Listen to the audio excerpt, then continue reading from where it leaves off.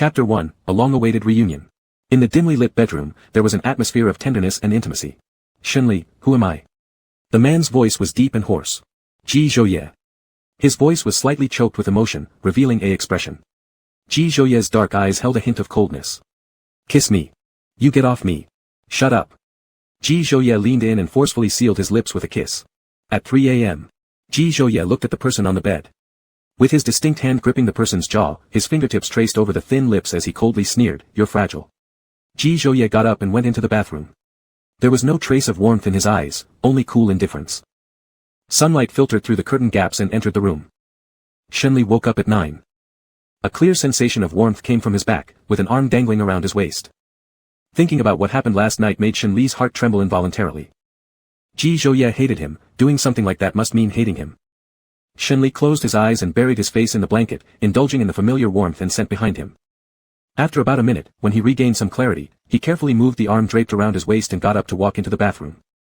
He had originally wanted to run away because he had caused immense harm to Ji Zhouye. Now, he didn't have the face to see him. But he couldn't leave, Ji Zhouye hadn't signed the contract yet. Shenli stood in front of the bathroom mirror, obvious traces of passion evident. He drank a lot of alcohol the previous evening, now suffering from a headache and soreness in his waist. Ji Zhouye, you're old man. Shenli instinctively swore upon touching certain memories. After a few seconds, it dawned on him that Ji Zhouye was no longer the Ji Zhouye who used to love him. Dressed in a suit, Shenli walked out of the bathroom. Raising his eyes, his movements froze, and his heart jolted suddenly. The man before him had sharp features, profound eyebrows, an air of arrogance yet carefree elegance. Ji Zhouye fastened the button of his suit while glancing over. The coldness in his eyes was icy, and his mouth curved into a sarcastic smile. "Do you behave like that when discussing other collaborations?" Shenli's heart tightened uncontrollably, and his fingertips twitched. Their first meeting after 4 years apart had happened last night. After a few seconds, Shenli slowly spoke. "No. Do you really expect me to still believe your words?" Ji Zhouye gave a cold laugh. "Whether or not I've done it is my business, whether or not you choose to believe is yours." Shenli showed no expression, though ever since last night, his heart had lost control, falling into chaos. Now, he was barely holding it together. Ji Zhouye took out a document, tossing it at Shenli's feet. There was a flash of anger in his eyes, tinged with a touch of red that wasn't easy to detect. "Take your stuff and get out." Shenli felt a stinging sensation in his eyes.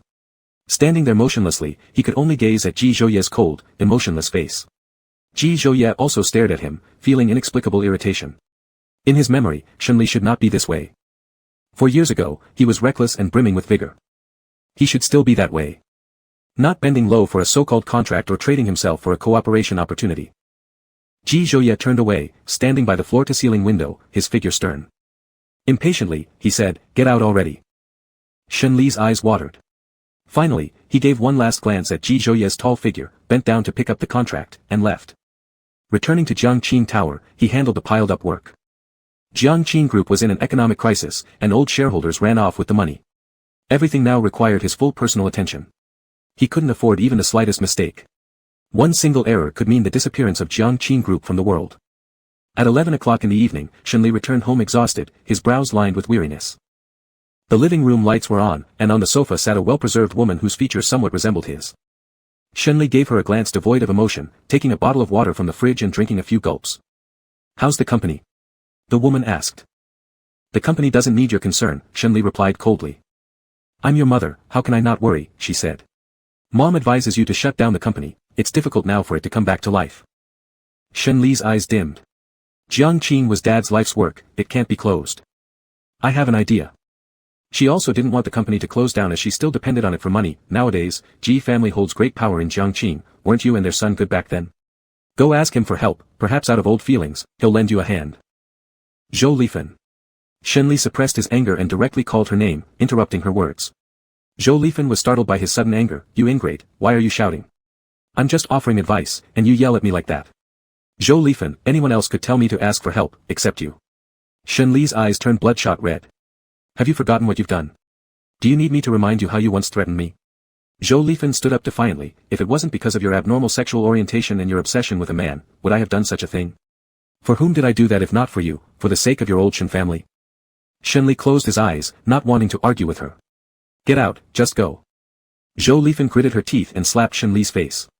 "Unfilial son, how dare you talk to your mother like this because of a man?" Shenli stared straight at her and suddenly laughed, but his laugh was laced with irony. The laughter faded quickly, replaced by sharp intensity, making him look like a madman. Can't I talk to you this way? You only deserve this kind of talk from me. That incident left a mental knot in his heart. Their relationship had become distant because of it, but he didn't hate her, not until he found out what his own mother had done on the day his father had his car accident. Shenli's eyes were rimmed with redness. What were you doing, Zhou Lifan, when my dad was hospitalized after a car crash? You were having an affair in a hotel room with another man. You never saw my dad one last time. Zhou Lifan said, this has been over for so long, is there any need to dwell on it anymore? Just leave already. Shenli didn't want to say more. Never show up in front of me again. Zhou Lifan, you. Staring into Shenli's terrifying eyes, Zhou Lifan felt a chill run through her body, and she walked away without saying anything more.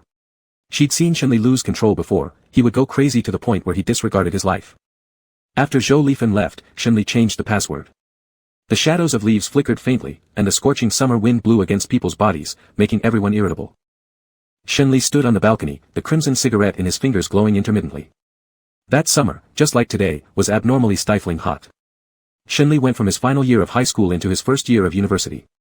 He met Ji Zhouye during the military training session. Ji Zhouye was studying the same major as him, finance. Ji Zhouye's personality was so introverted, aloof, and quiet with few words. When the drill sergeant took attendance, Shenli remembered Ji Zhouye's name.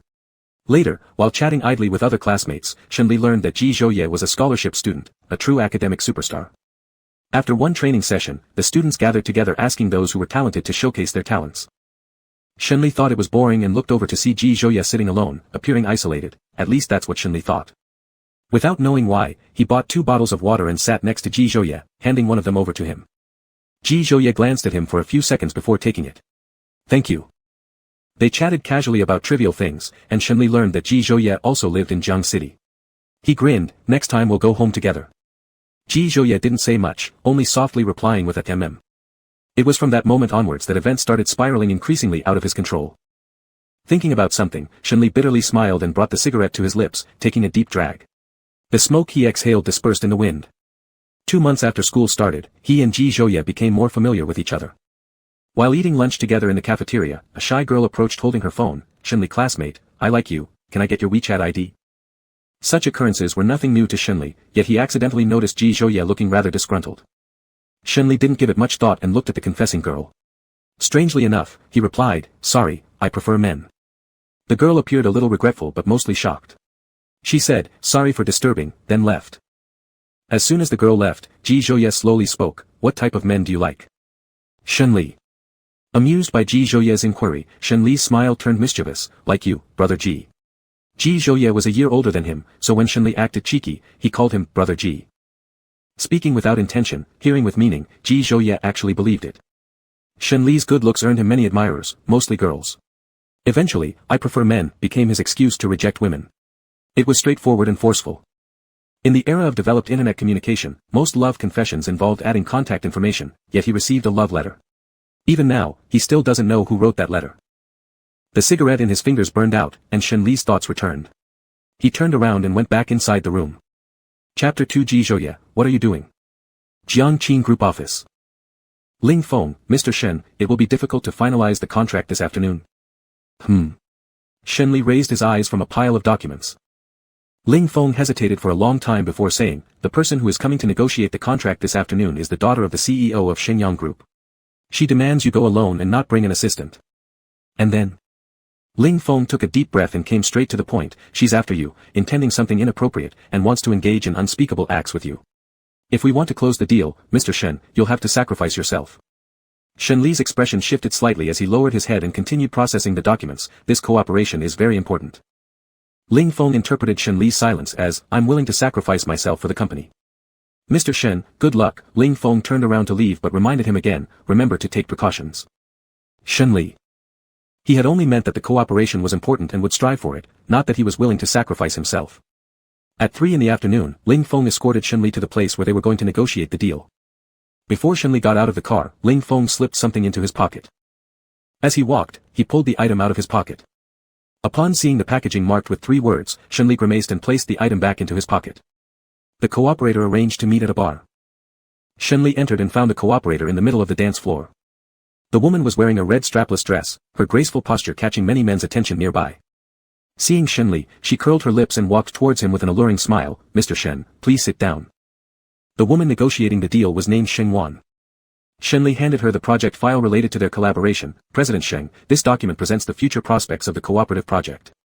Sheng Wan kept casting meaningful glances at Shenli. Taking the file from him, she threw it aside. "Discussing work is so boring, isn't it? Whether or not we cooperate really depends on me. If President Shen makes sure I have fun today, let alone the cooperation deal, our Jiangqing Group can provide capital to turn Jiangqing back around." Such a tempting condition. In front of Shenli, Sheng Wan flirted shamelessly. Shenli avoided her gaze. "What kind of game do you want to play, President Sheng?" Sheng Wan picked up a glass of wine from the table, sat next to him, and deliberately leaned closer to him. "Everyone knows about Jiangqing Group's financial crisis in Jiang City. Our Jiangqing Group is taking a risk by cooperating with you. We naturally expect some rewards, right?" Shenli quietly maintained a distance from her. "President Sheng is right." Sheng Wan swirled her glass of wine. "I don't want your money, I want you. Do you think, President Shen, that tonight you might consider coming home with me?" Shenli pursed his thin lips. "Sorry, President Sheng, I have other things to attend to tonight." How could an adult fail to understand such a rejection? Sheng Wan frowned unhappily and looked at him. "President Shen, I've spoken plainly today. I only give you the chance because of your looks. If you're not interested, there's no further talk about the collaboration." With that said, Shenli didn't say anything more. He picked up the files beside him and left, without noticing a pair of hidden eyes watching him from a corner. Outside the bar, Shenli loosened his tie and exhaled deeply, knowing he'd need to think of another way. A man dressed in a black suit approached and stopped in front of him. "Mr. Shen, I am G Total's assistant. Mr. G wants to see you." G Total. Ji Zhouye. Ji Zhouye's assistant led him to a Maybach, respectfully opened the door, and invited him inside. Shenli looked at the man inside dressed in a suit with an aura of indifference. His long legs crossed, wristwatch visible, radiating sophistication and coldness. After being stunned for a moment, Shenli finally got in the car. The moment he boarded, the door closed, and the confined space brought a heavy sense of pressure. The atmosphere within the car fell silent. For a while, Shenli, oppressed by the air in the car, was about to speak when someone grabbed his wrist, and a figure cloaked in chill pressed towards him. Trapped in the corner, Shenli extended his hand to push off the man pressing on top of him. "Ji Zhouye, get off." "Shut up." Ji Zhouye gripped his jaw tightly, inspecting him with an amused gaze. "Short of money?" That face was just inches away. Shenli turned away, struggling free from Ji Zhouye's grip and shoved him. "If there's something to say, just say it, stop messing around." His hand touched something. Shenli glanced sideways and saw it, immediately turning green in the face. The thing must have fallen out during the tussle earlier. Their gazes met, and he tried to pick it up to put it back in his pocket. Ji Zhouye quickly seized his wrist and snatched the object from his hand. Ji Zhouye, looking grave, played with the item, his gaze sly and voice exceptionally cold. "Can't live without a man. Indeed, I can't live without a man." Shenli's face was expressionless, but his eyes were stinging so much that he shifted his gaze to the car window, refusing to look at Ji Zhouye. Fury welled up in his chest, almost burning away the last shreds of his reason.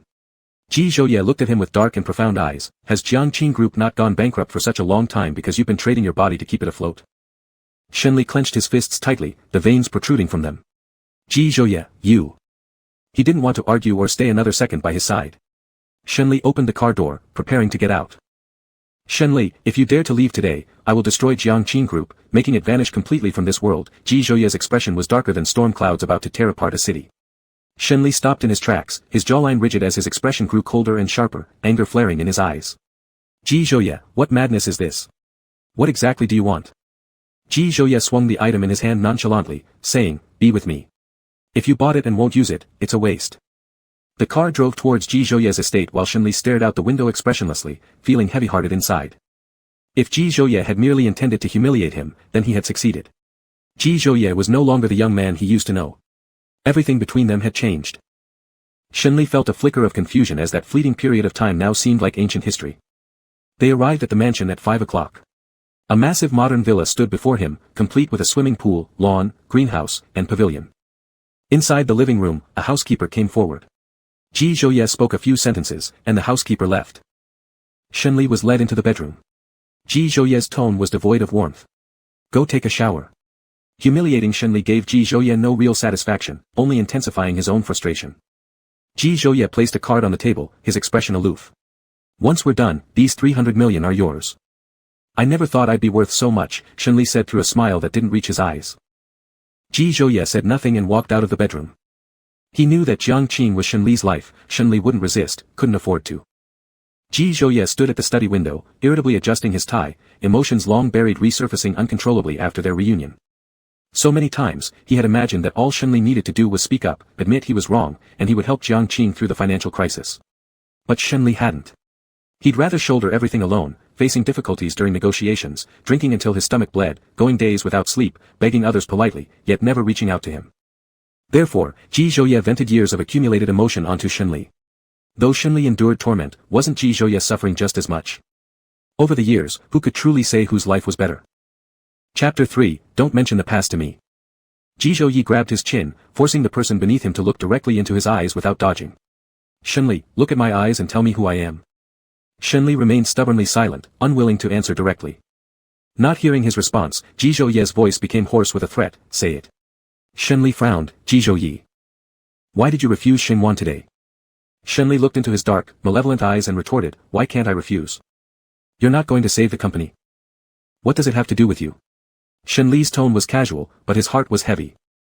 Ji Zhouye raised an eyebrow slightly, his voice filled with overwhelming pressure, let's see how long you can keep up this tough act. Thin lips pressed down. Moments later, as their lips parted, Ji Zhouye's voice was low and rough, do you like it? Shenli gritted his teeth, Ji Zhouye, it's not like I'll die from not talking. I won't unless I bully you. Shenli. Shenli was exhausted, but he couldn't sleep. Leaning on the bed while smoking, he glanced unintentionally at the trash can, and his eyelashes flickered. The more he thought, the darker his face grew, and he called Ling Feng. On the other end of the phone, a sleepy voice answered. Shenli cursed immediately, are you insane? What the hell, why did you give me that thing? What? Ling Feng said, you mean that item? I found out about Xinguan's messy private life and wanted you to take precautions, so you don't catch any diseases. Go to hell, Shenli hung up the phone and threw the mobile aside. Even if it was given, one should be enough, why a whole box, causing him such distress? But it wasn't entirely Ling Feng's fault. He didn't expect things to turn out this way. Ji Zhouye came in with a bowl of noodles and placed it on the table, eat. Shenli glanced at it, I'm not hungry. Hurry up, stop being difficult, Ji Zhouye shoved the chopsticks into his hand. After all, deep down, he was soft-hearted. Shenli claimed he wasn't hungry, but it was a lie, he hadn't eaten dinner and had gone through some turmoil. Getting off the bed, he sat in the chair and started eating slowly, while Ji Zhouye sat nearby watching him eat. Who would have thought General Ji is cold and ruthless in rumors, yet still considerate enough to cook a bowl of noodles after the deed? Perhaps due to the intimacy of the night, Shenli felt less resistance towards him and said whatever came to mind without thinking. Shenli's lips curved upward, it tastes good, just like before. Ji Zhouye kicked the leg of the chair, don't mention the past to me. Shenli almost fell off the chair because of that kick. He understood the boundaries, since Ji Zhouye didn't want to talk about it, he wouldn't. Wisely, he shut his mouth. After finishing the noodles, Shenli said, find me some clothes. He broke a sweat, feeling sticky all over, very uncomfortable. Ji Zhouye gave him a disdainful glance. Shenli realized the tone of his words sounded commanding, whereas he was the one being commanded now. And Ji Zhouye was his financier. How could he command his financier? If the financier wanted, Jiangqing Group could collapse tomorrow. Mr. Ji, you brought me back directly, I don't have any change of clothes. Ji Zhouye took out a set of pajamas from the cabinet and threw them at him. After bathing and feeling refreshed, when Shenli came out of the bathroom. Shenli fell asleep as soon as he touched the bed. Ji Zhouye turned off the room light, leaving only a warm lamp lit. He didn't sleep, sitting on the chair next to the bed, looking at the person lying on the bed. He had matured, and also become thinner. He was thin before too, but not as thin as now. Time passed unknowingly, and Ji Zhouye turned off the last standing lamp, laying down beside him, hugging him. All those unknown emotions revealed themselves completely at this moment. He wanted to hug tighter, yet feared waking him and exposing his restrained feelings. Shenli woke up at 6, much clearer. People are prone to indulgence at night. Now, fully awake, he knew clearly what he wanted. To protect his father's lifetime achievements. Shenli left the mansion, placing the 3 billion that Ji Zhouye had thrown at him on the bedside. When Ji Zhouye woke up, the space beside him was already empty. Beside the bed lay the card for the 3 billion and a note. If you listen to me, leave Jiangqing alone, please, I beg you. Such words of pleading were something Shenli would never say in the past. Society's pressures and current circumstances had taught him how to ask for favors. Once proud and rebellious, the young man had now grown smooth-tongued, saying what people wanted to hear, treating different people differently, and compared to Jiangqing's economic crisis, his self-esteem meant nothing. Forced by his family to attend blind dates, Ji Zhouye arrived at the cafe and saw the man in front of him, turning his face grim. Seeing his dark expression, the man opposite him nervously coughed lightly and made a sheepish self-introduction. Hello, my name is Lin Shi, your blind date partner. We're not a good match. Without even making a self-introduction, Ji Zhouyi dropped this line and walked away without looking back. After leaving the cafe, Ji Zhouyi dialed He's number. When the call connected, He said, Dear son, what's up? Ji Zhouyi pinched his temples and asked, male blind date partner. It was quite an explosive existence in the blind date world for a mother to introduce a male partner to her own son. Your brother said you like men, He explained. I guessed as much since none of the girls I introduced before caught your interest. Ji Zhouyi. Tell Ji Zhiyu that he won't get a cent from me this month. He, don't be so harsh, alright? Mom just has one last question for you. Promise you won't be mad, okay? Ask. Ji Zhouye's sixth sense told him it wouldn't be a good question at all. Are you the top or the bottom? Ji Zhouyi. As He heard the busy tone signaling the end of the call, she muttered softly, didn't we agree you wouldn't get mad? Without the cooperation with Jiangqing Group, Shunli could only think of another way. Ling Feng didn't know why, but Shunli looked at him as if he wanted to stab him. Mr. Shen, please don't look at me like that, I'm scared. Shunli grabbed a document beside him and threw it at him, all because of you. Ling Feng caught the document, tidied up the scattered papers, and placed them neatly on the desk. Because of me what? Because your old man is aching all over. Never mind. Shunli leaned back lazily, pressing his temples with his hand. Get out. Just assume that he's in a bad mood because the talks with Xingyang didn't go well. Ling Feng left the office after saying, call me if you need anything, Mr. Shen. After returning to China for a year and being in the same city, he hadn't seen Ji Zhouyi, let alone run into him by chance. Their meeting during the negotiation was the first time. The originally cold, silent boy had matured, with sharper facial features and outlines. Countless reunion scenarios had crossed his mind, but never once did he imagine it would be like this. Chapter 4, Jealousy. Shunli received a phone call in the evening. At first, he couldn't recognize who was on the line. After the caller mentioned his name, Shunli had a vague recollection. He remembered that this person had confessed to him in front of Ji Zhouyi. His name was Luong, a tall and thin sunny boy. Shunli, do you still remember me? Luong asked from the other end of the phone. Shunli's train of thought returned. I remember. I work at Ningyi Company. I've learned a little about your latest project, which has good prospects for development. Would it be convenient for us to meet and discuss? He was referring to the project he discussed with Xingwan. All right. Shunli knew Ningyi Company. If they could seal the deal, it would solve the current crisis. Luong arranged it at a restaurant. The restaurant was chosen by Luong. It was a famous high-end place in Jiangqing. Luong was currently on a business trip elsewhere, so the time was set for Friday evening. On Friday night, when Shunli finished his work and left the company, Ling Feng followed behind him, stammering for quite some time. Shunli glanced at him. If you have something to say, spit it out. So I'll come straight to the point. For tonight's negotiation, there shouldn't be a need for personal sacrifice, right? He meant if personal sacrifice was required, he'd go buy contraception supplies. Shunli. Whose good assistant is always hoping for their boss to sacrifice themselves? Shunli stopped, licked his molar, and threatened, if you don't want to die, stay far away from me. Understood, Mr. Shen. Realizing the situation was off, Ling Feng turned around and fled. Shunli drove himself there. Lu Eng's words were very clear. Even if it was a gathering of old classmates after not seeing each other for a long time, it was just a chat about the cooperation matters on the side. The restaurant was on the 32nd floor, and Luong booked a spot by the floor-to-ceiling windows. They greeted each other briefly before taking their seats. What would you like to eat? Luong smiled and asked. Anything's fine. You choose. In that case, I'll choose randomly. Luong flipped through the menu and ordered a few signature dishes. How have things been recently? Shunli, pretty good. Luong nodded. After a while, he tentatively asked, you and Ji Zhouyi, are you still in contact? He guessed there was no contact. Given Ji Zhouyi's current status in Jiangqing, if they were still in contact, considering their previous relationship, why would Ji Zhouyi just stand by and watch Jiangqing hover on the brink of bankruptcy? Back then, no one knew about the relationship between Shunli and Ji Zhouyi, but he did. He had unintentionally seen Shunli and Ji Zhouyi kissing in an alley beside the school. When Shunli broke up with Ji Zhouyi, he also witnessed it. Ji Zhouyi, someone so arrogant, how could he possibly help someone who had crushed his dignity? Allowing Jiangqing not to declare bankruptcy outright already showed great leniency. Even though he already had an answer in his mind, he still wanted to hear Shunli confirm it personally. Shunli's deep eyes slightly darkened. No. It was evident that Shunli didn't want to mention Ji Zhouyi, and Luong didn't ask further. He just wanted to confirm whether they were in contact now. Did you bring the files for the cooperation project? Aha.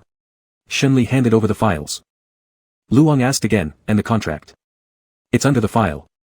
Luong skimmed through the contract briefly and signed without hesitation. I'm honored to be able to help resolve your current crisis. Luong clearly understood the situation of Jiangqing Group. No company would take the risk of cooperating with a firm facing a crisis. At this moment, his decision to cooperate with Jiangqing was driven by self-interest. Naturally, Shenli understood. Thank you. Shenli gave a slight nod. During the meal, Luong talked a lot with him, and both drank quite a bit of red wine. The meal went rather well, and Shenli settled the bill. After pressing the elevator button, Luong smiled and turned his gaze sideways. Let's add each other on WeChat. We should stay in touch more often when we have free time. Shenli had no reason to refuse. Sure. Luong, I'll scan your code. Shenli opened the QR code, and just as Luong scanned it, the elevator door opened. Luong looked down at his phone, unaware of the people inside the elevator. Shenli noticed. Upon recognizing the person inside the elevator, Shenli's heart clenched. The man in the elevator was dressed in a well-tailored black suit, broad-shouldered and slim-waisted with long, straight legs. Shenli locked eyes with him. Ji Zhouye's dark eyes narrowed slightly, his gaze carrying a chill as it swept over Shenli and Luong. Added you, approve it. Luong looked up only now noticing the person in the elevator. The three stood in a tense silence for a few seconds. Seeing that Shenli's expression wasn't good, Luong was about to speak, but Shenli stepped into the elevator. Since neither seemed to care about being discreet, Luong didn't think too much about it and entered as well. In the cramped space, the air pressure felt low, and no one spoke. Ji Zhouye's phone received a message. After reading the message, Ji Zhouye's pitch-black eyes grew colder. The hand holding the phone had knuckles turning white. Time seemed to slow down. Shenli noticed the gaze and felt unusually restless. Finally, when the elevator door opened and he was about to step out, his wrist was grabbed, and with force, he was pulled away. Only Luong remained, watching the two leave with an inscrutable look in his eyes. Unable to break free, Shenli had already consumed some alcohol and now felt a dull ache in his stomach. Dragged into a dim alley, Ji Zhouye shoved him without any gentleness. Shenli grimaced as his back hit the wall. Ji Zhouye, what's gotten into you? Ji Zhouye's eyes carried a tinge of redness and his brows were furrowed with anger. Leaning forward, he gripped Shenli's jaw forcefully. Tell me, what method did you use to get him to cooperate with you? An overwhelming sense of pressure loomed over Shenli. Ji Zhouye tightened his grip, causing pain on Shenli's jaw. Speak. Ji Zhouye tried hard to suppress his anger. Did you sleep with him? Shenli looked straight at him, unflinching. Can Mr. Ji not check if I slept with him? Ji Zhouye wanted to hear it from him directly. His gaze turned piercing. I want you to say it. No. He didn't sleep with him. Ji Zhouye's expression relaxed slightly after hearing this, and his lips pressed down on Shenli's. Shenli turned his face away instinctively but was brought back by Ji Zhouye. Don't dodge, Shenli. This is what you owe me. Ji Zhouye threatened him, but Shenli, unwilling to swallow his pride, instead hooked his neck and bit down. You didn't say I couldn't bite, Shenli thought to himself. Being shorter by half a head, Shenli tilted his head upwards. Tasting blood in his mouth, Ji Zhouye held Shenli's head firmly, deepening their kiss. Even if Shenli wanted to evade, he could not. He had no choice but to endure passively. As the kiss intensified, Shenli's eyes watered, tinged with redness. Ji Zhouye let go, his fingertip grazing Shenli's moistened lips. Why haven't you come to beg me for help yet? Huh. I don't have the face to, Shenli admitted. 10 billion yuan, Ji Zhouye leaned forehead to forehead against Shenli's. Become my lover, and you won't have to seek anyone else's help again. A grand gesture from Mr. Ji. Shenli broke free from his grip. What if I refuse? Ji Zhouye lifted a brow slightly. You don't have a choice. Clutching his fists tighter, his knuckles turned white.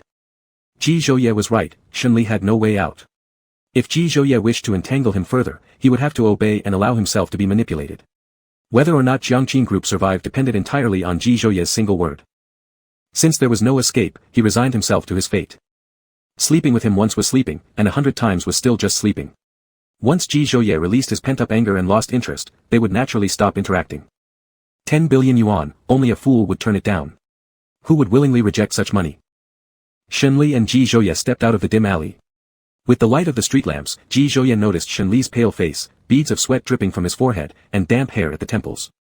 Furrowing his brows, Ji Zhouye showed a hint of worry as he held Shenli's wrist, asking somewhat anxiously, Do you feel unwell? Chapter 5, Cohabitation. Yes, a little. Shenli watched him. He hadn't been feeling well in the stomach since dinner and drinking quite a bit of red wine only worsened it. His stomach burned with discomfort. Let's go to the hospital. Ji Zhouye didn't give him any chance to refuse as he led him toward the parking lot. On the way to the hospital, Shenli leaned against the back of the seat, eyebrows slightly furrowed from worsening pain. The perspiration dampened his hair at his forehead. He usually experienced some pain, but never as intense as today. Ji Zhouye raised the car's partition and frowned with a tension he rarely showed. Does it hurt badly? It's bearable. Do you know which part of your body is the hardest? Ji Zhouye asked. Shenli looked at him. Mr. Ji, I'm in this condition now, can you focus on driving? Ji Zhouye. I was talking about your mouth, but what did you mean? Shenli. He couldn't find words. I meant your teeth. They're the hardest part of the human body. Surely Mr. Ji wouldn't be unaware of that. We'll see tonight. Shenli. This person's head is full of dirty thoughts. At the hospital. After finishing the checkup, the doctor explained the precautions. No smoking or alcohol, eat on time, otherwise if you don't regulate your diet, your health will be ruined. You must take the medicine on time. Shenli acknowledged. Doctors have seen many patients like Shenli who often act nonchalantly. Turning to the person standing behind him, the doctor asked, what relation are you to him? Ji Zhouye lightly opened his thin lips, a friend. This young man doesn't look like someone who would cause less trouble. Since you're his friend, try to persuade him more. He's still so young, once his health is ruined, there'll be no time for regret, said the doctor. Ji Zhouye understood. After taking the medicine, the pain lessened considerably. Shenli followed Ji Zhouye out of the hospital.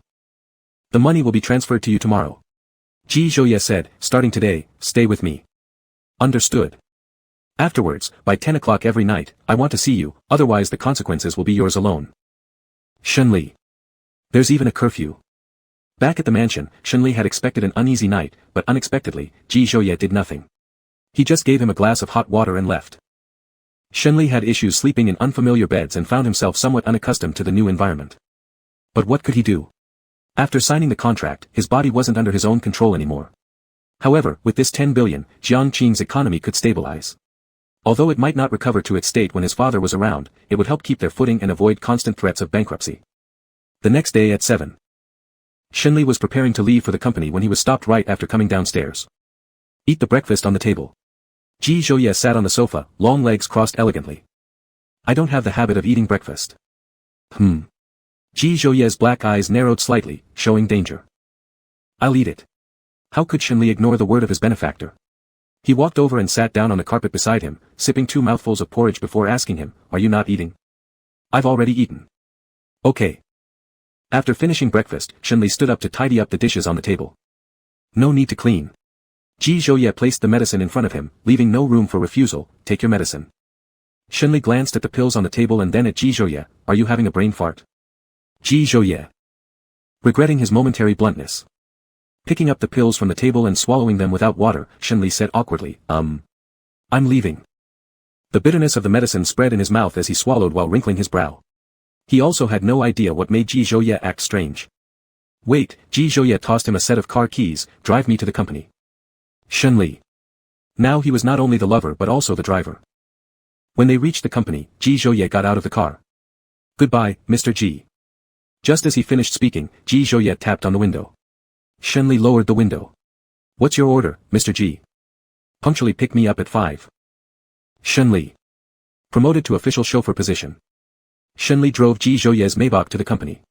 Ling Feng saw Shenli get out from the main driver's side and was so shocked his jaw nearly dropped. After locking the car door, Ling Feng circled around the car. Boss, did you change cars? It's not mine. Shenli patted the car body.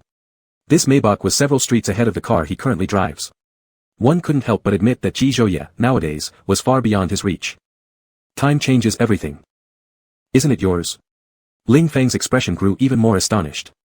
This Maybach costs at least tens of millions, and in Jiang City, those who can casually lend out cars worth tens of millions must come from families with extraordinary conditions. Boss, are you being kept?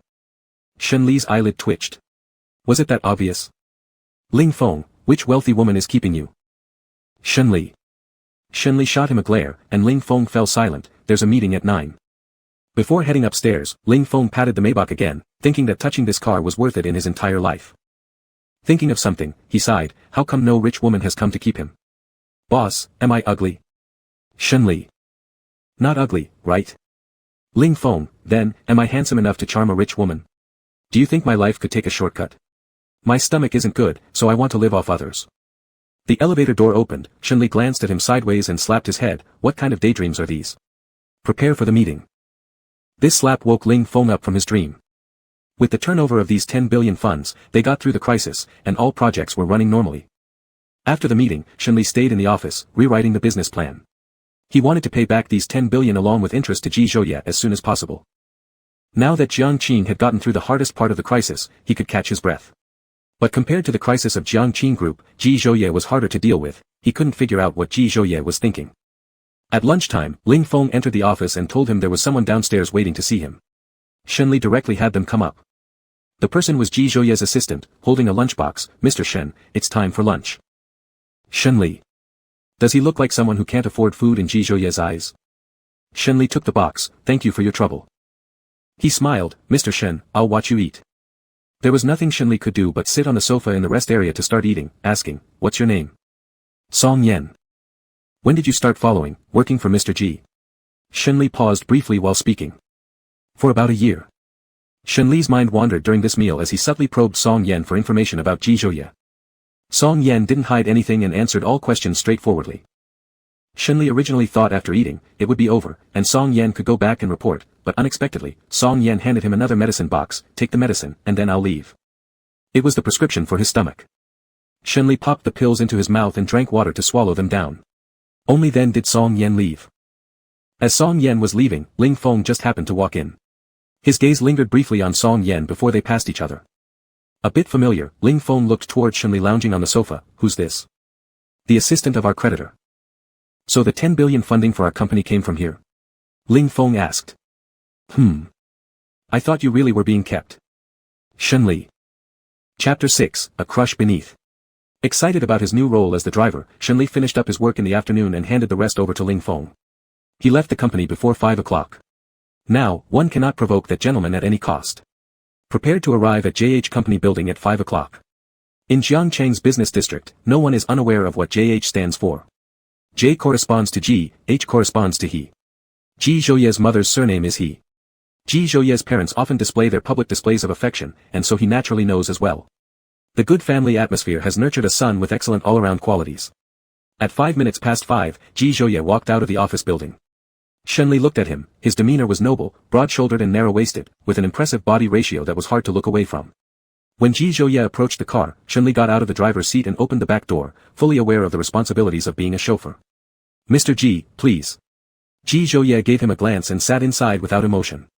Shenli closed the door and took his seat in the driver's position, back to the estate.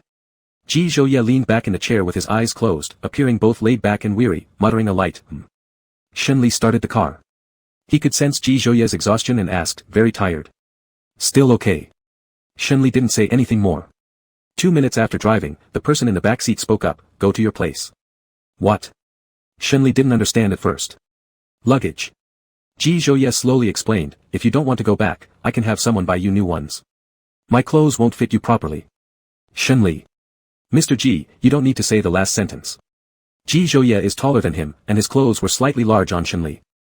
Shenli turned the car around and went home to fetch his luggage. He used to live in the old house, but after the financial crisis following Jiangqing's situation, he sold the old house against Zhou Lifen's objection. He now lives in an apartment he bought. The apartment isn't very large, but it meets his living needs sufficiently. Ji Zhouye followed him upstairs. Shenli stood by the door, hesitating to input the lock password. After his last argument with Zhou Lifen, he had changed the lock password. Shenli wasn't sure what came over him at that moment, but he inexplicably changed the password to Ji Zhouye's birthday. Seeing that he stood still, not entering the password, Ji Zhouye gave him a faint look. "What are you spacing out for?" Under Ji Zhouye's gaze, Shenli reluctantly entered the password, 0809. Looking at those numbers, Ji Zhouye's expression became unfathomable. Ji Zhouye didn't ask, but Shenli nervously explained, "When changing the password, I was trying to enter my own birthday, but made a clumsy mistake." His and Ji Zhouye's birthdays were adjacent, his being August 8th. This explanation seemed rather weak. If wrong, it could be corrected, but he didn't change it, nor did he make the mistake. Shenli simply shut his mouth, opened the door, and let Ji Zhouye in. He grabbed a bottle of water from the fridge for Ji Zhouye and found him standing at the entranceway, his gaze fixed on the picture frame. His eyes were profound. Inside the picture frame was a photo taken in their first year of university when Shenli and Ji Zhouye were together. Since Zhou Lifen used to come in and out of his house freely, he had never displayed this photo before. Now that he'd changed the password, Zhou Lifen wouldn't return. Coupled with meeting Ji Zhouye again, he brought out this long-sealed photo to display it once more. He only dared to place it near the entranceway. Every time he went out or came back, he could take a quick look. He didn't dare to put it on his bedside table or coffee table. He feared seeing it too much, which might make him unable to forget. Life was still long, and one couldn't afford to dwell on just one person forever. Ji Zhouye accepted the bottle of water Shenli handed over and moved into the living room. After gathering his luggage, Shenli pulled his suitcase out of the bedroom. Ji Zhouye was sitting on the couch in the living room, the bottle of water on the coffee table remained untouched. Ji Zhouye raised his eyes to look at him, his expression inscrutable. His voice carried a cold tone. Explain why there's that photo. Still didn't escape it. Shenli's face changed slightly, then resumed its usual casualness. That photo makes me look so handsome. I enjoy glancing at my dashing self every day when I walk in and out. What else does Mr. Ji think it means? Ji Zhouye looked at him, his tone ice cold. Come here. There was an instant tingling of his scalp. Shenli saw Ji Zhouye's ferocious expression and had no choice but to set down his suitcase and move towards him hesitantly. Even while walking these few seconds, he still tried to soothe Ji Zhouye's mood. Mr. Ji, calm down and express yourself nicely. Talk properly. Bullshit. Ji Zhouye, seeing his delay, got up immediately when Shenli hadn't even approached and forcefully grabbed his wrist, pushing him down onto the couch. Ji Zhouye controlled his hands and sealed his lips with a kiss. Shenli's breathing became rapid. Time seemed to stretch as Ji Zhouye kissed him fiercely. The evening sun filtered through the floor-to-ceiling windows into the room, adding a warm glow. In weather over 30 degrees Celsius, there was no way it could match the coldness radiating from the person before him. Shenli almost suffocated from the kiss. He bit down hard on Ji Zhouye's thin lips, breaking their contact. Using this moment of respite, Shenli kicked out at him. Ji Zhouye, are you sick? Who kisses people like that? Ji Zhouye's previously dark mood softened slightly as he rose from Shenli, his eyebrows arching faintly. Then how should I kiss? You tell me. Getting up from the couch, Shenli put some distance between himself and this dangerous person. Ji Zhouye, you're nothing but a depraved pervert, despicable and foul.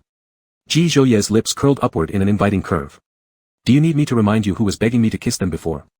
Shut up. A faint blush crept onto Shenli's cheeks as he picked up a pillow from the sofa and threw it at Ji Zhouye. Ji Zhouye, you're not any better. Neither was superior to the other. In the midst of ambiguous and flirtatious exchanges, those feelings buried deepest within their hearts were fully exposed. Ji Zhouye took the suitcase from Shenli's hand, and together they left the house. Not long after, the news of Jiangqing's miraculous resurrection spread widely in the business circle. Everyone in the commercial world thought Jiangqing was beyond saving, all its struggles until now were just desperate efforts before collapse. Unexpectedly, in one night, Jiangqing underwent an extraordinary transformation. Though it couldn't return to the glorious days of the past, it managed to secure its place in the business circle again. People in the commercial world speculated wildly about the strength of the backing behind Jiangqing. They guessed through every powerful individual within their reach, but no one dared to link it to JH Group. Some even said that someone had taken him under their wing. Rumors swirled around outside, but Shenli didn't care, letting others speculate as they pleased. Though Jiangqing Group was doing well, it still fell short compared to Jiangqing, which had survived the economic crisis. Shengwan had made things difficult for Shenli before. When the situation changed, the CEO of Jiangqing personally came to apologize. Having seen enough of human relations and formalities, Shenli didn't put on airs nor show disrespect to the Jiangqing CEO. He merely mentioned potential future collaboration. How much sincerity there is in a game of interests is often a performance. Everyone knew it inside and out, and there was no need to make things awkward unless one reached a level like JH Group where partners weren't lacking. But while Shenli chose to forgive, JH didn't necessarily feel the same way. Quite a few important contracts pending signatures for Jiangqing went awry, and no one knew why.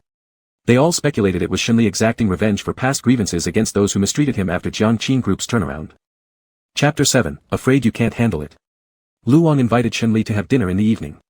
Shenli accepted the driver position with composure, left the company before 5 o'clock to pick up Ji Zhouye from JH, preparing to send Ji Zhouye back to the estate before going out for the appointment. Lu Wang signed the cooperation contract without hesitation. Regardless of whether Lu Wang had any ulterior motives, he owed him thanks. Shenli waited until drowsiness overcame him, but Ji Zhouye still hadn't come out. Under normal circumstances, Ji Zhouye either came out at 5 o'clock sharp or 5 minutes past 5, he had never made him wait for more than 10 minutes. Today was an exception. Even after waiting for half an hour, there was no sign of him. The time with Lu Wang was set for 7 o'clock in the evening.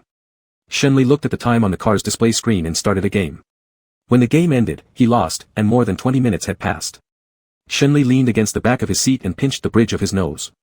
Time flew by. When he checked again, it was already 6:30. Without even discussing whether Ji Zhouye would come out, if he did now, sending him back to the mansion and then rushing to the restaurant wouldn't be enough time. Shenli called Lu Wang, saying that something had come up today and they would reschedule another day. Lu Wang didn't say anything on the other side and let him handle his own affairs. As soon as the call ended, Ji Zhouye walked out of the building accompanied by a brightly dressed girl. The two were talking as they walked. The girl laughed freely, and Ji Zhouye also curved his lips into a slight arc. The girl stood very close to Ji Zhouye, and this scene hurt Shenli deeply. Shenli watched through the car window as they approached, took a deep breath, and suppressed the emotions he shouldn't be feeling. He had no standing, and he certainly had no right to feel jealous. Shenli got out of the car, glanced over Ji Zhouye and the girl, then opened the rear car door. The girl's smile hadn't faded as she stepped into the car first. Ji Zhouye's dark eyes, inscrutable as ever, lingered on Shenli's face for a few seconds. Shenli met his gaze and subconsciously tightened his grip. Ji Zhouye retracted his gaze, got into the car, and said, "Back to the old house." Shenli naturally knew which house Ji Zhouye referred to as old house. He glanced at them in the rearview mirror and turned on the navigation system. There was a hint of bitterness in Shenli's eyes. Was he really going to meet the family so soon? Then, the next step would surely be to discuss marriage plans. The confined space inside the car pressed down on Shenli, loosening his tie. He finally started the car. Silence descended upon the car for several seconds. Afterward, the girl asked, "Did you change your driver?" "I remember last time it wasn't this one." Ji Zhouye simply responded with a faint, Shenli kept his eyes on the road ahead, subtly reacting to their conversation. "This young driver of yours is pretty handsome," the girl said and continued, "Let me add your WeChat later." Shenli wasn't sure if the last sentence was directed at him or seeking Ji Zhouye's approval, so he stayed silent, waiting for Ji Zhouye's response. Not aloud, Ji Zhouye gave her a sidelong glance, his voice icy and oppressive. The girl puckered her lips in discontent. The outcome was within Shenli's expectation. Ji Zhouye was a strong and authoritative person. How could he agree to watch someone he cared about add another man's friend request right in front of him, especially when that man was his ex-boyfriend? Possibly sensing the atmosphere, the girl hung her head to play with her phone for the rest of the ride and didn't say anything more. Shenli dropped them off at the old Ji residence, where Ji Zhouye instructed him to wait outside. 10 minutes later, Ji Zhouye exited the old house alone. Shenli looked at him through the car window, confused. Leaving the girl alone here like this? Though his heart churned with jealousy, he thought Ji Zhouye acted rather unreasonably. When he got out of the car to open the door for Ji Zhouye prepared to get in when suddenly a female voice called out behind them, "Brother, you forgot your phone." It was the same girl who had earlier been with Ji Zhouye, rushing out of the house with his forgotten phone in hand. She handed the phone to him, saying, "Auntie told me to bring the phone to you, and also to ask how the blind date went the other day since you left too quickly." Auntie forgot to inquire. "Brother. Auntie." Shenli stood dumbfounded for a few seconds before realizing that he had misinterpreted things. Ji Zhouye and this girl clearly weren't in the relationship he thought they were. But blind dating, when exactly did he go on one? Just when the knot in his heart was untied, it was tied again. What was the situation between Ji Zhouye and his blind date? He wanted to know too. Ji Zhouye took the phone, briefly meeting Shenli's eyes before focusing on the girl. "Not well, no contact." The girl chuckled while covering her mouth, "I guessed as much. Auntie told me your blind date candidate was male. How could a straight-as-an-arrow man like you possibly like males? But Auntie only has your best interests at heart, don't blame her." The girl had been speaking solemnly, but immediately burst into uncontrollable laughter after finishing her sentence, almost shedding tears from amusement. Shenli, on the other hand, thought about how Ji Zhouye's mother didn't seem to care about his sexual orientation. A sharp glare from Ji Zhouye silenced the girl. She struggled to suppress her giggles, bid a goodbye, and left. Today, Shenli's mood had taken many twists and turns, but with the clouds clearing, it was relatively good. Unbeknownst to him, the phone had been intentionally left behind by Ji Zhouye. He noticed something from Shenli's expression, and although he wasn't in a hurry to explain things actively, he didn't want him to misunderstand either, which led to this little drama. As Shenli sat back into the driver's seat, he said, "I want to take you out for dinner." Ji Zhouye looked over at him, his eyes filled with confusion towards Shenli's behavior. "You helped Jiangqing get through her current predicament. I owe you a thank you," Shenli explained. He had planned to invite Ji Zhouye for a meal these past few days. Given his good mood today, he decided not to delay any further. "Sure," Ji Zhouye said, thinking of something, his dangerous gaze narrowing. "Since it's an invitation, I'll choose the restaurant." "All right," Shenli agreed, observing Ji Zhouye through the rearview mirror. Instantly, he felt a sense of foreboding. This unease was confirmed as soon as Ji Zhouye spoke. "To Yuxian restaurant." Shenli. Indeed, Ji Zhouye already knew that Shenli and Luong were meeting at Yuxian restaurant. Knowing this didn't surprise Shenli. After all, in front of Ji Zhouye, he was like an open book. An unwarranted thought struck Shenli, Ji Zhouye might be jealous. However, within seconds, he pushed this idea aside. How could Ji Zhouye possibly be jealous? More likely, Shenli himself was being unreasonable and overly suspicious. Back then, the one who dumped Ji Zhouye was him, yet the one who couldn't let go remained him. Ji Zhouye keeping him close was probably just a way to retaliate for having broken up with him years ago. In this fast-paced era, who would love someone for several years, especially when they'd caused each other pain? Others wouldn't, and certainly not Ji Zhouye, a person so arrogant. Starting the car, Shenli muttered faintly, "Ji Zhouye, I know you want revenge on me."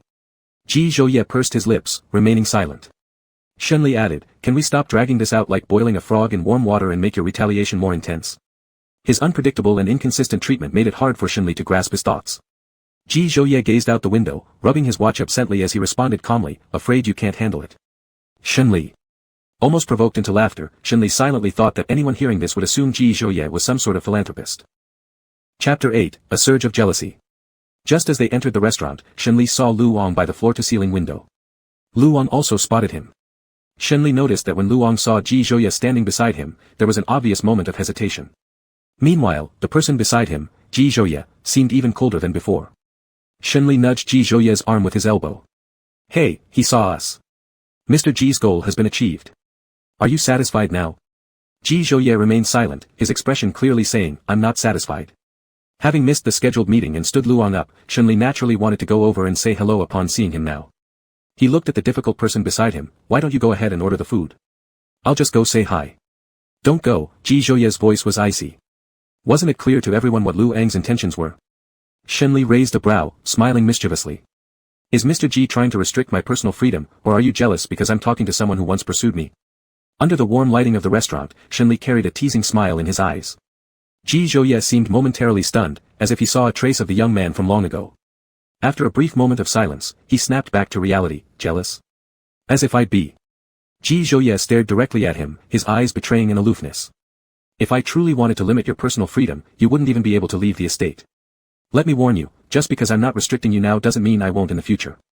Even the warm light couldn't cover the cold chill emanating from him. Shenli's smile faded slightly. In that case, I should thank you beforehand, thankfully it's the estate and not some dark damp basement. Ji Zhouye gave him a sidelong glance. If you prefer, it can be the basement. Forget it, Shenli awkwardly touched his nose. I'm going over to say hello, it's just basic politeness. We're looking forward to collaborating in the future, and that's all. Ji Zhouye said nothing, and Shenli took it as tacit approval. That fiery and spirited young man had become someone more polished and worldly wise. Ji Zhouye settled into their reserved position, his eyes never leaving Shenli. Shenli exchanged polite greetings with Lu Wang. Lu Ang's expression changed subtly, you and Ji Zhouye. Are you together again? Without thinking, Shenli glanced sideways at Ji Zhouye, their eyes locking for a moment. He didn't know how to answer. Saying they weren't together would technically be true, they were lovers, but currently shared every day in each other's presence and slept on the same bed. But saying they were together wasn't entirely correct either, he was only a lover, off-limits to public acknowledgement, bound by transaction and nothing more. An inexplicable pang of sadness swept over him. He simply replied, no. Lu Wang nodded, go ahead and do what you need to do. We'll reschedule another time. Lu Wang had noticed Ji Zhouye's gaze fixed on them. In the Jiangqing business circle, no one was unaware of the consequences of offending Ji Zhouye. Moreover, Ji Zhouye and Shenli once shared a history, and Lu Wang had even confessed to Shenli right in front of Ji Zhouye. Back then, the gap between Shenli and Ji Zhouye was immense. Shenli's father was still alive, making Xinjiang the largest enterprise in Jiangqing, and Shenli was a genuine heir to wealth and power. On the other hand, Ji Zhouye came from a family that ran a small company. Though considered affluent by common people, in the business world, JH was a negligible nobody back then. However, Ji Zhouye managed to make JH rise in prominence within just 3 years, its status unshakable. Xinjiang's decline from its former glory happened almost overnight, on the day Shenli's father died. As Shenli sat opposite Ji Zhouye pushed the menu towards him, what did you talk about? He asked whether we're back together. Shenli spoke honestly, finding no reason to keep this matter hidden. And how did you reply? I said no. Ji Zhouye's expression noticeably turned colder. To him, Shenli was giving another man an opportunity. Being lovers counts as being together. Shenli froze, his gaze meeting Ji Zhouye's with disbelief.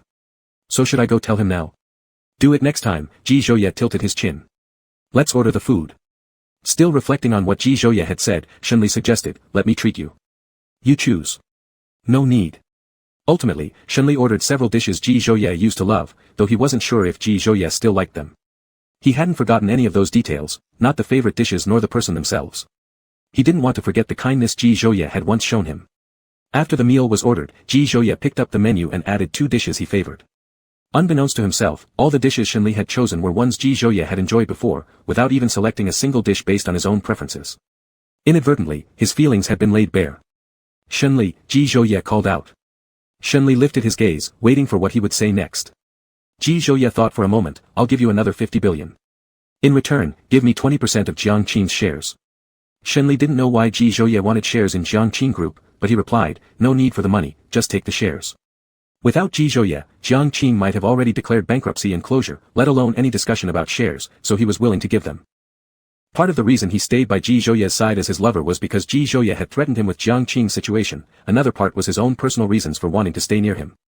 Surprisingly quick on his agreement, Ji Zhouye felt slightly startled. Ji Zhouye was weaving ties between the two of them, given Shenli's capabilities, it wouldn't take long for him to repay that 10 billion. Once it was all repaid, there might be no further connection in the future. However, obtaining Jiangqing's shares was different. As long as the shares remained in his possession for one day, they would still remain tied. Unless Ji Zhouye no longer wanted Shenli, otherwise there would never be an escape from his vicinity. On the day Shenli's father passed away, Zhou Lifan was deceived by a man who transferred most of Jiangqing's assets. After his father's death, all shareholders fled with the funds.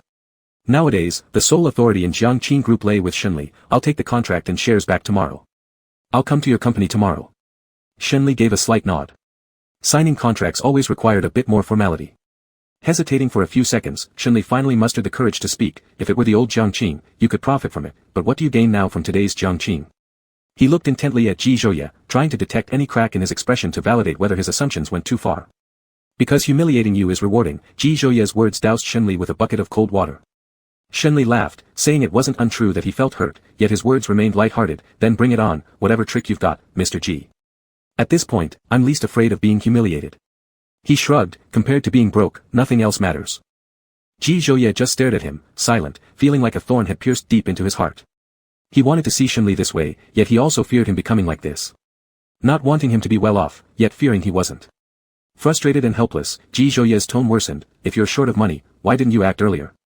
If you'd only come to me then, ask or not, it doesn't matter, I would have given you any amount you needed. As long as Shenli came, the asking part became irrelevant. Chapter 9, Go home and let you hold me enough. Shenli's eyelashes fluttered lightly as he thought of the difficulties of the past year, and his voice carried a hint of, I don't have the face to ask you. The meal left both of them with mixed feelings. Shenli's personality has two extremes. He is extremely improper when not serious, being obnoxious and asking for a beating, but silent enough that he doesn't say a word during quiet moments. Ji Zhouye was helpless against him in the past, just as he is now. After leaving the restaurant, there was a nearby bubble tea shop with some scattered customers. Shenli glanced at the shop for an extra second. Ji Zhouye couldn't help but give him a not-too-hard pat on the head. If you want to drink it, go buy it yourself, or are you waiting for me to buy it for you? That one sentence broke the silence. In that case, wait for me. In an instant, Shenli reverted back to his carefree demeanor. Like a child who had been scolded by a parent but then given a piece of candy, he immediately threw all unhappiness behind him. Ji Zhouye watched his receding figure with helplessness, his gloomy mood dissipating with the faint smile at the corner of his mouth. Even though Shenli knew Ji Zhouye didn't like bubble tea, he bought him a cup anyway. He bought himself a pearl milk tea and took a coconut fruit tea for Ji Zhouye. Both were originally prepared to drink 2 cups each, but unexpectedly Ji Zhouye accepted the tea without any comment. Ji Zhouye didn't like sweet things, so Shenli specially ordered 3 parts sugar for him. When they returned, Ji Zhouye didn't let Shenli drive. Sitting in the passenger seat, Shenli tore open the straw package and stuck it into the milk tea. Taking a sip, it wasn't as good as he imagined. Compared to the milk tea from the pedestrian street outside Nan University, it fell far short. Shenli criticized, not as good as the one from the Nan University pedestrian street. Was it because the milk tea wasn't good, or had the person changed? They both knew deep down. Ji Zhouye briefly glanced at him before moving his eyes away without a word. After drinking half a cup of the milk tea, Shenli stopped. At the villa, Shenli went back to the master bedroom and entered the bathroom with some clothes. Since that day when he was hospitalized due to stomach pain, Ji Zhouye hadn't touched him again, even though they shared a room and a bed. After showering, Shenli saw that Ji Zhouye had also finished washing. Opening the door, he walked in. Lying in bed together that night, there was a small distance between them. Neither knew when exactly they fell asleep or when Shenli ended up in Ji Zhouye's arms. The next day, they headed to the company. Initially, everything seemed normal, but after Ling Feng entered the office, Shenli noticed something was off with the way Ling Feng was looking at him. Meeting Ling Feng's gaze, only for 2 seconds, Ling Feng hastily averted his eyes. Shenli set down the document in his hand, leaned back on the chair, twirling the pen with his fingers. You've got time to waste. No. Shenli squinted his eyes. What is it? Speak. Ling Feng shook his head like a rattle drum. Nothing. As clear as could be to Shenli whether Ling Feng had something on his mind or not. Won't speak. Your year-end bonus is gone. Ling Feng. This was bribery with money, and he had no way out. He might lose his life, but he couldn't lose his year-end bonus. Isn't it enough if I tell you? Last night, I saw you get into a man's car. But I only saw the back of that man. Shenli thought for a moment. The person he was talking about should be Ji Zhouye, and then. With the sudden appearance of additional funds that helped overcome the economic crisis, Ling Feng found it hard not to overthink things, between you and him. Shenli recalled what Ji Zhouye said last night. Being lovers meant they were officially together. There was no need for him to be secretive about it anymore. It's as you think, I'm with him. In this modern society, everyone tends to be highly accepting of homosexuality. Even if some may not fully understand it, they respect and offer blessings, making sexual orientation not that difficult a topic to discuss with friends around him. First, Ling Feng was shocked, but afterward, he felt regretful on behalf of Shenli. Is it worth sacrificing yourself for the company? It's not entirely for the company. He was my first love. Ling Feng's mouth opened wider than before. Although he could accept homosexual relationships, he never imagined Shenli to be gay. The Shenli he knew was straighter than steel pipes. Suddenly, he realized a truth, knowing someone cannot be judged by mere appearances. For instance, the man standing before him who looked straighter than a pipe was indeed not. General Manager Shen really keeps secrets well. Ling Feng always knew Shenli had a first love. Shenli mentioned it while entertaining clients and drinking to intoxication once, and even cried. His red eyes, filled with tears when drunk, made him look utterly shattered. Go print a share transfer contract, we will have a meeting at 3 p.m. Ling Feng, do we have new shareholders? Just now feeling unworthy for Shenli, Ling Feng became delighted on his behalf. Looks like our Jiangqing Group will regain its former glory. Shenli laughed at his joke, crumpled a ball of paper, and threw it at him. Get to work. Ling Feng drafted the contract, which Shenli reviewed again. Ji Zhouye appeared in the meeting room at 3 o'clock on the dot. The moment he entered, it was as if time had stopped. Everyone in the meeting room held their breath and looked at the efficient and decisive man. Knowing that most people present were more or less aware of Ji Zhouye, Shenli still introduced him again, this time as a shareholder of Jiangqing Group. As soon as the introduction was made, everyone was shocked. This kind of solid backing meant they no longer had to worry about the company going bankrupt or losing their jobs. Ling Feng wore the same expression as everyone else in the meeting room. He had considered many possibilities, imagining the shareholder being a rich tycoon, but never guessed the shareholder would be this wealthy. The reactions of everyone were just as Shenli expected. He pushed the files on the table toward Ji Zhouye. Take a look, if there's no problem, go ahead and sign it. There was no need for pretentious commercial pleasantries, they got straight to the point.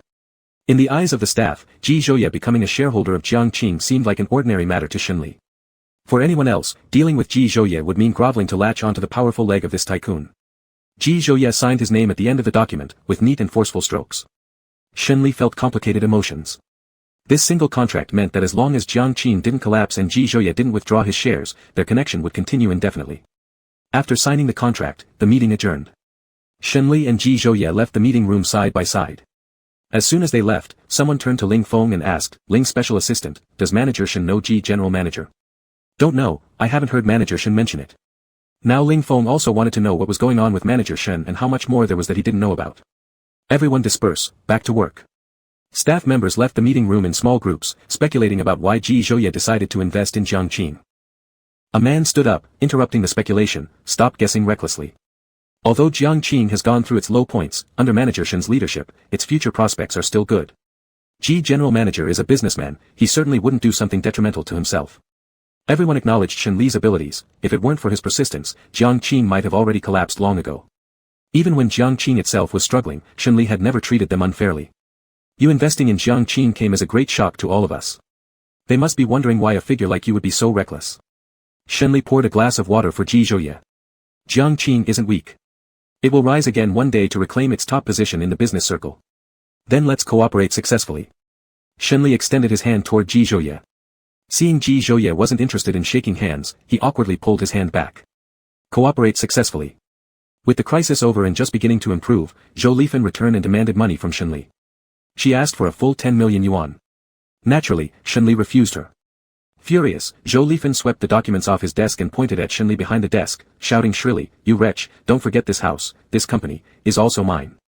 Shenli stood up slowly and calmly picked up the scattered documents from the floor. Dad's will clearly states, property goes to you, the company goes to me. Did you forget? You have no right to interfere in the company affairs. I won't interfere with the company, I just want money. I don't have any money. Shenli's tone remained calm and unruffled. Zhou Lifen threw the documents Shenli had just picked up onto the floor again. Shenli, don't pretend in front of me. No matter how aloof you act now, you're still hooking up with Mr. Ji's son. Bang! Shenli slammed the documents hard onto the desk. That's right, not only did we hook up, but we're together now. Are you satisfied? Zhou Lifen stared at him as though he were insane, absolutely beyond redemption, a lunatic with abnormal sexual orientation. As long as there was money, Zhou Lifen could swallow her pride. Give me the money. If you don't, I'll go to the Ji family son to get it. Shenli's knuckles turned white, his eye sockets filled with ferocity, his rationality almost burning away completely. You dare. Zhou Lifan truly didn't dare. Her son was a thorough lunatic, unpredictable and capable of anything when angry. She used this threat merely as a tool. Not getting the money and being overawed by Shenli, Zhou Lifan was furious deep inside. Her son had grown into someone she couldn't control anymore. Before, although she struggled to manage him, she had leverage to threaten him with. Now, he'd abandoned all caution and nothing could intimidate him anymore. After tidying up the documents on the floor, Shenli left the company at 3 o'clock in the afternoon. He drove down to the JH Tower, sitting in the car smoking, contemplating waiting idly until Ji Zhouye finished work so they could return to the villa together. Zhou Lifan could not affect his mood, but what impacted him was hearing Ji Zhouye's name mentioned by Zhou Lifan. He sat in the car smoking, cigarette after cigarette, as the smoke dispersed into the air. Lost deep in thought, he didn't notice a figure approaching and opening the passenger door. Why have you come?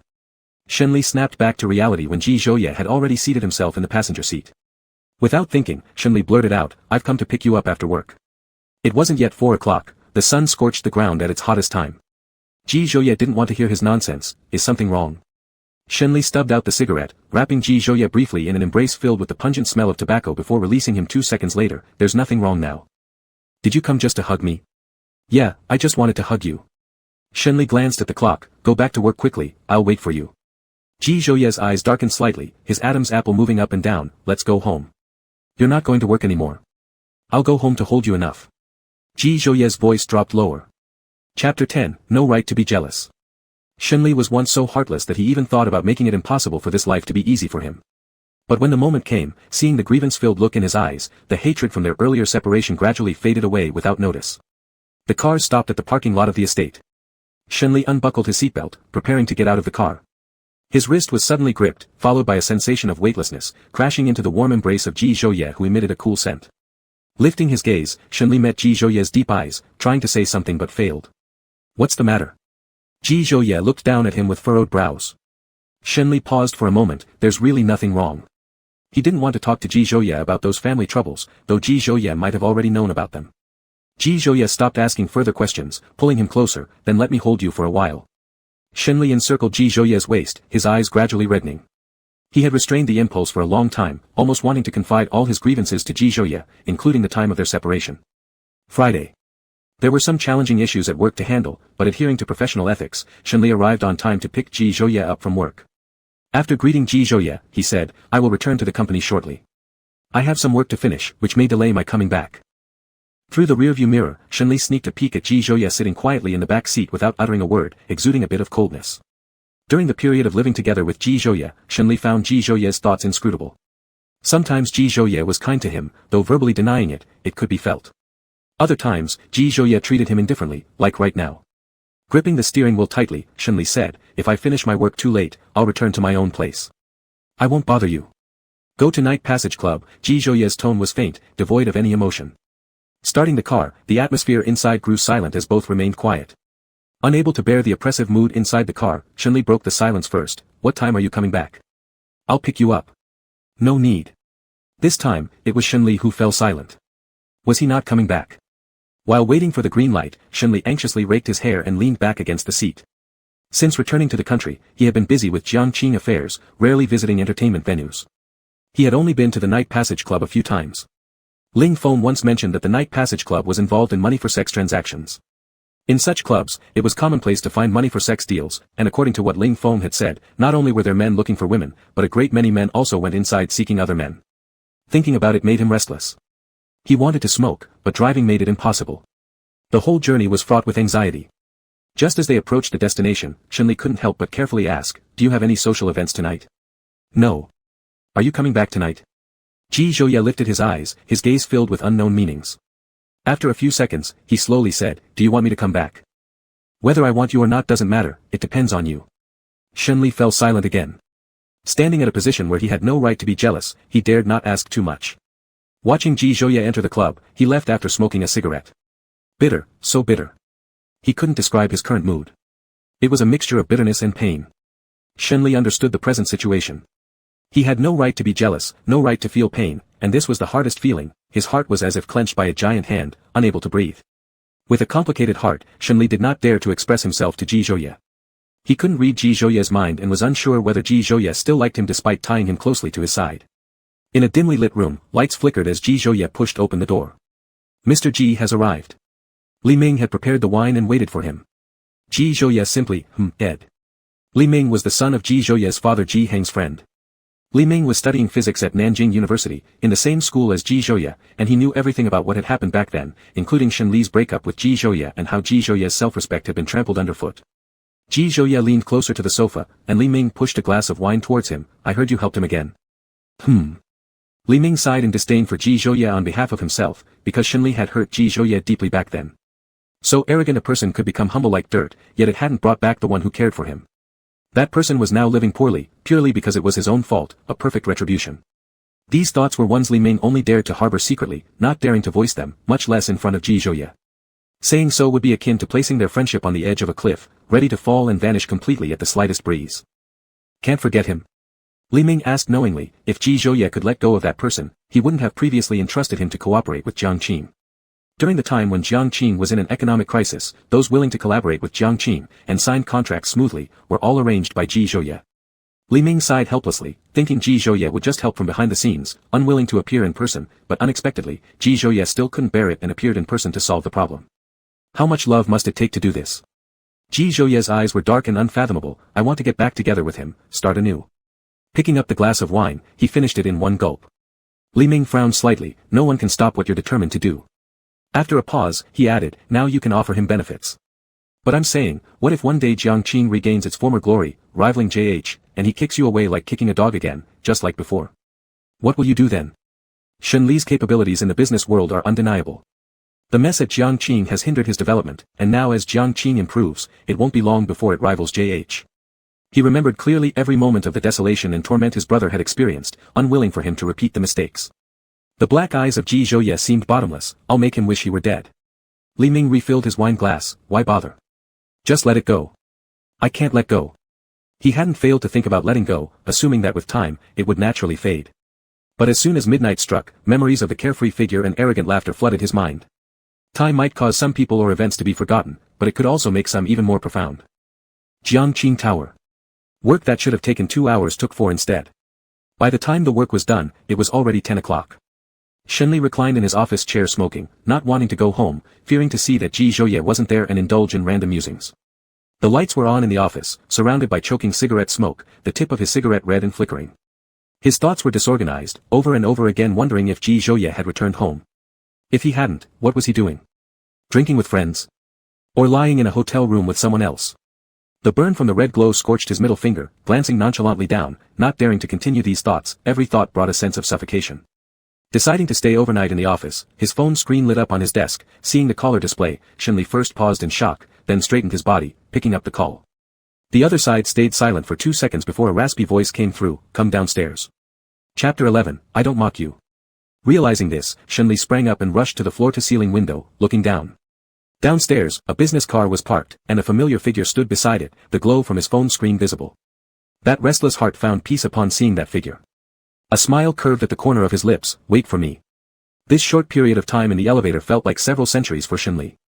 As the numbers on the elevator display flickered downward, his heartbeat quickened. The elevator doors opened, and Shen Li sprinted to see Ji Zhouye. Stopping in front of Ji Zhouye, his breathing somewhat uneven. How did you come here? A faint smell of alcohol wafted into his nose. Did you drink? Ji Zhouye, you smoked. It stinks. Shen Li was slightly embarrassed. Having smoked too much tonight, the cigarette smell on him was indeed rather strong. The blend of alcohol and tobacco fumes made it intoxicating. Let's go home. Ji Zhouye entered the car first, followed by Shen Li who sat beside him. The divider between the rear seat and the front seat was lowered. Shen Li inexplicably became nervous. The lowering of the partition gave him many ideas. Usually flirtatious, seeming experienced in matters of the heart, he actually tensed up like a romance novice. In less than a minute in the confined space, Shen Li had already imagined a passionate scene of intimacy. He took a deep breath and discarded those unrealistic thoughts. When Ji Zhouye glanced at him, he noticed that his ear roots were flushed with a light red hue. If they hadn't been intimate on the bed, Ji Zhouye would have genuinely believed that Shen Li was a seasoned player in matters of love. A faint smile appeared at the corner of Ji Zhouye's lips but quickly vanished. Shen Li didn't notice it. As his eyes met Ji Zhouye's profound gaze, his breathing paused momentarily. The small, enclosed space made him feel uneasy, which wouldn't have been so much of an issue before, except for today when his brain went wild as soon as the partition was lowered, indulging in absurd fantasies. Ji Zhouye's penetrating look seemed to see through everything, making Shen Li the most uncomfortable. Feeling restless all over under Ji Zhouye's scrutiny, Shenli asked, "How did you know I haven't gone home yet?" Leaning lazily against the backrest, with his long legs crossed casually, he tried to act as if he was at ease. "Your assistant." Shenli. Assistant? Ling Feng. When exactly did Ling Feng start working for Ji Zhouye? Why would he tell you? If this was a serious matter, Shenli decided he'd fire him on Monday. "Ji Zhouye," I asked him. "Why ask?" Shenli stared straight at him, trying to find a crack in his composure, a sign that he still cared about him. But there was nothing. Ji Zhouye's face revealed nothing. "There's no reason." Ji Zhouye said calmly, "Why don't you go home after finishing work?" Thinking about Ji Zhouye staying at the club for so long, doing God knows what, made Shenli's heart feel blocked. Turning his head toward the car window, he muttered gloomily, "That place is your home, not mine." Feeling twisted inside, even his tone became less than friendly. However, what he said wasn't entirely wrong. The villa wasn't his home, it was just a temporary residence where he stayed when Ji Zhouye needed him. When one day Ji Zhouye found the right person and no longer needed him, he would naturally leave. Thus, it wasn't his home, neither now nor in the future. The cramped space was filled with a sour taste, like someone had knocked over an old jar of vinegar. Shenli might not have noticed, but his resentful expression said it all. Time could change a person, but some things couldn't be changed. Even though so much time had passed, Shenli could still see the traces of the person Ji Zhouye used to be reflected in his expressions. What was uncertain was whether his jealousy stemmed from affection or simply from possessiveness. Ji Zhouye withdrew his gaze and asked, "Why do you obsess over these questions? Whether it's true or not, does it matter that much to you?" Shenli gave a silent laugh, showing his usual cocky, annoying demeanor. "Of course it matters. You are you, I am me. Your possessions have nothing to do with me." When Ji Zhouye showed up downstairs, Shenli couldn't help feeling elated, but their conversation had turned out quite awkward. Annoyed, he turned his back on Ji Zhouye. "Stop talking to me." This fiery irritation made him forget who the boss was, daring to talk back to Ji Zhouye without caring about his life. Adjusting his position for comfort, Shenli stole a glance to check if Ji Zhouye was angry. After all, the person beside him could make Jiangqing vanish with just a flick of his fingers. Sitting upright again, Shenli awkwardly rubbed his nose. "I was just joking earlier." Based on his understanding of Ji Zhouye, he doubted the latter would be petty enough to destroy Jiangqing just because of a few words. Ji Zhouye pretended to close his eyes and ignored him. Throughout the journey, Shenli fidgeted uncomfortably, wanting to strike up a conversation but silenced himself upon seeing Ji Zhouye's cold shoulder. In the end, he didn't say a word after wrestling with his thoughts for a long time.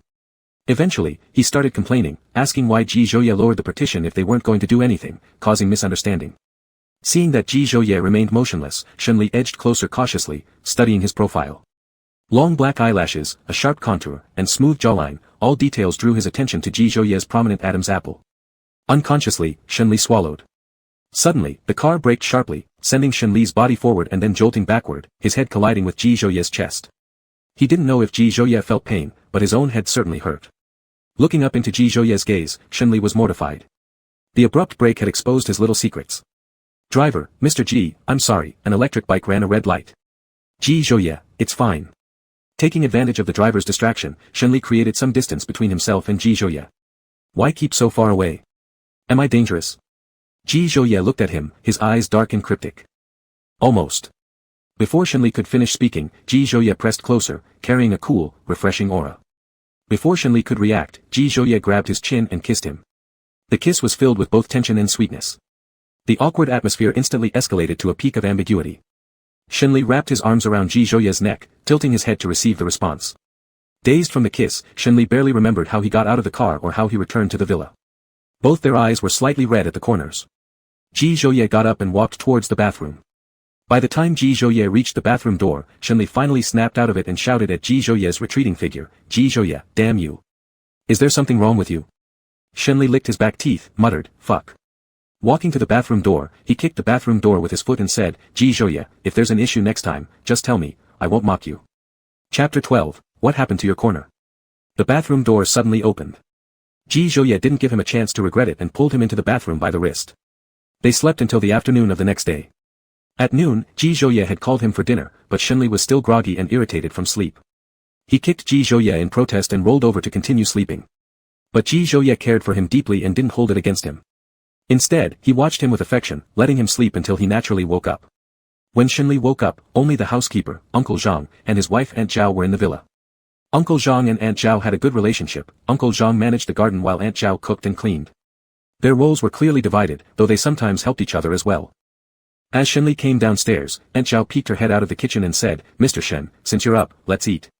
Looking around, he couldn't find Ji Zhouye's figure. Entering the dining room where Aunt Zhao was setting the table, he asked, "Aunt Zhao, is Ji Zhouye not here?" Mr. Ji went out. Aunt Zhao brought out the last dish and placed a bowl of soup in front of him. Mr. Ji left instructions before going out that you must finish your meal, and I should supervise you. Shenli scooped a spoonful of soup and took a sip.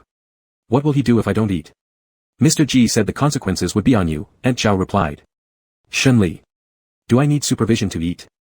He wouldn't starve himself dumbly. Aunt Zhao stood by watching as he ate unhurriedly. Thinking about something, he said, "Aunt Zhao, with Mr. Ji's temperament, how have you and Uncle Zhang tolerated him?" Aunt Zhao smiled. "Mr. Ji looks cold and aloof, but actually, he's very kind to us. He never loses his temper and hasn't mistreated us in any way." Never loses his temper. That was the funniest joke Shenli had ever heard. During the reunion period, especially when they first reunited, Ji Zhouye lost his temper quite a few times with him. It seemed that all of Ji Zhouye's bad moods were directed at him, leaving him no choice but to endure. Shenli chuckled, only managing to eat half a bowl before feeling too annoyed to continue. But unwilling to waste Aunt Zhao's efforts, he forced himself to eat a bit more. One shouldn't waste delicious food or someone else's hard work. After finishing his meal, Shenli glanced at his phone but found no messages from Ji Zhouye. Not saying a word after waking up was indeed Ji Zhouye's style. Did Mr. Ji say what time he'd be back, Aunt Zhao? No specific time mentioned.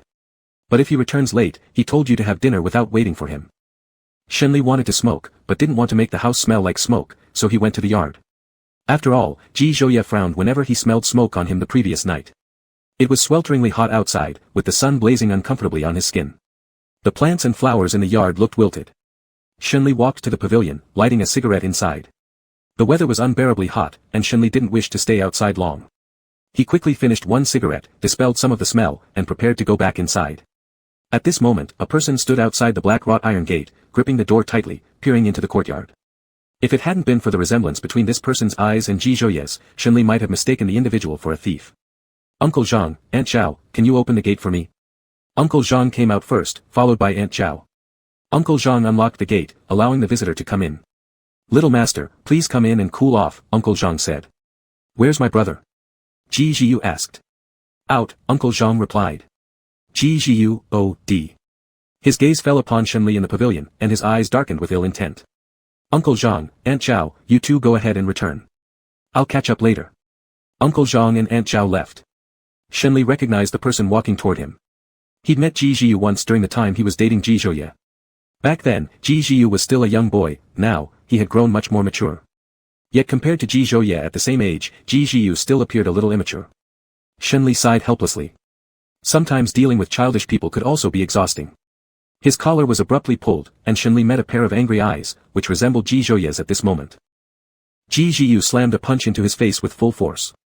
"You actually dare to come back, and dare to show up near my brother again." Ouch. Shenli's face turned to the side, blood trickling from the corner of his mouth. Ji Zhiyu raised his fist to strike again but stopped when he saw that Shenli had no intention of fighting back. "My brother may forgive you, but I never will. I know exactly what you did to my brother and how he suffered because of it. I'm telling you, as long as Ji Zhiyu is alive, you'll never set foot in our house again." Ji Zhiyu threatened. His parents were open-minded and respected their children's opinions, which didn't mean this scumbag could ever enter the Ji family home. Anyone else could, except for this one person. Ji Zhiyu still fumed and cursed, "Scumbag." Shenli wiped the blood from his mouth. "Aren't you hot? Let's go inside." The two entered the house, ignoring each other completely as they returned to their respective rooms. Ji Zhiyu had an esports room installed on the third floor where he could sleep and play games. Sometimes, when he wanted to avoid his parents' nagging, he stayed there for a couple of days. Shenli went back to his room and simply tended to the wound on his lip. Why must people always hit him in the face? There was a bruise on his lips that wouldn't heal in a few days. After being bullied by his brother all night, and getting beaten by his younger brother today, was there anyone more miserable than him? He owed both these brothers. He truly owed Ji Zhouye. After taking care of the injury, Shenli lay down and fell asleep again, waking up only at 4 o'clock. He heard Ji Zhiyu complaining about him to Aunt Zhao downstairs. "My brother is just crazy, bringing someone like this back home. Has he forgotten what this scumbag did to him?" Aunt Zhao smiled gently. "Young Master Ji, I don't know exactly what happened between Mr. Ji and Mr. Shen, but we are merely bystanders. Some matters need to be resolved by those directly involved. It's precisely because I'm a bystander that I feel so infuriated. My brother even let him stay here. I rarely get such treatment," Ji Zhiyu said angrily, speaking up for Ji Zhouye. "When my brother gets back, I'll definitely tell him to kick this guy out." Ji Jiu. A cool voice cut through the air, carrying a strong sense of pressure. Ji Jiu looked over and saw his brother. Brother, you're back.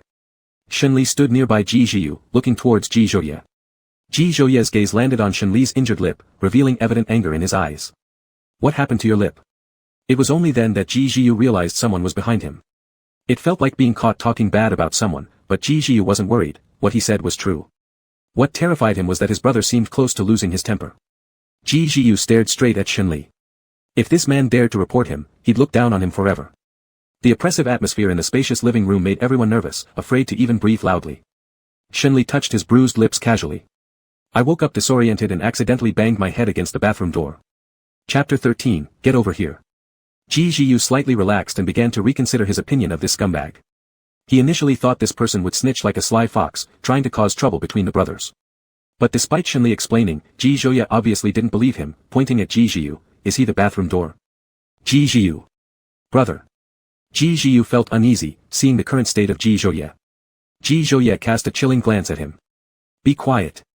One dared to hit others, while the other took punches yet defended the attacker, neither showed Ji Zhouye proper respect. Ji Jiu retorted indignantly, so what if I hit him? I was standing up for you, brother. You're defending some stranger over me. You think hitting someone is justified? Ji Zhouye frowned slightly, sounding annoyed. He's not human, he's just scum. Ji Jiu scoffed. The atmosphere grew rigid, dropping to icy silence. Shenli suddenly felt that he was pretty capable, able to make these two brothers quarrel because of him like this. Walking closer to Ji Zhouye, he tried to smooth things over. I hit him too, just not in the face. He intended to resolve the tension, but someone didn't appreciate it. Don't act so fake with me. Shenli sighed. This younger brother sure had quite a temper. Ji Zhouye carried authority naturally, whereas Ji Jiu expressed his anger openly, straightforward and unreserved. Ji Zhouye was angry, although his expression remained calm, anyone could tell he was furious. An icy chill radiated from his entire presence. Ji Jiu, get out. Fine, I'll leave. Brother, you're so biased. Ji Jiu cursed under his breath as he stormed away. He had originally planned to spend the night here, but seeing that man just made him angry. On top of that, his brother favored the other person. Staying here would only make himself more upset, so he decided against it and left. Not finding a way to vent was bad enough, but he might even have to endure watching them act like a couple in love. He certainly didn't enjoy self-infliction. Ji Zhouye watched him leave, glaring at his back. If you dare say anything false to Mom, I'll break your legs. He hadn't yet had time to confront him about last time. Ji Jiu. Ultimately subdued by violence. It wasn't because Ji Jiu couldn't stand up for himself. In Jiangqing, how many people weren't afraid of him? With no outlet for his frustration, he could only complain to his childhood friend. Ji Zhouye sat down on the sofa, glancing at the unmoving figure beside him. Get over here. Shenli. He walked over and Ji Zhouye motioned with his eyes for him to sit down. Shenli sat next to him, leaning lazily against the sofa. What's wrong? The slightly cool fingertips brushed lightly against his lip corner, delicately caressing it. Shenli froze, his heart rate accelerating as his body tensed. Ji Zhouye scrutinized him before lifting his finger from Shenli's lips. Why don't you know how to hit back? Are your hands not working? He's your younger brother. Shenli wondered at this moment if Ji Jiu was really Ji Zhouye's blood sibling. Who would let an outsider hit their own brother? Ji Zhouye gripped his neck and forced him closer. Regardless of who he is, hitting someone is still wrong.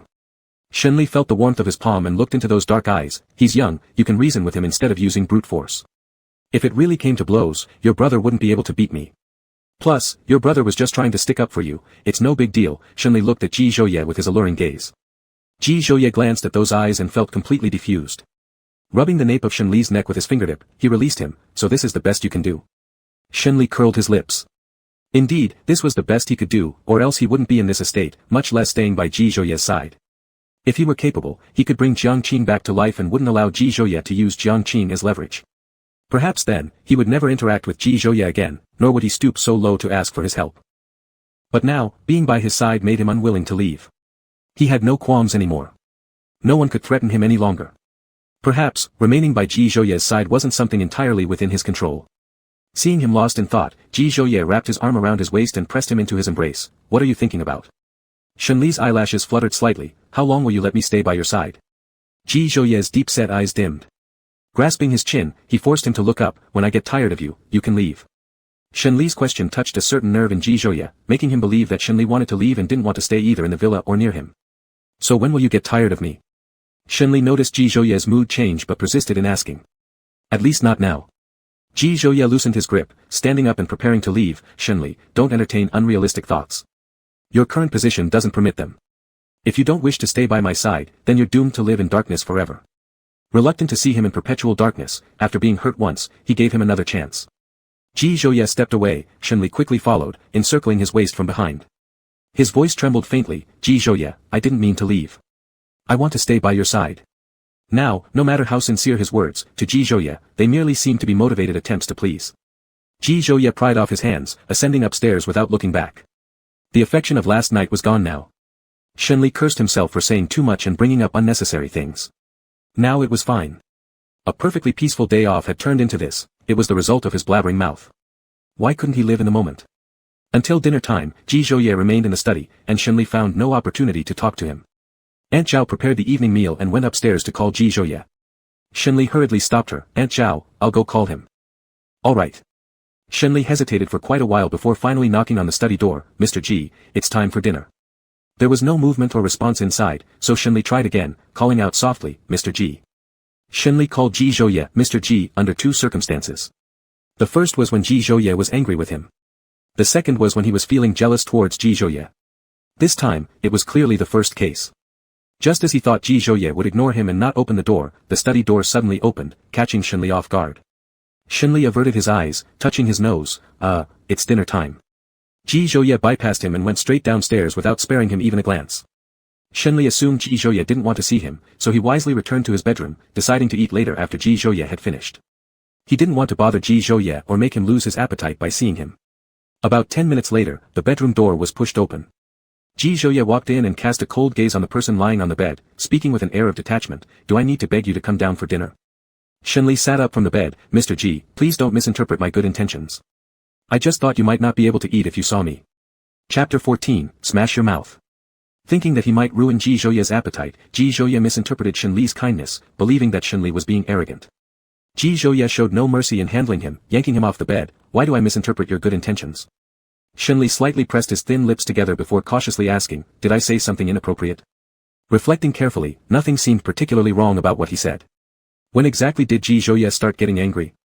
Revisiting their earlier conversation, he figured Ji Zhouye probably thought he took the money but didn't want to be his lover, which made him question Shenli's integrity. That was why he got so upset. For a moment, Shenli considered another possibility, that Ji Zhouye liked him, but he quickly dismissed it. The probability of this was lower than winning 5 million in the lottery.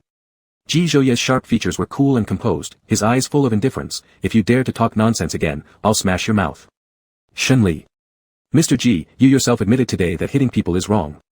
Ji Zhouye narrowed his dark eyes. Shenli backed off slightly, laughing nervously, Mr. Ji, if you hit someone, it must mean they've done something wrong. Rest assured, Mr. Ji, I always keep my word. Since I've taken your money, I will never act like a deadbeat. Ji Zhouye's expression didn't soften. Seeing Shenli try to make jokes, he chose to ignore him and started walking toward the bedroom door, go downstairs for dinner. Don't make me repeat myself. Ji Zhouye's reaction confirmed Shenli's suspicion.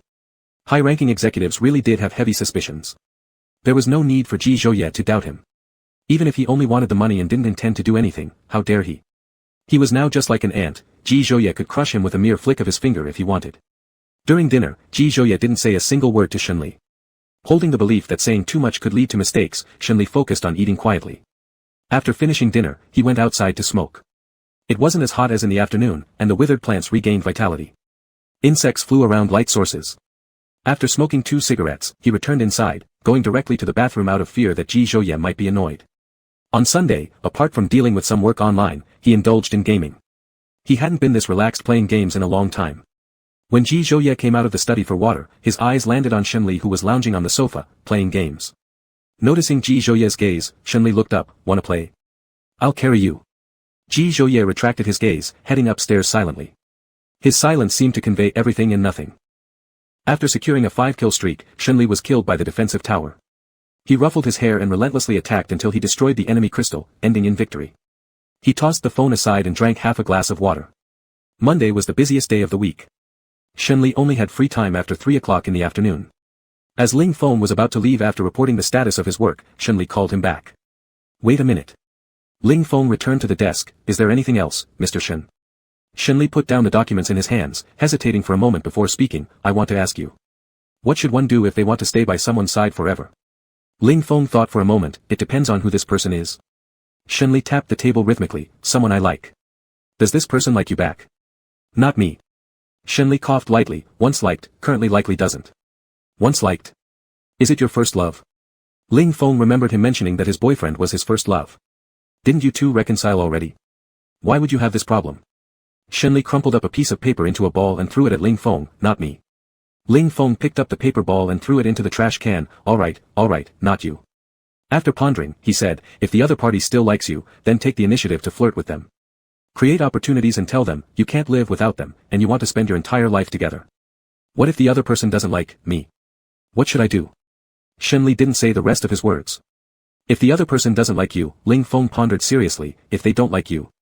I'm out of ideas. Shenli. He shouldn't have relied on him anyway. Ling Feng stumbled over his words, if you've got guts, then I'd suggest that you. What? Shenli looked at him suspiciously. Take her forcefully. Shenli's face darkened. He pointed to the office door, I told you it's not me. The door is right there, get out. Ling Feng was at a loss for words, Mr. Shen, as you know, I've been single my whole life and never dated. Get out, you'll never find a girlfriend with this attitude. Ling Feng fled. As the office door closed, he called out, I don't want a girlfriend, I want a boyfriend. Before Shenli could react, Ling Feng shut the door and ran away without looking back. Shenli gazed at the office door and muttered, won't be able to find a boyfriend either. Whoever resorts to forceful moves first won't find a partner. Shenli stared at his phone for a while. Ji Zhouye didn't currently like him, could there be any way to make Ji Zhouye like him again? The usual methods wouldn't work since things were complicated between him and Ji Zhouye. He put down the phone and quickly typed on the keyboard, searching in the browser for, how to make someone like you again. Even after reading through to the last page, he still didn't find the answer he wanted. It seems even the browser knew how unforgivable he was, refusing to help. Chasing someone was hard, chasing them again was even harder. Thinking back to when Ji Zhouye pursued him, Shenli wondered if Ji Zhouye felt confused back then too. They say letting go is good for both sides, but once reunited, he no longer wanted to let go. The heart that yearned to embrace him was rekindled. The next day, on his way to pick Ji Zhouye up from work, they passed by a sports lottery store. Shenli parked by the side of the road and went in to randomly buy 5 tickets. Ji Zhouye was sitting in the passenger seat. While fastening his seatbelt, he noticed the lottery ticket fall from Shenli's pocket. Did you buy a lottery ticket? Shenli glanced down toward his side, picked up the ticket, and shoved it back into his pocket. Yeah, maybe we'll win. Ji Zhouye didn't say anything. Shenli acted casually, let's make a bet. If the winning amount exceeds 500, I'll pursue you. He didn't finish the sentence. Ji Zhouye, what if it exceeds 500? If it exceeds 500, I'll take you out for dinner, drinks, and a movie, okay? Shenli patiently waited for Ji Zhouye's reply. After a few seconds, Ji Zhouye slowly answered, all right. Shenli waited anxiously for the results to be announced, every day feeling like years, finally reaching the announcement day. He had been waiting by the computer for a long time, although he knew the probability of winning more than 500 was extremely low.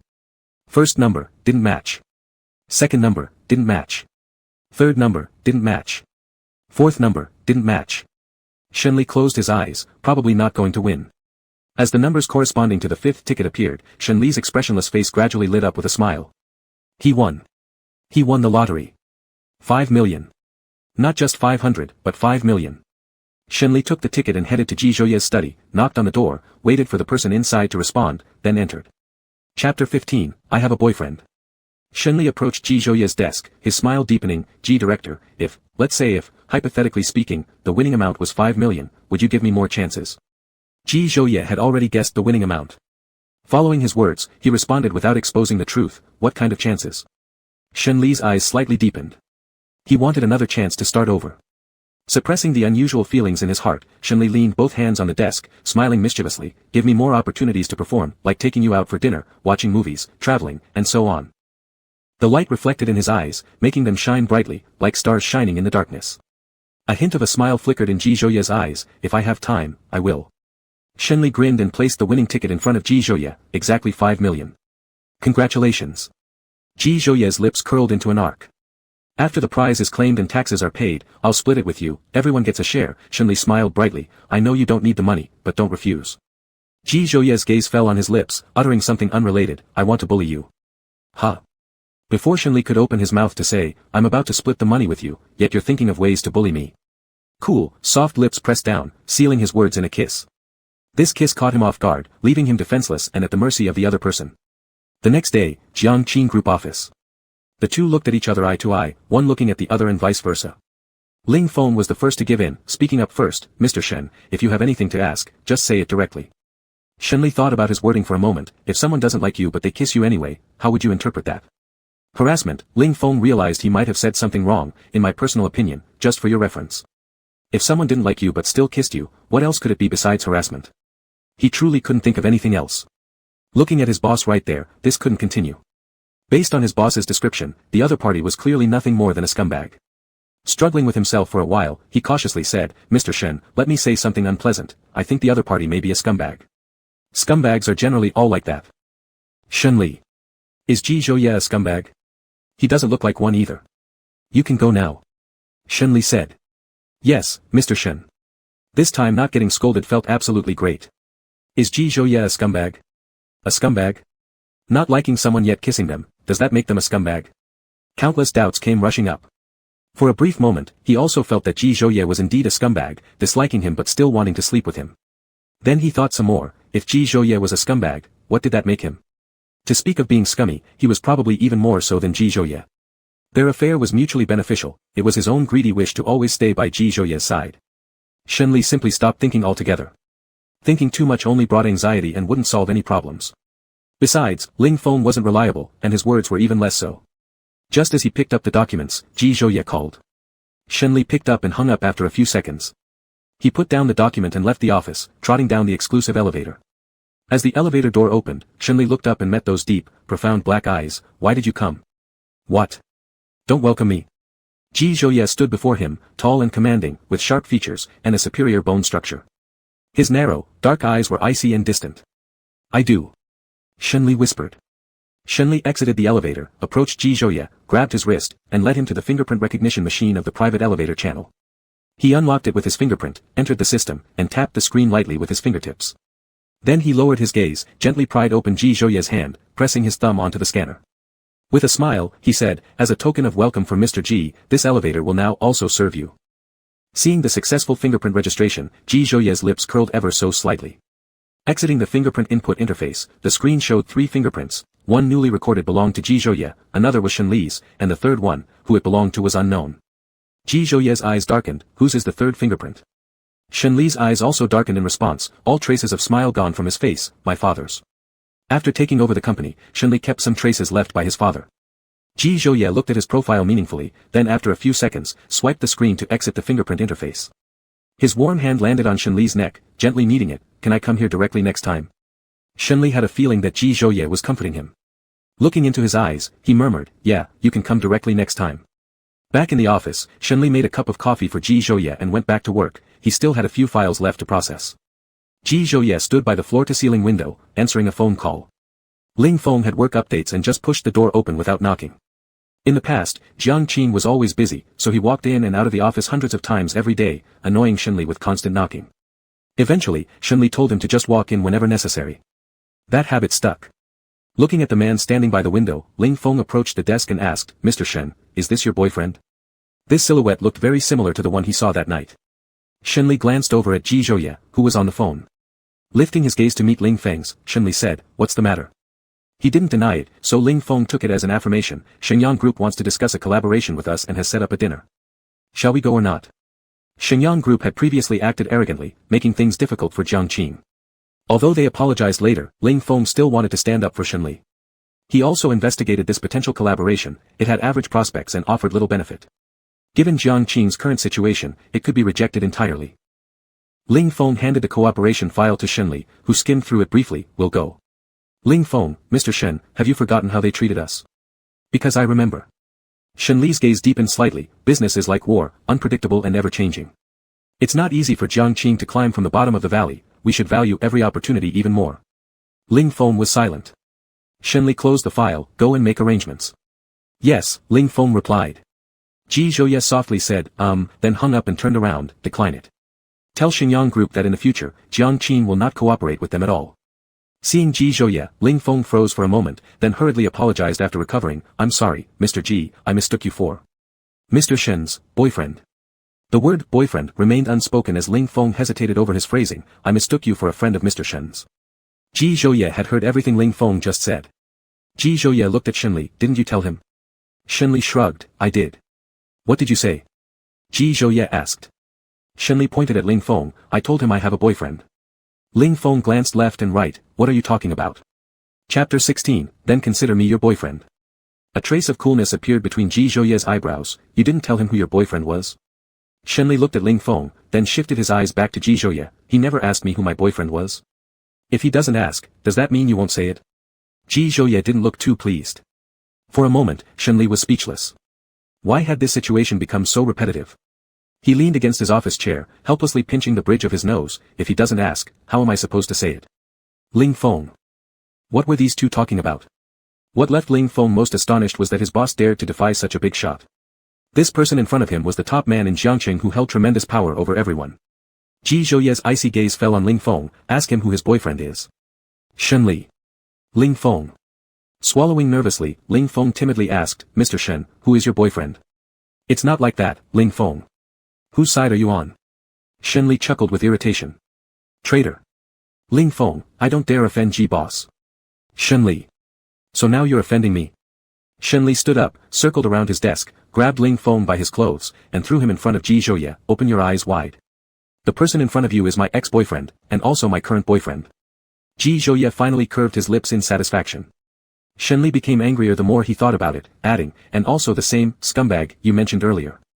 Ji Zhouye's smile disappeared from the corner of his mouth. Ling Feng's face showed pure shock and fear, almost dropping down to his knees to apologize to Ji Zhouye, Boss Ji, I'm sorry, I shouldn't have called you a scumbag. I sincerely apologize, truly sorry. How come? Ji Zhouye unusually didn't seem angry. Ling Feng was dumbfounded, asking whatever came to his mind, today, Mr. Shen asked me what it means when someone kisses you despite disliking you, and then. Shenli. Looking at Ji Zhouye, Shenli could clearly see the amusement in his eyes but no intention to explain further regarding this matter. A hint of disappointment flickered through Shenli's eyes before vanishing, feeling somewhat unhinged. Wasn't he eager to hear Ji Zhouye's explanation? They were lovers after all, weren't they? What's there to explain? After Ling Feng finished explaining, he started apologizing again, Big brother Ji, please don't be mad at me. Shenli threw a file onto the table, no discussion of anything non-work related during work hours. Ling Feng shut his mouth. Shenli looked at him, continue cooperation with Xingyang. Make the necessary arrangements. Don't go, Ji Zhouye interrupted coldly. Ling Feng was caught in a dilemma, going was wrong, not going was also wrong. Ji Zhouye, you. Shenli gritted her teeth.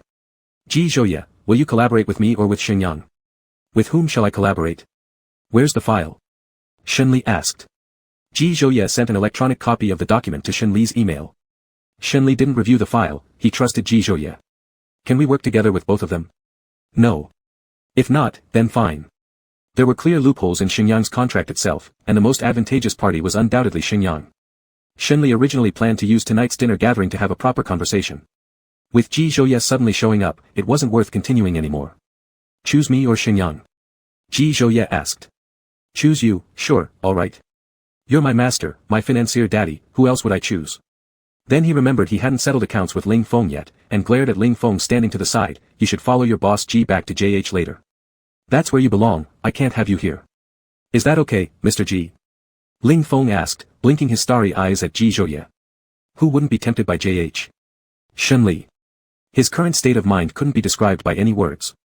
Stay here, your boss Shen needs you more. Ji Zhouye's lips curled into a smile. Shenli pulled out a cigarette from the pack and put it in his mouth unlit, looking at Ji Zhouye, take your dog with you when you leave, don't make me sick. Ling Feng. Instantly turned from a person into a dog. Ji Zhouye didn't say anything, his gaze fell on Shenli, the amusement in his eyes deepening.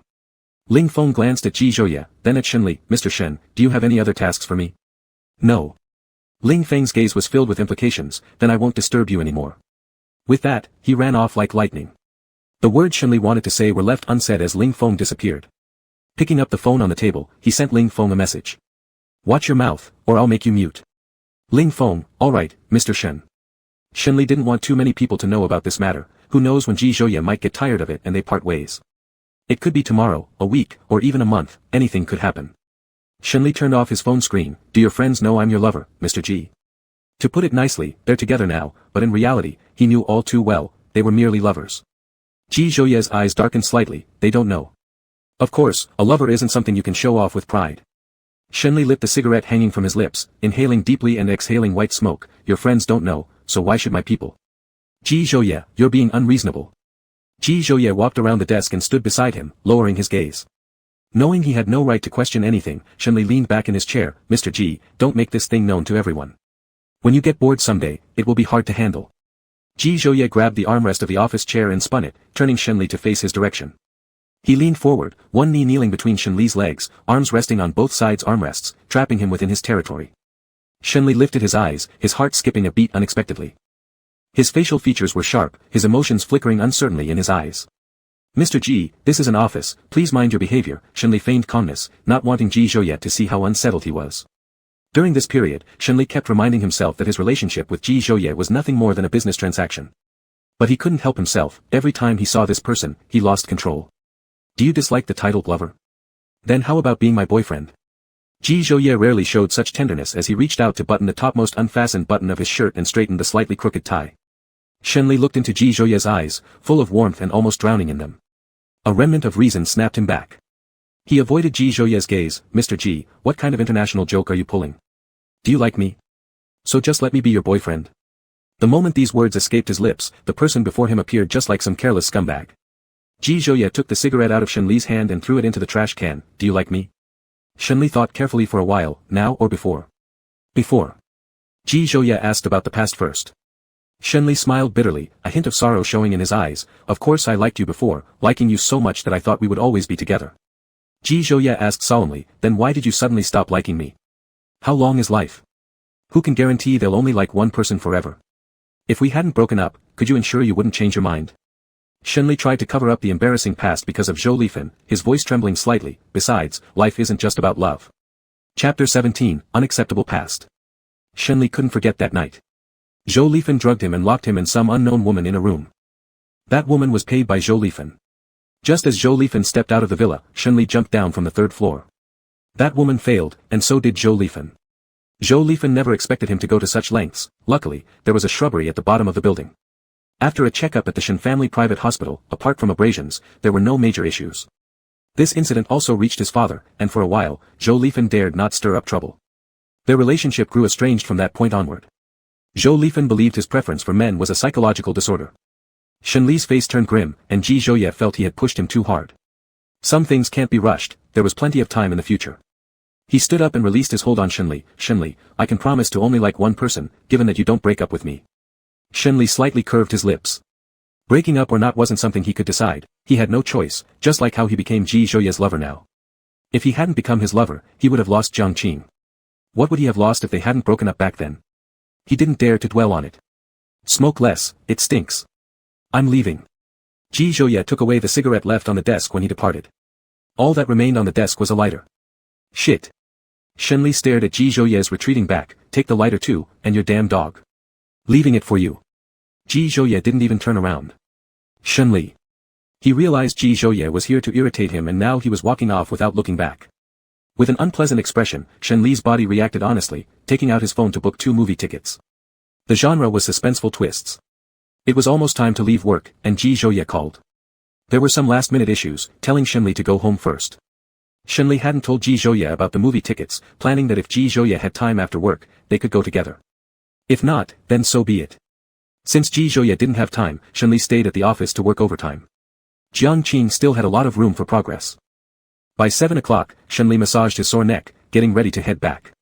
After tidying up the documents on his desk, Shenli grabbed his phone and stepped outside. As he did, Ji Zhouye's call came again. He picked up the phone. Ji Zhouye asked, still at the company? Shenli hummed in response, I'm heading back now. Reaching the elevator entrance, he informed Ji Zhouye briefly before hanging up. The underground parking lot was eerily quiet, reminding Shenli of horror movie scenes set in parking lots. Even recalling those scary plots in such a setting, he felt nothing, thinking that if ghosts really existed, he'd gladly fight 300 rounds to see which was more terrifying, human nature or ghosts. As he opened his car door, his heart stopped for a second, and a chill ran up from his feet to his brain. When he reacted, Shenli shouted, Ji Zhouye, are you sick? Are you having another seizure of your brain? Ji Zhouye sat in the driver's seat, the interior light of the car off. From outside, the side windows were dark and indistinct. Unless someone leaned on the windshield to look inside, it wouldn't be visible. Ji Zhouye rested his hand on the steering wheel, teasing glances in his eyes. Were you scared? Hell no, there's nothing this kid is afraid of.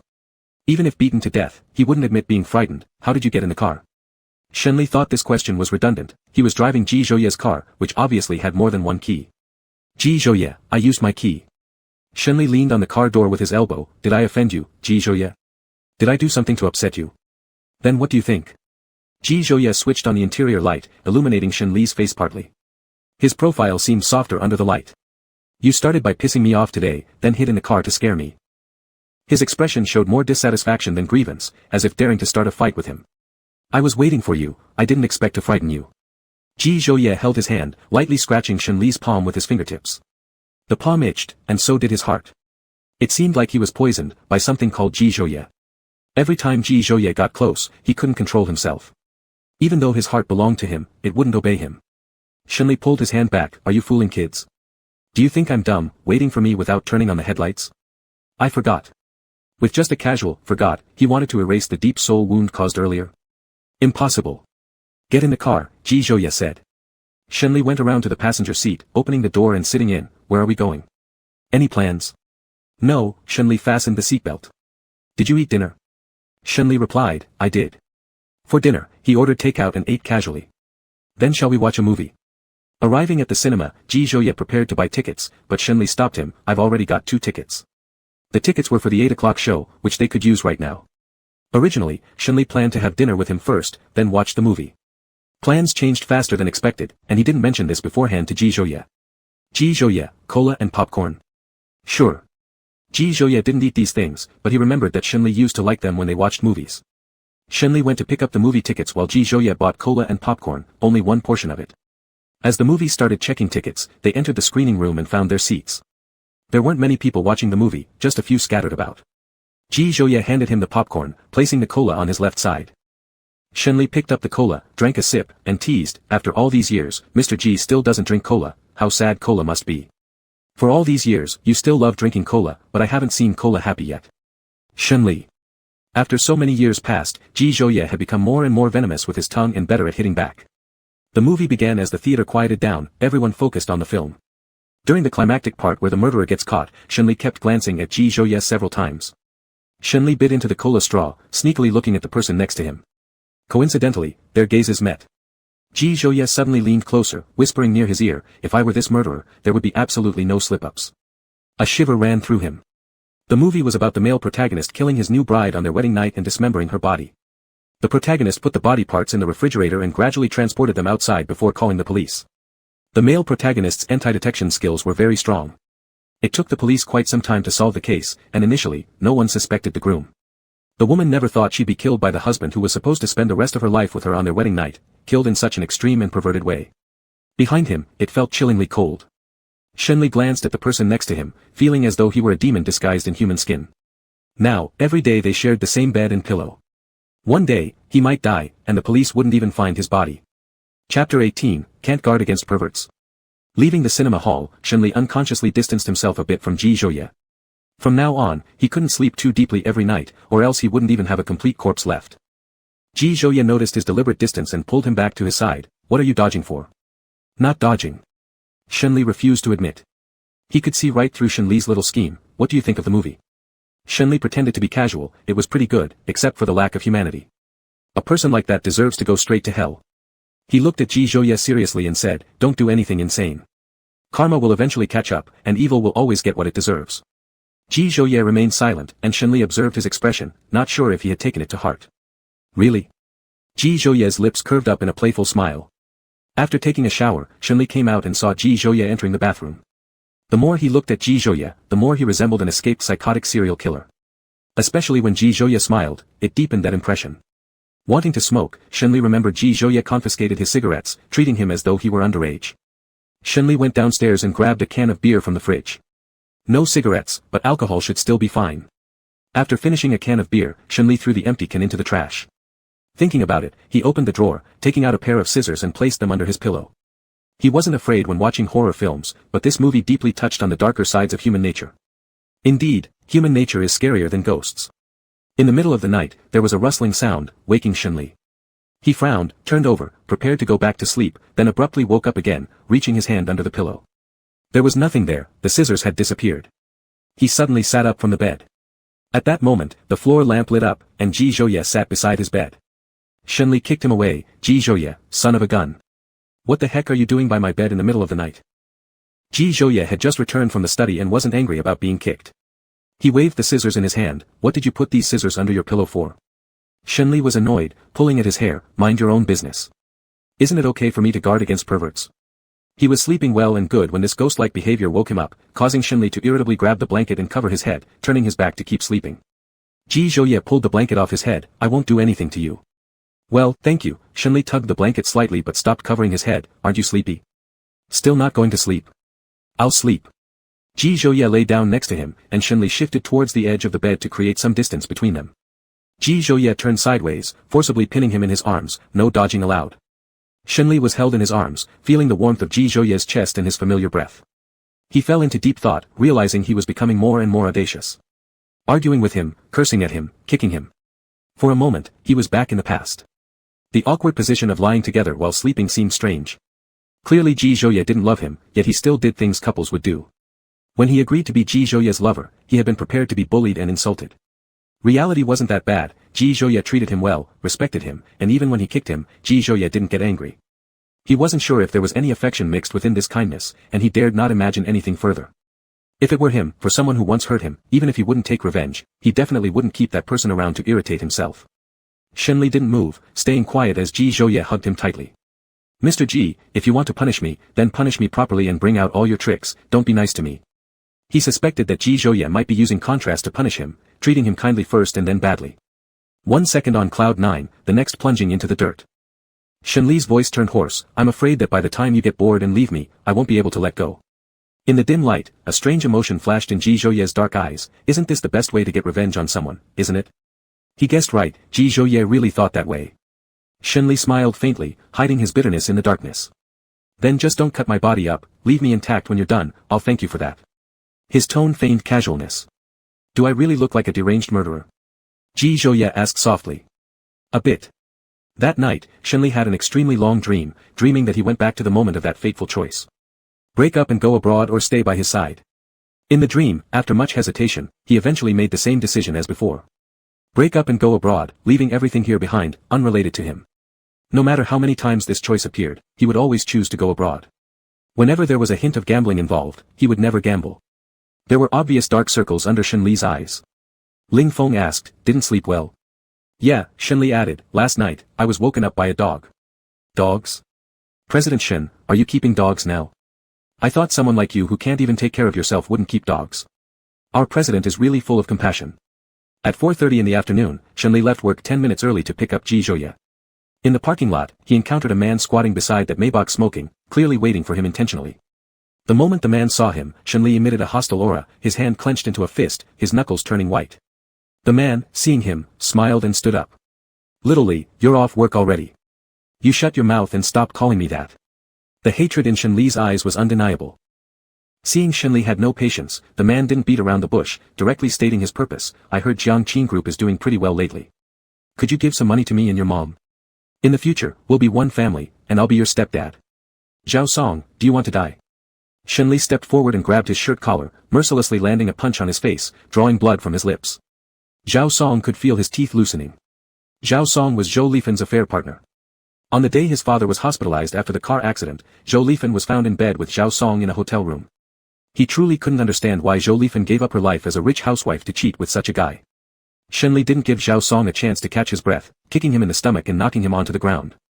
This wasn't the first time Shenli got into a fight with Zhao Song. The first time was right after his father's funeral when he beat Zhao Song up in front of Zhou Lifen. He beat Zhao Song until he passed out, covered in blood. It was Zhou Lifen who called the police. After 2 days in jail, Shenli was released, as the police said Zhao Song didn't hold him accountable. Wiping away the blood from his lips, Zhao Song smiled, I don't have to ask you for money or anything else.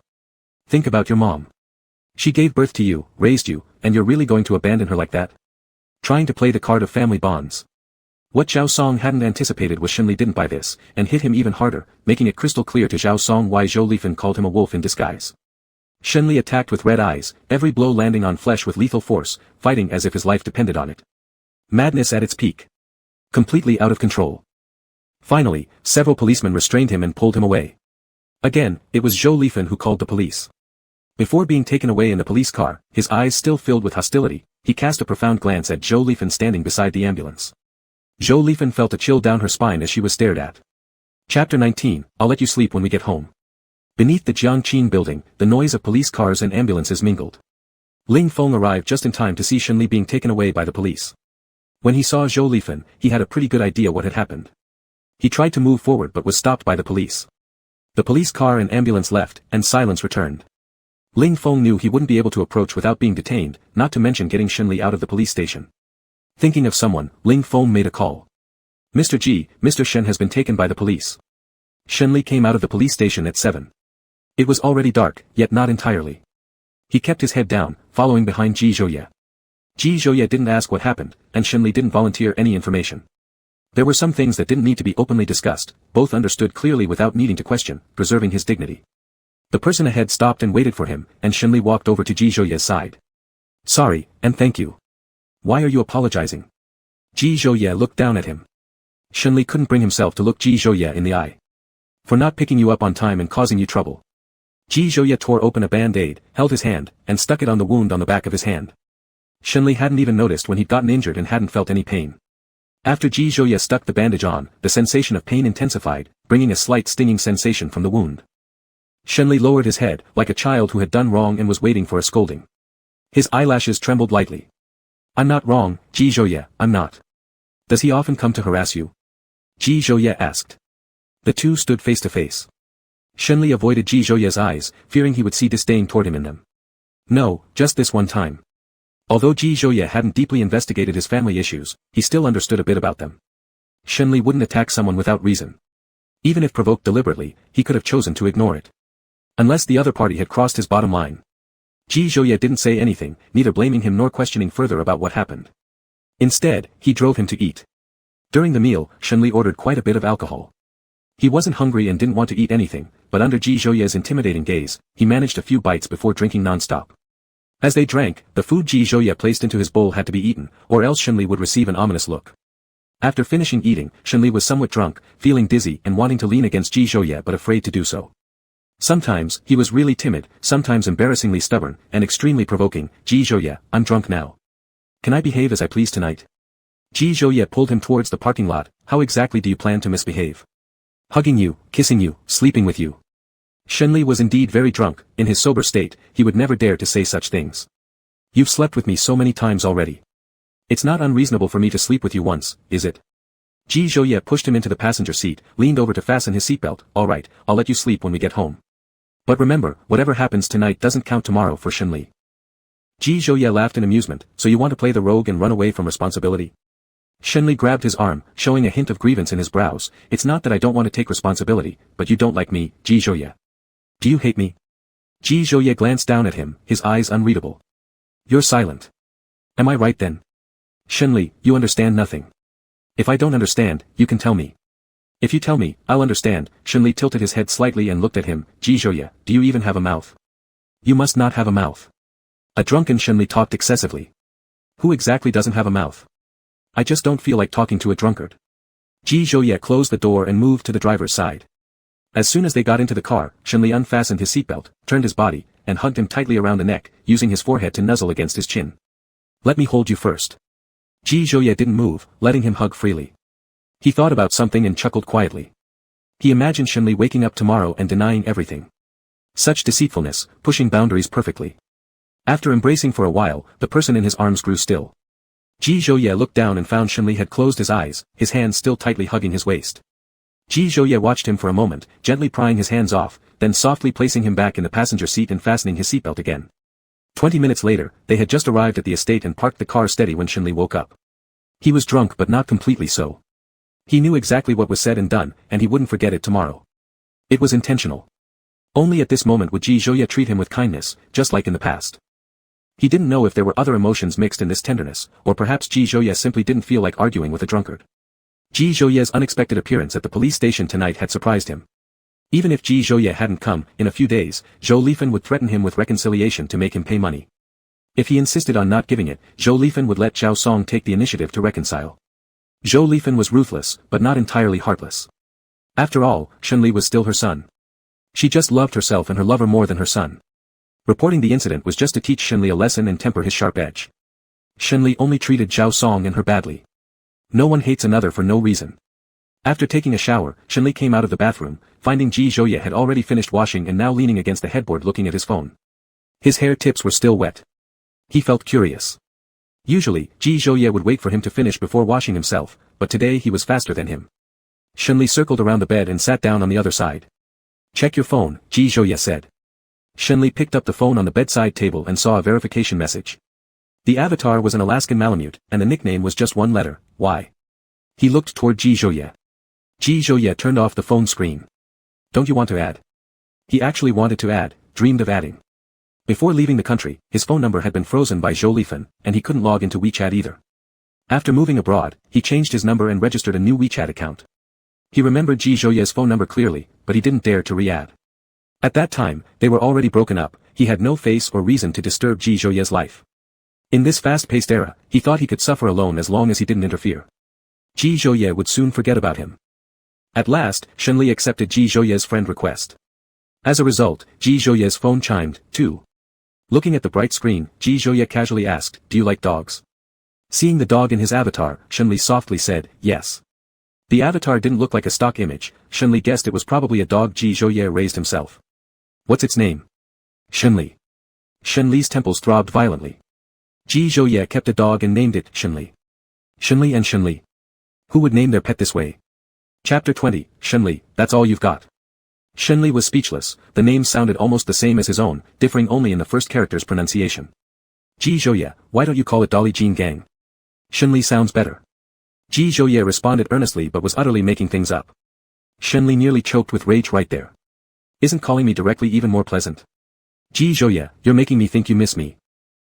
I do miss you indeed. Every time I call its name, I remember you once again. A slight smile played at Ji Zhouye's lips. In Shenli's eyes, this expression seemed especially annoying. Back when they were dating, Shenli had told Ji Zhouye that if they broke up, he'd raise a dog named after Ji Zhouye. Now the roles had reversed, he was the dog. Suddenly, he realized Ji Zhouye not directly naming the dog Shenli was already generous enough. Thank you for missing me so much. What kind of missing was this? Ji Zhouye was deliberately tormenting him. The dog wasn't originally called Shenli. Ji Zhouye had given it several names, and it didn't respond to any of them. Once, after getting drunk, Ji Zhouye saw the dog remaining indifferent despite calling its name repeatedly, which reminded him of the time Shenli left him. Ji Zhouye had pleaded for Shenli to stay, but Shenli showed no reaction. Ji Zhouye called out Shenli's name then, and the dog wagged its tail and ran over to him, using its head to rub his leg. At first, Ji Zhouye thought it was coincidental. He called the name again, and Shenli barked, continuing to rub his leg. From that point on, the dog was named Shenli. He definitely wouldn't be so boring like Shenli to keep a dog with the ex-partner's name after a breakup. If Shenli didn't react to those two characters, he wouldn't have named it that.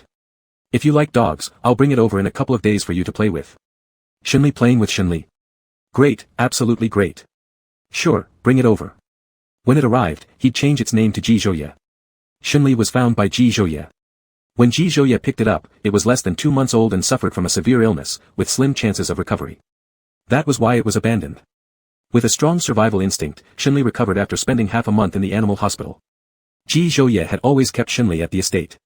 There was a period when he was too busy to spend time with the dog, so he sent it to the old house. Later, when Shenli arrived, Ji Zhouye didn't know if Shenli liked dogs, so he temporarily kept Shenli at the old house. Coincidentally, Ji Zhouye liked the dog. Ji Zhouye liked dogs but disliked their names. He insisted on renaming the dog, but after several failed attempts, he gave up. Shenli only responded to those two characters. Shenli, Ji Zhouye, tomorrow I'll also keep a dog and name it Ji Zhouye. You can be happy doing anything you like. Ji Zhouye wasn't bothered at all because he knew that Shenli was just talking nonsense. Sleep. Shenli pulled the blanket over himself carelessly. Ji Zhouye reminded him, Shenli, people must be responsible for what they say and what they do. Did you forget what you said as we left the restaurant? Should I help you remember? Shenli. He understood Ji Zhouye well enough. If he didn't acknowledge it today, Ji Zhouye would surely remind him of every single detail. I don't need to remember. Anyway, things were already like this, so why not just let it go? The next morning, upon waking, Shenli kicked the person still sleeping beside him without even turning around before heading straight to the bathroom. After being woken by the kick, Ji Zhouye wasn't annoyed. The smile in his eyes was evident, showing how pleasant his mood was. Shenli, this is all you've got. When the bathroom door opened, Shenli strolled out with his hands in his pockets, looking resentful and defiant. Ji Zhouye, just wait. When Jiangqing recovers and overtakes JH, I'll keep you as my lover. Ji Zhouye chuckled lowly. In Shenli's eyes, this was clearly nothing but mockery. I'm waiting, Ji Zhouye smiled. Looking forward to your success. Shenli entered the bathroom again, slamming the door behind him, and a few seconds later, the sound of running water was heard. In Jiangqing's office. Ling Feng organized files on the desk. Shenli looked at him, pondered for a few seconds, then asked, what does it mean if someone doesn't like you but keeps teasing you? Loneliness. Ling Feng didn't hesitate before answering. Thinking about something else, Ling Feng paused and continued, or maybe they like you, just hidden well, and you haven't noticed. Really? Shenli was half believing, half doubtful. Of course. Ling Feng was somewhat fearful of unintentionally offending this boss, so now he wasn't merely an assistant but also needed to be an emotional expert. He gossiped a little, Mr. Shen, what exactly is going on between you and Mr. Ji? Shenli didn't have much to hide since anyone could guess a bit from the questions he'd asked. He was my first love, and our breakup wasn't very amicable. He wants revenge on me. Mr. Shen, are you fooling around with me? Do you think Ji Zhouye would really want revenge on you? Ling Feng didn't believe that Ji Zhouye wanted revenge. If Ji Zhouye truly wanted to get back at you, how could he rescue you from the police station? This is precisely what confuses me. Tell me, what does Ji Zhouye really think? I've never been in love, Ling Feng offered his personal opinion, just hear me out. I think Ji Zhouye pretending to get revenge is false, while wanting to reconcile with you is true. Ling Feng continued, think about it. Who gets revenge like this? Ji Zhouye could ruin you just by snapping his fingers. Why would he bother? Shenli reflected silently for a moment, maybe he's planning to torture me slowly, give hope, and then leave me in despair. Mr. Ji isn't that kind of person, Ling Feng was extremely firm in his statement. Shenli almost thought Ling Feng was Ji Zhouye's pawn. Have you been bought off by Ji Zhouye? Why do you always speak for him? Anyway, Mr. Ji is a good person. Alright, you're both good people, and I'm the bad one. After Ling Feng left, Shenli fell into self-doubt. Was it really he who was misjudging Ji Zhouye? Putting aside everything else, Ji Zhouye was indeed skilled in winning hearts. Shenli admitted defeat. Now Ling Feng was devoted to him. Recalling Ling Feng's analysis, Shenli slightly curled the corner of his lips and bent his eyebrows. Chapter 21, This behavior is called being a lapdog. In this world, there are always some people who meet each other again after winding paths. Whether they can return to where they started remains uncertain. Shenli thought his reunion with Ji Zhouye was just a coincidence. An old friend returned to the country, and Shenli had a dinner gathering at night. Around 3 o'clock, he sent a message to Ji Zhouye telling him about it, but there was no reply by the end of the workday. Shenli was just about to call when Ji Zhouye replied with 2 words, as you wish. Seeing this message, he felt uncomfortable. Through the phone screen, he could sense the sudden coldness from the other side. Things had seemed fine in the morning. Ling Feng's analysis was entirely wrong. Ji Zhouye's feelings for him were a thing of the past. The present-day Ji Zhouye no longer harbored any affection for him. If Ji Zhouye told Shenli he was going out to dinner with friends, Shenli would be very curious about which friends and when Ji Zhouye would return. Ji Zhouye asked nothing, indicating that he didn't care and wasn't interested in Shenli's affairs. Shenli tightened his grip on the phone. It was indeed futile to discuss matters of the heart with someone who'd never been in love. After work, Shenli showed up as agreed. His old friend had arrived before him. As soon as he entered the restaurant, someone called out to him. Shenli, over here. Hearing his name, Shenli looked toward a man grinning mischievously and waving at him. Tang Qinyan, an acquaintance from abroad, in the same major. During that time, Shenli had been quite disheartened, and Tang Qinyan had been his first friend overseas. He smiled faintly at Tang Qinyan and took a seat opposite him. Having been busy since returning home, Shenli hadn't been in much contact with Tang Qinyan. Occasionally, Tang Qinyan would send messages asking how Shenli was doing. When did you come back? I've been back for 2 days. After finishing my business, I immediately arranged this dinner date with you. Tang Qinyan wore a green flowered shirt, grinned slyly like always. After a year without meeting, he was still the same. What about your girlfriend? Did she come back with you? Swinging the highball glass by his side thoughtfully, Tang Qinyan replied, we broke up. She was too well behaved. Shenli said, tisk, followed by, just make sure you don't regret it later. Enough about me. Tell me about you. Have you seen your first love after being back for so long?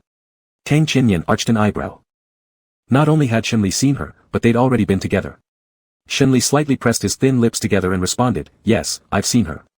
Tang Qinyan pressed further, is there a chance for reconciliation?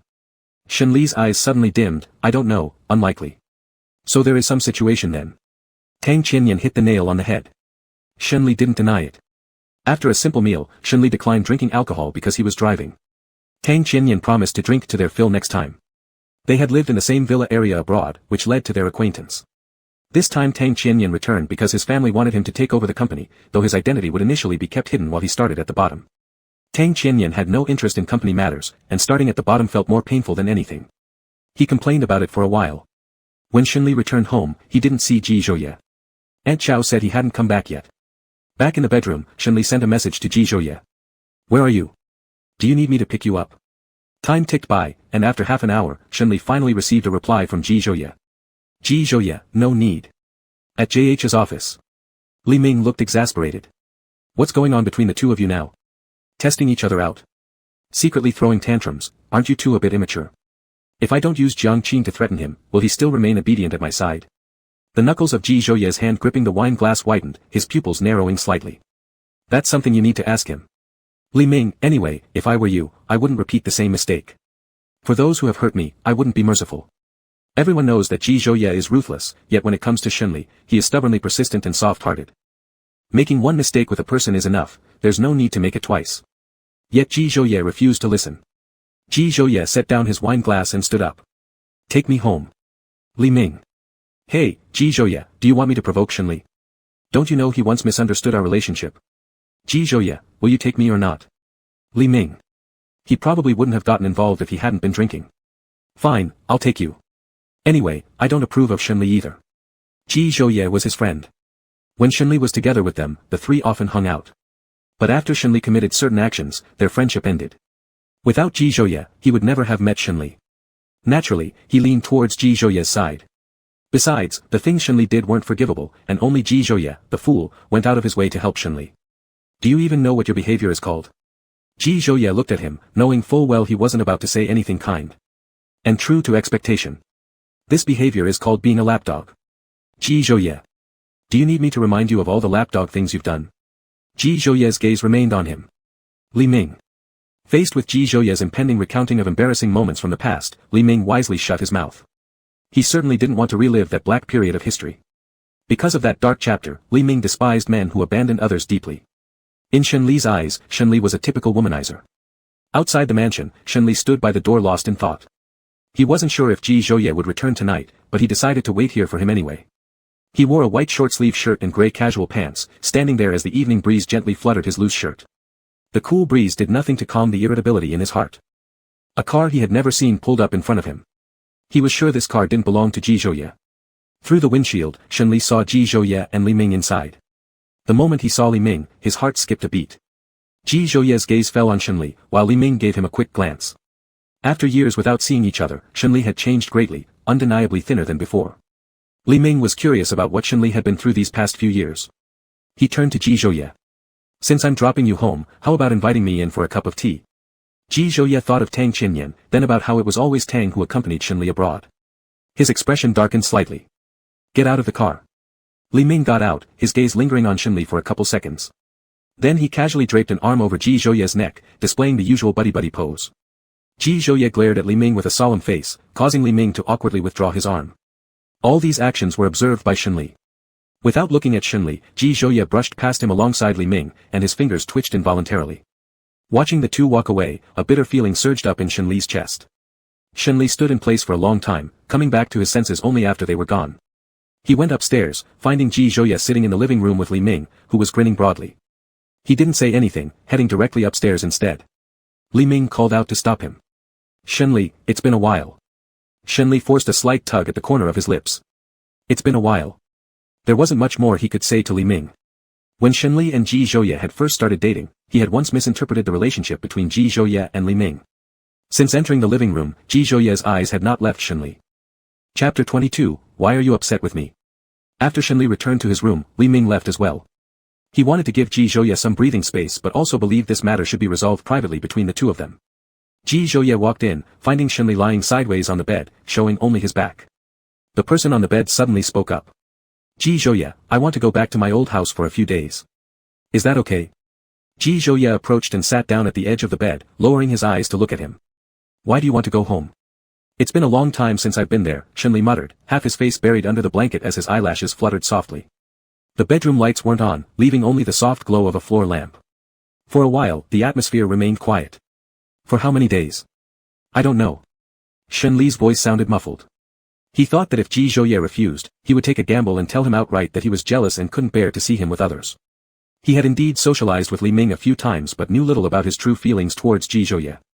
Before Ji Zhouye and Shen Li started dating, he'd heard rumors about Ji Zhouye and Li Ming. Tonight is too late, let's make it tomorrow morning. Ji Zhouye pulled the blanket off Shen Li's body slightly. Don't you feel stuffy like this? Not really. The one who walked away first had no right to complain, yet when grievances came rushing in, it was impossible to hold them back.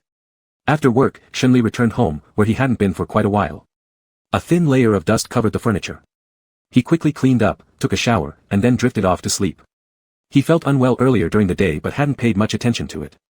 2 hours of fitful sleep later, Shen Li realized he had a fever. He looked around for medicine but couldn't find any antipyretics. Tang Qianyan called, asking if he had eaten. Not yet. Tang Qianyan, where's your place? I'll come and have dinner with you. I'll send you the address via WeChat. After hanging up, Shen Li ordered antipyretics on an app. Tang Qianyan arrived half an hour later, coinciding with the food delivery man. What's wrong with you? Shen Li took the medicine from the delivery guy, thanked him, and replied. Nothing serious, just a slight fever. Tang Qianyan carried his dinner into the apartment, looking around. What happened this year? Why did you move to an apartment? There were some family issues. Shen Li threw the medicine onto the coffee table. Living alone in a villa is too empty, the apartment feels cozy. But now even this not-so-big apartment seemed lonely to him, devoid of life. If you're having troubles, let me know. We're brothers, don't keep things bottled up. Tang Qianyan opened the food and handed a pair of chopsticks to Shen Li. This year, Shen Li hadn't mentioned anything about the incidents in his family to Tang Qianyan. It's fine, everything has been resolved. Did you go for a follow-up check? Asked Tang Qianyan. Shen Li was taken aback, his eyes darkening slightly. No. After Shen Li went abroad, he suffered from depression. During that period, he was very isolated and even engaged in self-harm. He didn't have a single friend. Later, after meeting Tang Qianyan, it was Tang who noticed something was wrong and arranged for him to see a psychologist. After a period of medication and counseling, Shen Li's condition improved significantly compared to before. No one other than Tang Qianyan knew about these matters. If there's nothing, then fine, said Tang Qianyan, seeing that Shen Li seemed okay, so he didn't press further. Tang Qianyan left after finishing the meal. Not even 2 minutes had passed when Tang Qianyan sent a message. Your first love is downstairs at your place. While abroad, Tang Qianyan had seen Ji Zhouye's photo on Shen Li's coffee table at home. Seeing it many times made it stick in his memory. When Shen Li looked down from upstairs, he didn't see Ji Zhouye, which meant he must have already left. Did Ji Zhouye know about Tang Qianyan? If he did, would he misinterpret the relationship between him and Tang Qianyan? He wanted to explain something but didn't know how to say it. Perhaps Ji Zhouye simply didn't care about these things, making him overthink needlessly. The words in the input box were deleted and added repeatedly, but in the end, he never sent them. After taking the antipyretics, Shen Li lay on the bed but couldn't fall asleep for a long time. On the very first day Ji Zhouye wasn't by his side, he suffered from insomnia. Restless and unable to sleep, he got up and set the air conditioner to its lowest temperature. The room became cold enough, and Shen Li buried his face in the blanket. The relationship between him and Ji Zhouye was subtle and awkward. Shen Li understood why himself, but he didn't understand why Ji Zhouye's emotions had shifted. What exactly was bothering Ji Zhouye? After taking the antipyretic, he ran a fever again within less than 2 hours, indicating that the medication wasn't very effective for him. Once someone fell sick, all their grievances came rushing back, and he no longer wanted to endure silently. After much hesitation, he called Ji Zhouye. Ji Zhouye answered the call, hearing his weak and feeble voice questioning him, "Why are you upset with me?" Even though Ji Zhouye didn't clearly express it, Shen Li could still sense the change in his emotions. Hearing his unusual tone, Ji Zhouye furrowed his eyebrows. "Are you sick?" Shen Li's voice was muffled. "Answer me first. Why are you upset with me? Weren't we fine this morning? Let's talk in person." Ji Zhouye ended the call. He had been waiting outside the apartment building without going back, and now he drove into the apartment complex. While waiting for the elevator, he called the family doctor. As the knock sounded, Shen Li dragged his trembling, suffering body to open the door. When he opened it, he took a glance at Ji Zhouye and then turned around without saying anything. The moment Ji Zhouye entered the room, he was hit by a wave of chill, and the temperature difference inside and outside the house was stark. Shen Li returned to bed, curling up under the covers. His sleep posture was disheveled, so Ji Zhouye adjusted the air conditioner to 26 degrees Celsius, not caring if Shen Li agreed or not. The person on the bed grabbed a pillow and threw it at him. "Ji Zhouye, this is my home. Don't touch my air conditioner settings." Ji Zhouye caught the pillow as it flew toward him, walked to the bedside, neatly placed it back, and reached out to feel the temperature of Shen Li's forehead. The gentle touch of Ji Zhouye's hand on his forehead felt like being frozen in place, instantly making Shen Li compliant. Ji Zhouye's expression darkened, showing irritation beneath his eyes. "You're running a fever and have the air conditioner set so low, do you want to die?" With the air conditioner set to its lowest level, Shenli subconsciously harbored a masochistic tendency, though he didn't pay much attention to it. You still haven't explained why you're upset with me. Ji Zhouye's face turned serious. Who did you have dinner with tonight? Shenli realized what Ji Zhouye was implying. Ji Zhouye, you're checking up on me. After all, you still don't trust me, you don't believe I'll stay quietly by your side. Breaking up suddenly without warning or disappearing without notice, how can there be any trust? Ji Zhouye suppressed the anger rising in his heart. Tell me, Shenli, how do you expect me to trust you? Shenli remained silent, realizing he didn't have the right to question Ji Zhouye. He sat up, covering Ji Zhouye's hand with his own, his fingers bony yet distinct, and spoke weakly. Have you checked whether Tang Qinyan has a girlfriend? They just broke up recently. Ji Zhouye was slightly startled. He hadn't conducted a detailed check on Tang Qinyan and didn't know he had a girlfriend. Some things, he didn't dare to investigate thoroughly for fear of results he wouldn't be able to accept and deal with. The family doctor arrived, and Ji Zhouye was the one who opened the door. Chapter 23, Can you pick me up, please? The family doctor prescribed new antipyretics for him, and after dispensing the medication, gave some instructions before leaving. Shenli's fever was caused merely by fluctuating temperatures, catching a slight chill, and there were no other issues. Ji Zhouye poured a glass of warm water and handed it to Shenli, then passed the medicine to his lips. Open your mouth. Shenli obediently opened his mouth, and Ji Zhouye placed the pills inside. After swallowing the medicine with a sip of water, Shenli asked, What's your relationship with Li Ming? Friends, we were friends in the past, and we still are, those rumors are all false. Ji Zhouye explained smoothly without hesitation. Before he got to know Shenli well, Ji Zhouye frequently went around campus with Li Ming. With their good looks, people started speculating about their relationship, leading to the rumors that followed. Shenli regretted it a little. It was such a simple matter that could have been resolved with just 2 sentences, yet here he was taking the long way, proving how crucial communication is. Will you bring the dog back home to raise? Shenli looked up at him, adding, I want to raise it with you. I'll ask Uncle Zhang to bring the dog back. Would you come home with me tomorrow? Li Ming was right, Ji Zhouye was stubborn and soft-hearted toward Shenli. He could have simply forced him to go home but chose to patiently coax him into going willingly. Okay. Shenli said, I'll go home with you tonight. He thought he must be truly hopeless, feeling sorry for himself, wanting to go home, and after resolving the misunderstanding, immediately wanting to go home with Ji Zhouye again. You're still running a fever, I don't want to exhaust you tonight. We'll go back tomorrow. Shenli thought Ji Zhouye was going to leave him alone here and disappointedly responded with an, oh, saying, drive carefully on your way back. I didn't say I'm leaving. Can I borrow a set of pajamas?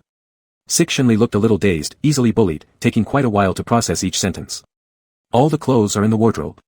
Ji Zhouye took out a black top and bottom pajama set and went into the bathroom. As the sense of grievance and bitterness faded with the cleared-up misunderstanding, Shenli guessed curiously in his mind if Ji Zhouye cared even a little bit about him. Drowsiness began to creep in, yet Shenli persisted in staying awake, waiting for Ji Zhouye to finish bathing so he could tell him many things.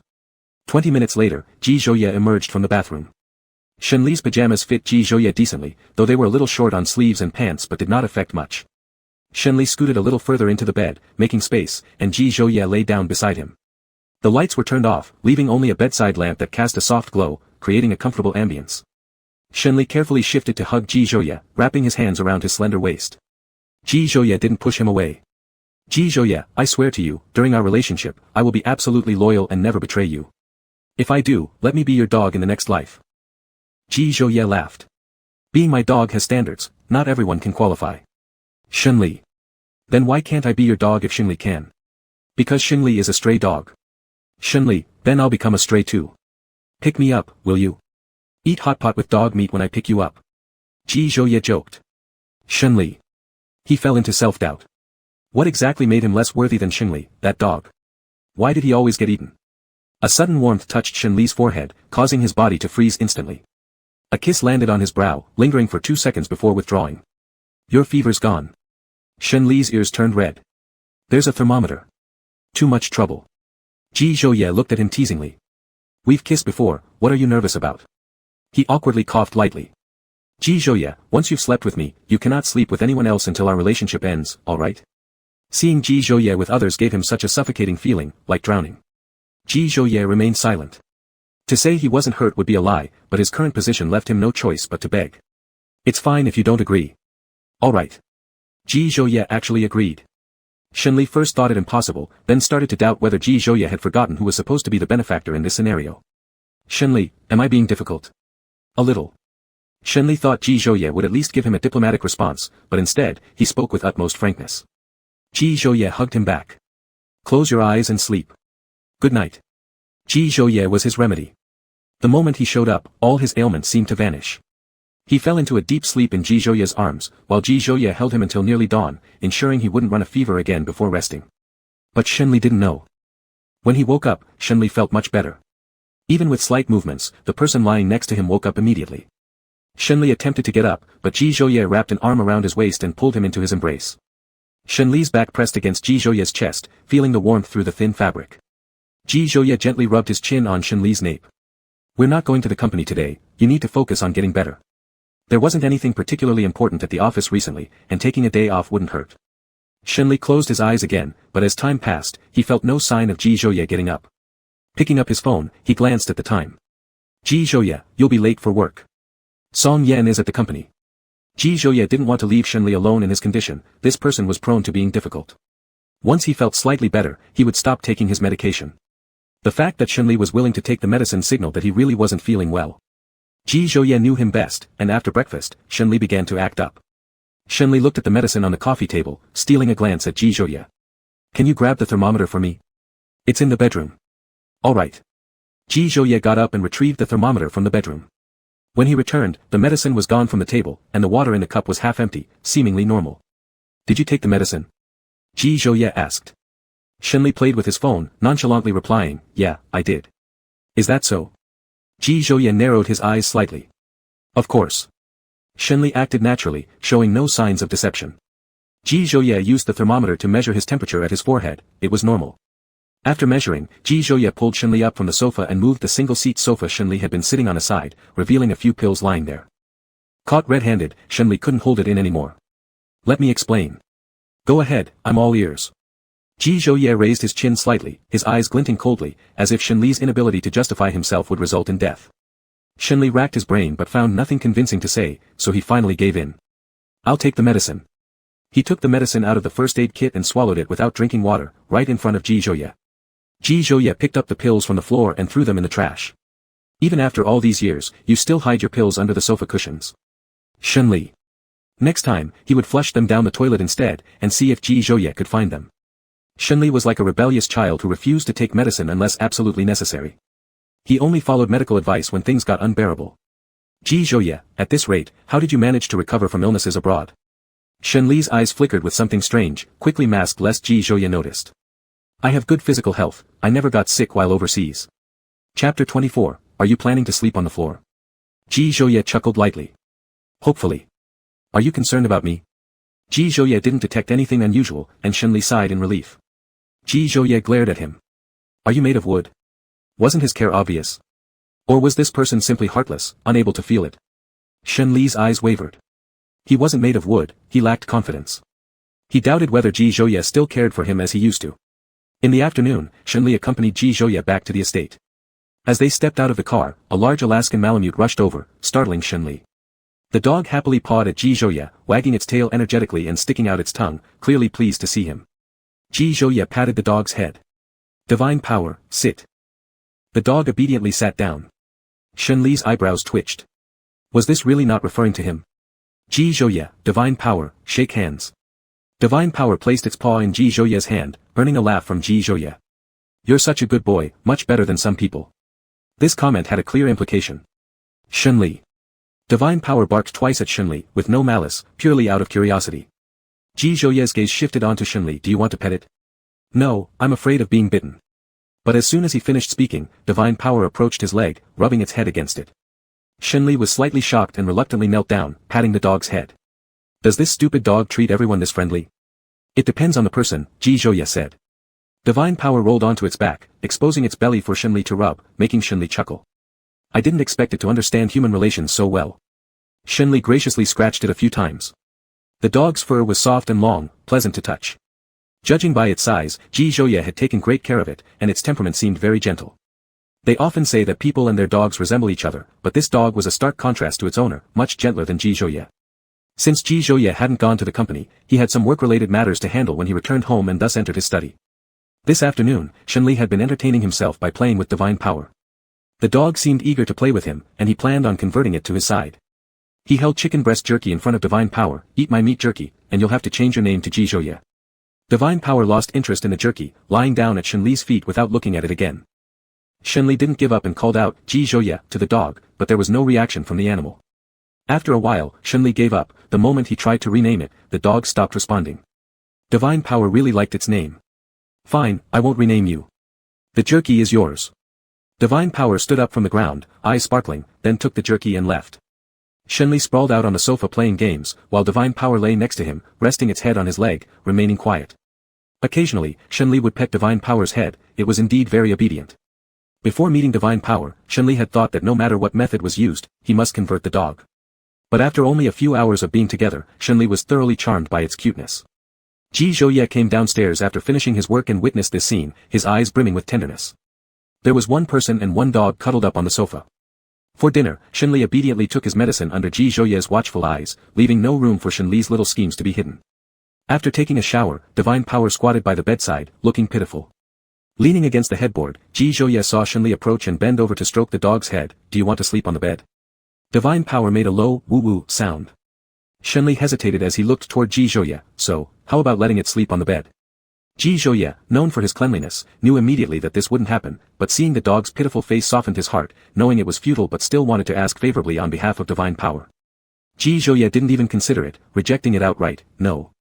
Divine Power's eyes were filled with disappointment, its tail drooping as it let out another pitiful, woo-woo sound, breaking Shenli's heart.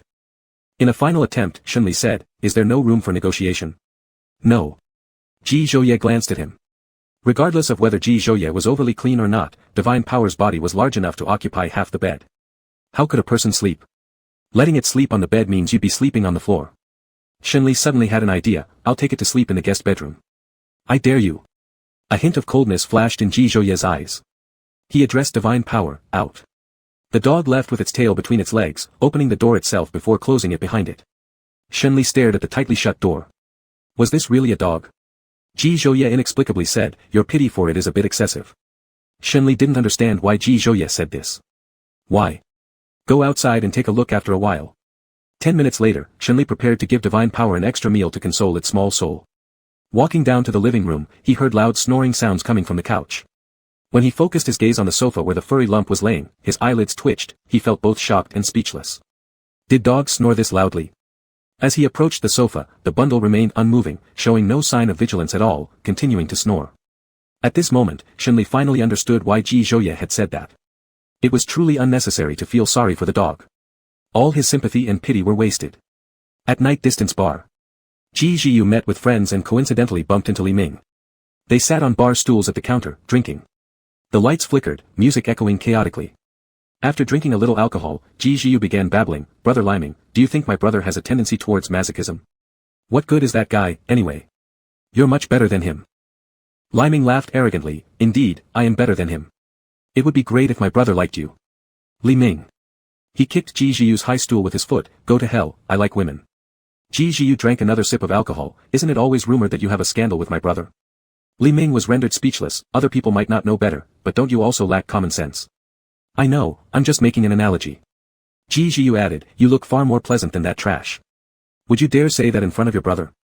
Li Ming grinned. My brother is biased, he doesn't even see me anymore. There's only that trash. Ji Zhiyu muttered softly, the last time I beat up that scum, my brother found out, and he hasn't given me pocket money this month. Li Ming mercilessly mocked him, why did you start hitting people first? If I were your brother, I wouldn't give you either. Li Ming patted his shoulder, alright, I'll cover the bill for tonight. Have fun with your friends. Li Ming found an opportunity to slip away, he didn't want to hang out with those kids. Adults need more excitement. He booked a private room and ordered a few of the best beauties in the club. They partied to their heart's content inside. DJ music played as several women danced seductively, their hair disheveled from the fervor. Chapter 25, Why do you always compare yourself to dogs? Ji Zhouye cut off Zhao Song's financial resources, causing all the small businesses under Zhao Song to collapse overnight. The last incident angered not only Shenli but others as well. Realizing that he had offended someone, Zhao Song asked Zhou Lifan to plead with Shenli on his behalf. Shenli hadn't known about this until Zhou Lifan came. Zhou Lifan was stopped outside by security. Unable to enter, she waited for Shenli in the parking lot. She never imagined that a place where she once walked freely now rejected her presence, the guards would drive her away if she tried. Everything had changed. Grasping Shenli's arm, she pleaded, son, please, can mom ask for a way out? A flicker of malice crossed his eyes, Shenli shrugged off her hand, feeling deep revulsion. It wasn't me who dealt with Zhao Song. This has nothing to do with me. Mom knows it wasn't you.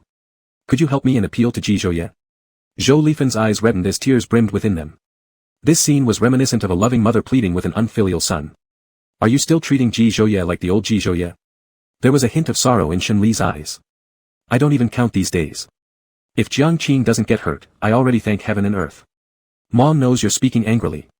It was my fault to force you to split from him back then. I'm sorry, Zhou Lifan wept dramatically, there must still be something for you in Ji Zhouye's heart. As long as you speak up, he will listen. Something for me? Shenli gave a bitter laugh, do you really think it's like before? Let me tell you plainly, I mean absolutely nothing to Ji Zhouye.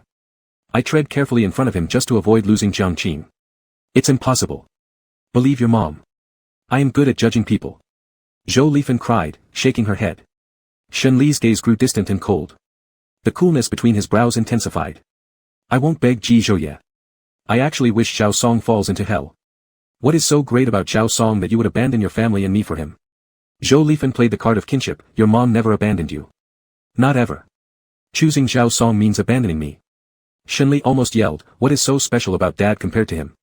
What charm does Zhao Song have that could make you commit adultery during marriage? He was mom's first love, Zhou Lifan lowered her eyes. So, does that mean dad deserves to be cheated on? Playing the sentimentality card had no effect on Shenli. He wouldn't fall for it. Shenli, whether you acknowledge it or not, I am still your mother. Blood ties cannot change, so don't talk too harshly. Shenli wondered how she could have the face to say such things, get lost, otherwise, I'll close down every shop under your name. Zhou Lifan owned a few clothing stores and makeup stores. Looking at this bloodless person before her, she regretted giving birth to him, I shouldn't have given birth to you.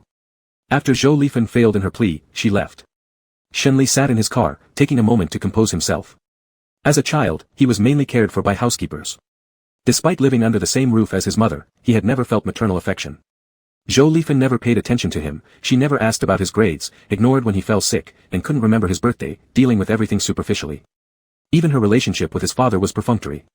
There were signs all along, but back then, he was too young to consider these aspects deeply. His father had never doubted her. Love and lack thereof are too obvious. The first time Shenli defied Zhou Lifan was when she forced him to break up with Ji Zhouye. In the end, Zhou Lifan succeeded. A few years ago, the Ji family was wealthy, but they couldn't rival Jiangqing back then. At that time, Jiangqing was a business tycoon in River City. Zhou Lifan used her family's influence to threaten him. She said, you either break up with Ji Zhouye and go abroad, or you let Ji Zhouye fall into disgrace. Neither you nor him will be accepted by society, and there will be no outcome. Zhou Lifan had rarely managed him, but she focused on this matter alone. That day, he calmly asked, if I refuse to break up, what do you intend to do? I'll let the journalists expose this to the public. You know, I can control public opinion. If I want, the attention will never die down. He will always be under criticism on the trending topics. His life, his family, and his company will all be affected. At that time, people had almost no tolerance for homosexuality. Zhou Lifan, if these aren't enough to make you break up with him, then I'll destroy JH. If Ji Zhouye knew it was me who ruined the company his father worked hard for half his life, do you think he would still be with you? He would only hate you. He wanted to ask his father to stay behind, but one sentence from Zhou Lifan eliminated that idea. Shenli, do you want your selfishness to cause turmoil in this family? Your grandma knows about this matter and is threatening your dad by potentially dying. Your dad has already compromised so that you go abroad. Back then, Jiangqing could get away with anything in Jiang City. If Zhou Lifan wanted to destroy Ji Zhouye, it wouldn't be difficult for her. Thus, he went abroad. The night before he left, his father said a lot to him. He said, literally, after you finish your studies and return to the country, whatever you want to do or whoever you want to be with, your dad supports you. Your grandma's condition is getting more serious. Doctors say she can last for at most 2 more years. I want her final days to be pleasant. As a son, can you understand your dad? He naturally understood. The boy your dad also understands somewhat, he surely will achieve great things in the future. When you come back, if there's still fate between you, your dad sincerely blesses both of you. Thus, he went abroad. 2 years later, his grandmother passed away. After attending the funeral, he was sent abroad again. Shenli was late picking Ji Zhouye up from work. Ji Zhouye had been waiting for a while. Ji Zhouye didn't ask, Shenli explained first, there was traffic on the road, I'll be more careful next time. Did you feel unwell today? No. After Ji Zhouye got in the car, Shenli didn't start the car immediately. He looked sideways at him with a relaxed and irreverent expression, Ji Zhouye, are you concerned about me? I'd also care if Shenli fell sick. Shenli. If both Shenli and I were sick at the same time, who would you take care of first? Shenli. Ji Zhouye showed him no mercy at all. Good. He wasn't even as important as a dog. Zhou Lifan also said Ji Zhouye cares for him inside, but where was it? It seemed like Ji Zhouye cared more for Xinli. Xinli stopped talking. A trace of laughter appeared in Ji Zhouye's eyes. Why do you always compare yourself to dogs? It's better to be a dog than to be human. Xinli mumbled quietly. As a dog, he could rub against his legs and have his head patted, whereas being a person gave him nothing. Ji Zhouye, for example.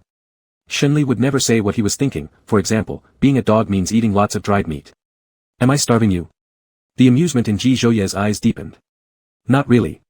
When they got home, Xinli started teasing the dog, giving it a lot of dried meat. Xinli was thrilled, circling around Xinli happily. If Ji Zhouye hadn't stopped him, Xinli would have kept feeding the dog dried meat. After Ji Zhouye stopped Xinli from eating dried meat, Xinli secretly opened a can for him. Chapter 26, No Dinner Allowed Tonight. It wasn't Ji Zhouye treating Xinli like a dog, but Xinli himself was subtly jealous of the dog, though he still liked Xinli despite being jealous. Watching Xinli hum and whimper as it coaxed Ji Zhouye, seeing Ji Zhouye pat its head and give it a piece of dried meat as a reward made Xinli extremely envious. Envious but unable to express it. All he could do was secretly think that being a dog was quite nice too. At least dogs don't need to hide their likes. They can show affection for someone without any reservations. He didn't necessarily have to hide his own feelings either, but he was afraid of not getting the answer he wanted. On the other hand, letting go first meant no right to turn back. In matters of love, he had always harbored lingering regrets and proceeded cautiously. He used to not be such a hesitant person, but later he became this way. After dinner, Xinli threw a frisbee on the lawn to play with Xinli. Every time he threw it out, Xinli would catch it firmly and bring it back. When they were almost done, Xinli shook the small dried meat stick in his hand, and Xinli ran over quickly, licking his tongue and jumping on him. Xinli was directly knocked down. With Xinli's weight of over 100 pounds and Xinli having absolutely no defense, he was pinned underneath. Xinli's paws stepped on his chest, almost sending him to another world. Xinli felt like his ribs might be broken. This Xinli wasn't chasing after the dried meat, it was chasing after his life. Xinli. A sharp rebuke caused Xinli to get off him and run towards the nearby figure, abandoning the dried meat altogether. With its head hanging low, it emitted a whining sound. Xinli was still lying on the grass. Turning his head, he saw Ji Zhouye walking toward him with a frosty expression. He stood up while holding his chest, exhaled, and laughed, saying, Xinli really needs to lose some weight. Ji Zhouye's gaze fell on him as he looked him over. Did it scratch you or hurt you in any way? No. Xinli called out to Xinli not far away, come over here and have some dried meat. Xinli didn't respond, tail between its legs, and went to the backyard instead. Xinli asked Ji Zhouye in confusion, what's wrong with him? Nothing serious, don't worry about it. Xinli thought that Xinli had just played until it was tired, so he didn't give it too much attention. The next morning, before work, Xinli didn't see Xinli. He thought it might be hiding somewhere and sleeping. However, after work, when he still hadn't seen it, Xinli felt something was off. Ms. Zhao, have you seen the dog? Xinli asked. It's in the doghouse in the backyard. She added quietly, it's been there since last night. Xinli went to the backyard. There was a wooden doghouse there, roughly the size of a single room, equipped with a constant temperature air conditioner. He walked inside. Xinli lay in the corner, and when it saw him, its eyes flickered briefly before dimming again. Xinli, come out and play. I'll open a can for you. Xinli didn't move an inch. No matter how much Xinli called out or tempted it with delicious food, it wouldn't leave the doghouse. Xinli assumed it might be sick. Upon asking Ms. Zhao, he learned that Xinli had gone into the doghouse last night and never came out. It hadn't touched its dog food, it had only drunk a little water. Ms. Zhao explained, when the dog realizes it has done something wrong, it goes into the doghouse voluntarily. Only Mr. G calling it will make it come out. No one else can. Xinli remembered what happened yesterday evening and realized it was probably his fault that had caused this situation. He went to the living room to find Ji Zhouye. Ji Zhouye, let the dog out. Ji Zhouye put down the tablet in his hands and raised his eyes to look at him. It knocked someone down, so it must reflect on its behavior. It wasn't intentional, besides, it is just a dog. So, just because it's a dog and cute, does that mean it shouldn't be punished if it bites people? Xinli retorted, it didn't bite anyone. Ji Zhouye, you're being unreasonable. But it did knock someone down. If that person had been a child instead of an adult who suffered no real harm last night, have you thought about the consequences? Xinli agreed with Ji Zhouye's point but still wanted to get the dog out. It already knows it made a mistake. I guarantee on my honor that nothing like this will happen again. What's your honor worth? Ji Zhouye wouldn't budge, refusing to give any ground. Xinli was getting impatient, don't force me to kneel down and beg you. So kneel. Xinli. Men may kneel only for gold, and kneeling is absolutely impossible. Not releasing it then. Fine, I'll sleep in the doghouse tonight. Threatening me? Ji Zhouye narrowed his eyes slightly, revealing a trace of danger. No no no, Shenli awkwardly said. Shenli hasn't eaten anything for a whole day, it's truly pitiful. Are you sure? Shenli nodded. After his persistence, Ji Zhouye went to the doghouse and moved aside the pillow on the dog bed. Beneath it were hidden some small fish treats and chicken breast strips, quite a stash. There were even food crumbs in the corner of Shenli's mouth, obviously indicating that it had just finished eating. Being caught red-handed, Shenli covered its face with one paw. Ji Zhouye, it seems only you pity it and think it's pitiful. Shenli. Now this was embarrassing. This dog really knew how to slap his face hard, literally ringing with shame. Last time, he pitted it and let it sleep in the bedroom, only for it to snore loudly in the living room. This time, thinking it hadn't eaten or drunk water, he felt sorry for it, only to discover it had secretly eaten fish treats and chicken strips. Shenli pointed angrily at it, unable to hold his breath anymore, finally blurting out, "You are not a good dog." He himself was the fool. Ji Zhouye's lips curled upward into a smirk. Shenli happily circled around Shenli as it emerged from the doghouse. Despite feeling powerless, Shenli could only accept and forgive, considering how adorable it was. However, he decided that if something similar happened again, he'd need to be more cautious. He certainly didn't want to get embarrassed again. It really didn't feel good getting humiliated. While lost in his thoughts, he tripped over the dog without noticing. Instinctively, he reached out to grab Ji Zhouye. Ji Zhouye reacted quickly, using one hand to hook Shenli's waist and pull him into his arms. Locked in each other's gaze, Shenli missed a half-beat of his heart and also feared Ji Zhouye would blame the dog. "It was my fault for accidentally tripping over Shenli." "It's not his fault, don't blame him." "If it's not its fault, then it's your problem." Ji Zhouye's eyes carried faint laughter. "No dinner for you tonight." "Shenli. Are you really treating me like a dog? Not even giving me dinner?"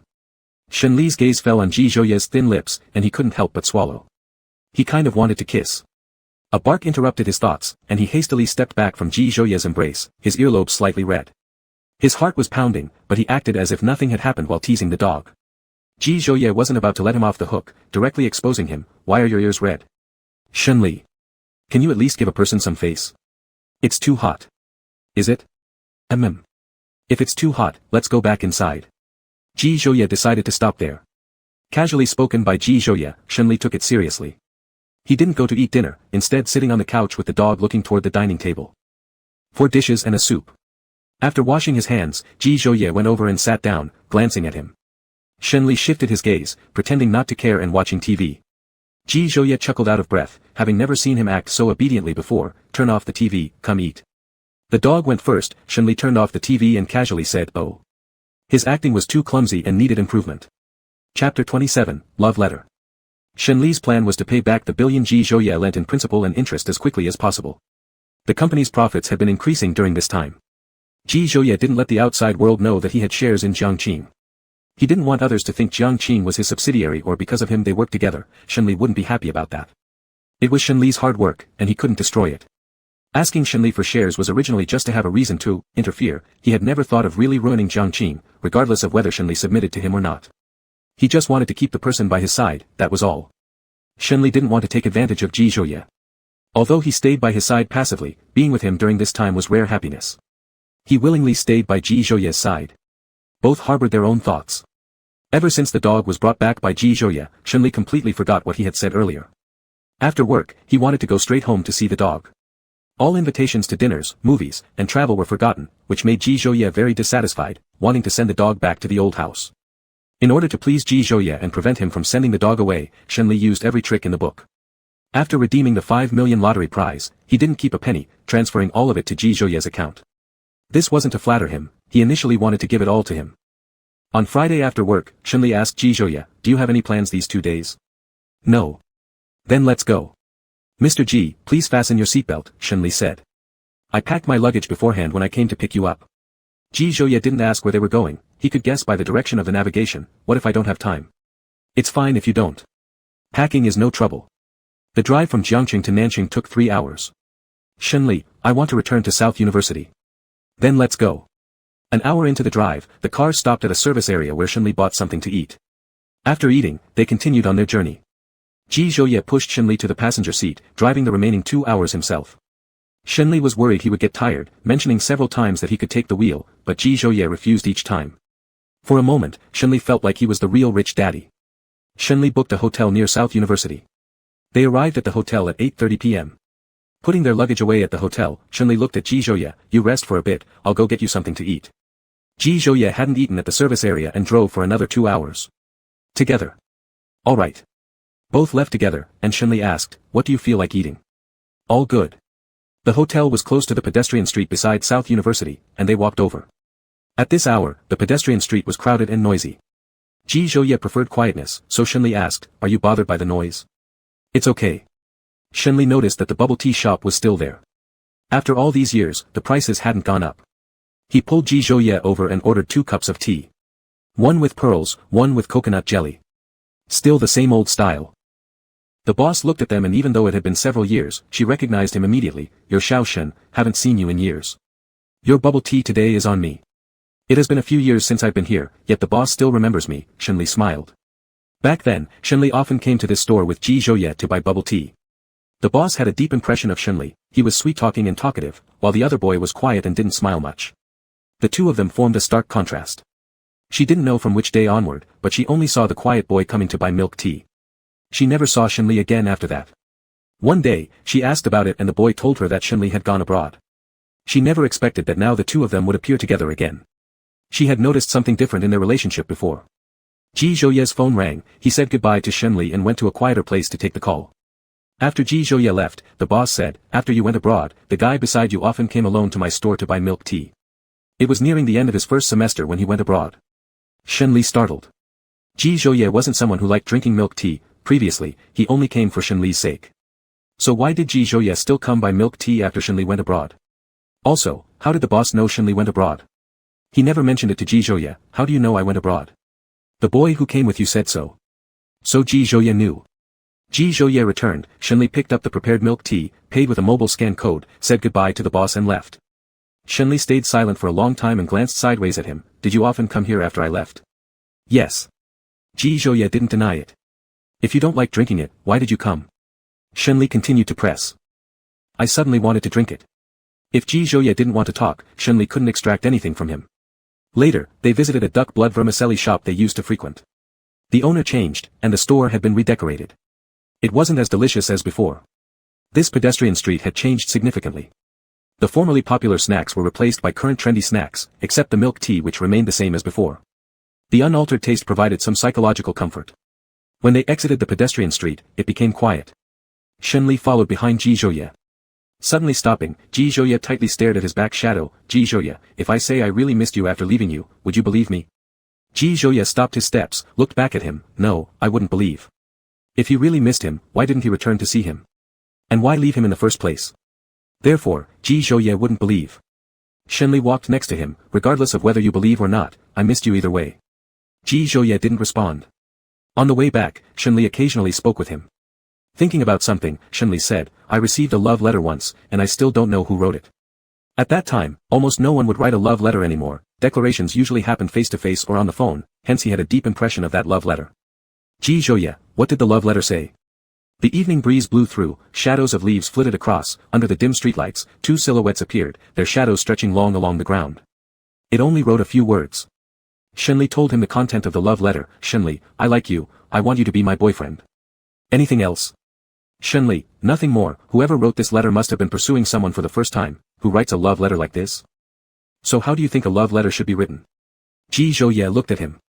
To start with, no matter what the content is, there should be a lot of text to show sincerity, so the other person can see how much you like them. Shenli, just writing a few words, where's the liking, where's the sincerity? Ji Zhouye's eyes darkened slightly. Is it really that insincere? Yeah. Back at the hotel, after taking a shower, Ji Zhouye went into the bathroom. Shenli lay on the bed lost in thought. He discovered that recently Ji Zhouye seemed increasingly reluctant to touch him. Ever since that drunken incident, Ji Zhouye hadn't touched him anymore. He wondered. Maybe Ji Zhouye had grown tired of him. Chapter 28, Are you not afraid he might leave you again? 15 minutes later, Ji Zhouye came out of the bathroom and lay down next to him. Suppressing the urge to just pounce on him, Shenli fell asleep drowsily. In his dream, he asked Ji Zhouye if he was getting bored with him. Indeed, whatever you think about before sleeping ends up in your dreams. In the dream, Ji Zhouye's gaze towards him was full of disdain. The answer was obvious. He woke up from the nightmare at 9 in the morning. The person next to him was gone. His first thought was that Ji Zhouye detested him so much that he ran away during the night. Looking at the luggage, it was still there. Still half asleep, he blinked. Would Ji Zhouye abandon even his luggage? Reaching under the pillow for his phone, he breathed a sigh of relief upon seeing Ji Zhouye's message. For a moment, he almost thought Ji Zhouye didn't want him anymore. Relaxing, he got up from bed and headed to the bathroom to freshen up. Last night's dream made him sweat a lot, feeling sticky all over.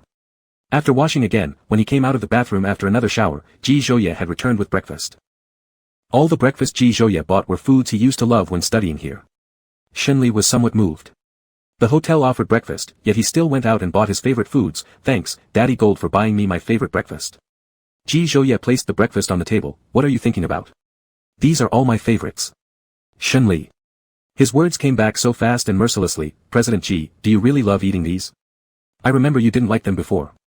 A person's taste doesn't remain unchanged forever. Shenli. He was overly emotional. During the breakfast, Ji Zhouye barely ate. Almost everything ended up in Shenli's stomach. He couldn't help but curve his lips. Other people's preferences might change easily, but Ji Zhouye's wouldn't. A single breakfast explained everything. It was indeed Ji Zhouye who bought it for him. After finishing breakfast, he took Ji Zhouye to the arcade they used to visit frequently. The interior decoration of the arcade had changed drastically. There wasn't a trace left of what it looked like before. Shenli bought game tokens at the self-service machine. He pulled Ji Zhouye over to try catching dolls. Immature, Ji Zhouye showed no interest in such things, though his mouth said immature, his body honestly accompanied him to play. Shenli tried to catch 5 or 6 times but failed each time. He pulled some tokens out from the small basket and handed them to Ji Zhouye. Help me catch one. Not playing. Ji Zhouye rejected him mercilessly. You're afraid you'll embarrass yourself by failing, right? Don't worry, I won't mock you. Shenli laughed obnoxiously, looking as if he asked for trouble. If it were someone else, they might have hit him on the face uncontrollably. Li Ming once told Ji Zhouye such a sentence long ago. He is so despicable, only you can tolerate him. Actually, Li Ming was also despicable, just slightly less compared to Shenli. Ji Zhouye took the tokens, inserted coins into a machine next to Shenli, and caught 2 dolls in a row. Shenli sighed in admiration, muttering something about probability issues while handing another handful of tokens to Ji Zhouye. Big shot Ji, it's all on you now. When they left the arcade, Shenli carried a transparent bag full of plush dolls, all pink and filled with youthfulness. Ji Zhouye's eyes fell on his back, filled with both helplessness and affection. After leaving the arcade, Shenli encountered a little girl.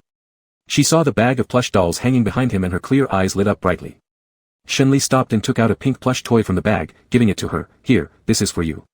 The little girl accepted it happily. Thank you, big brother. The little girl smiled happily, showing faint dimples on her cheeks. She was obedient and polite. Her parents came over after finishing a phone call.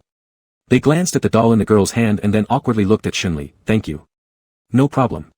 Shenli looked at the little girl. Big brother has to leave now, see you. The big brother catches so many plush toys, so amazing. When I grow up, I want to be your girlfriend. And you'll grab lots of plush toys for me. The little girl laughed innocently. Ji Zhouye standing nearby suddenly turned pale. Her mother became somewhat embarrassed as she looked at Shenli briefly and then turned nervously toward Ji Zhouye, intimidated by his piercing gaze. Sorry, children don't know any better. It's alright, kids say whatever they think, no need to apologize. Ji Zhouye's tone grew impatient. Let's go. Shenli put the plush toys he grabbed onto the back seat of the car. After sitting in the passenger seat, he felt an unusual chill down his neck despite the air conditioner being set at a normal temperature. There shouldn't be cold weather in this 30°C day. Noticing Ji Zhouye's frosty face, he immediately knew why. Having someone walking around like an ice sculpture by your side, it's surprising if you don't feel chilled. Shenli tentatively asked, did I offend you again? This person still has some sense of judgment. Ji Zhouye didn't answer, asking instead, where to? To Foam Lake. The places they visited that afternoon were those where they had gone when they were dating. They went to a lot of places but never mentioned Nan University. By Sunday afternoon, Shenli hadn't brought up going to Nan University before they prepared to return. Ji Zhouye could feel his fear, but didn't know what exactly he feared. So Ji Zhouye didn't bring it up either out of respect for him. On their way back, Ji Zhouye drove while Shenli fell asleep. The first thing he said upon waking up wasn't about their location but, I miss Shenli, the dog, I wonder if Shenli misses me. Ji Zhouye gave him a cold glance without responding. Shenli, you rest a bit, let me drive. Ji Zhouye refused. Then, stop by the pet store on our way home, I want to buy some snacks and canned food for Shenli. Ji Zhouye's face turned even darker. At the pet store, Shenli bought plenty of snacks for the dog. Seeing him return, Shenli wagged its tail cheerfully, not sure whether it was happy to see him or excited by the snacks in his hands. Shenli were happy, but Ji Zhouye looked as if his mood wasn't high. After Ji Zhouye went upstairs, Shenli received a message about balance change. Ji Zhouye had returned the money he won from the lottery to him. Ji Zhouye, keep it and spend it yourself. Shenli was a bit unhappy, as this was something already agreed upon. Shenli glanced at Shenli around him while lowering his head. He thought, if you don't want it, then fine, I'll keep it for buying snacks for my dog. The next day, in Ji's office. Ji Zhouye sat on the sofa with his long legs casually crossed. The cuffs of his shirt were slightly rolled up. I want to be with him, not by threatening him to stay beside me. Li Ming, Ji Zhouye, have you lost your mind? Are you not afraid that he will dump you again? The more he thought, the angrier he became. How could someone like Shenli be worth all of this? There's inequality between you two. How can you be together? The reason Shenli is with you now is simply because of the money. You threaten him, you can destroy everything he has just by moving your fingers. How can he not comply? Ji Zhouye, use your brain. Is there any reason Shenli stays by your side because he still likes you? Isn't everything he does just for protecting Jiangqing? Ji Zhouye's pupils darkened slightly. Even so, I want to be with him. Listen Ji Zhouye, how come I didn't realize you are such a love-addled person before? You only need to tell me what I should do. Li Ming grabbed a handful of his hair. First, get rid of the inequality between you two. Chapter 29, he isn't as heartless as you see. At 5 o'clock after work, Shenli couldn't figure out why Ji Zhouye came down early from his break to pick him up. When he entered the parking lot, he saw Ji Zhouye standing beside the car. As he approached Ji Zhouye, he asked, why did you come? To pick you up after work. Shenli suspiciously stared at him. Really? This makes me feel quite honored, Mr. Ji. If you don't believe it, fine. Ji Zhouye explained no further. Shenli was not exactly disbelieving, he just didn't dare to believe. Seeing that Ji Zhouye wouldn't explain further, he finally said, all right, I believe you. On the way, Shenli felt like he was dreaming. However, this dream didn't last long before delivering a heavy blow. In the evening, after coming out of the bathroom post-shower, Shenli saw Ji Zhouye arranging clothes. He said, from now on, you will stay in this room, and I will stay in the guest bedroom next door. Hearing this, Shenli paused mid-motion while drying his hair.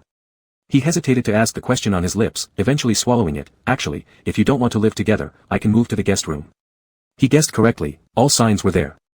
These days, Ji Zhouye was unwilling to touch him. They had been together for a period of time now, and perhaps Ji Zhouye was getting tired. There were things unknown how to say, hence chosen unsaid. He anticipated this day to come but didn't expect it would arrive so soon. No need, Ji Zhouye said, starting tomorrow, you don't need to pick me up anymore. Shenli's hand gripping the towel tightened momentarily, his heart skipping a beat. No more pickups when Ji Zhouye is off work. Shenli found the car keys and placed them on the bedside table. Here, the car keys back to you. Ji Zhouye wanted him to keep the keys, even let him drive the car. But remembering what Li Ming had said, he just replied with a, fine. He took the car back. After Ji Zhouye went into the guest room, Shenli stayed awake all night. Shouldn't his next step be packing and leaving? The next morning, Shenli emerged from the bedroom with dark circles under his eyes, just in time to bump into Ji Zhouye coming out from the guest room. He stammered for a while before muttering, morning. Didn't sleep well. A bit insomnia. Shenli didn't know what to say to Ji Zhouye and fell silent for a moment. I won't eat breakfast. There's some work at the company. Without waiting for Ji Zhouye's reply, he left. At the company, Ling Feng brought in breakfast and placed it on his desk. It's the breakfast Mr. Ji sent for you. Mr. Ji Zhouye. Shenli, did Ji Zhouye come here? Yeah, but he has already left. Shenli was confused. Ji Zhouye chose not to sleep with him, showing a kind of disgust toward him, yet why did he come and bring breakfast? Looking at the breakfast, have you tested it with silver needles? Is there poison? Will it kill me if I eat it? Shenli asked 3 questions in succession, confusing Ling Feng. What? Why would you think like that? Mr. Ji treats you pretty well, doesn't he? You don't understand. Some matters aren't as simple as they seem on the surface. Shenli kept scrutinizing that breakfast. Ling Feng. Mr. Shen, will you eat the breakfast? If you're not having it, please don't waste it. Give it to me. I didn't eat anything this morning. Shenli opened the breakfast package. Go buy your own if you're hungry. In the end, Shenli ate the breakfast himself. Even if it truly contained poison, he wouldn't want anyone else to have it. At noon. Ji Zhouye, have you eaten? Shenli, yes. At 5 in the afternoon. Ji Zhouye, are you off work? Shenli, yeah, I'm about to go home. He almost arrived home at the same time as Ji Zhouye. Seeing Ji Zhouye, he didn't know what to say and turned his attention to Shenli, who ran towards him. He took Shenli to the backyard to play. Ji Zhouye looked at the man and dog with mixed emotions flickering in his eyes. The dog had been completely won over by Shenli's snacks and dried meat, happily greeting him while outright ignoring its original owner.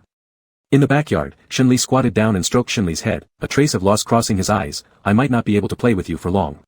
He would miss Shenli, but he would miss Ji Zhouye even more. Perhaps sensing his unhappiness, Shenli stood up and put its front paws on his shoulders, rubbing its head against his face. Shenli knew it was trying to comfort him. He patted its head. I'll secretly come back to see you, bringing you some dried meat. Shenli vigorously rubbed against him. At the dining table, the two remained silent. Shenli didn't know how to ease the solidified atmosphere and just ate a few bites before returning to the bedroom. After taking a shower and getting ready for bed, he was waiting for Ji Zhouye to tell him to leave. Just after lying down, there was a knock on the bedroom door. He went to open it and found Ji Zhouye standing outside holding a glass of milk. Ji Zhouye, you said you couldn't sleep, drink this milk and then sleep. Shenli took the milk, thank you. After not sleeping last night, he still felt no sleepiness tonight. He drank the milk and lay down, thinking about many things before falling asleep. How they met, how they started dating, and how they ended up breaking up. A few years later, they reconnected again. Ultimately, it was he who wronged Ji Zhouye, yet Ji Zhouye was still willing to help him revive Jiangqing. The time he spent by Ji Zhouye's side was already a luxury, he shouldn't be greedy for more. This situation continued for several days, with the dialogue remaining the same. On Friday evening, Tang Qian invited Shenli out for drinks. Shenli went straight to the bar they agreed upon after finishing work. Tang Qian booked a private room. Since he just returned from overseas and didn't know many people, the only ones inside were him and Shenli. With a bad mood already brewing, Shenli drank continuously as soon as he saw the alcohol. Tang Qian couldn't stop him. Shenli, I asked you to come out for drinks, not to drink yourself to death. Shenli, what? Afraid I'll drink you broke? Tang Qian laughed, if you can drink me broke, I'll take your last name tomorrow. Getting back on topic, Tang Qian stopped teasing him, what's really bothering you? Shenli was brimming with sorrow, his eyes glistening as if something was flashing inside them, he doesn't want me anymore. Is he really that great? That you've never forgotten him all these years? Tang Qian sighed as he watched him. Shenli leaned against the sofa, a bottle of alcohol in his hand, he is really great. The problem lies with me. Afraid Shenli would remain trapped in negative emotions and risk relapsing into depression, Tang Qian said, let's drink. I'll join you. When Shenli's phone rang, he was already drunk beyond recognition. It was Tang Qian who answered the call, telling the person on the other end their location. Ji Zhouye showed up 20 minutes later. Entering the private room, he saw Shenli huddled in the corner of the sofa, still clutching the bottle of alcohol. Tang Qian sat beside them, his eyes relatively clear as he hadn't drunk too much. When Ji Zhouye left with Shenli. Tang Qian, Shenli isn't as heartless as you think. If you're keeping him around, it means you have feelings for him. Treat him better, don't regret it later. He heard from Shenli about his recent time spent with Ji Zhouye. Ji Zhouye took Shenli out of the bar. It was 11 p.m., and there weren't many pedestrians on the road. Shenli shoved away Ji Zhouye, who was trying to support him, I'm not drunk, no need for your help. His eyes were half closed, and his body swayed unsteadily. Are you sure you're not drunk? Ji Zhouye grasped his shoulders, then tell me, who am I? Chapter 30, It's My Baseness. Shenli pushed Ji Zhouye away. His body wobbled unstably, struggling to stay upright without letting Ji Zhouye support him. You think I'm cheap, don't you? Otherwise, why would you say those collaborations with Jiangqing were traded for with my body? I didn't, Ji Zhouye, I didn't. Besides you, I haven't been intimate with anyone else. His voice grew increasingly choked, reflecting the hurt that Ji Zhouye's words had inflicted on him. He hadn't brought up those incidents before, but that didn't mean he wasn't affected by them. Recalling them at times caused unbearable heartache, pent-up emotions released with the help of alcohol. You said I couldn't survive without a man. Ji Zhouye's fingertips trembled slightly, his eyes brimming with sorrow and regret. Back then, he lost control of his emotions, saying things he shouldn't have, and immediately regretted it when he calmed down.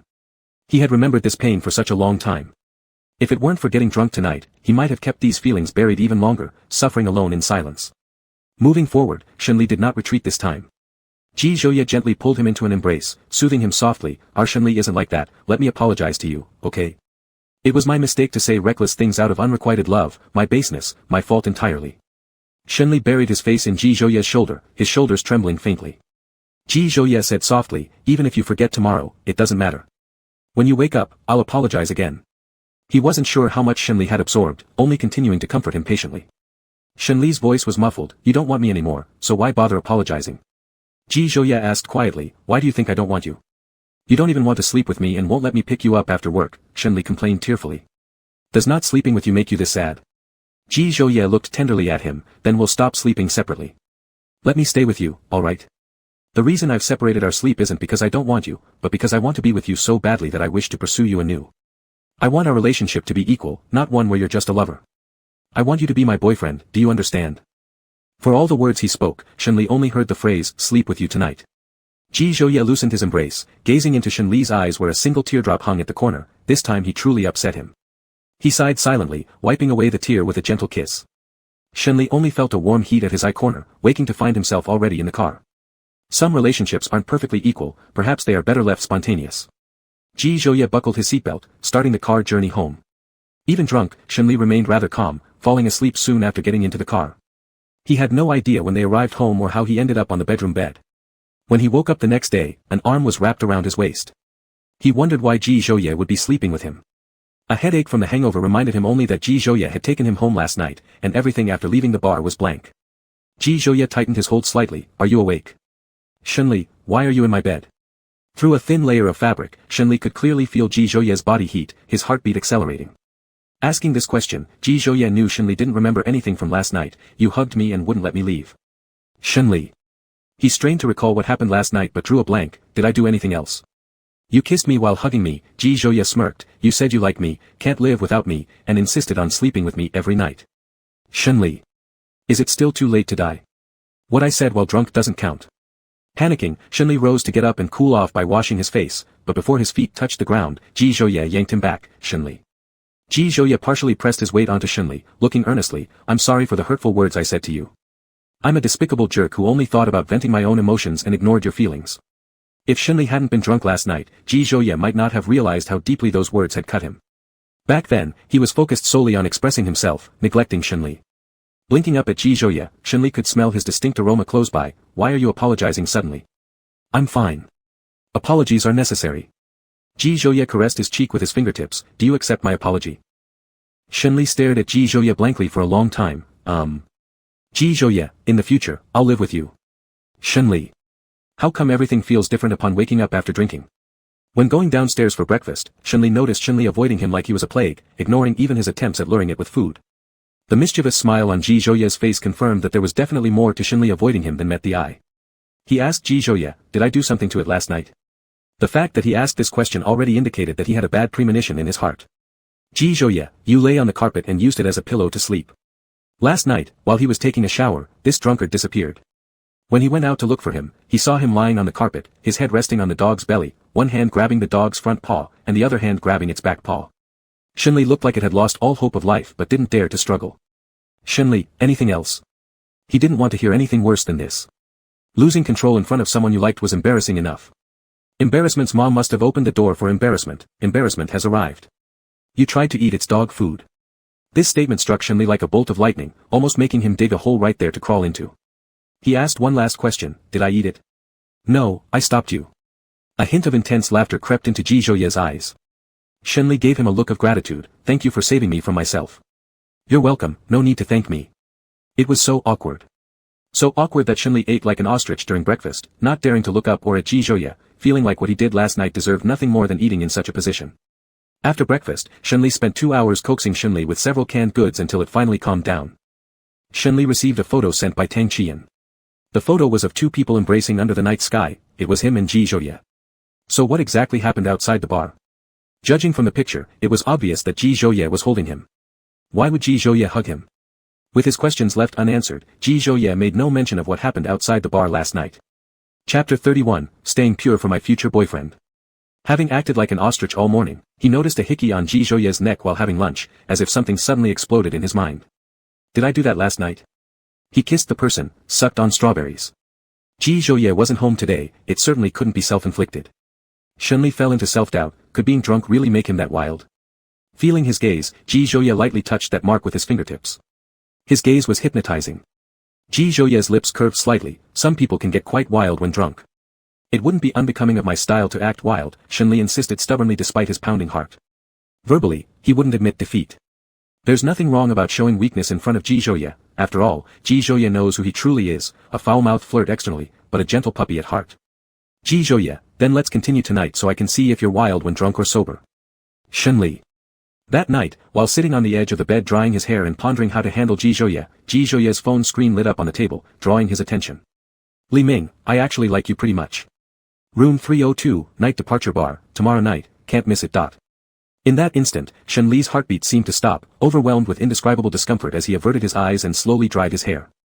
Ji Zhouye had clearly said before that he and Li Ming were just friends, nothing more.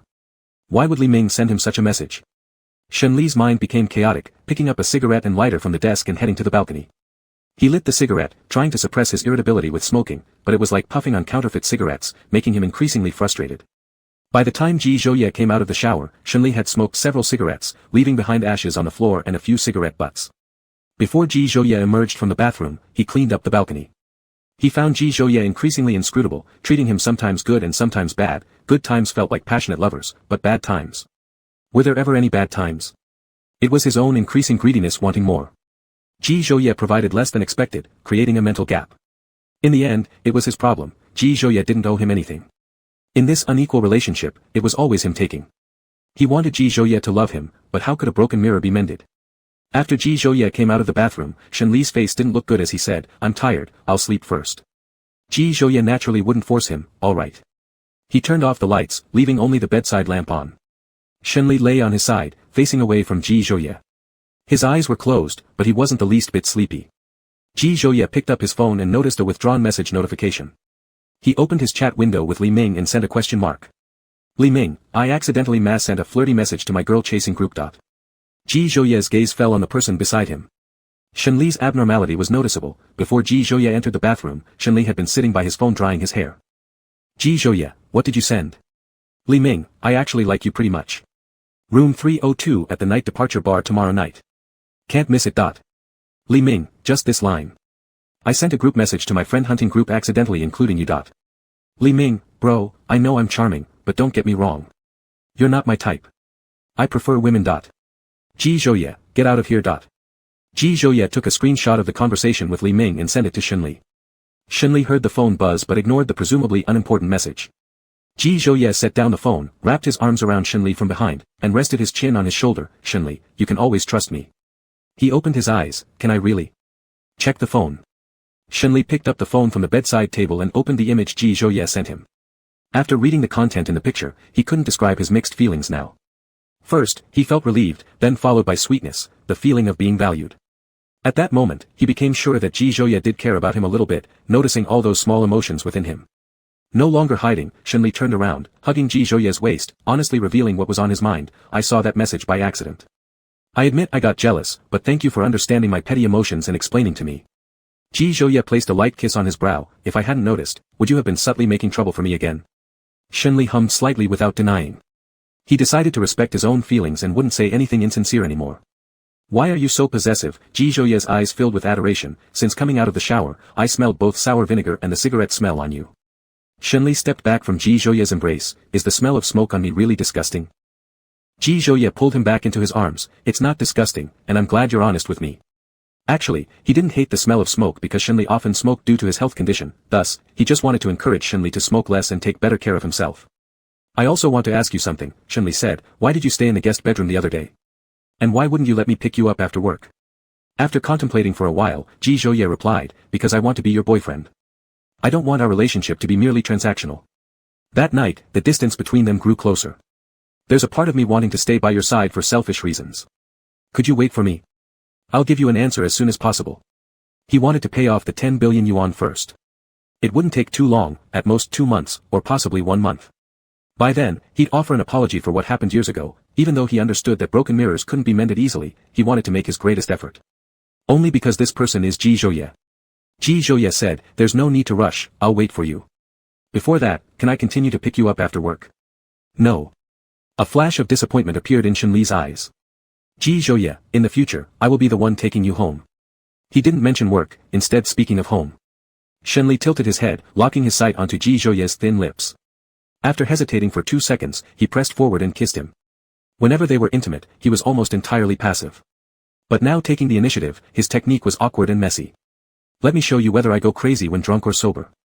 Shenli's wet lips came down, leaving behind suggestive traces.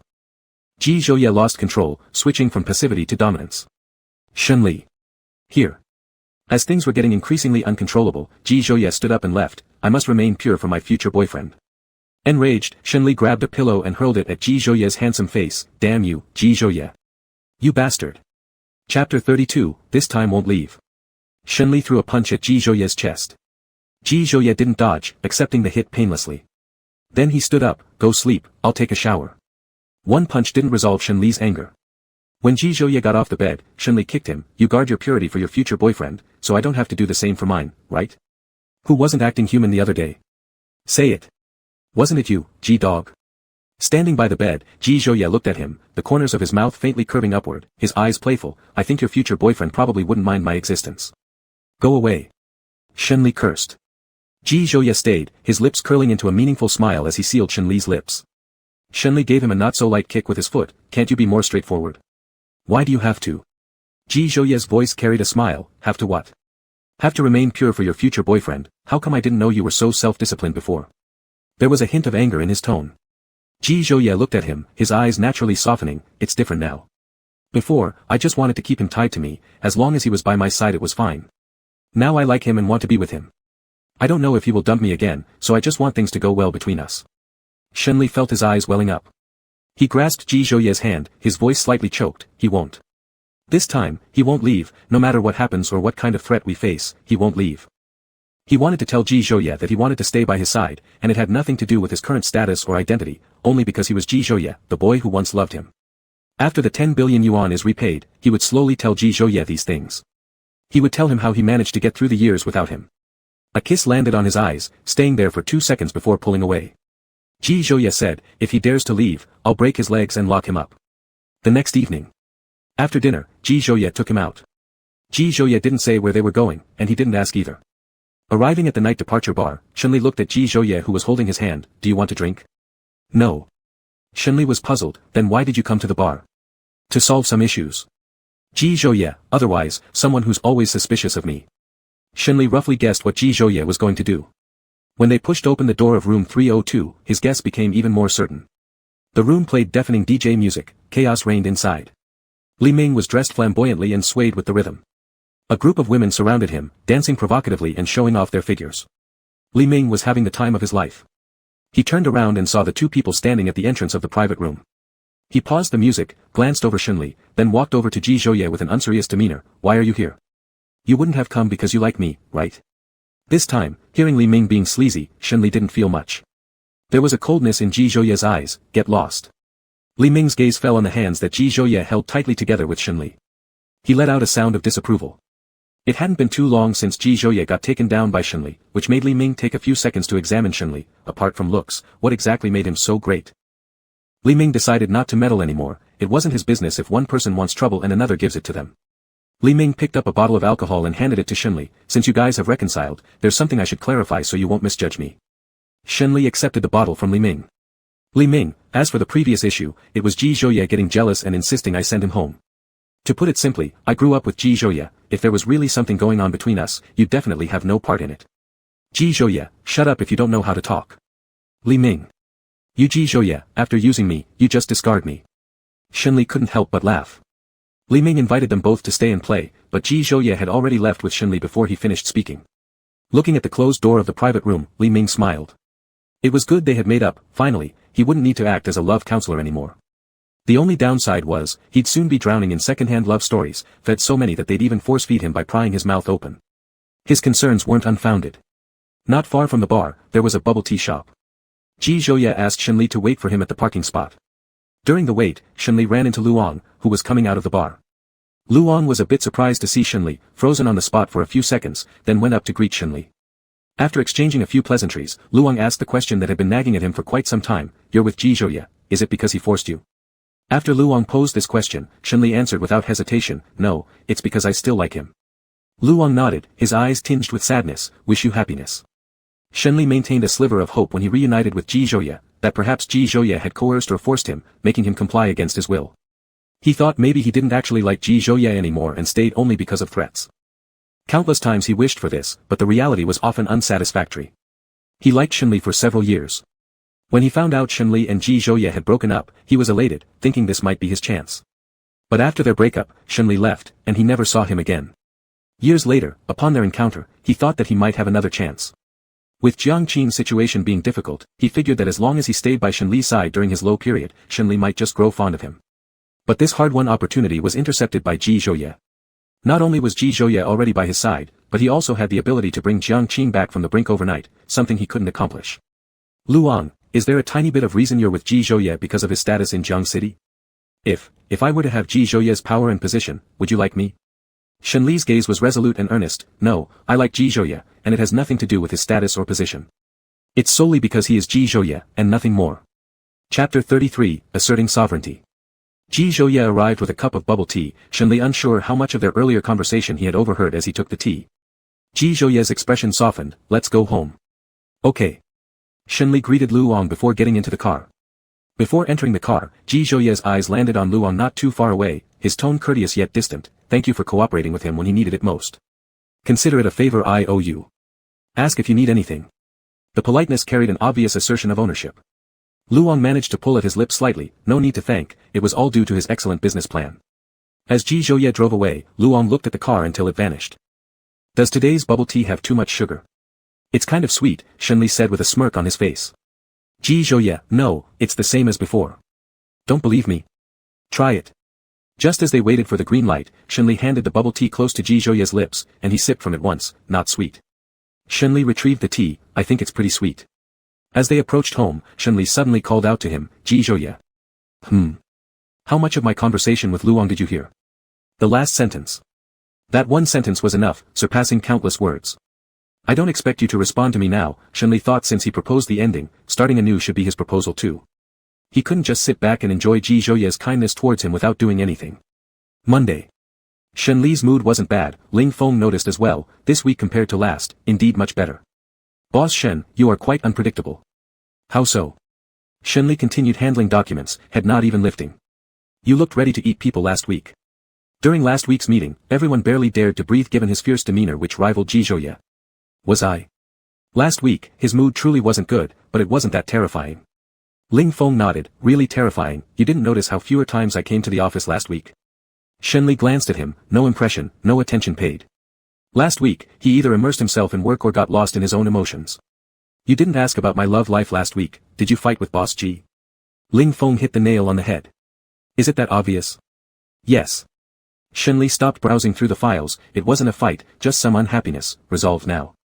Even without mentioning it, Ling Feng could clearly see the drastic change in his mood. Actually, during this time, Boss Ji often asked if you ate on time, etc., and told me not to tell you. Boss Ji really cares about you, just doesn't want you to feel monitored. Shenli raised his gaze, sharp as a blade. Why didn't you say this earlier? Didn't I just say, Boss Ji told me not to? Shenli clenched his back teeth in anger. Who is my boss, exactly? You're my boss, and Boss Ji is my idol. Shenli. When did Ji Zhouye become your idol? Shenli closed the file, chuckling coldly. His assistant had turned into a loyal dog for Ji Zhouye. If he didn't know Ling Feng well enough, he would seriously suspect Ling Feng of being a corporate spy. How capable is Boss Ji? Even before graduation, he started assisting his father managing the company, going back and forth between school and work, and within less than 3 years, JH became a major giant in Jiangxing City. Isn't that amazing? Starting to manage a company before graduation. How did Ling Feng know something he didn't? Who told you this? Ling Feng, Song Yan. Shenli. You even hooked up with Song Yan. Shenli laughed in irritation, this seemingly unassuming assistant of his still hid quite a lot of secrets. How crude is the word, hook up. What we're doing is exchanging work experience. Shenli. If one day the company's secrets were leaked, it must be his doing, you have the potential to be a corporate spy. Ling Feng smiled ingratiatingly, Boss Shen, don't say that. I don't reveal anything about the internal matters of our company. I am highly professional, besides, Mr. Ji also has shares in Jiangqing Corporation, so how can this count as corporate espionage? Is your professional integrity defined by being a lackey? Ling Feng. Thinking of ways to please his boss, Ling Feng hit upon an idea and said, Boss Shen, if you want to know anything about Mr. Ji in the future, I can help find out for you. This did sound quite appealing, but then again, he wondered how much useful information he could actually gather. Alright, find out Mr. Ji's schedule for today. Ling Feng flashed an okay gesture and left the office. Not more than half an hour later, Ling Feng was back. Mr. Ji will be at the company this morning, go to the golf course this afternoon to meet with an elder from the business circle, and will leave the company at 4:40 p.m. to pick you up after work. Shenli. He didn't believe a word of what Ling Feng had just said, until the latter mentioned Ji Zhouye would come to pick him up after work. Then he believed. He had never mentioned Ji Zhouye picking him up after work to Ling Feng. Ling Feng, why haven't I noticed your remarkable abilities before? Ling Feng shamelessly replied, thanks for your praise, Boss Shen. Shenli felt his assistant was full of hidden talent, while Ling Feng thought he was indeed quite capable. Neither of them realized it was Ji Zhouye who told Song Yan. In the afternoon, Shenli sent a message to Ji Zhouye and tactfully asked about his schedule. Sure enough, it was exactly as Ling Feng had said, he went to the golf course to meet an elder. For a brief moment, Shenli felt like he had found a treasure. When Ji Zhouye came to pick him up after work, Shenli couldn't help but feel guilty because he had spied on Ji Zhouye's schedule through Ling Feng. Shenli needed to get something, so Ji Zhouye drove to his apartment. He took a black velvet gift box out of the desk drawer in his study. This is for you, I bought it abroad. At that time, he often imagined Ji Zhouye in a suit, so he bought this tie clip, which he had kept here for quite some time, and now finally gave it away. Ji Zhouye opened it. Inside was a fine tie clip. Put it on me. Shenli took the tie clip out of the box and fastened it on Ji Zhouye's tie. I've imagined many times what you would look like in a suit while abroad. Am I any different from what you imagined? No. Shenli looked down at his own suit, the hue of his eyes darkening. I knew there would come a day when I would put on a suit and take over the company, but I didn't expect it to happen so soon. I don't like suits. It was the first time he talked to anyone about not liking suits. Although he liked the suits Ji Zhouye wore, he didn't like suits on himself. Ji Zhouye knew what wearing a suit meant to Shenli, and originally, he wouldn't have to wear one so early. Pity filled his eyes. If you don't want to wear it, then don't. Shenli shook his head. I'll try to accept it. Actually, Ji Zhouye had long discovered that he didn't like wearing suits, so when he got home, he would take off his suit and change into casual clothes. Chapter 34, Brother Ji will not bully you anymore. After Shenli finished getting what he needed, he didn't close the drawer, and when Ji Zhouye closed it, he unintentionally saw a surgery consent form, his gaze scanning over it, and his expression became solemn. There was a book covering important words on the consent form. Ji Zhouye calmly closed the drawer. There's a document that needs handling. Can I use your computer? Shenli stepped forward and turned on the computer, inputting the password in front of Ji Zhouye. Go ahead, I'll get you a bottle of water. Okay. Seeing the study door close, Ji Zhouye reopened the drawer and took out the surgery consent form. The covered words were, scar revision. Looking at these words, his expression turned murky, lost in thought. When Shenli entered holding the water, he saw the thing in Ji Zhouye's hand, and his breathing stopped short. This surgical sheet had been in the drawer for a long time, he was already used to it, and even forgot about it, otherwise, it wouldn't have ended up in Ji Zhouye's hands. Putting the water on the table, Shenli calmly pulled the surgical form from Ji Zhouye's hands, smiling lightly, with a carefree tone. I got drunk once while abroad, stumbled home at midnight without paying attention to my footing, fell flat on my face, scraped my elbow, left a scar, and I thought it looked ugly, so I had it revised. The scar revision surgery was done a year ago. Shenli appeared relaxed, but while speaking, he avoided meeting Ji Zhouye's eyes. Ji Zhouye made a sound and didn't ask further questions. Shenli sighed with relief, thinking he had managed to hide it, as he placed the surgery consent form back into the drawer and closed it. When they returned to the mansion, Ji Zhouye noticed something was preoccupying Shenli. That evening, after dinner, he went straight to his room, not even bothering to play with the dog who looked sad that no one would join him. The coffee shop. Tang Qianyan sat opposite Ji Zhouye and teased, what does Mr. Ji want from me? For business cooperation, you should contact my dad, not me. I'm just a little clerk in his company. Ji Zhouye appeared gentle but with a faint air of detachment. Let's not talk about work. Let's talk about Shenli. What is there to say about him? Without beating around the bush, Ji Zhouye cut straight to the chase. Why did Shenli have the scar revision surgery? Tang Qianyan leaned back with one leg crossed over the other, looking utterly nonchalant. You should ask him yourself. Why are you asking me? I already did. And what did he say? Tang Qianyan slightly straightened up. He said he tripped while drunk. Tang Qianyan pulled at the corner of his lips. Shenli could lie effortlessly, he really did fall, almost disfiguring his face.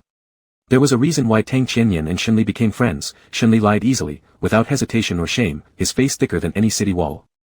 Ji Zhouye said, I hope he gets better. I want to hear the truth. Tang Qianyan straightened his posture, ordered a cup of coffee, and adopted a more serious expression, depression-driven self-harm. There were too many scars on his arms, so he underwent scar revision. Ji Zhouye furrowed his brows tightly, as if his heart was being gripped harder and harder, making it hard to breathe. He looked incredulous. When did this happen?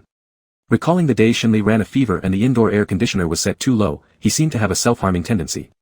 Tang Qianyan thought for a moment. When I met Shenli, he had been abroad for 2 months.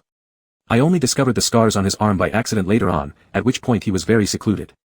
Looking at Ji Zhouye, Tang Qianyan said, I was afraid that if I didn't intervene, he might do something even crazier. So I found him a psychologist.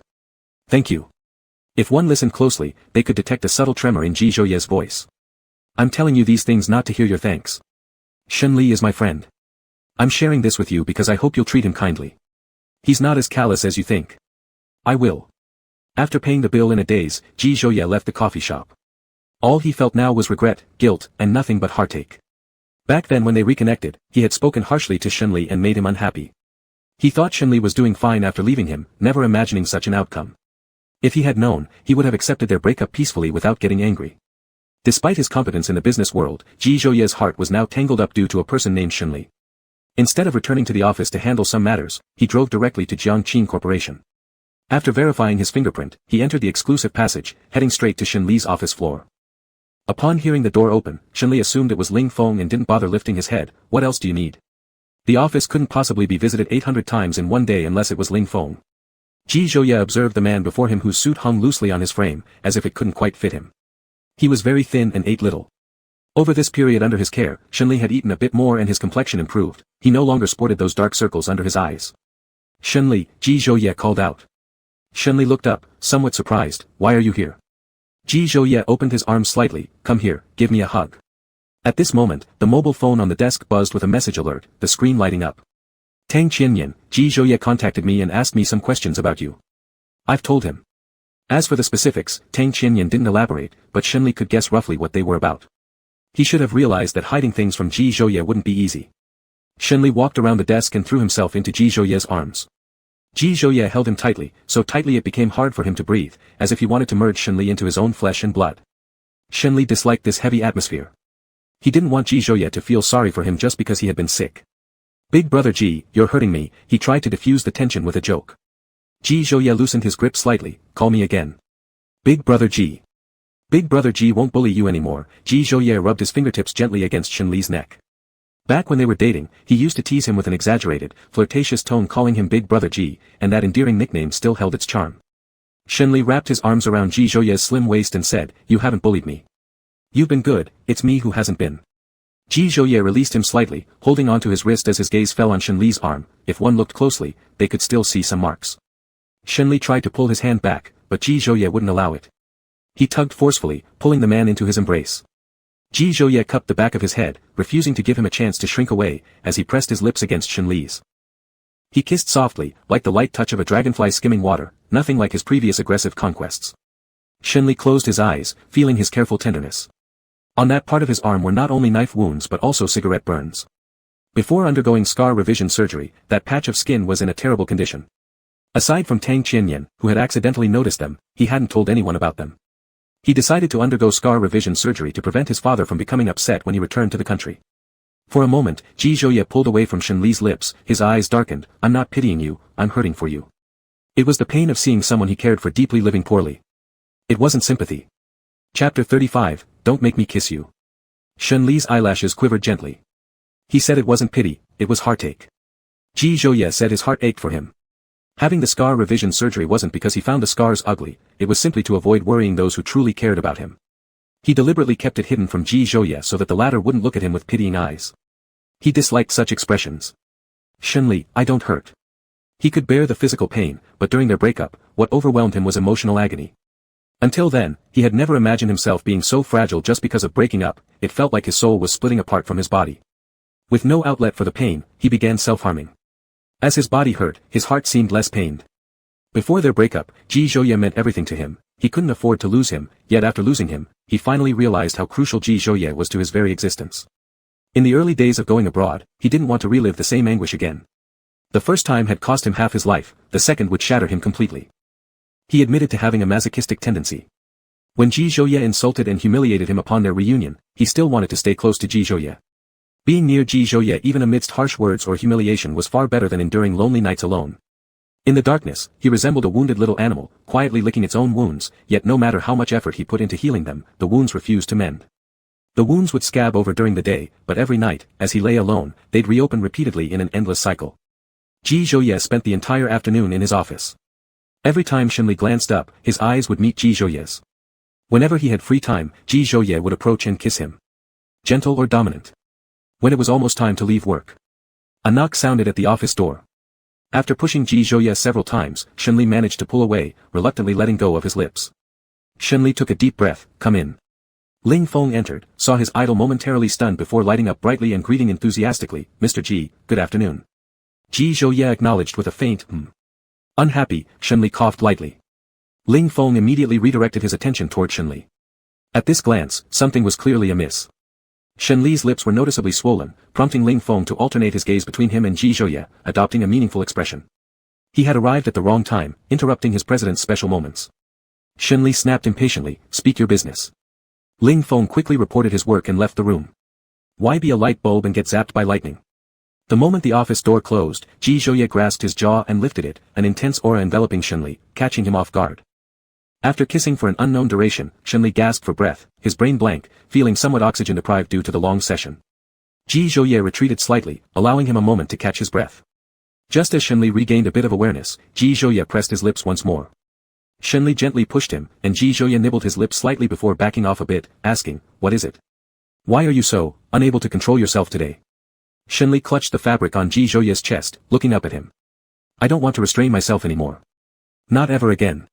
Ji Zhouye looked down at him, his eyes were red-rimmed, clear, as if containing countless stars, impossible to look away from. "Shenli, when will you give me my rightful title? I can't wait any longer. Just give me a bit more time. It won't be long." When he made the deal with Ji Zhouye, the 10 billion was already his and there was no need to return it. He had always felt that he wasn't worth that much. Even for a deal, he insisted on returning the money to Ji Zhouye. Now, wanting to be together again, he believed this money absolutely had to be returned. Jiangqing has now established herself firmly, and they've collaborated on many projects recently, most of them large-scale ones. Their earnings during this time were quite promising, but there's still a long way to go for even greater achievements. At 5:30, the two left the company together. Before leaving, Shenli found a mask to wear, the reason being obvious. The people around him couldn't behave properly anymore, and when they weren't acting human, they became more dog-like than he could ever imagine. That evening, Shenli lounged on the couch in casual attire, playing games while Shenny came over to nuzzle his phone with its head. With affection yet helplessness, Shenli patted Shenny's head and exited the game. As he saw the calendar on the screen, he paused momentarily. Time flies so fast. Before he knew it, August was just around the corner, and he had been by Ji Zhouye's side for over 2 months. In a few days, he would turn 23, and Ji Zhouye would be 24. Coincidentally, their birthdays fell next to each other, Shenli's on August 8 and Ji Zhouye's on August 9. While abroad, he would buy 2 cakes every year around those days, preparing an undeliverable gift as well. But this year, the gift might finally be delivered. Without informing Ji Zhouye, he grabbed the car keys and returned to the apartment with Shenny. By the time Ji Zhouye called, Shenli had already reached the apartment. "You haven't eaten dinner yet. Where did you run off to?" "I came back to the apartment." "You can start eating without me, I'll definitely be home before 7. He led Shenny inside after unlocking the door. "Where are you?" Shenli hesitated slightly, at the apartment. Before Ji Zhouye arrived, Shenli opened the hidden storage cabinet in the living room, took down the box placed in the corner, and opened it.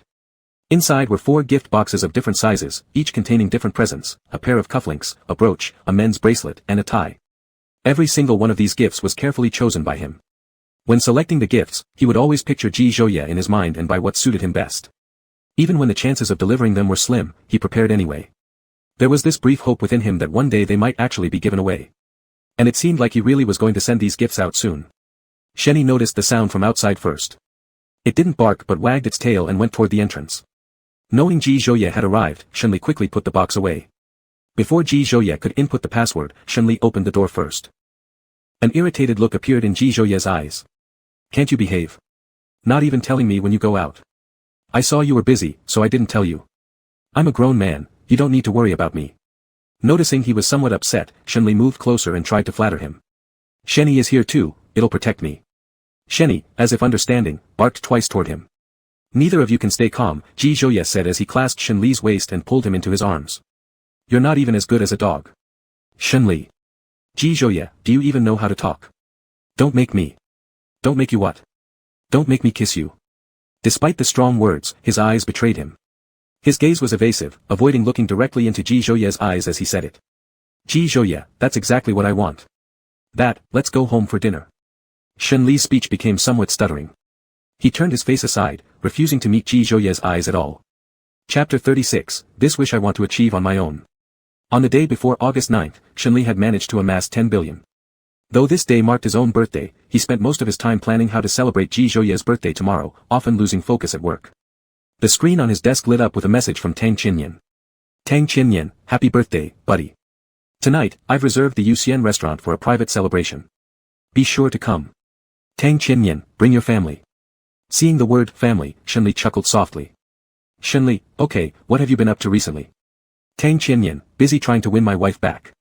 That girl's got quite a temper and hasn't forgiven me yet." "Shenli, serves you right for letting her down." "Tang Qinyan, I must have had my brain kicked by a donkey when I suggested breaking up." "Shenli, so you blame the breakup on the donkey?" "Tang Qinyan. Tang Qinyan, today is your birthday, but can you please help me arrange something? She'd definitely give you some face, so I'm begging you." "Shenli, I decline." Still, he helped Tang Qinyan set it up. Tang Qianyan's ex-girlfriend was named Su Li. Back when they were abroad, Tang Qianyan often invited him late at night for snacks, and Su Li was usually there too. He was just the third wheel back then. He had told Tang Qianyan that if Su Li was going to be there, he didn't want to come along. Tang Qianyan didn't listen and insisted on dragging him along as the third wheel. He knew Tang Qianyan did this because he was afraid Shenli would indulge in overthinking alone, but Shenli truly didn't want to be the third wheel. When he refused to go, Tang Qianyan instead brought Su Li directly to him, and gradually, he and Su Li became more familiar with each other. Su Li was gentle, speaking softly and politely, with a calm demeanor. She quietly stayed by Tang Qianyan's side and never minded being part of the awkward trio. When Shenli invited Su Li out, he mentioned Tang Qianyan would also be there, and whether she came or not was up to her own decision. Deceiving her directly wasn't something Shenli could bring himself to do, it wouldn't be fair to her, it'd feel like both of them were conspiring against her. Su Li probably guessed it was Tang Qianyan's idea, but she was willing to come since she considered Shenli a friend, which made it appropriate. After work, Shenli and Ji Zhouye went together. Ji Zhouye no longer regarded Tang Qianyan as an imaginary rival. Initially, when he learned that Tang Qianyan had been abroad with Shenli for 4 years and their relationship was close, he couldn't help but overthink it. At the same time, Ji Zhouye dared not investigate deeply, fearing his suspicions might turn out to be true. When they arrived at Yuxian restaurant, Tang Qianyan was already there. The venue was decorated brightly and colorfully, looking like a child's birthday party, clearly done by Tang Qianyan.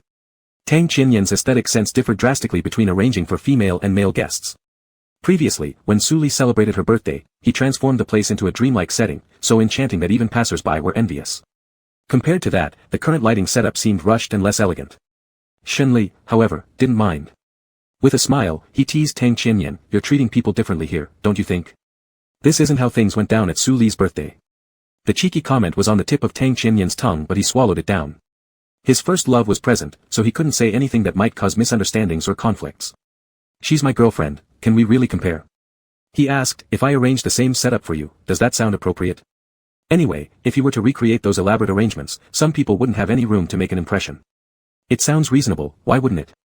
As far as brazenness went, Shenli surpassed Tang Qianyan, though since falling for Ji Zhouye, his cheekiness diminished slightly, only slightly, that is. After clearing up the misunderstanding, Ji Zhouye warmed up to Tang Qianyan, shedding some of his initial frostiness. Not long after, Su Li arrived, carrying a gift box. Dressed in a white long dress with her hair draped loosely behind her back, she exuded an obedient and graceful aura. Ignoring Tang Qianyan entirely, she spared him not even a glance before walking straight to Shenli. "Long time no see. I heard some things happened after you returned to the country. Are you doing okay?" "Pretty good." "Shenli," Su Li asked. "And how about you?" "I'm doing well too," Su Li replied, handing the gift box to Shenli. "Happy birthday." Shenli accepted it. "Thank you, thoughtful of you." Su Li shifted her gaze to the person standing beside Shenli. She'd seen photos of him long ago when she visited Shenli's home with Tang Qianyan. Noticing Su Li's eyes lingering, Shenli introduced her. "This is Ji Zhouye. And this is Su Li." Ji Zhouye nodded slightly, his tone polite yet distant. "Nice to meet you." Su Li responded courteously. After returning to Jiangqing, she read about Ji Zhouye in financial news articles, discovering just how extraordinary Shenli's first love was. Tang Qianyan felt utterly ignored by Su Li, which pained him but left him powerless to complain, since he had been the one who initiated their breakup, his punishment for past mistakes, self-inflicted without doubt. It took breaking up once to realize who he truly loved. Though Su Li was quiet and submissive by nature, she too harbored a stubborn streak. Lately, Tang Qianyan kept trying to please her, but Su Li remained uninterested and distant. Tang Qianyan handed the menu to today's birthday celebrant, allowing Shenli to order the food. Because the entire restaurant was reserved, seats could be chosen freely. Shenli picked a round table for 6 people. He and Ji Zhouye sat next to each other while Su Li kept a distance from Tang Qianyan, leaving Tang Qianyan feeling both helpless and incapable of making her reconsider. Beyond ignoring Tang Qianyan, Su Li behaved normally throughout the gathering. At a glance, it seemed as though the breakup hadn't affected her much. Shenli lowered his eyes, fiddling with his phone. Opening his notes app, he typed a few words. "Do you think these two will get back together?" "Yes." Ji Zhouye replied confidently. The candles on the cake were lit, and Tang Qianyan turned off the lights, leading into the wish-making moment. Shenli closed his eyes and opened them again after about 10 seconds, blowing out the candles. During this period, Ji Zhouye's gaze never left him. The soft glow of the candlelight bathed his features in a tender, intricate light that was mesmerizing. After cutting the cake, Ji Zhouye leaned closer and whispered lightly, "What did you wish for?" "Wishes lose their magic if spoken aloud. If you tell me, I can help make your wish come true." Shenli scooped a spoonful of cake and took a bite, getting some cream on the corner of his mouth. "I want to make this wish come true by myself. When it happens, I'll tell you what I wished for." Seeing the cream on his lips, Ji Zhouye's Adam's apple moved. Shenli didn't notice Ji Zhouye's ambiguous gaze, wiping the cream off with a napkin and tossing it into the trash. Brother Ji, I'm 23 now. Shenli, happy 23rd birthday. As dinner was nearing its end, Tang Qianyan retrieved his gaze from Su Li and placed a gift box in front of Shenli, another year older. Happy birthday, brother. This is for you. Thank you. Tang Qianyan, what are you thanking me for? The gift Tang Qianyan gave Shenli was a limited edition gaming console, difficult to obtain even if one had the money. To see Su Li home, Tang Qianyan hadn't touched a drop of alcohol all night. After leaving the restaurant, he waved goodbye to Shenli and hurried after Su Li. Ji Zhouye drove Shenli to the rooftop of JH Tower, the tallest building in Jiangqing, where they could enjoy an unobstructed view of the cityscape at night. Shenli stood leaning against the railing, feeling the wind as it whistled past his ears. This was the first time he'd viewed the Jiangqing night scenery from such a height. Chapter 37, You were terrible last night. Lost in admiration of the night view, he suddenly felt a chill on his neck and turned to see Ji Zhouye behind him. Ji Zhouye, don't move. Obediently standing still, he felt cool metal against his neck and the warmth of fingertips. Looking down, he saw a necklace with a ring hanging from it. The sight of the ring stirred up long-forgotten memories, and his heart ached. This ring had been specially designed and crafted by Ji Zhouye during their relationship. He wore it for only a short while before their breakup. At the time of their split, he returned the ring to Ji Zhouye. Ji Zhouye refused to take it, so eventually, Shenli threw the ring into the bushes. Later, he went back looking for it but couldn't find it, unaware that Ji Zhouye had picked it up. That day, Ji Zhouye had been watching from the shadows as Shenli searched for the ring. After placing the necklace around Shenli's neck, Ji Zhouye asked, Do you like this birthday present? Yes. He genuinely liked this birthday present. After losing the ring and failing to find it, he often dreamt about searching for it, filled with regret. Shenli, happy birthday. This birthday, I'm very happy. After a while, Ji Zhouye said, It's late. We should go back. Shenli glanced at the time. I've enjoyed today so much, let me stay here a bit longer. There were only 30 minutes left until midnight, and he wanted to wait for a birthday wish, to wait for a result. Tomorrow happened to be a rest day, so Ji Zhouye decided to indulge him. With the countdown reaching 0 at midnight, Shenli mentally counted down the last 30 seconds. As the clock struck midnight, he extinguished his phone and offered his blessing to the birthday person, Ji Zhouye, happy 24th birthday. I wish you peace and happiness. Shenli's dark eyes brimmed with tenderness, lacking the usual mischief, as if he were a well-behaved child standing beside him. His gaze reflected the myriad lights of the city, like countless stars twinkling. But the brightest star wasn't among those in the sky, it was the person in his eyes. The one he'd loved for a long time, the one he couldn't forget even after 4 years of separation. Ji Zhouye chuckled softly, affection and indulgence in his tone, so you stayed here just to say these things to me? There's more. He took a card out of his pocket and handed it to Ji Zhouye, this is the 10 billion you gave me, along with the interest. Lifting his gaze, his expression serious, he said, Ji Zhouye, let's end our deal, okay? Ji Zhouye looked at him for a moment, accepting the card. Alright, the deal ends. Initially, the 10 billion yuan was meant for him, and Ji Zhouye never intended to take it back. However, if he didn't accept the money, the deal would never officially end, and they wouldn't be able to become equals. Shenli exhaled deeply. Ji Zhouye, do you still have feelings for me? Just a little bit would be enough. I don't want to guess anymore. I want to hear it from you directly. As long as there was still a tiny bit of love left, he would find the courage to start over. I do, Ji Zhouye replied with gentle eyes. Always did, never changed. Upon hearing the answer, Shenli sighed in relief. Our breakup was my fault. If we can't restore what was broken, then I want to start anew with you. Ji Zhouye, I truly want to be with you, so much so that I want to pursue you again. Ji Zhouye embraced him, his voice deep. No need to pursue me. We're together. Shenli couldn't help but laugh, his eyes twinkling with something bright. Ji Zhouye, how come you're so easy to chase?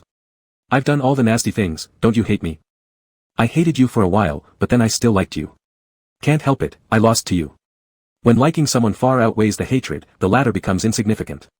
Shenli, what's your birthday wish? I'll try my best to make it happen for you. My wish has already come true. Ji Zhouye glanced down and lightly kissed him. Shenli's eyelashes fluttered at the touch, the wish he had made the previous day came true in this moment too. My wish also came true, Shenli said. Yesterday when you asked me what I wished for, my wish was to be with you.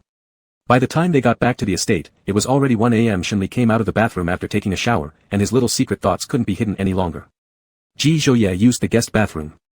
He came in naturally, drying his hair while pushing the door open. The robe hung loosely on his body, revealing his collarbone. His Adam's apple stood out prominently, and his jawline was sharp and defined. Shenli couldn't help but steal several more glances, admiring this quintessential man of restraint.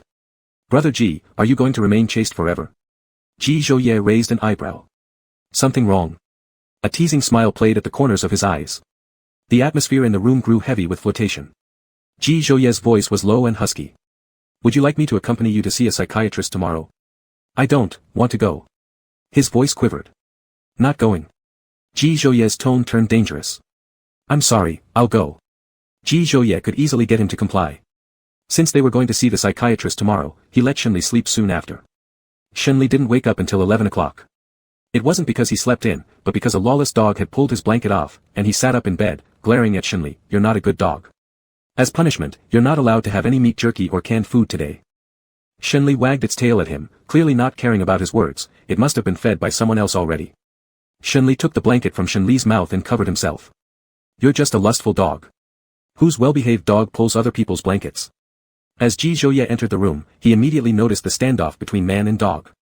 Looking at the person in bed, he said, You're restless during sleep. Shenli, how am I restless? You pulled my blanket away. Shenli. He was slapped in the face by his own words moments ago and chuckled awkwardly. I'll pay attention next time. Ji Zhouye arranged for the best psychologist in Jiangqing for Shenli. After lunch, they left together. The psychological counseling went much better than expected. As long as Shenli kept his spirits high moving forward, there wouldn't be much problem. His remedy was by his side, and naturally, his ailment healed. Ji Zhouye was his good medicine. After getting back into the car, Shenli recalled last night's events. Ji Zhouye, you were really excessive last night. Would you have gone obediently to see the psychologist if I hadn't? Ji Zhouye completely controlled him. Come regularly every month. If not, something worse will happen. Shenli thought he was weird. He actually wanted to find out what Ji Zhouye meant by worse. Understood, Mr. Ji, Shenli replied. When he spoke in that commanding tone, he truly sounded like Mr. Ji. Ji Zhouye glanced over, affection shining in his eyes as he looked at Shenli. Mr. Shen should behave well and don't worry me. Shenli. Chapter 38, Kiss Me. Hearing such tender words from Ji Zhouye's lips, his heart throbbed. Only when Ji Zhouye spoke these words to him did he feel this way, his heart tingling, as if brushed by a feather. Mr. Ji, let's go to the apartment. I have a gift for you. What kind of gift? A gift that I haven't given yet. You'll know once we arrive. Shenli urged him to drive. Once at the apartment, Shenli handed him the box and placed it on the coffee table. These are gifts I didn't manage to give in recent years. Ji Zhouye looked at the box on the table. Inside were 4 small gift boxes. He picked one and opened it gently. Inside was a men's bracelet, with a vintage style. This is what I bought when I went abroad the second year. For your 21st birthday. Every year he prepared a gift. Sometimes when he saw an item that reminded him of Ji Zhouye, he would buy it. Ji Zhouye opened all the gifts and then closed them again. Shenli came closer, kneeling in front of him. Ji Zhouye was sitting on the sofa, looking down at him. I want to put on your 24th birthday present. Ji Zhouye ruffled his head. Okay. Shenli spread out his palm, where a ring lay, identical to the one he wore around his neck. On closer inspection, some subtle differences could be seen. He picked up the ring and slipped it onto Ji Zhouye's middle finger. After losing the ring you gave me, I went back to look for it but couldn't find it. After going abroad, I found a little alley with a handmade silverware shop, so I had this ring made in the style of the one you gave me. Now, I'm giving this ring to you. Don't kneel. Ji Zhouye disliked this feeling. He didn't want Shenli lowering himself, so he pulled him into his arms. Shenli sat on his lap and asked curiously, what's wrong with kneeling? I don't like it. Ji Zhouye wrapped his hand around Shenli's waist. I want to hear the truth. Did your illness during the first years after leaving the country have anything to do with me? Before, Shenli hadn't initiated telling, and Ji Zhouye hadn't actively asked either. But now, Ji Zhouye wanted to know. Shenli leaned on Ji Zhouye's shoulder. It has nothing to do with you. It was my own problem. Since Shenli refused to elaborate, Ji Zhouye could do nothing but let it go. Ji Zhouye regretted not noticing Shenli's emotional abnormalities earlier, not making him happy, bullying him, and speaking harshly to him. Do you blame me? Do you blame me for humiliating you, using Jiangqing to threaten you? I don't blame you. Shenli's voice was muffled as he raised his hand and hugged Ji Zhouye's neck, lightly brushing against his neck. Ji Zhouye, thank you for saving Jiangqing and also me. You're the one who pulled me out of the abyss. Jiangqing is getting better and better. I'll earn money to support you and Shenli. Ji Zhouye chuckled at his words. You're trying to keep me as your lover. Yeah, I'll take care of you. Shenli suddenly bit Ji Zhouye on the neck. Ji Zhouye laughed softly, surprised that Shenli still remembered those words. Fine, you take care of me. Ji Zhouye pinned Shenli down on the sofa, his voice deep and hoarse. Shenli, kiss me. When they left the apartment, the sky had already darkened. After getting in the car, Ji Zhouye asked, what do you want to eat tonight? Anything is fine. He wasn't picky, he just ate less than usual. You're too thin. You need to eat more to nourish yourself. Shenli. He was indeed hungry and ended up eating more than usual that night. At 9 o'clock, Shenli came out of the bedroom to open a can of food for Shenli as an extra meal. Aunt Zhao had just finished her work and was about to rest. Aunt Zhao, Mr. Shen, I didn't realize yesterday was your birthday. Happy belated birthday. Wishing you peace and prosperity in the new year. Thank you, Aunt Zhao. It's quite coincidental. Your birthday and Mr. S are next to each other. That's why Mr. would buy a cake before his own birthday, which was surely for yours. Shenli paused while opening the can. Aunt Zhao, are you saying that Ji Zhouye buys a cake every year on my birthday? Yes, Aunt Zhao replied, I won't forget.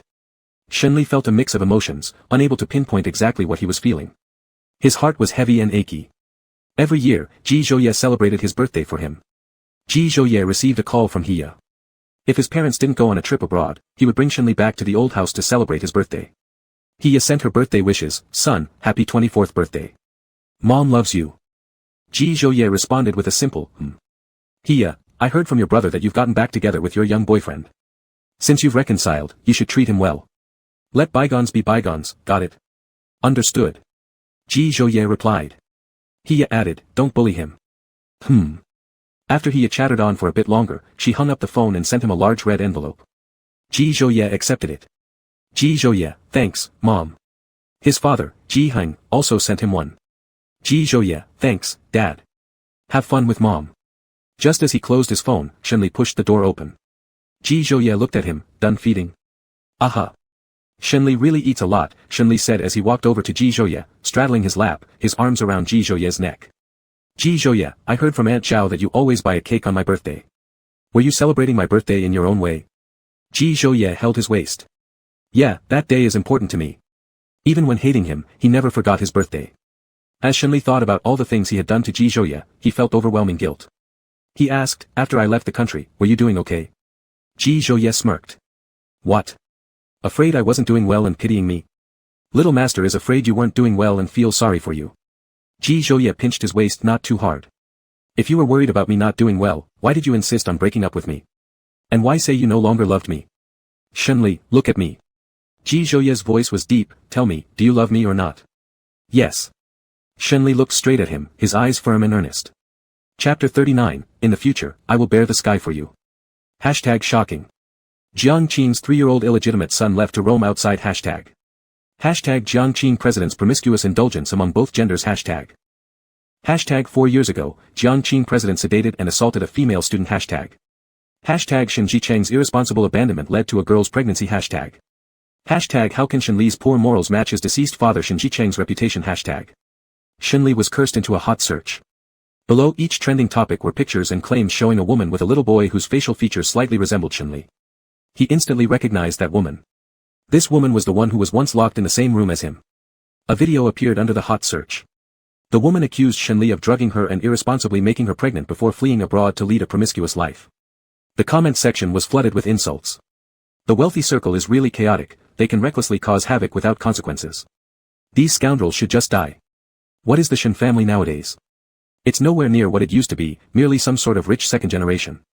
With such a disgraceful individual, it's only right that Jiangqing faces bankruptcy. This human garbage should go to jail sooner and eat prison food. After reading all this, Shenli instinctively called Ji Zhouye. What others thought wasn't important, he only cared about Ji Zhouye's opinion. When the call didn't connect, he threw the phone on the table, his right hand tightly gouging the back of his left hand. Before long, thin streaks of blood oozed out, yet he felt no pain. He thought Ji Zhouye must be extremely disappointed after seeing the hot search. His face turned pale, devoid of any blood color. He sat there motionless like a soulless puppet, his eyes unfocused. Until Ji Zhouye pushed the door open and came in, did he have any reaction? Ji Zhouye quickly approached, noticing the blood seeping from his hand. Frowning, Ji Zhouye crouched down and gently pried Shenli's tightly clenched hands apart. After standing up again, he prepared to find a first aid kit when Shenli suddenly flung himself into Ji Zhouye's arms. Ji Zhouye, believe me, I didn't touch that woman. That child isn't mine. I haven't betrayed you. Ji Zhouye had rushed over immediately upon seeing the hot search. The reason the call didn't go through was because he was in the elevator and lost signal. I believe you. With a soothing tone, he comforted the person in his arms. Don't be afraid. I've already asked Song Yen to handle the situation. After comforting him for quite some time, the person in his arms finally calmed down. Ji Zhouye retrieved the first aid box and used a cotton swab to apply iodine to the wounds on Shenli's hand back. I know that woman, my mom drugged me and locked me and her in the same room. Shenli was tense mentally the entire time. I really didn't touch her. I jumped down from upstairs and fell into the bushes. Later, I was taken to the hospital by an ambulance. He was so afraid, fearing that Ji Zhouye wouldn't believe him. They had just reconciled, and he could finally stay by his side openly without issues. He didn't want their dream to shatter. Our baby is so foolish, Ji Zhouye said softly, his eyes full of sympathy. He had already guessed who was behind this hot search event. It only proved how brainless the people doing this were. As long as a DNA test was conducted, everything would come to light. Ji Zhouye took a strand of Shenli's hair and asked Ling Feng to pass it to Song Yan. Afterwards, he took Shenli back to the estate. Having divine power accompanying him improved his condition somewhat. Ji Zhouye utilized the opportunity to retreat to the study to deal with matters. His expression became serious, his gaze cold and fierce, exuding an air of chilly indifference. Not long after coming out of the study, the public opinion was under control, and Song Yan obtained the DNA test results, directly revealing them to the public. The online winds changed direction quickly, and the netizens' fury now pointed towards the woman. Shenli's eyes showed a flicker of clarity as he picked up the phone and immediately reported the incident to the police. The woman was arrested, and she admitted greed drove her to fabricate the online scandal in order to extort more money from Shenli. The boy was carefully selected to make the resemblance even more convincing. She ultimately succeeded in sending herself to the police station.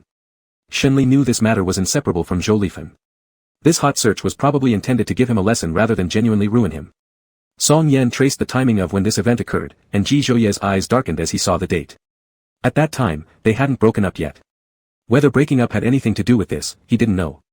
He didn't delve deeper into the investigation but wanted to wait for Shenli to tell him personally.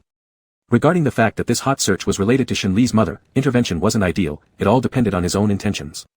Shenli let out a mocking laugh. It was really laughable to think about it.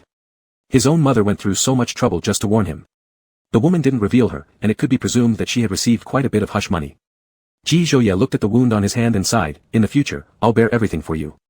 Don't hurt yourself again. Thank you, Ji Gij, for putting aside work to stay with me." He appeared deliberately obsequious, not wanting Ji Zhouye to worry about him. "Brother, did you see the trending topic?" His voice reached before he did. Ji Zhiyu entered the living room, shoes not even changed yet. Seeing Shenli comfortably seated on the couch, he grew angrier. "Brother, this man is a scoundrel. Are you going to keep him around?" Ji Zhouye's brows slightly furrowed, a coolness in his eyes. "Why are you here when you should be at school?" "I came looking for you. When I went to your company, Song Yan said you were home." Ji Zhiyu saw Shen Shen's head resting on Shenli's leg and called out, "Shen Shen, come over." Shen Shen lifted his head, glanced at Ji Zhiyu, and remained motionless on Shenli's leg. Ji Zhouye's piercing gaze landed on Ji Zhiyu. "Did you come here just to say this?" "What else? I'm worried you might get tricked by this scumbag again." Before Shenli even opened his mouth, Ji Zhouye interjected, "Check the clarification on your phone before you talk further." Seeing the trending topic, Ji Zhiyu had rushed out from school without knowing the matter had been clarified online. After reading it, he was shocked. There wasn't only a parentage test clearing things up, but the woman had also been arrested, by Shenli himself who reported it. He quickly pocketed his phone, feeling flustered. I suddenly remembered there's something urgent at school, I'll go first." Taking a step forward, Ji Zhouye's chilly voice came from behind, "Apologize." To apologize to Shenli. Ji Zhiyu felt embarrassed. Brother, there's an emergency at school." Ji Zhouye wouldn't accept such excuses, his eyes radiating a menacing threat. "If you don't want to get beaten, apologize."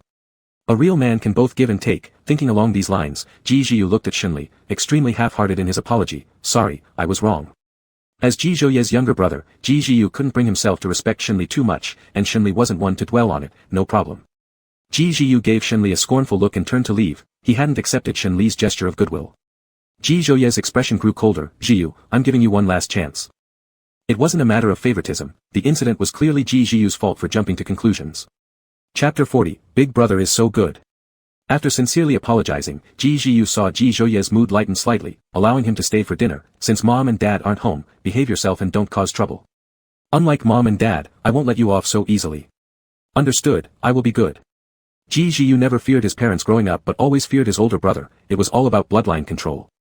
As a child, after fighting with classmates at school and making Hiya cry but refusing to apologize, Ji Zhouye stopped him from eating until he apologized properly.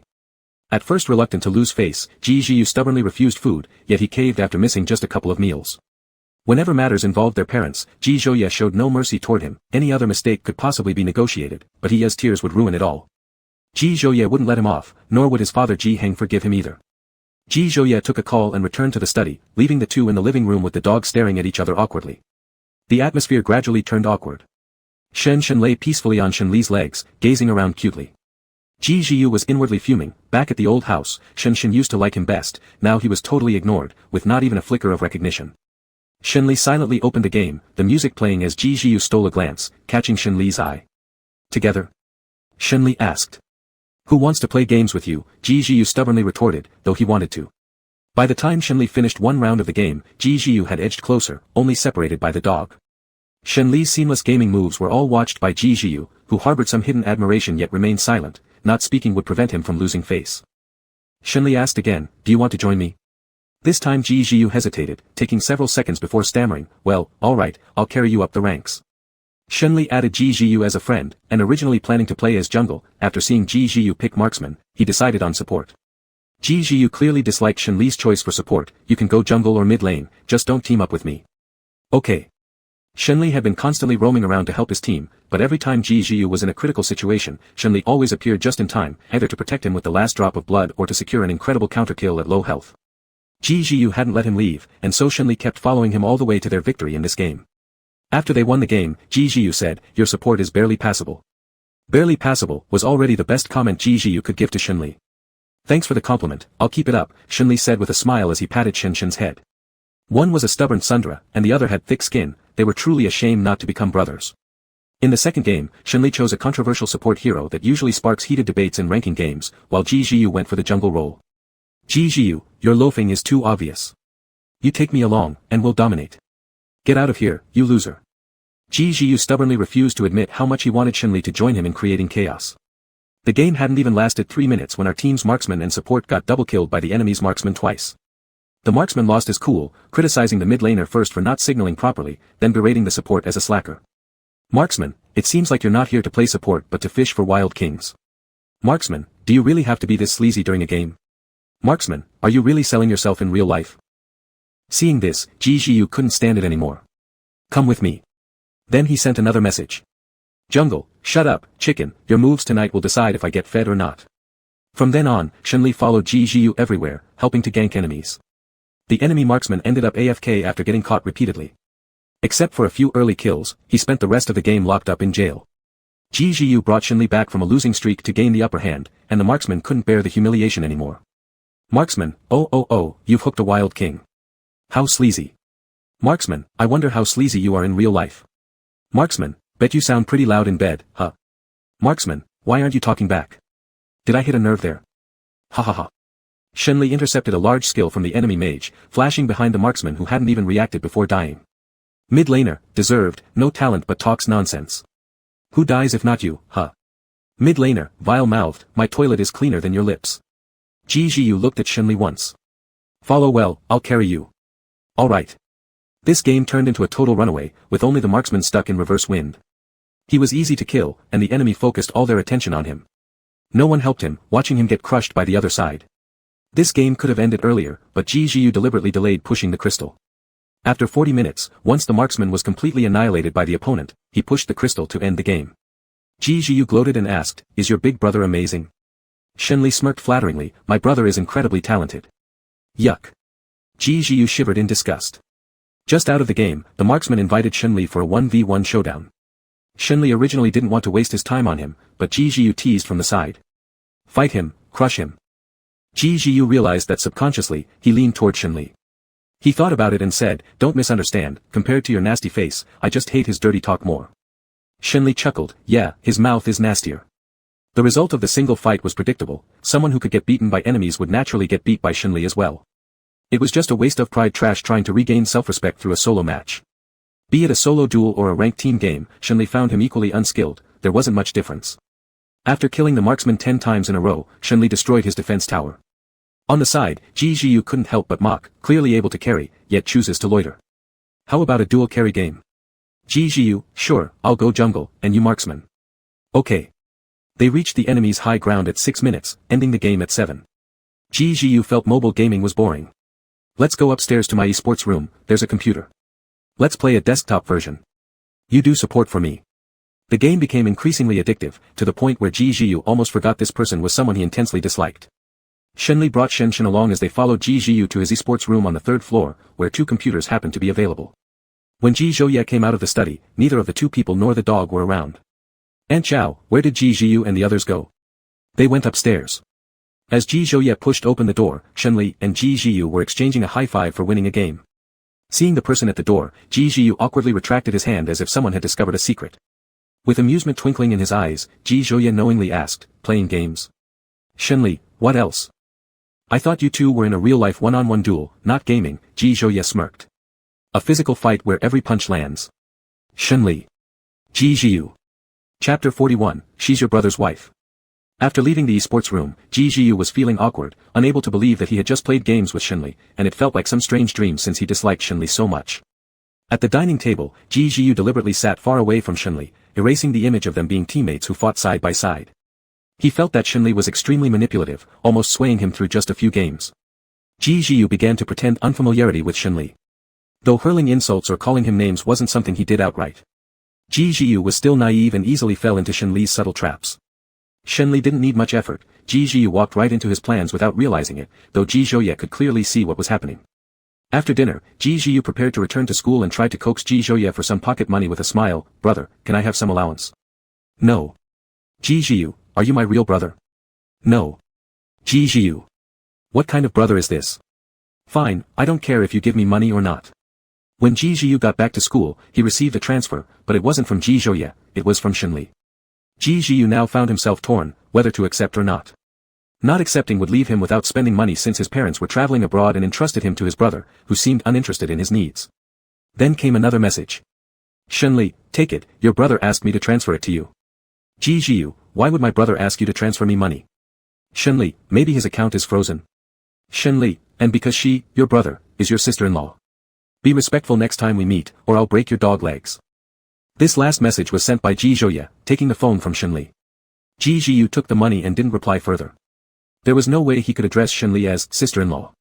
But there was one thing Ji Zhiyu couldn't deny: Shenli was good at gaming, and they climbed the ranks together swiftly. Initially intending to simply delete Shenli as a friend, Ji Zhiyu reconsidered and kept him on the list, labeling him with a note, Shenjiajia. Calling him brother-in-law was something he'd never do. Of all the stores under Zhou Lifen's name, only the skincare store remained open, everything else had been shut down. Before Zhou Lifen could find Shenli, Shenli came first. Shenli didn't want to argue outside, so they entered a cafe. Zhou Lifen followed him in, and the two settled at a table by the large window. Zhou Lifen opened the conversation with anger flashing red in her eyes. "Shenli, is this how you treat your own mother? Those shops are my sources of income. Are you trying to push me to the brink?" A flash of malevolence crossed Shenli's eyes. "Weren't you supposed to be rich? Anyway, you shouldn't have done this to your son. I wonder how you felt when your son was condemned across the internet. Don't spew nonsense. How does this have anything to do with me? Don't think that paying off that woman will keep this secret. There are people who know you orchestrated it." Shenli's gaze grew colder. Zhou Lifen dropped all pretenses. "So what if I did it? I'm your real mom. And what if I closed some of your stores? Am I your real son? Is this action inappropriate?" Shenli letting one store remain was already the extent of his mercy. Zhou Lifen gave birth to him but didn't love him. Zhou Lifen laughed wildly, laughing uncontrollably as if she didn't know how such a monster could come from her. After a few seconds of laughing, her expression suddenly turned serious. "Since you're this ruthless, I'll tell you something. Your grandmother didn't know about your romance with Ji family's son. It was me. Me who told her, then joined forces with her to make your father send you abroad." Shenli had guessed as much. Zhou Lifen continued, "I can accept your relationship with men too. Why would I accept it and still send you abroad? Think about the reason, will you?" It turns out sending him abroad was all part of her plan. Furrowing his brow, Shenli couldn't understand why Zhou Lifen would accept yet send him away. "Why send me abroad? I feared you wouldn't be able to handle the consequences." Zhou Lifen's laugh sounded crazed. If Shenli felt upset, she found happiness in it. "You didn't want to raise me, right? You didn't want to give me money, right? Then none of us should have a happy life. Zhou Lifen, do you remember when your father was on a business trip before you went abroad? Every night, I would be with Xiao Song in the hotel.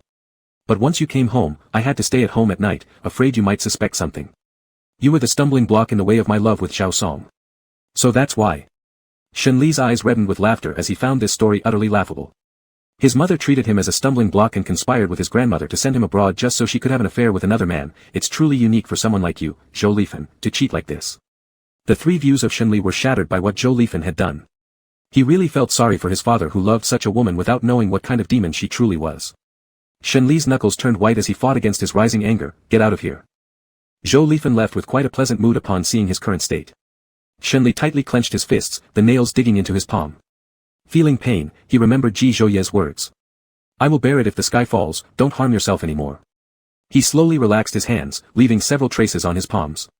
After calming himself down, he exited the coffee shop. In this world, not everyone deserves to be called a parent, they would go as far as defaming or morally blackmailing just for money. Shenli returned to the company. He hadn't told Ji Zhouye about meeting Zhou Lifan because he didn't want him to worry. Back in the office, Ji Zhouye was sitting on the sofa. Shenli paused in surprise, how did you get here?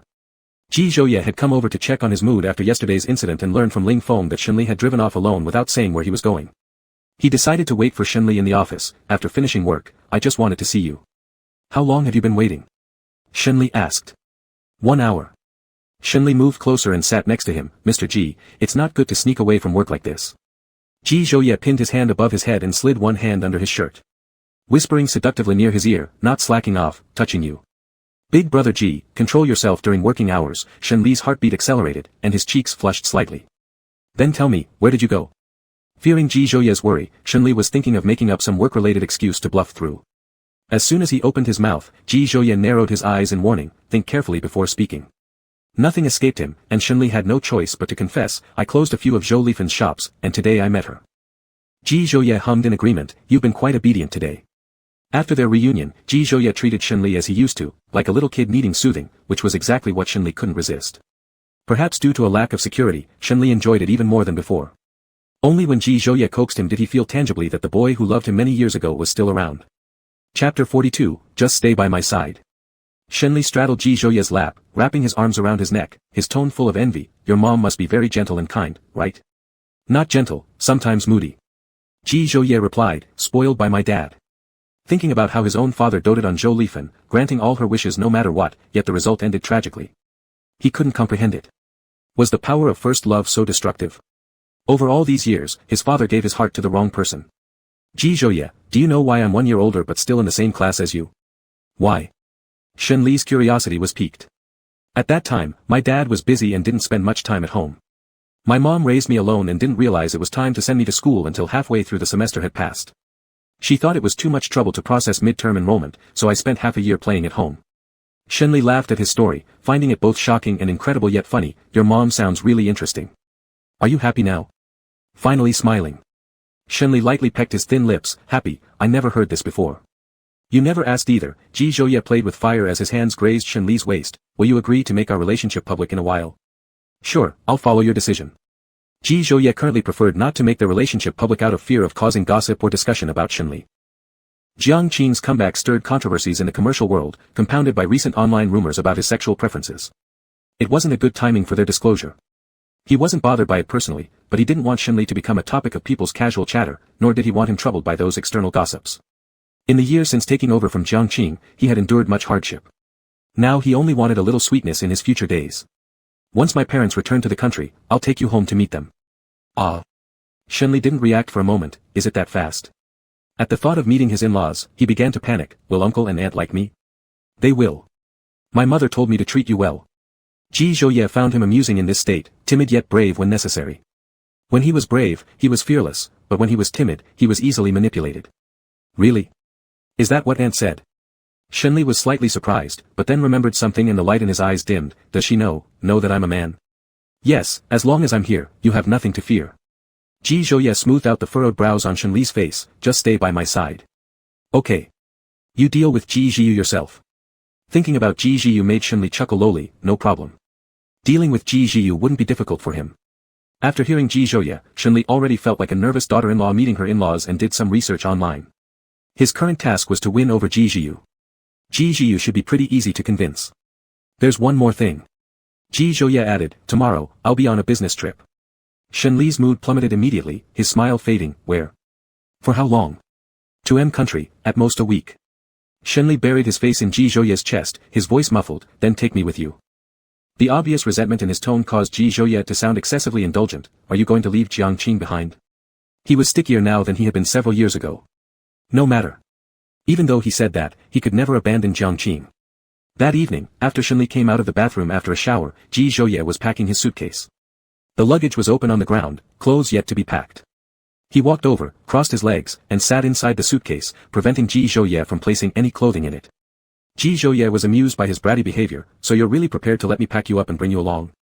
Shenli responded grumpily with an, Ji Zhouye stopped tidying his clothes, letting Shenli sit inside the suitcase. He picked up the towel from Shenli's hand and started drying his hair. He was very slim, still leaving some space in the suitcase even as he sat there. If you can gain 2 caddies during my business trip, I'll bring you a present. I don't want any presents. He just wasn't happy, they hadn't been together long and now they were going to be separated again. Without Ji Zhouye, he couldn't sleep. Ji Zhouye dried most of the water from his hair and put the towel aside. What do you want then? I want you to always be by my side. If it weren't for Jiangqing, he would truly follow Ji Zhouye wherever he went. Ji Zhouye patiently soothed him. When Shenli finally got out of the suitcase, they finished packing the luggage together. After packing, Ji Zhouye went into the bathroom. Lying in bed, Shenli thought about Ji Zhouye heading to M country tomorrow, which left him sleepless. The next day, Shenli sent Ji Zhouye off to the private airport.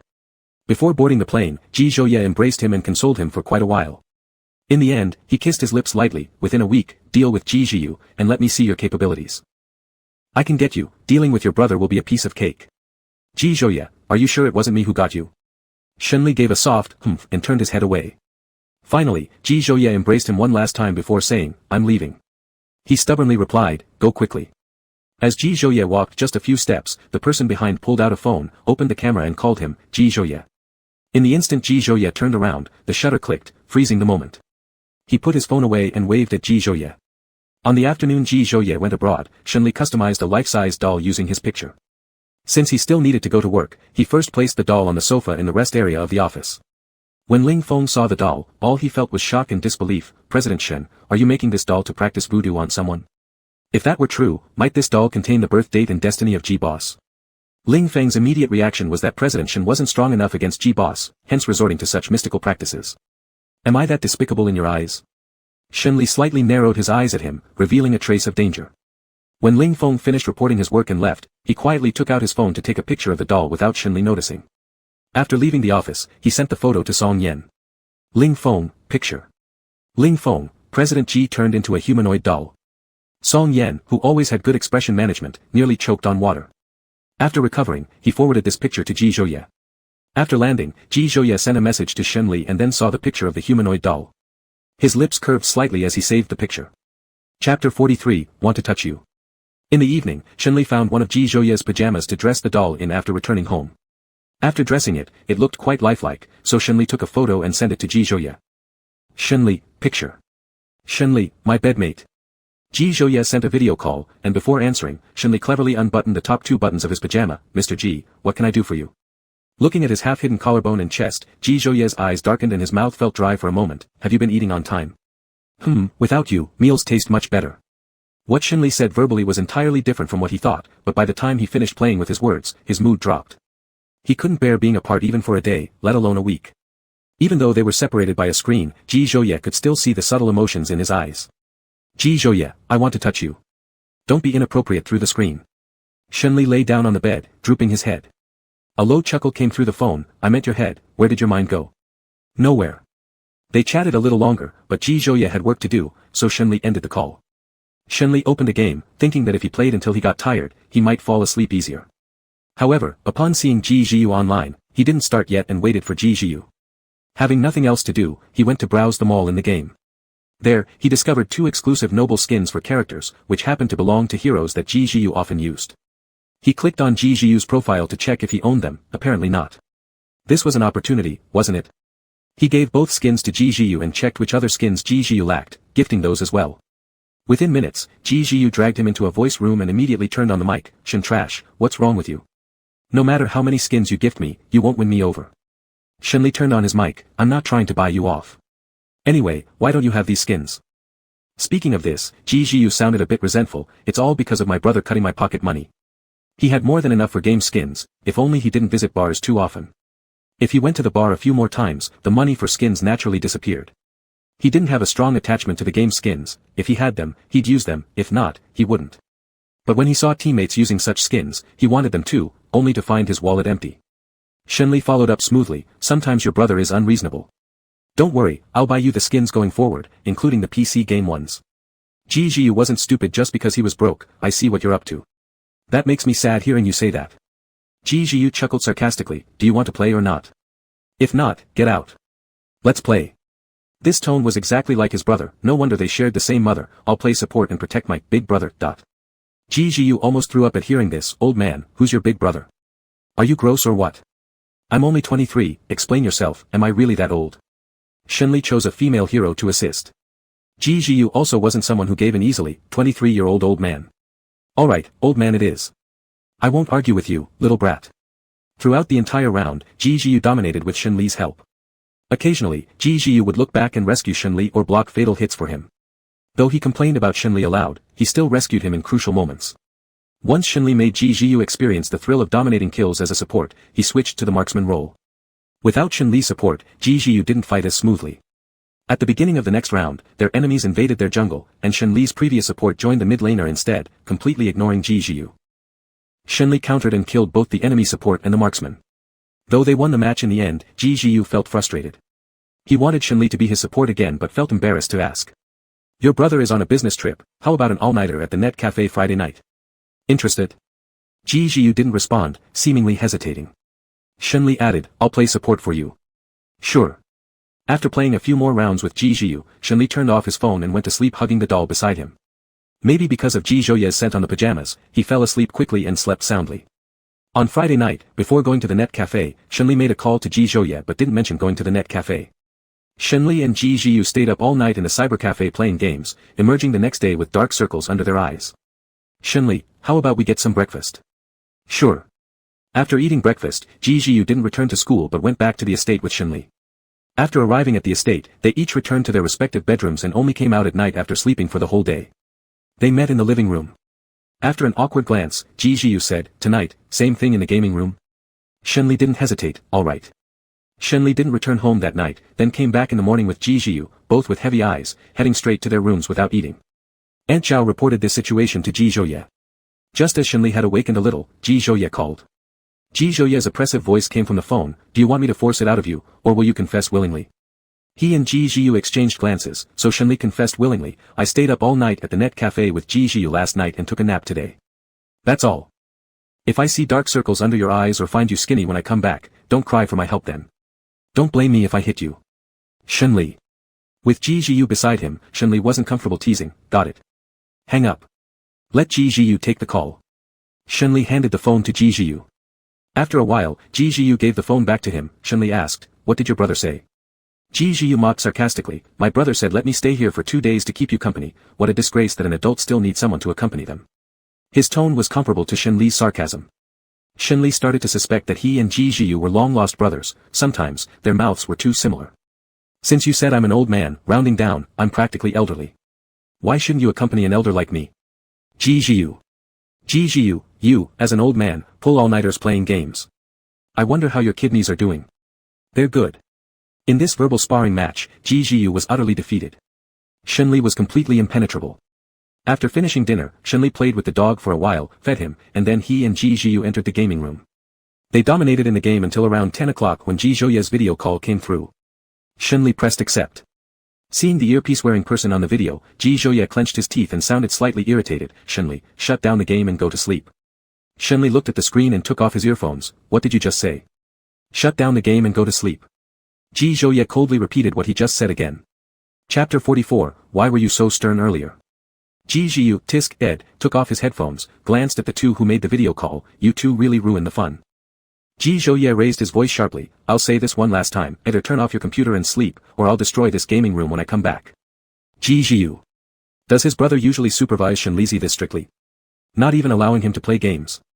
He suddenly felt sympathy for Shenli. Shenli, after we finish this game, I'll turn it off. The video call wasn't hung up. After Shenli finished this round, he turned off the computer. Indicating to Ji Jiu, they left the gaming room. Mr. Ji, do you not have work? There was a time difference between the two countries, it was morning where Ji Zhouye was. Work is scheduled for the afternoon. When Shenli didn't work and didn't play games, all he could think about was Ji Zhouye, his expression showing hints of victimization. Ji Zhouye, why were you so stern earlier? I was just playing a game. Ji Zhouye sighed helplessly, his tone softening a bit. First, you pulled an all-nighter and didn't eat for a whole day, now you're continuing to play games at night. Can't you make me worry less? I've already stopped playing. I'm back in the room. If you don't believe me, look. Shenli rotated the camera to show him. Ji Zhouye immediately noticed the humanoid doll on the bed, curling his lips into a slight smile. Shenli turned the lens back, threw himself onto the bed, and began punching the doll's face, letting Ji Zhouye watch deliberately, as irritating as you are. Ji Zhouye laughed, Shenli, I hope you can remain as defiant when I come back. Do you think you're Ji Zhouye? Little lord, I am not afraid of you. Ji Zhouye wasn't wrong at all. Shenli's entire body was as hard as a rock, except for his mouth. At this moment, Shenli had already started to become intimidated. He cleared his throat, do you want to see Shenli? It hasn't been well behaved these past 2 days. You can help me discipline it. How has it not been well behaved? It. Shenli came up with a reason, has been tearing apart the house, probably. Ji Zhouye knew perfectly well what Shenli was like since childhood. Shenli had never torn apart the house. If the furniture is broken when I come back, I'll discipline it. If you've gotten skinny, I'll discipline you. Shenli. After the call ended, Shenli went to the living room and found a scale. When he stepped on it, he realized he had lost almost 2 pounds since Ji Zhouye left for overseas. He'd gone too far now, this was trouble. Ji Zhiyu came downstairs, are you done with the call? Yep, Shenli asked, aren't you going to sleep? I'm hungry, let's find something to eat. Being hungry only meant cooking, there were no instant foods at home. Shenli, do you want some grilled skewers? Ji Zhiyu, how about a few bottles of beer? Alright. The two came to an agreement. Shenli drove Ji Zhiyu to the night market, eating more to try and regain those 2 pounds of weight. Shenli thought that someone like Ji Zhiyu, a rich young master who usually eats exotic delicacies, wouldn't enjoy street food from the night market, but Ji Zhiyu ate with gusto. Shenli opened a can of beer and pushed it toward Ji Zhiyu. Ji Zhiyu looked at the beer in front of him, it's so late, if my brother finds out we went out, will our legs even survive? Don't worry, Aunt Zhao has been bribed by me. If you don't say anything, neither will I, so your brother won't know. The two of them were like rebellious teenagers. Since they had to drive back, Shenli didn't drink alcohol and instead ordered a glass of juice. Once we're done eating, we'll go back quickly. Monday. After sending Ji Zhiyu back to school, Shenli went to the company. He weighed himself when leaving the house in the morning and found he had only gained a mere 4 ounces. By evening, before finishing work, Ji Zhiyu called and insisted on treating him, which Shenli naturally couldn't refuse. Before the workday was over, he drove to the school to pick him up. Ji Zhiyu waited for him outside the school gates and directed him once inside the car. Arriving at a hot pot restaurant, Ji Zhiyu proudly declared, I'm treating you to hot pot. Sounds good, thank you, big bro. Ji Zhiyu gave him a scornful look, don't make me sick, old man. That makes me want to argue with you. Have you considered that your brother is older than me? If you call me an old man, then round it down, you're calling your own brother an old man. Ji Zhiyu. Ji Zhiyu looked at him as though he were looking at a lunatic. Smooth talker, I really don't understand how my brother could ever like you. Shenli arrogantly shrugged, guess your brother has bad taste. Right.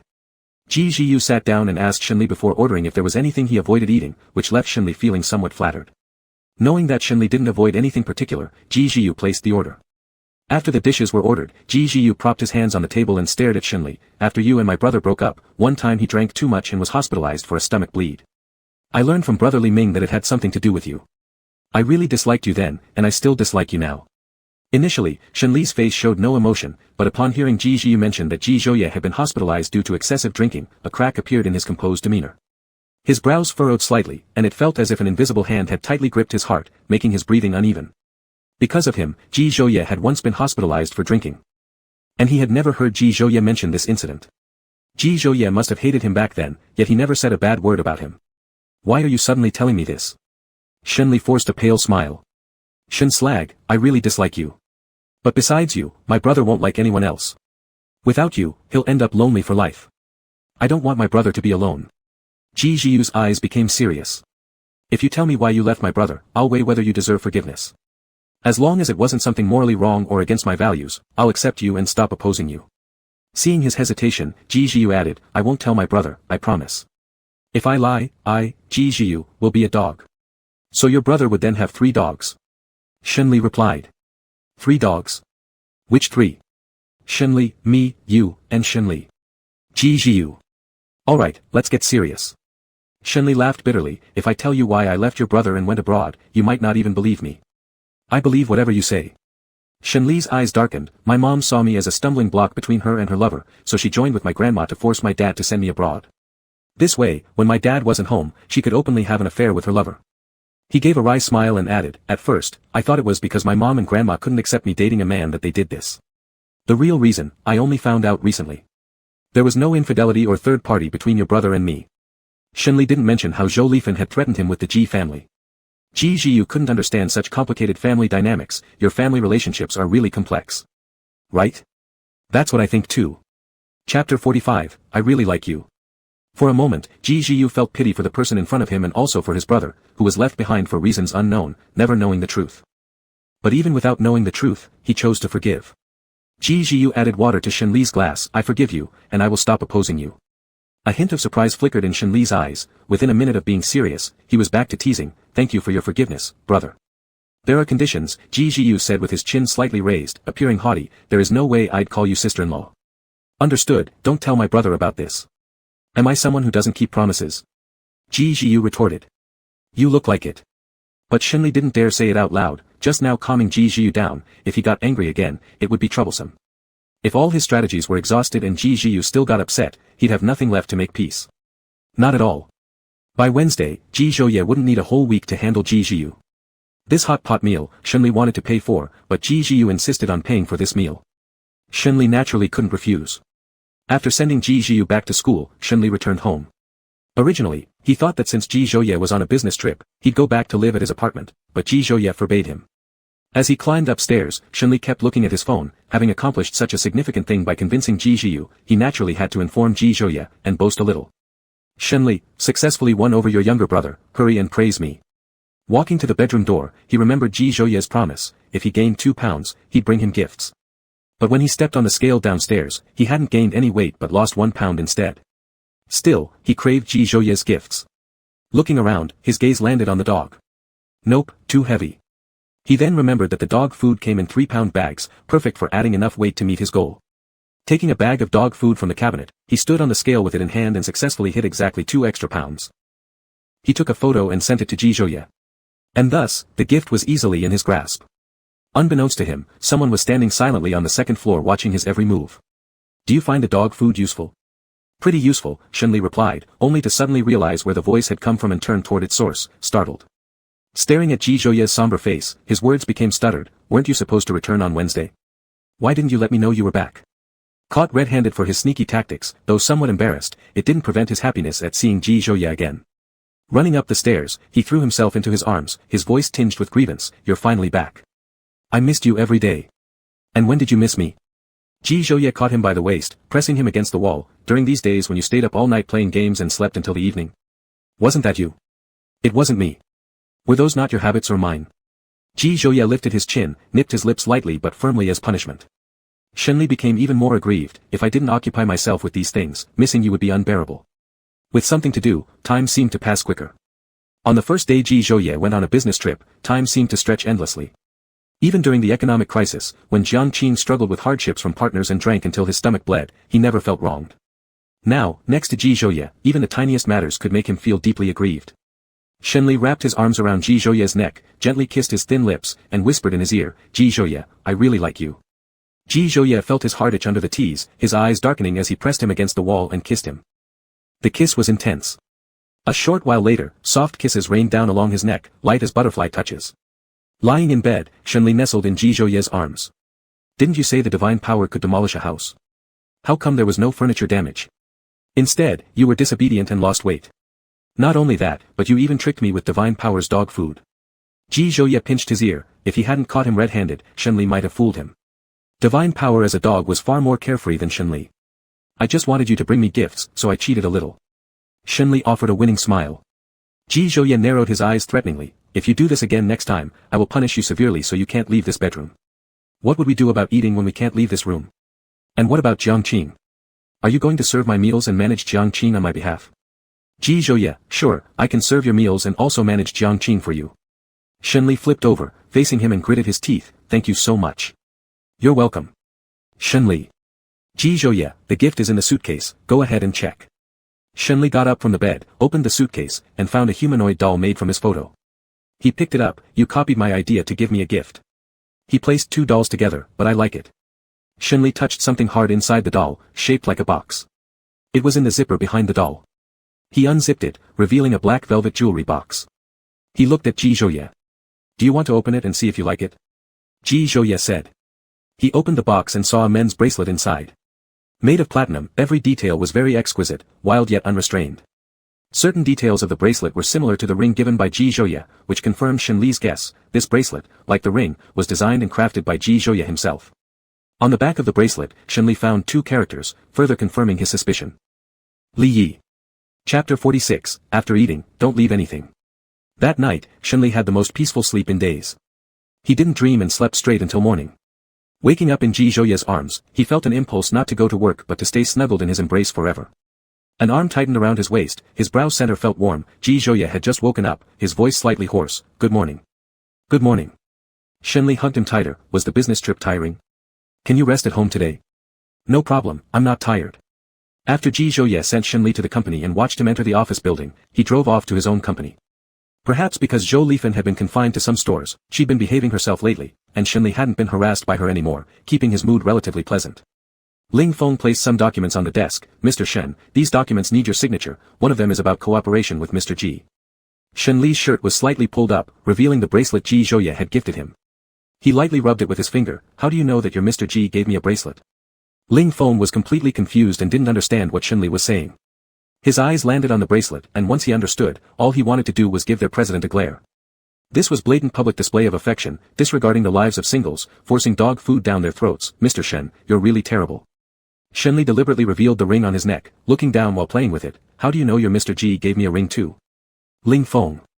This time Ling Feng couldn't hold back, giving their president a glare. He'd seen this ring a few days ago and assumed it was just a simple accessory, so he didn't ask any questions.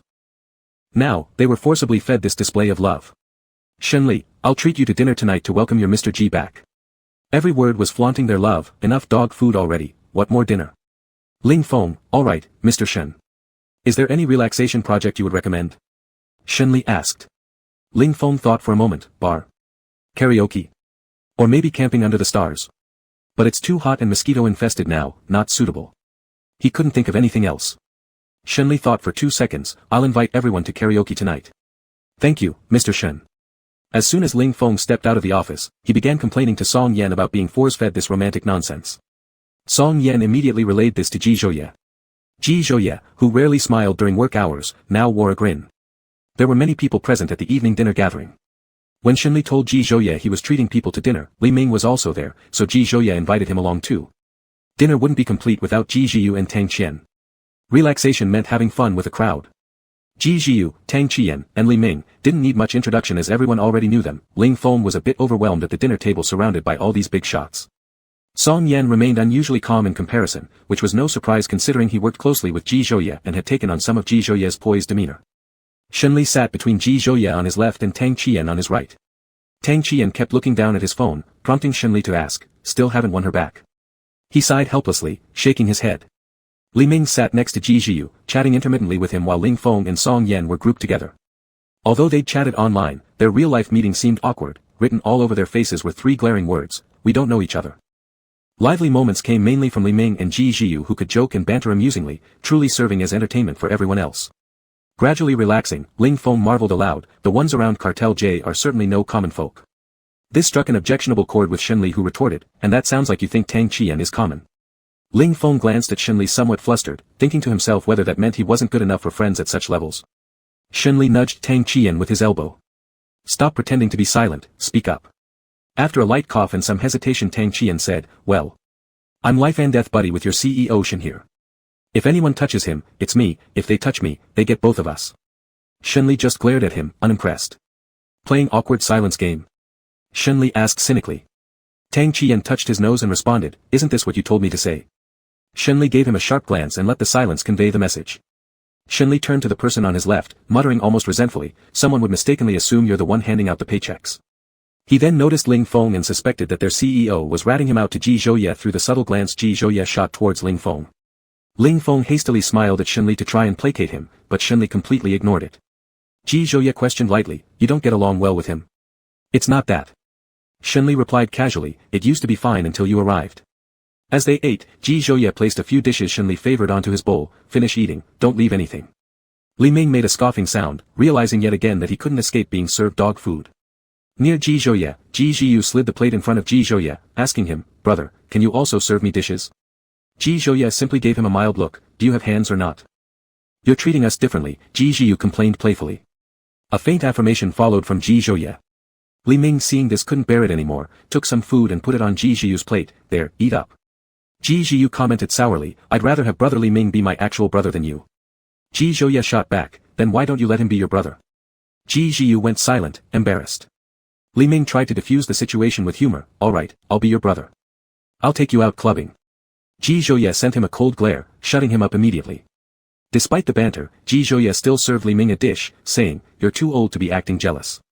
But no matter how old, you'll always be my elder brother, Ji Zhiyu said teasingly, not actually out of jealousy, just because he wanted to rile him up a bit. Halfway through dinner, except for Ji Zhouye watching Shenli eat, 5 others went off to start a gaming session.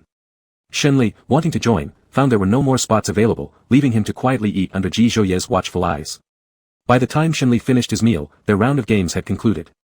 Then they moved their hangout spot to a bar. Chapter 47, Have Always Liked You the Most. In the bar, except for Ji Zhouye sitting quietly in a corner, everyone else played with wild enthusiasm. Li Ming's out-of-tune singing was truly torment.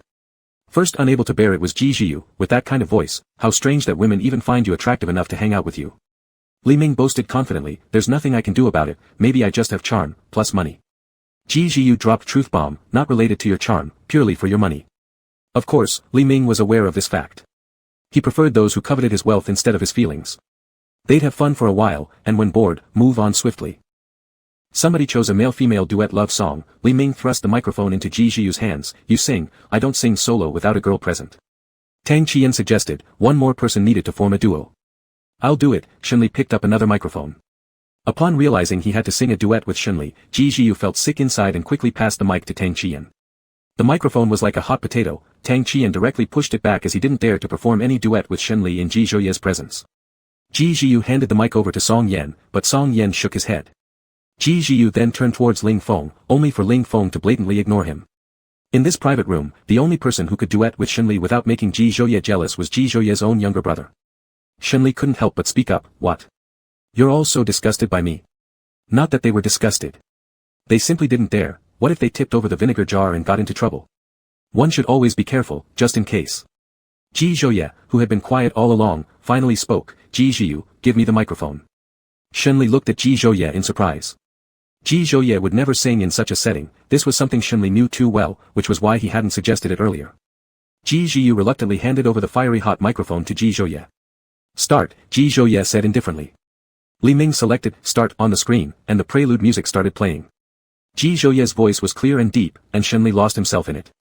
When it came to Shenli's turn to sing, maybe due to nervousness, he missed the rhythm on the first line but managed to catch up from the second one. Everyone listened quietly as the two harmonized perfectly together. There was a distinct charm in the love song as sung by them. Unseen by Shenli, his duet partner looked at him with profound affection. At the last chorus, Shenli looked at Ji Zhouye and met his burning gaze, causing his heart to miss a beat. Ji Zhouye grasped the hand of the person next to him, looking at him tenderly and deeply.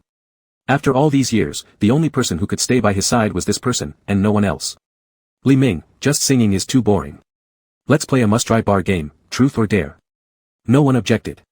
Li Ming took an empty wine bottle and spun it on the table. The bottle pointed at Ji Zhiyu. He looked at Ji Zhiyu, smiling mischievously, truth or dare? Truth. Li Ming, do you have a crush on any girl? Ji Zhiyu was straightforward, my childhood sweetheart, didn't I tell you before? His family, including his elder brother, all knew about his liking for his childhood sweetheart, and he had never shied away from it. I forgot. Li Ming said, continue. Ji Zhiyu spun the bottle, which pointed at Ling Feng. Ling Feng chose truth. Ji Zhiyu asked a very wicked question, if my brother offers you a high salary, would you jump ship? Ling Feng was caught off guard by this devilishly cunning question. No matter how he answered, he would offend someone. He sneaked a glance at Shenli, not expecting to meet his eyes. Shenli gave him a, think carefully before answering, look. Ling Feng felt a chill run down his spine, I wouldn't, I'll die following Mr. Shen. However, should Mr. G need anything, please command me and I will brave fire and water for him. Shenli. So, you'd work for Ji Zhouye even if he doesn't pay you, but you'd stop working for me if I don't pay you? Shenli narrowed his eyes. Ling Feng. Isn't this intentionally being difficult? Let's continue the game. Ling Feng moved past the topic. After going around once, it was Li Ming's turn again to spin the bottle, and this time the mouth of the bottle pointed at Shenli. Shenli chose truth, secretly hoping Li Ming wouldn't ask something too vicious or impossible for him to answer. Li Ming, why did you go abroad when you were studying well at Nan University? It hit right on what he least wanted to be questioned. Ji Zhouye's emotions were unreadable in his eyes. Shenli chose to drink instead of answering, 3 glasses of penalty drinks for those who couldn't respond. After drinking 1 glass, Ji Zhouye drank the remaining 2 for him. Shenli's expression was grim. Ji Zhouye held his hand and softly said, "It's okay, if you don't want to answer, don't." Previously, he truly wanted to know the reason, but now as long as Shenli stayed by his side, everything else ceased to matter. Li Ming knew that Ji Zhouye had always wanted to figure out why Shenli left him. So, he used this chance to ask. "I'll punish myself with a cup." Li Ming picked up the glass and finished the drink in 1 gulp. The game went on. Shenli spun the bottle. After several turns on the table, the bottle pointed at Ji Zhouye. He whispered into Ji Zhouye's ear, "You choose whatever you like, I won't make things hard for you." Ji Zhouye chuckled lightly, "Dare." Shenli curved his lips slightly, "Declare your feelings through a WeChat top-pinned message." Ji Zhouye opened WeChat, typed, "I like you," in the input box, glanced at Shenli, and sent it. The moment the message was sent, Shenli's phone rang. Li Ming and Ji Zhiyu gave death stares that could cut through steel, but at the end of the day, Tang Qian felt the worst. His long road to win back his wife was only being made harder by this couple feeding him their sweet moments. Tang Qian complained, "Shenli, you're heartless. My girlfriend ran away. She didn't run because of me. Reflect on yourself," Shenli shot back, striking deeply. Furious, Tang Qian snapped, "Shenli, you." Shenli was still unaware of the gravity of the situation. "What's the matter with me?" Tang Qian looked at Ji Zhouye. "Ji boss, let me tell you something about Shenli. He once got drunk abroad, hugged a trash can for 2 hours, and wouldn't budge even when we tried to pull him away. And guess what? He called the trash can by your name." Shenli went quiet. "What a backstabbing friend. Don't make things up, when did I do such a thing while drunk?" Shenli tried to maintain his composure but knew the truth was out there, a dark secret he'd die before admitting. "I've got the video as proof, Ji boss, want to see it?" Shenli remained speechless. How had he forgotten? Jia Qian filmed a video after Shenli woke up the next day and relied entirely on that video to recall the event. But Tang Qian had already deleted that video. Ji Zhouye looked at Shenli with interest. "Do I look like a trash can?" Shenli couldn't respond. At 10 o'clock, the game came to an end. Since everyone had been drinking, Ji Zhouye asked Song Yan to call several designated drivers. Those who didn't drive called online ride services. Ji Zhouye and Shenli first dropped Ji Zhiyu off at school. After returning to the mansion, Ji Zhouye pinned Shenli down on the sofa. "Why did you call my name when drunk? When we broke up, you said you no longer liked me, right?" Shenli had a faint scent of alcohol on him. "I do like you. Leaving the country was inevitable, it's always been you I love the most. Can't you tell me why you left?" Shenli wrapped his arms around Ji Zhouye's waist and buried his face in his chest. "I don't feel ready yet." He hadn't decided how to explain that Zhou Lifen once threatened him with something involving JH. It was his choice, and he didn't want Ji Zhouye to bear any guilt. He was aware that they'd have to face this eventually, but currently, he lacked the courage. When he had the courage to confront it, he would tell Ji Zhouye that their breakup was inevitable, not due to lack of love or third-party interference. And since Ji Zhouye didn't press further and respected his feelings, Shenli appreciated the understanding silence between them. Chapter 48, Yearning for You for a Long Time. A few days later, Ji Zhouye's parents returned from their overseas trip. Ji Zhouye planned to take Shenli to the old house on Sunday. In preparation, Shenli spent these days researching strategies and preparing gifts. Their relationship wasn't like that of other couples, they needed more consideration. The most nervous part for Shenli was whether Ji Zhouye's parents would accept him. These days, Shenli kept bustling here and there. Just thinking about going to the old house with Ji Zhouye on Sunday made him extremely anxious. He bought a set of teaware for Ji Zhouye's father and a set of high-end skincare products for his mother. Knowing little about skincare, he simply felt he couldn't be too casual.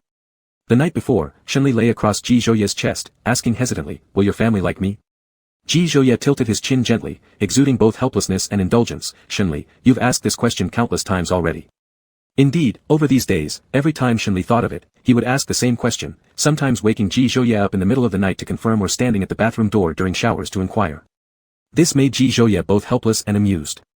Ji Zhouye kissed his lips lightly. "Since I like you, my family will like you too. What if I haven't prepared enough gifts? Maybe I should go get more," Shenli worriedly asked again. "That's enough." Ji Zhouye gripped Shenli's waist, teasing, "If you can't sleep, how about some exercise?" "Exercise?" Shenli initially didn't catch on, then instantly understood from the heat in Ji Zhouye's gaze. "Could we stop turning everything into a car joke? Your brain is full of yellow garbage." Shenli grumbled with resentment. Since they reunited, except when Ji Zhouye was on business trips or working, they had hardly been modest around each other. Before, during their dating phase, they were careful with their boundaries, but now, after reconnecting, they seemed determined to compensate for all the lost years. Facing his complaint, Ji Zhouye stayed unfazed, gripping his hands tightly above his head. "I've been wanting you for a long time. I've been eyeing you forever." Shenli asked softly, for how long? Ji Zhouye lowered his gaze and whispered, from the first day I met you.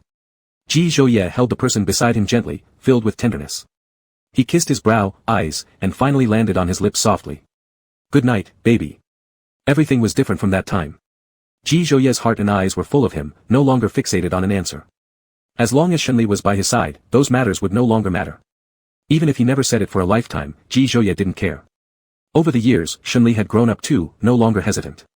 When he learned Ji Zhouye still had feelings for him, he went all out to declare his intentions to Ji Zhouye, doing everything in his power to stay by his side so as not to leave a lifelong regret that couldn't be mended. To be able to stand equally with Ji Zhouye, he paid off 10 billion yuan within less than 2 months. Shenli was well aware, what he repaid was just money. It was hard to repay the sentiment. How many people in this world could, after being hurt, still give their ex-boyfriend 10 billion?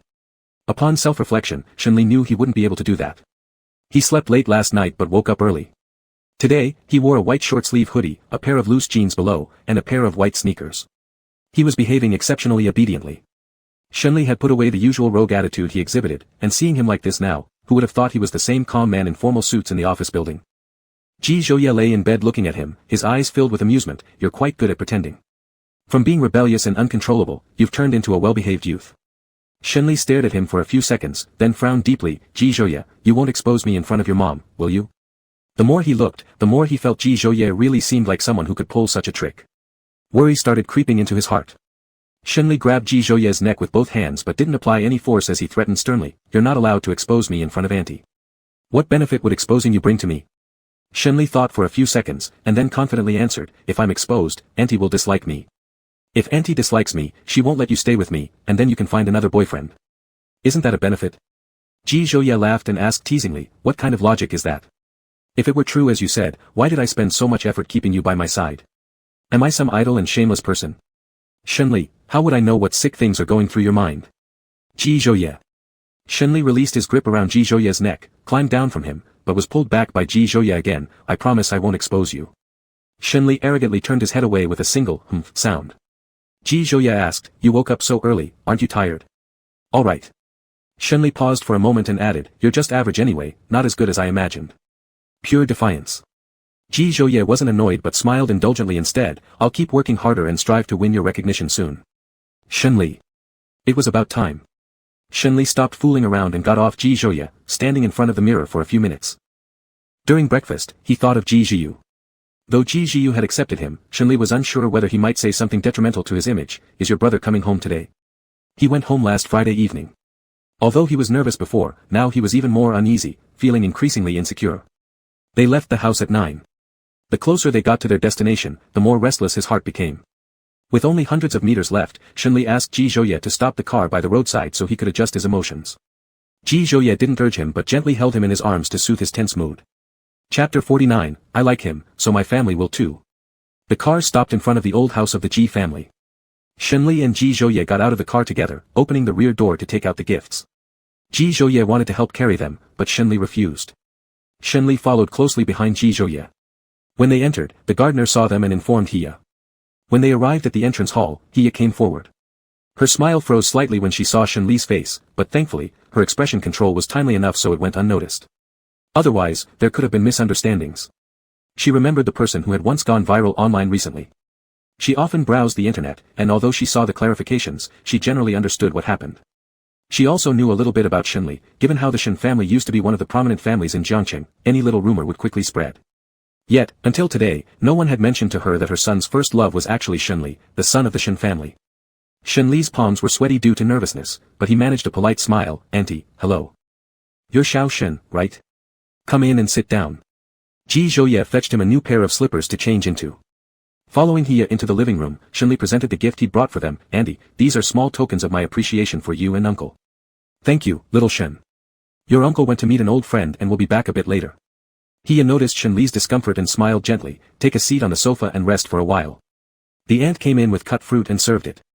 Hiya turned around and glared at Ji Zhouye fiercely, saying harshly, come over here. Shenli's heart tightened, thinking that Hiya disliked him. Helplessly, he looked at Ji Zhouye. Ji Zhouye said, it's fine, just sit for a moment. He followed Hiya upstairs. Once they were in the bedroom, Ji Zhouye stayed by the doorway. Hiya was somewhat angry. Why didn't you tell me earlier that your boyfriend is the son of the Shen family? Do you dislike him? Ji Zhouye asked. I don't dislike him, He said. Do you know how close I came to losing control of my expression because you didn't tell me in advance? Thankfully, I reacted quickly so little Shen didn't see it, otherwise, there would have been a misunderstanding. He got more upset as she continued, who could have guessed? A few days ago, I was still scrolling online and eating melon, now the drama is happening right in my own home. Neither your brother nor you told me. You guys are trying to kill me. Ji Zhouye asked, what do you think about the melon drama you ate? The woman who wanted to extort little Shen is truly wicked. Ji Zhiyu had just woken up and heard some noise downstairs.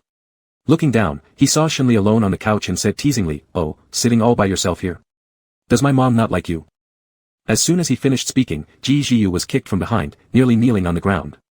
At one glance behind, his arrogance instantly disappeared.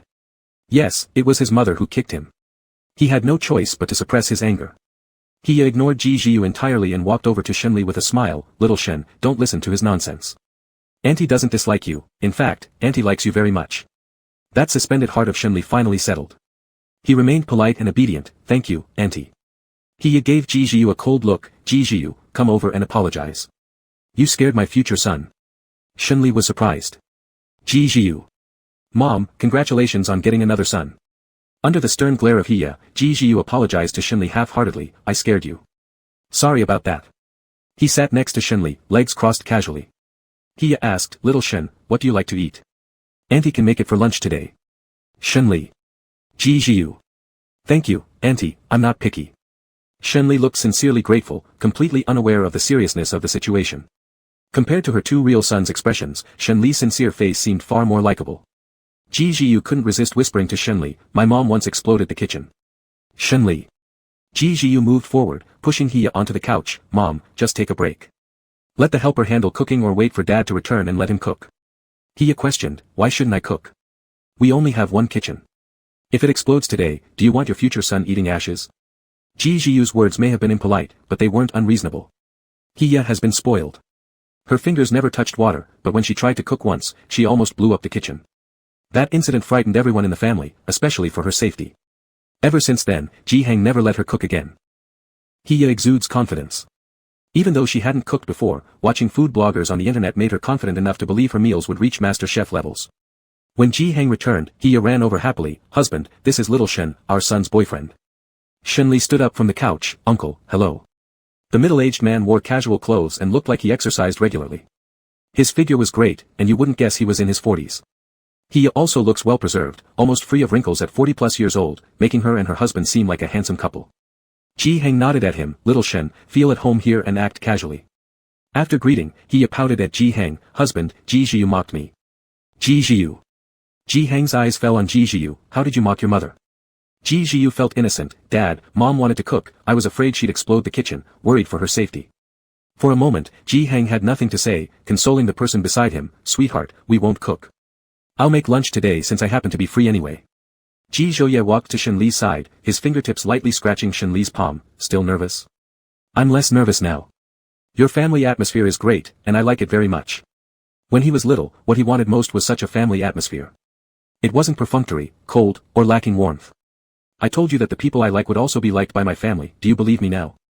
At noon, Ji Hang went to the kitchen to cook, and Ji Zhouye followed to help. Ji Zhiyu, who had been sitting on the sofa playing games, was also driven into the kitchen by Hiya. Shenli felt uneasy. Though he hadn't cooked before, he still entered the kitchen to offer help but was immediately chased out by Ji Hang.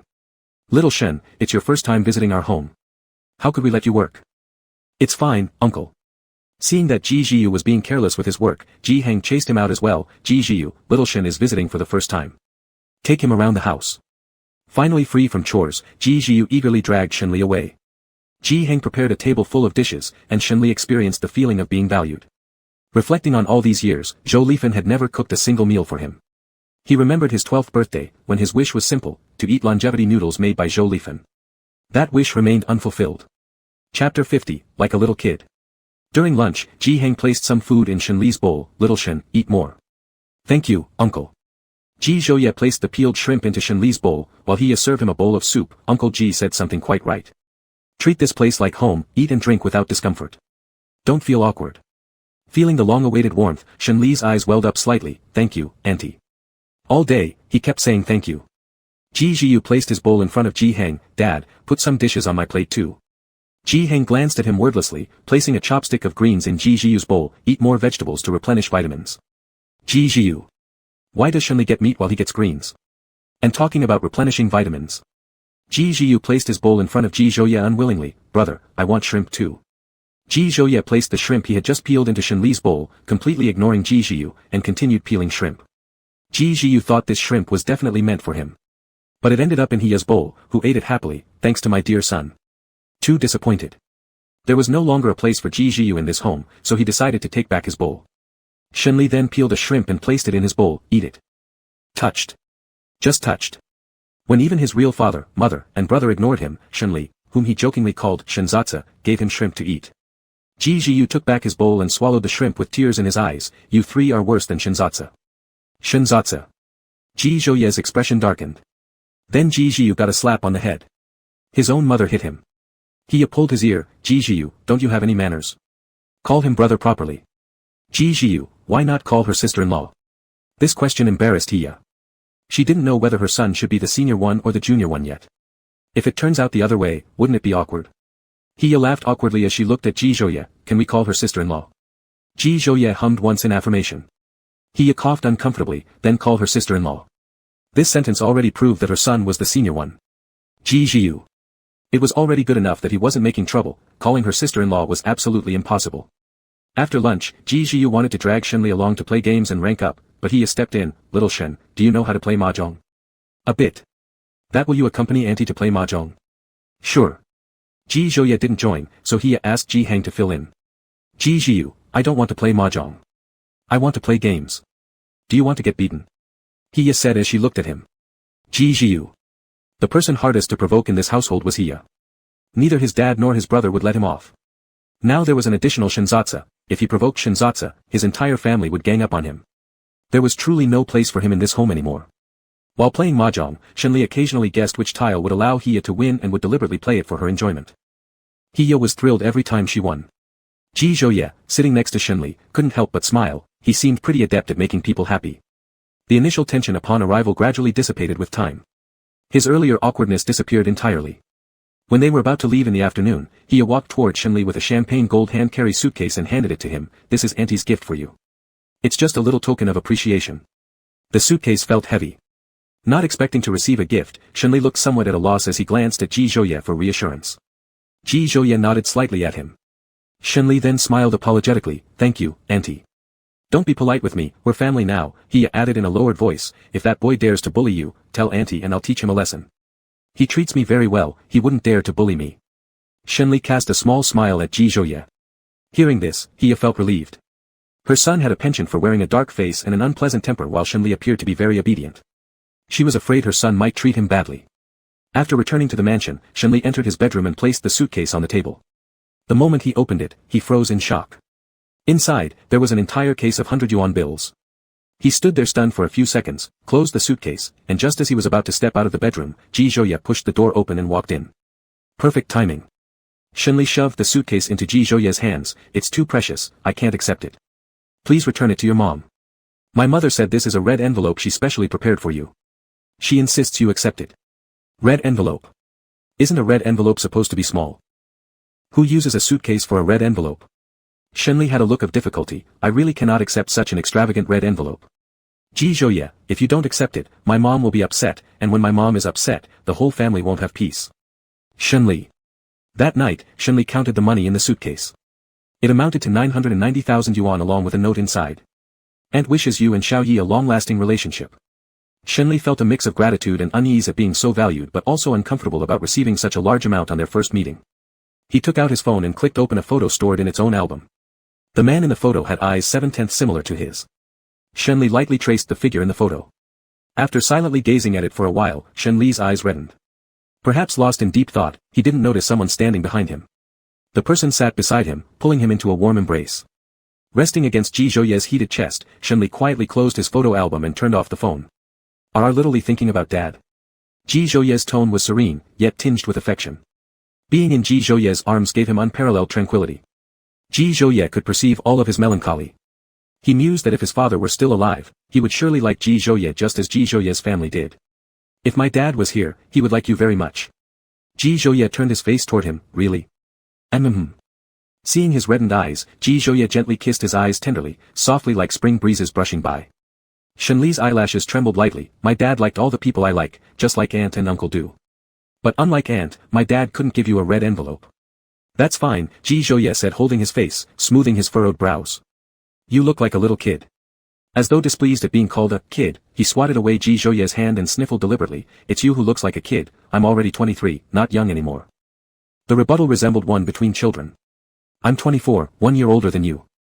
The instant Ji Zhouye finished speaking, Shenli kicked over, acting no different from an indignant child. Ji Zhouye reacted quickly, grabbing his ankle. Shenli's ankles were very sensitive, the ticklish feeling rushing straight to his head. Struggling helplessly, Ji Zhouye, let go. Ji Zhouye refused, still say you're not a kid. Kicking at will like that. His teeth gritted, Ji Zhouye, let your grandpa go, or else I'll. Ji Zhouye narrowed his eyes dangerously. Under his intimidating gaze, Shenli eventually caved. Ji Gij, I'm sorry. Ji Zhouye easily got the upper hand.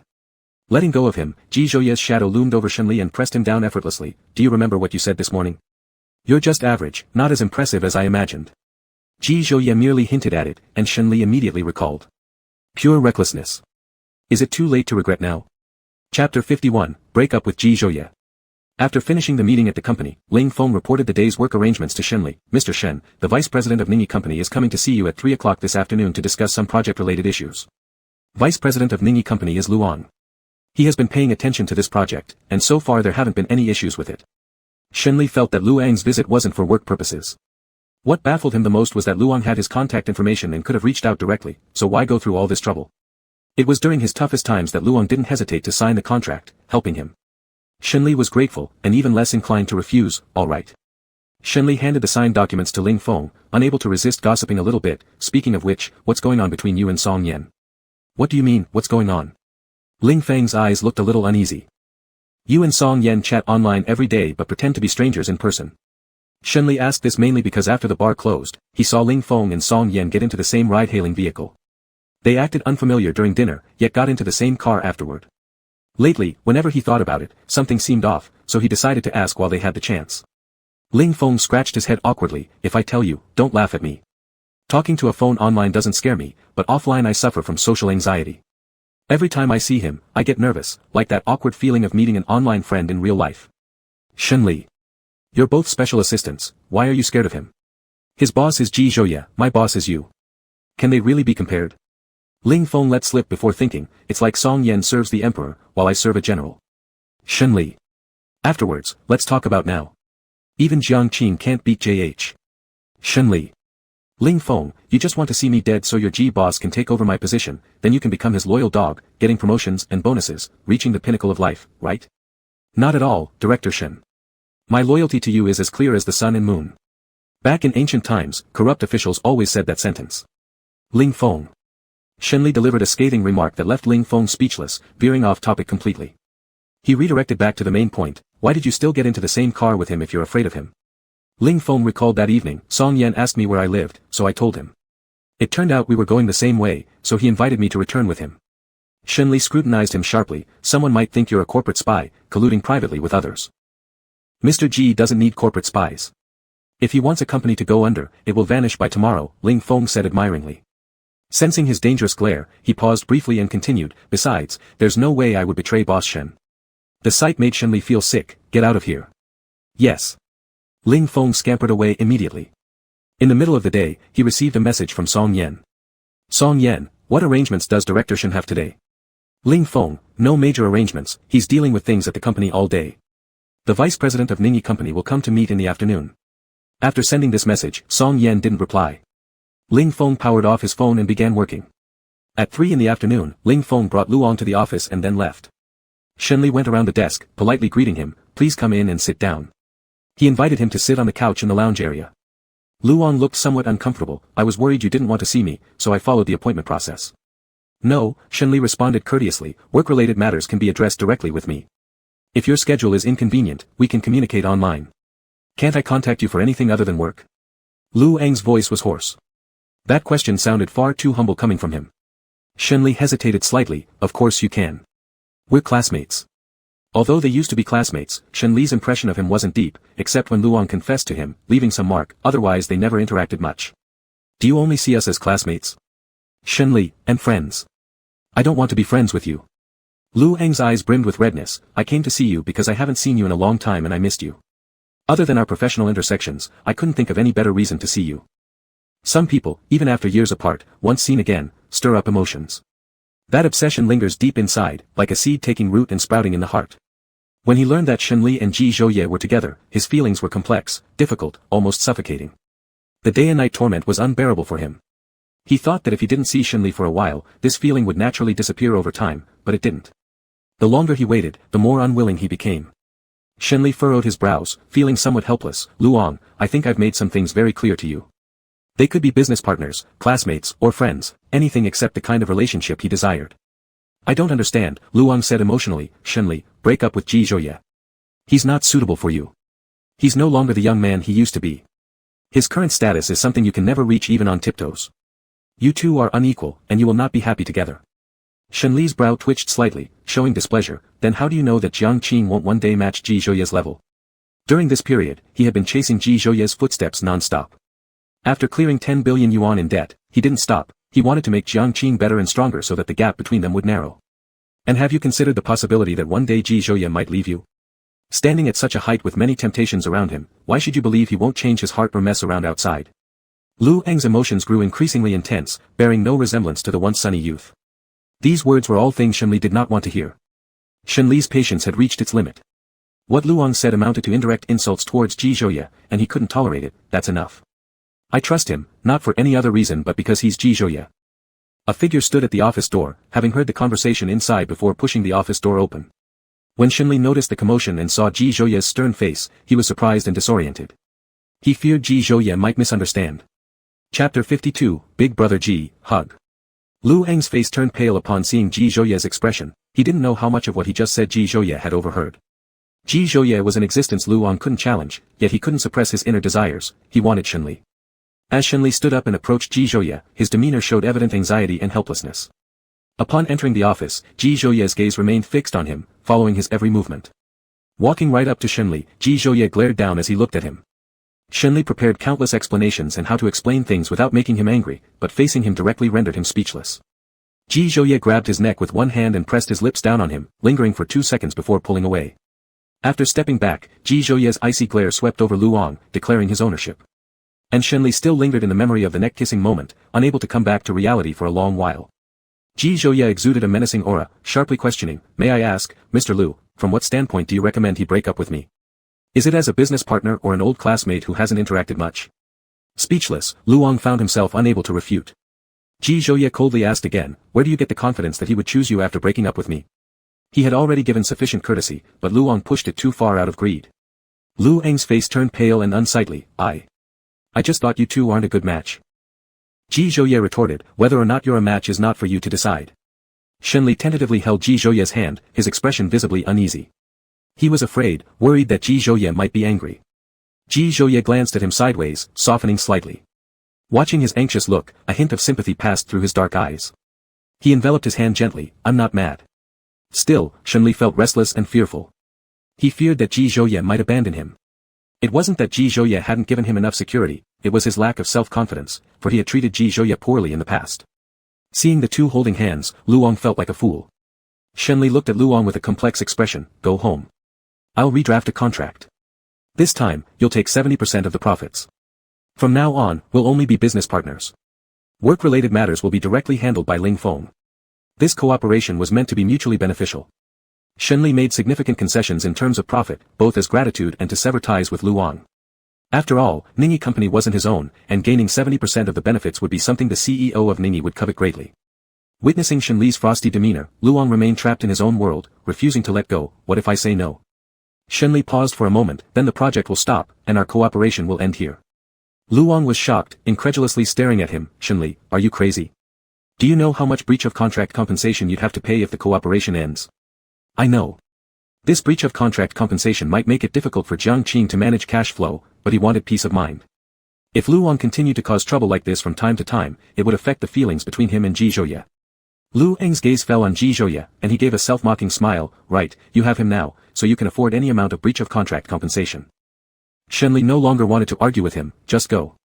Luong felt indignant, thinking of how Shenli treated him after all his help during Shenli's hardest times. Shenli, I helped you when you were in your darkest hour. Is this how you repay me? Shenli thought that Luang's mindset was obsessive. The sunny young man at school had nothing to do with who Luong was now. I am very grateful for your help back then, and I've made the greatest concession possible in terms of interests, but it can only be in terms of interests. Luong didn't realize he was morally coercing Shenli, only feeling that he had made sacrifices and received no expected return. What he truly wanted wasn't about profits. Then just breach the contract, transfer the breach of contract compensation as soon as possible. After Luong left, the cooperation between Jiangqing and Ningyi came to an end. Shenli uneasily stretched out his arms toward Ji Zhouye. Big brother Ji, hug. Ji Zhouye gently held him in his arms with a tender expression, his voice filled with helplessness. I've already said, I'm not angry. It shows our little Li is excellent when people like you. I'm not good, not at all. He wasn't excellent. He was a liar. A coward. The scumbag who proposed the breakup once.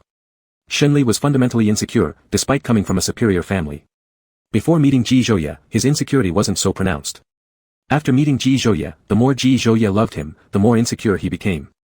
At that time, even if Ji Zhouye's background wasn't as good as his own, Shenli would still feel inferior. Ji Zhouye softly coaxed him for a while. Gradually, Shenli's deep-seated unease dissipated under Ji Zhouye's gentle coaxing. Ji Zhouye was both amused and exasperated by him. Even I am jealous now. Shouldn't you be comforting me? Why do I have to comfort you? Are we making any sense? I'm scared, afraid that when you see me with him, you'll leave me. Shenli frankly revealed his real thoughts. Only Shenli knew how much courage it took to say these words. He thought that as long as he became brave and stopped being a coward in love, Ji Zhouye wouldn't leave him. You're imagining nonsense. I barely convinced you to stay by my side, how could I let you go? Ji Zhouye silently sighed. He knew Shenli lacked security and feared abandonment. Shenli. Ji Zhouye softly called his name. If I ever leave you, I'll be your dog next life. Shenli was slightly shocked, he didn't expect Ji Zhouye to say something like this. His voice sounded muffled. No, if you leave me, it's fine. I won't blame you. Ji Zhouye didn't owe him anything, and leaving him would be considered even. After all, Shenli was the one who left first, yet afterward, he always acted like a victim demanding more love and gentleness from Ji Zhouye. Idiot. It took Shenli a while to realize another issue. How did you get here? Don't forget, I also hold 20% of the shares in Jiangqing. Am I not allowed to come? Ji Zhouye teasingly looked at him. Shenli never doubted Ling Feng. Ji Zhouye handed over a black card to Shenli. There are 50 billion yuan in this card, which are the funds I invested in Jiangqing. The 10 billion yuan Shenli had already repaid, and now it meant Ji Zhouye owned shares in Jiangqing without putting in money. Shenli returned the card. You gave me 10 billion when Jiangqing was on the verge of bankruptcy. There would be no Jiangqing today without you. The 20% shareholding is nothing. Take this money back, I cannot accept it. Simple matters should stay simple. If you don't take it, I'll directly transfer the money to the company account. Ji Zhouye left him no room to refuse. Shenli. To put it bluntly, he had no choice but to accept the money today. Ji Zhouye whispered softly in his ear, if you insist on thanking me for giving you those 10 billion, we can do it differently, like in bed. He never thought Shenli owed him anything. Those 10 billion were part of a deal, and later they were fully paid off. So when Shenli ended up owning shares in Jiangqing without investing capital, the money Ji Zhouye put in was what he owed. But Shenli himself kept thinking he owed Ji Zhouye. Seeing how tangled Shenli was, hesitating to accept the card, Ji Zhouye directly transferred the money to the company account. Chapter 53, Don't Love Bro, Bro is just a legend. Shenli paid 2 billion yuan in breach of contract compensation, and there were several hundred million in project losses. He needed to quickly find a partner, otherwise the losses would increase further. He approached several companies that could collaborate, but none were willing to cooperate with him. After many twists and turns, the cooperation eventually fell into the hands of Tang Qianyan's father, Tang Ran. Shenli seriously suspected that Tang Qianyan was secretly helping him and decided to meet with Tang Qianyan during his free time. The meeting took place at a cafe beside the Tang Corporation building. Is your uncle's cooperation with me related to you in any way? Tang Qianyan, big brother, how could this have anything to do with me? I'm just a small clerk, I don't even get a say before my dad, let alone if I did say something, he wouldn't listen to me anyway. Given his understanding of Tang Qianyan, Shenli thought that Tang Qianyan might be putting on an act. Really not. Really not, Su Li I can't even handle, let alone my dad, Tang Qianyan said. If my dad wants to cooperate with you, it must be because your project has its merits. Shenli still had his doubts, after all, Tang Qianyan had quite a talent for acting sometimes. As he was about to go back to the company, Tang Qianyan showed a troubled look like there was something on his mind but hesitated to speak. After a long hesitation, he finally blurted out, could you lend me some money? Shenli raised an eyebrow looking at him. It was rare for Master Tang to borrow money. What are you borrowing money for? My dad kicked me out of the house and froze all my bank cards. He told me to find my own place to live. With just the salary he gives me, I'd end up sleeping under a bridge, Tang Qianyan said. Why did he kick you out? Tang Qianyan looked annoyed and said, because he wanted me to take over the company, and I didn't want to. With Tang Qianyan's ability, taking over the company was no problem at all, but he wasn't interested and acted carefree all day long. Shenli transferred 200,000 yuan to Tang Qianyan and then sent him the apartment password. If you don't mind, you can stay at mine. There is a guest bedroom available. I don't mind, thanks, buddy. This time Shenli believed that the cooperation had nothing to do with Tang Qianyan. After finishing work, Shenli went back to the apartment with Ji Zhouye. When they arrived, Tang Qianyan was already there cleaning. Tang Qianyan was taken aback, thinking Shenli brought Ji Zhouye back to stay. Are we three going to live together now? Shenli, don't worry, I'm just here to pick up some daily necessities and will leave right away. Tang Qianyan sighed in relief. I almost thought I would have to watch you two show affection every day. The bedding is in the cabinet, all new and clean, take them out and set it up yourself. No one had ever stayed in the guest bedroom, so the bed was never made. Tang Qianyan felt a bit touched. It feels like maternal love from you. Shenli. Unable to resist, Shenli cursed at him. Go roll, your honor. Ji Zhouye smirked while watching Tang Qianyan, call daddy. Tang Qianyan. His lips curled downward instantly, with no expression on his face. Out of nowhere, a new father figure appeared. Ji Zhouye, don't push it too far. Ji Zhouye asked, didn't you just say you felt maternal love? Tang Qianyan. Got 10,000 points of damage. Su Li didn't want him anymore, his father kicked him out, making only a few $1,000s a month, and now due to his mouth being loose, he suddenly gained an extra father figure. Bad luck strikes when drinking water makes your teeth hurt. So pitiful. Shenli packed all his regularly used things in a suitcase and left. Before leaving, he helped Mr. Tang set up the bedding. At that moment, he really felt like a mother-in-law. Tang Qianyan gave a grateful glance. I love you, you're my. His gaze landed on Ji Zhouye's blackened face, causing Tang Qianyan to swallow the remaining words and temporarily forget that Ji Zhouye was even there. Then Shenli said, don't love me, I'm just a legend. Ji Zhouye.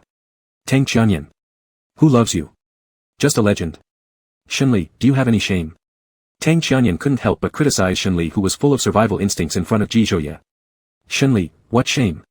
Washing my face would be troublesome. Tang Qianyan. Ji Zhouye. Ji Zhouye didn't want to see these two bickering, so he pulled Shenli away with one hand holding the suitcase and the other pressing down on Shenli's neck. He wasn't actually jealous of Tang Qianyan, but more delays would reduce their evening together. Ji Zhouye was like a master time manager, wanting to spend more time with him while still noticing the time for him to rest. Shenli was a restless person. As soon as he got in the car and shut the door without even fastening his seatbelt, he hugged Ji Zhouye's neck and pecked him on the lips. We sleep together every day, isn't it fair to kiss you once? One kiss won't be enough. Ji Zhouye grabbed the back of his head and kissed him, and the kiss lasted a very long time. When it was over, Shenli's lips were slightly swollen and damp. Ji Zhouye, you're sometimes really excessive, Shenli said as he put on a mask, feeling awkward about how he looked.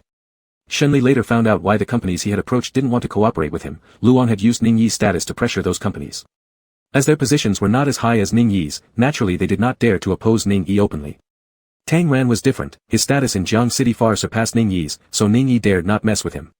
In the business circle, Tang Ran was famous for only looking at how much benefit a project could bring him, without considering the company or identity and status. As long as it could be mutually beneficial, he was willing to cooperate, which was the reason he saw potential in this project. It had nothing to do with Tang Qianyan. Later, Shenli met Luong at a commercial event. Lu Eng's gaze on him had changed. It was morbid. It was obsessive. This look made Shenli feel very uncomfortable, like a wolf lurking in the dark. As the event was nearing its end, Luong deliberately bumped into him when he wasn't paying attention, spilling all the wine from the glass onto him. Shenli frowned, clearly displeased. Luong pretended to apologize, sorry, it wasn't intentional. Ling Feng couldn't stand it and wanted to argue, but was stopped by Shenli, who simply said, let's go. Even after walking quite far away, Ling Feng still had a dissatisfied expression on his face. Not waiting until the event ended, Shenli left early. Chapter 54, just don't know how good the soundproofing of the house is. After compensating Ning Yi for breach of contract, cooperating with Tang Ran went smoothly, and Jiangqing's momentum seemed ready to surpass Ning Yi. The people sitting in Ning Yi's vice president position became restless. Many companies that had previously been unwilling to collaborate with Jiangqing started reaching out, begging for cooperation. Every person who came to the door, Shenli greeted seriously, not minding the events from the low point, understanding their reasons. He was always open to mutually beneficial projects. This was the nature of the business world where, during the low point, everyone avoided you as much as possible. On Friday night, there would be a business banquet, and Shenli was also invited. 2 days before the banquet, Ji Zhouye upset someone. The reason? He was too crazy. Shenli could accept working day and night without shame, but even he couldn't handle what Ji Zhouye had done. After work, Shenli returned home, and while Ji Zhouye was working in the study, he packed some clothes, took the car keys, and left the yard. Shenli's dog, Shenli, followed closely behind, wagging his tail. Shenli paused to look back at the dog and then looked up at the study. A few seconds later, he went back inside and grabbed a bag of dog food and some jerky. He opened the car door, placed them in the back seat, and turned toward the dog standing beside his feet. Shenli, get in the car. Dad will take you far away. Shenli immediately jumped into the car and lay down on the seat, urging him to start driving. His bright eyes looked pure, as if he'd happily go anywhere with Shenli. Ms. Zhao passed by and asked curiously, "Young Master Shen, where are you going?" "Running away from home, I can't stay here anymore." "Ms. Zhao." Shenli continued, "Ms. Zhao, when Ji Zhouye asks about me, please tell him exactly what I said." Although Ms. Zhao didn't fully understand, she still relayed Shenli's words accordingly. Shenli drove home with the dog, and Ji Zhouye learned shortly after that Shenli had left home with the dog. Guessing Shenli might be driving right now, Ji Zhouye didn't call him. Shenli carried the dog food in one hand and led Shenli with the other into the elevator. When Tang Qiannian saw such a big dog appear in the house, he was first startled.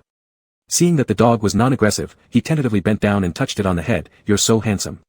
Seeming to realize it was praised, Shenli nudged Tang Qiannian's hand with its head. Tang Qiannian thought it was adorable. "Shenli, when did you have such a cute dog?" "Stolen." Tang Qiannian. Walking too hastily, he forgot to bring the dog bowl, so Shenli took 2 soup bowls from the kitchen, washed them with water, and used them as dog bowls. Shenli filled one bowl with dog food and poured a bottle of water into another bowl. "Tang Qiannian, is this dog really stolen?" "Aha, stolen from Ji Zhouye." "Then why did you come back?" "Where's Ji Zhouye?" Tang Qiannian asked. Shenli considered for a moment. "We had an argument, so I'm staying here for 2 nights. He certainly couldn't say he couldn't bear Ji Zhouye being too extreme. "Oh. Tang Qiannian, then let me order some takeout, we'll have a proper drink." "Sure." Shenli went to change the password lock, thinking that since Tang Qiannian would be staying here from now on, he might as well change it to his birthday. Ji Zhouye wouldn't be able to guess. Tang Qiannian ordered some grilled skewers and a case of beer, which were delivered half an hour later. Shenli was extremely cautious about everything except for the dog by his side. After drinking 2 cans of beer, there was a sound at the door. Neither Shenli nor Tang Qiannian reacted much, but Shenli wagged its tail and ran to the door. By the time Shenli realized something was wrong, it was too late. Shenli stood up and scratched at the lock with its paw. After a couple of tries, the door opened, revealing Ji Zhouye standing in the doorway. Shenli and Tang Qiannian both stared dumbfounded. Tang Qiannian looked shocked. "Is this dog really this smart?" At this moment, Shenli wished it weren't so smart. Shenli happily trotted around Ji Zhouye, not knowing anything else, just sensing that its master had come to take it home. Shenli scowled. "Go away, I'm not going back with you." Ji Zhouye came in, seeing the ceramic soup bowls on the ground, realizing that Shenli really didn't intend to go back. "I'm not asking you to come back. I'll stay here with you. There are 2 rooms anyway, let's stay in one." Shenli. His ears turned red involuntarily. The house had average soundproofing and wasn't comparable to his manner. Shenli glanced at Tang Qiannian, taking a deep breath. "I'll go back with you after dinner." He glared angrily at Shenli, who had caused this chaos. His escapade hadn't even lasted 2 hours before he was dragged back, worse than not making any trouble in the first place. Shenli sat on the sofa, crossed his legs, leaned back lazily against the couch, posture unrefined, and reached for a bottle of beer, drinking directly from it. His other hand wasn't idle either. He grabbed a skewer of roasted mutton and handed it to Ji Zhouye. "Do you want some?" "Not hungry." Ji Zhouye showed no interest in these snacks and didn't like them. Tang Qiannian's gaze darted between the 2 men and couldn't help but question, "Did you guys really fight?" "When Su Li and I fought, it was." Shenli made a deeply cutting remark. "That's not a fight, that's breaking up." Tang Qiannian. "Don't have to be so mean. Do you think we're showing off our love for you?" Tang Qiannian seriously doubted they were flaunting their relationship by feeding him figurative dog food. "It's not, I don't have that kind of leisure." Shenli rested against the sofa, sipping his drink lazily. "You should finish your meal and go back with Ji Zhouye." "I need to sleep." Tang Qiannian, stop being so shameless, this is my house, Shenli retorted mockingly. "What kind of shame do you need? If you needed shame, you'd have to wash your face, how troublesome." Shenli. Wasn't this something he himself once said? Shenli ate slowly, deliberately keeping Ji Zhouye waiting. Ji Zhouye seemed unruffled, lowering his eyes to pet the dog. Shenli poked him carelessly with his elbow. "Hey, did you eat yet?" Ji Zhouye, no. Shenli sked and placed the beer bottle on the table. "Let's go, home." Tang Qiannian, you're not eating anymore? "Not eating anymore, I'm afraid someone might starve." Shenli spoke poorly about someone, though upon closer listening, one could detect a grudge in his tone. A sense of satisfaction flashed in Ji Zhouye's eyes, a subtle upward curve of his lips almost imperceptible. It was exactly what he wanted, to make Shenli worry about him. Shenli was a soft-hearted person, easily falling into his trap. Passing those 2 ceramic soup bowls, Shenli said, "Your good-for-nothing son wasted 2 of my soup bowls, totaling 65. Remember to reimburse me." Within less than half a minute, Shenli received a 10,000 yuan transfer from Ji Zhouye. Shenli returned the money and muttered quietly, "Who are you trying to look down on? 10,000 yuan, and you expect me to forget those abnormal acts? You're dreaming." Chapter 55, You're so used to hitting me. The business banquet also invited Ji Zhouye. Initially, he didn't plan to attend, but upon learning Shenli would be there, naturally, he had no reason not to go. The banquet hall was extravagantly styled, staff dressed in uniforms walking around various areas within the banquet hall. All the prominent figures in the business circle gathered here, exchanging drinks with smiling faces, whether genuinely happy or pretending to be. Shenli mingled like everyone else, saying appropriate words depending on the company. In such an environment, Shenli always felt exhausted afterward after each interaction. He found an inconspicuous corner to hide. He came together with Ji Zhouye, but they could not stay together in the banquet hall, so he intentionally kept a distance to avoid being noticed. Ji Zhouye was the center of attention in the banquet hall, surrounded by many people. Some had real collaborations with him, while others just wanted to get acquainted. Shenli observed him through the crowd and noticed an expression of impatience on his face. Watching Ji Zhouye's thin lips move as he raised a glass to the crowd before walking over in his direction and stopping nearby. Ji Zhouye glanced down at his phone. Not long after, Shenli received a message from Ji Zhouye. "Ji Zhouye, let's go out for some fresh air." Shenli gave him a look before leaving the banquet hall first, heading to the pavilion behind the hotel. There was a fountain next to the pavilion, and he stood there glancing around. This was a place of fame and fortune, almost everyone was inside the banquet hall laying foundations for their future careers, and it was almost deserted outside. Ji Zhouye walked over and entered the pavilion. After making sure no one else was around, Shenli stepped in front of Ji Zhouye, standing there looking directly into his eyes. All traces of impatience that Ji Zhouye had in the banquet hall were now gone. Now, his eyes held only a gentle smile. "Are you tired?" "No." "Have you gotten drunk?" Ji Zhouye asked again. "A few drinks can't knock me out." "I'm a little drunk," Ji Zhouye admitted. Shenli didn't believe it, Ji Zhouye's alcohol tolerance far exceeded his own. He fixed his gaze on Ji Zhouye's thin lips, feeling an itch in his heart. "Ji Zhouye. I want to kiss you." "Then do it, don't restrain yourself." Ji Zhouye smiled at him, his eyes so tender they made Shenli want to sink in. "Lower your head." Ji Zhouye complied, lowering his head slightly. Shenli grabbed the clothes over his chest and moved closer. Just as they were about to kiss, Shenli slapped him across the face. Ji Zhouye's face darkened.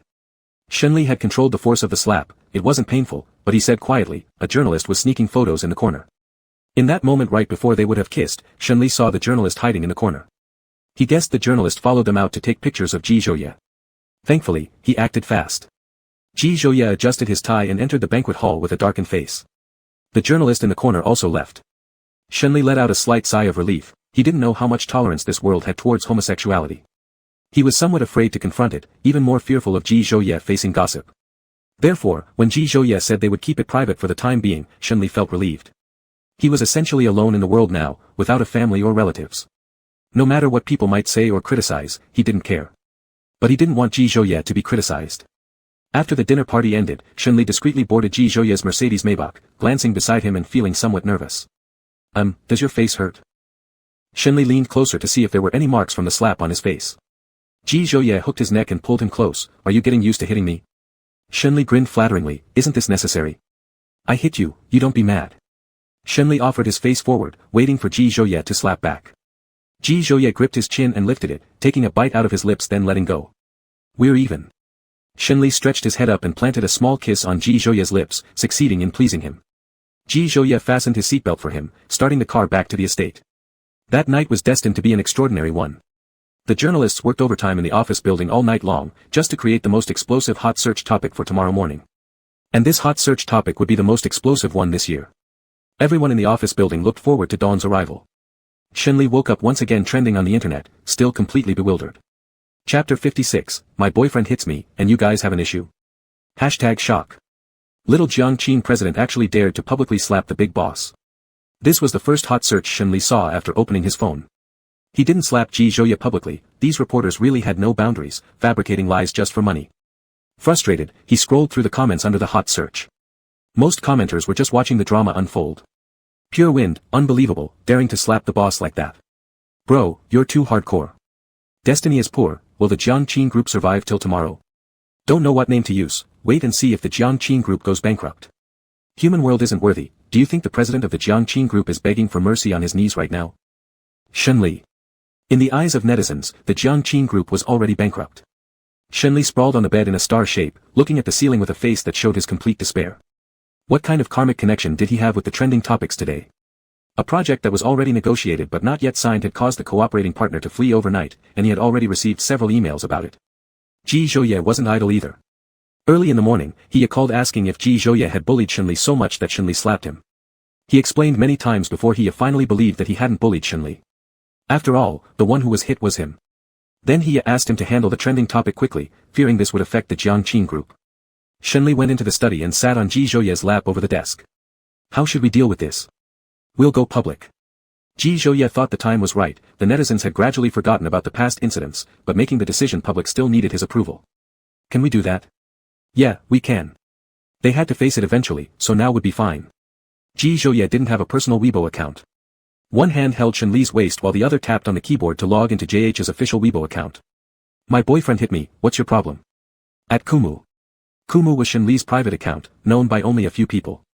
Shenli looked at what he wrote, finding it somewhat domineering. He mimicked Ji Zhouye's tone and edited another post. I hit my boyfriend, what's your problem? At JH. After editing, he didn't send it immediately but instead asked Ji Zhouye if it was okay. Ji Zhouye had no objections, so Shenli sent it. These posts were somewhat quirky, but those netizens were indeed nosy. Within less than a minute after posting, the comments section exploded. Imnotalady, holy hell. What a shocking scandal. Sweet girl, too overwhelmed to speak. This is too good for shippers. Glutinous rice ball, two men are really disgusting. This comment pricked Shenli's eyes. He knew there would be such voices, and he had prepared for them, but when he saw it, he still couldn't help feeling hurt. It didn't matter how others talked about him, he didn't want Ji Zhouye to be criticized with him. That comment was soon deleted, and afterward, he didn't see any more bad comments. Many netizens were curious about how they got together. Ji Zhouye replied to a popular comment from a heated discussion. JH, I pursued him. The comment area below this exploded again. The master pursuing someone actively. Many netizens suggested they create couple accounts to share some daily updates. Seeing so many netizens shipping their CP, Shenli thought building an account might not be a bad idea. Putting down his phone, Shenli said, Ji Zhouye, do you remember how we ended up together during our freshman year? I remember, I tricked you when you were drunk into becoming my boyfriend. That day, Shenli went out drinking with friends, and after getting drunk, he wouldn't let anyone touch him. He called Ji Zhouye to pick him up. When Ji Zhouye arrived, his friends handed Shenli over to Ji Zhouye and left. The drunken Shenli was very mischievous, hugging Ji Zhouye around the shoulder and saying some suggestive things. Ji Zhouye, why does my heart beat faster whenever I get close to you? Ji Zhouye helped him up, afraid he'd fall. Do you like me then? Though he was drunk, his head was still somewhat clear. I don't know what liking means. Ji Zhouye, then let me ask it differently. If I disappeared from your world, would you feel sad? Like I'll never see you again? Right, you'll never see me again. No. Shenli suddenly hugged his waist. I can't not see you. Ji Zhouye, why not? Not seeing you will kill me. A drunk Shenli clung to him without letting go, as if it was at that moment he realized what liking meant. Liking is not wanting him to disappear from your world, he wanted to see him every day. Will you be my boyfriend then? If you are, I won't leave you. Thinking about him leaving made Shenli incredibly uncomfortable. Okay, I agree. You just can't leave. The next day, Shenli remembered everything. Ji Zhouye gave him time to adapt to his new identity, treating him as usual. Recalling these moments, Shenli laughed, saying, you took advantage of me when I was drunk, bending a straight guy like me. Actually, he didn't even know if he was really straight. You seemed quite happy after waking up from the alcohol, didn't you? Ji Zhouye's corners of the mouth rose as he continued to embrace Shenli, taking further advantage of him. Their first kiss happened when Shenli tried to steal a kiss from Ji Zhouye but was caught in the act. Instead, Ji Zhouye pushed him onto the couch and kissed him back. The kiss lasted long and was passionate. Ji Zhouye acted like a cunning big bad wolf who had been waiting for his little white rabbit to willingly come over. Shenli held his mischievous hands. I've fallen into your trap, old fox. You shouldn't be called Ji Zhouye, you should be renamed Ji Fox. Ji Zhouye stared at his lips. Ji Fox hasn't tested things out in the study yet. How about we try now? I haven't eaten yet, I don't have the energy. Ji Zhouye couldn't do anything with him and controlled his desire to let Shenli eat. During the meal, several business partners called Shenli, smiling ingratiatingly as they asked if the contract could still proceed. Being used to such situations, he didn't say much, just simply replied with a yes. Even Ji Zhouye by his side thought that he had a good temper, but it wasn't as good when dealing with him. He also didn't like Shenli being too patient. He wanted him to just be himself, unrestrained and uncontrolled, especially towards him. Ji Zhouye didn't involve himself in Shenli's work-related matters, even though he thought his temper was too good, he didn't say much. After finishing his meal, Shenli settled on the sofa and started playing games on his phone. But before he played for long, Ji Zhouye called him to the study. Thinking that Ji Zhouye really had something to discuss, Shenli went over. But once inside, he understood everything when he saw the locked door. He didn't know whether to blame his naivety or Ji Zhouye's clever schemes. Before he knew it, Ji Zhouye swept him off his feet. By the time he realized, he was already pinned down on the desk. Ji Zhouye took a fountain pen from the pen holder with his distinctively shaped fingers. Chapter 57, Saying Not Loving You is a Lie. Shenli came out of the bathroom, opened his phone, and checked the messages. Tang Qinyan, you can fight. Dared to slap Ji Zhouye. Shenli sent a voice message to Tang Qinyan, his voice filled with laughter, I dare slap you too. Want to try? Tang Qinyan replied via voice note, I'll pass. You'd better stick to slapping Mr. G. When he exited the chat interface and checked Weibo, someone had unearthed an old trending topic alleging he liked both men and women. The controversy around this incident was quite substantial. Although Ji Zhouye had removed the trending topic earlier, screenshots were still circulating online. The discussion on this topic wasn't overwhelmingly hot, but many people were joining the conversation. Shenli didn't want to be labeled as someone who dates indiscriminately. Over these years, there was only one person he ever liked. The JH official Weibo account had new updates, which Shenli clicked to check. Defamation rumors will face legal action. These netizens loved causing trouble without evidence, merely based on guesses. When the principal parties finally decided to take legal actions, they realized how serious it was, and thus began deleting their derogatory comments. But it was already too late. Song Yan had collected all the necessary evidence for prosecution against those who spread malicious words. Malicious statements, once made, leave indelible marks. Shenli posted a new dynamic on Weibo. No slander accepted. From 18 years old knowing Ji Zhouye until 23, I've only ever liked Ji Zhouye. He is my first love, there's no question of liking both sexes. Just after posting, comments started appearing. Suit lover, ignore those trolls. They vent their real-life frustrations through keyboards. Li, brother, why did you and Mr. G announce your relationship now? Seeing that comment, Shenli knew it was from a CP fan head. He didn't know how to reply when someone else helped answer. JH replied to Li, he's going abroad for studies, we parted ways for a few years, now we're starting again. Li, ah. It's a case of broken mirrors reunited. My heart's melting. Shenli felt complex emotions in this relationship. It was always Ji Zhouye who carefully protected his most vulnerable parts. Ji Zhouye never pressured him to explain why he left back then. Whenever there was something he didn't want to say, Ji Zhouye would always answer on his behalf. On the contrary, during their reunion, whenever Ji Zhouye said a harsh word, Shenli became like a victim. When he went to the study to look for Ji Zhouye, he happened to see him coming out. Shenli stepped forward, his eyes holding a trace of sadness, I have something to say to you. You speak, I'll listen. Shenli remained silent for a long while, raising his head to look straight into Ji Zhouye's eyes, it was my family who couldn't accept me being with a man. Grandma threatened Dad with death to send me abroad. Dad had no choice but to comply. Saying I don't love you is a lie, I never stopped loving you. I tried to fight for it, but it was useless. Zhou Lifan insisted on sending me away because I was in the way of her having an affair with another man, this is something I only recently found out. Shenli's eyes reddened as he revealed half the truth, unable to disclose everything. Ji Zhouye held the back of his head with one hand and pulled him into an embrace, I don't blame you for what happened before. Will you stay by my side from now on? No matter what happens, I'll share the burden with you, and you can always trust me. Shenli's voice was muffled, so much so that Ji Zhouye thought he was crying. Ji Zhouye felt unbearable heartache, are you crying? No. Shenli lifted his head, with only red eyes but no tears, I'm not going to cry, it's embarrassing. You've forgotten what happened in the study earlier today. Before Ji Zhouye could finish speaking, Shenli covered his mouth with his hand, you're not allowed to say it. His ears turned red again. Ji Zhouye's smile deepened at the sight. Because of the lawyer letters and clarifications, almost no one talked about Shenli dating both men and women anymore. The Kumu account gained several million followers within a day, which was unimaginable to Shenli. Many fans called him Liya online.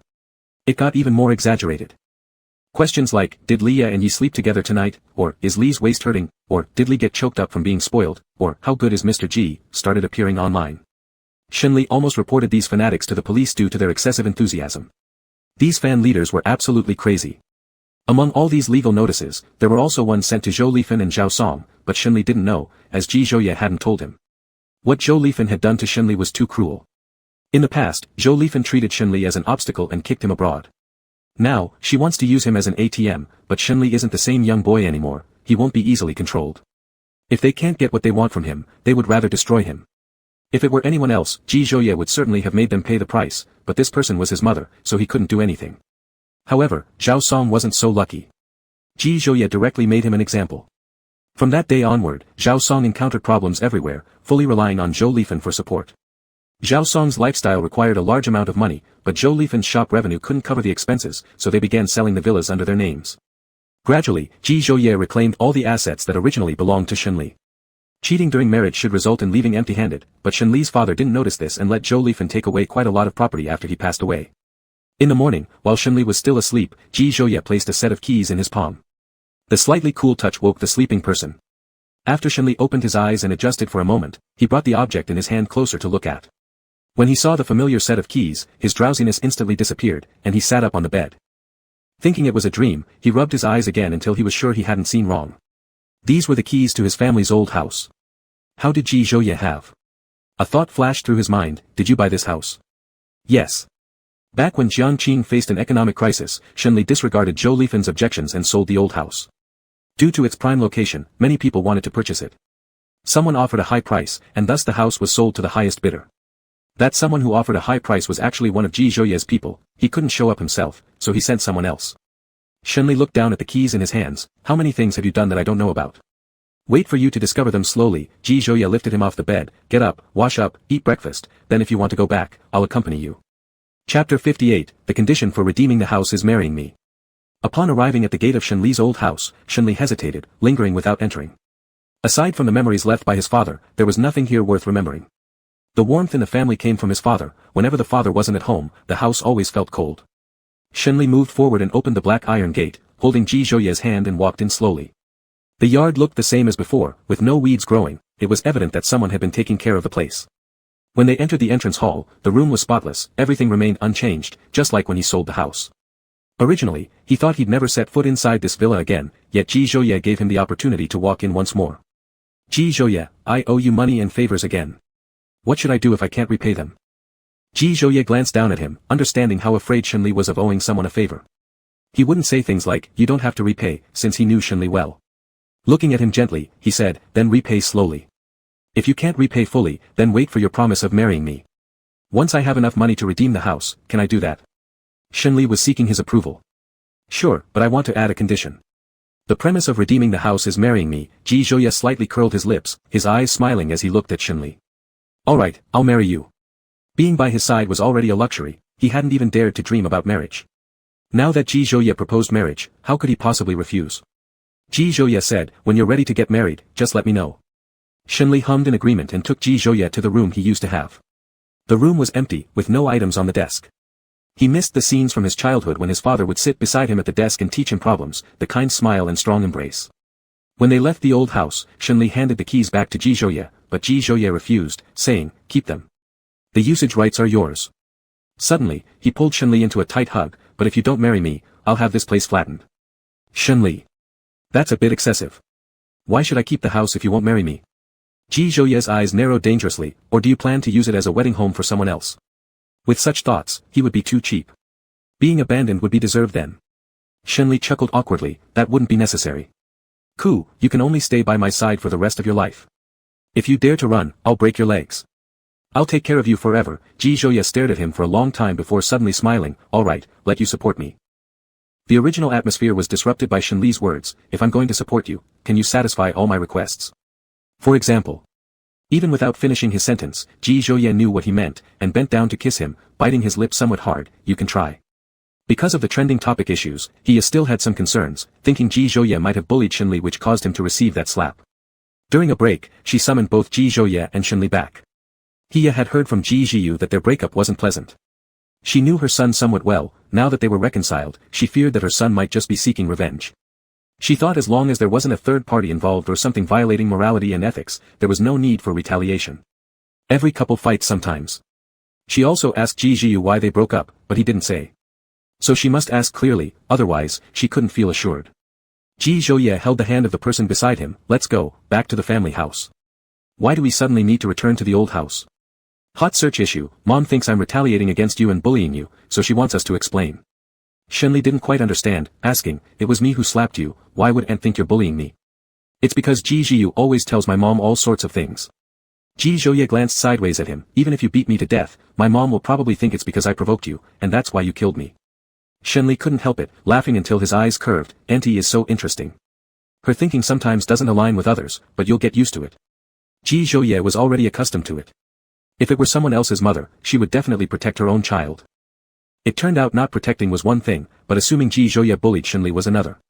When they arrived at the family house, Hiya was already waiting for them at the gate. Shenli got out of the car and greeted Hiya, Auntie.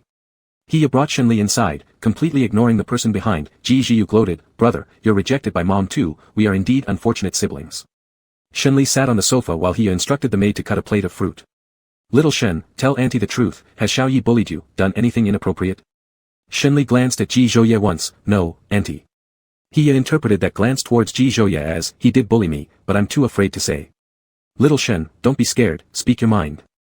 Auntie is not a person who can't differentiate right from wrong, tell me, and Auntie will make sure it's settled. Hiya knew Shenli's family situation, a pitiful child whose father had passed away and whose mother doesn't love him and tries to tarnish his reputation.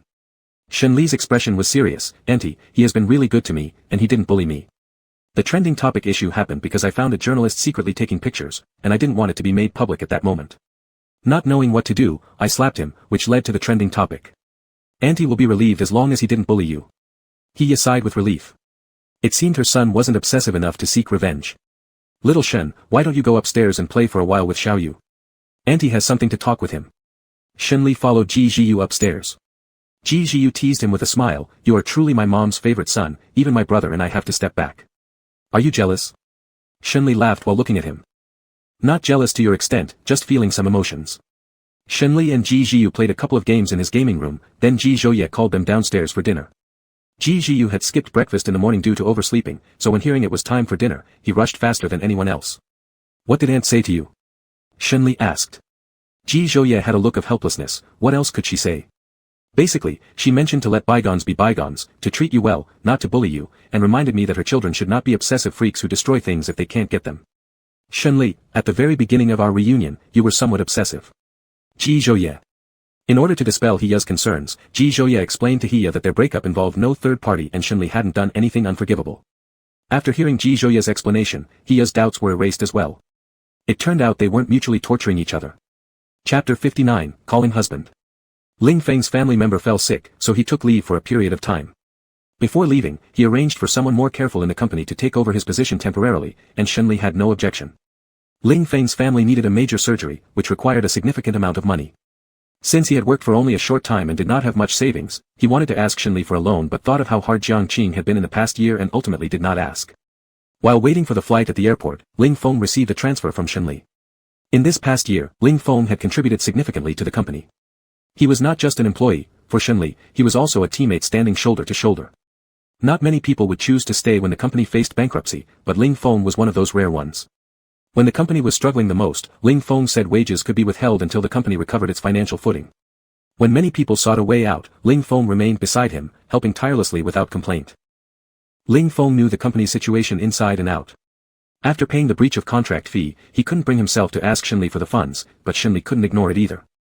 Seeing the large sum of transferred money, Ling Feng shed tears at the airport. Wiping away his tears hastily, he sent a voice message to Shenli, I knew I didn't pick the wrong person. Thank you, Mr. Shen. Listening to the voice message, Shenli could picture Ling Feng's face, so he helplessly smiled and switched off his phone. The woman who replaced Ling Feng was named Tao Chen.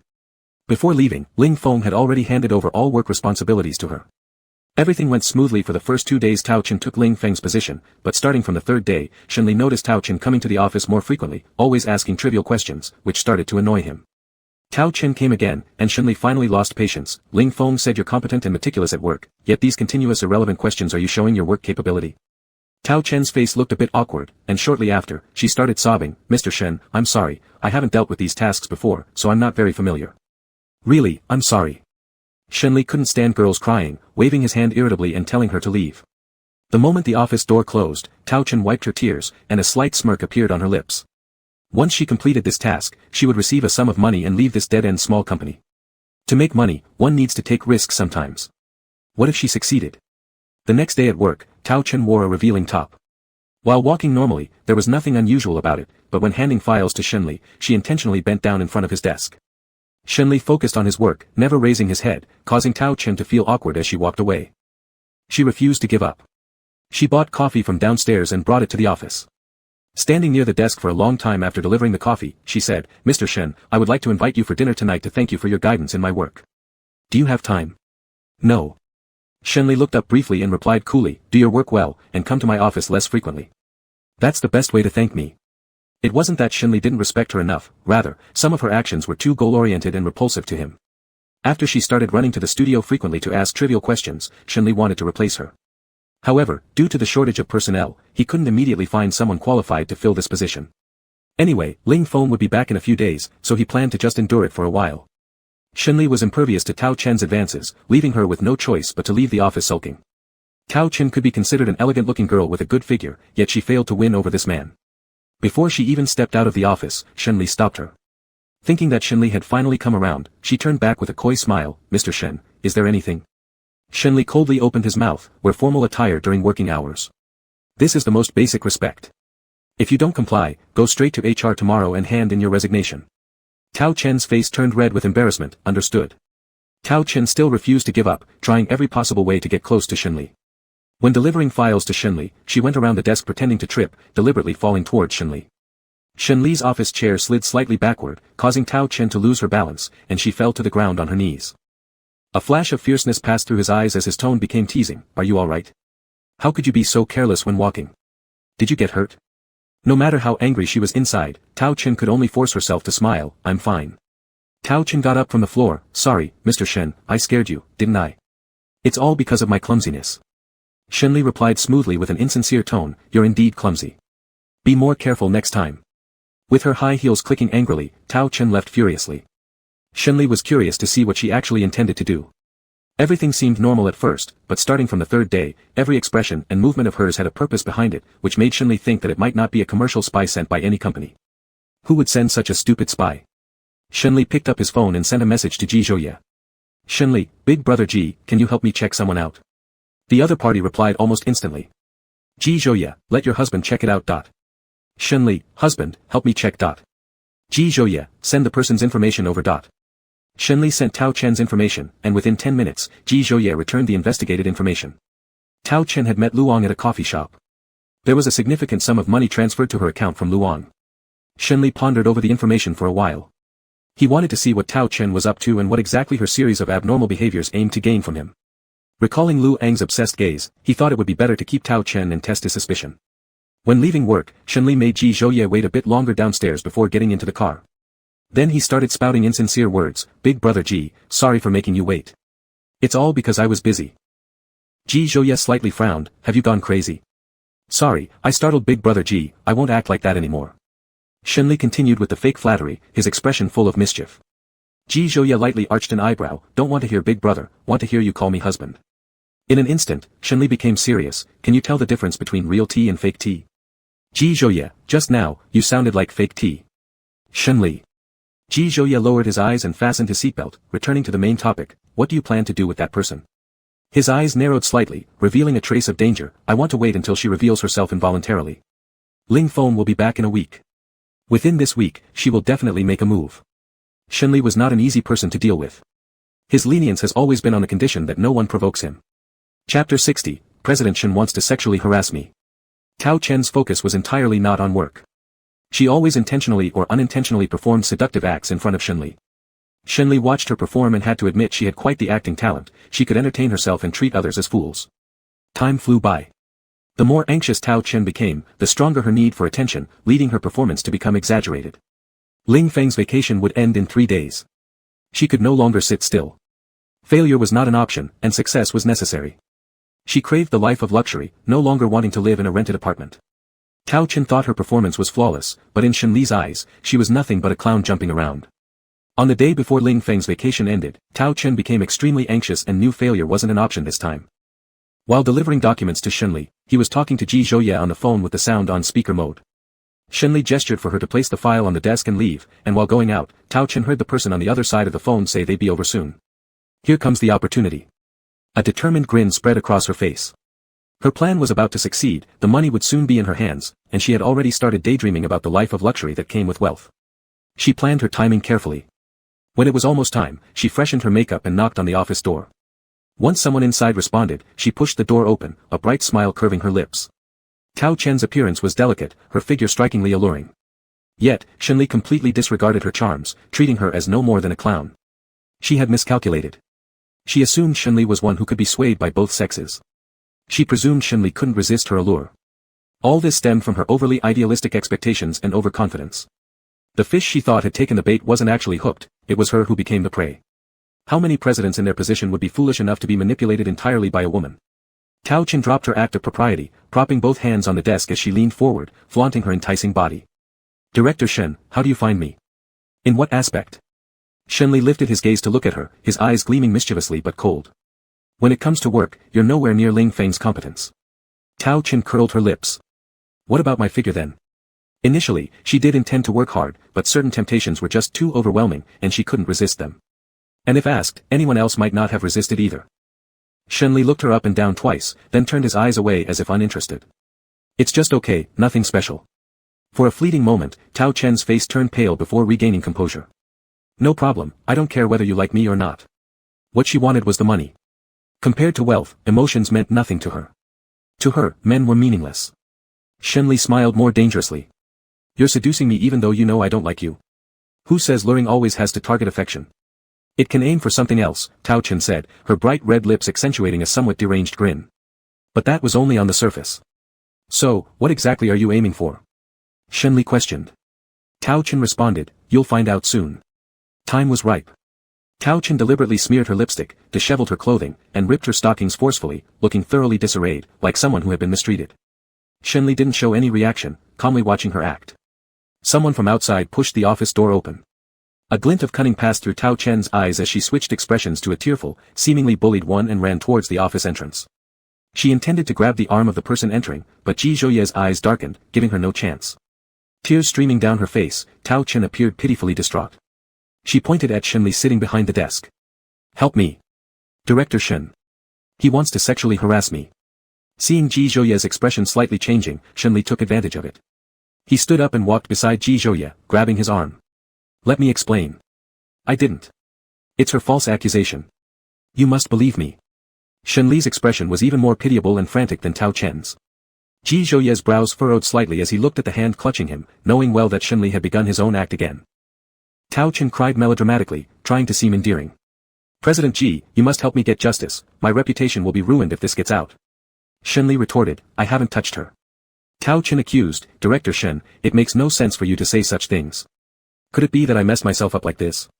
For women, reputation is paramount. Would I ruin my own name just for a joke? She stared at Ji Zhouye, President Ji, this man simply isn't worthy of your love. Shenli nearly burst into laughter but managed to continue his act. Brother Ji, you must believe me. I didn't touch her. I only love you. Ji Zhouye silently pinched him at the waist, not too light, not too hard. Realizing Ji Zhouye hadn't flipped his mood over this incident yet, Shenli acted even more vigorously, hoping for some response from Ji Zhouye. Her intent was clear, to cause a rift between Ji Zhouye and Shenli, making Shenli rejected by his most beloved person. But what she didn't realize was that her plan was bound to fail as she persisted in her performance. I'll report this to the police. President Ji, you must testify on my behalf. I'll report it for you, and when the police come, I'll give you my testimony. As Ji Zhouye took out his phone to call the police, Tao Chen almost lost control of her expression. She didn't want the police involved. All she desired was to destroy their relationship. Considering her status as the victim here, reporting the case wouldn't harm her much. Her complexion relaxed slightly. Thank you, President Ji. Shenli raised an eyebrow lightly, wearing a face of amusement. There'd be a good show once the police arrived. The more he acted this way, the happier Tao Chen became, a gleam of success flashing in her eyes. Ji Zhouye no longer wanted to play along and pulled Shenli into his arms, saying to Shenli, stop acting. I'll call the police for you. Tao Chen's expression flickered with confusion, unsure what was happening.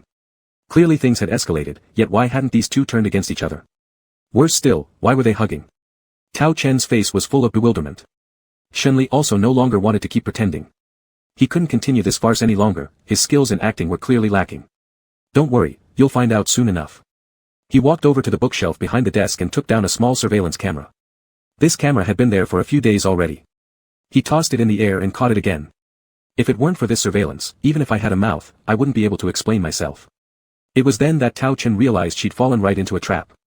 Her face went deathly pale, and beads of sweat formed on her palms from sheer tension. At that moment, she finally understood how absurd all her efforts these past few days truly were.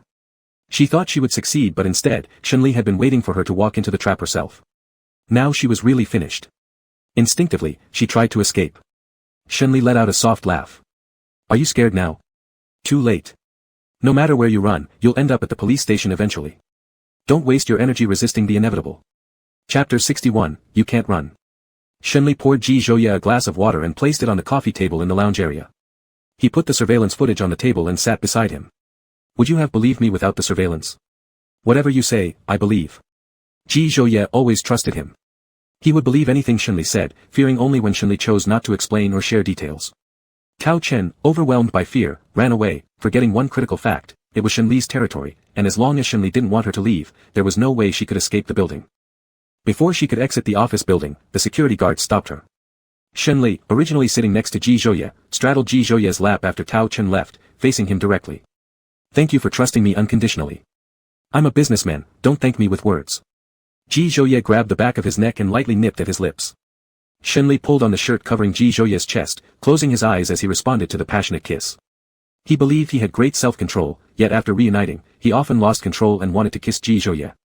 So tonight, I'll dedicate myself to you. For life, you can't run. Ji Zhouye kissed him again. This time deeper, leaving Chun-Li gasping for air. After a while, Ji Zhouye released him so he could catch his breath. Chun-Li paused, picked up the surveillance footage from the table. Let's go, it's showtime downstairs. As they descended, the police had just arrived. Chun-Li handed over both the surveillance evidence and Tao Chen to the police. Terrified, Tao Chen burst into tears. All she wanted was more money, never imagining she'd end up in the police station. Making money was something she believed she would surely achieve, though the process might have been difficult at first. But once in the police station, her criminal record would ruin her life forever. This record would follow her for the rest of her days, marking her future with disgrace. Had she been too greedy? With her promising career ahead, if only she hadn't sought this fortune, just working hard, her life wouldn't have seemed too bad either. Realizing this too late, it was beyond salvaging. Inner desires and greed, when left unchecked, could destroy an entire lifetime. I'm sorry. How explosive. Mr. Shen, I'm sorry. Ling Feng came back to work after taking leave and hearing about Tao Chen's actions. His values shattered completely, leaving him utterly shocked. She seemed like such a good girl during her time working at Jiangqing, always diligent, modest, and meticulous. Precisely because of her professionalism, Ling Feng assigned her as Shen Li's assistant. To him, Tao Chen had always appeared to be a girl striving for life through sheer effort. How could she transform so quickly just in a few days? Besides feeling sorrow for the wasted potential of this young woman, Ling Feng felt guilty toward Shen Li for letting this happen. What if Mr. Shen hadn't noticed the woman's odd behavior and failed to install the surveillance? Not only would he be unable to defend himself, but their relationship with Ji Zhouye could have been damaged as well. If they broke up because of this incident, Ling Feng would feel unforgivably guilty. Well, this isn't your fault. Shen Li looked up and asked, how's your family's surgery going? It went smoothly. I plan to bring my whole family here once they've recovered, Ling Feng said, still moved by Shen Li transferring money to him. From now on, I won't take such long leaves. I'll serve you tirelessly. Hold it. I don't need cattle or horses, Shen Li said curtly. Ling Feng. Mr. Shen, it's called serving tirelessly, not being cattle or horses. Shen Li, oh, is there a difference? Ling Feng. How is this any different? On his first day back to work, Ling Feng reorganized the documents and files from the past period. Despite not being busy with anything else, it took him more than 5 hours without finishing. Truly, he had no idea what that woman was doing at work if she could leave such a mess. He delivered the documents requiring signatures to Shen Li's office and reconnected with the necessary business partners. Only Ling Feng knew how many times he cursed that woman while organizing the files and materials. He looked at the chaotic mess on the desk and said, isn't she sick or something? Over these days, even if no one were in her position, things wouldn't have been this disorganized. He sighed, only blaming himself for being too blind to recognize her incompetence. The whole day was spent buried in documents. Shen Li couldn't help but chuckle when seeing Ling Feng's worried face. Ask Song Yan about whether your boss Ji has any events or arrangements tonight. Why don't you ask yourself? Ling Feng questioned. I want to test your skills and am considering giving you a promotion with a raise. Ling Feng only heard raise and replied immediately, alright, I'll go right now. Not long after, Ling Feng returned, saying, Boss Ji has nothing planned for tonight. Good. As Ling Feng prepared to leave, Shen Li stopped him. I'm leaving first. If you don't have anything to do tonight, stay overtime. Alright. Ling Feng didn't understand, it was just 2 past 2. Why would someone leave so early? Shenli left the company earlier than usual because an hour ago, he posted a thread on a certain website asking, how do you thank someone who already has everything? Under that post, only one person commented. That person said, cook them a meal and impress them with all your sincerity. So there he was, leaving it just after 2 o'clock. He went to the supermarket and came out carrying a large bag full of ingredients. Back at the estate, Aunt Xiao saw the mountain of ingredients he brought back and asked, Mr. Shen, are you planning to cook with all this stuff? Yes. These ingredients are already available at home, there's no need to buy them. Aunt Xiao then asked, what would you like me to cook? I can prepare it for you. No need, Aunt Xiao.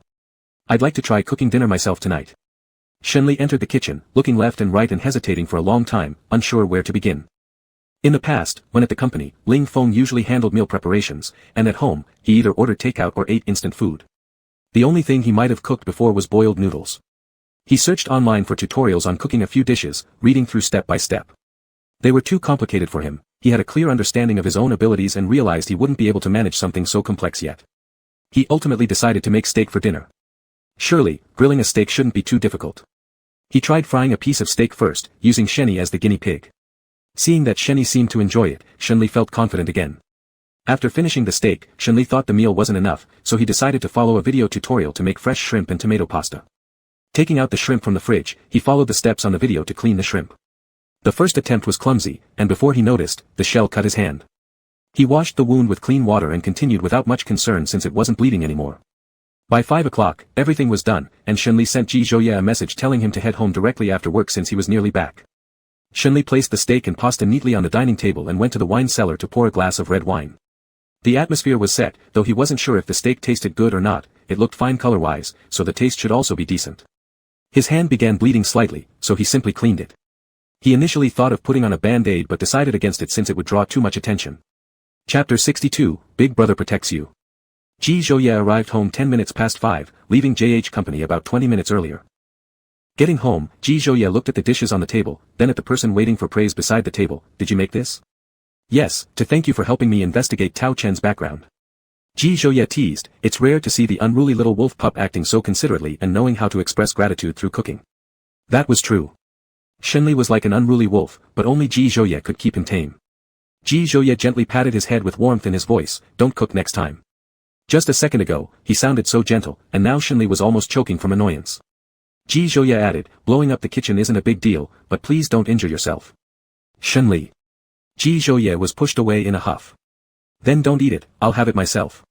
He didn't know how to say nice things, but he sure knew how to hit where it hurt. Shenli sat down at the table, annoyance written all over his face. He shoved a rather large piece of steak into his mouth, his cheeks puffing out as he furrowed his brow and chewed fiercely, taking out his anger on the steak. The steak wasn't entirely bad, tolerable at best, but edible. Ji Zhouye looked at him and chuckled softly, what an easily riled little temper. After washing his hands in the bathroom, he sat across from Shenli, leisurely picking up his knife and fork and cutting the steak in front of him into small pieces without taking a bite. Shenli frowned at him. If you're so reluctant, don't eat it. Why are you cutting it then? He interpreted Ji Zhouye's action as not wanting to eat. I'll take care of the kid first before I eat.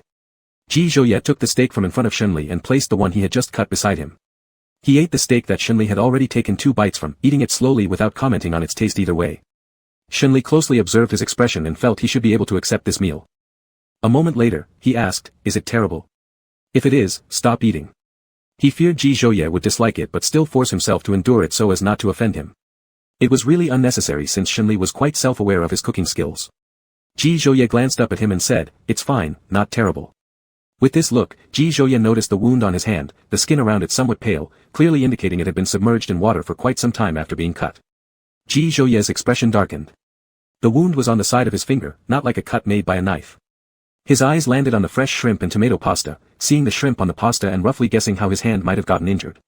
The atmosphere instantly grew cold. Ji Zhouye got up and left the table, making Shenli glance up at him, confused about why the back of his neck suddenly felt chilly. Putting down his utensils, Shenli stood up and followed behind Ji Zhouye. You're not going to eat anymore. Ji Zhouye gave him a cool look without saying anything. Shenli started feeling uneasy under his gaze. What's wrong? Ji Zhouye found the first aid kit, took out a bandage, and tore it open. Grasping his wrist, he lowered his eyes and applied it to his wound, his voice icy cold, don't do what you can't handle. That chilly tone irritated Shenli. He pulled his hand back, his furrowed brows sharp enough to kill a fly. Why are you being so mean? How would I know if I didn't try? A perfectly good dinner turned out this way, better off not having gone through all the trouble. Shenli didn't want to talk, turning around and heading back to the dining table, quickly finishing off the steak. He looked at the untouched pasta with no appetite, intending to throw it away. I'm never cooking again. Ji Zhouye walked over and took the pasta from him, placing it back on the table. Come here. Shenli's face showed obvious unwillingness, but he still went to his side. Ji Zhouye embraced him. Are you angry? Can't you see? Shenli let himself be held without resisting. He thought Ji Zhouye was deliberately asking, considering how obviously mad he was, yet how could it go unnoticed? Ji Zhouye, I'm sorry. Shenli. Apologizing was surprisingly fast. What exactly did you do wrong? I shouldn't have snapped at you. Unable to resist, Shenli lightly tugged the corner of his lips, afraid of being found out, pressing his slightly upturned lips down. That's it. Your dinner was very delicious. Ji Zhouye hugged him while whispering soothing words. Shenli admitted he was pathetic, he easily fell for these tricks of his. Sometimes there was no need for apologies, a simple embrace would make his anger vanish. If it's so good, finish it. Laughter tinged his voice. Ji Zhouye tightened his embrace. Not mad anymore. Not mad to begin with. Is Master Shen such a petty person? After calming him down, Shenli refused to admit he was ever angry. Ji Zhouye, it's not that I don't want you to cook, just be careful when doing so, and don't injure yourself again. I'll worry. Even such a minor injury made him disconcerted. Shenli felt sweetness bubbling inside, as though a honey jar had spilled. Once upon a time, he was kicked out abroad, severely wounded with no one caring, whereas now even an inconsequential little injury could cause someone so much concern. Eat it, or it'll get cold. Shenli stepped back from his arms. What he didn't know was that during those years abroad, Ji Zhouye frequently traveled overseas just to watch him from afar for a brief moment before leaving. And what Ji Zhouye didn't know was how many times Shenli had secretly returned to the country. Giving and not telling each other. Night. Shenli couldn't sleep, his fingertip lightly poking Ji Zhouye's waist. Do you want to play some games with me? Ji Zhouye held his hand and turned him over, pressing him down under his body. What kind of game? Playing plane simulation. Shenli. This guy's mind was filled with nothing but inappropriate thoughts. Not playing plane simulation, I'm talking about mobile games. Shenli opened the game for him to see, just this. Ji Zhouye glanced at it. I don't have an account. I'll set one up for you. Shenli pushed him off his body, grabbed his phone, and logged in using Ji Zhouye's WeChat. He then chose a name. Big Brother Protects Me. Shenli looked at the chosen ID with satisfaction. You follow my lead and act as support for me. Okay. Ji Zhouye had no objections, he would accompany Shenli if he wanted to play. Shenli brought him into matches and let him select a female assistant. Follow Big Brother, I will protect you. At first, everything went smoothly, but soon enough, the jungle player started making moves, mistaking Ji Zhouye for a girl and beginning to flirt by showcasing his skills. Jungle player, sister assistant, come with me and I'll carry you. Big Brother Protects Me. Shenli didn't bother typing and just spoke directly through voice chat. That's mine. Don't hit on her. The jungle player remained silent after that.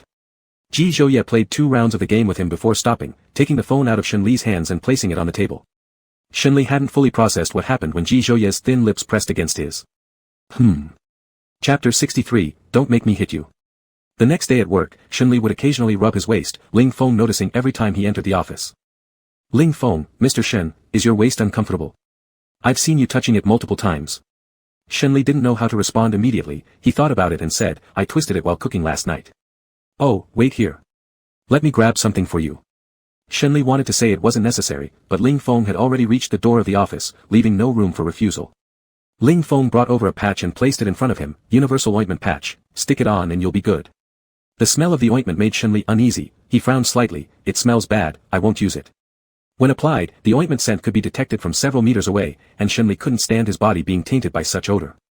Just put it on, Ling Feng insisted, once it's on, take it off after washing later tonight, and your waist pain will go away tomorrow. Shenli. He picked up the ointment patch, bringing it near his nose to sniff its strong scent, finding it difficult to bear at once. You'll get used to the smell eventually, Ling Feng said. Indeed, once accustomed, the smell wouldn't register anymore.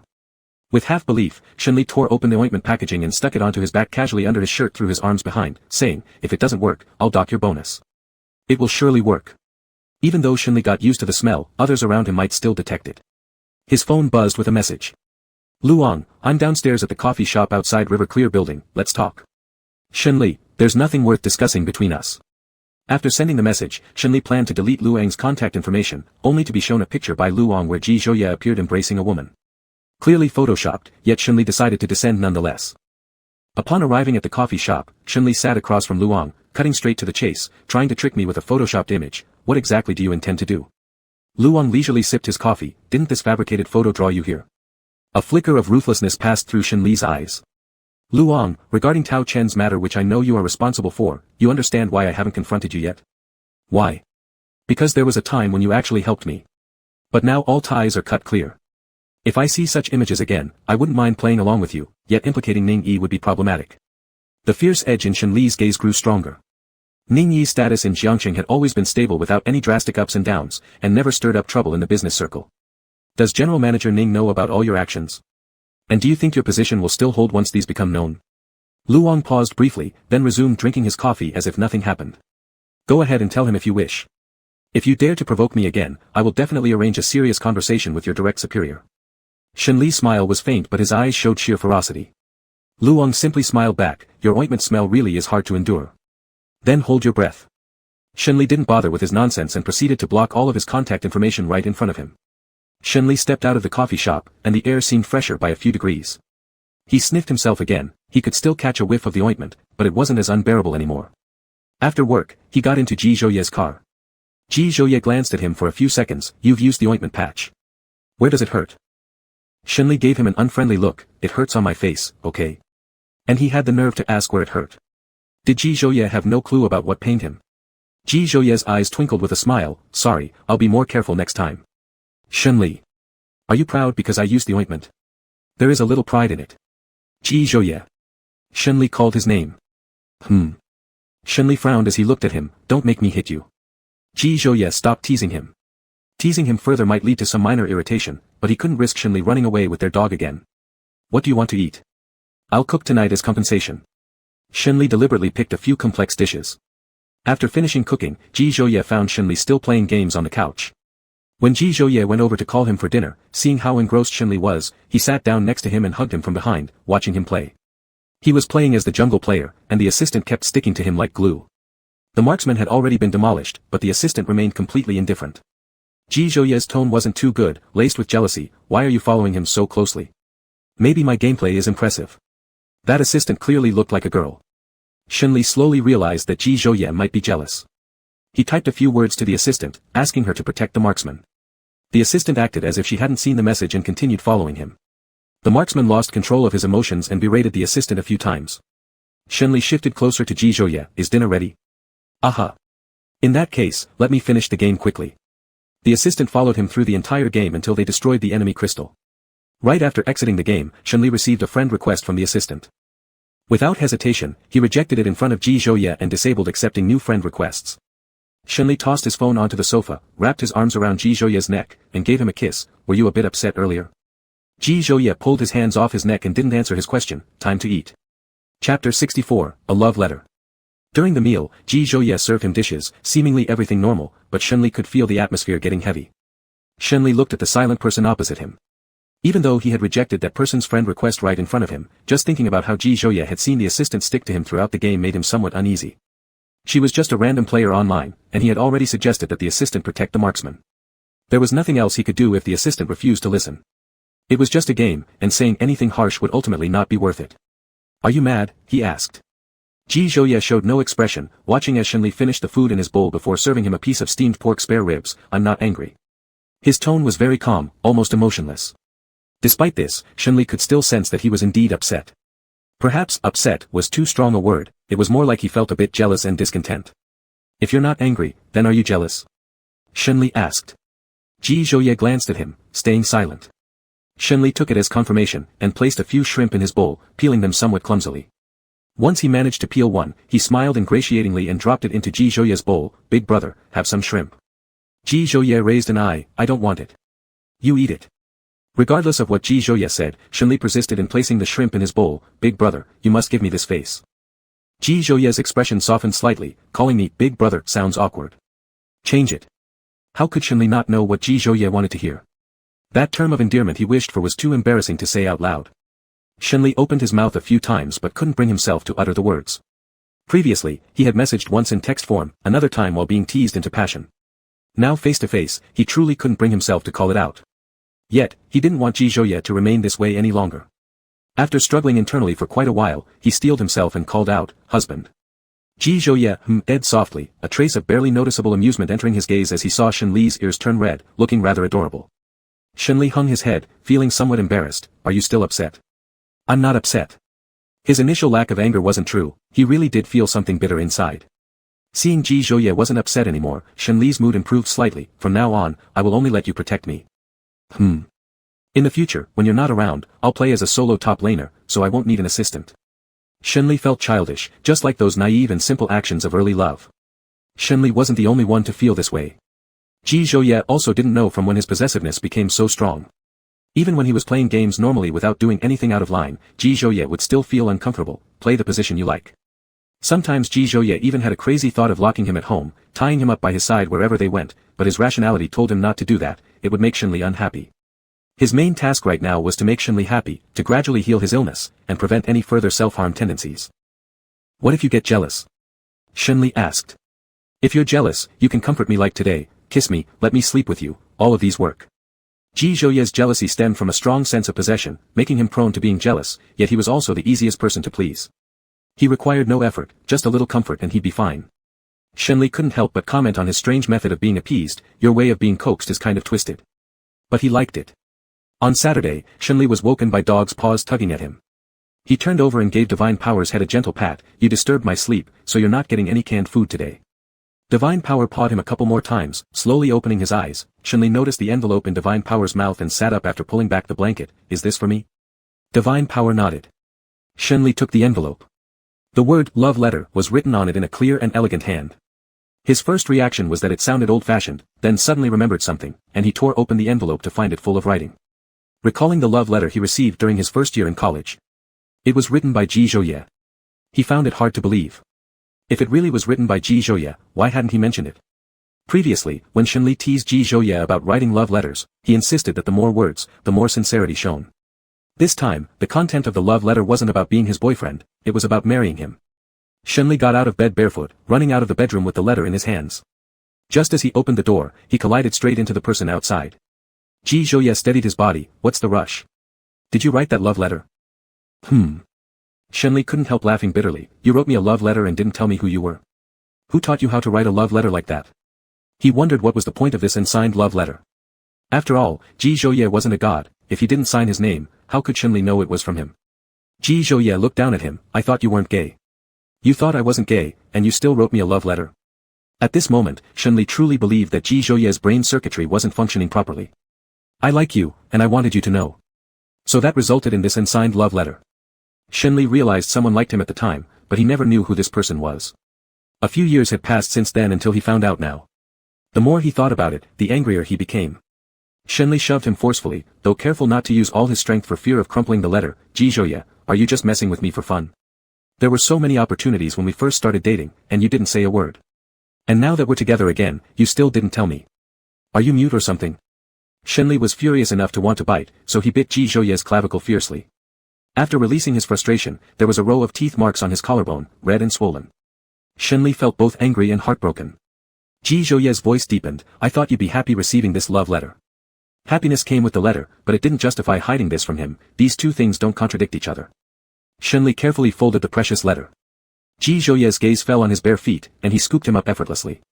Shen Li was very thin, and it wasn't difficult for Ji Zhouye to carry him.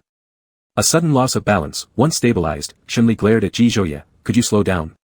You're going to damage my love letter. Don't you care about the person in front of you? You're so focused on this piece of paper. Shen Li complained bitterly. Why did you keep this from me for so long? Back in Nanqing, I even talked about the love letter with you. Thinking back, I feel like such a fool. The more he thought about it, the more indignant he grew. Shen Li said, later, Lord will run away from home, leaving Mr. Ji alone in the house. Divine Power circled around them, wanting to play with them. Ji Zhouye placed him on the bed. As soon as Shen Li touched the bed, he got up and started packing his clothes, shoes already on his feet. Divine Power followed closely behind him, going wherever he went. Divine Power, don't cause trouble. Daddy will take you along in a bit. Ji Zhouye. He originally thought that Shen Li would be happy upon receiving the love letter and might even coo loving words to him. How different this turned out from his expectations. Shen Li was indeed very happy to receive the love letter, but being deliberately concealed for several years made him extremely angry. Chapter 65, You are sometimes not human at all. Ji Zhouye took away the suitcase so that Shen Li couldn't pack his clothes. Shenli didn't care about the suitcase, directly pulling off the duvet cover, folding it and stuffing his clothes inside like an old-time bundle on his back. Ji Zhouye gripped his wrist. Do you really want to run away from home? Yep. Shenli thought he had become too indulged, but hiding for so many years was unbearable. He was determined to leave, taking divine power along with him, just like fighting for custody of a child in divorce proceedings. With a bundle on his back and a dog by his side, it felt like they were drifting through the world together. Ji Zhouye watched their retreating figures helplessly, only letting them play around while a smile curled up at the corner of his lips, his gaze becoming tender and affectionate. After Shenli left the bedroom, Ji Zhouye replaced the bedding set, then drove after him. Seeing the person following close behind through the rearview mirror, Shenli commented to the dog, "Sometimes your father is just not human." Divine Power barked twice in agreement. "Isn't that right? Not human at all, deceiving me for such a long time, anyone would get angry if put in my position." Divine Power barked again. "Isn't it reasonable for me to run away?" Divine Power barked 3 times continuously as if saying, "It's more than reasonable." Whenever they argued, Divine Power always favored Shenli's side, who joked, "Is it because our names sound alike, that's why you prefer me a little more?" When they arrived at the apartment, Tang Qinyan wasn't home. Shenli threw the bundle onto the master bedroom bed and kept Divine Power locked inside so as not to let him out inadvertently open the door again. Having skipped breakfast when leaving home, Ji Zhouye packed a meal from a nearby restaurant outside the apartment for Shenli. Seeing that Shenli wasn't going to cool down anytime soon, he could only coax him into eating first before continuing to make a fuss. Ji Zhouye messaged him while standing at the doorway. "Ji Zhouye, I've bought some food for you, come out to take it." "I won't come in." Shenli opened the door, picked up the food without waiting for Ji Zhouye to speak, slammed the door shut and started eating from the box. However, he suddenly lost his appetite upon remembering whether Ji Zhouye had eaten breakfast or not. He sent Ji Zhouye a message. "Shenli, eat outside if you're hungry." Ji Zhouye, "No worries, I'm not very hungry and can hold on." Shenli. Knowing well that Ji Zhouye might be pretending to look pitiful, he couldn't help himself. Shenli threw his phone onto the sofa. Not eating one meal wouldn't hurt. If Ji Zhouye fainted or had low blood sugar due to hunger, it would only reflect on his poor physical condition. Forced to eat 2 bites, thoughts of Ji Zhouye still irritated Shenli, making it hard for him to continue eating. Ji Zhouye sent another message. "Ji Zhouye, is there any candy at home? Could you bring me one?" Shenli. Aware that Ji Zhouye was feigning misery, Shenli finally opened the door anyway, yelling, "Get in, eat your meal and then get out." Little did Shenli know that getting Ji Zhouye in was easy, but kicking him out would prove difficult. Ji Zhouye came in, releasing Divine Power, who was confined in the room earlier. Shenli sat on the couch, pushing the food towards Ji Zhouye, "Eat quickly and go." Taking his time, Ji Zhouye leisurely ate the meal. After nearly an hour, Shenli lounged lazily on the couch looking at him. "Mr. Ji, are you done yet? Would you like some water?" "That works." Shenli. He fetched a glass of water for Ji Zhouye, saying, "Drink and then leave, don't stay here." Watching Ji Zhouye unhurriedly drinking, Shenli felt like this cup of water could last 2 hours. Deciding to dispose of the garbage, Shenli went downstairs to throw it out and took Divine Power for a walk around. Upon returning, Shenli pushed the door open, staring at Ji Zhouye sitting on the couch with no good feelings whatsoever. "Why haven't you left yet?" Ji Zhouye ignored his question. "How did you get in just now?" "What do you mean how? Password or fingerprint?" Ji Zhouye asked. Shenli replied without hesitation, "Fingerprint, of course." "Has the fingerprint been usable all this time?" "Yeah, so what?" Ji Zhouye looked silently at Shenli. By the time Shenli realized what had happened, it was already too late. His trick was about to be exposed. If I say I re-entered this fingerprint later, would you believe me?" Ji Zhouye, someone so astute, wouldn't believe such a story. He asked in a deep voice, "Did you intentionally let me see that you used my birthday as the password?" Shenli dropped his act entirely. "Yes, I was testing you, looking for an answer." "Did you get your answer?" "I did just now." At that moment, he deliberately entered the password in front of Ji Zhouye to tell him that he still cared for him. He also wanted to know if Ji Zhouye still had any feelings for him or if he had completely erased him from his life. Ji Zhouye asked, "What's the password now?" "It's Tang Qinyan's birthday. Do not use his birthday. Change it back." Ji Zhouye's tone was firm. Shenli obediently changed the password back. Ji Zhouye suddenly hugged him from behind. "I shouldn't have kept things from you. You tested me too. Can we call it even and stop being mad?" Naturally, Shenli had no reason to stay angry anymore. "Then let's call it even. I forgive you." Shenli lacked a sense of security. Once he confirmed that the person beside him wouldn't leave him no matter what antics he pulled, he would act somewhat spoiled, seeking more attention from Ji Zhouye. Ji Zhouye knew what Shenli lacked, so he indulged him. "Thank you for your forgiveness." As soon as Shenli turned around, Ji Zhouye pressed him against the wall, pressing his thin lips down on him, taking over his breath. When Shenli's hands had just wrapped around Ji Zhouye's neck, the door opened. Tang Qinyan outside the door was stunned. Were they purposefully teasing him with their PDA? He hadn't even stepped inside and already been force-fed some hard-to-swallow romantic fluff. Shenli was momentarily shocked, burying his face in Ji Zhouye's chest. Ji Zhouye reacted first, kicking the door shut and locking the person outside. Tang Qinyan waited patiently by the door without trying to come in again. After adjusting his breathing, Shenli opened the door, looking at Tang Qinyan outside. Where were you? Chasing my wife. Tang Qinyan came in and took out a bottle of water from the fridge, drinking a few sips. You two are so heartless. My wife ran away, and here you are, rubbing it in my face. Shenli shot another hurtful comment. It's not my fault she left. Didn't you say she was too well behaved? Tang Qinyan. Tang Qinyan glanced down while playing with divine power, saying, still, you're the best. Shenli returned to the bedroom and put on his bundle, walking into the living room and glancing at divine power, let's go home. Tang Qinyan raised his eyes. What's that on your back? Baggage. Tang Qinyan. Another scene of runaway drama. Chapter 66, Anger. After confirming that Ji Zhouye wouldn't leave him, Shenli started to develop a small temperament slowly but surely. His condition was much better than when they first met. Under Ji Zhouye's feeding, he gained some weight and wasn't as skinny as before. For all those minor tantrums, Ji Zhouye would patiently coax him. He wasn't difficult to soothe either and would calm down after only a few words. The sense of security Ji Zhouye gave him was something he had never experienced in these past years. If Shenli didn't eat regularly, Ji Zhouye could easily lose his temper, and Shenli would quickly cower and apologize. Having been with Ji Zhouye for a long time, Shenli knew which of Ji Zhouye's triggers he must avoid. Ji Zhouye's requirements for him were simple. Don't skip meals, and don't harm yourself. Other than that, Shenli could do whatever he liked. He was very self-aware.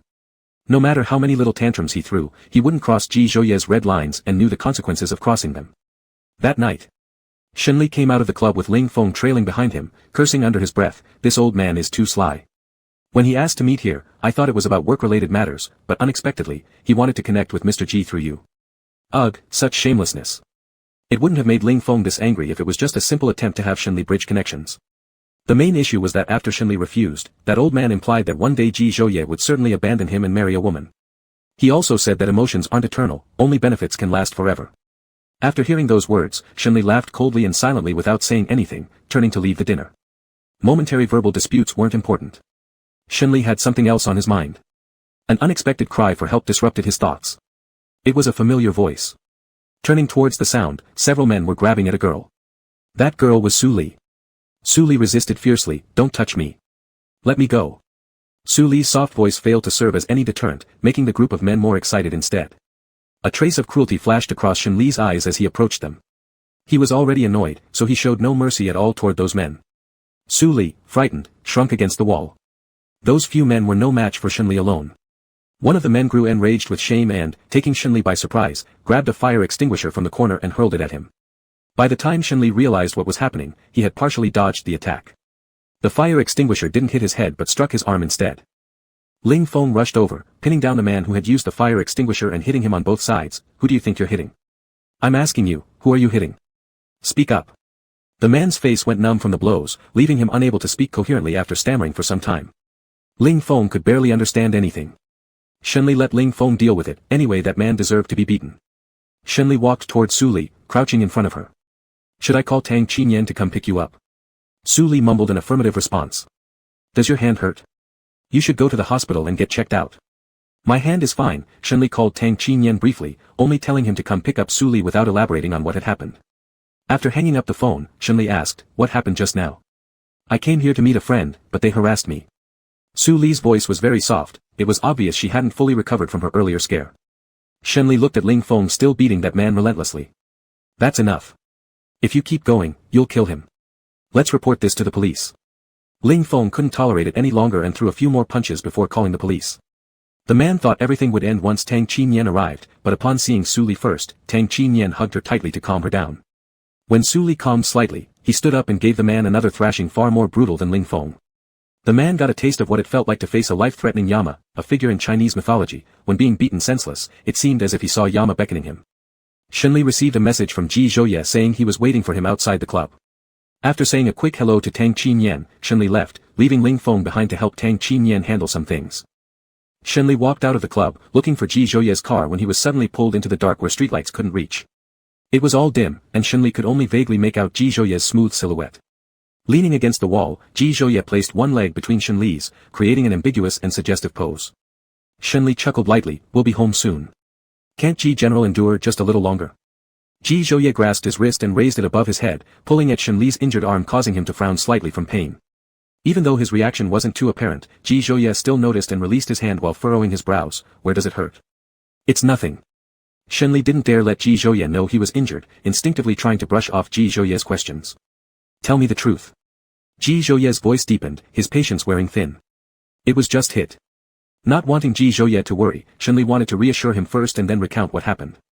Ji Zhouye thought Shen Li's reluctant expression meant he didn't want to say, so he loosened his grip. If you don't want me to know, don't say anything. Ji Zhouye turned and headed toward the parking area. Shen Li paused for 2 seconds, quickly catching up with Ji Zhouye's steps and somewhat anxiously explaining, on my way out, I encountered Su Li being bullied. She's my friend, I couldn't ignore it, so I fought back and got hit by the fire extinguisher. That's what happened. Ji Zhouye paused momentarily. Shen Li gripped his wrist. I've already told you, don't be mad. He didn't know exactly why Ji Zhouye was upset, but he knew when Ji Zhouye was angry, he needed coaxing. During the ride home, no matter how much Shen Li talked, Ji Zhouye remained silent. After arriving home, Ji Zhouye pressed Shen Li onto the bed, took off his clothes to examine his arm, which aside from being bruised purple, showed no other problems. When Ji Zhouye got up, Shen Li affectionately embraced his neck, not wanting him to be upset. Do we? This time, Ji Zhouye was firm, leaving no room. No. If Shen Li didn't learn from this, every time something happens in the future, he'd act impulsively just as he did today. I will sleep in the guest bedroom tonight. Rest early. Ji Zhouye said and then turned to leave. Shen Li didn't want him to go. He grabbed Ji Zhouye's hand, revealing visible disappointment in his eyes. Won't you sleep with me? Ji Zhouye gently disengaged himself. You need to reflect on your mistakes. This time, Ji Zhouye didn't apply ointment to his injuries, didn't ask if it hurt, and wasn't swayed by a few sweet words. After stepping out of the bedroom, Ji Zhouye closed the door. Shen Li sat on the bed, the room seeming rather empty. He went to the bathroom first to take a shower and changed into loose pajamas. He tried turning the handle of Ji Zhouye's door in the guest bedroom but couldn't open it, his heart plummeting to the bottom. He thought Ji Zhouye wouldn't be angry with him. Chapter 67, You Are Too Hard to Appease. Squatting cross-legged at the door of the guest room, he pleaded toward the closed door, Ji Zhouye, I'm reflecting on my mistake by facing this wall. When you forgive me, will you open the door, please? The person inside didn't respond. Shen Li slumped forward, resting his forehead against the door. Shen Li, hearing the commotion upstairs, came up to stay by his side. In front of the door, Shen Li feigned misery deliberately. Shen Li, your dad doesn't want me anymore. I can't continue taking care of you. Speaking pathetically, there was still no response from the person inside, leaving Shen Li utterly dejected. The last time they had slept apart was when he thought Ji Zhouye was tired of him. After living together, this separation felt truly unpleasant. He didn't want to separate, he wanted to hug him and sleep. Shen Li stayed by his side as he crouched. Sitting outside for half an hour, the door remained tightly shut.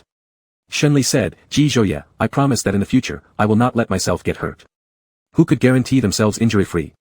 Ji Zhouye wasn't mad over this. Shen Li hadn't realized his own mistakes at all. Shen Li waited longer, seeing Ji Zhouye resolutely refusing to open the door, using his pitiful act again. My hand hurts, can you help me apply some medicine? Once the medicine is applied, I'll go back to my room and sleep without disturbing you. His tone was filled with grievance, making it seem as if the one inside were the one who made the error. The door opened. Shen Li looked up at him with a pitiful expression. Apply the medicine for me. Ji Zhouye wore an exasperated look, unable to deal with him. Shen Li, you're my forefathers reincarnated, go bring the medicine box over. All right. Ji Zhouye knew very well that he was pretending but still couldn't help but fall for it. Shen Li brought the medicine box, following Ji Zhouye into the guest room. Ji Zhouye looked down as he gently applied medicine to him, the medicine feeling cool on his skin. After applying the medicine, Ji Zhouye closed the medicine box. The medicine is applied, can I sleep now? Alone? Or what? Ji Zhouye glanced toward Shen Li at the door. If you don't want to be alone, it can keep you company. Shen Li followed Ji Zhouye's gaze, rolling his eyes, gesturing for Shen Li to leave. Shen Li seemed to understand, wagging its tail and walking away. Shen Li said, Shen Li doesn't want to sleep with me, and I also don't want to sleep with it. Ji Zhouye grabbed his wrist, leading him to the door and attempting to close it. Not sure if this action irked him or not, Shen Li's eyes instantly reddened. Fine, I won't ask to sleep with you. He turned and stormed off, slamming the master bedroom door hard, leaning against it, quietly counting, 3, 2, 1. Confident in his acting skills just then, knowing clearly that Ji Zhouye hated seeing him like this most. When he counted to 1, the doorknob moved. Shen Li's lips curled slightly, triumph gleaming in his eyes. Shen Li stepped back, letting Ji Zhouye open the door. As Ji Zhouye entered, Shen Li played cleverly while enjoying his advantage, saying mockingly, didn't you say you wouldn't sleep with me? Ji Zhouye, I'm here to grab clean clothes. Shen Li. At this moment, he realized how out of his control Ji Zhouye was unless he allowed himself to be controlled. Shenli closed the door, making it clear he didn't want Ji Zhouye to leave. Walking up to him, he wrapped his arms around Ji Zhouye's waist, chin resting on his shoulder. Ji Zhouye, stop being mad at me. I know I've made a mistake. Ji Zhouye understood him well. He admitted his faults quickly, yet he didn't change or learn lessons, even unaware of where he erred. Where did you go wrong? Just standing there, letting him hold. I shouldn't have gotten injured. Ji Zhouye sighed lightly, deciding not to make him reflect anymore. Reflecting till tomorrow would still yield the same result. You shouldn't have fobbed me off. I need you. I really need you. Shenli tightened his embrace. I really need you a lot. I feared you'd get angry after knowing I got myself hurt, and I didn't want you to be angry because you're so hard to appease. A little anger, but more concern, Ji Zhouye said. Anger would never surpass concern. If there was no concern for him, there would be no question of anger. Shenli jumped lightly, using his legs to wrap around Ji Zhouye's slim but strong waist. I promise, in the future, if similar situations arise, I won't fool around with you. Initially feeling pain when struck, but now this slight injury barely mattered to Shenli. He declared, there's absolutely nothing wrong with my hand, carrying Shenli for 2 laps around the yard isn't an issue. Don't believe me? Let me show you. Ji Zhouye. Behave yourself, let's sleep. After saying this, Ji Zhouye entered the bathroom, and Shenli got up to smoke on the balcony. He glanced at his phone. Tang Qin Yan, the matter is settled, thanks buddy. Lily told me your hand was hit by a fire extinguisher, are you okay? Shenli, I'm fine. I didn't check my phone earlier. Ji Zhouye got angry and I spent half a day calming him down. Tang Qin Yan, Mr. Ji has quite a temper. Shenli, how about you and Su Li? Tang Qin Yan, we've reconciled, planning to bring her home to meet my parents after some time. Shenli, take good care of her since you're back together. Don't lose her again. Tang Qin Yan, I won't let her go. After crushing the cigarette between his fingers, Shenli stood on the balcony for a while to disperse the tobacco smell from his body. When Ji Zhouye came out of the bathroom, he returned to the room. Tang Qin Yan and Su Li have reconciled, just as you said before. It seems our Mr. Ji has the ability to foresee things. Not foretelling the future, but believing that lovers should not and will not part ways. Ji Zhouye looked at the time. What time is it? Let's go to sleep quickly. As long as he stayed, Shenli became obedient. Obediently climbing into bed and cuddling up to him to sleep. Half an hour later, Ji Zhouye listened to what Shenli was muttering in his semi-sleeping state. Shenli's voice was very soft. Ji Zhouye, if you continue being so nasty and angry at me, I won't love you anymore. Then who will you love? Shenli. Shenli called his name. Ji Zhouye. Is our relationship temporary? No. Shenli, if one day you want to break up with me, can you give Shenli to me or alternate weeks feeding it? If not, let me see it once a week, also giving me a chance to see you. Our breakup won't happen. Shenli belongs to you. In the future, even if you leave home, you can take it with you. Ji Zhouye lightly kissed his forehead. Shenli really liked him. If he left, Shenli would be very sad. They had already become accustomed to the life of 2 people and a dog, indispensable. The man who injured Shenli with the fire extinguisher met a terrible end, barely saved by the doctor. Remembering Ji Zhouye's ferocious eyes gave him chills. Chapter 68, Does Your Face Hurt? During the afternoon tea break. Shenli had been sitting in the office for several hours, feeling uncomfortable all over, so he went downstairs to buy a cup of coffee to move around. Thinking Ling Feng was still busy in the office, he decided to bring an extra cup of coffee for him. Carrying the coffee to the front of the building, a figure suddenly rushed over and shoved him hard, slapping his face with great force. Shenli was looking down at his phone without any defense, and his face turned to one side. Filthy person. Shenli, you're such a vile person. The woman gritted her teeth, her eyes bloodshot, full of intense hatred. Shenli lifted his head to look at her, his pitch-black eyes calm like water, without a ripple. Has this slap satisfied you? If not, come next time with a knife to stab me. My wretched life is yours. The tranquility in his eyes reflected his despair, preferring non-existence to having her as his mother. Zhou Lifen's hatred for him reached its peak. If murder weren't illegal, I would certainly stab you to death. Shenli smirked bitterly. This was what his birth mother said. How many mothers in this world would say such things to their own children? That's unfortunate. You can't kill me because murder is illegal. No matter how much you dislike me, you'll have to endure it. Shenli said this, making Zhou Lifen furious. Zhou Lifen raised her hand again to strike him. Shenli stood there motionless, completely disappointed in her. Before the palm landed, a figure came forward to shield him, coldly questioning, how dare you hit someone?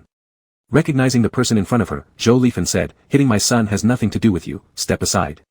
Shenli looked at he is standing in front of him, his eyelashes slightly trembling. He opened his mouth, Aunt. He patted his shoulder, it's alright, Auntie is here. Even if she's your birth mother, she can't touch you today. Furious, Zhou Lifen retorted, don't meddle in my family matters like your son does. She was already furious that Ji Zhouye had made Xiao Song suffer terribly. This family always intervened in her household affairs, which disgusted her. Hampered by her family, He had a spoiled and arrogant temperament, unable to tolerate Zhou Lifan, who's talking about your family or mine. Make sure you know this, Xiaoli will belong to us from now on, not to you. If you keep bullying him, I'll make you regret it. This statement enraged Zhou Lifan, you disgusting two men. Have no shame at all. Shen Li's eyes were filled with icy silence. How have the two men lost their sense of shame? They haven't harmed anyone. On the contrary, it's you who cheated on your husband and kicked your own son abroad to save your illicit lover's life, without caring whether he lived or died. Who are you to talk about having a conscience? After thinking for a moment, she added, and now, you're shamelessly asking our Xiaoli to give you and your illicit lover money. When Xiaoli refuses, you get upset. Tell me, who's really losing their face here? Haven't you figured that out yet? Zhou Lifan was rendered speechless by Hiya's harsh words. If not for Ji family's status and power, she would have already lunged at this aggressive woman. Don't push me too far. When you and your illicit lover gang up on Xiaoli, how come you don't mention bullying, then? Hypocrite. Zhou Lifan, you. Hiya turned around and looked at Shenli behind her. Xiaoli, go inside the company and wait for Auntie. Auntie has something I want to discuss with her privately. Shenli glanced at Zhou Lifan, then nodded at Hiya, and entered the company. Once Hiya confirmed Shenli was out of earshot, she said frankly, Zhou lady, without Xiaoli around, let me cut straight to the point. If you keep throwing baseless accusations and troubling Xiaoli further, I won't hesitate to expose both you and your illicit lover to the public. That'll give you a taste of what it feels like to be publicly condemned. That's between him and me. What business is it of yours? How is it not my business? Hiya replied. His matters are my son's matters, and my son's matters are mine. In the future, we will be one family. You count for nothing. After warning Zhou Lifan, Hiya had no interest in continuing this meaningless squabble with such people. She walked into the company carrying a brown paper bag. Only Zhou Lifan remained outside, her complexion alternating between pale and red. Inside the hall, Shenli waited for Hiya. As soon as Hiya arrived, he greeted her, Auntie, why did you come here? I heard from Xiaoyi that you always skip meals, so I bought some afternoon tea snacks and came to bring them over to you. It also gives me a chance to see your work environment, Hiya explained, examining his face. His cheek was slightly swollen, prompting her to ask her driver to buy an ice pack. What kind of mother could hit her own son so cruelly? Her eyes brimmed with pity. She couldn't stand seeing any child being treated so harshly. When Ji Jiu was little, he once accidentally injured his head. Hiya had been worried and heartbroken for days.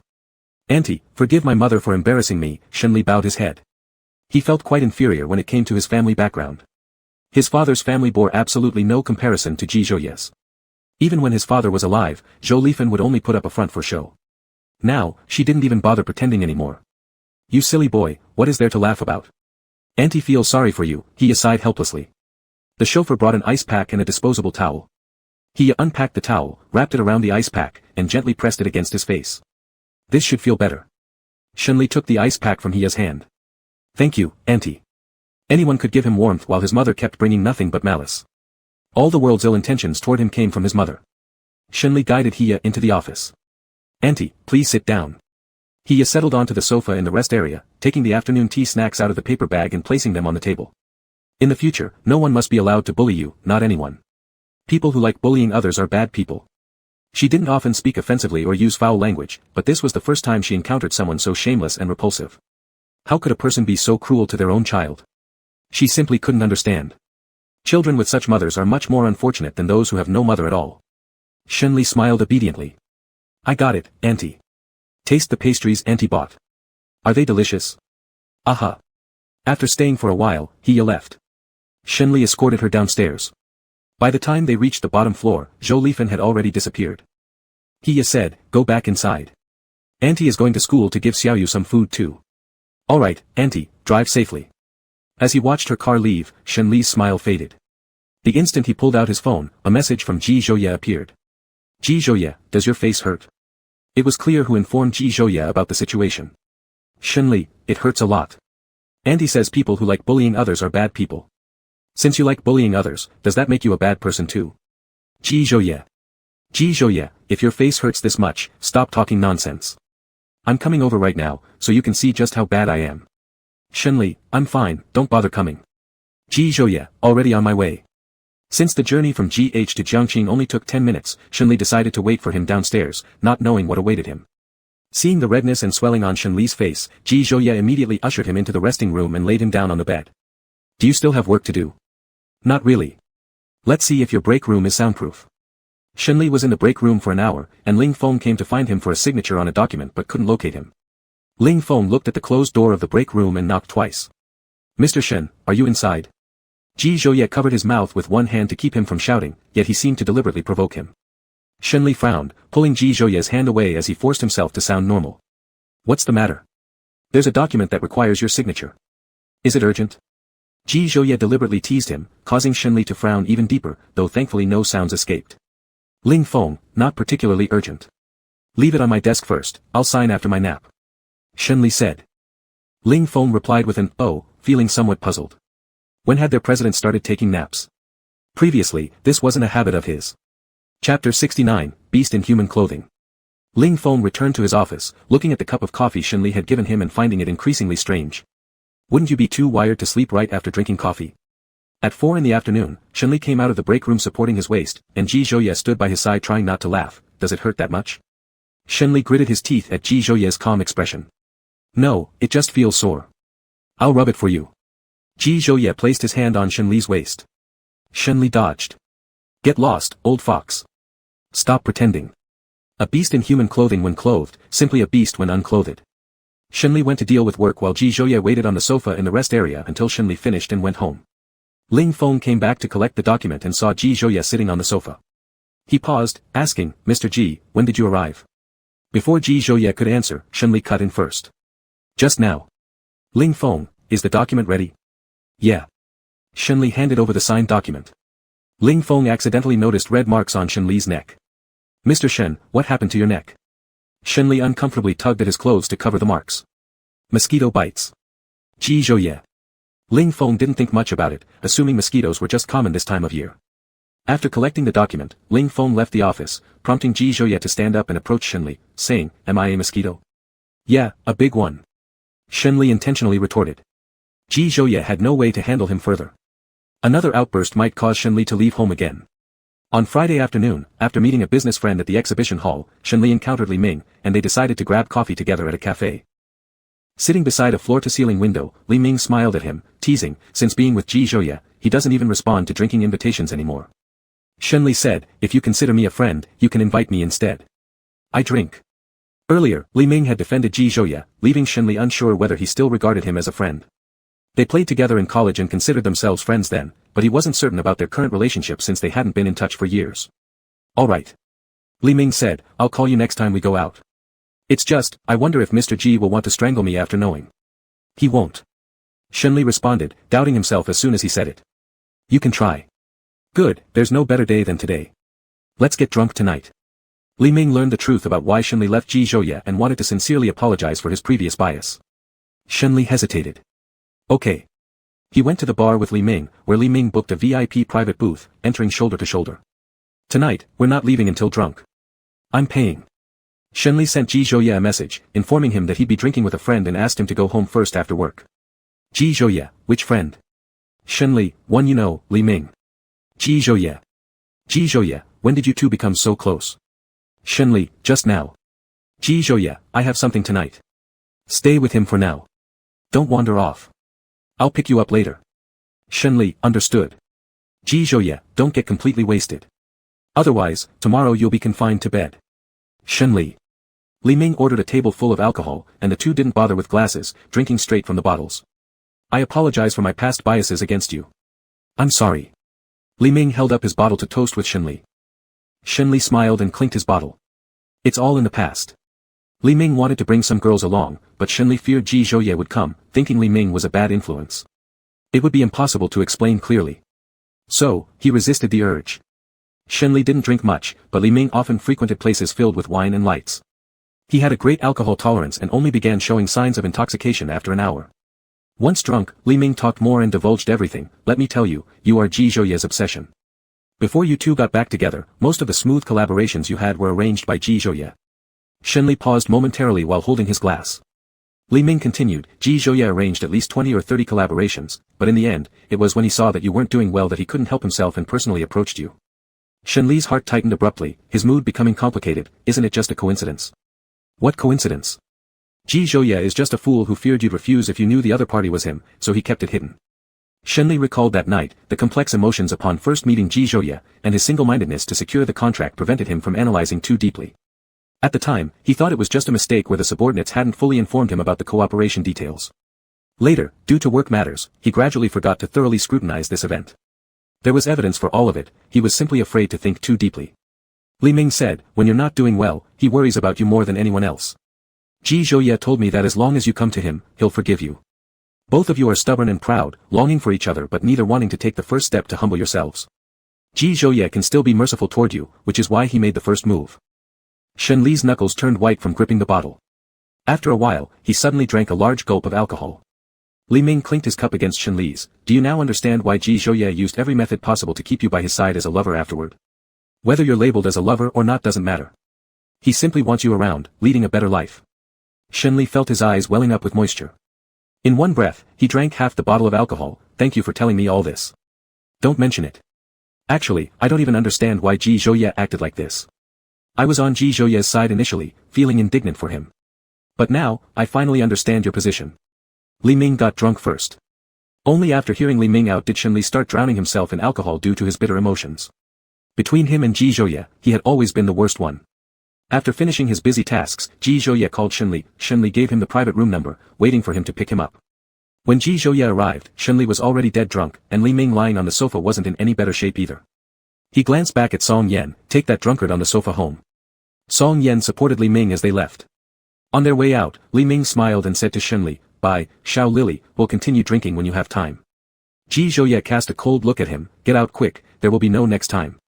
Chapter 70, If you don't come to me, I will go see you.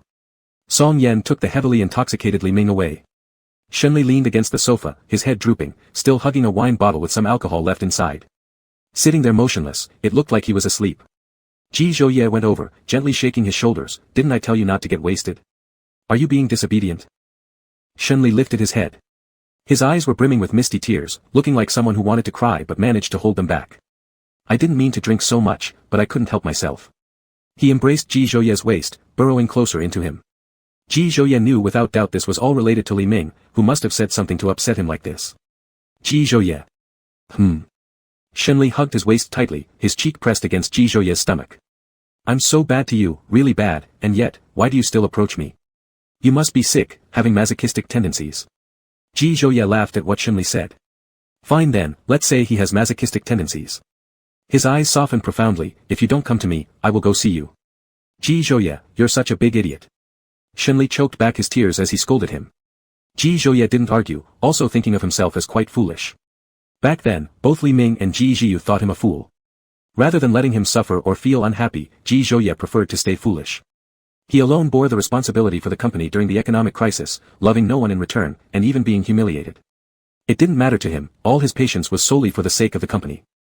Over the years, his pride had eroded entirely. Shen Li, there won't be a next time. What won't have a next time? Ji Zhouye asked softly, gentle enough to drown anyone. I won't leave you again, ever. Shen Li's voice trembled. He would rather have Ji Zhouye keep him around to humiliate him than because Ji Zhouye was worried about how he was living. It doesn't matter whether he was doing well or not as long as he knew Ji Zhouye was fine. But had Ji Zhouye really been fine during that period? They tormented each other and remained stubborn in their words. Ji Zhouye bent down, placed his hands under Shen Li's legs, and lifted him up in his arms. I trust you. Holding the person who was dead drunk in his arms, Ji Zhouye added, stay away from Li Ming in the future. If he invites you to drink again, don't go. He's great. He even bought me drinks. Ji Zhouye. Whatever Shen Li said was wasted words. Playing music to cows might at least elicit a sound from them. The person in his arms not only refused to listen but also praised Li Ming. Ji Zhouye said with a grimace, he's no good. He corrupts rebellious kids. Shen Li wrapped his arms around Ji Zhouye's neck and bit his shoulder lightly. He's great, he bought me drinks and told me secrets I didn't know. You're not allowed to speak ill of him. Ji Zhouye. Did he win you over with just a few sentences? Ji Zhouye glanced down at him. Tomorrow, I'll have a talk with him. It was only Li Ming who could use such tricks to sway him. And it was all because of Li Ming that his precious one cried. Shen Li detected the dangerous undertone in his voice and coaxed him while hugging his neck. Ji Zhouye, don't bully Li Ming, or next time he won't invite me for drinks. Ji Zhouye pinched his waist lightly. Shut up, don't defend him. Ji Zhouye knew Li Ming inside out. For him not to find women or party today was already quite restrained. Ji Zhouye, you shouldn't be too harsh. How would you feel if I am? What are you going to do? Drunkenly, Shunli thought for a moment, I'll run away from home. I won't stop you. His running away would simply mean returning to the apartment. I'll take your son and make sure you can't find us. Ji Zhouye couldn't help but laugh. Shunli, you're teasing me. You just said you wouldn't leave me, now you want to run away from home, and even take the dog with you. Tell me honestly, are you being unreasonable? I don't have a conscience, Shunli admitted. But there's a difference between not leaving you and running away from home. Running away means you don't come looking for me, but once I've had enough, I'll come back to you. I will look for you, always. Ji Zhouye placed him in the passenger seat. Shunli squirmed, and Ji Zhouye coaxed him into buckling the seatbelt. Once strapped in, Shunli seemed more obedient. Ji Zhouye, I'm feeling unwell. Where does it hurt? My head hurts. Bear with it, who let you drink so much? We'll be home soon. Ji Zhouye closed the car door, walked around to the driver's side, and started the car. Perhaps his headache was indeed severe, as Shunli leaned back against the chair, eyes closed, growing quiet along the way. There was a faint frown on his face, his eyebrows trembling slightly. Thinking Ji Zhouye must be very uncomfortable, he sped up slightly. After arriving at the estate, Ji Zhouye carried Shunli into the living room and laid him on the sofa. He went to prepare a glass of honey water and fed it to him. Shunli murmured softly, no one cared when I drank before. In the future, I'll care for you. I'll pick you up when you're drunk, prepare honey water for you, coax you to sleep, and comfort you when you're sad. Ji Zhouye patiently coddled this drunkard just as he did in their dating days. His tender gaze moved Shunli's heart. It felt like everything had changed over these years, yet somehow nothing had. Ji Zhouye was still by his side, gazing at him with those gentle eyes. Shunli's heart fluttered involuntarily. He wanted to kiss him. Shunli wrapped his arms around his neck and pressed his lips onto Ji Zhouye's thin lips. Ji Zhouye dodged. Say you love me. I love you. Who do you love? I love Ji Zhouye. Ji Zhouye grabbed his head and pressed his lips firmly. His deep, resolute voice echoed. Shunli, I love you. He pushed him down on the sofa, kissing until the person below almost gasped for air. Looking like a bullied little wolf pup, his appearance evoked pity. In a semi-conscious state, Shunli persisted provocatively, Ji Zhouye, you don't seem to do anything to me. Are you incapable? Ji Zhouye. His speech was coherent, which made Ji Zhouye suspect he was feigning drunkenness. Let's try. After saying this, the figure beside him fell silent, his breathing shallow. He had fallen asleep. Ji Zhouye looked at him affectionately, you're impossible to deal with. Remember what happened today. I'll repay it sooner or later. That night, Shunli slept fairly soundly. In the middle of the night, when he woke up thirsty, Ji Zhouye handed him a cup of warm water and went back to sleep after he finished drinking. Shunli slept until 10 the next morning. Upon waking, he found no one beside him. After washing his face, Shunli went downstairs and immediately saw the two people on the sofa. Ji Zhouye's expression was cold and calm, while Li Ming tried to cover up his embarrassment with a sheepish smile. Mr. Ji, don't be mad. Let's talk this out. Li Ming had been rudely awoken early that morning by Song Yan knocking on his door, and then was brought over here by Song Yan. Still in his slippers and not even changing shoes after freshening up, he'd been rushed directly to Ji Zhouye's place. The most humane thing Ji Zhouye did was arrange a driver and car for Li Ming's arrival and departure. Chapter 71, Breakfast. Seeing Shunli descending from upstairs, Li Ming seemed as if he had found salvation. Little Lily, you're awake. Shunli looked at Li Ming and then turned to Ji Zhouye, you both. Ji Zhouye glanced indifferently at him. Come here. Confused, Shunli sat next to Ji Zhouye, with Li Ming sitting on a single-person sofa nearby. Ji Zhouye shot him a cold look. Did you bring my person to drink, trying to buy favor using my affairs? Are you ready to make an excuse for yourself? Li Ming. Make excuses. How could he possibly concoct an excuse Ji Zhouye would believe? Before Li Ming could think of anything, Shunli quickly interjected, defending Li Ming. It was me who wanted to drink and asked him to take me there. Li Ming shot Shunli a grateful glance. Ji Zhouye watched all this, saying dryly, do you think I'm blind or stupid? Shunli.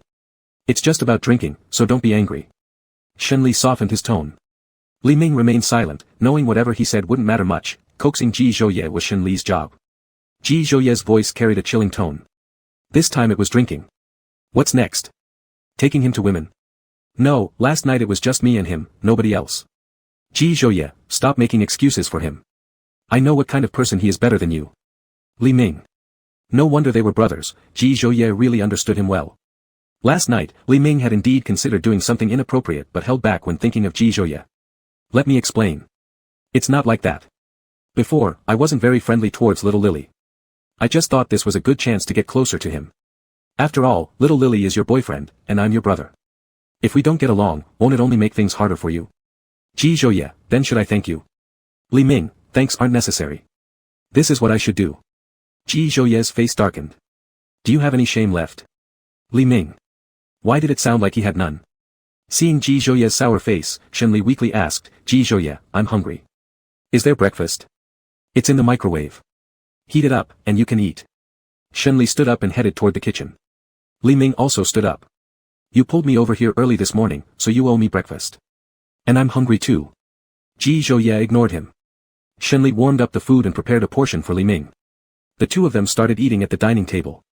Li Ming sneaked a peek at Ji Zhouye. Did you have a good night? Did Ji Zhouye make it hard for you? Not. Li Ming finally understood. Ji Zhouye spared Shenli, so instead, he made life hard for him early in the morning. Ha! That's what men in love are like. Ji Zhouye, if you two keep whispering, neither of you will get breakfast. Li Ming. He lowered his voice, I used to think you weren't worth Ji Zhouye's love, but now I realize only you can handle Ji Zhouye's temper. His temper isn't that bad. Only you think so.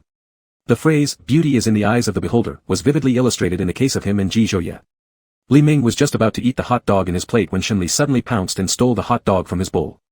Unhappy, Li Ming frowned at the dog. Shenli, you. Before he finished speaking, Shenli had already eaten the hot dog. Li Ming turned to look at the person on the couch. Ji Zhouye slightly arched his eyebrows and smirked, infuriating Li Ming. Shenli always followed the rules, and if she did something abnormal, it must have been Ji Zhouye's doing.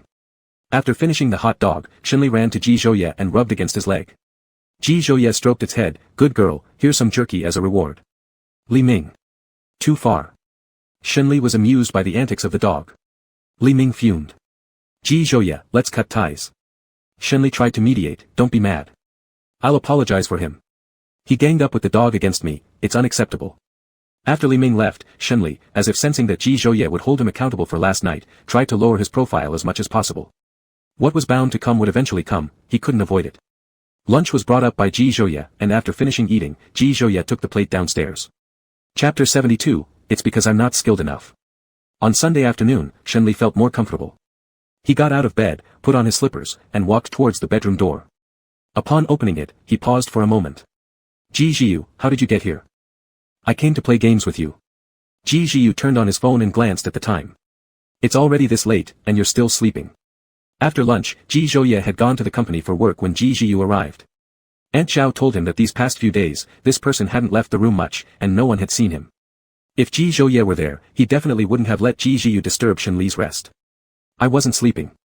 Shenli met Ji Zhiyu's inquisitive gaze, recalling the reason he hadn't left his bedroom in the last 2 days, and his face slightly flushed. He quickly made up an excuse, I've just been really tired from work lately. Perhaps because Ji Zhiyu was younger, his thoughts didn't go deeper and only revolved around gaming. Oh, are you still resting? If not, let's head to the esports room. I'll grab a drink first. Shenli went downstairs, with the dog following closely at his feet, waiting for him to feed it.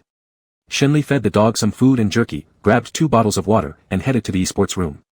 Today, Ji Zhiyu played games particularly aggressively, prompting Shenli to ask while they were gaming, you seem a bit anxious today. What's up?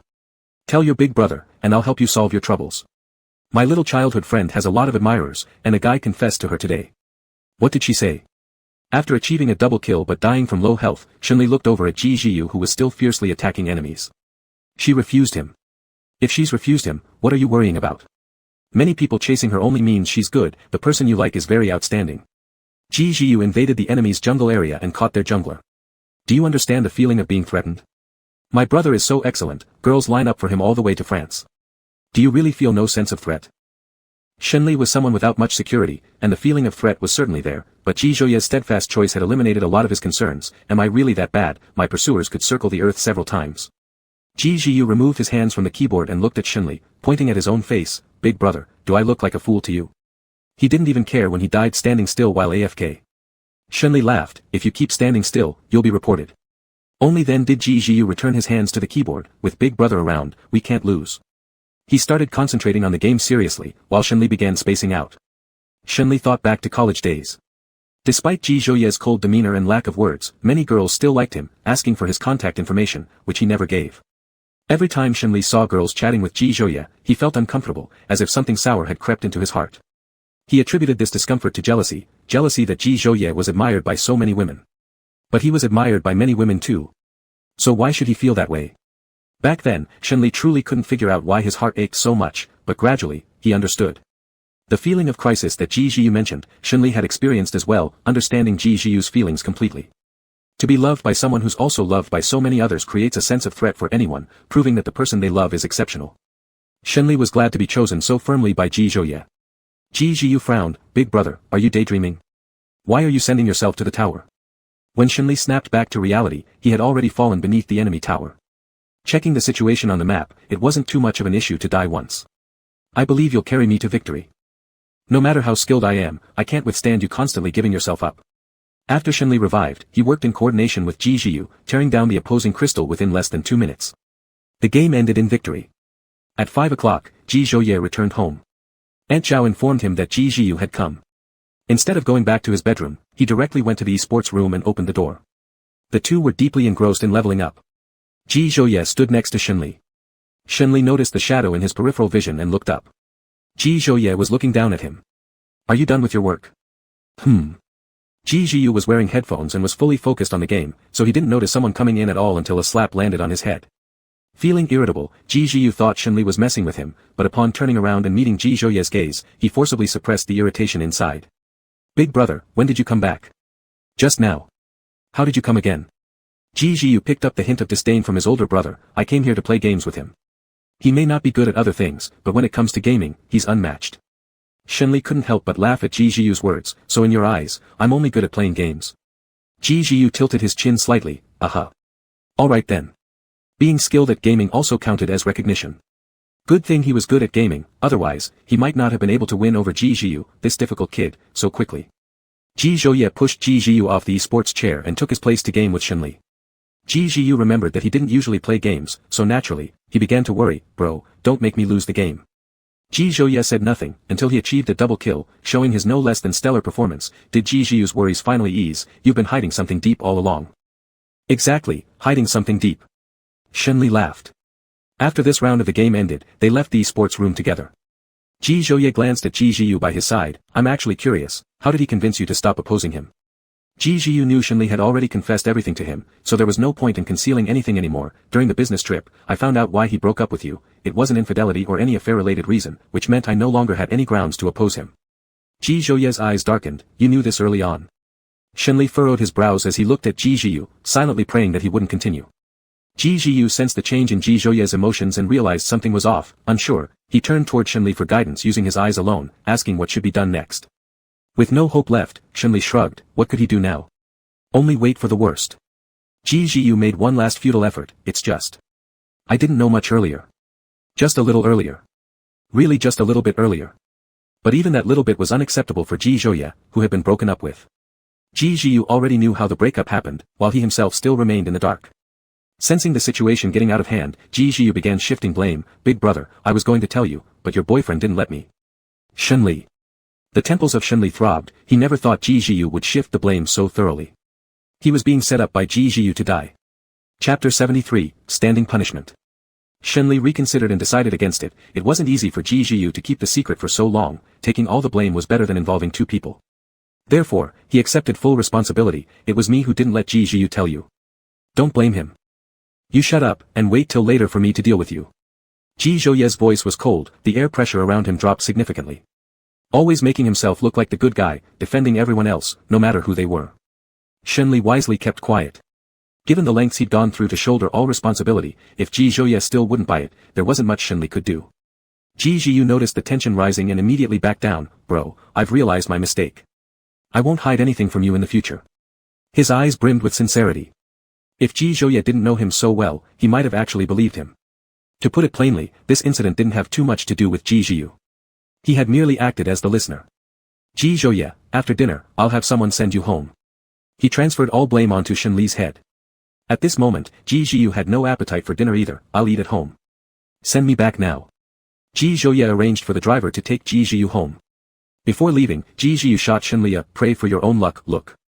After Ji Zhiyu left, Shenli opened his mouth to explain something, but Ji Zhouye cut him off. Let's eat first.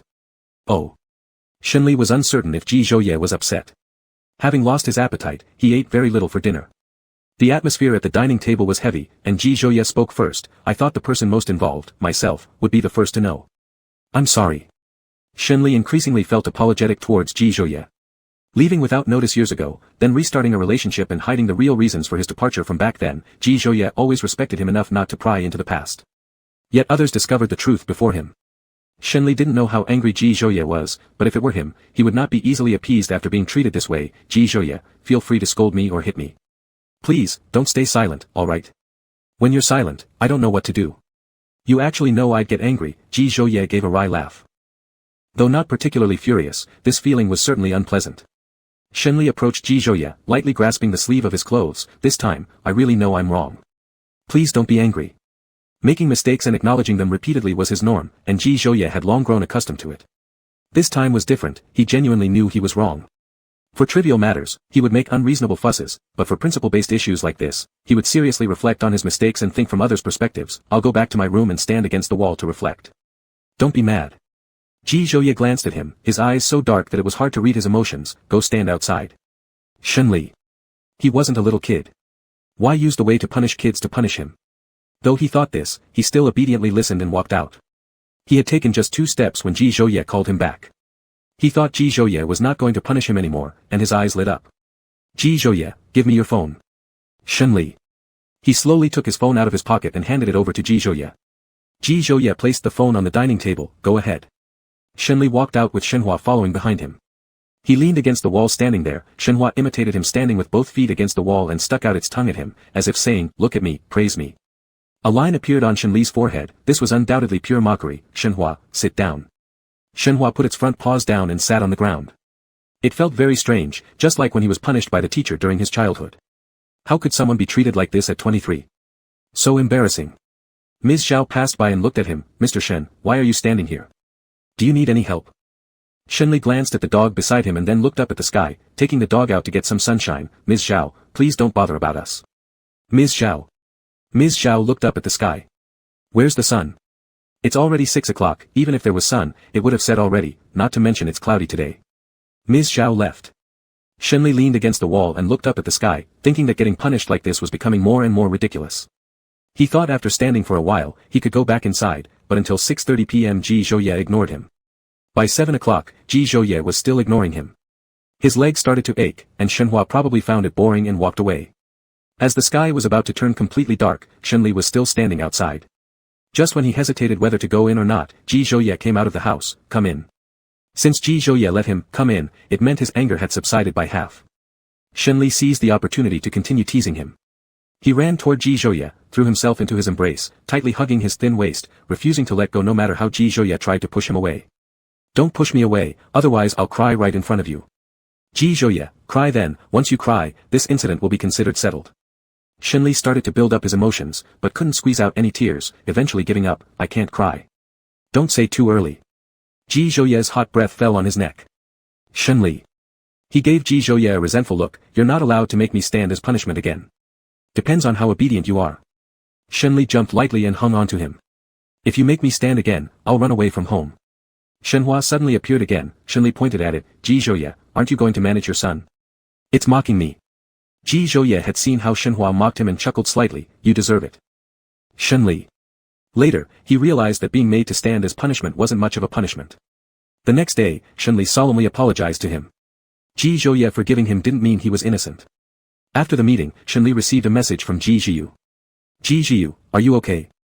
Shenli, still alive. Ji Zhiyu, still alive, looks like you've been tortured. Is my brother really that terrifying when he's angry? Indeed, it was tormenting, though not exactly what Ji Zhiyu understood. Shenli, your brother has a pretty good temper. Ji Zhiyu, I understand everything, no need to pretend strong, the fault of passing the blame is mine, owe you a meal. Chapter 74, I like being managed by you. After being punished by Ji Zhouye with standing, Shenli's rebellious mentality flared up, making him even more defiant. When Ji Zhouye went to Haicheng for a meeting, Shenli hung out with another unruly person in a bar. Ji Zhiyu, when is my brother coming back? Tomorrow morning. Shenli looked down at his phone. Ji Zhouye had just sent him a message asking him to sleep early, to which he replied with a yes. Sleep was out of the question. Every time he remembered getting punished by standing, Shenli found it comical. He hadn't rebelled much during his teenage years, but now he wanted to rebel daily and refused to listen. He felt that his rebellious phase had come a bit late. The truth was, no one had managed him before, and even if he did rebel, he wouldn't get the attention he desired. Now, Ji Zhouye controlled his eating, sleeping, and drinking, which triggered the hidden tiny rebellious psychology within him. He wanted to act a little mischievous without going overboard, and it made him very happy. He raised his eyes to look at Ji Jiu. Anyway, with Ji Jiu accompanying him, both of them would get scolded, so he wouldn't be alone in his trouble. The corner of his lips curled slightly, causing Ji Jiu to shiver involuntarily. His smile was too eerie. Shenzatsu, what mischief are you planning again? This look frightened Ji Jiu, giving him an ominous feeling. This guy must definitely be plotting something naughty. Shenli leaned lazily on the sofa. What am I plotting? It's you who invited me for drinks. That's right, it was Ji Jiu who called him out for drinks. If Ji Zhouye found out, Shenli would just blame Ji Jiu, calculating well. Ji Jiu, Lu Ming told me he'll come soon. Another companion joining for hardship, more alcohol was needed, so Shenli ordered more drinks. Soon, Lu Ming pushed the door open. Ji Jiu stood up to open the wine, saying, today, neither Ice Mountain Ji nor King of Hell Ji are at home, let's all three drink until we're drunk. Ho ho, Lu Ming chuckled dryly, his expression indescribable. He didn't know what to say, only casting Ji Jiu a good luck glance. Shenli looked at Lu Ming, if you want to find a woman tonight, go ahead. No need to consider me or that kid. Lu Ming. All he wanted was for these two venerable ancestors not to talk nonsense, or they would die horribly soon. Should I help you find a woman too? Shenli casually sipped his wine, no need. Before the last word was finished, Shenli froze as he took a sip of alcohol. This wasn't Lu Ming's question. It sounded familiar. And it came from his own man. Ji Zhouye entered from the door, leaving Shenli and Ji Jiu dumbfounded for a while. Ji Jiu was even more panicking than Shenli. What had he said before? Ice Mountain Ji. King of Hell Ji. This time, there was no hope, nobody could save him. Ji Jiu slowly edged toward Shenli, whispering, didn't you say your brother will return tomorrow? Shenli, I have chat records, I didn't lie to you. What benefit would I get by lying? Ji Jiu thought about it, Shenli had no reason to deceive him. Since there was no escape. Then there was only one possibility, his eyes fell on Lu Ming, he was the betrayer who informed. Lu Ming also looked innocent, all his actions were forced by Ji Zhouye. If he had a choice, who would want to be the traitor? Compared to Ji Jiu, Shenli was more slick. He put down the wine in his hand, smiling and standing up from the sofa, walking toward Ji Zhouye, why didn't you tell me you've returned? I would have come to pick you up. Shenli smiled flatteringly, but Ji Zhouye showed no appreciation, had I told you, how would I see you guys having such fun without me? A cold glare landed on Ji Jiu, am I right, Ji Jiu? All those nicknames, Cartel Ji, and King Ji. Shenli was about to throw the blame onto Ji Jiu, but Ji Jiu beat him to it. Ji Jiu, brother, it's your boyfriend who invited me for drinks. I didn't want to come, but I thought if I followed, I could supervise him. He's so trashy and flirtatious, what if he messed around outside? Don't you think it makes sense? Shenli. Brilliant. The pot shifted brilliantly, making Shenli want to stab Ji Jiu. Ji Jiu, don't go too far. Ji Jiu, brother, look at him getting embarrassed and angry. Shenli. Ji Jiu, let's cut off our friendship. This was the second time throwing the pot. Couldn't endure it. Ji Jiu, who absolutely didn't mind breaking off their friendship, didn't care since Shenli was bound to join his family sooner or later. Even if they broke off now, they would still be one family in the future. Shenli grabbed Ji Zhouye's sleeve, looking pitiful, I'm telling you I'm innocent, do you believe me? Faking sadness no longer worked on Ji Zhouye, I don't believe either of you. Ji Zhouye sighed helplessly, I'm not stopping you from drinking, I just want you to take care of your body temporarily. I didn't plan to drink much. Tonight, he didn't plan to drink himself into a stupor. He simply thought that without Ji Zhouye at home, the large house was too empty, and he didn't want to return. When Ji Jiu called him for drinks, he just came to play for a while. But he couldn't deny that he had a bit of rebelliousness. Neither Shenli nor Ji Jiu expected to be betrayed by Lu Ming. Ji Zhouye glanced at the time, you have 2 more hours to play, and we'll go home at 10. Ji Jiu. Was this the sun rising from the west? The blame throwing was for nothing. And Shenli had developed resentment toward him. His Ice Mountain brother never played by the rules. The betrayer who led Ji Zhouye here also sighed in relief. Shenli sat close to Ji Zhouye and shifted his body a little closer without hesitation. Ji Zhouye, are you worried about my health? Ji Zhouye gave him a bland glance, is it the first day you've known this? My body is quite fine. During the time I've been with you, I even gained a bit of weight. You've taken good care of me. Shenli held his hand and interlaced their fingers. He leaned close to Ji Zhouye's ear and whispered, I missed you every day you were away. Isn't it fun being free when no one's watching you? Shenli's warm lips deliberately brushed against Ji Zhouye's ear, I like being managed by you, I really do. He lacked love, someone managing him would never make him feel annoyed, rather, it filled the emptiness inside him. Ji Zhouye felt his throat dry because of Shenli's deliberate provocation, if you enjoy my management, why be rebellious? Taking advantage of the moment when Ji Jiu was scolding Ming Lei, Shenli flicked his tongue across Ji Zhouye's ear, my rebellious phase came late. If you keep teasing, you won't be able to get out of bed tomorrow, Ji Zhouye's voice deepened. After Ji Zhiyu finished scolding Ming Lei, Shenli pulled back, as such lustful actions needed to be controlled in public. From Ji Zhiyu and Ming Lei's perspective, Shenli was merely whispering to Ji Zhouye. Ji Zhiyu teased, what words can't Ming Lei and I hear? Are you whispering secrets? Shenli slightly arched his eyebrows at him, it's adult content, kids can't listen. Ji Zhiyu, you really have no shame. Ji Zhouye cast a cold glance at Ji Zhiyu, causing him to immediately quiet down. His elder brother was very protective. Chapter 75, Bite Your Lips. Shenli drank a little alcohol, after playing for just an hour, feeling bored, he left with Ji Zhouye. Leaving Ji Zhiyu and Ming Lei staring awkwardly at each other. Ji Zhiyu couldn't help but comment, this Shenli Shu is a super love brain. Whenever my brother is around, his attention is entirely on him, completely disregarding our existence. How can you two even play like that? Ming Lei, shall I bring some women to join the fun? Brother Ming Lei, can't you just find a girl for a proper relationship? The women you talk about are only interested in your money, there's no real emotion, Ji Zhiyu replied disdainfully. Those women hanging out in glittering places simply smiled at whoever had more money. I like the ones who want my money instead of me as a person, Ming Lei responded coolly. It was simple, seeking benefits over emotions. Relationships could get too complicated. Ji Zhiyu, if you want to look for women, go ahead. But I'm not interested. My childhood sweetheart will get mad if she finds out. Ming Lei, tisk, Ed, just like your brother, you're both stuck on romance. As Shenli held Ji Zhouye's hand walking out of the bar, Shenli asked, aren't you supposed to return tomorrow? After finishing my work, I came back early. Hai City wasn't far from Jiang City, a car ride took less than 2 hours. Ji Zhouye completed 2 days of work in 1 day because he couldn't let his mischievous partner go unchecked. These past few days, Shenli had been particularly naughty, so he returned to personally handle things. Apart from him, there was no one else who could manage this mischievous person. Shenli scratched Ji Zhouye's palm with his fingertips, Mr. Ji, don't you think you cannot live without me? Shenli didn't expect Ji Zhouye to answer so directly, and he chuckled softly. Jiangqing's position in Jiang City became increasingly solid. The old man who tried to use Shenli to climb up to Ji Zhouye last time was thoroughly crushed. His company fell significantly behind, once boastful, it was now harshly pressed down by Jiangqing. In business, Shenli never wasted his words and acted swiftly instead of talking. Shenli snatched away several cooperation opportunities from that old man, forcing him to apologize in person since he had no other choice. Shenli only asked him one question, is affection temporary? That old man frantically shook his head, no, no. In the commercial circle, interests come first, but he just detested hearing that. Interests and feelings need not conflict, one does not necessarily have to forsake either. Once that old man apologized and left, Shenli felt somewhat relieved. Ling Feng thought that this decisive Shenli had indeed captured the style of Mr. Ji, and the rise of Jiangqing was just around the corner. Jiangqing's fame was rising, and the financial news coverage was getting more and more.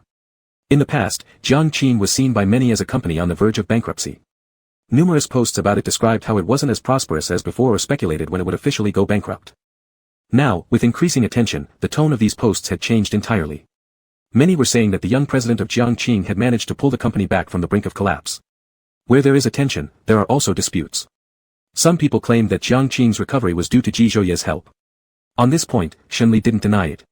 Without the 10 billion yuan Ji Zhouye had given him, he wasn't sure if Jiangqing could have lasted until now. It might have barely hung on by a thread, or it might have already declared bankruptcy and closed down long ago. Jiangqing grew stronger day by day, and positions left vacant by resignations needed to be filled. Shenli entrusted Ling Feng with the task of organizing external recruitment efforts. Those who had resigned previously wanted to return to work, but Ling Feng initially refused.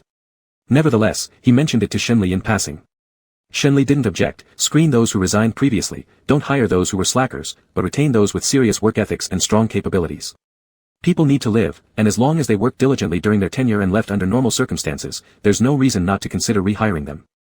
Ling Feng followed Shenli's advice and hired a small number of people. Those people were very grateful to him. After leaving Jiangqing, many were unemployed or held jobs that paid poorly, far worse than what they had at Jiangqing. With vacancies at Jiangqing now filled, its operational efficiency soared dramatically. Companies that once looked down on Jiangqing now couldn't match it. Ji Zhouye held 20% of Jiangqing's shares but never interfered with its operations. In this short period, Shenli had generated far more than 50 billion yuan for him. Ji Zhouye hadn't taken that money, instead transferring all of it into Jiangqing's corporate account. Gaining profit from Shenli wasn't his primary goal. His investment in Jiangqing Group was simply a way to tie his life with Shenli's together permanently. Shenli looked at the additional funds in the company account and decided to pay him a personal visit. Arriving at the front desk of JH, Shenli said to the receptionist, I'm here to see Ji Zhouye. The receptionist was about to ask if he had an appointment but stopped herself after recognizing who he was. Mr. Shen, please follow me. The receptionist gave him permission for the exclusive elevator. Mr. Shen, Mr. Ji is in his office, you can go straight up. Shenli thanked her and asked, why did you give me access? It was specifically instructed by Mr. Ji. This was Shenli's second time visiting JH, the first being on his birthday. The infrared light in the elevator surveillance camera was glowing. Shenli knocked on Ji Zhouye's office door. The door opened, and before Shenli could react, a strong force pulled him into the office and pushed him against the wall. Looking into Ji Zhouye's eyes, Shenli shoved him off, his tone dissatisfied. If it had been someone else, wouldn't they already have ended up pressed against the wall like this? His tone practically dripped with jealousy. Ji Zhouye curved his lips, I knew it was you, there are surveillance cameras both in the elevator and at the office entrance. The overwhelming jealousy faded, and Shenli's expression softened slightly. Not working but just staring at surveillance footage? That doesn't sound healthy. What's wrong? Nothing. Shenli pulled out a card and handed it to Ji Zhouye, don't let me catch you transferring money into the company account again, otherwise. Ji Zhouye smiled meaningfully, or what? I'll bite you. Then please do so, on my lips. Thank you. Shenli. Ji Zhouye, what kind of attitude is that? Ji Zhouye, exactly the kind you're seeing right now. I already repaid the 10 billion, I owe you nothing. You invested 50 billion for my shares, and you can reclaim the 50 billion, but no more. All I want is your shares, and you. Not your money. Furrowing his brows, Shenli stared at him, you want to kill me. Ji Zhouye returned the card to him, but Shenli didn't take it. If you won't keep it, then toss it. Just don't give it back to me. Seeing no choice, Ji Zhouye had to keep the card, our little Li knows better than to trust anyone else. Handing over the money so I can help store it for you, Then fine, I'll keep it, and I'll return it when you need it. Shenli. Shenli turned away, I don't want to talk to you anymore. I'm leaving. As soon as he turned to leave, Ji Zhouye grabbed his hand. His voice was seductive, wanna check out my rest room? Are you sure it's just for checking out? Chapter 76, You Can't Ignore Me. A few hours later, Shenli walked slowly to the floor-to-ceiling window with a look of weariness, his deep gaze resting on the autumn scenery of Jiangqing. The scorching heat of summer had already passed. He glanced down at the calendar on his phone and then said softly and slowly, Ji Zhouye, let's visit Nan University during the National Day long weekend. That place held their memories, sweet or bitter, that belonged solely to them. Okay. Ji Zhouye embraced him from behind, resting his chin on his shoulder. Shenli's back was closely pressed against Ji Zhouye's warm, solid chest, filling his heart with warmth. With the one he loved by his side, how could he not feel content? But sometimes you have to get angry when you need to, and leave home when necessary. Being treated like this, there was no way he could swallow it. When he came out of the rest room, it was already 8 o'clock in the evening. Shenli remained silent, not saying a word, his brows slightly furrowed, his pitch-black eyes filled with resentment as he quietly planned in his mind how to run away without being found. How could Ji Zhouye not know what he was thinking? A sly smile curved at the corner of his lips. Better abandon that thought early, you can run, but I'll always find you. With a resentful glare, Shenli didn't say anything. He was too exhausted even to talk to him. He wouldn't run away today, he was too tired and needed some rest. First, he'd go home, take a shower, and sleep for a while. When he had time, he would run away again. Running away had almost become second nature to Shenli, a common occurrence whenever he disagreed with something. After exiting the JH building, Shenli looked up and decided he would never come here to see Ji Zhouye again. It wasn't good for his waist, enduring all sorts of hardships following him. He owed an apology to his poor waist. Back at the mansion, after having dinner, Shenli went straight to his room to play games with Ji Zhiyu. They played with voice chat turned on. After Ji Zhouye entered the bedroom, Shenli merely glanced at him expressionlessly before shifting his gaze back to his phone, treating him with exceptional coldness. The resentment in his heart hadn't faded yet, and every moment of soreness reminded him of Ji Zhouye's transgressions. After finishing this round of the game, Ji Zhouye mercilessly confiscated his phone and ordered in a commanding tone, it's time to sleep.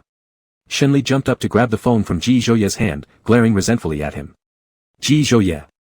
Don't be so unreasonable. You were ignoring me first, Ji Zhouye said, looking at him. Shenli felt a bit helpless but didn't want to give in so easily. Are you trying to say it's okay for you to do that to me and not make me mad? Ji Zhouye turned off his phone. Did I do something excessively wrong? Next time we switch positions, you'll know whether it was too much or not, Shenli glared fiercely at him, his tone sour. Seeing his embarrassed look, Ji Zhouye wanted to laugh. Sorry. I'm wrong. Looking at the slight lift of Ji Zhouye's lips, Shenli replied, you're the first person who smiles while apologizing. The corners of Ji Zhouye's lips pulled down slightly, and his demeanor became more serious. I'm sorry. I know I'm wrong. Next time, I'll be more careful not to hurt you and make your waist ache. Shenli understood Ji Zhouye very well. If it were any other matter causing his unhappiness, Ji Zhouye would change. But regarding this issue, no matter how many times he apologized, it wasn't certain he would amend. He might be gentler, but damaging his waist was inevitable. Turning his face away, Shenli gave a cold huff. If you say that, even a dog wouldn't believe you. Ji Zhouye tightened his embrace around him, stroking his head as if calming a puffed-up little wolf cub. Be a good boy, don't stay angry. Shenli didn't want to give in so easily, but somehow, Ji Zhouye always managed to break his resistance. A trace of a smile played at the corner of Ji Zhouye's lips. Isn't there a new skin in your game? I'll buy it for you. That particular skin was exactly what Shenli didn't have yet. And Ji Zhiyu needs a new skin too. Even now, Shenli still thought of Ji Zhiyu, despite Ji Zhiyu pinning all the blame on him earlier. Alright. This time, Ji Zhiyu benefited entirely due to Shenli's presence. Both of them received the new skins. Encouraged by success, Shenli pressed further. I like a game console, it's a limited edition. Buy it. I want custody of Shenli. Given. Then draft a contract. Tomorrow. Shenli really wasn't angry anymore and was even a bit amused. Why are you suddenly so generous? As long as it's something you desire, I will give it all to you. I just want you. Ji Zhouye spoke earnestly, his gaze soft. The next day, Shenli received the limited edition game console and saw the custody agreement for Shenli. Shenli took the game console and tore up the custody agreement, throwing it into the trash can. Shenli loves you more. Ji Zhouye had been raising Shenli since its youth, no matter how much Shenli liked him, Shenli followed him when running away. The bond between Shenli and Ji Zhouye was something others couldn't replace. He could see that Ji Zhouye's affection for Shenli was no less than Shenli's love for him. Shenli waved the game console in his hand. I'm fine with having this, but if one day you dare to leave me, I'll come back to steal the dog. He smiled and patted Shenli's head. Would you like to follow daddy and run away? Shenli rubbed his head against Shenli's leg, then against Ji Zhouye's, as if saying, that day will never come. Ji Zhouye sat next to him, hooking his waist and pulling him onto his lap. If one day I leave you, it can only be because I'm dead. TSK, don't talk nonsense. Shenli wasn't superstitious, but hearing such unlucky words from Ji Zhouye made him a little superstitious. He thought about it for a second and added, even if you die, don't leave me. I'll die with you. Let's be buried together and stay together in the next life. Ji Zhouye looked down at him. When I die, I'll let you go. Shenli bit into his clavicle hard. If I die first, I won't let you either. Neither wanted the other to die with them. Ji Zhouye gripped his chin and lifted it up. His burning gaze fell on Shenli's thin lips. You can't leave me. And why not? You can leave me, mm. Before Shenli could finish his sentence, his lips were sealed by a fierce kiss, leaving him defenseless. Chapter 77, The deeper the love, the stronger the obsession. During the National Day long weekend, Shenli and Ji Zhouye went back to their old school, where memories, happy or sad, were everywhere. In the end, Shenli paused at the spot where they broke up, his brows slightly furrowed, his throat tightening as he recalled those painful events. Ji Zhouye, back then, I really loved you. I didn't want us to break up, but I was useless and powerless to resist. He had to consider his family and also worry about what Zhou Lifan might do to Ji Zhouye. Ji Zhouye held his shoulders tightly, sadness visible in his eyes. What happened in the past is over. Let's not bring it up again. Alright, we won't. After going abroad, as time passed, he fell even more deeply in love with Ji Zhouye. They often say that time helps people gradually forget some people or things, but it was the opposite for him. The longer the time, the deeper his love grew, and the stronger his obsession became. Now, with Ji Zhouye by his side, his deep love remained unbroken while the obsession dissipated as his 18-year-old heart knot unraveled slowly by the age of 23 due to Ji Zhouye's presence. Their love did not degrade with time. Ji Zhouye pitied Shenli's plight, regretting that he hadn't acted earlier to help resolve his current difficulties just to save face, letting him go through so much hardship and humiliation. Because of supposed face, Shenli suffered much more. Even more regretful were the cruel words he once spoke that hurt him. Each time these thoughts came up, he would immerse himself in regret for a long while. All of this, Shenli knew nothing about. Ji Zhouye spoke slowly, I need to apologize to you. Back when we reconnected, I did many things that hurt you. I'm sorry. Haven't you already apologized? I want to apologize to you again. Ji Zhouye kissed his forehead gently. Let's leave all the unhappy things here. Okay. After spending a day in Nancheng, they returned to Jiangqing. During the holiday, they finally had time to take a proper break from work. Shenli didn't yet know what Ji Zhouye had done to Zhao Song. Zhao Song faced obstacles everywhere when looking for jobs, and Zhou Lifan's shop suddenly began doing poorly.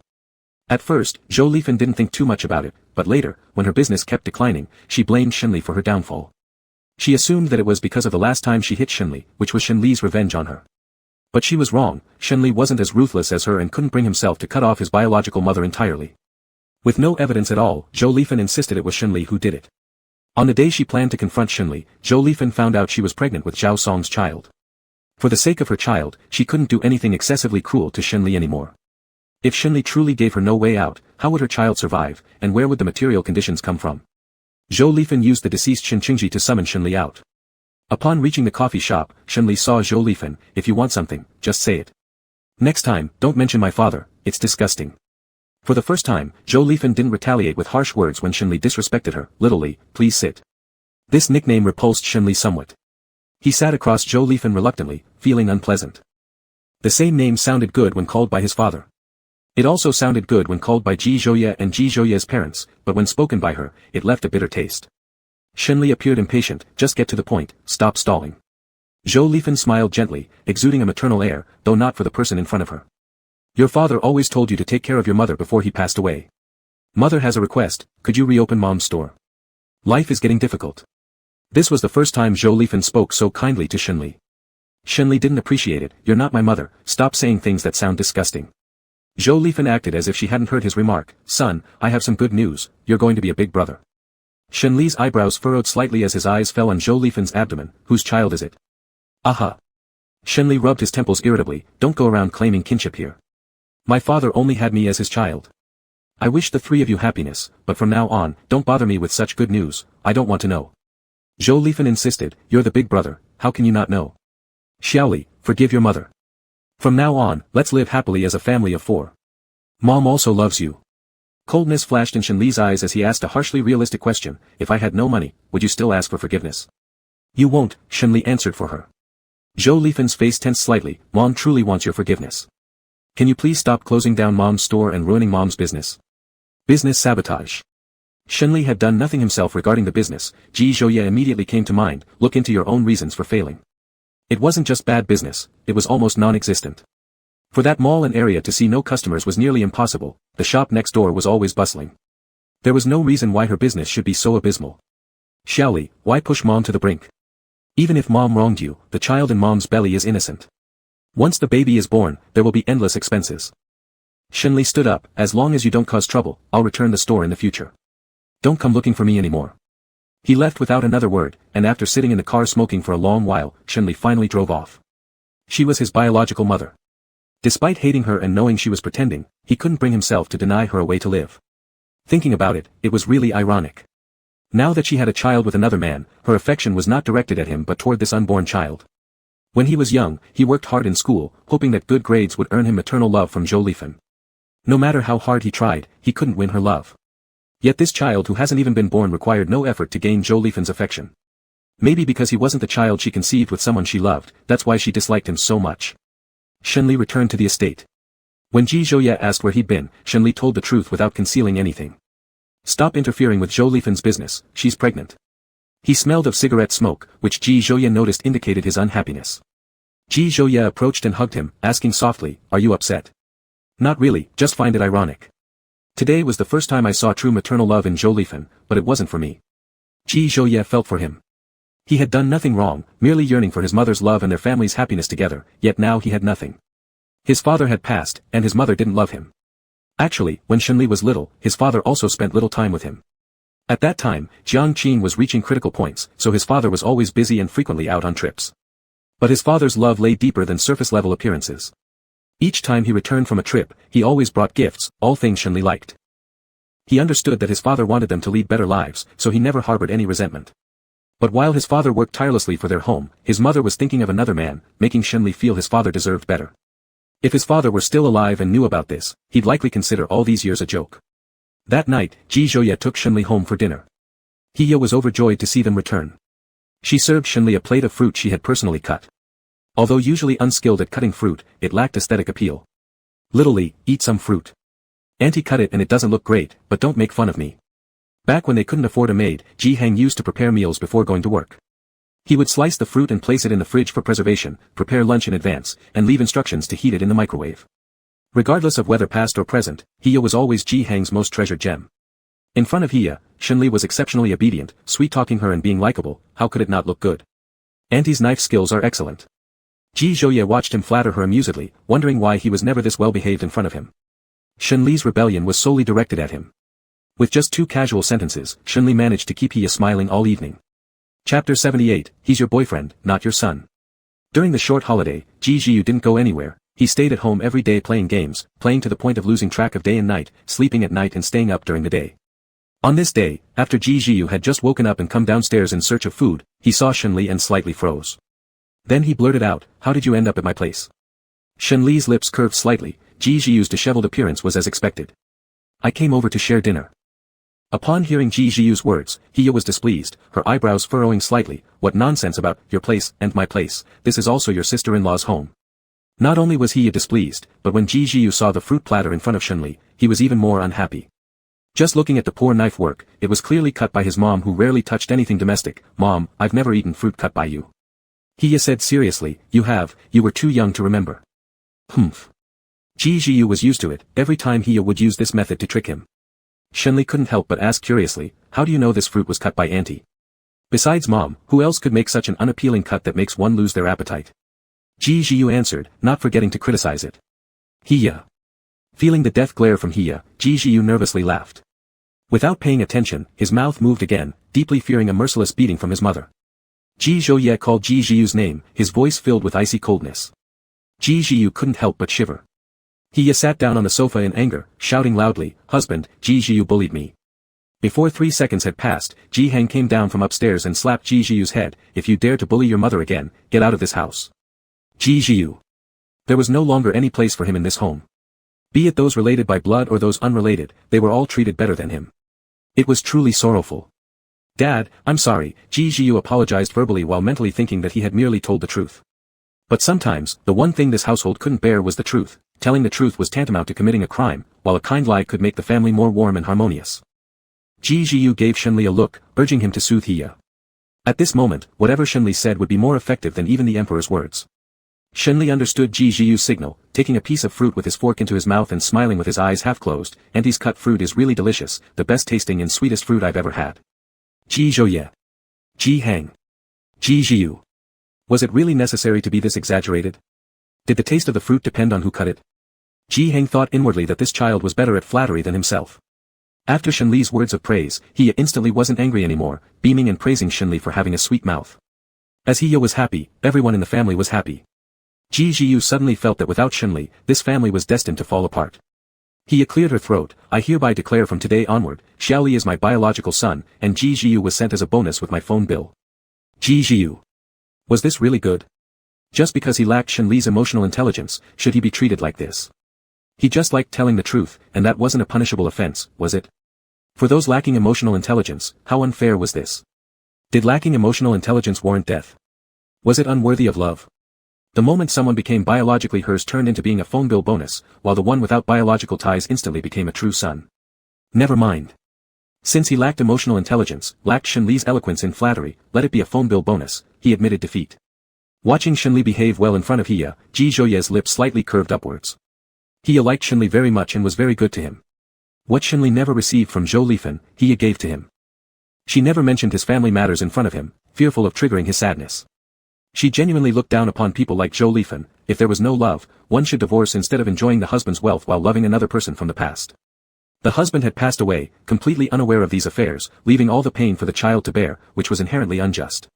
In this web of complicated emotions, the wrongdoer was only the greedy woman. It was not disgraceful to not forget one's first love, but disgraceful was knowingly embarking on a new relationship and hurting another innocent person. Because Shen Jiqing loved her too much, he had never doubted her, only thinking her character to be such, consistently calm and gentle. Ji Hang took both sons to cook in the kitchen. Hiya pulled Shenli aside to chat. "Has little Yi bullied you?" Shenli thought for a moment, his eyes lighting up, clearly coming up with a mischievous idea. "Auntie, if Ji Zhouye bullies me, will you take my side?"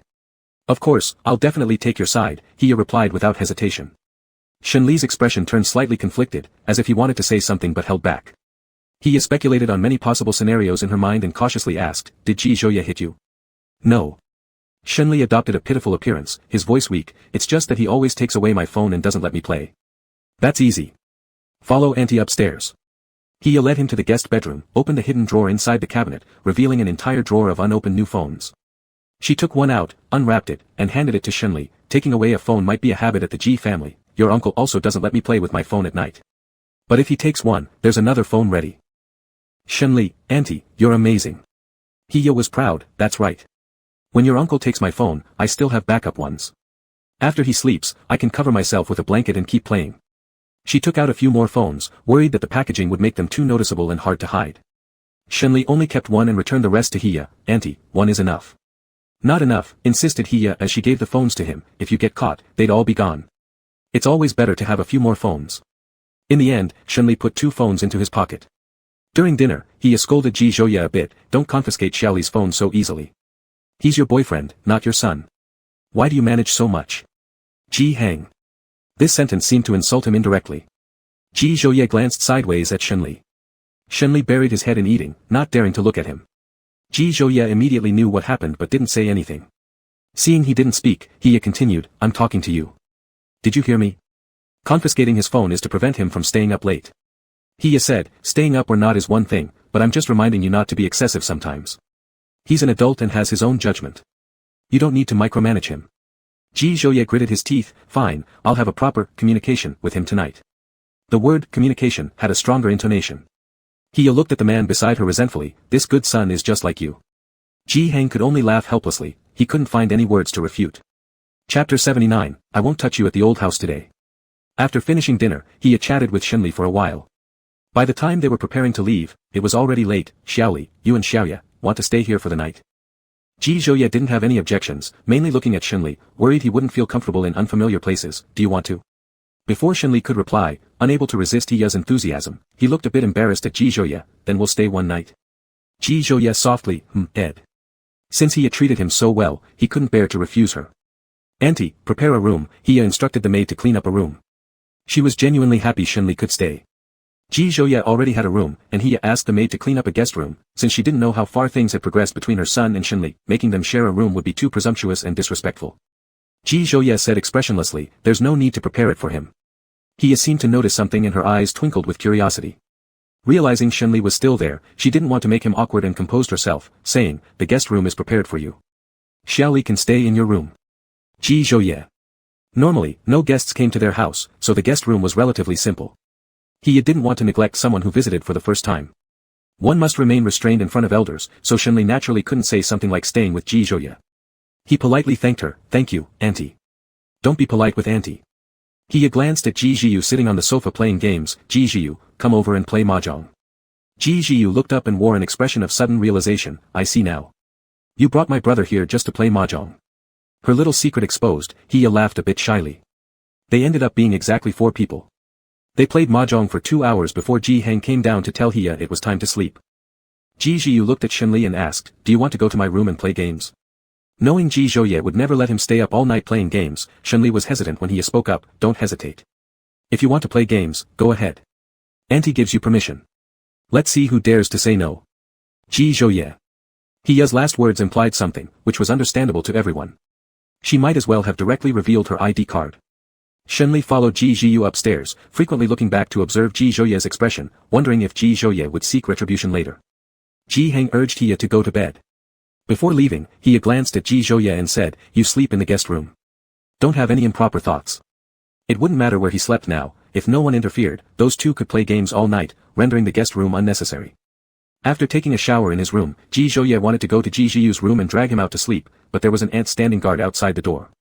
Ji Zhiyu's bedroom door wasn't closed, and Ji Zhouye could see the 2 figures from the inside. The sound of typing echoed from within. Aunt, Madam instructed me not to let you disturb the 2 of them. Ji Zhouye. Can I not go in? The aunt solemnly nodded, yes. Ji Zhouye pinched the bridge of his nose and went back to his room, picking up his phone to call Shenli. However, due to wearing headphones, no one answered the call. They played games until 2 a.m. when, surprisingly, Ji Zhiyu, who had a gaming addiction, proposed stopping first. Let's stop. You should go back to sleep. On my way upstairs, I saw my brother's face darkened. If we keep going through the night, my brother will make you suffer upon returning. Actually, Ji Zhiyu also feared retaliation from his own brother. Shenli chuckled, amused by this typical sibling understanding.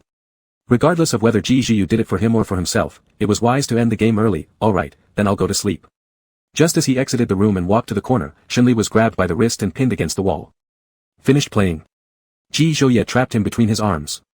Startled by the sudden move in the middle of the night, Shenli took a while to recover after seeing Ji Zhouye's superior facial features. Ji Zhouye, are you trying to scare me to death? Shenli attempted to push him away, but Ji Zhouye held onto his wrist tightly. I thought someone backed you up, so you don't know how to sleep properly anymore. Shenli smirked awkwardly, how could I dare? Aunt can't always back me up, right? If Ji Zhouye knew her better, she would indeed do that every day. Ji Zhouye continued, at the old house today, I won't touch you. Go to sleep. Taking him to his room, he found a set of pajamas for him, go take a shower. Shenli thought of something and asked, did you wake up already, or were you waiting for me all night without sleeping? I was waiting for you. Shenli scanned Ji Zhouye's room, the decoration matched the villa's, with a simple style. He asked, are we sleeping in the same room tonight? Ji Zhouye hummed once, his tone indifferent. Or shall I sleep in the guest bedroom? It's inappropriate if Aunt sees us in the same room, Shenli worried about what to explain tomorrow if anyone spotted them. You just sleep, and leave the rest to me. Ji Zhouye's voice was deep and soothing, as if everything was fine as long as he was around. Realizing Ji Zhouye waited until now without sleeping, Shenli hurried into the bathroom to wash up quickly. Normally able to linger for half an hour in the restroom, he finished in only 10 minutes. Coming out, he glanced at his phone and noticed an unanswered call. Without needing to guess, he knew it was the call to remind him to sleep. Lying down on the bed, Ji Zhouye pulled him into his arms. Shenli stayed awake for a while longer and spoke, your childhood must have been very happy. Happy is true, absurd is also true. Shenli's curiosity piqued, what kind of absurdity? Spending an entire year studying one class was merely one of the many absurd events, compared to other bizarre situations, this was still the most preposterous. Ji Zhouye explained, my mom got lost taking me to school and often forgot to pick me up. Every time I waited until dark before my dad and mom came together.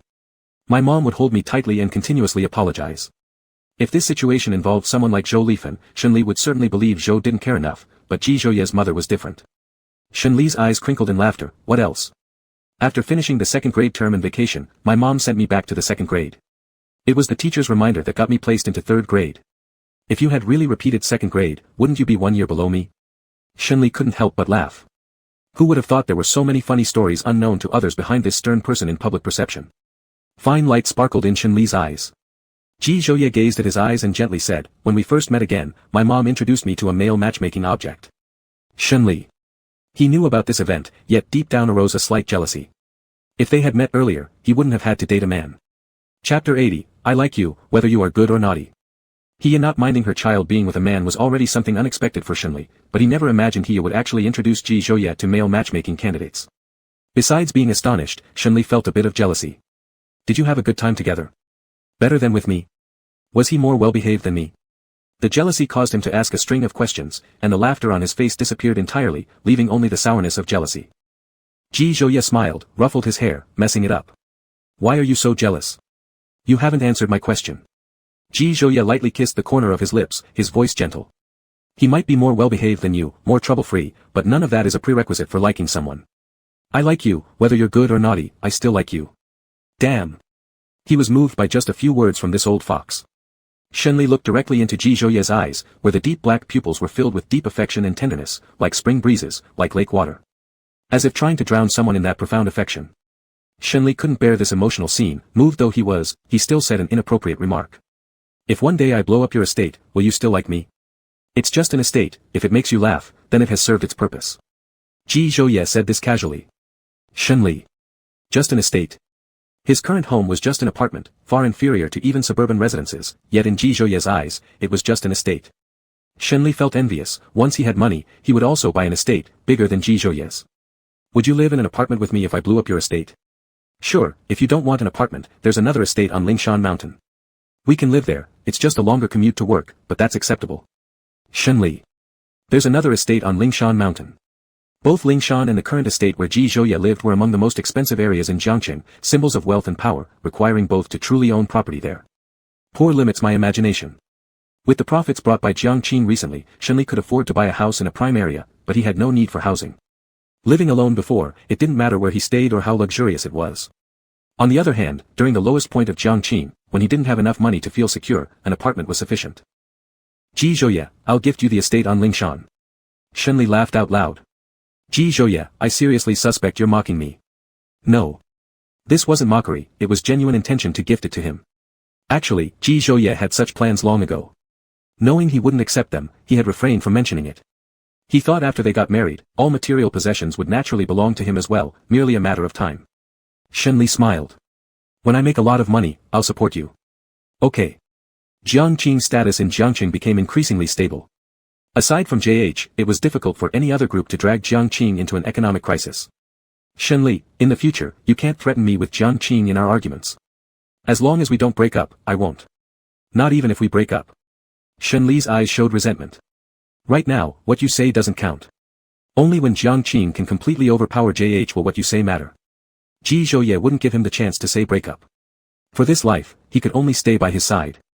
Can we chat properly? Shenli turned around, his back to him. Let's not talk, let's sleep. Ji Zhouye hugged his waist, chin lightly rubbing against his shoulder, his hot breath landing on Shenli's neck. Don't break up with me, I'll do whatever you say. Since you've said that, not taking the opportunity to impose two conditions would be foolish. Do you mean everything I say? No restrictions on me playing games on my phone. Ji Zhouye, no. Shenli. Didn't you say you'd listen to everything I say? Why don't you keep your word? Ji Zhouye softly nibbled on his ear. For things beneficial to your health, I'll follow you, but those detrimental to your health, you should listen to me. Good guy. Shenli gritted his teeth. Cheater, you say you'll do everything I say, but nothing's true. Ji Zhouye's hand on Shenli's waist started wandering. Being in good shape keeps you from getting sick easily, and you know, it's pleasurable too. Shenli. What kind of person is this? Under the pretense of caring for his health, it was all about himself. Shenli held his restless hands. I'm sleepy. Let's sleep. Ji Zhouye stopped moving around. He originally didn't plan to do anything in the old house today. Shenli moved closer into Ji Zhouye's arms. The next morning, Shenli woke up and noticed that Ji Zhouye wasn't beside him. He picked up his phone, where he found a message from Ji Zhouye. Ji Zhouye, I'm in the guest room. Ji Zhouye had left the bedroom half an hour before Shenli woke up and went to the guest room. He wanted him to stay there as a formality, so she wouldn't nag if she saw him. It was easier this way to save trouble, and Shenli wouldn't be too awkward when facing the elders. During breakfast, He asked, did Shaoli rest well last night? Are you uncomfortable sleeping in a different bed? I slept quite well, I'm not uncomfortable. That's good. When He called Shenli for breakfast, she personally saw Ji Zhouye come downstairs and didn't think much of it, assuming he had stayed in the guest room all night. Ji Zhouye played games all night, and after finishing breakfast, he returned to his room to sleep. Shenli and Ji Zhouye then went back to the estate. After returning to the estate, while Ji Zhouye was playing with the dog, Shenli went back to the bedroom and hid the phone given by He. One phone was stuffed inside the pillowcase, and the other was hidden in the pocket of a seldom-worn suit jacket tucked away in the wardrobe corner. Suddenly, Ji Zhouye opened the door and came in, shocking Shenli, who quickly composed himself. What are you doing? I'm tidying the bed. Shenli felt incredibly uneasy under Ji Zhouye's skeptical gaze, nearly confessing everything out of nervousness. He was extremely tense. Ji Zhouye just said, oh, and said nothing else. Only then did Shenli slowly exhale a breath of relief. Those eyes seemed like they could see through everything, too terrifying. I'll go find Shenli to play. After he left, Ji Zhouye retrieved one of the phones from under the pillow, smirked, glanced at it briefly, then put it back without exposing Shenli's secret. Shenli thought he had hidden them well, but Ji Zhouye discovered them much faster than expected. The most ironic part was that Shenli kept believing Ji Zhouye hadn't noticed yet. That evening, Shenli's phone was confiscated. Sleepless, he secretly retrieved the phone hidden in the pillowcase, turned the brightness down to its lowest setting, and switched the phone to silent mode. He downloaded a short video app and opened it just as the person behind him stirred and tightened their grip on his waist. He didn't know someone behind him was watching. Every movement made by Ji Zhouye scared him, especially during his first stealth operation, making him almost give up on it completely. In the end, he turned off the phone and put it back where it was. He sighed, turned around, and hugged Ji Zhouye. He didn't know Ji Zhouye was awake and silently embracing him. It seems he needed to learn more about stealth tactics. With long-term practice, he wouldn't be this nervous anymore. Perhaps he was just too obedient. Chapter 81, Honey. Of course, gatherings were inevitable during a long holiday. This time, two girls joined the gathering. Su Li and Ji Zhiyu's childhood friend, this being the first time Ji Zhiyu had brought her to meet everyone. Ji Zhiyu introduced her to everyone, my childhood friend, Xia Qingyu. Their families were old acquaintances, and Ji Zhouye always knew about Ji Zhiyu's feelings for Xia Qingyu. Li Ming knew Xia Qingyu, but only met her a few times. It was Shenli's first encounter with her. Xia Qingyu was completely different in personality from Su Li. Su Li was gentle, speaking softly, whereas Xia Qingyu laughed brightly and spoke freely, unrestrained by small etiquette rules. Su Li sat next to Tang Qinyan. Li Ming, the single bachelor, occupied a solo sofa, while Ji Zhouye sat with Shenli.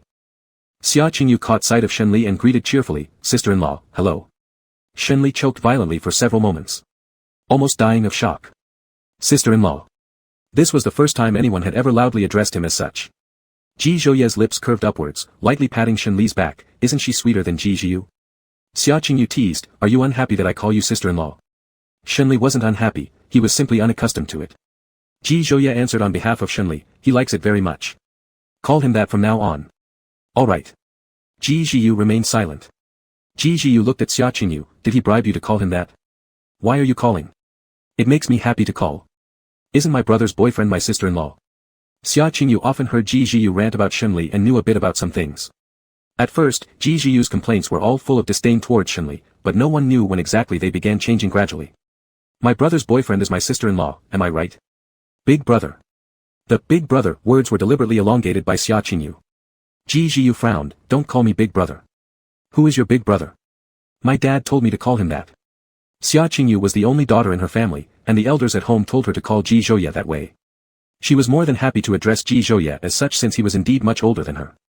Ji Zhiyu, who was only a few months older than her, was reluctant to be called elder brother, either ignoring it or making sarcastic remarks whenever she did. Ji Zhiyu also disliked being called second brother. But they had all gotten used to it over the years. Shenli seemed to have discovered a new world, raising his eyebrows and looking at Ji Zhiyu, second brother. Ji Zhiyu frowned even deeper, get lost. Shenli looked at Ji Zhouye, big brother, second brother told me to get lost. Xia Qingyu, seeing Ji Zhiyu's sour face, never stopped smiling. Ji Zhouye gave Shenli a cold look, don't use the term recklessly. Shenli leaned close to Ji Zhouye's ear and softly whispered, husband. Ji Zhouye's eyes darkened, call me that more when we're home. Xia Qingyu sat next to Su Li, second brother, come sit here. Ji Zhiyu scowled as he walked over and sat beside her. Previously, Li Ming and Ji Zhiyu formed the gathering's liveliness with Tang Qinyan sometimes joining in too. This time Xia Qingyu became part of the lively mix. Xia Qingyu could strike up conversations regardless of familiarity, looking at Su Li, sister, you are so beautiful. Su Li responded, thank you, you are very pretty too. Shenli harbored an inquisitive heart, does she like Ji Zhiyu? Seems like it. Sweethearts and childhood enemies make for a good story. Li Ming, second brother, shall we open some wine? Ji Zhiyu. Due to Xia Qingyu's second brother, Ji Zhiyu gained two younger brothers. Xia Qingyu laughed loudly. Ji Zhiyu gritted his teeth, Xia Qingyu. Xia Qingyu contained her laughter, what is it? Ji Zhiyu threatened her, if you call me again, I won't help you rank up in games. I'll shut up and stop calling. The title, second brother, could be called by anyone else, but Ji Zhiyu simply didn't want her to use it. Shenli let out a TSK, these two brothers really knew how to push people's buttons. Li Ming saw everyone paired up except him, the lonely bachelor. He said, since you all have significant others, it wouldn't be excessive if I brought a few women over to keep me company, right? As soon as his eyes met Ji Zhouye's, Li Ming chuckled nervously, never mind. Xia Qingyu, I'm single. Ji Zhiyu, you're about to not be. Li Ming. Yet another spoonful of dog food fed. Shenli held a drink as he sat next to Tang Qinyan, are you still on bad terms with your father? I've agreed to take over my dad's company. Tang Qinyan glanced around, Xia Qingyu was chatting with Su Li, unobserved, he whispered, when I was alone, I could manage however I pleased. Now things are different. I have her. Shenli patted his shoulder, you've matured and taken on responsibility. I'm deeply touched. Tang Qinyan. These words sounded eerily familiar. His father had said the exact same thing. At the time, his father phrased it exactly like that. Shenli toasted Tang Qinyan, from now on, I should address you as Mr. Tang, Mr. Tang wishes wealth and fortune don't forget about me. Tang Qinyan replied, Mr. Shen too. Both men were mutually praising each other. In the second half, Xia Qingyu sidestepped Ji Zhiyu, moving to sit next to Shenli, sister-in-law, I heard Ji Zhiyu say you're quite skilled at gaming. Shenli was still adapting to this title, but said little else, gaming is alright, but not as great as Ji Zhiyu makes it seem. Xia Qingyu, can I join your game sessions next time? Yes, if there's time, just have Ji Zhiyu create a room and pull me in. Xia Qingyu, thank you, sister-in-law. You're so kind. Ji Zhiyu always complained about how bad you were, and I wondered how Big Brother could see anything in someone bad. Then one day, Ji Zhiyu began quietly praising you. Is that true? Yes, Ji Zhiyu's just too stubbornly proud. Li Ming started singing, but the music was so loud Ji Zhiyu couldn't hear what Xia Qingyu was saying. And worse, he had no clue he'd been betrayed already. While Xia Qingyu chatted with Shenli, Ji Zhiyu dragged her back, sit beside me and behave, or I'll stop bringing you out to play next time. Alright. Xia Qingyu finally complied, obediently sitting next to Ji Zhiyu. No matter what song Li Ming sang, they conveyed the loneliness of a single person, making Shenli laugh. Ji Zhouye went outside to answer a phone call, and Li Ming insisted on playing dice near Shenli. The loser had to drink, and out of pity, Shenli played along with him. Li Ming kept losing due to bad luck, until finally, after many drinks, he won once. Ji Zhouye returned from the call and wouldn't let Shenli continue playing. Even the alcohol for the game that Shenli lost was drunk by Ji Zhouye instead, truly killing single people. He went to find Tang Qinyan to play with him. Tang Qinyan smiled, my girlfriend doesn't want me drinking too much. Li Ming. In the end, it was Xia Qingyu who played with him. Ji Zhiyu knew Xia Qingyu's tolerance for alcohol, so he didn't dare let her drink too much. Later, he had to stop on the roadside to grab a car and send this drunkard home first. Chapter 82, My name is Shenli, I'm Ji Zhouye's boyfriend. After the gathering ended, everyone except Li Ming went home together. He got onto a taxi alone, thinking he would never gather with these people again, they were bullying him as a single dog.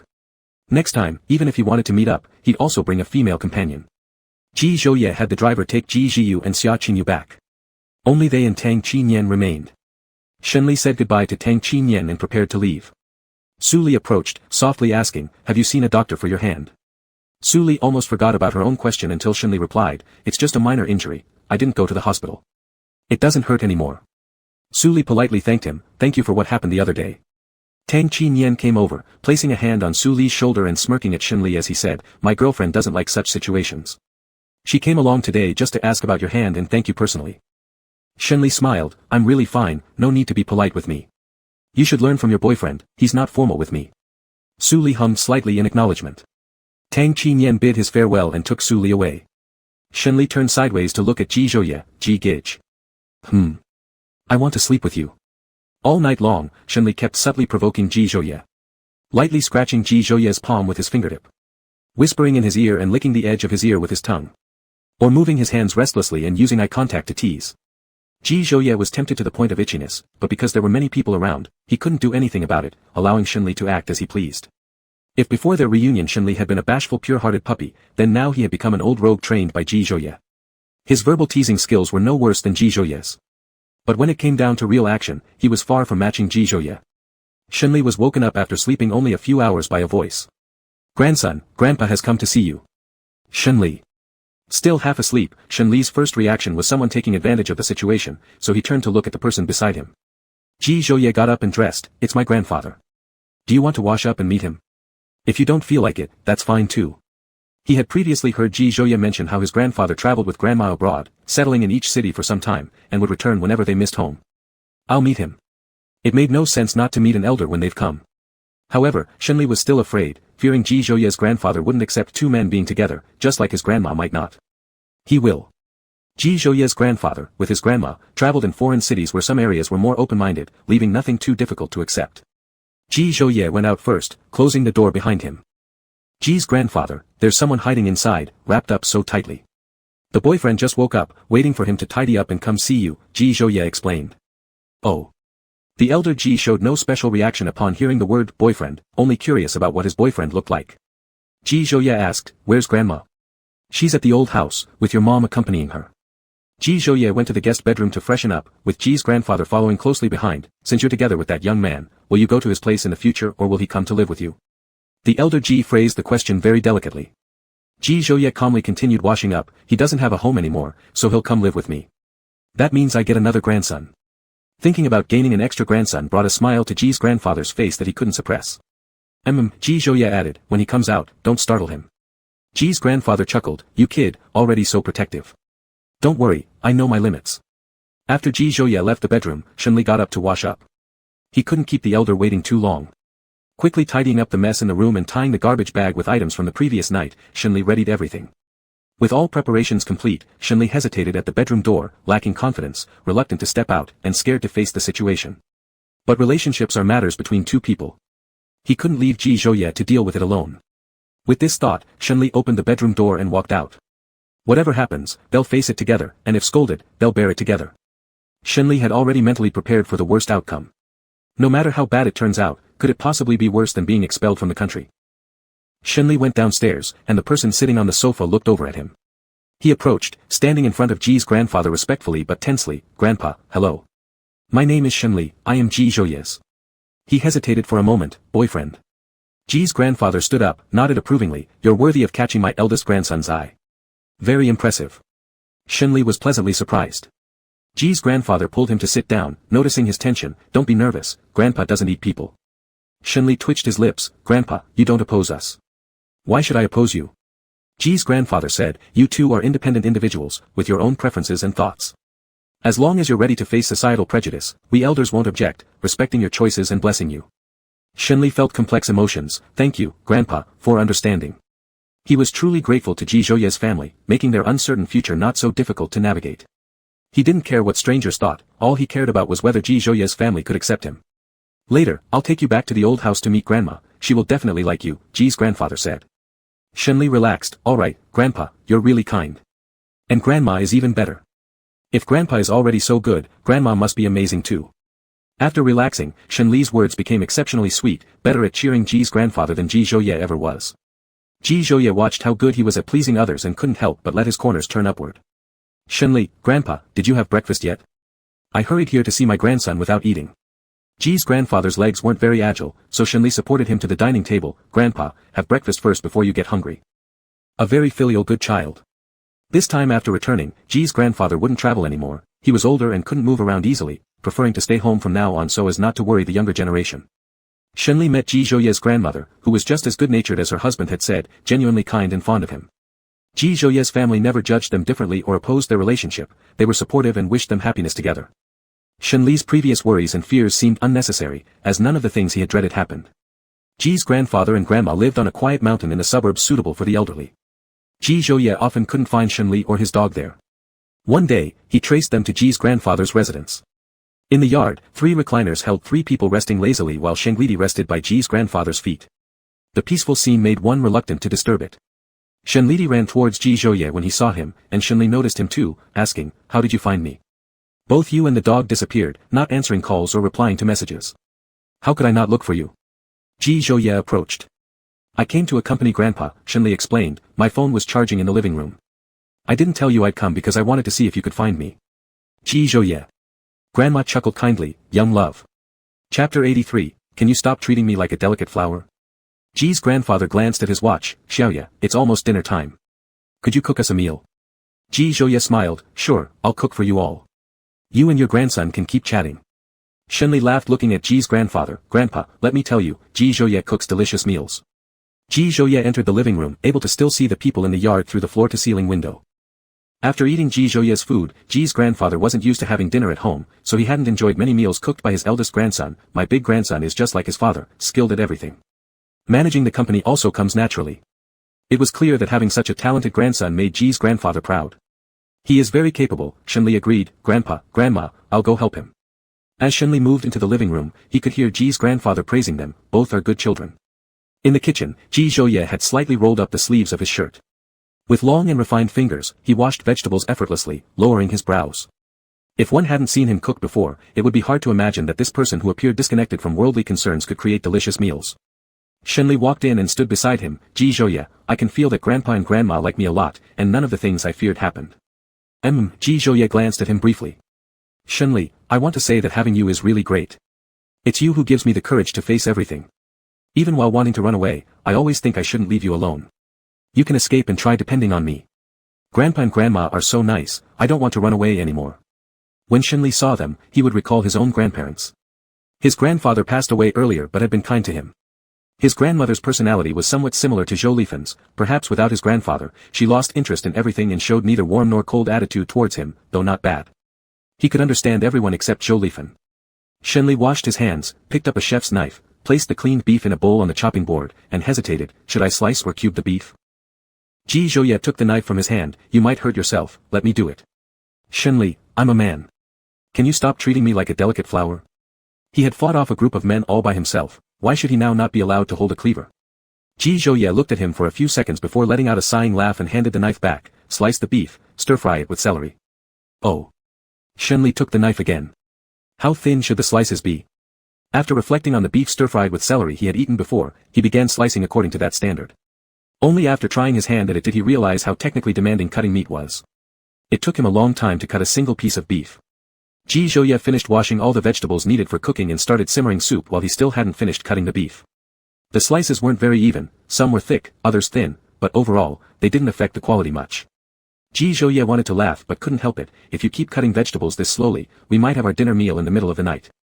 Shenli. He knew he was slow, so he stepped aside and let Ji Zhouye take over. With so many dishes, Ji Zhouye chopped them all within less than 2 minutes. Shenli stood next to him as he cooked, occasionally complimenting Ji Zhouye a couple of times. "Ji Zhouye, there are chicken breasts in the fridge. Take out 2 and cook them." "How does one eat chicken breast?" "Boil them lightly for the dog to eat. Shenli, Ji Zhouye, this is unfair. How dare you insult me? Ji Zhouye burst into laughter, cooking chicken breast for Shenli to eat. Shenli. He gave a simple, oh. Since there was no dog food or snacks brought out for Shenli, its dinner required human preparation. Ji Zhouye, also boil an egg, half a carrot, and 5 shrimp. Shengli's build was larger, and its appetite more substantial, it would not be full if meals were too small. Carrots, such an unappetizing thing, can dogs really like it? Shenli hated eating carrots the most, hence his question. Shenli isn't picky, easier to raise than you. I truly wish to eliminate all the carrots in the world. He disliked eating carrots raw or cooked, and had stopped consuming any altogether. After preparing Shengli's dinner, Shenli took it outside for the dog to eat first. Mr. Ji watched Shengli smilingly and said, last time I saw it, it was so small, looking skinny and sickly. Now it has grown so large, almost hard to believe it's not a dog. Shenli remarked, eats a lot, needing several bowls of dog food every day. Snacks and canned foods can't be missed either. Ever since Shenli met the elders of Ji Zhouye's family, they all knew Ji Zhouye's boyfriend was named Shenli, and he owned a dog called Shenli. Mr. Ji insisted Ji Zhouye give Shenli a different name because it sounded too similar to Shenli's. As Shenli chose this name, Shenli believed it could not be changed. Shenli also told Mr. Ji that he didn't mind having a dog with a name similar to his, but Mr. Ji still thought it inappropriate and kept insisting to change Shengli's name. Trying multiple alternatives, Shenli remained indifferent. Mr. Ji had no choice but to drop it eventually. The last person who tried to rename Shenli was Shenli, and it ended in failure. Shenli cherished this name deeply. On the first day back at work after the short holiday, Shenli encountered Luong, drunk and holding a bottle of alcohol at the company entrance. Previously, Shenli considered Luong a decent partner, but now only felt revulsion upon seeing him. He didn't know what Luong was doing getting drunk and looking for him.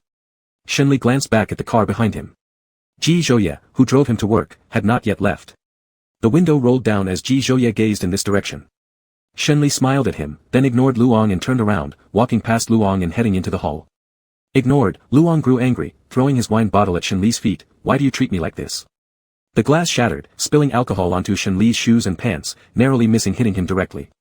Ji Zhouye got out of the car at some point, pulled Shenli to his side, and spoke sternly to the security guards approaching, take him away. Luong was severely drunk and dragged away by the security guards, shouting hoarsely as he went, Shenli, why do you treat me like this? I helped you, so you owe me something. You'll never repay it. Ji Zhouye stepped forward, asking coldly, what does he owe you? Didn't he compensate your breach of contract, or perhaps you helped him but he refused to be with you? Unable to respond to Ji Zhouye's question, Luong still obstinately believed that Shenli owed him. Just because Ji Zhouye had money, Shenli chose him over Luong. Rather than compensating for the breach of contract, Shenli didn't even want to have any connection with Luong. Why should he treat him like this? Chapter 84, From now on, come however makes you happy. Luong was taken away by the security guards. Ji Zhouye embraced Shenli, gently patting his back, are you scared? Shenli chuckled with disdain and pushed Ji Zhouye away, don't treat me like a child, I'm a grown man. What am I afraid of? In the world, there were very few people who could make him fear and listen, it was only Ji Zhouye. Can I leave Luong to me to handle? Ji Zhouye asked gently for Shenli's opinion. Shenli didn't want to tangle with Luong anymore, and he felt that Ji Zhouye would deal with things better. After all, Luong would have more scruples toward Ji Zhouye. The cleaning ant swept away the broken bottle. Go in now. Have lunch on time, and if I find out you haven't eaten properly, I'll spank you when we get home tonight, Ji Zhouye said. Shenli. Do you really think I'm a kid and you can spank me? Shenli frowned, looking resentful. I'll spank you if you don't behave. Shenli looked at him defiantly, did you forget what Auntie said? I'm your boyfriend, not your son. You can't hit me. A corner of Ji Zhouye's lips curled up as he leaned closer to Shenli, and what can I not do to my boyfriend? You're always right. Knowing that arguing wouldn't change anything, Shenli stopped trying. At first, Shenli remembered what Ji Zhouye had told him, but once he got busy at work, all those words were tossed aside. Lunch was prepared by Ling Feng and left on the table in the rest area. Before leaving the office, Ling Feng reminded Shenli to eat while it was hot, but Shenli responded absent-mindedly, I know. After about an hour and a half, Ling Feng came back to clear the table, finding that the lunch on the desk was untouched, just as it had been when he delivered it. The food had already gone cold. Sighing, Ling Feng spoke to Shenli, Director Shen, you can't skip meals no matter how busy you are. The first day back after a short vacation is always the busiest, which is precisely why Ji Zhouye had reminded him. Ji Zhouye knew him well. I'll eat after I finish working, soon, Shenli answered absently, focused on his tasks. Ling Feng didn't know when Shenli would finish, so he reheated the food and placed it back on the table. As soon as Ling Feng left the office, Song Yen sent him a message. Song Yen, has Director Shen eaten yet? Ling Feng, not yet, I just left the office. After finishing his work, Shenli recalled what Ji Zhouye had said. Glancing at the time, 2 o'clock, he sat down in the break area, staring thoughtfully at the dishes on the table. Whether he ate on his own turf or not, Ji Zhouye wouldn't know. What was he afraid of? Ji Zhouye couldn't install surveillance in his office without his notice, right? Shenli thought it impossible and calmed down, picking up his chopsticks to start eating. Having worked hard for several hours, he was quite hungry too. No matter how carefully he calculated everything, he hadn't considered that Ling Feng would inadvertently expose him. Ling Feng thought these trivial matters weren't significant enough to affect, nor would they harm the company. Indeed, they did not impact the company, but they greatly affected his boss, things Ling Feng wasn't aware of. Ji Zhouye arrived just as Shenli finished eating. Seeing him instantly made Shenli feel guilty. Why are you here? To punish you. Shenli. He pointed to the unfinished meal on the table. I've eaten. Ling Feng is busy and hasn't cleaned up yet. You did have lunch, but was it on time? Ji Zhouye walked over and pressed Shenli onto the sofa, pinning his hands behind his back. With his cheek pressed against the pillow, Ji Zhouye's grip was firm, making it almost impossible for Shenli to resist given his current awkward position. Ji Zhouye, let go of me. How could Ji Zhouye let go of him? If he did, the same situation might happen again. Sometimes punishment didn't seem effective, so Ji Zhouye would surely not let it slide. He reminded Shenli in the morning, but within a few short hours, he already forgot about it. He deserved punishment. After the punishment ended, Shenli felt sore and numb. He broke free from Ji Zhouye's control. Are you crazy? You really hit me. Do you actually think I'm your son? Ji Zhouye frowned slightly. If you were really my son, I would have hung you up and beaten you until all your bad habits were corrected. Your own body is not well, yet you still act recklessly. His tone was cold to the extreme, indicating that Ji Zhouye was truly angry this time. Didn't you know how busy the first day of the long holiday would be? Shenli also had a temper and was somewhat angry after being hit. Is being busy an excuse for you not to eat on time? Who was the one suffering from stomach pain in the middle of the night a few days ago?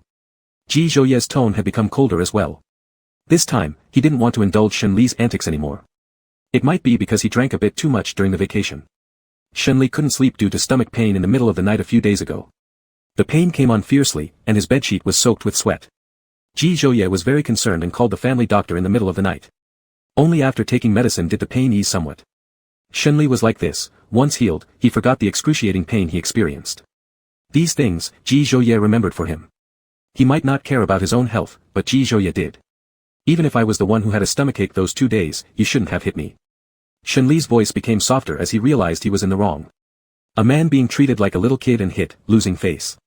It's none of my business then, from now on do whatever makes you happy.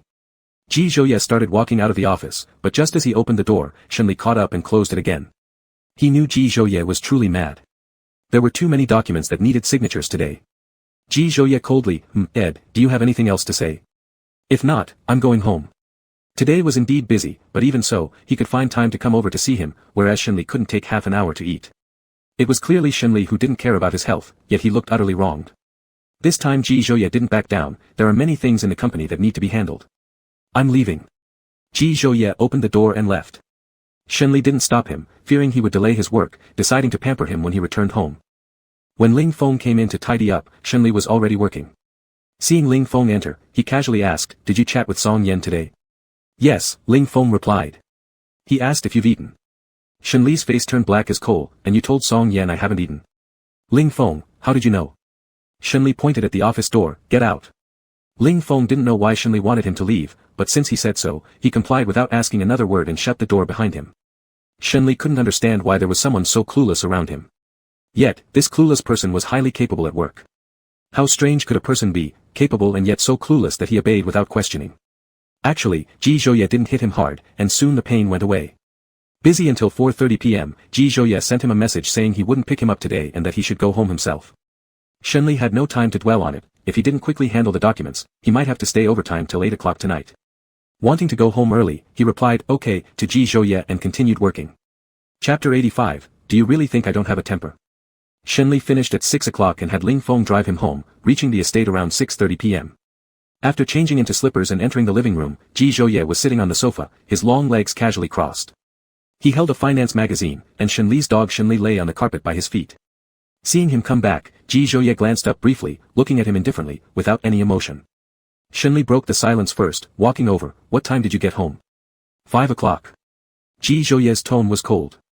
Shenli knew Ji Zhouye was angry and didn't want to pick him up, so he didn't say much. Work was a bit busy, so I came back a bit late. That's your business. No need to report to me.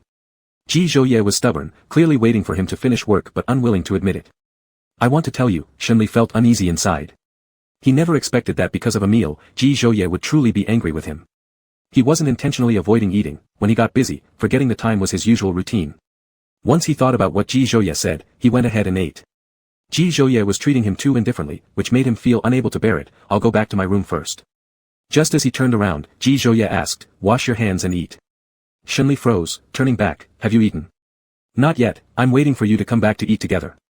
Ji Zhouye replied. Realizing that Ji Zhouye was waiting for him to eat, Shenli's mood softened. This time, without a second thought, he threw himself into Ji Zhouye's arms. The magazine in Ji Zhouye's hand fell onto the carpet. Shenli said, I made you angry by not eating on time, and you hit me. We're even now. Ji Zhouye. Not eating properly but being good at making excuses instead. Couldn't you spend the time it took to cajole me and eat well?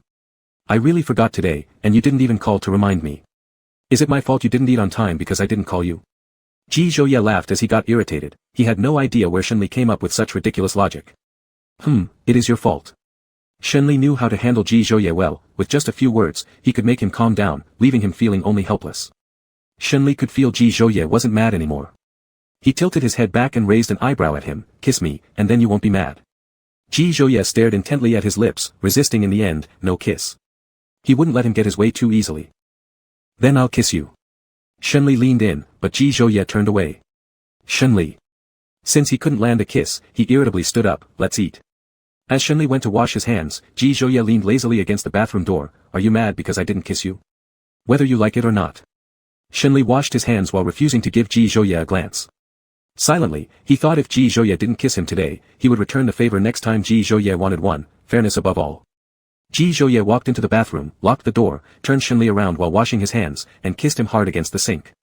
If you don't eat on time again, I will make you cry. Stop using this as a threat. It sounds like if I eat on time, you won't bother me. Yet Shenli didn't see him stop bothering him even when he was obedient. I will bother you, but gently.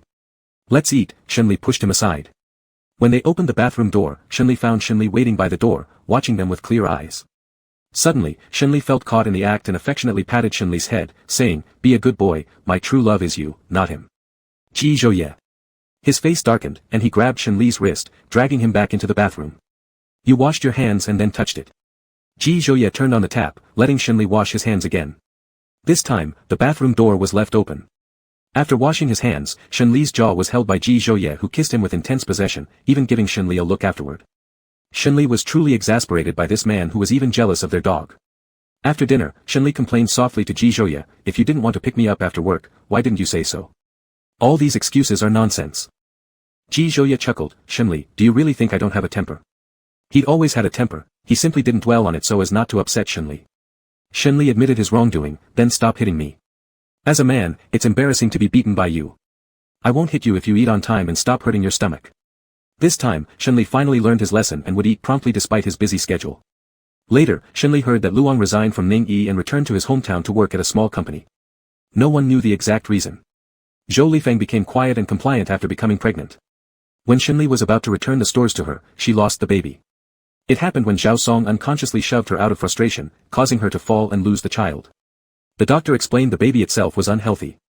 During her hospitalization, Shenli visited her once, finding her in a terrible mental state, as if losing the child had taken half her life. She blamed Shenli entirely, shouting, if you hadn't shut down my stores, I would have money for expensive supplements, and my child wouldn't have been lost. You wretch, you're the culprit. She blamed him for everything. All because of him. Shenli found it ironic but wouldn't indulge her, you blame me for losing your child. Then who should I blame for having a mother but lacking her love? Ask yourself sincerely, was your child's loss due to nutritional supplements? Zhao Song looked evasive nearby, he bore undeniable responsibility for the loss of the child. Weeks later, Zhou Lifeng screamed, you owe me everything, even the life of my dead child. Shenli sneered, just because you gave birth to me, am I supposed to owe you no matter what? If you dislike me so much, why did you give birth to me in the first place? Get out. Zhou Lifeng looked utterly exhausted, yet emotionally agitated, grabbing the water glass on the table and throwing it at Shenli. A shard of the shattered glass cut Shenli's temple as it hit the floor and broke into pieces. Before leaving the hospital room, Shenli gave Zhao Song a cold look that chilled him to the bone. Sometimes Shenli really wished he could be as heartless as Zhou Lifeng, uncaring and cold-blooded, but he just couldn't. When it came to being ruthless, he was far from matching Zhou Lifeng. Back in the car, Shenli smoked several cigarettes out of irritation before calming down his bitter mood. He looked up and saw his injured temple corner in the rearview mirror. Aside from being bruised and slightly bloody, it didn't look too bad. This injury wasn't very noticeable unless closely inspected, and he used the bangs over his forehead to cover it. He was actually quite afraid Ji Zhouye would see it. During their time together, he always got hurt and made Ji Zhouye angry. He didn't want Ji Zhouye to get mad anymore. After purchasing some iodine tincture at the pharmacy for basic wound care, he used his bangs to cover it again before driving home. Chapter 86, But if you were dead, it would take my life. Shenli arrived at the estate and stayed in the garage for a long time, trying to adjust his mindset so as not to bring negative emotions home. He didn't know how long he had stayed there, but his negative emotions hadn't diminished one bit until Ji Zhouye tapped on his window and looked at him through the car window. Shenli took a deep breath, opened the car door, and stepped out. I'm hungry, let's go eat. He tried to make his tone sound steady, but the melancholy in his eyes did not escape Ji Zhouye.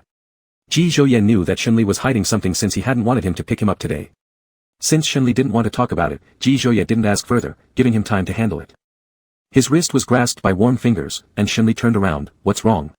He pretended to be cheerful even though he didn't feel like making Ji Zhouye see his despair, enduring shattered emotions all along. Are you unhappy? Ji Zhouye asked. I'm not unhappy, I'm just too tired from work, I want to rest for a while. Ji Zhouye stopped asking more questions.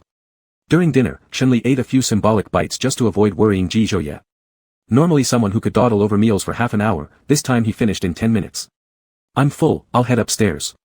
He told Ji Zhouye without waiting for any reply, and directly went upstairs. Shenli followed him with a glance, but Shenli merely glanced at it indifferently without touching its head.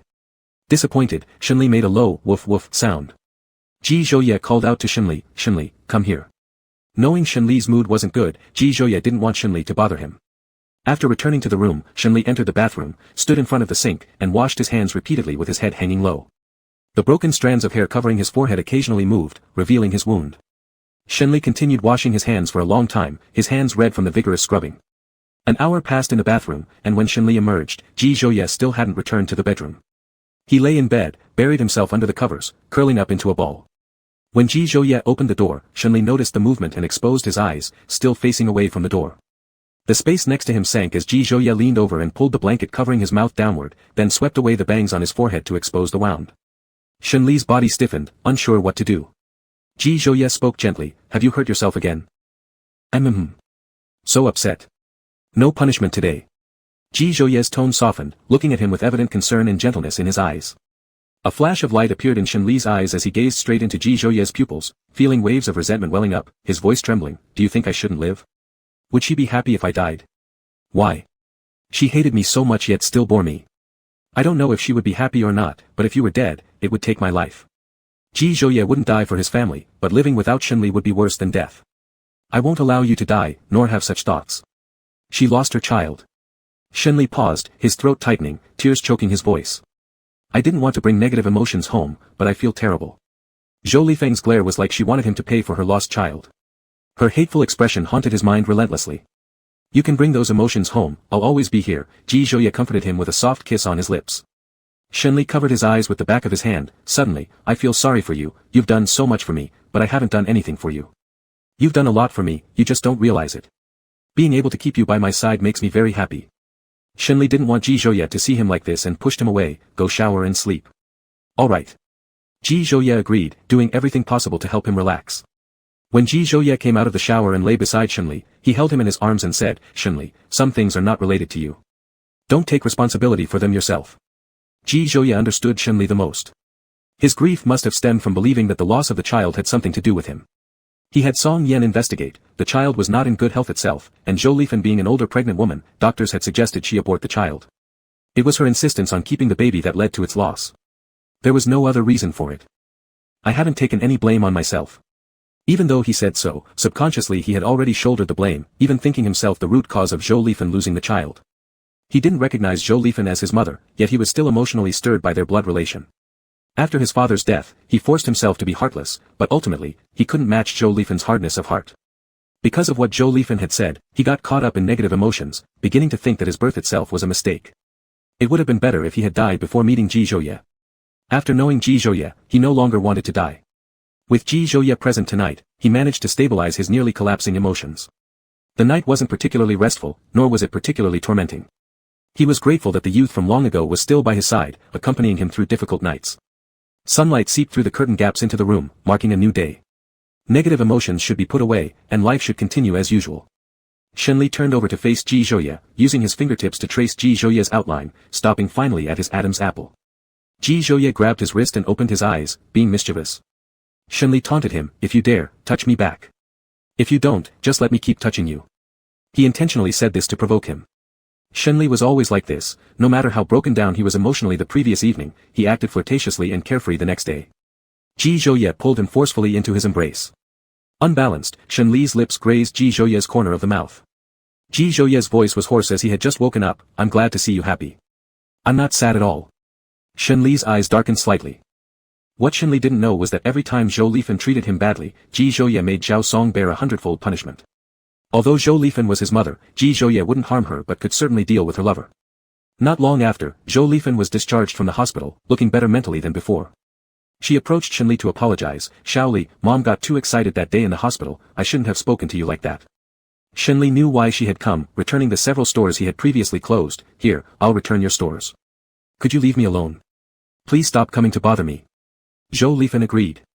After leaving the hospital, Zhao Song told Zhou Lifan they could have another child since they lost one, but first, they needed to get the shops back. Zhou Lifan agreed. She strongly wanted a child with Zhao Song, but as an older pregnant woman, waiting only became less beneficial. First, she planned to recover her health and understood having a child later would require significant funds. The stores were crucial to recapture. Zhao Song had no job, so all future living expenses depended on the profits from these shops. Chapter 87, I Want to Marry You. Shenli wanted to sever ties with Zhou Lifan, but while their relationship could be cut off, the bloodline could never be broken. After giving back the shops to Zhou Lifan, she truly stopped bothering him. Shenli both rejoiced and found it ironic. Zhou Lifan always came with ulterior motives, if not for some purpose. Even if Shenli died, Zhou Lifan wouldn't give him a glance. Apart from Ji Zhouye, he had nothing left, no home, no parents, nothing. Shenli returned to the Shen family estate alone, staying in his father's room for a long time, coming to understand many things. Instead of being trapped in the past, it was better to look forward. The past was gone.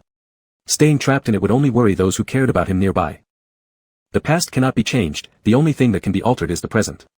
He thought, if his father knew, he wouldn't wish to see Shenli remain so despondent.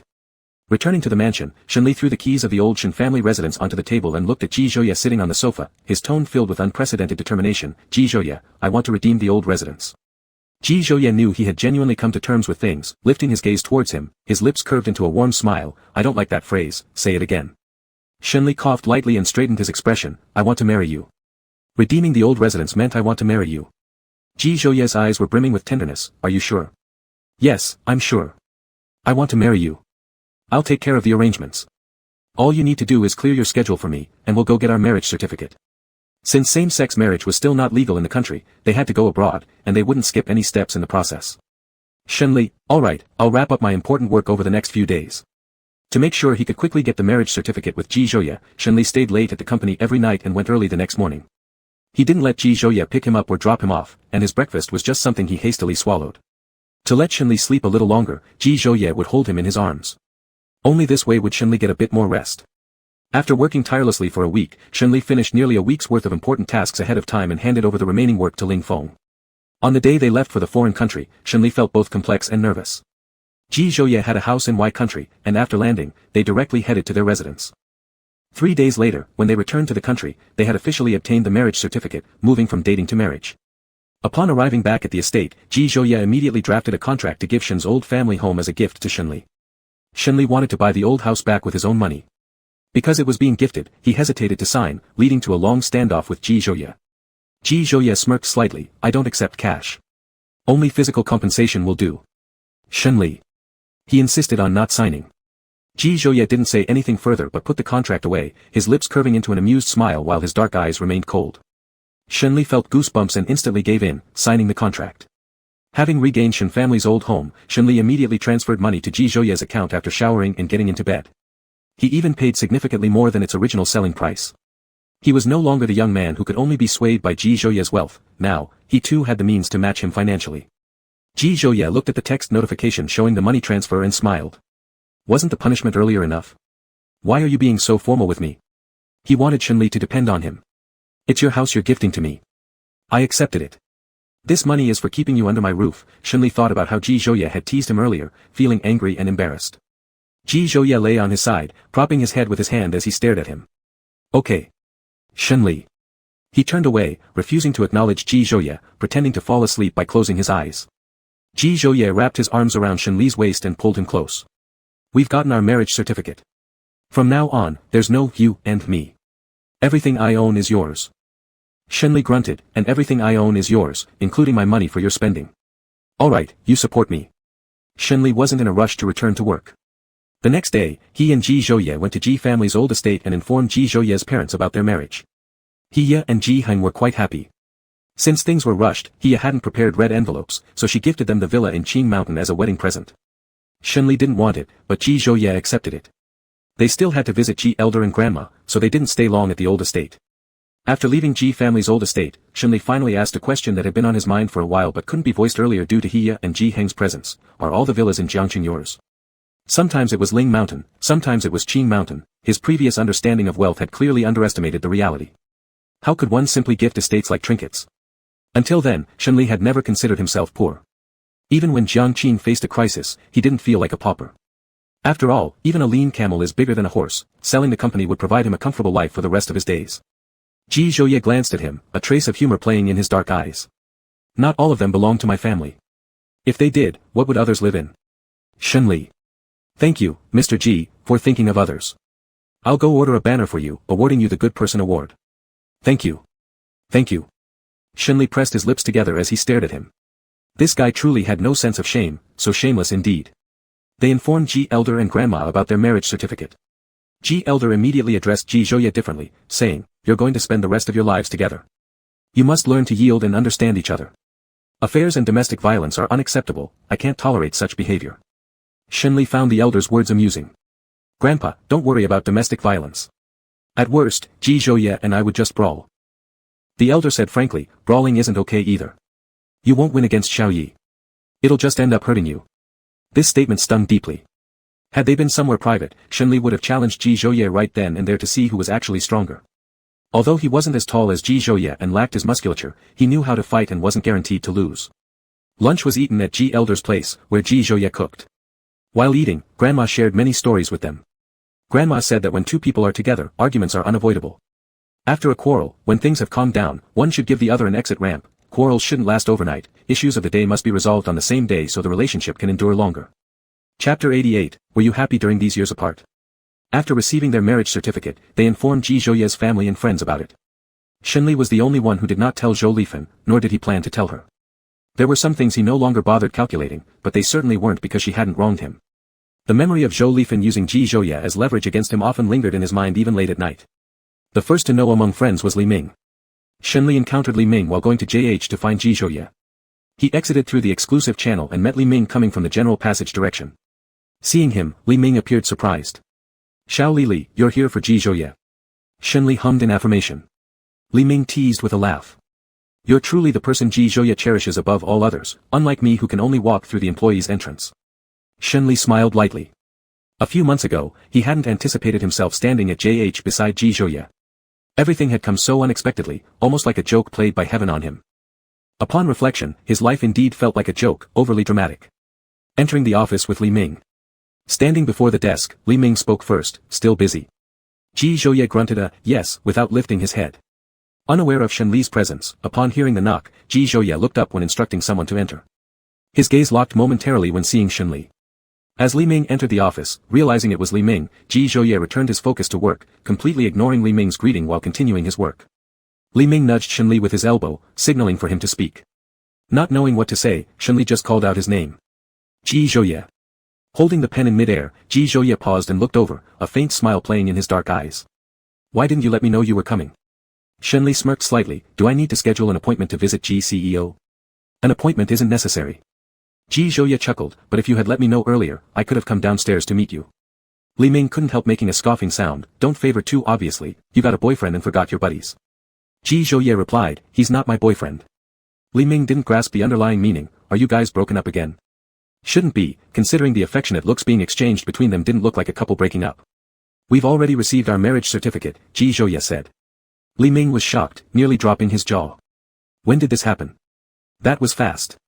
To outsiders, getting married soon after being together may seem fast, but in our eyes, it wasn't quick enough. Life is fleeting, and we've already wasted 4 years. We don't want to waste another second now. Shenli maintained steady eye contact with Ji Zhouye, the corners of his lips still smiling. Through him, Ji Zhouye saw the carefree youth of their past. It seemed like that youth was back. On the side, Li Ming was flustered. Wasn't this too fast? How long had they reunited before deciding to get married? Didn't they feel the need to learn more about each other, whether they were still the same persons as before? Li Ming thought he was worrying too much. This wasn't something he should interfere with. Why had he come to see Ji Zhouye again? After pondering for several seconds, he finally remembered. I came to pick up the contract for the Lanjiang project. Ji Zhouye retrieved it, signed it, and handed the contract to him. You may go.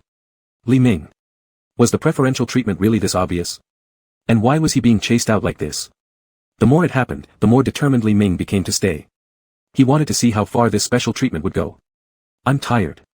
Let me rest a bit. Ji Zhouye glanced at the time. There was a meeting at 3, and it was just a few minutes away. So, he let Li Ming stay. During the hour-long meeting, Li Ming's presence might keep Shenli entertained. If Li Ming knew this was Ji Zhouye's thinking, he'd definitely leave immediately. Ji Zhouye had someone bring drinks, which were placed on the lounge table. When the time was almost up, I have a meeting that'll end in an hour. Shenli simply hummed in acknowledgement. Go ahead with your work. Ji Zhouye went off to the meeting, leaving Shenli and Li Ming to occupy a sofa each. They lounged similarly, sitting haphazardly in the sofa. Still amazed, Li Ming turned to Shenli and asked, You really received the marriage certificate with Ji Zhouye? Are you guys pulling my leg? I'm not lying to you, Shenli responded. Shenli seemed more sincere than Ji Zhouye, and Li Ming believed him. Li Ming took a drink from the table. Getting the marriage certificate was a good move. After you went abroad, Ji Zhouye started running between his company and school, striving so hard because he wanted to be capable enough in the future to tie you by his side. He paused a moment, or there might be another possibility, that he thought the reason you broke up with him was the gap between the two of you. This is just my analysis of Ji Zhouye during that time. Whether it's true or not still needs confirmation from him. Many in the business circle knew that Ji Zhouye had started helping his father manage the company before graduating from university, showcasing a capability so strong it made people lament. In less than 3 years, JH had risen meteorically, perched atop the commercial world. No one knew Ji Zhouye's obsession and self-interest, not even Ji Heng, his father. Shenli lowered his eyes, and Li Ming couldn't tell what he was thinking. Shenli didn't know Ji Zhouye had taken over the company early for his reasons. At the time they broke up, Shenli hadn't imagined it would have such a profound impact on Ji Zhouye. His heart stung with both guilt and pain. Running back and forth between work and school must have been exhausting. Just thinking about Ji Zhouye not getting proper rest left Shenli breathless with pain. Ji Zhouye had never mentioned any of these things to him. He always thought himself the most wronged party, never once considering whether Ji Zhouye had lived well these years. After Ji Zhouye's meeting ended, Li Ming had already left, leaving Shenli alone in the office. Just as Shenli entered the office, he walked toward Ji Zhouye, resting his head on his shoulder like an ostrich. Ji Zhouye, were you happy during these years apart? Without hesitation, Ji Zhouye knew it was something Li Ming said to Shenli, neither happy nor sad. Shenli, am I really that despicable? No. Why do you never tell me anything? Shenli's voice sounded lethargic. What should I say? Why did you run between school and company? Is it related to me? Shenli paused, answer me, and then I'll tell you a secret you don't know, a secret I've hidden for a long time. Ji Zhouye looked at some point ahead thoughtfully. Back then, I just wanted to stand higher, narrowing the gap between us. I fantasized that if you came back, you'd return to me. If you didn't, I'd still have the ability to tie you by my side. Li Ming's guess wasn't wrong. I planned to look for you after returning to China. Shenli felt terrible, struggling to breathe. My dad told me that if we could stay together after I graduate and come back, he would bless us. But life doesn't always go as planned. Before he got the chance to find Ji Zhouye, his father died in a car accident. Moreover, Zhou Lifan not only neglected her responsibilities but also caused trouble by transferring Jiangqing's assets, leaving a mess of problems to be resolved. In such a wretched state, how could he have sought Ji Zhouye out? After resolving Jiangqing's crisis, he didn't have time to think much about those matters and gradually forgot about them. Chapter 89, Never Serious. Ji Zhouye wrapped his arms around Shenli's waist, holding him close. We're together now. When are you going to take me to meet your uncle? When do you want to go? Shenli asked. The sooner, the better. Shenli, then tomorrow. The person in his arms still wasn't happy, so Ji Zhouye gently asked, is this the secret you've hidden for a long time? Not exactly. Shenli stood up straight and looked directly into his eyes. When I was abroad, I secretly returned to China to see you. I wanted to know if you were doing well. Ji Zhouye wasn't shocked by this revelation but instead calmly asked, did you see me? I did see you. You were as usual with that solemn face of yours. I couldn't tell if you were happy or not. He saw him, the person he yearned for right in front of him, yet he no longer had the courage to step forward. He could only hide in the shadows, watching someone he had missed for a long time drift further away. Ji Zhouye, you might have appeared unhappy. As Ji Zhouye talked about their past, he became increasingly calm, causing Shenli to feel more and more guilty. At the time of their reunion, Shenli acted like a victim, failing to understand why Ji Zhouye had forced him to stay by his side. Now, putting himself in Ji Zhouye's position, if he had been Ji Zhouye, he probably would have been even crazier. He himself thought he wasn't worthy, let alone deserving of Ji Zhouye's goodness. He wasn't worth it. Shenli embraced Ji Zhouye tightly. I'll treat you well. I believe you. Ji Zhouye still had unfinished work. I might have to work overtime tonight. Some tasks had been put on hold during his previous few days abroad, making the start of work slightly busier. I'll help you. Shenli found a chair and sat next to Ji Zhouye, carefully reviewing every document on the table and marking any loopholes for Ji Zhouye to further confirm. Ji Zhouye signed the documents that had no issues. When working, Shenli was exceptionally serious, which made Ji Zhouye chuckle at him. You ignore your own company to help me look through files and find loopholes here? Yeah, Jiangqing doesn't have anything particularly important lately. I'm rather idle. It was already dark outside, yet the lights in JH Tower's office were still on. The desk was littered with messy piles of documents, making it the most disorganized state Ji Zhouye's desk had ever been in. Despite this chaos, Shenli could easily find what he needed among the clutter. From time to time, Ji Zhouye stared at him for several seconds, a faint smile on his lips, his eyes soft enough to drown in. By 7 o'clock, they had finished 2 hours of overtime work during which Shenli hadn't been idle at all, finding document loopholes, organizing electronic files, and printing documents. Ji Zhouye turned off his computer and smiled, saying, You're so capable at work, it makes me feel useless. I'll take care of you. In the morning, I'll be at Jiangqing, and in the afternoon, I'll come to JH to help manage your company. Faced with Ji Zhouye's praise, Shenli wasn't modest at all. Shenli's abilities weren't inferior to Ji Zhouye's, it was just that Jiangqing's crisis had trapped him. Once Jiangqing got back on track, everyone would naturally see his capabilities. I don't want to tire you out. Ji Zhouye gazed at his lips, an evil thought crossing his mind. He wanted to do something to him right there on the desk, but then realized he hadn't eaten dinner yet, and dismissed the idea. Let's go eat dinner. Not eating at home. Ji Zhouye, I've booked a restaurant. Shenli merely said, oh, and held Ji Zhouye's hand. I saw your expression earlier, it was a little naughty. Ji Zhouye didn't deny it. I can never behave properly in front of you. He cornered him inside the elevator, nibbling at his ear seductively. Shenli, I want you. Shenli pushed him away. Not in the elevator, but we can when we get home. Ji Zhouye. How did this person think of the elevator? Ji Zhouye asked, do you want to do it in the elevator? No. How did you assume I wanted to do something to you in the elevator? Ji Zhouye's lips curled into an amused smile as he stepped closer. Shenli's ears turned red. You're such a pervert. Is there a problem with me thinking that? No problem. Ji Zhouye's smile deepened. Shenli became restless under his hot gaze, feeling today's elevator ride unusually slow. The moment the elevator door opened, Shenli sighed in relief. Early the next morning, Shenli took Ji Zhouye to visit his father's grave. Shenli squatted by the tombstone, reaching out to clean the dust off the photo. Dad, I've brought the one I love to meet you. You once said if we could stay together after I graduated and came back, you'd bless us. Now we've already gotten married. Ji Zhouye looked at the photo on the tombstone and softly spoke, Uncle, I am Ji Zhouye. Please rest assured, from now on, I will take good care of Shenli and not let him experience the pain of the past again. As they left the cemetery, it began to drizzle lightly. It was already late autumn, and the weather grew cooler. Shenli was lightly dressed for the day, so Ji Zhouye removed his suit jacket and draped it over his shoulders. Rein in your stubbornness, wear more clothes when it gets cold. Before they left, Ji Zhouye had reminded him to wear another layer since it might rain, but Shenli refused, claiming he felt warm. He was a grown man now and should be able to take care of himself, yet he caused endless worry. After draping the coat over his shoulders, Shenli still insisted, I'm not wearing it. I'm a big strong man with plenty of inner heat, I really don't feel cold. He was truly cold, but he couldn't admit it or he'd embarrass himself. Ji Zhouye's tone became more stern. Wear it. Don't make me repeat myself. You know the consequences. Alright, I'm not cold, but since you asked me to wear it, I'll put it on first. To avoid embarrassment, Shenli continued to pretend nonchalantly. But how could those small thoughts of his escape Ji Zhouye's attention? Shenli received a message from Ji Zhiyu. Ji Zhiyu, where are you? Shenli, preparing to return to the estate. After replying, the other side went silent, leaving Shenli perplexed.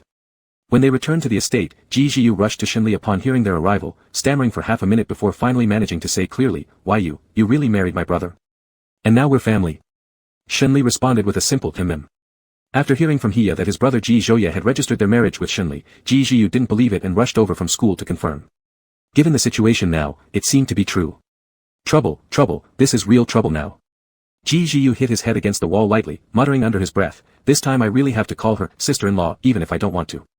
Shenli was amused by his actions. What are you muttering about? If you don't want to call her, you don't have to. I'm not forcing you. Ji Zhiyu couldn't quite explain it, it just felt strange, and he knew for sure he couldn't bring himself to call Shenli sister-in-law. Chapter 90, Sister-in-law. Ji Zhouye's cold gaze fell on Ji Zhiyu. Why aren't you in school? What are you doing here? Ji Zhiyu stopped banging his head against the wall, his expression full of frustration. How could you not tell me about something as important as getting married? Ji Zhouye, our registration has nothing to do with yours. Shenli chuckled softly. Toxic. That comment was too sharp. Ji Zhiyu fell silent for a moment. You two are so unreasonable. With that, he left without looking back after a few steps, more depressed than ever, and with no hope left. Can't both of you communicate properly? Shenli arched an eyebrow at Ji Zhouye, a smile in his tone. Ji Zhouye grabbed him by the neck of his shirt and pulled him inside. Go find something thicker to wear, don't make me repeat myself. Shenli slipped into the slippers by his feet and headed upstairs. At home or in private, he knew better than to argue with Ji Zhouye. Arguing might lead to consequences. He came downstairs wearing a slightly thicker white hoodie, giving him a youthful look in his white top and grey pants. Ji Zhouye stared at him for several moments. It had been a long time since Ji Zhouye saw him dress like this. Previously, Shenli wore mostly black at home, black pants and black shirts, making him appear moody and a little intimidating. Ji Zhouye leaned slightly, a faint smile appearing in his eyes as he looked straight at Shenli. The once unrestrained boy was back. But Shenli wasn't a romantic person, the first thing out of his mouth shattered the atmosphere. What? Are you mesmerized by young master? Ji Zhouye played along with a simple, Don't lust after me, I'm just a legend, Shenli said while flicking his hair. Ji Zhouye laughed. Shenli then spun around, hopping a bit, standing up, and using his hands like paws to paw at him. Shenli glanced down at Shenli. Don't you think I'm handsome? Shenli barked once in response. Between the man and dog, the leisurely family time of 3 passed quietly, Ji Zhouye's gaze gentle as he watched the playful interaction between the man and the dog. Since learning about Shenli and Ji Zhouye's marriage certificate, Ji Zhiyu avoided Shenli whenever they met, not speaking a single word. One Sunday at the Ji family old house, when Shenli and Ji Zhouye returned for a meal, Ji Zhiyu retreated to his room upon seeing Shenli and only came down during dinner, rushing back afterward. Shenli thought he might need some time to adjust to the change in their relationship. Later, Shenli met a friend from the business circle for billiards and encountered Ji Zhiyu. Upon seeing Shenli, Ji Zhiyu turned around to leave immediately, but Shenli, who had anticipated this, grabbed his clothes and dragged him back. Why are you running away? I'm not running, I have things to do. Ji Zhiyu stubbornly denied that he was avoiding Shenli. This time, Shenli wasn't letting him go. Call me what you should, and I'll let you leave. Ji Zhiyu understood clearly what was expected of him. After hesitating for a moment, he considered how this person had been decent towards him in various ways recently, and there was no real reason not to call him. In a hesitant manner, Ji Zhiyu finally called out, sister-in-law. Shenli couldn't help laughing but decided not to tease him further, letting him go. Next time we meet, don't avoid me anymore. I won't eat you. Ji Zhiyu. Once the word sister-in-law left Ji Zhiyu's lips, he felt much lighter, realizing it wasn't so hard after all. In the future, it would probably come out more naturally. Seemed like karma, he had sworn before that calling Shenli sister-in-law was impossible. Now that he did, would brother Shen laugh at him behind his back? Who was the man standing next to Shenli earlier? He couldn't leave, not for anything, but just to figure out what Shenli was up to behind Ji Zhouye's back. Ji Zhiyu cautiously turned back and hid nearby where Shenli was, trying to eavesdrop. The man standing beside Shenli was Su, heir to the Shi family of Jiangqing, who had previously been practicing in the subsidiary in North City and had recently returned to Jiangqing to take over Jiangqing Company. Shenli met Su during the Jiangqing Company product launch event. Because they shared overlapping work interests, they gradually became familiar with each other. Su was dressed in a black suit, lazily leaning against the pool table, absent-mindedly rolling the balls on the table. Ji Zhouye's younger brother. Shenli gave a faint dismissing Ji Zhiyu as just a little brat. Su's deep voice inquired further, is he close with Li Ming? Shenli wasn't quite sure why Su suddenly asked this, but once it clicked, he replied, Ji Zhiyu and Li Ming have always had a good relationship. Shenli carefully observed Su's expression, detecting interest towards someone. He cut to the chase, asking directly, do you want to know about Ji Zhiyu? Or, it's not Ji Zhiyu, Su stated. If it wasn't Ji Zhiyu, then it must be Li Ming. Are you interested in Li Ming? Shenli asked. A bit, Su admitted, a shadow of mysterious light flashing in his eyes. At one banquet, he stole my date away. Shenli remained silent for a moment. That did sound like something Li Ming would do. What troubled Su wasn't actually the woman herself, she was a last-minute date arranged before the banquet. What caught his attention was the man who'd boldly taken her away right under his nose. Ji Zhiyu, hiding in the shadows, was utterly shocked upon hearing this news and promptly sent a message to inform Li Ming. Li Ming immediately called back. Unfortunately, Ji Zhiyu's phone wasn't on mute. Surprised, Ji Zhiyu quickly hit the answer button, accidentally activating the speakerphone in the chaos. The ringtone drew Shen Li's attention to Ji Jiu hiding in the corner. By this time, Shen Li had already approached him, and through the phone came Li Ming's irate voice, Ji Jiu. Make yourself clear. Whose date did I steal? I don't go after people who are attached, you should know that by now. Caught red-handed by Shen Li, Ji Jiu was momentarily stunned and couldn't answer Li Ming's question. Ji Jiu. Speak up. Shen Li took the phone from Ji Jiu's hand, smiling as he said, not girlfriend, it's the date you stole from someone. Shen Li. There was a pause on the other side. Shen Li, make it clear. Whose date did I steal? Shen Li glanced at Su, silently seeking his confirmation. Su nodded for him to proceed. Su. Li Ming blurted out without hesitation, I don't know him. Through the loudspeaker, those 3 words, I don't know him, reached Su's ears. Su let out a cold snort. He didn't recognize him yet still dared to steal his date. You can look him up online. Key term, President of Zhen Recognition Corporation. After saying this, Shen Li hung up the call and returned the phone to Ji Jiu. Little brat, what were you eavesdropping on? I'm monitoring you for my brother.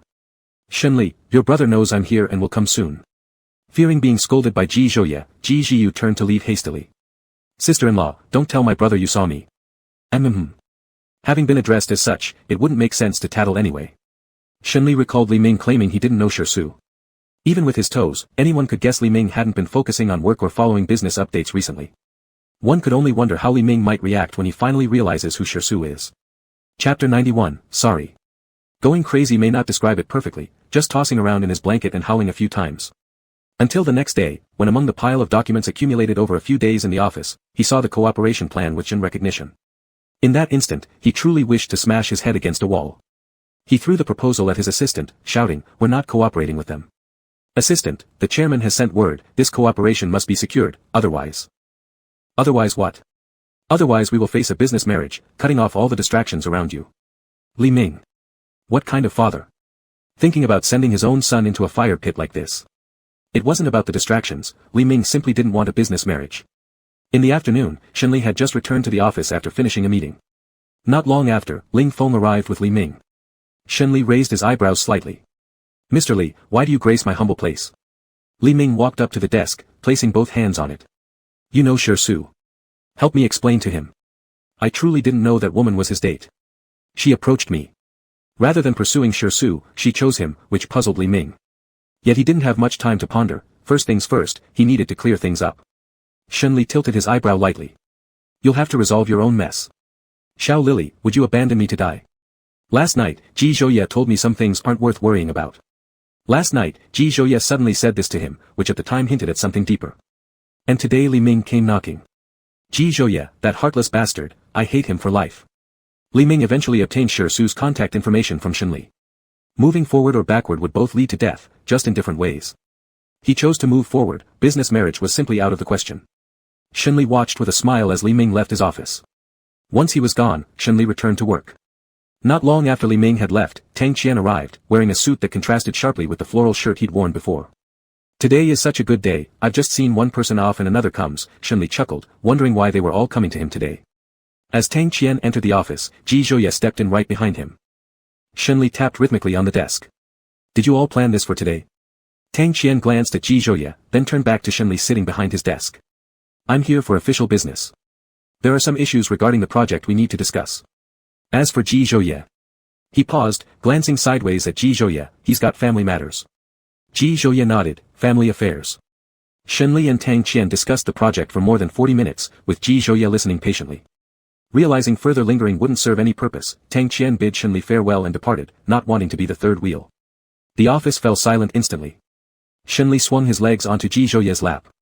Were you bored waiting so long? It's fine, Ji Jiu cupped Shen Li's head and pressed a firm kiss on his lips. Work takes priority during work hours naturally. But when you pinned me down in the lounge and didn't let me leave the bed, you lacked this understanding, Shen Li couldn't resist teasing him. Mentioning the rest lounge brought a smirk to Ji Jiu's face. Does that mean you're inviting me again? I still have work to finish, Ji Jiu. Tuck away your wicked thoughts. Shen Li slid off Ji Jiu's lap and moved toward his desk. Ji Jiu stood up and followed him. Let me help. You finished your work already today? Yes. Shen Li handed over the documents, grinning. Then Ji Jiu can work for me. I don't want a salary, I'll pay you back tonight. Ji Jiu's eyes twinkled mischievously. Shen Li. Don't forget last time I didn't ask for anything from you. Smirking, Ji Zhouye leaned closer. And tonight, I will also repay in kind. Is there any difference? In the end, wasn't he the one who always suffered losses? Ji Zhouye, take a left when you leave and please do it slowly, Shunli sighed, issuing an exasperated expulsion order. Sometimes he just couldn't figure it out, how a man with his head full of dirty thoughts managed to stand atop the commercial circle. Could JH's success be due to those dirty thoughts in his head? While doubting Ji Zhouye, Shunli also doubted himself. Was it because his mind didn't contain as many dirty thoughts as Ji Zhouye's? Ji Zhouye stopped teasing him and began helping Shunli handle the workload. When Ling Feng entered the office and saw this scene, he felt like he'd stumbled into a mouthful of dog food. Their relationship, he envied them so much. How he wished to break this eternal single dog status. After reporting on his work, Ling Feng noticed Shunli pulling out a bottle of milk from somewhere and handing it to him. Seeing the bottle of milk, Ling Feng wondered if this was suggesting he drink his dog food with milk. Was this going too far? Ling Feng walked out of the office with the milk in hand. That evening, Ji Zhouye had a temporary online meeting and worked in the study. After bathing, Shunli came to the study to look for him but, seeing him in a meeting, remained quiet on the sofa watching him work. With the webcam off, Ji Zhouye caught sight of Shunli. Shunli gestured silently for him to continue working. Entering the study without a phone, Shunli waited somewhat idly, grabbing a book from the nearby shelf and lying on the sofa reading it leisurely. After flipping through just a few pages, something fell onto his chest. Shunli assumed it might be a bookmark and picked it up only to freeze momentarily. It was a photo. The main subject of the photo was none other than him. Recognizing the location from his stay abroad, an exclusive villa area where he lived for 4 years, he immediately identified the place even though the picture wasn't entirely complete. Did you come to see me? Ji Zhouye didn't deny it. Yes, I did go to see you. Shunli felt a sourness in his heart, a slight sorrow tinging the corner of his eyes. After a moment of silence staring at the photo, he suddenly smiled, muttering repeatedly, "You've come to see me. You've come to see me." Ji Zhouye took the photo from his hand, and Shunli looked up at him with red eyes. "I saw you. During that time I was on medication, and I thought it was a hallucination caused by mental disorder. Turns out it really was you." Ji Zhouye squatted in front of him, holding his hand. "It was me." At that time, if he had known Shunli was sick, he would have stayed abroad to be by his side and got through those tough days with him. Shunli often felt guilty about their breakup. How could Ji Zhouye not feel regretful too for not staying by his side when he was ill? Letting him endure pain and torment alone. Ji Zhouye's eyes were full of heartache and profound regret. "I'm sorry." "Why are you apologizing?" Shunli's voice quivered lightly. Chapter 92 Shunli the Little Kid. Ji Zhouye hugged him tightly, as if trying to blend him into his very bones and blood, his voice trembling slightly. "I'm sorry, for not being there when you needed me most. This isn't your fault, don't apologize. It was his own mistake to propose the breakup." Now, when it was reversed, it was him apologizing instead. A flicker of heartache passed through Shunli's eyes. "Ji Zhouye, I don't want your apology." Shunli returned the hug. Neither of them was wrong. Ji Zhouye didn't know Shunli would fall ill. Shunli's suggestion of the breakup was merely his way of protecting the person he deeply loved in what he thought was the right way. Ji Zhouye lifted his chin, glanced down, and softly kissed the corner of his lips tenderly and gently. Shunli closed his eyes in response. Ji Zhouye had gone abroad to see him, so over these years, he wasn't alone. In the past, life abroad always seemed unbearable. But now, recalling those days, knowing that Ji Zhouye would quietly watch over him from somewhere in the distance, the pain seemed less severe. He endured those difficult times, and now Ji Zhouye was by his side, making the future bright. After passing through pitch-black darkness, dawn arrived. And Ji Zhouye was his dawn. As long as his dawn was there, even in the night, he wouldn't fear anymore. Ji Zhouye finished his work at the company in the morning and went to find Shunli in the afternoon to take him for a psychological follow-up visit. Shunli was utterly unwilling, but ultimately, he couldn't resist Ji Zhouye's forcefulness. "I've told you I'm fine, I'm not going." "Not going?" Ji Zhouye gave him a cold glance, directly lifting him and walking out of the office. Under Ji Zhouye's roughness, Shunli was carried like a chick, standing at 1 meter, yet looking frail and weak now, a man who usually could take down several strong men appearing powerless and helpless. Being dragged out like this, if seen by subordinates, it wouldn't look dignified at all. After all, he was still the president, how could he be treated this way? Just as they were dragged out of the office, Shunli finally submitted to Ji Zhouye's violence and struggled to stand steady. "I'll walk myself." With a frown of resentment, "Ji Zhouye, can't you just do your job properly when you're not busy? Don't always manage me. I'm doing fine now, happy every day. Can't you see?" What Shunli said wasn't out of anger. Recently, he truly felt happy, eating well, sleeping soundly. As long as Ji Zhouye was beside him, his mood became broadened, the gloom dispersed. But at this moment, Ji Zhouye paid no heed to what he said. He must attend today's psychological consultation. Shunli came up with an excuse. "I haven't finished my work yet. I'll go with you to the consultation, and then we'll come back. You rest, I'll help you with your work." Ji Zhouye's attitude was firm, leaving no room for negotiation. Shenli could only obediently follow Ji Zhouye. 2 hours later. Walking side by side toward the parking lot, Shenli said, I've already told you I'm fine, but you insisted, are you convinced now?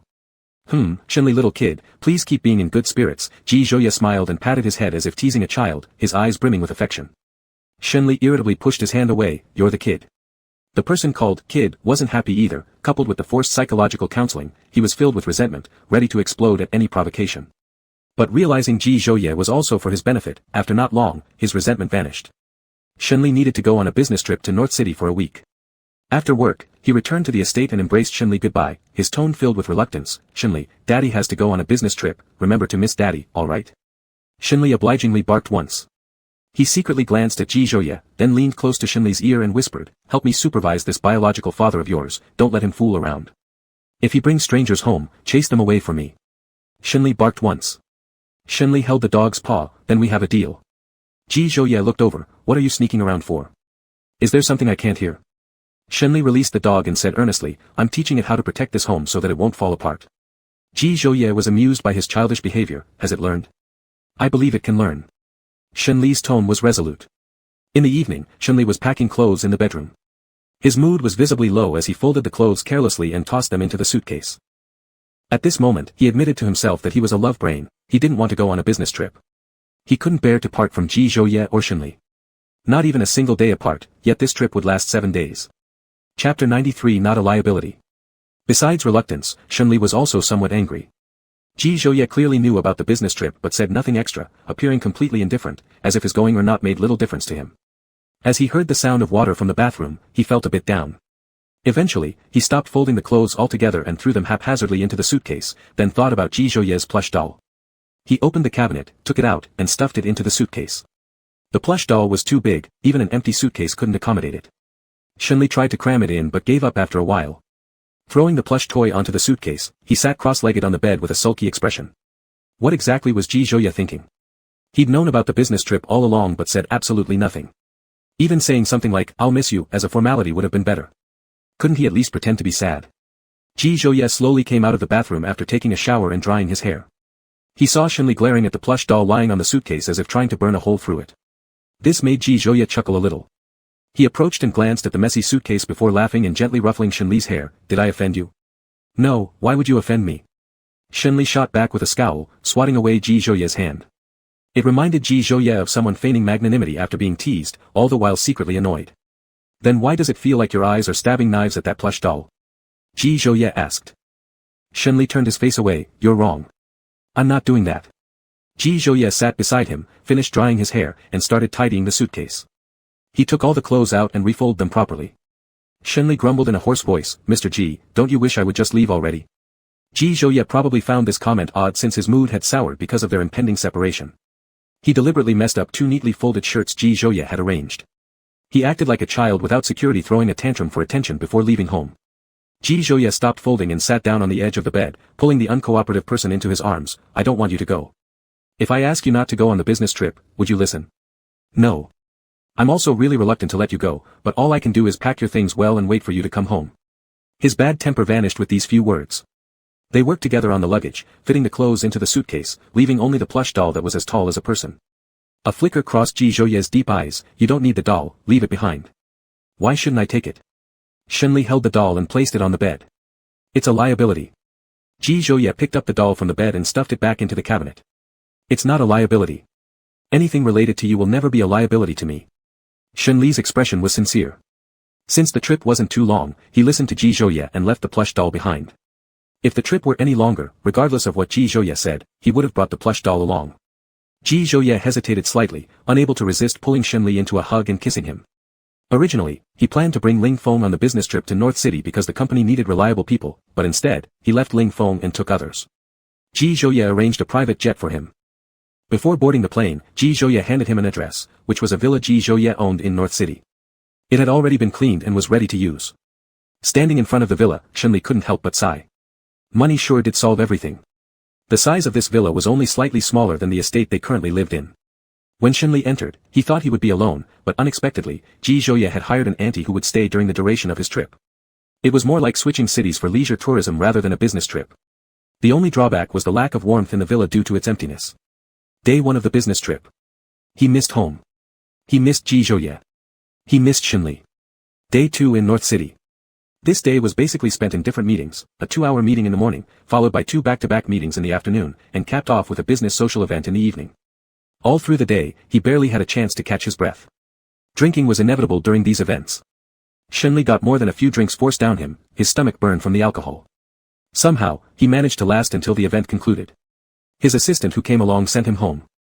As soon as he arrived, Ji Zhouye called him on a video chat. The moment Shenli answered, Ji Zhouye could tell he'd been drinking. Was there socializing tonight? Shenli grunted an affirmation, took off his suit jacket, and threw it onto the sofa before sitting down. He fiddled with his tie. Seeing Shenli's disheveled state, Ji Zhouye knew he wasn't feeling great. You should sleep early. As soon as Ji Zhouye said this, Shenli didn't have time to react before the call was hung up. With alcohol clouding his mind, Shenli's reaction was slow. Did he call just to say a couple of sentences? Or was Ji Zhouye upset that Shenli drank at the social event? Shenli thought it shouldn't be the latter. Social engagements usually required drinking, he wasn't out for leisure, after all.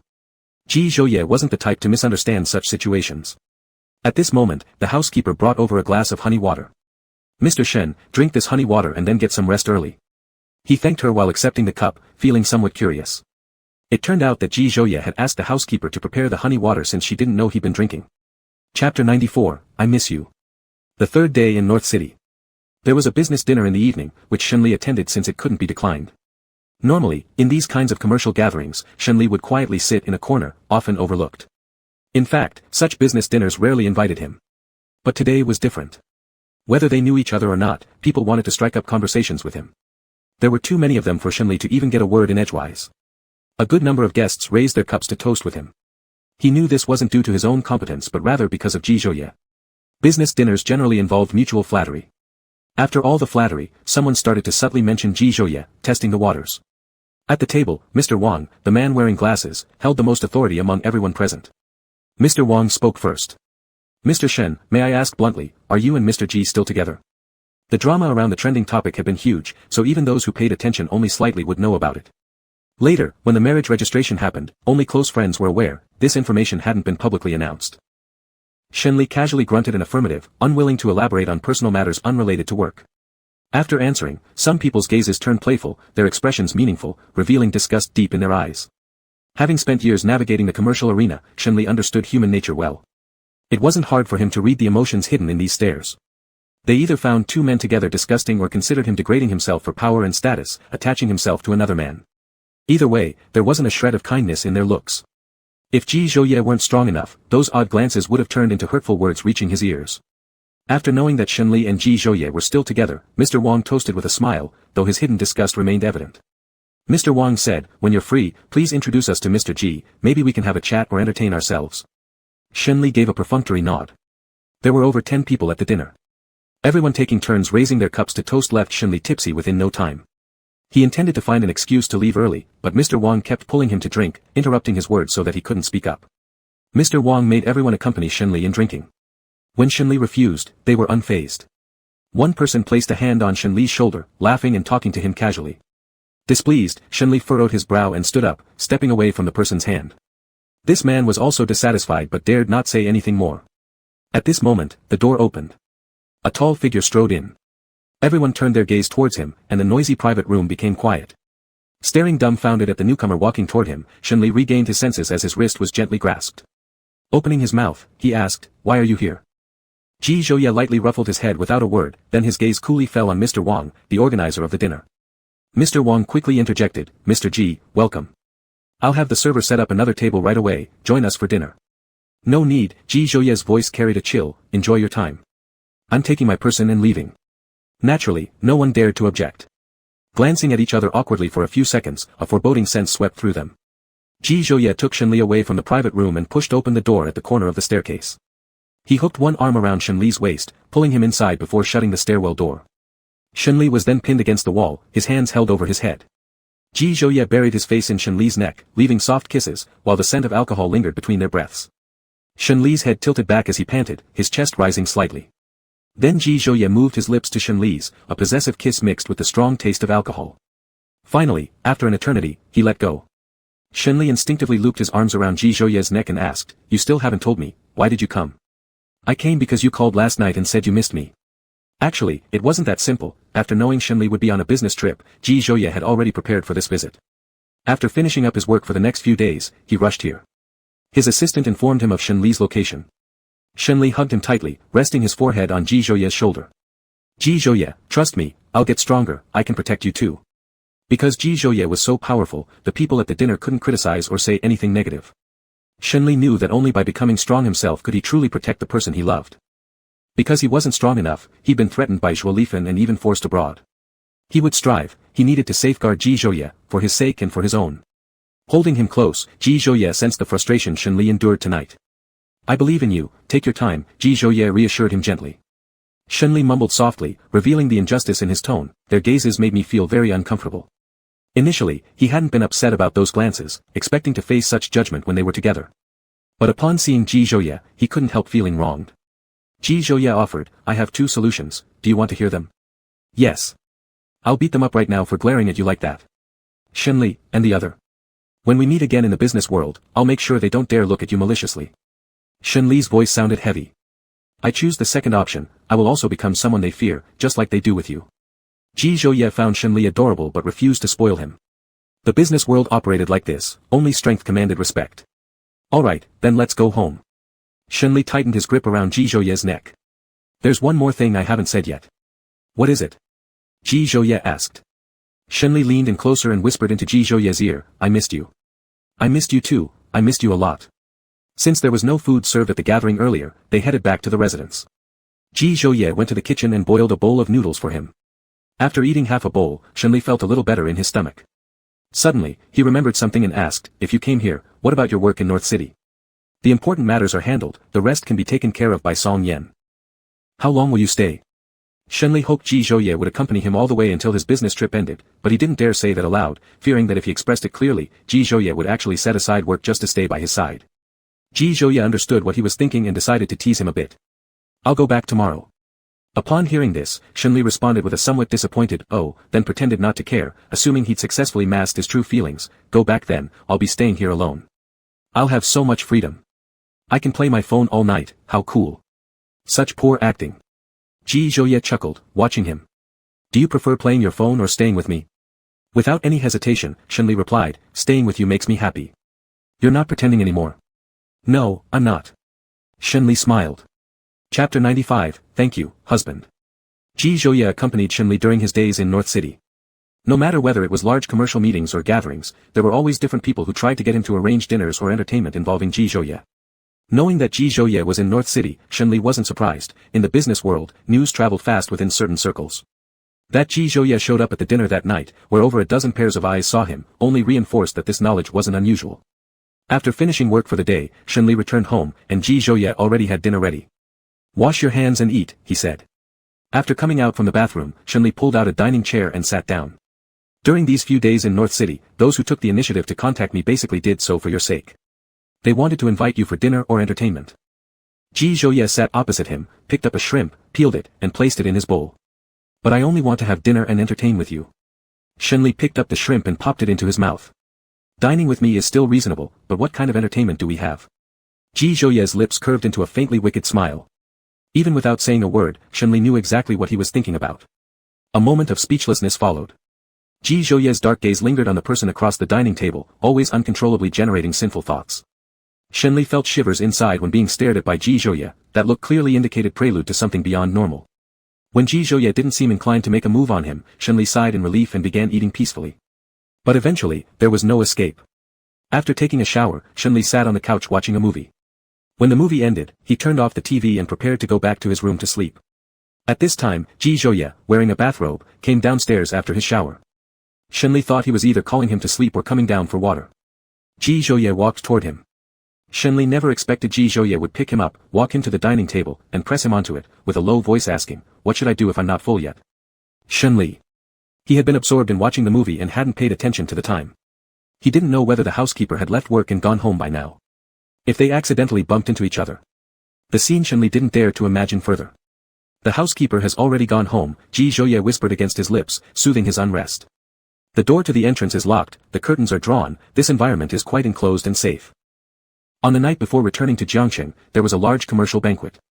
2 days before the commercial banquet, the person hosting the banquet personally delivered an invitation to Ji Zhouye, hoping he would attend.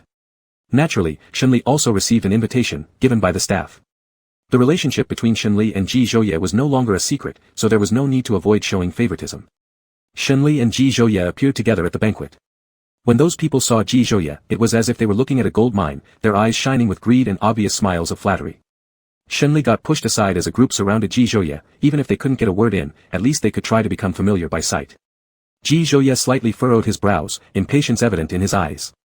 He cut through the crowd and walked to Shenli's side, placing one hand on his shoulder. He raised his glass towards the gathered crowd and drank it all at once without saying a word. Then he departed, arm around Shenli's shoulders, meaningfully signaling the others to stay away. These people didn't dare to follow them. Shenli and Ji Zhouye sat in a secluded corner of the banquet, feeling quite excluded. Ji Zhouye disliked such events, but he only endured it because Shenli was here too. Midway through the banquet, Shenli went to the restroom. Upon returning, Ji Zhouye had an extra key card next to him. Shenli, what's this key card for? Just now, someone gave it to me, claiming it was a surprise arranged especially for me. Ji Zhouye looked briefly at the key card next to him, without much emotion. Since the key card was right here, it wasn't hard to guess what kind of surprise awaited. Shenli frowned unhappily, man or woman. The tone was thick with jealousy. Ji Zhouye smiled as he watched him and said, that person said I'd like it, so I guessed it must be a man. Are you just going to accept the key cards handed to you? Haven't you forgotten that you're a married man? Shenli lifted his eyes, looking at him with a deep, serious frown, questioning. After pondering for a while, Shenli added, Ji Zhouye, I suffer from OCD. If you dare to mess around outside behind my back, we'll get divorced. Ji Zhouye grasped his hand gently, I also have OCD. Besides you, I don't want anyone else. He explained patiently and tenderly, I haven't touched this key card. That person put it down and left immediately.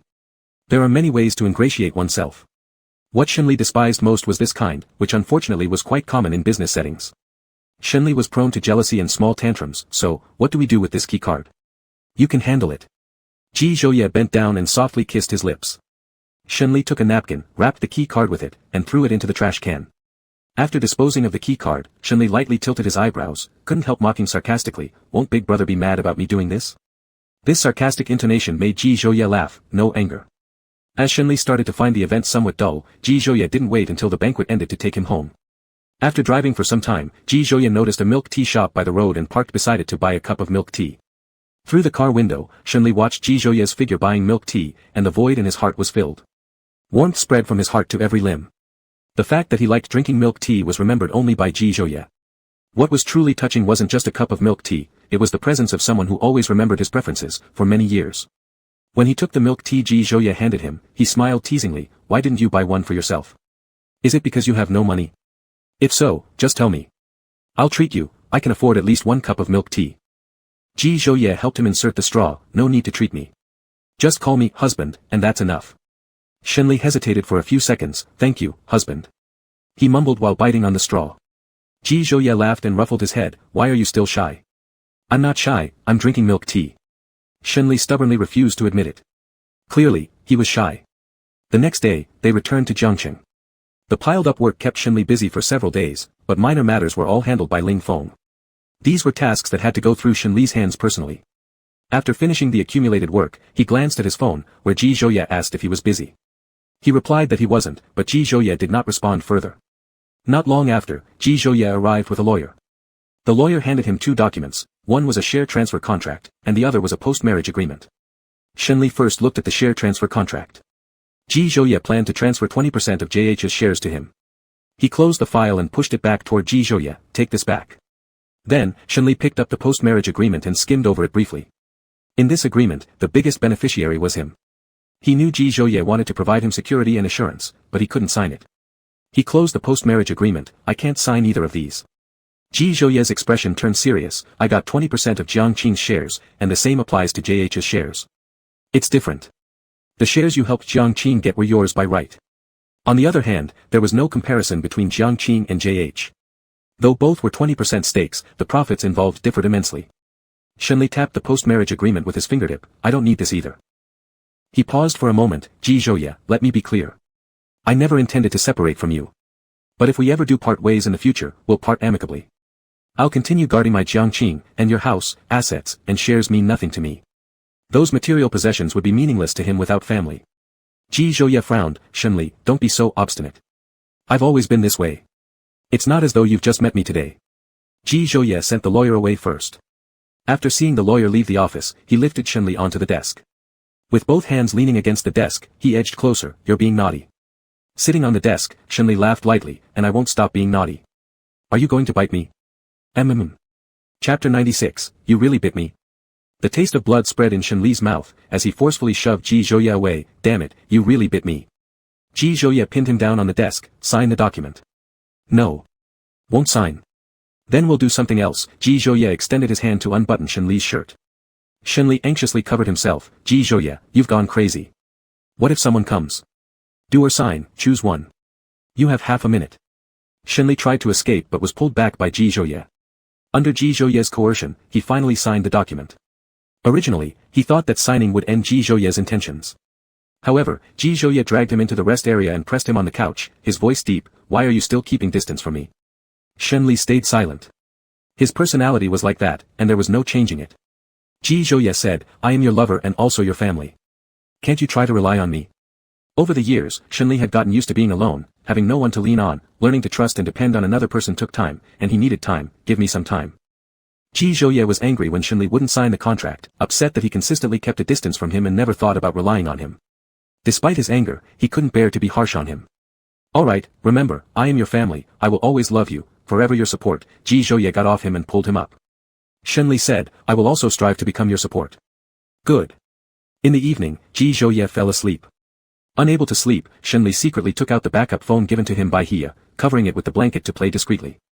At first, Shenli was scrolling through short videos and found it meaningless, so he opened a game. As soon as he logged in, he received an invitation from Ji Zhouye. Shenli accepted the invitation. There was another person in the room with a cartoon avatar, and they both had their microphones on. He sent a text message saying he couldn't turn on his microphone. The cartoon avatar sent a text message. One who eats my lane, sister-in-law.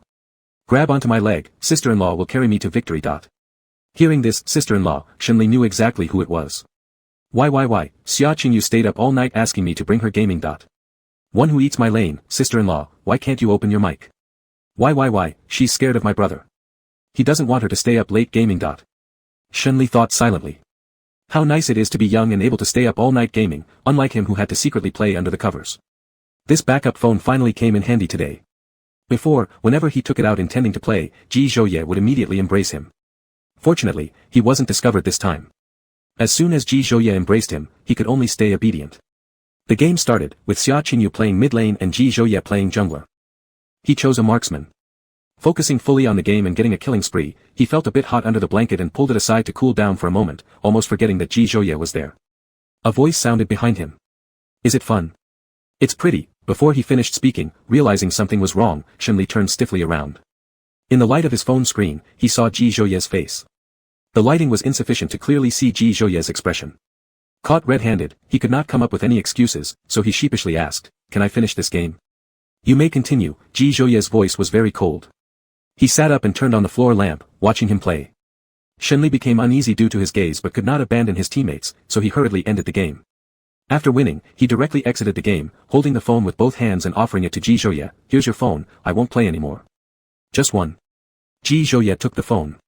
Recalling another one, Shenli reluctantly said, Yes, just one. This is your last chance. Ji Zhouye's voice deepened. It was already midnight, and he still had work tomorrow. Staying up all night gaming without sleep wasn't good for his body that was only recently restored, yet he didn't care about himself. Shenli fetched the other phone from the cabinet and handed it over to Ji Zhouye. There really isn't any more. Ji Zhouye gave a cold laugh. You've been hiding this phone for such a long time, haven't properly used it, quite the injustice for you. You know. Do you really think I'm a fool? Playing right under my nose and I wouldn't know. And he also knew the phone was given to him by his biological mother. Shenli was ready for a scolding. Ji Zhouye sighed helplessly, Go to sleep. Shenli was slightly stunned. Won't you lecture me? Is resting in the middle of the night more important, or lecturing you more important? Ji Zhouye urged him to lie down. Sleep. Will you not sleep? I'll tuck you in first. Seeing Ji Zhouye like this instead made Shenli feel that he himself was being disobedient. Why did he feel a little guilty? Shenli hugged his waist. Lie down and accompany me to sleep. Ji Zhouye turned off the floor lamp, lay down embracing him, and said, If you dare to be disobedient again, I'll make you cry. This time, he didn't argue back and muttered a low, Perhaps because he was tired from gaming or simply truly sleepy, he quickly fell asleep nestled in his arms. Half asleep, he felt someone kiss his lips lightly, moved his body closer to the one next to him, and slept deeply once more. Chapter 97, If You Behave, I Won't Hit You. After finishing lunch, Shunli remembered Ling Feng hadn't given him a file he needed. He went to Ling Feng's office to fetch the file. The door was open, and upon reaching the doorway, he heard Ling Feng talking on the phone. He stood by the floor-to-ceiling window making a call. Boss G, Mr. Shen has eaten. Not much, but not too little either. Shunli didn't hear what was said on the other side of the phone, but then Ling Feng continued, Boss G, you can rest assured. If anything happens with Mr. Shen, I will definitely report to you immediately. Ling Feng hung up the phone and turned around only to see Shunli standing at the office entrance. Shunli's eyes seemed like daggers. Embarrassed, Ling Feng laughed, Mr. Shen, let me explain. Shunli walked inside and sat down on the sofa, rhythmically tapping the armrest with his finger, I'll listen to your defense. If it weren't Ji Zhouye, he would definitely throw this traitorous assistant out. Mr. Ji did this for your health, so don't blame him. Shunli looked up at him with a trace of doubt about whether Ji Zhouye had saved his life. At this moment, he was still defending his Mr. Ji. Shunli said, I don't blame him, I blame you. Ling Feng said, Mr. Shen, don't blame me either. Both Mr. Ji and I hope that you are healthy. Haha, Shunli gave a cold laugh, have you forgotten who you work for? Who pays your salary? Not at all, absolutely not, Ling Feng replied. Let me explain. I'm your special assistant, but since you're under Mr. Ji, by deduction I'm also Mr. Ji's special assistant. It's completely fine if I do things for him, isn't it? What do you think? Shunli. At first hearing, it seemed to make sense with no flaws apparent. Shunli was almost confused by the twisted logic, what nonsense is this, and how chaotic. Don't tell me how many times you've gotten me into trouble. Thinking back to the time when he was slightly late eating dinner and ended up getting his bottom slapped by Ji Zhouye, anger rose in him, it was all because of this good assistant of his. And on top of that, he claimed it was out of consideration for his health. Is that really how they consider one's health? Mr. Shen, don't frame me. When have I ever harmed you? Ling Feng gazed at him with an innocent expression. All he did was report Shunli's condition to Ji Zhouye. He knew nothing else. Harm me? You've got me. The rest of Shunli's words weren't spoken as such disgraceful matters were hard for him to utter. Ling Feng asked, harm you in what way? You enjoy watching me get scolded by your Mr. Ji, huh? It's impossible, Mr. Ji cherishes you more than anything, how could he possibly scold you? Ling Feng didn't believe his words. It wasn't just scolding, there was even physical punishment. Who knows him better, you or me? Shunli gave him a bland glance. Ling Feng, I won't believe that Mr. Ji would do anything harmful to you. Alright, do as you please. Shunli stood up and left. Discussing this matter with Ling Feng wouldn't yield any results. The main issue was still Ji Zhouye. Ji Zhouye had 100 ways to find out his situation, even without Ling Feng, others could have done the same. When he returned to the office, he realized he hadn't picked up the file, having been angered to forgetfulness. He called Ling Feng, instructing him to deliver the file. After work, Ji Zhouye waited for him outside the building gate. Shunli didn't speak throughout the ride, his mood obviously gloomy. Even when Ji Zhouye tried talking to him, he only made indifferent replies. This state continued for a few minutes until they stopped at a green light crossing. Ji Zhouye glanced at him sideways, what's wrong? Don't avoid my questions. Shunli looked at him with resentment, I heard Ling Feng call you. You two are unreasonable and never give me a thought. I often ignore your calls, so I can only rely on others to check if you eat on time. When have I ignored you? Shunli pressed his lips, his voice hinting a little guilt, I was afraid you'd worry. Weren't you afraid of getting your bottom smacked? Ji Zhouye hit the nail on the head. You, directly exposed, Shunli felt a bit embarrassed, even if you're unreasonable, that's fine. But now I eat properly, so you can't spank me. Ji Zhouye laughed and ruffled his hair gently, okay, if you listen, I won't spank you. Shunli turned away, looking out the car window, recalling something from a long time ago. He had once instructed Ling Feng to ask Song Yan about Ji Zhouye's schedule. Before, he didn't delve too much into it, assuming Ling Feng had managed to get the information due to his skill, but upon reconsideration now, things weren't so simple. Shunli looked at Ji Zhouye, earlier, when Ling Feng inquired about your schedule with Song Yan. Knowing what he wanted to ask, Ji Zhouye smiled and said, I told Song Yan to reveal it. Shunli said angrily, you're a real dog. At that time, he already felt something odd, but only now did he realize what it was. People around Ji Zhouye wouldn't be so lacking in professional integrity, casually leaking their superiors' plans. Only his own personal assistant, lacking any professional integrity, could pull off such actions. Shunli, Mr. Ji, for tasks Ling Feng performs for you, his future pay should come from you. Alright, in the future, you can submit Ling Feng's salary for reimbursement every month. Fine, just wait, in the future, he would report Ling Feng's high-end salary each month. If no one considered him human, then there was no need for him to play nice either. That night, Shunli had a very long dream. Waking up suddenly, the dream amplified his inner fears immensely. Sweat dotted his forehead. When he sat up startled, he woke Ji Zhouye. Ji Zhouye sat up and turned on the bedside lamp. What's wrong? I had a nightmare. Shenli lay back down. Did I wake you? I'm fine, go back to sleep. Don't be afraid, I'm here. Ji Zhouye got out of bed to pour him a glass of water. Shenli took it and drank 2 sips. Ji Zhouye turned off the bedside lamp and lay down next to him, holding him in his arms. Go to sleep. His voice was soft but extremely reassuring. Even though Shenli had his eyes closed, he couldn't fall asleep. The dream lingered in his mind, unable to fade away. He tried not to think about it, but his mind wouldn't obey. That nightmare haunted him for a long time. During the period he spent overseas, it occurred frequently. After Ji Zhouye came into his life, it happened occasionally. Each time he dreamt it, he still felt terrified.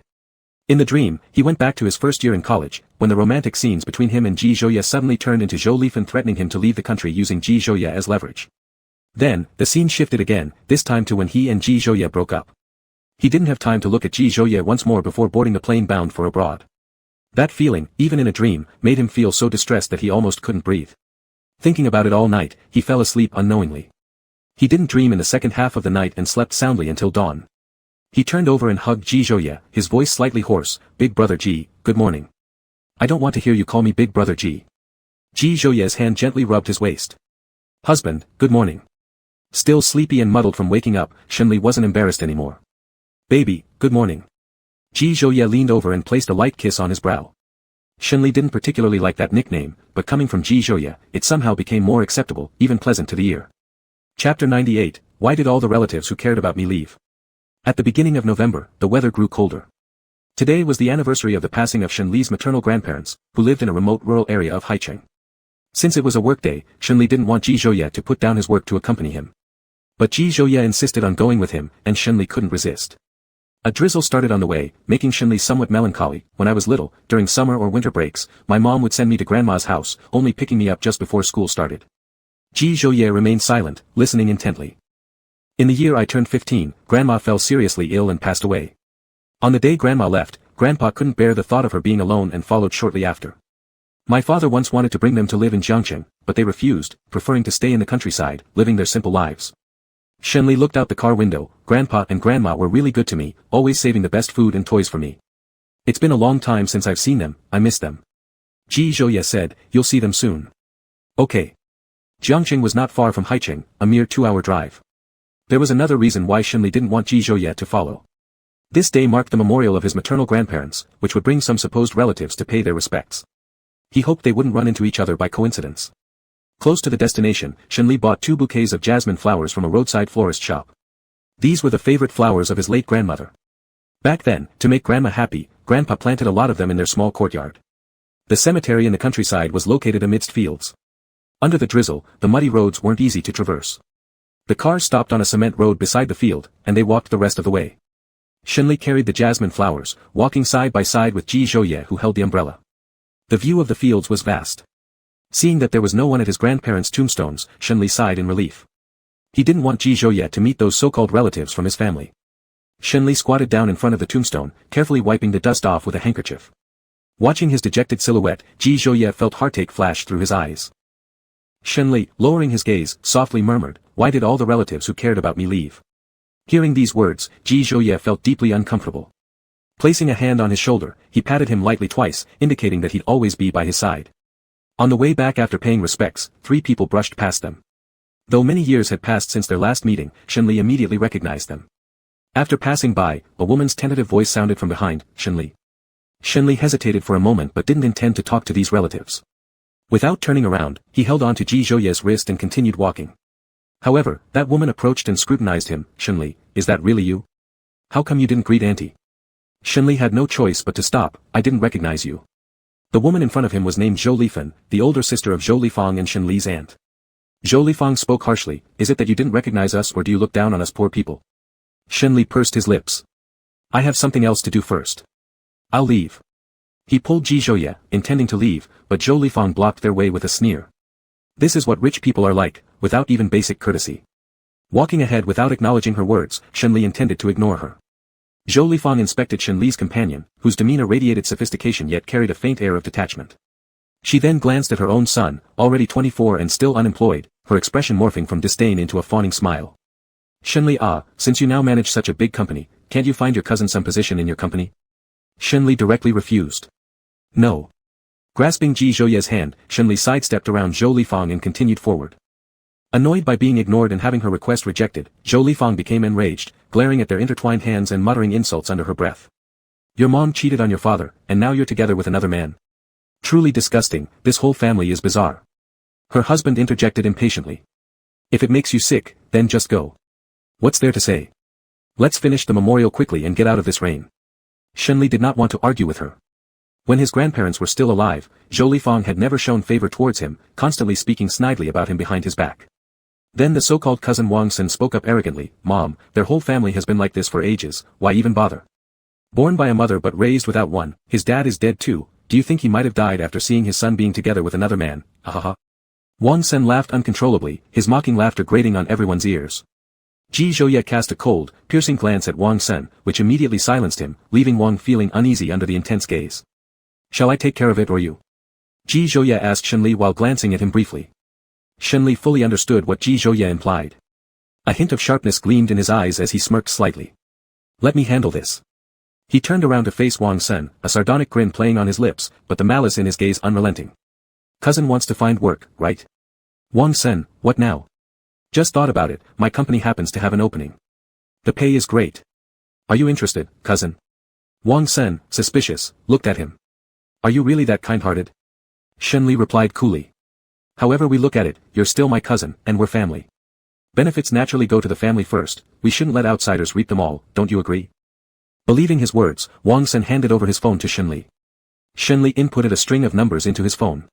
When you get to Jiangqing, call me, and I'll send someone to pick you up.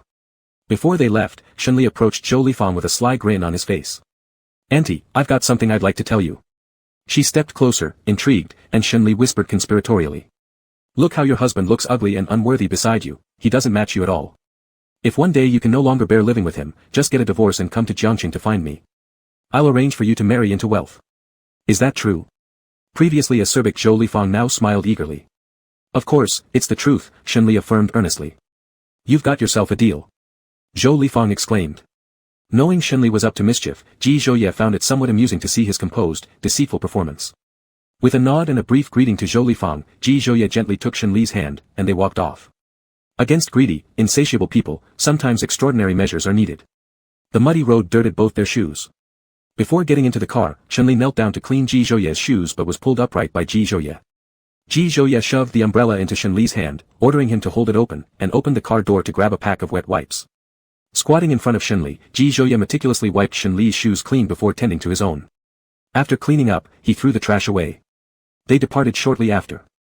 On the way back, Shenli complained slightly to Ji Zhouye, feeling somewhat aggrieved. When I was little, they never favored me. They were always sarcastic, and worse, they talk trash now. Our young Shenli feels wronged. Ji Zhouye's simple statement instantly cheered Shenli, making his previous grievances vanish. He laughed and recounted, when I was little, my cousin used to live with my grandmother. Once, he tore my summer vacation homework into pieces. Instead of confronting him right away, I waited until he finished his, then threw it into the stove to cook with. Thinking back on that scene made him chuckle softly. Our boy was holding on to a grand plan, Ji Zhouye chuckled lightly. Chapter 99, Insatiable Greed. Everything was part of Shenli's plan. Wang Sen and Zhou Lifan really came to Jiangqing. That's what insatiable people are like, thicker-skinned than a city wall, eager to take every advantage. After receiving Wang Sen's call, Shenli instructed Ling Feng to meet them at the station, deliberately telling him not to show them any warmth or kindness. With those words, Ling Feng naturally did not treat them kindly. Shenli provided Wang Sen's phone number to Ling Feng to make it easier for him to pick them up. When Ling Feng arrived at the station, he called Wang Sen, who wasn't far away, and waved his hand. There were a man and a woman with an overwhelming amount of luggage, including one wok that presumably couldn't fit in their bags and had been placed outside.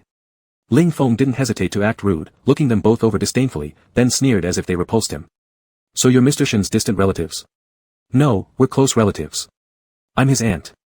Zhou Lifan explained. Ling Feng ignored her entirely and looked at them dismissively. Two hicks, get on the car. Zhou Lifan frowned and immediately raised her voice. How dare you talk to me like that? Can you speak properly? Are you putting down villagers? Her loud tone drew the attention of several passers-by. Ling Feng said calmly, I'm not putting down villagers, I simply look down on you too. Enraged, Zhou Lifan shouted abuses. You must be my nephew's assistant, huh? Wait until I tell him to fire you. His choice in assistants is truly terrible, a person as disrespectful as you. Ling Feng showed no concern. Fire me? How terrifying, I'm quaking with fear. Zhou Lifan only focused on arguing and refused to get into the car. Annoyed, Ling Feng urged them. Hurry up and get in the car. If you don't, I'm leaving. Wang Sen was placing their belongings into the trunk of the car. Ling Feng warned curtly, be careful. If you scratch my car, can you afford to compensate for it? It's a very expensive vehicle. Wang Sen restrained his anger, reluctant to argue in front of so many people. Zhou Lifan cursed under her breath as she shoved their things into the car without caring what others thought. On the road, Ling Feng received a message from Shen Li. Ling Feng informed them, Mr. Shen told me to find housing for you first. Zhou Lifan asked immediately, my nephew has so much wealth, why can't he just provide us a place to stay?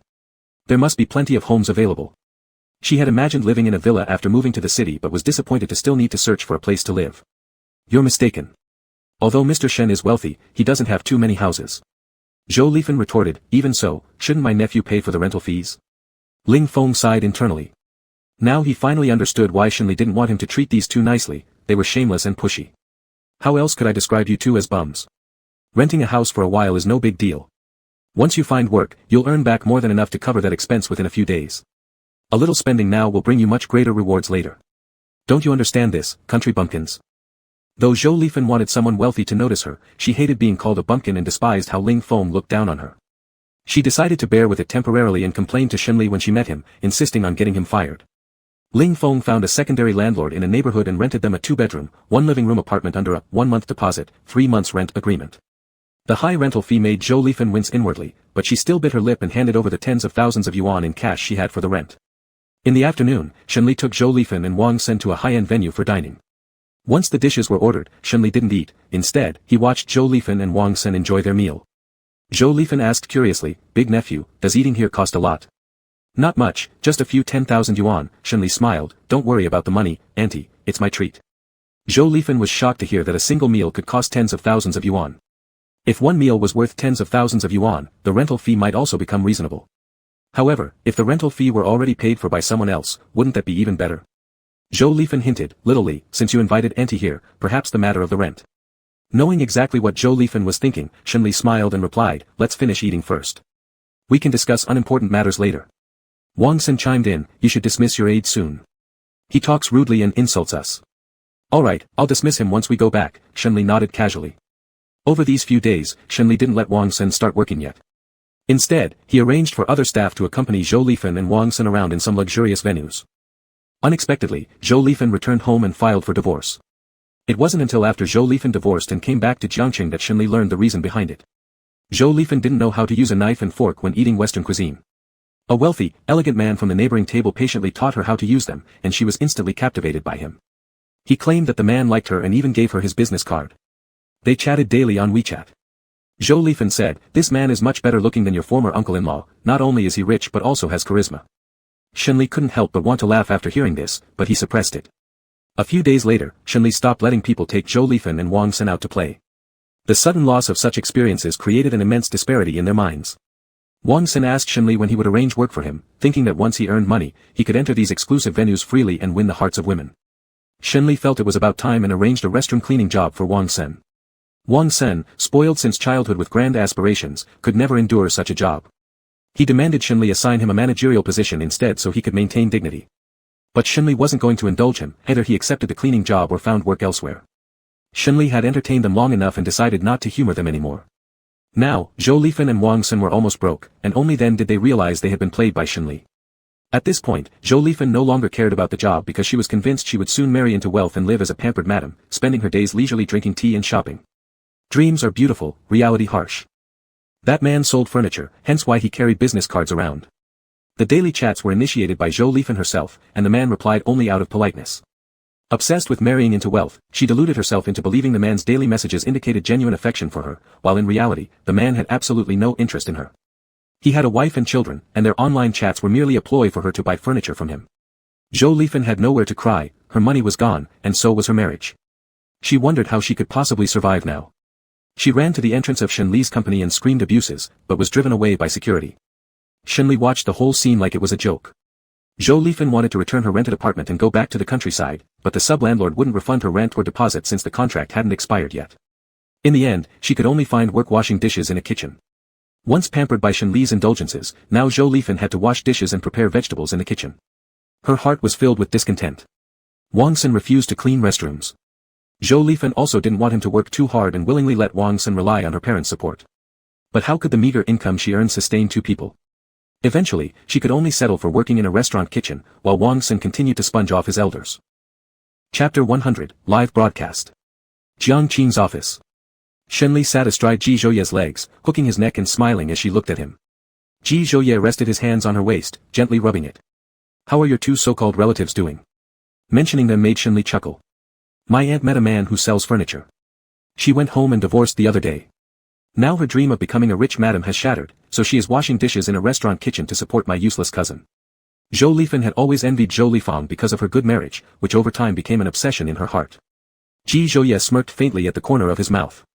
Do you feel better now? All right. The Zhou Lifang family completely got what they deserved.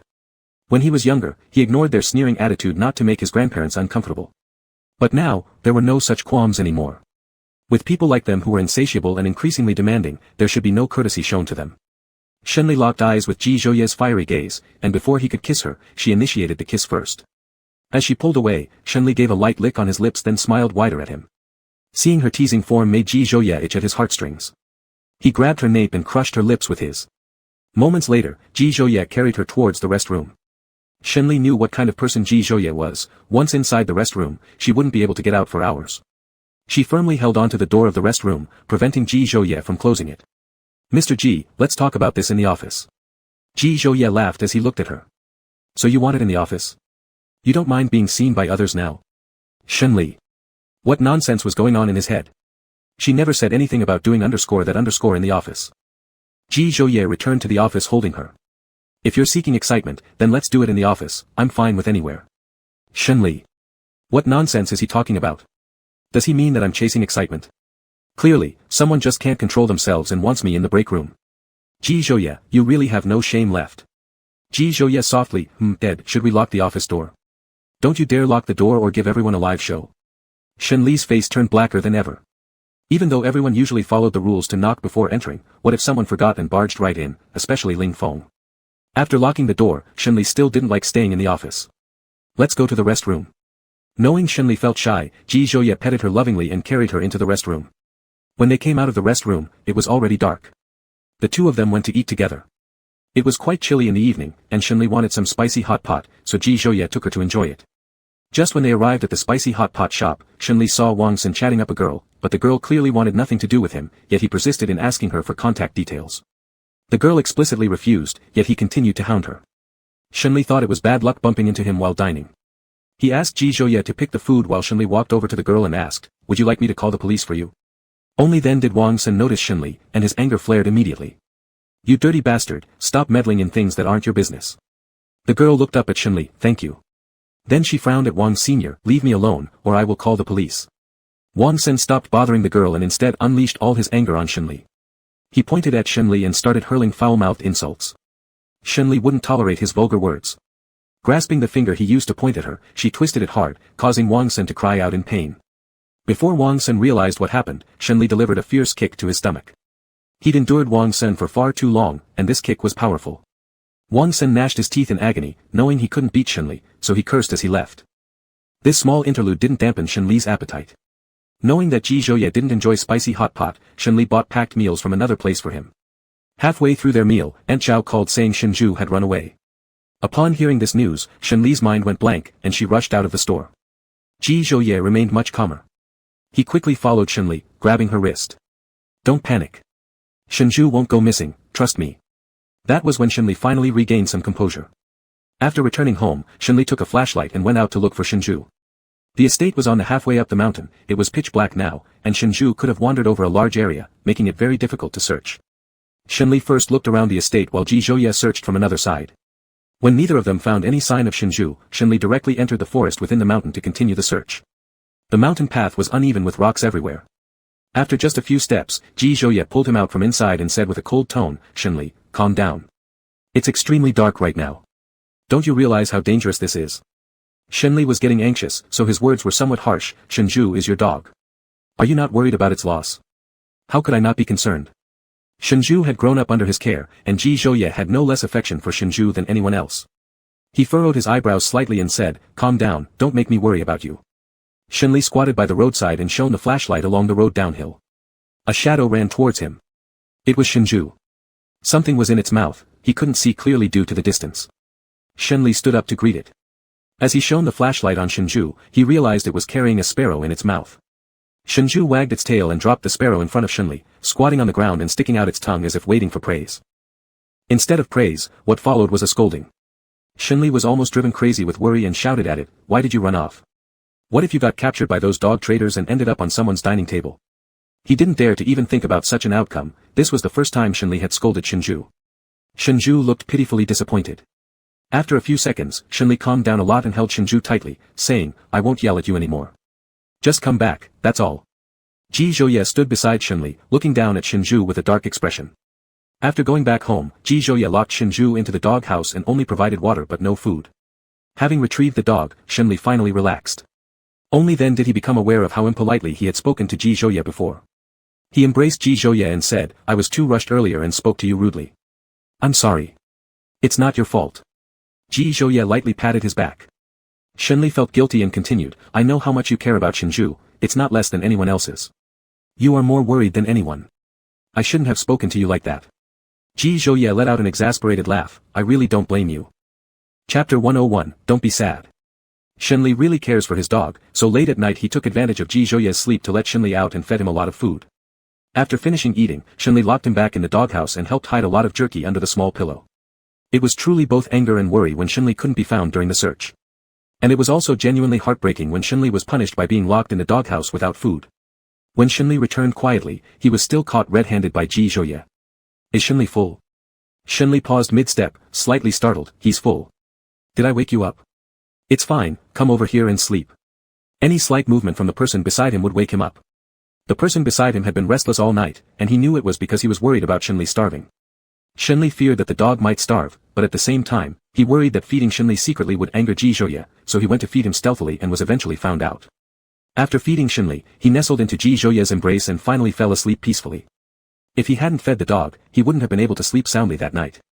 The next day, Shenli met Zhou Lifan at the company entrance while going to work. Zhou Lifan had a quarrel with the security guard. Since she had caused a scene there before, the security guard remembered her well and would drive her away upon seeing her. As Shenli approached, he heard Zhou Lifan shouting at the security guard, I'm pregnant.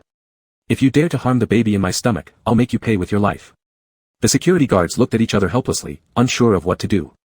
Shenli was also momentarily stunned. It hadn't been too long since her last miscarriage. Due to her age, the doctor had advised against her having children as high-age pregnancies carry certain risks. Even if she wanted one badly, she should take at least 6 months off to rest and recuperate her body first. But soon after, she got pregnant again. Zhou Lifan, who was previously acting fiercely towards the security guards, put on a smile upon seeing Shenli, little Li. Shenli glanced coldly at her, his voice impatient, didn't I tell you not to come find me anymore? Zhou Lifan gently stroked her belly, Mom is pregnant again. Did she come here just to tell him this news? But he didn't want to know at all. Congratulations, a trace of sarcasm flashed in Shenli's eyes, but please mind your words, Ms. Zhou. You are not my mother, and I am not your son. Your affairs have nothing to do with me. You don't need to tell me. Zhou Lifan's expression slightly changed, we are a family. Shenli's voice turned cold and deep, you are a family. When did she ever treat him like her real son? She only gave him a good face when she needed something from him. The rest of the time, she treated him either coldly or with harsh words. Shenli knew that Zhou Lifan must have a purpose for coming to see him, very likely related to money. He directly walked into the building, not giving Zhou Lifan any chance to speak. Seeing him leave, Zhou Lifan quickly grabbed his wrist, little Li, Mom has something to ask of you. Shenli lowered his gaze to the hand grabbing him, his expression disdainful, pulling his hand away, if you have something to say, then say it. Don't touch me, I find it dirty. Zhou Lifan's complexion momentarily turned unpleasant before she forced a smile, now Jiangqing has settled down. Could you give Mom a little money? I'm pregnant, and Uncle Zhao Song doesn't have a job. I want to close the store now and stay home to rest during the pregnancy. This implied that in the next 10 months, he would have to provide money to support their family of 3. Shenli, if there's no money, let that man earn it himself. What does asking me for money mean? Am I supposed to support your family of 3? Zhou Lifan tried hard to contain her anger, forcing a somewhat awkward smile onto her face, little Li, how can you say that? I am your mother, and the child in my womb is also your younger brother and sister. You are not my mother, and your children have nothing to do with me. Facing Zhou Lifan's relentless harassment, Shenli felt overwhelmed. Ms. Zhou, please, don't come looking for me anymore, alright? Literally, just give mom some money, and mom will never bother you again. She said the same thing last time, yet she was here again. Shenli didn't believe her words at all anymore. Shenli, I'll say it one last time, I won't give you a single penny. He had the security guard block Zhou Lifan while leaving directly. Failing to get any money from Shenli, Zhou Lifan was infuriated, staring intently at Shenli's retreating back with a malevolent gaze, as though trying to burn a hole through him. Shenli entered the elevator, the door closed, cutting off Zhou Lifan's view. The Maybach by the roadside raised its windows and drove away. Shenli received a message from Ji Zhouye upon arriving at the office. Ji Zhouye, don't be sad. Shenli knew Ji Zhouye had seen everything. Shenli, I'm not sad. He had gotten used to Zhou Lifan's harassment, so his mood didn't fluctuate much. Perhaps he had become numb a long time ago. In the afternoon, Shenli received a call from Tang Qi'er. Tang Qi'er was planning to propose to Su Li, and if successful, they would get married in the spring of the following year. The person who loved to play around had settled down and started planning for the future. That evening, they gathered briefly, with Tang Qi'er asking Shenli to help him brainstorm ideas for the proposal scene. Shenli wasn't very reliable and didn't have many female friends, so he wasn't too familiar with what girls liked. Recalling some proposal scenes from TV dramas, he suggested, use rose petals to make a heart shape on the beach. Tang Qi'er. He shouldn't have held out hope for this guy when he already knew he was unreliable. Ji Zhouye held Shenli's hand, lightly scratching his palm, and asked, do you like this kind of scene? I don't, but I've seen it on TV. Tang Qi'er couldn't help himself, no man would like it, why do you think women would prefer such a cliché? Women have better taste than you. Shenli nodded seriously, you're right. Then I'll go home. Don't. I was just joking. Seeing Tang Qi'er's troubles about the proposal, Shenli graciously came up with another idea for him, flowers, balloons, and an engagement ring, will that work? Tang Qi'er rolled his eyes, why don't you ask Ji Zhouye if it'll work?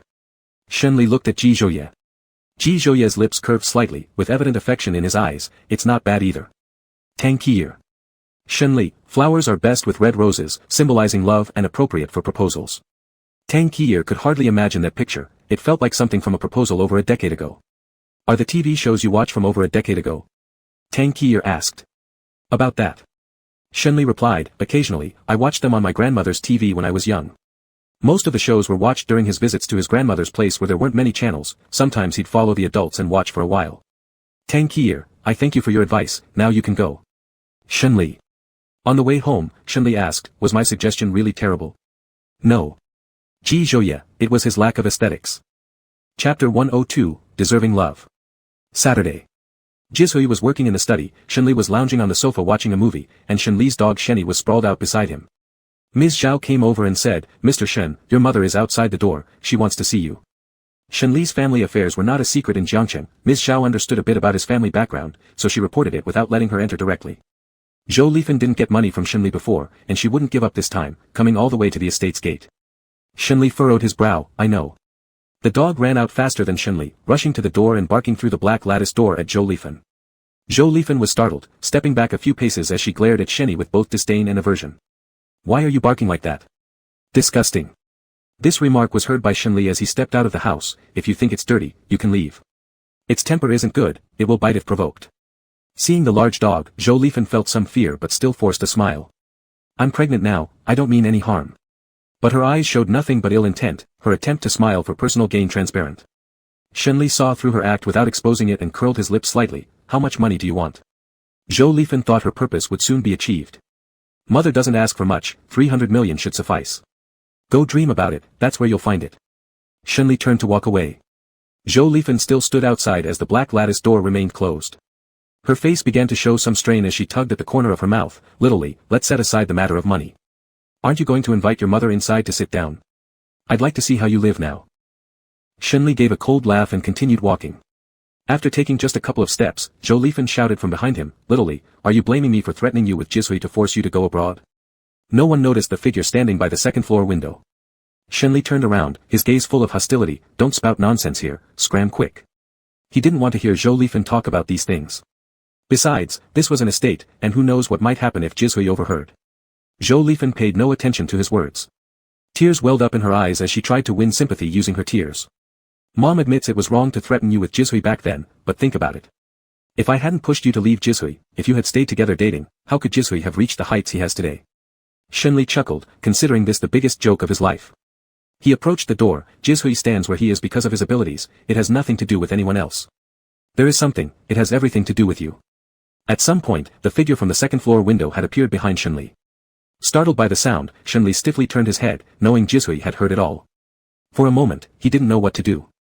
Jisui walked beside him, lowering his eyebrows slightly as he looked at him. You know it too, it has something to do with you. Shenli pursed his lips, staring at him blankly. He opened his mouth as though to say something, but swallowed the words instead. Jisui cupped his face in his hands. I'll wait for you in the living room. After you deal with the situation, make sure to give me an explanation. Shenli looked into his dark eyes straight ahead, softly uttering a hum. Jisui's gaze held tenderness and pity, showing no sign of blame. After he left, Shenli stared at Zhou Lifan. You bore me, neglected me, on the day my father had a car accident you went off with another man, forcing me to break up with someone I loved. Do you have any idea how much I hate you? Now how dare you come asking me for money, huh? Zhou Lifan was the most shameless person Shenli had ever met, far worse even than Zhou Lifang. While Zhou Lifang knew she needed to divorce her current husband first if she wanted to be with another man, Zhou Lifan indulged in her flirtations with her first love while enjoying the material benefits provided by the Shen family. Zhou Lifan was rendered speechless, stunned as she looked at Shenli. Shenli's eyes glimmered crimson. Hurry up and leave. Don't make me take back the store I returned to you. Zhou Lifan already knew Shenli was a little crazy, but this side of him scared her anyway. She stood dazed for a while before leaving. Shenli barked several times after her retreating silhouette. Shenli bent down to pat its head. Standing outside, Shenli took a moment to calm himself before entering the house. Looking at the man sitting on the sofa, he approached and sat next to Jisui. Shenli held Jisui's hand, taking a deep breath. What I previously confessed about why we broke up was true, I didn't lie to you. But there was another reason. Zhou Lifan said if I didn't go abroad, she would ruin you. Jisui's eyes, dark as ink, fluttered with a slight tremble. Filled with anguish, he tightly held Shenli in his arms. I'm sorry, it was because of me that you were put through all this. Shenli returned the embrace. Don't apologize to me. It was my own choice. I didn't tell you because I was afraid you'd react like this. If given another chance to choose, he would still opt for breaking up and going abroad. He couldn't take even the smallest risk with Jisui's future. Jisui's voice wavered slightly. At the time, I hated you for breaking up, I hated you for leaving without a word, and after our reunion, I even hurled insults at you. I'm truly sorry. In this moment, his guilt had reached its peak. Shenli felt warm drops land on his shoulder. Pulling away from Jisui's embrace, he looked up at him. Jisui, don't be like this. In fact, I should thank you for hating me. Because you hated me, you never forgot me. Now we can be together again, and I'm so happy. If there wasn't even a trace of hatred, perhaps it would mean he no longer loved. When we met again, and you said you wanted me to be your lover, I thought you didn't love me anymore, but I was still overjoyed. At least, I could stay by your side again. Shenli smiled, with something flickering in his eyes. Jisui looked at him helplessly and tenderly. You fool. The more Shenli acted like this, the more heartache Jisui felt. How can there be someone as foolish as you in this world? You're not bad yourself, Shenli chuckled. Spending 10 billion just to make me your lover makes me feel quite valuable. Jisui moved closer, his warm breath caressing Shenli's face. He kissed him gently, deeply, and intimately. Shenli, you are priceless. I love you. His most precious treasure was right in front of him. I love you too, Jisui. It was Jisui who picked up the broken pieces of him and pieced them back together. He was no longer a soulless zombie. With every action and every detail, Jisui kept showing Shenli that he was loved, and that he deserved to be loved. Jisui lifted him up and carried him toward the bedroom. Shenli wagged its tail as it followed behind but was locked out when they got to the door. With clear eyes, the dog looked at the closed door, whimpering softly, its face full of grievances. The dog didn't understand why its master had shut it outside. With a look of regret, it wandered off. Inside, the bedroom floor was strewn with chaos, while the figures on the bed intertwined amorously, charged with passion and desire. Chapter 103, Regret. On Sunday morning, Shenli still hadn't woken up when Ji Zhouye left the estate in his car. The car stopped at an old residential area parking lot, and he walked into a building. There was no elevator in this old residential building, which had 6 floors. When he reached the 3rd floor, he heard loud arguments from upstairs. I can't even get money from my own son, you good-for-nothing piece of trash. What use are you to me? The shrill curses pierced Ji Zhouye's ears as they were followed by the sound of a woman tumbling down the stairs. Die if you're useless. The woman fell to Ji Zhouye's feet and, before losing consciousness, clutched his trouser leg with a weak voice. Save me, my child. Zhou Lifan woke up in the hospital. After falling down the stairs, she inevitably lost her child. Zhao Song pushed her down the stairs, then opened the door and entered the house without sparing her a glance. When the doctor informed her that the child could not be saved, she became extremely agitated and wouldn't listen to anyone. Ji Zhouye waited for her emotions to settle before entering her hospital room. Zhou Lifan sobbed softly, roughly wiping her tears upon seeing Ji Zhouye. What do you want with me today? Ji Zhouye's voice was icy, he showed no pity for this mother who had just lost her child. You leave Jiangqing City. You can go anywhere, but don't come back. Don't appear in front of Shenli. I don't want him to be unhappy. Why should I listen to you and leave? If I don't leave, what can you possibly do? Zhou Lifan frowned, her eyes red from crying. Ji Zhouye gave her a cold look, you're Shenli's mother. No matter how you've raised him, I can't do anything to you. However, if you don't listen to me, I will keep attacking your lover until neither of you can survive in Jiangqing City and force you to leave on your own. Zhou Lifan let out a self-deprecating laugh. That man pushed me down the stairs, killing my child, and you actually think I still care whether he lives or dies? You do. Ji Zhouye said firmly. You are not allowed to touch him. Zhou Lifan stared intently at Ji Zhouye. Ji Zhouye was right, Zhou Lifan did deeply care about Zhao Song. The moment Zhao Song pushed her down the stairs, her heart turned cold, yet she couldn't bring herself to leave him. Shenli returned your shop as a final act of kindness towards you. Thinking of Shenli's misfortune, a trace of pain flickered in Ji Zhouye's deep eyes. Do you really want to make Shenli suffer his entire life for a man who doesn't love you? He owes you nothing. Hearing the 3 words, doesn't love you, Zhou Lifan grew emotionally agitated, yelling at Ji Zhouye, shut up. My family affairs have nothing to do with you. He is my son, and whatever I do to him is none of your business.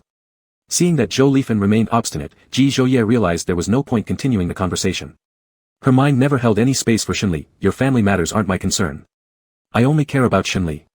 If he isn't happy, no one will be able to relax. I'll give you time to think it over. As Ji Zhouye was leaving the hospital, he met Zhao Song, who had arrived with a thermos to visit Zhou Lifan. Upon seeing Ji Zhouye, Zhao Song's eyes flashed with calculation, pondering something inside. When Ji Zhouye returned to the estate, Shenli sat solemn-faced on the sofa. Ji Zhouye, have you eaten lunch? Shenli's tone was dark, did you go see Zhou Lifan? Ji Zhouye didn't answer, which was equivalent to an admission.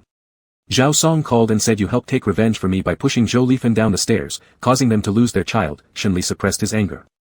Ji Zhouye, who asked you to find them? Ji Zhouye looked at him calmly. Suddenly, Shenli rushed into his arms, hugging him tightly with a trembling voice, it's all because of me, she now has the chance to falsely accuse you. Shenli did not believe Zhao Song's claims. His story was full of inconsistencies and simply wouldn't stand up to scrutiny. Shenli was furious at himself, if it wasn't for him, Ji Zhouye wouldn't have sought out Zhou Lifan, and wouldn't have been so easily ensnared in Zhao Song's trap, accused of intentional murder. Zhao Song called and told Shenli and Ji Zhouye to pay 3 billion yuan or else he would file charges against Ji Zhouye for intentional homicide. There was no surveillance in the old neighborhood stairwell, so Zhao Song knew there was no evidence, leading him to exploit the situation and demand an outrageous sum. Ji Zhouye lightly patted the back of his head and chuckled, don't worry unnecessarily, he can't manipulate me. He took out his phone and played a video clip for Shenli to see. This video captured exactly the scene where Zhao Song had pushed Zhou Lifan down the stairs. Shenli, did you record it? No, the neighbor across the hall recorded it. After the ambulance arrived, he noticed the neighbor's door slightly ajar. The girl panicked after being discovered by Ji Zhouye, hastily explaining that she just wanted to show it to her friend, with no other intent. Ji Zhouye had that girl send him a copy of the video. Shenli's voice was muffled, what if there was no video? What would you have done? I would have forced them to confess the truth. If such a low-level trick could bring him down, he would have died hundreds of times already in the years of cutthroat business battles. Shenli thought about it and agreed, the two had so many holes in their story. Moreover, how could Ji Zhouye act without preparing a solid backup plan? He was just too worried about Ji Zhouye, momentarily losing his rationality. What did you want from Zhou Lifan? Shenli asked. Ji Zhouye truthfully replied, I told her to leave Jiangqing and not show up in front of you. Shenli simply held on to him tightly and didn't say anything. Ji Zhouye lowered his head, kissing his earlobe gently. Why were you so sure they were framing me? No matter what happens, whether or not there is evidence, I will believe you. Not for any other reason, but because you are Ji Zhouye. Shenli looked up directly into Ji Zhouye's eyes with a firm and serious gaze. He would always trust Ji Zhouye unconditionally. Shenli recorded the call Zhao Song made. Charged with intentional harm and extortion, Zhao Song went to jail. Zhou Lifan stayed alone in the hospital, and when she got out, her physical health was restored, but she lacked spirit, appearing as a walking corpse. All the shops were closed, and the villa under Zhou Lifan's name was sold off because of Zhao Song's gambling debts, forcing the two to live in an old neighborhood. All the proceeds from selling the villa ended up in Ji Zhouye's hands. After Zhao Song entered prison, Zhou Lifan became despondent and secluded herself indoors. Within a week, she looked over 10 years older. In that week, Zhou Lifan thought deeply and began regretting why she ever fell in love with Zhao Song, that scumbag. Though Shencheng was excellent, he couldn't find a place in her heart, and because of Zhao Song, the happy family disintegrated. She felt remorseful and guilty. But it was too late now. Her regret wouldn't bring Shencheng back to life, nor would it make Shenli forgive her. At work, Shenli watched the meals left at the entrance without emotion, asking the cleaning aunt to throw those dishes away. Every day, Zhou Lifan delivered food to the entrance of his company, but Shenli ignored her kindness. It wasn't until she had nothing and no one else to rely on that she remembered she still had a son. That day, Shenli met Zhou Lifan. Shenli, stop delivering food. I will never forgive you. Chapter 104, Running Away from Home. Zhou Lifan left without responding to Shenli. From that day on, Zhou Lifan no longer appeared before Shenli. Later, Shenli learned that Zhou Lifan had left Jiang City. Perhaps after losing everything, her heart settled, and she realized she shouldn't show up anymore and cause trouble for others. Ji Zhouye gifted the villa he bought from Zhou Lifan to Shenli. It was originally his property, having gone through others' hands before finally returning to him. After Zhou Lifan left, the heavy stone pressing on Shenli's heart was lifted, and he would no longer be troubled by other matters. Tang Qianyan successfully proposed to Su Li, and their wedding was set for the next spring. Time passed quickly, and in the blink of an eye, it was a new year. On New Year's Eve night, as the clock struck midnight, Ji Zhouye kissed Shenli's lips.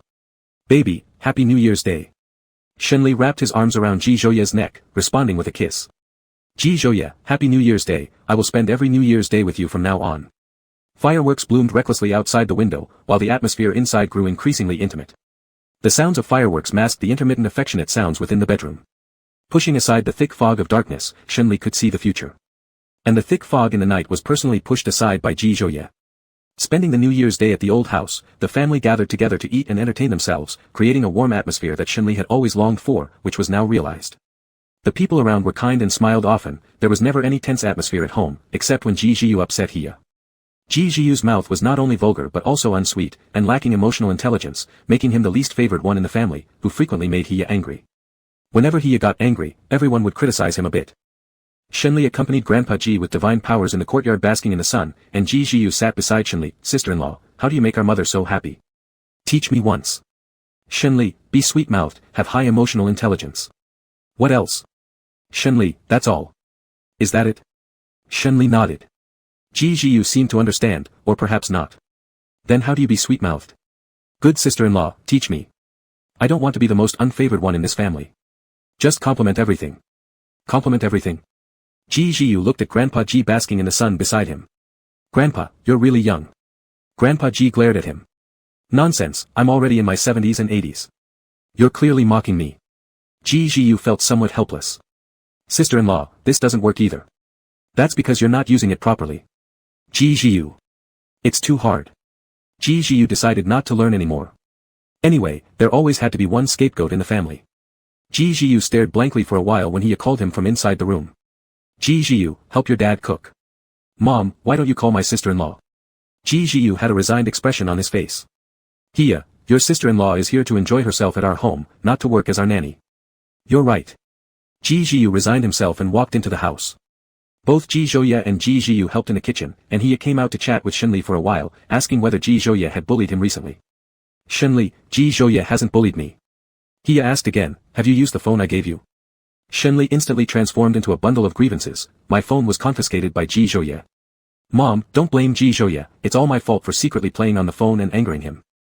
Hiya stood up and patted his shoulder. Wait a moment, Mom will deal with him. Hiya shouted towards the living room, Ji Zhouye, come out here now. Ji Zhouye paused while washing the vegetables. Hearing his mom's tone, he knew someone must have complained about him again. Ji Zhiyu gloated, brother, go ahead. I'll cook with dad. Ji Zhouye. Ji Heng specially instructed, don't go against your mother. Just humor whatever she says. Ji Zhouye, you humor your own wife. Ji Heng. Ji Zhouye went to the courtyard and stood before Hiya. What's the matter? His eyes fell on the person beside Hiya, and Shenli provocatively smiled at him. Hiya, why did you confiscate his phone? Ji Zhouye, should I let him stay up all night playing with the phone and risk sudden death? Hiya. It seemed to make some sense. Just as Hiya was about to waver, Shenli said, Mom, he's lying. I didn't stay up late playing with the phone. Ji Zhouye wouldn't give Shenli a chance to argue, if one day he dies suddenly from staying up late playing with the phone, those who helped him get the phone are also partly responsible. Hiya. How did she become an accomplice just for giving him a phone? On this day, Hiya's stash of phones was completely found out by Ji Heng. Hiya, Shaoli, this time even Mom can't help you. Shenli and Hiya sat on the couch, while Jiheng glared at Hiya with a dark face. I don't let you play with your phone for your health's sake. You're already the mother of 2 children, can't you make things easier for others? Hiya muttered weakly, let me correct that, it's not 2 children, but 3. Jiheng. You're already the mother of 3 children, can't you make things easier for others? Hiya bit her lip in silence. Jiheng, why don't you move the phone store into our house? It's bad enough that you hide phones to play with yourself, but now you've even corrupted Shaoli. Hiya confessed everything, and I secretly opened 2 phone stores behind your back. Jiheng. Shenli was also surprised, no wonder there were so many phones, it turned out they came from running a phone store, all kept hidden deep.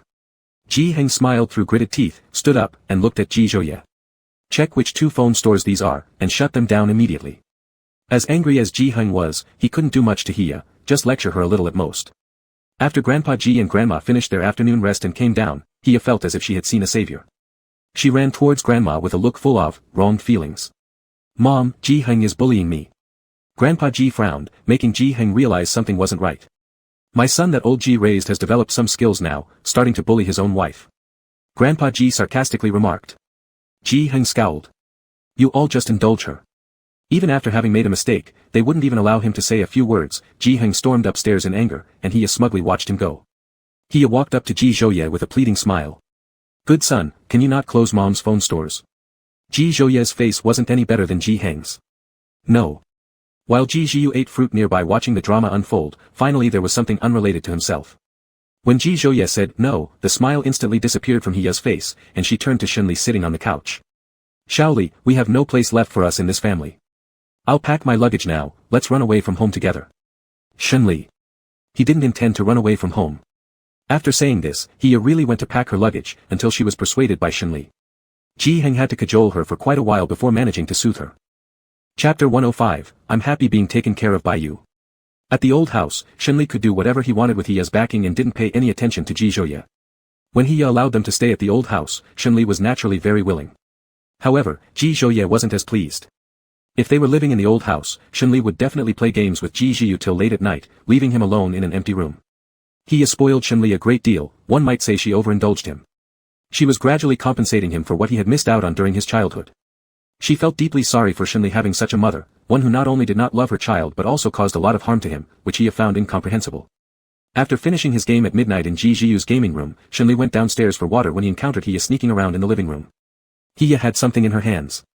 When she turned around and saw Shenli, she smiled a bit sheepishly and said, finished playing games with little you? Yep. Hiya sat down on the sofa, opened up the things on the coffee table which revealed fried chicken and grilled skewers. She called Shenli over, come over and eat together. Shenli took a bottle of water and sat down.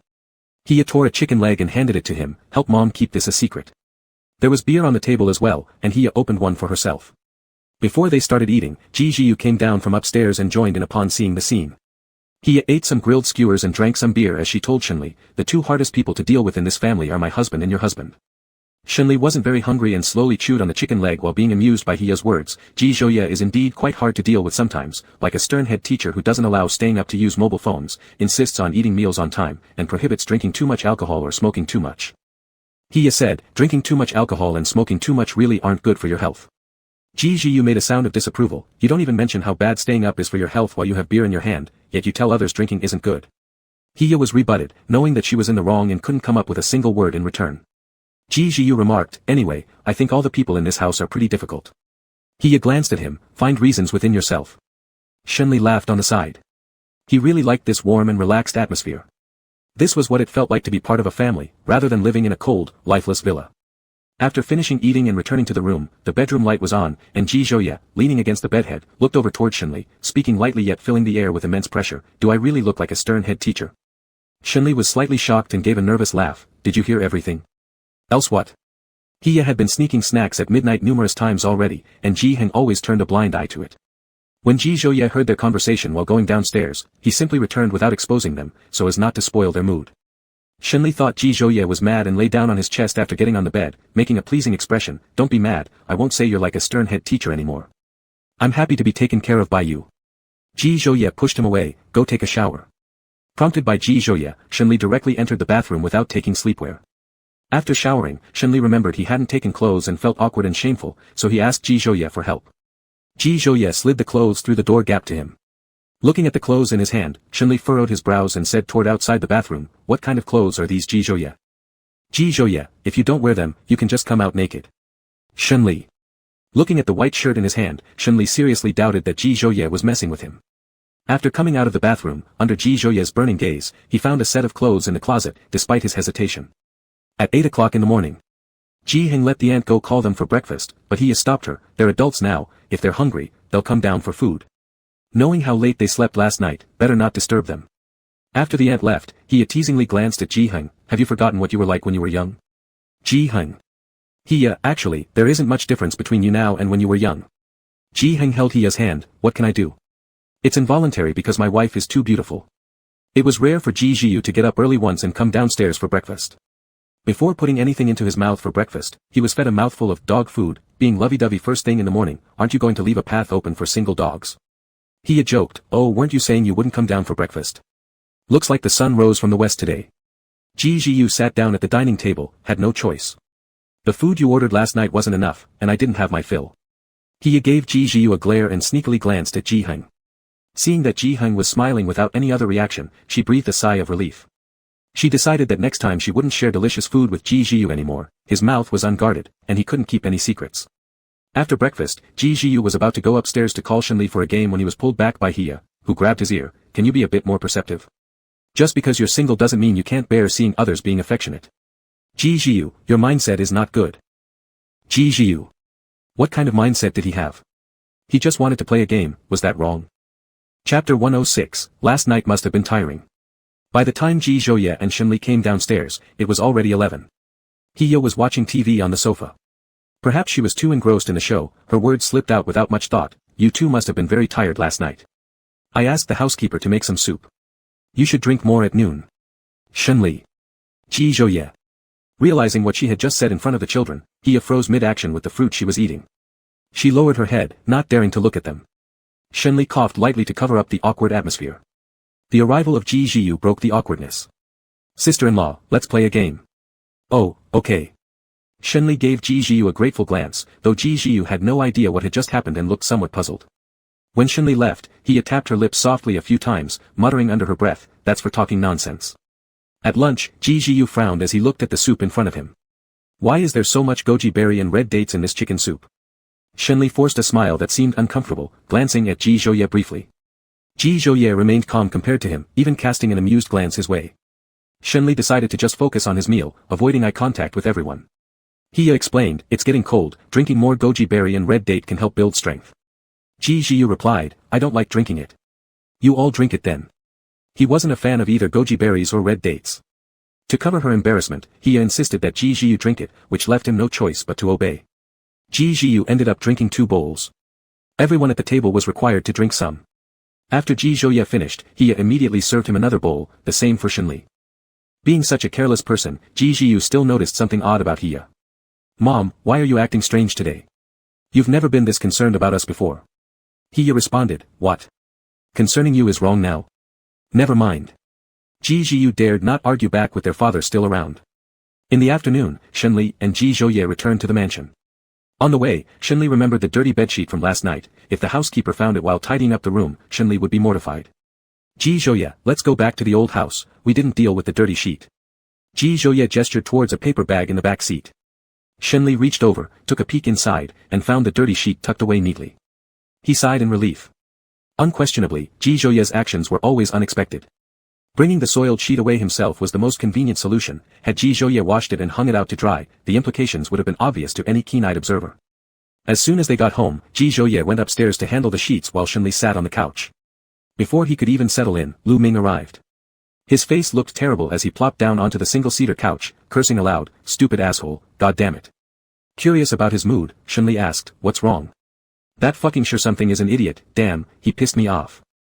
Normally good-natured and easygoing, this was the first time Shenli had ever seen Lu Ming this enraged. Shenli fetched a bottle of water for him. Lu Ming unscrewed the cap and drank half the bottle, calming down slightly before speaking. "Little Li, let me tell you something, that sure guy is trouble." "What did you two do?" Shenli thought highly of Sure Su as a friend and considered him to be quite decent. "That motherfucker tried to hit on me." Lu Ming spat out a few sentences quickly, making Shenli chuckle. "I told him I only like girls, but the bastard claimed he has confidence in turning me gay." Lu Ming couldn't stop laughing after delivering this punchline to Shenli. After finishing handling the sheets, Ji Zhouye descended the stairs, and upon seeing him, Lu Ming perked up, hoping Ji Zhouye would be his savior. Ji Gu, can you help destroy Shersu's company? Please. I can't stand him anymore. Why should I help?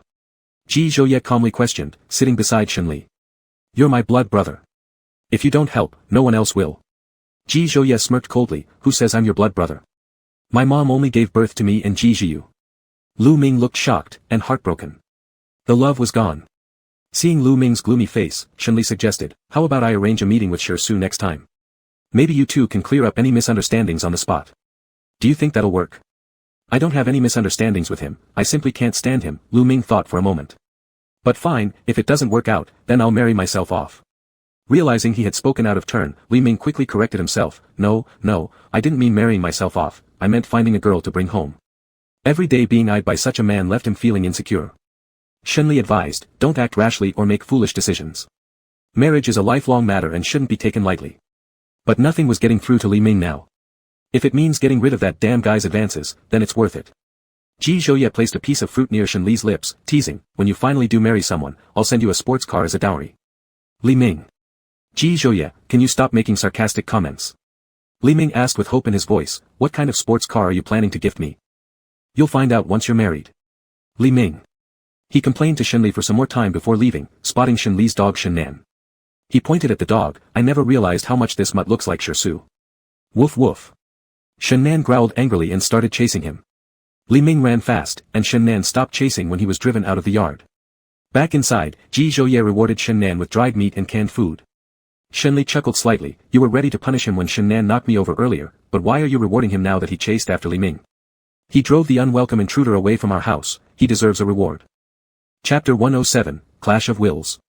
Shenli set up a meeting at the bar, inviting Shersu and Li Ming to clarify matters. Any misunderstanding would be resolved on the spot.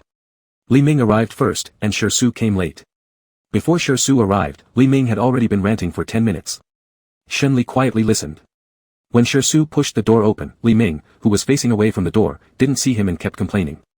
Shenli noticed Shersu's gloomy face and indicated to Li Ming with a cough. Li Ming didn't understand what Shenli meant and asked, Little Lily, is your throat uncomfortable? Shenli. Even though Li Ming didn't get it, Shenli didn't give up on him. He gestured with his eyes towards his back, and this time Li Ming finally understood. He turned around and looked behind him. As soon as he turned, he saw Shersu's dark and cold expression. Li Ming thought that this time it might really be over, he shouldn't have let loose with words so quickly. What was supposed to resolve misunderstandings only made them worse. Shenli intervened, Shersu, come and sit down. Li Ming wasn't talking about you. He was ranting about Ji Zhouye. Ji Zhouye. Li Ming threw a grateful look at Shenli, as if they were blood brothers. Li Ming added, yeah, I'm ranting about Ji Zhouye. Shersu isn't stupid. He knows exactly who Li Ming was talking about. It's often said that alcohol emboldens cowards. Li Ming opened a bottle of wine, drank several large gulps, and then said, Boss sure, I really didn't know that woman was your date. It was her who approached me first. Can you please let me off? Shersu sat beside Li Ming and replied coldly, since my date went off with you, you must take full responsibility. Li Ming. Boss sure, isn't there nothing more to talk about regarding this issue? Yes. Go to hell, no need to discuss it anymore. Li Ming felt annoyed and upset because of Shersu's attitude. He thought Shersu was intentionally making things difficult for him. Li Ming stood up and moved further away from Shersu, sighing in frustration, Little Lily, thank you for setting up this gathering for me today, but there's nothing I need to discuss with him. Shenli knew well that no matter how playful Li Ming might be, he wouldn't go after girls with boyfriends or partners. There were plenty of women available to Li Ming, and it would make no sense for him to do something like that unless he genuinely didn't know the girl had a partner. Shenli stated confidently, I will guarantee with my character that Li Ming wouldn't commit such an immoral act. Frustrated, Li Ming decided not to say anything further and resigned himself to being stuck in this situation with Shersu. Little Lily, don't bother saying anything else to him on my behalf. And then turning to Shersu, his attitude changed abruptly, this has nothing to do with you anymore, you can leave now. I came because Shenli invited me. Why should I listen to you and leave? I refuse. This infuriated Li Ming almost beyond control, especially since Shenli had gone through so much trouble to help him. However, he didn't want to embarrass Shenli, so he suppressed his anger and stayed quiet. Shenli picked up his glass of wine, drinking a sip, while Ji Zhouye advised him not to drink too much to avoid stomach discomfort. He listened obediently and didn't drink excessively. To demonstrate to Shersu that his sexual orientation was normal, Li Ming called a few women into the room. He watched these women laughingly wave them over to sit next to him. But before they could settle in, Su gave them a cold look and said sternly, "All of you, leave." The women were startled and stood there hesitatingly, looking at each other. Li Ming couldn't contain his anger anymore. "Who the hell do you think you are? On what grounds are you ordering my people to leave? If you can't stand it, then leave." Su merely glanced at them, and the women left in fear. Seeing the conflict escalate, Ji Zhouye's voice carried a chill. "Enough, stop arguing." Both Li Ming and Su stopped talking and became silent. Shenli urged them, "Say what you need to say properly without losing your temper." For Shenli's sake, Li Ming didn't argue with Su any further but also refused to exchange a word with him. Su leaned against the sofa silently drinking his wine. Li Ming glanced at him secretly. Su's long legs were crossed elegantly, exuding a distant coldness. For some reason, Li Ming imagined that even if one day he liked men, it would definitely be in a dominant role and never in a submissive one. This fleeting thought flashed through Li Ming's mind, causing him to question his own sanity. Why would he ever have such thoughts? This life, the next life, and even the one after that, he would always love women. There's absolutely no way he'd ever allow anyone to change his orientation. Li Ming took out a photo from his phone and showed it to Shenli. "Is this girl pretty? She said she likes me." Shenli took a look. The girl in the phone picture had a pure appearance and a good figure, yet she wasn't the type Li Ming usually preferred. He just replied casually, "Not bad." Shenli understood Li Ming's intention in asking this question. Ji Zhouye possessively hooked Shenli's waist and pulled him into his embrace, moving a bit further away from Li Ming. "Li Ming, don't lead my kid astray." Li Ming turned off his phone with a sarcastic tone. "Your kid, does your little Lily really need me to corrupt him? He's already naughty enough on his own." Shenli chuckled, "That's going too far. Stop spouting such blunt truths." Ji Zhouye tightly wrapped Shenli in his arms and whispered softly in his ear, "Let me see just how bad you can be tonight." Shenli. Why had they suddenly shifted gears like this? Shenli nudged Ji Zhouye's chest with his elbow and quietly reminded him, "Watch your words when we're outside, don't say anything that damages your image." "Ji Zhouye, they can't hear us." Su didn't talk much, but Shenli would occasionally exchange a few words with him. Throughout the night, whenever Su spoke, Li Ming would stay silent and mess around on his phone. As the gathering was about to end, Su received a call and left early. Li Ming leaned against the sofa, holding his phone with both hands, but his gaze followed Su's departing figure until he realized Shenli was looking at him.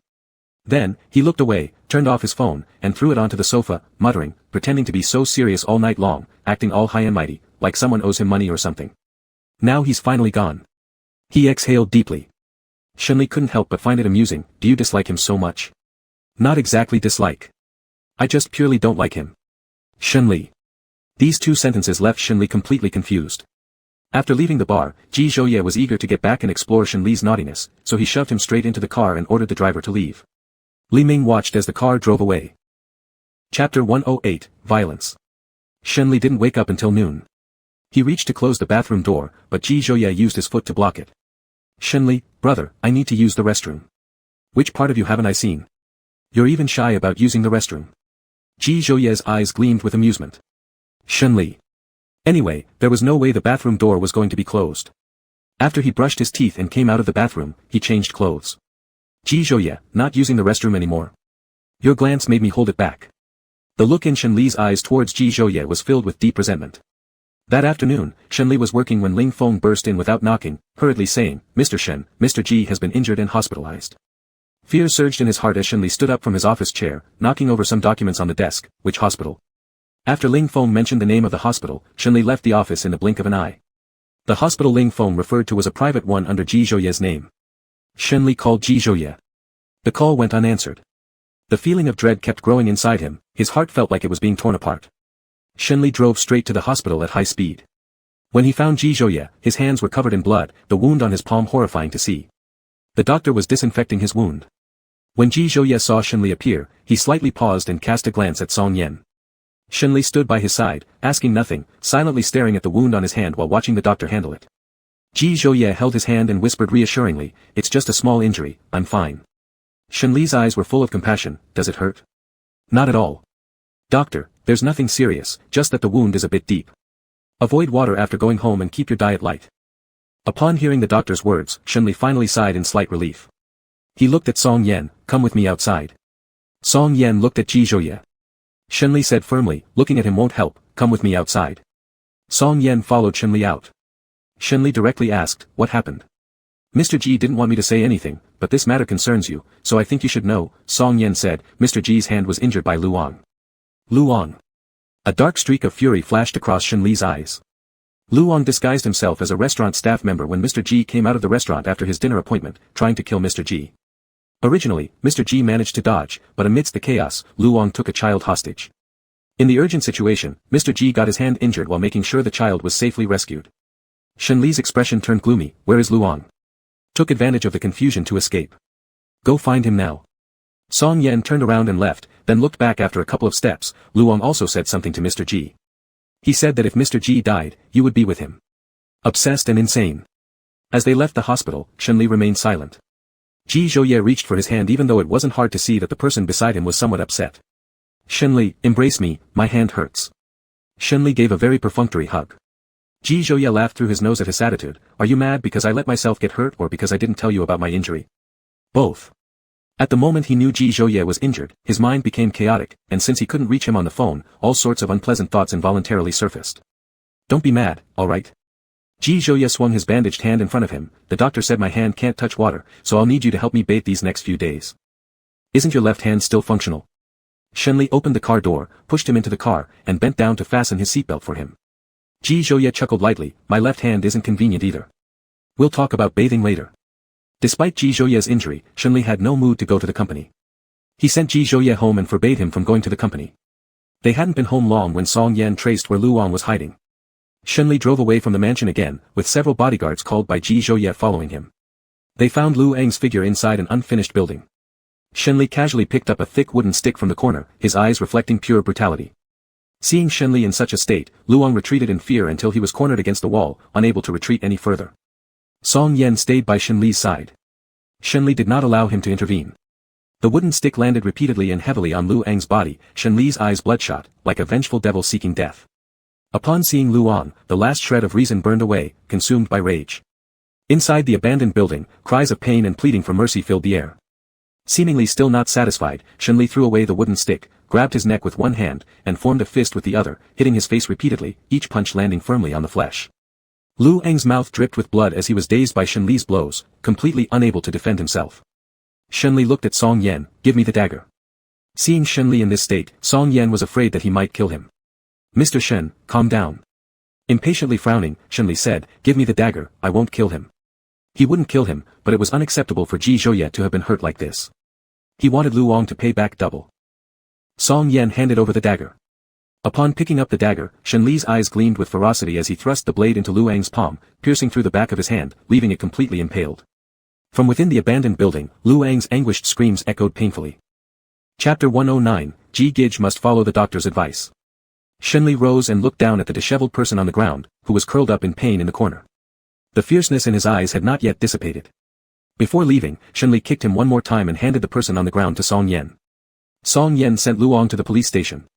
Shenli returned to the mansion, where Ji Zhouye was leaning on the sofa, watching him with interest. Did you go help me take revenge? Knowing that you did it, why do you ask? Seeing Ji Zhouye acting as if nothing happened, Shenli gave him a glance, his tone not very pleasant. Ji Zhouye, if you dare to get hurt again, I will bite you to death. Upon hearing about his injury today and that he was hospitalized, the fear rising in his heart is something he does not want to experience again. After spending much time with Shenli, Ji Zhouye had also become somewhat mischievous. Would you really bite me to death? I would. Shenli's words were insincere. He couldn't even bear seeing him bruised, let alone biting him until he died. He wouldn't even bear the thought of causing any pain. His clothes were stained with blood, so Shenli went back into his room, took a shower, and threw the clothes he had changed out of directly into the trash can. After coming out of the bathroom and changing into a set of white and grey casual wear, he seemed like a completely different person from the one full of resentment. Shenli walked downstairs.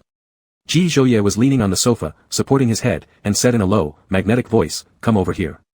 Let me check if you're injured. He approached and sat down next to Ji Zhouye, exasperated.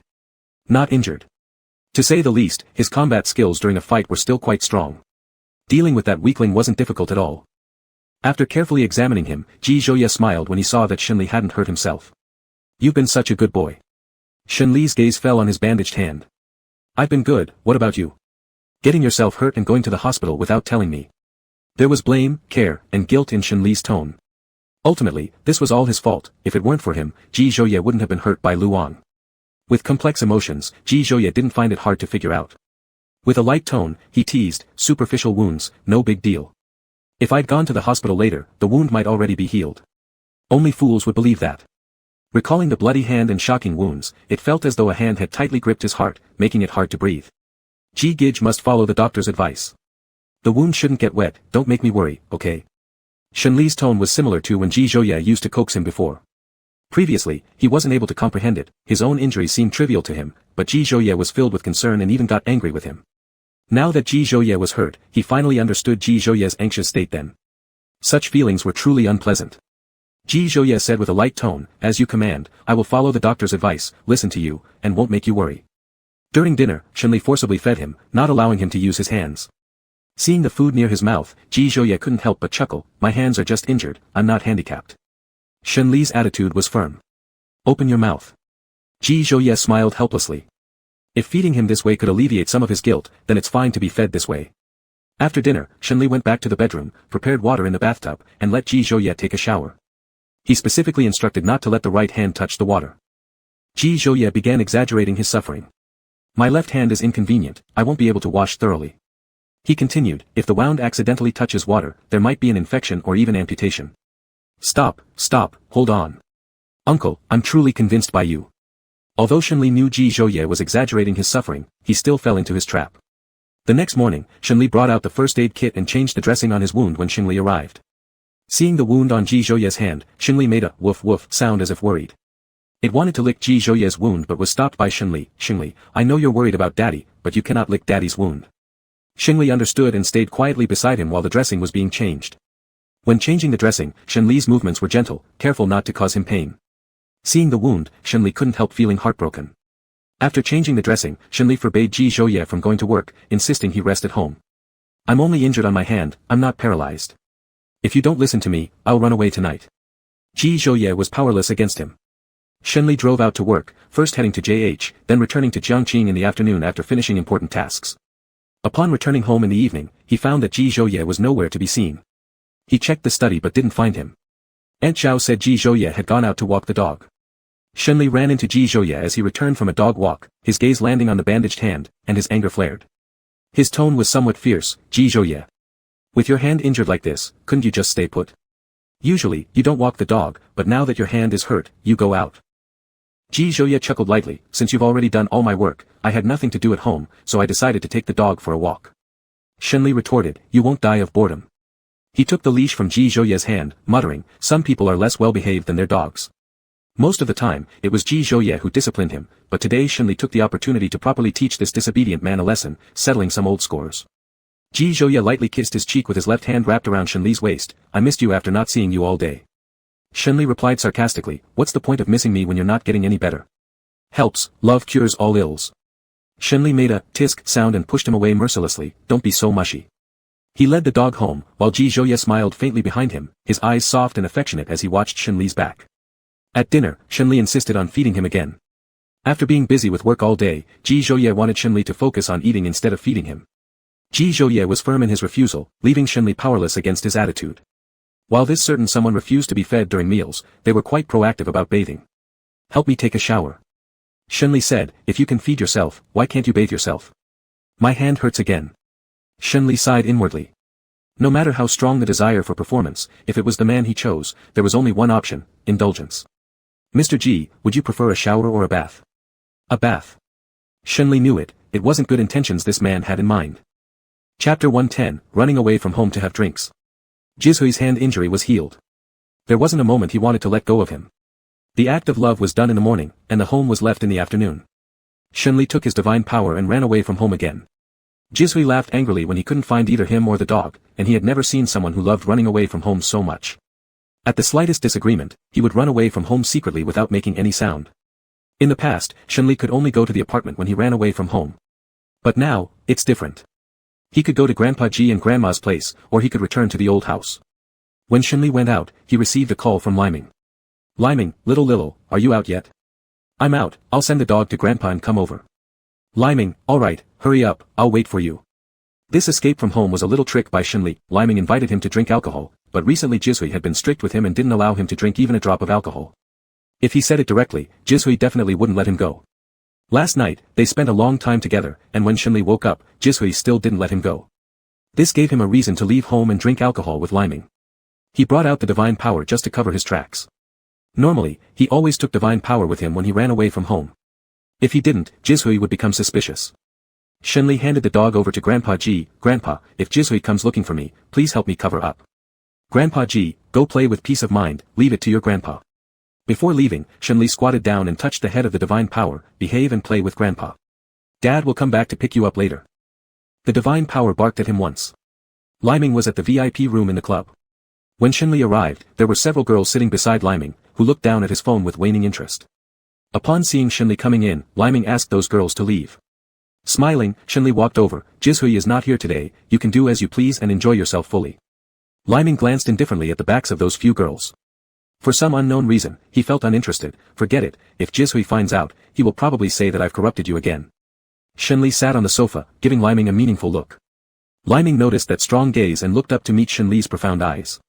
He coughed lightly. So, speaking of which, how did you convince Jishui to let you out? This has a long story behind it. Luckily, I have this habit of running away from home, which is why I can be here today. Shenli believed that the habit of running away from home was good and should continue, because one day it might come in handy. Take the present situation as an example. If he didn't have the habit of running away from home regularly, it wouldn't have been so easy for him to come out this time. You don't seem like the type who runs away from home. Liming laughed. Jishui must be furious for not being able to find you. So I came to see you at the risk of my life. Liming, will Jishui show up to kill you? He shouldn't be able to for the moment. Shenli asked, why did you ask me out? Nothing much, just feeling depressed and looking for someone to drink with. Liming poured Shenli a glass of wine. Shenli clinked glasses with him, taking a sip of wine lightly. Does it have anything to do with Shirsu? He's not worth anything, and he certainly doesn't deserve to make me upset. The mention of Shirsu made him feel anger coming from all sides, like he had eaten gunpowder, exploding upon hearing Shirsu's name.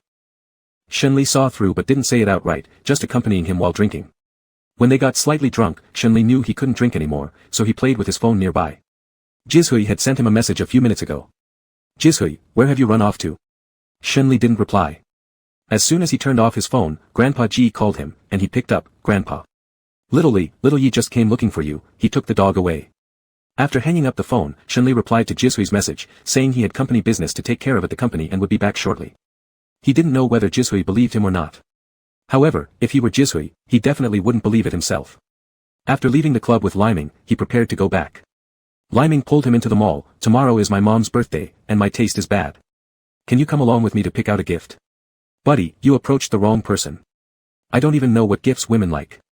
Liming, having more people makes it a bit more reliable. In impression, women all like shiny things, so he took Shenli into a high-end jewelry store. Liming stared at the jewelry in the display cabinet and thought they all seemed pretty similar. He asked, which one of these jewels do you think is better? Shenli pointed at a ruby ring. The ruby on the ring was almost as big as a quail egg. A staff member smiled and introduced the ruby ring to them.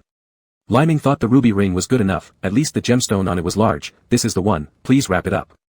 After the staff wrapped it up, Liming paid by card and left the jewelry store. When they reached the corner of the mall, Liming ran into Kai Xian, the female companion mentioned by Shirsu. Kai Xian was with a few sisters looking at clothes in a clothing store. The woman next to her asked, how's your relationship with Boss Shir?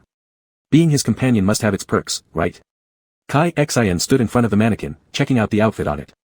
Shirsu's personality is too cold and rigid. He only gives corresponding rewards to his companions, nothing compared to some frivolous rich guys outside. Thinking about something, she sneered, but some rich guys are impotent. They only ask you to drink with them and never mention anything about going to bed. It's completely boring. The sister beside her laughed. Xian, did you actually meet such a guy? It happened when I was Shirsu's companion. I hooked up with a man at the banquet. He gave me quite a bit of money, but he was impotent. Liming. Shenli couldn't help himself anymore and burst out laughing. Liming's face turned green with anger. Not only had he been fooled by a woman, but now he'd also been labeled as impotent. Because of this woman, Shirsu kept adding trouble for him now. Liming stepped forward and looked coldly at Kai Xian. Repeat what you just said. Saying Shirsu's personality was too cold and rigid was true. But what did she mean by calling him impotent? Caught red-handed while speaking ill of someone, Kai Xian felt nervous. I didn't say anything. Her refusal to admit angered Liming even more, but arguing further was pointless. Shenli told Liming to leave. As they exited the mall, Liming was still muttering under his breath, she called me impotent. How could a man endure such an insult? Shenli looked at him with a smile, are you? I'm not. If you're not, then why are you angry? If you're this upset, people might think you've been hit where it hurts. Liming thought about Shenli's words and found them reasonable, so his anger dissipated significantly. His driver arrived, and after exchanging greetings with Shenli, Li Ming left. Shenli was standing on the roadside ready to call a ride-hailing service when a car stopped in front of him. The window rolled down, revealing a voice laced with frost. "Are you done drinking?" Chapter 111, New Year's Eve. Upon hearing this cool and calm voice, Shenli instantly turned to run away. He had only taken one step when he stopped. He would eventually have to go back with Ji Zhouye, so running now could only delay the inevitable for a short while. Biting the bullet, Shenli opened the passenger door and got inside. Ji Zhouye glanced at him. "Your seatbelt." Shenli said, "Oh," and buckled up. Let me explain." "Ji Zhouye, didn't you say you were at the company? Why are you in front of the bar? Go on with your excuse." Shenli was speechless for a moment before starting his excuse. "I was at the company, but Li Ming drank and forgot his wallet, so I came out to help pay the bill." Ji Zhouye looked at him sharply. "Go on." Under his piercing gaze, Shenli began to change the subject, arguing unreasonably. "I said I was at the company, yet instead of checking on me there, you appear here like you don't trust me." Ji Zhouye remained silent, calmly watching Shenli's act unfold. Shenli continued, "If we can't even trust each other with the most basic things, how can we talk about love or affection?" With a sad look, Shenli leaned against the seat back, looking out the car window. This theatrical talent might truly be wasted if it didn't belong in the entertainment industry. If Ji Zhouye didn't know him well, he would almost have believed it. "Tell Li Ming that if he forgets his wallet again next time, let him call me directly. I'll deliver it personally," Ji Zhouye said. The statement indicated that Ji Zhouye wouldn't hold it against him this time. In an instant, Shenli switched from his gloomy expression to a smile. "All right, next time Li Ming forgets his wallet, you give him a good scolding. How can he forget it every time he goes out to play? He always causes trouble for others." He was pretending so convincingly that someone else might have believed it. Ji Zhouye reached out and slapped his head lightly. "Stop acting. This time I won't mind you sneaking a drink, but next time be more careful. If I catch you drinking, it'll be hard for you to keep your waist intact." Shenli muttered unwillingly, "I understand, Mr. Ji." Looking at the rear seat where Shenli touched the dog's head, he said, "Let's go home." Once they got home, Shenli fed their dog quite a bit. Ever since he'd been around, Shenhua had visibly gained some weight. Ji Zhouye sighed inwardly. This person himself hasn't gained much weight, yet managed to fatten up the dog. When will this man ever stop causing trouble and start drinking responsibly? It was another year of New Year's Eve. This time, Shenli wasn't going to spend New Year's alone. He had family, he had Ji Zhouye by his side. Of course, New Year's Eve should be spent with family, so Shenli and Ji Zhouye went back to the old house with Shenhua, celebrating the occasion together as a family. That evening, Ji Heng prepared many dishes, and the family laughed heartily around the dinner table. Old Mr. Ji raised his glass cheerfully. "This year our family has welcomed another member. Welcome Xiao Li into the family, and from now on, every new year our entire family will celebrate together." Shenli stood up, clinking glasses with the elder. "Thank you, Grandpa. Wishing you and Grandma a Happy New Year, good health and peace." He continued his wishes. "Mom and Dad, Happy New Year. Happy New Year." He handed out red envelopes. Shenli received 4 red envelopes, Ji Zhouye and Ji Zhiyu did too. He and Ji Heng received 2, after which they toasted the elders. "Thank you, Mom and Dad." Today being joyful, the elder indulged a little extra wine, but when he wanted to continue drinking, Ji Heng knew it couldn't go on any longer, swapping the wine on the table with juice. After the New Year's Eve dinner, Ji Zhiyu led everyone outside to set off fireworks. The fireworks blossomed in dazzling colors across the dark night sky, lighting up the faces below with happiness. There's nothing happier in the world than having your family and your lover beside you. At the very moment the firework lit up the sky, Shenli didn't watch the fireworks. Instead, he turned his gaze to Ji Zhouye by his side, meeting the latter's tender look. Ji Zhouye took his hand, placing a kiss on his lips' corner. His low and magnetic voice murmured, "Baby, Happy New Year."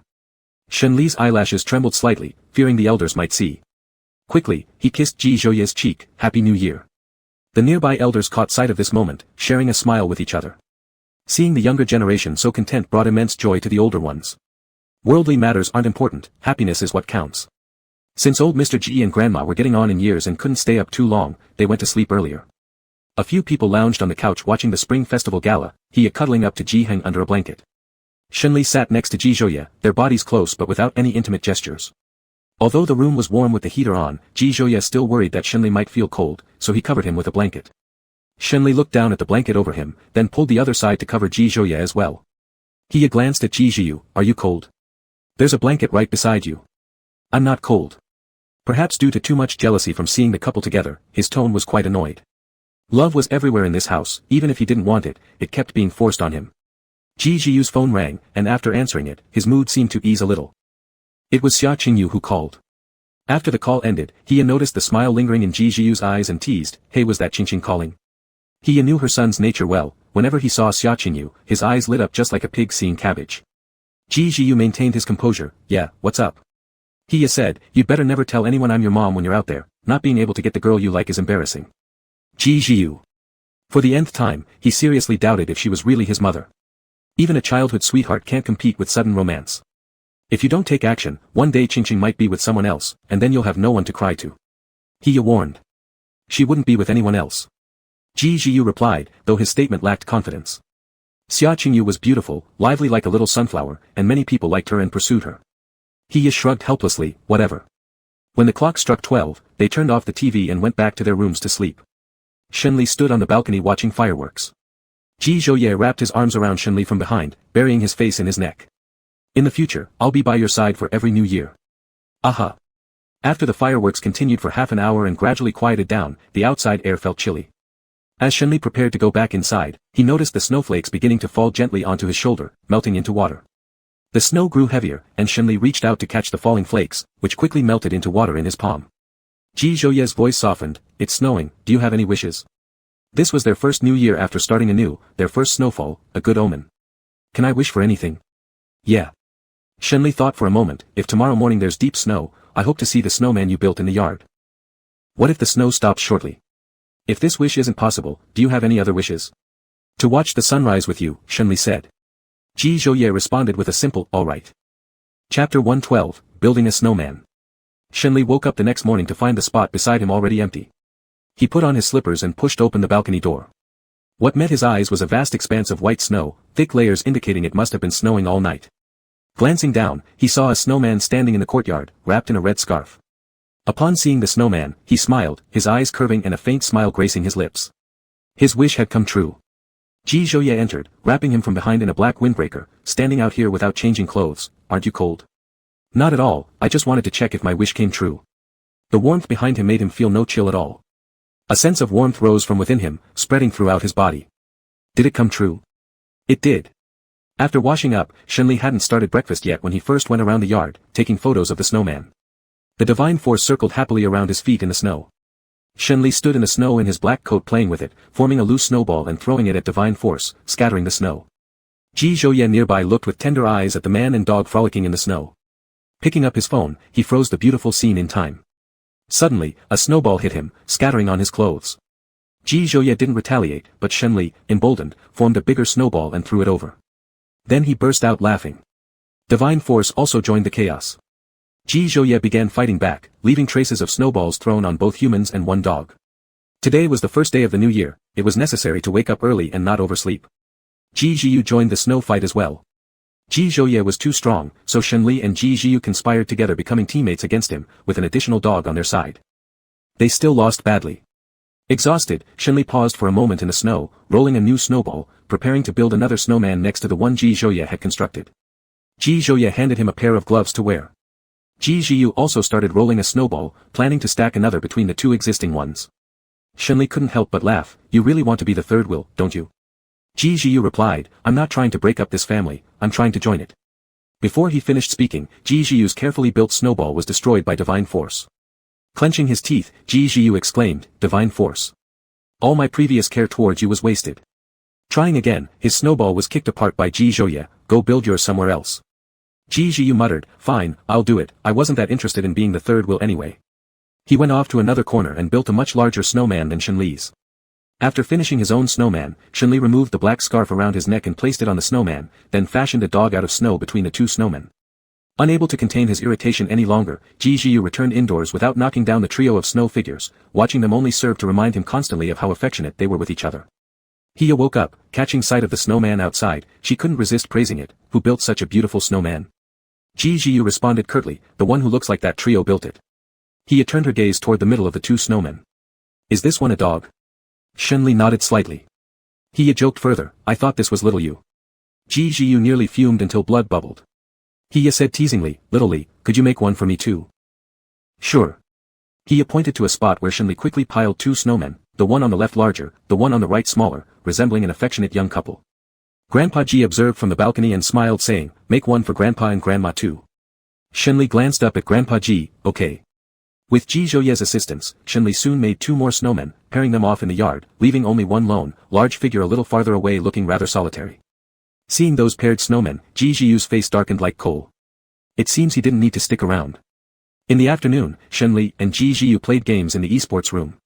Ji Zhiyu, under the guise of gaming, asked casually, "Sister-in-law, how did you win my brother's heart?" "Any tricks?" "None, your brother and I were mutual choices destined by circumstance." Startled for a moment, Ji Zhiyu missed his move and was caught by the opponent. Then how should one pursue a girl? Shenli glanced at him, then focused back on the computer screen. "Are you coming into your senses?"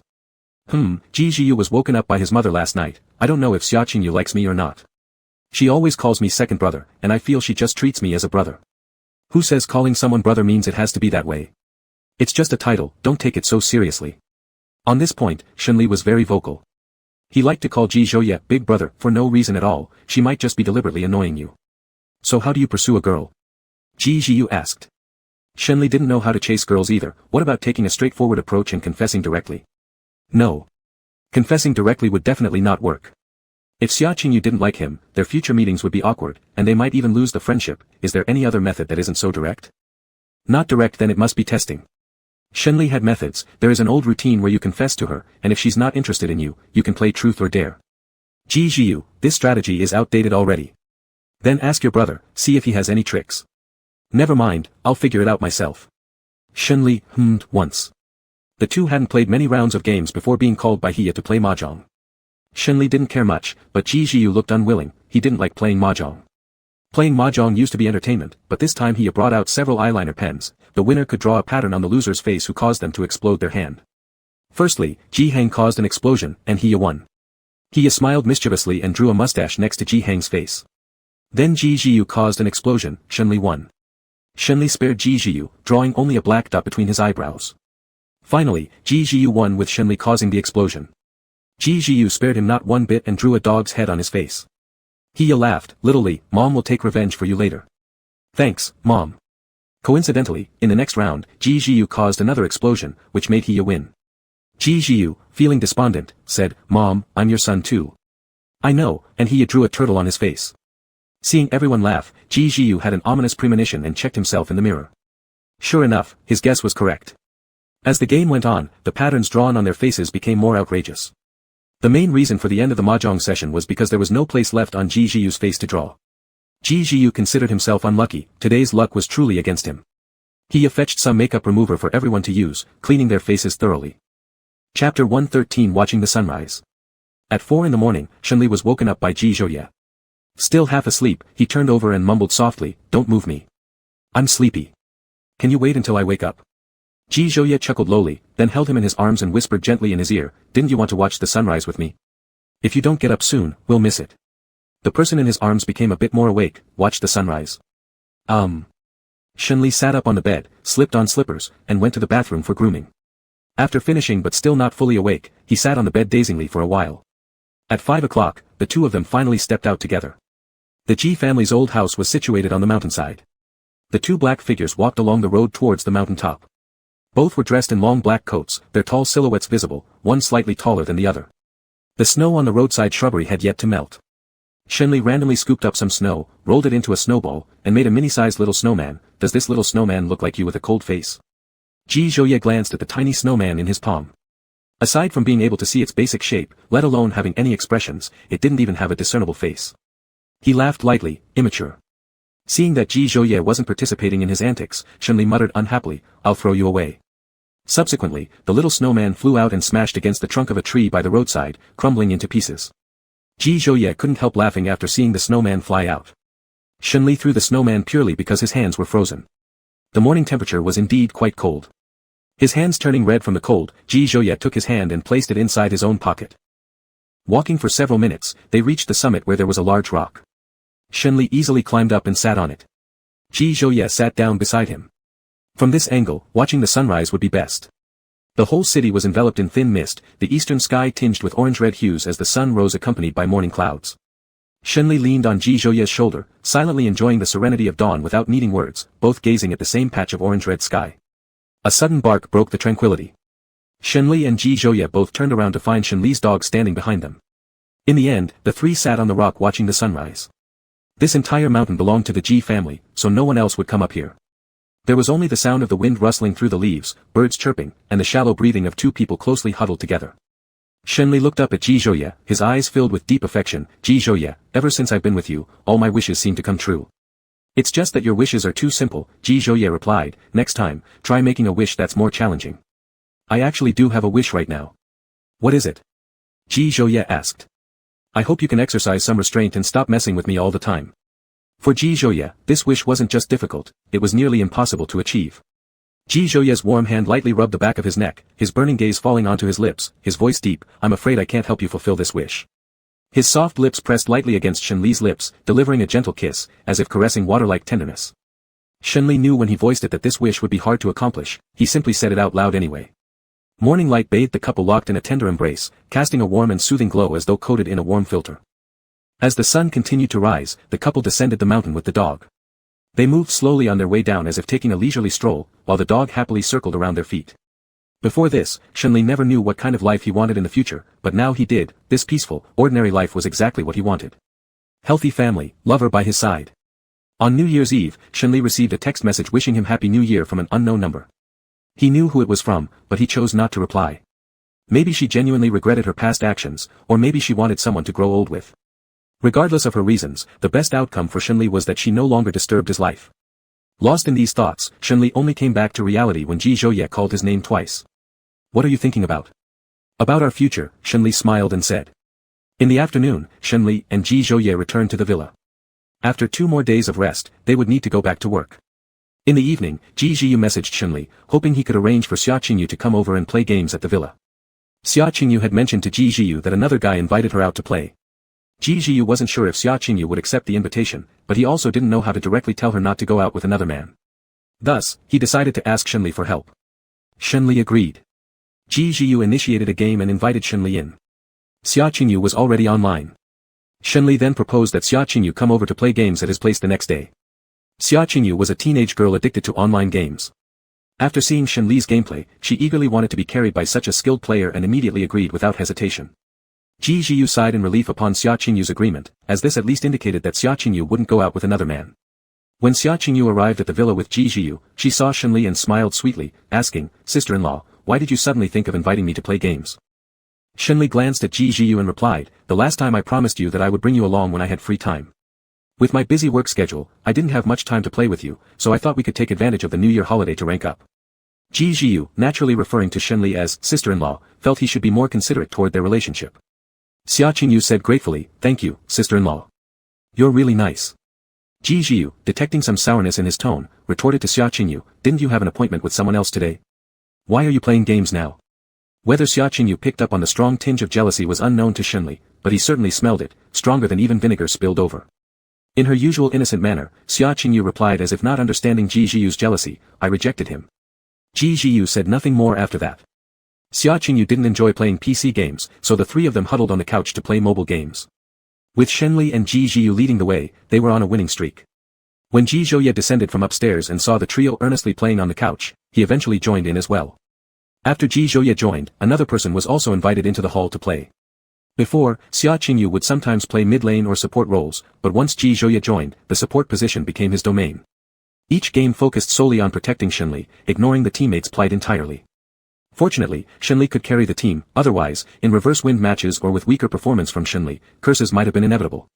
After playing continuously as the main character, Shenli found it rather monotonous, so he swapped positions with Ji Zhouye, letting Ji Zhouye play the marksman while taking on the support role himself. Ji Zhouye rarely played games and usually only served in supporting roles, following his teammates. Switching to the marksman role worried Shenli that Ji Zhouye might get thrashed by the opposing side, considering their current high rank. However, it turned out Shenli had overthought it. Ji Zhouye got killed once by the opponent but then started annihilating the enemy marksman. This performance left Shenli slightly amazed, worthy of being called G-Master. For the next round, Shenli suggested Ji Zhouye try playing the jungle role. Ji Zhouye had no objections, and Ji Zhiyu took on the marksman position. Unexpectedly, Ji Zhouye, who rarely played games, seemed to master every role flawlessly, easily carrying his teammates to victory. Chapter 114, Owed Him a Wedding. After the New Year holiday was over, work resumed.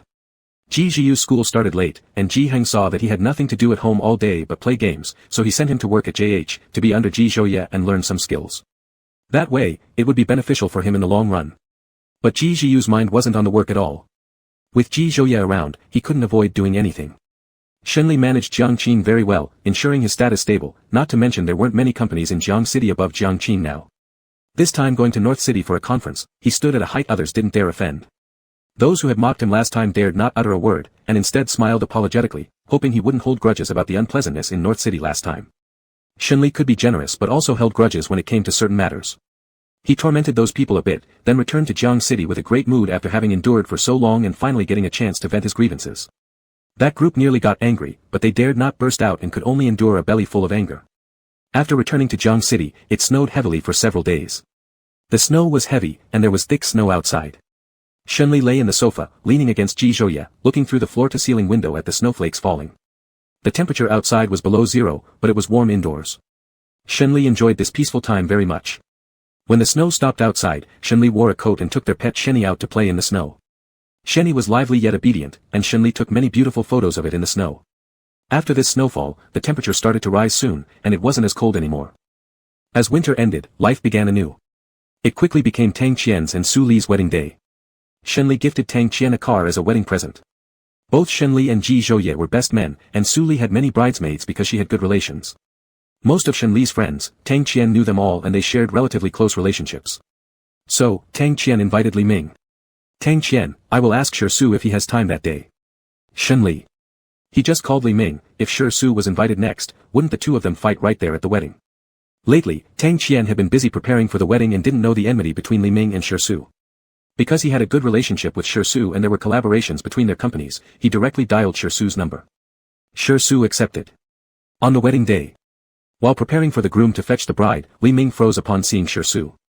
Li Ming looked utterly disheartened, pulling Shenli aside and asked, does Tang Qian know this guy? People chosen as best men must have decent relationships. Shenli responded with an MHM. Li Ming was an exceptionally reasonable person. Today is brother Tang's wedding, so I'll let it slide and won't quarrel with this bastard. Shenli was in the same car as Tang Qian and sat in the front passenger seat. Ji Zhouye, Li Ming, and Shi Su were in the following car. Ji Zhouye directly sat in the passenger seat and left the back seats for those two. Li Ming wanted to switch places with Ji Zhouye, but Ji Zhouye refused. Once in the car, Li Ming glanced at Shi Su and snorted, looking away toward the window. After fetching the bride and walking into the ceremony hall with gentle music, the bride entered slowly with her father. The father, with reddened eyes and a sorrowful expression, handed his daughter over to the groom. At the VIP seats, several best men were sitting. Shenli observed Tang Qian's lips move slightly, and the bride's father nodded afterward. The current Tang Qian was entirely different from when Shenli first met him. He was now mature, composed, and understood responsibility well. When the vows were completed and the rings were exchanged, which were presented by the bridesmaids, Ji Zhouye suddenly leaned closer to Shenli and said softly, when are you going to give me a wedding? Shenli. He had never thought about holding a wedding under everyone's gaze and what kind of expressions people might wear while looking at them. Being blessed by family already made him feel content enough, so he no longer sought anything more. Shenli frankly said, I don't know. Ji Zhouye gently held his hand under the table, then if I propose to you, will you accept? Haven't we already registered? We haven't held a wedding. Ji Zhouye said. Shenli replied, I'll accept. Both Li Ming and Shi Su had stern faces and weren't speaking to each other.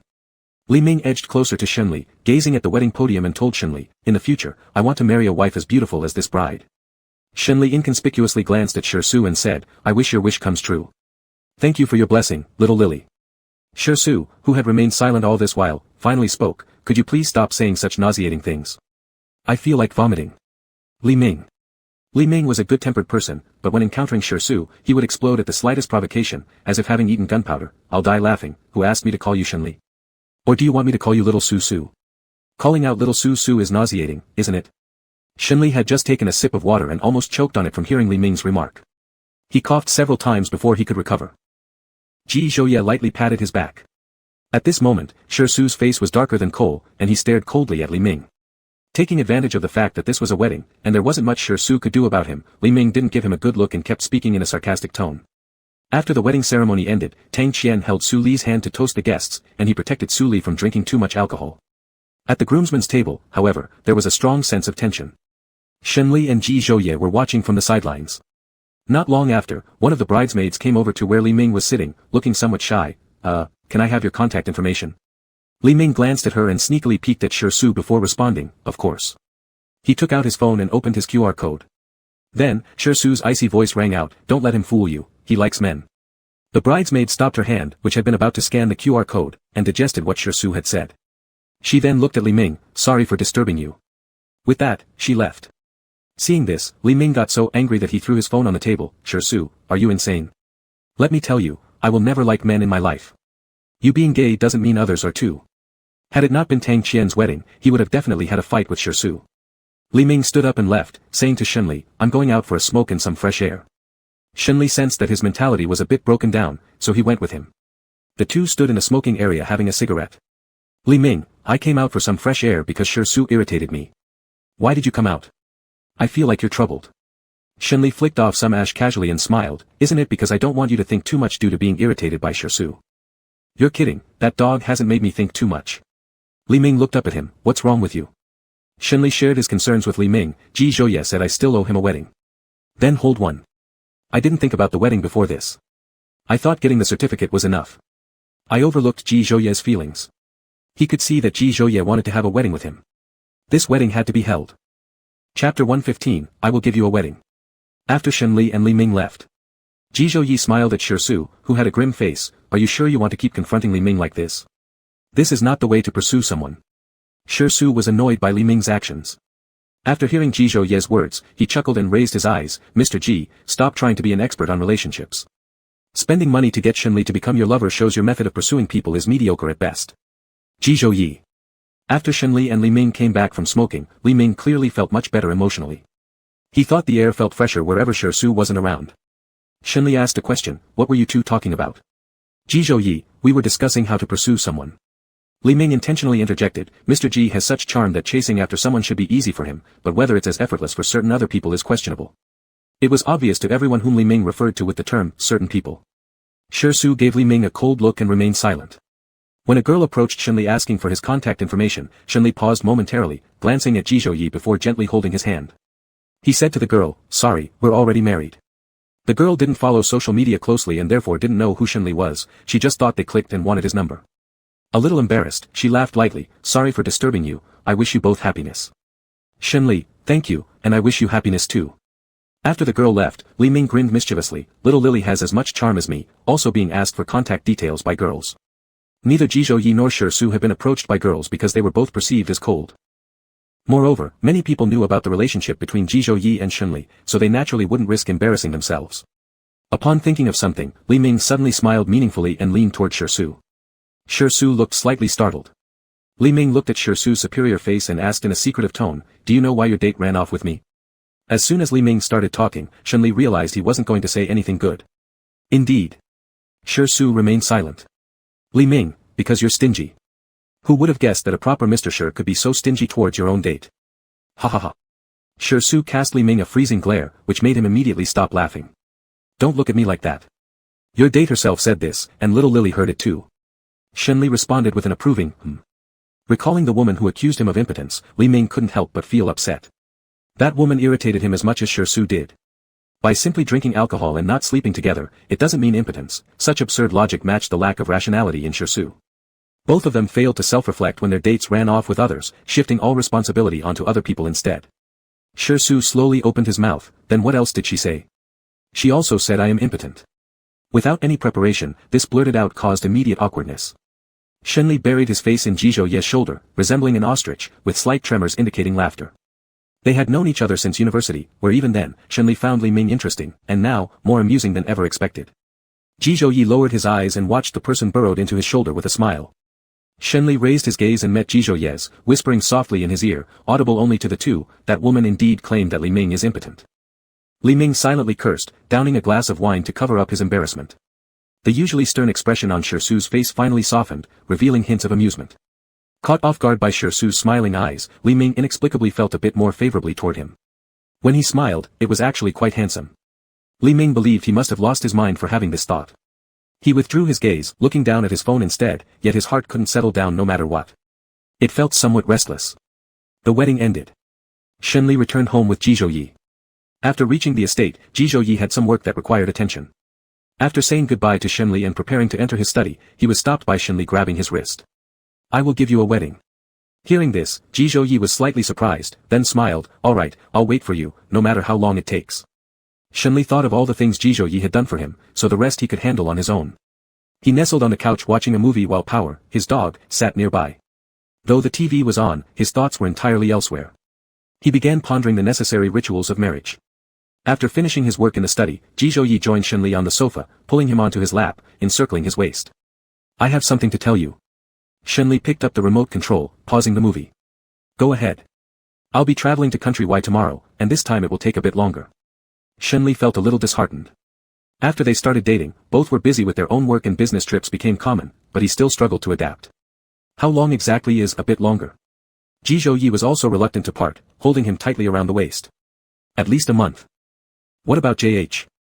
During this time, Dad will manage the company. Shenli lowered his eyes, giving an unhappy, oh, in response, his mood plummeting to rock bottom. This would be the longest trip since they started dating. He grabbed a cushion and hugged it, poking at it with his fingers. Ji Zhouyi gently nuzzled against his neck. Is little Shenli upset? You know he is, Shenli said, his tone filled with yearning. Why do you have to go on such a long trip this time? Shenli understood matters of work, but just thinking about being apart for so long made him uncomfortable. Ji Zhouye's thin lips landed softly on his neck, placing gentle kisses there. This task is somewhat special, requiring me to stay over there for a while. Don't be sad, we can make video calls. A month really was a long time, and Ji Zhouyi was also very reluctant to leave. Shenli, video calls won't let me hold you. Ji Zhouyi pressed him onto the couch and softened his voice as he coaxed him. Shenli acted cute appropriately, then pushed Ji Zhouyi away and returned to the bedroom to pack his luggage. They wouldn't see each other for a month, so they shouldn't dwell in a sorrowful atmosphere but cherish their last night together. After packing the luggage, Shenli lay down on the bed, leaning against Ji Zhouyi. Ji Zhouyi, when you come back from this business trip, let's get married. Alright. Both were influenced by the atmosphere of departure and fell silent. Shenli glanced at the time and said, Ji Zhouyi, I'm a bit hungry. Can you make me a bowl of noodles? Ji Zhouyi went to the kitchen. After a while, Shenli also left the bedroom and walked into the kitchen, wrapping his arms around Ji Zhouye's waist from behind, pressing his cheek against his back. Ji Zhouyi, remember while you're abroad that you're a family man. Stay pure and don't fool around. Shenli and Power are waiting for you to come back. As you wish. Ji Zhouyi turned around and pulled him into his embrace. In this life, I only want you. No one else. Tonight was bound to be a sleepless night as they indulged in passion. After waking up, Shenli sent Ji Zhouyi to the airport, watching him leave. Ji Zhouyi walked a few steps and then turned back, tightly hugging Shenli.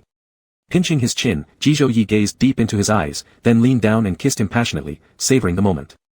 Chapter 116, Going Abroad. Shenli returned to the office and sat in silence for a long time. Ling Feng entered, interrupting his thoughts. Mr. Shen, why do you look so melancholy? What's happened?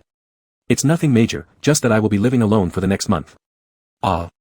Ling Feng was unaware that Ji Zhouye had gone on a business trip and didn't understand at first. Shenli, your Ji boss is out on a business trip, leaving me alone. Ling Feng, oh, Ed, then after a while, he asked, did Song Yan go too? Ling Feng, for how long? Shenli half closed his eyes as he looked at him. When did you start caring so much about Song Yan?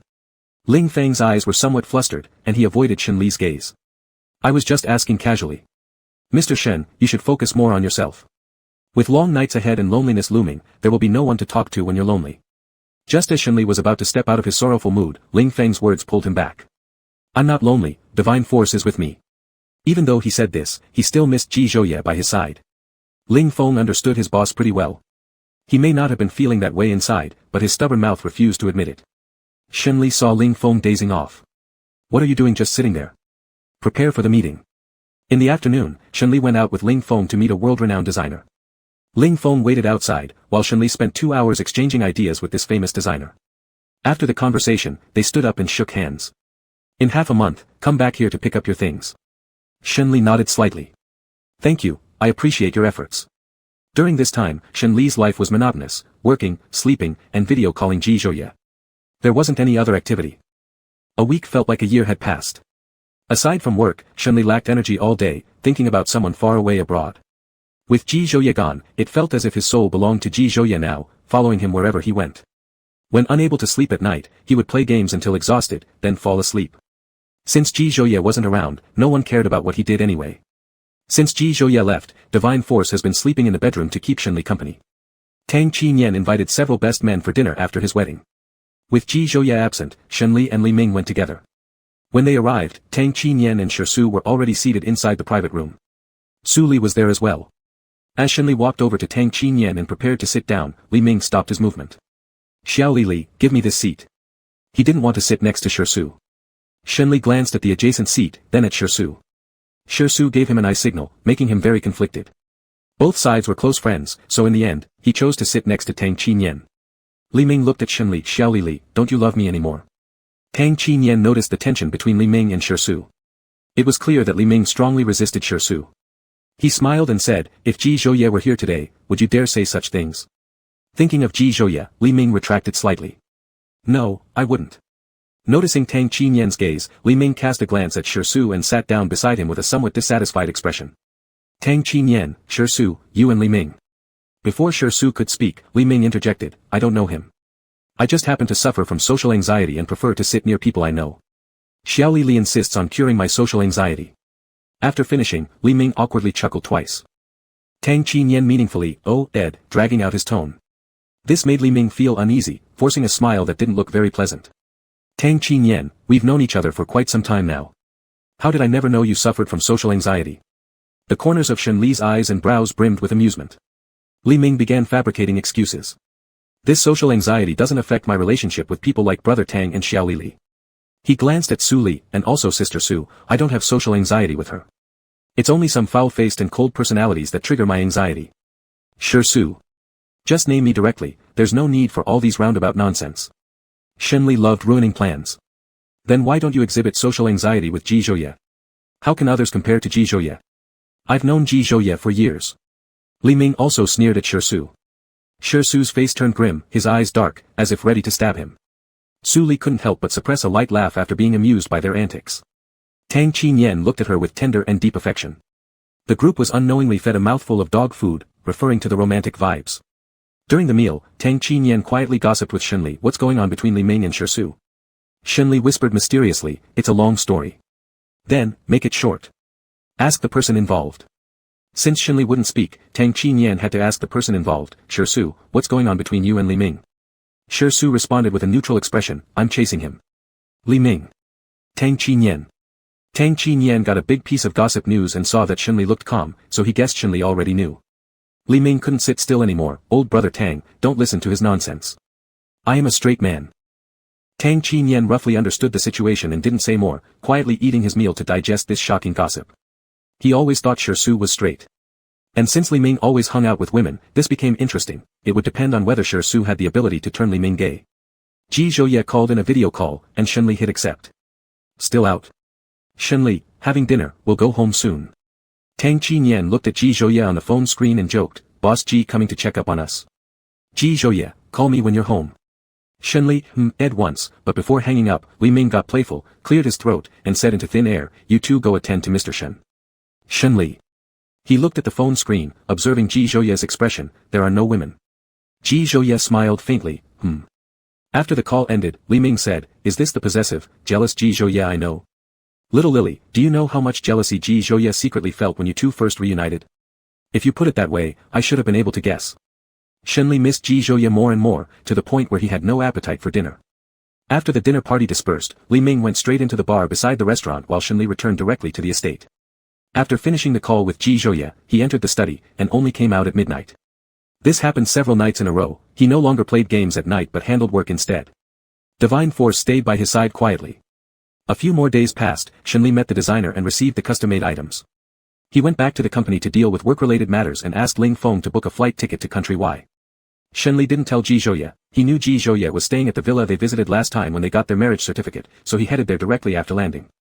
Chapter 117, Wedding Ring. The villa was quiet, the door tightly closed.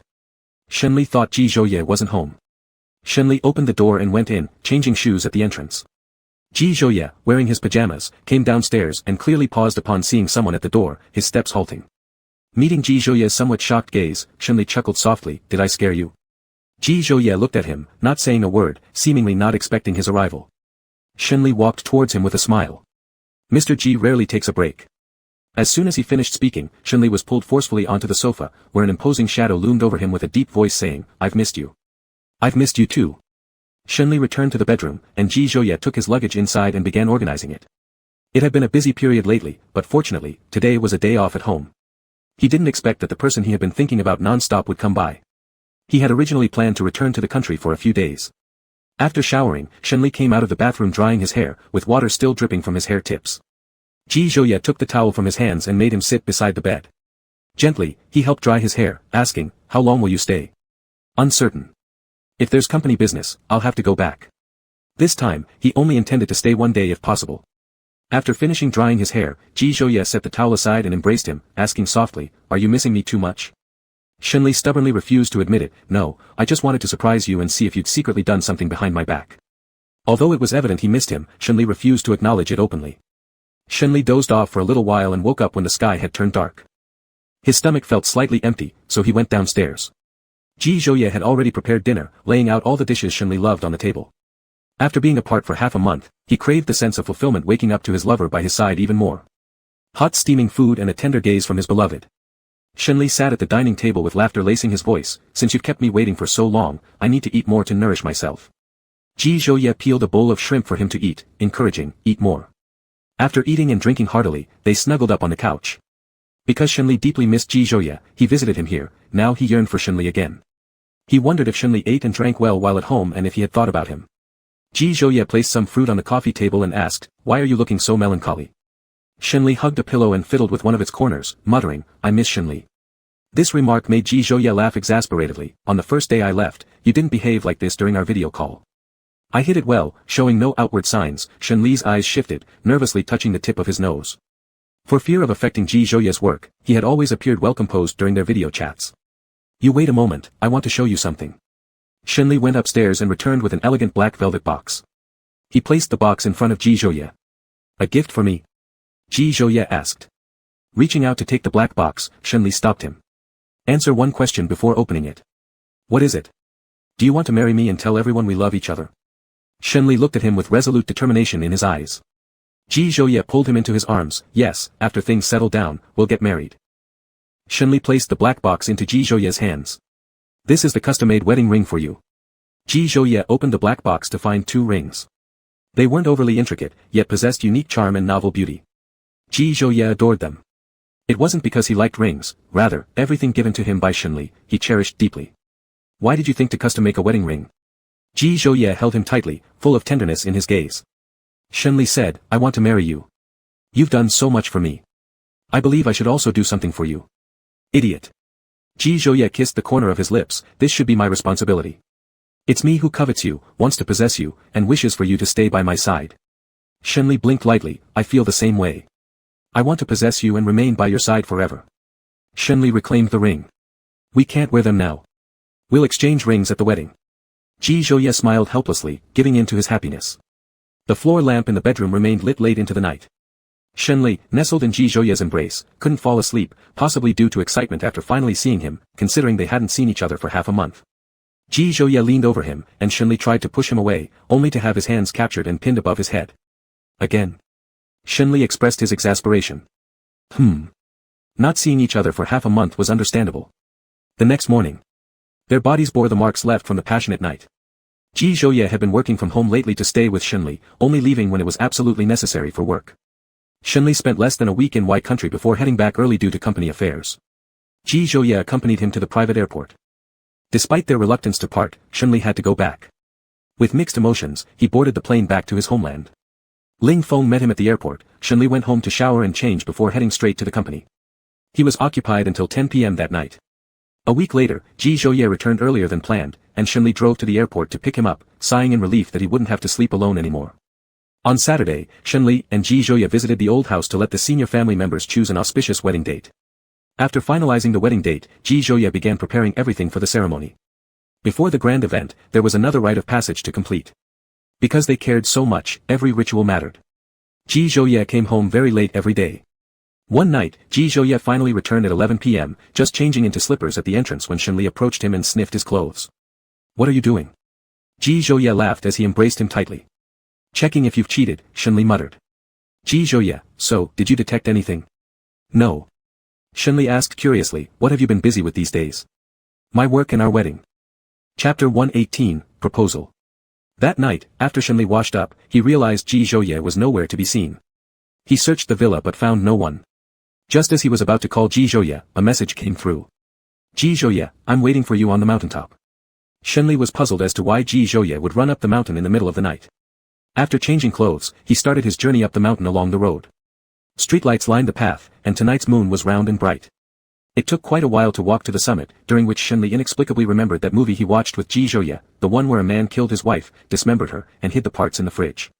Could it be that Ji Zhouye, not sleeping at this late hour and calling him up here, actually intended to? Shenli involuntarily shivered but consoled himself that Ji Zhouye wasn't the type for bloody violence and wouldn't do anything like murder or arson. Upon reaching the top, Shenli saw that familiar figure by the moonlight. Standing under the moonlight, the silhouette appeared tall. Shenli turned on the flashlight of his phone and shone it toward Ji Zhouye. What's wrong with you, Ji Zhouye? Running to the top of the mountain in the middle of the night. Come over. Ji Zhouye beckoned him. The sky was dim, and they were far apart, so Shenli couldn't make out Ji Zhouye's expression. Shenli approached, standing beside Ji Zhouye. Why have you come up here when it's so dark on the mountaintop? Dark? Dark, Shenli replied. Suddenly, Ji Zhouye wrapped his arms around him from behind and placed a remote button into his hand. Press it, and it won't be dark anymore. A bomb? Seeing the remote button, Shenli's first thought was of a bomb. Ji Zhouye chuckled with annoyance. What's going through your mind? Shenli examined the item in his hand for a while before pressing the button. The instant the button was pressed, warm-colored small lamps lit up, stretching down to the base of the mountain, turning the previously dim environment bright. The entire mountain lit up. Living on this mountain every day, Shenli hadn't noticed when these tiny lights had been installed all over the hill. A deep voice came from behind him. Today, I want to ask you for your hand in marriage. But aren't we already getting married? Why? In fact, before you had your wedding ring customized, I also made arrangements for one. Ji Zhouye pulled out a ring from his pocket. This ring isn't to be the wedding ring now, let's just consider it our engagement ring. Shenli felt somewhat complicated and unsure. Ji Zhouye, what you're doing makes me feel like everything I did before has no sincerity. That's not true. Ji Zhouye said softly, marrying me is your greatest sincerity. As Shenli looked at the countless warm-colored lamps spread across the mountainside, he increasingly felt that he lacked sincerity, merely customizing the wedding ring without doing half of what Ji Zhouye had done. Ji Zhouye released him, then dropped to one knee, looking earnest and resolute. Shenli, will you marry me? It's often said men kneel only for gold and never easily for anyone, yet Ji Zhouye knelt in front of him naturally and without hesitation, speaking those words with the most heartfelt and steadfast tone. Those words carried too much emotion and waiting within them.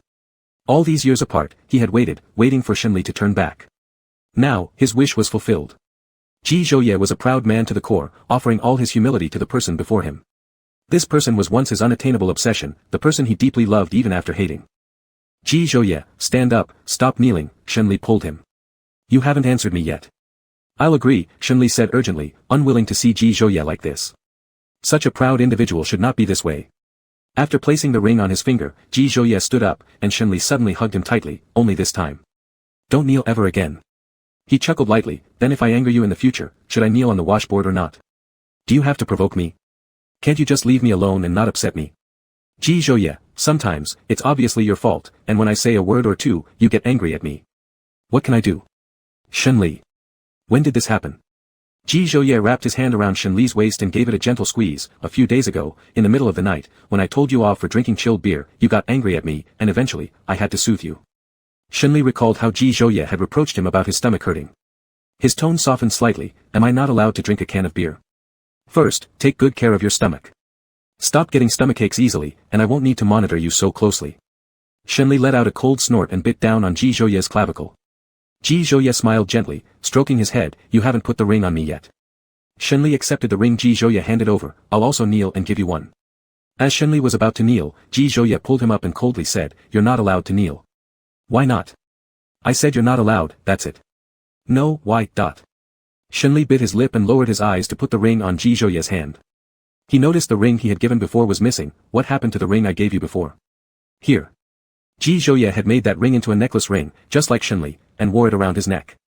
The moon was beautiful tonight, and they sat on the rocks appreciating it, watching the 10,000 lights below in the town. Leaning on each other, they listened quietly to each other's heartbeat. Nowadays, Jiangqing had regained its former glory. It might be slightly inferior to JH, but the height it stood at made the companies that had once kicked it while it was down feel unprecedented fear. Shenli always felt what he had given Ji Zhouye was not enough. He organized all the assets, drafted a contract, and personally delivered it to JH. He placed the contract on Ji Zhouye's desk, with a domineering tone, sign this contract. Ji Zhouye looked at him and lightly arched his eyebrows. What is this? Shenli leaned both hands on the desk. This is your post-marriage guarantee from me. Ji Zhouye roughly glanced at the contract. Take it back. I don't need it. Ji Zhouye, dare you refuse me? So what if I do? Ji Zhouye playfully stared at him. Shenli didn't force him to sign. Instead, he took the contract back, glanced at Ji Zhouye. It doesn't matter. Before you sign this contract, I won't be intimate with you, and we won't have sex. That's it, I'm leaving. Ji Zhouye laughed out of frustration. Now he even knew how to threaten him. Don't go, Ji Zhouye, both angry and amused. Bring the contract over here. Alright, Mr. Ji. Shenli handed the contract respectfully. Ji Zhouye signed it with clear and elegant handwriting. As Shenli collected the contract, he said, Thank you for your cooperation, Mr. Ji. Ji Zhouye stood up, walked around the desk, trapping him in his embrace. Since I've cooperated with you, shouldn't it be your turn now? Shenli. He had a strong premonition that he wouldn't leave this office until nighttime. Ji Zhouye picked him up horizontally and walked towards the rest room. Shenli struggled. Ji Zhouye, doing it in broad daylight, how improper. The door of the rest room was closed and locked. Shenli stopped shouting because he knew Ji Zhouye's character. Even if he shouted, Ji Zhouye wouldn't let him go. So he decided to conserve his energy for other things. Chapter 119, Wedding. Photography Studio. Shenli and Ji Zhouye, dressed in well-tailored suits, stood side by side, their lips curved into faint smiles as they looked toward the camera. The photographer couldn't help but marvel. I'm not very educated, but I can say that the two of you look really good. So good that even I, a man, couldn't help but stare at you two for a moment. The photos we take won't even need editing. A smile lingered on Shenli's lips. He glanced at the person beside him before locking their fingers together. Ji Zhouye said to the photographer, Thank you for the compliment, but we're not brothers, we are married. The photographer saw their interlaced fingers through the camera, looked up at them, and was stunned for a few seconds. This situation wasn't unprecedented, though it was rare, which is why it shocked him slightly. It was impolite to keep staring, so the photographer looked away, congratulated them with, Congratulations, and continued taking photos. You two really complement each other. He could tell from the way the two of them looked at each other that there was affection, a feeling that could never be hidden. Just like how his wife looked at him. You two will have a happy life ahead. Thank you for your blessing, Shenli replied politely. Ji Zhouye had prepared a set of clothes for Shenli. He picked up the bag and handed it over. Don't you dislike wearing suits? I've prepared this outfit for you. Go change. Shenli no longer opposed wearing suits. He wanted to stand beside Ji Zhouye in formal attire. No, I want to look formal for formal occasions. All right, if that's what you want. Ji Zhouye smiled and reached out to pat his head. But Shenli mercilessly avoided the gesture. Don't touch my hair, you'll mess up my hairstyle. How am I supposed to take pictures like this? Ji Zhouye retracted his hand and gazed at him with endless affection, feeding dog food to the photographer. After finishing the photo shoot, Shenli went into the dressing room to change into the clothes Ji Zhouye had prepared for him, then they took some casual daily life portraits.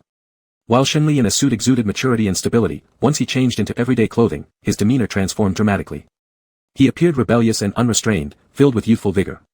In either case, whether mature or free-spirited, both styles matched perfectly with the aloof yet refined aura of the man standing beside him. Shenli directly left the photography studio wearing the clothes prepared by Ji Zhouye, deciding to pick up the photos on another day. When they came back for the photos, Shenli brought wedding candies for the photographer, who was also the owner of the shop. The owner greeted them warmly. After you left that day after taking the photos, I felt I'd seen you somewhere. That evening, when I got home, my wife showed me her favorite CP she fangirls over online. My wife is a fan of your pairing. Normally, I don't really look at these things, but after seeing it, I remembered where I'd seen you. The owner tentatively asked, I wonder if you could sign one of the photos for me. I'll let you have today's services for free. I just want to make my wife happy. Shenli smiled and said, we can provide a signed photo, but there's no need to waive the fees.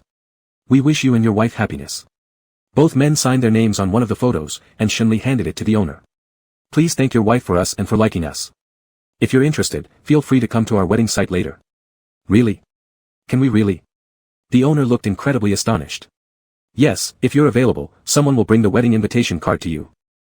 Thank you. Thank you. The owner expressed gratitude repeatedly. As Ji Zhouye was paying, the owner covered the QR code and wouldn't let them pay. Don't be so polite with me. Just go back and consider these sets of photos as my blessing. He imagined how ecstatic his wife would be upon meeting them in person. Neither of them had cash, and the owner refused payment by covering the QR code. After a short deadlock, Shenli gave up. He instructed Ling Feng to deliver the cash along with the wedding invitations later. Ling Feng acted swiftly, left the cash and said a quick hello to the owner before rushing out, hopping into the car at the door. By the time the owner ran out with the cash, the car had already disappeared. As the wedding drew nearer, Shenli grew increasingly nervous. This was his first and last time going through such an event. A week before the wedding, Shenli became so tense that he couldn't fall asleep, suffering frequent insomnia and worsening mental state. Ji Zhouye noticed the dark circles under his eyes and felt a mix of heartache and helplessness. Who would ever be so stressed about holding a wedding? Once again, it was 1 o'clock in the morning. Shenli tossed and turned, entirely devoid of sleepiness, lying wide awake in the dim light. Not long afterward, he turned toward Ji Zhouye's direction. Ji Zhouye pulled him into his arms, his voice laced with amusement. So anxious? Too anxious to sleep. In that case, should we cancel the wedding, then? Would that make it easier for you to sleep peacefully? Ji Zhouye's tone was soft and tender, his concern evident. Upon hearing Ji Zhouye's words, Shenli's emotions grew slightly excited, his voice rising a little. That's impossible. The relatives and friends have all been notified. I want to have a wedding with you, I want to tell everyone that you're mine. He was tense yet full of anticipation. Ji Zhouye consoled his anxious feelings. Then you should sleep well. Don't be nervous or scared, I'll handle everything. Okay. His words did calm Shenli down significantly as he fell into a deep slumber. In no time, the wedding day arrived. Although Shenli was still nervous, his condition was not too bad. He was dressed in a black suit. There were many people at the wedding ceremony, including those who once thought Shenli was merely Ji Zhouye's toy. Those people got a slap in the face. Shenli and Ji Zhouye had agreed on a simple wedding ceremony without complicated rituals. Under the guidance of the master of ceremonies, they began reciting their vows. Ji Zhouye held Shenli's hand tightly, his gaze soft and determined as he revealed deep emotion. From now on, you are not alone anymore. You have a home, you have me, and you have our powers. Don't worry about whether someone will love you, I will always love you. With warmth, he called his name, Shenli. Ji Zhouye's eyes brimmed with affection. I love you, only you. He moved closer to Shenli and whispered softly, you were my unattainable obsession, the one I desperately sought after. It's you who let me finally achieve my wish. Shenli's eyelashes trembled gently as he curved his lips upward. Do you know what you mean to me? What? I stood numbly in total darkness, unable to see any future, unsure of where I belonged. Then you came by my side, and I saw the dawn that belongs exclusively to me. Shenli tilted his head up, covering Ji Zhouye's thin lips, staying there for a few seconds. The guests cheered them on below. Unconcerned, Shenli's tension vanished entirely. His eyes were solely fixed on the person before him. Ji Zhouye, I love you so much. I will treat you well, with everything I have. Next, they exchanged rings. Shenli bit onto the ring box, wagging its tail as it approached. Ji Zhouye took the ring box and smiled while patting its head. When they exchanged the rings, Shenli squatted beside Ji Zhouye, watching. It wouldn't leave even when called. After the ring exchange, the ceremony was complete. They then proceeded to offer toasts to the elders. Shenli's stomach wasn't good, so Ji Zhouye stopped him from drinking any alcohol. At the VIP seat, Li Ming chuckled and said emotionally, I could say I've witnessed Ji Zhouye and Little Li grow together step by step, and finally they've achieved their happy ending. As an onlooker, I truly feel reassured. Shi Su looked at him like looking at a fool. Ling Feng, Boss Shen and Boss Ji really make a good pair. Song Yan glanced at him indifferently. Ji Zhiyu raised his chin slightly with pride, of course, there's nothing to criticize about my brother and sister-in-law's appearance. Tang Qianyan, Shenli has lived too painfully these past years. Luckily, there's Ji Zhouye. Outside the wedding scene. A disheveled woman argued with the security guards. The woman's hair was somewhat messy, this is my son's wedding. Let me in, please, just for a glimpse. Security guard, without an invitation, entry is forbidden. Zhou Lifen stretched her neck inside but couldn't see anything. She waited outside for a while before leaving dejectedly. Chapter 120, Don't Tempt Me. Night.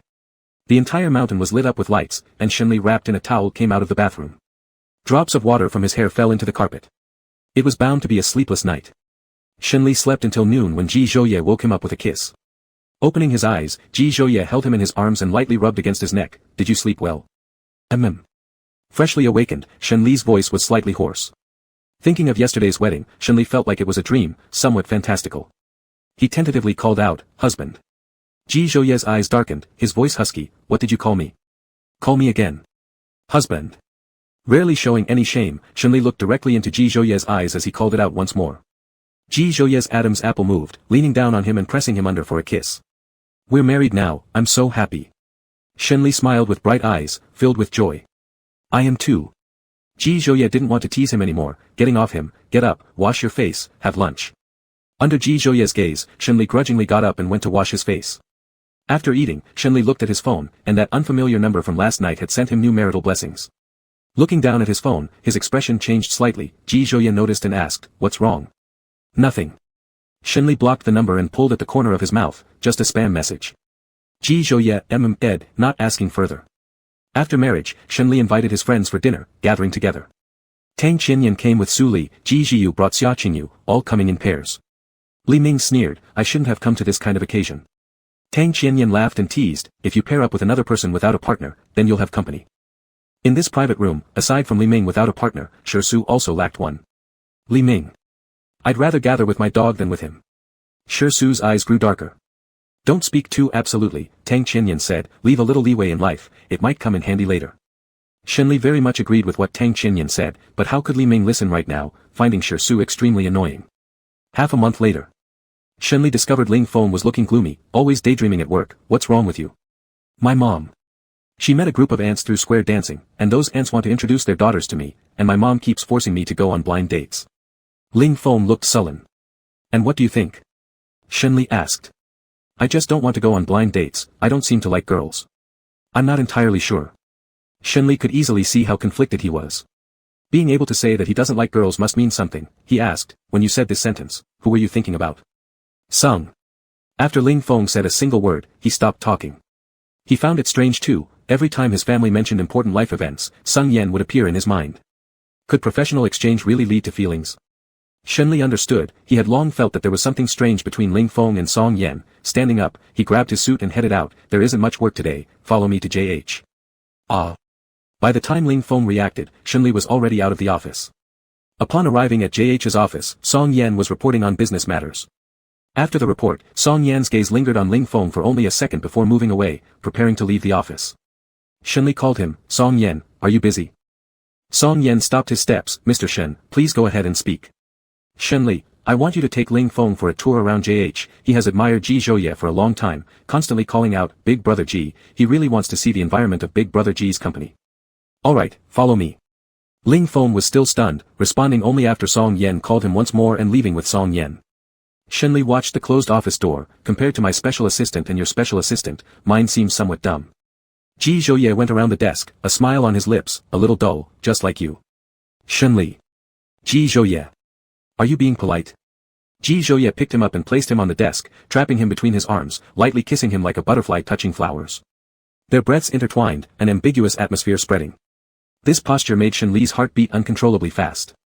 Ji Zhouye's eyes were full of desire and allure. Shenli's gaze fell on his rolling Adam's apple, and he couldn't help but swallow. Ji Zhouye, can you stop tempting me?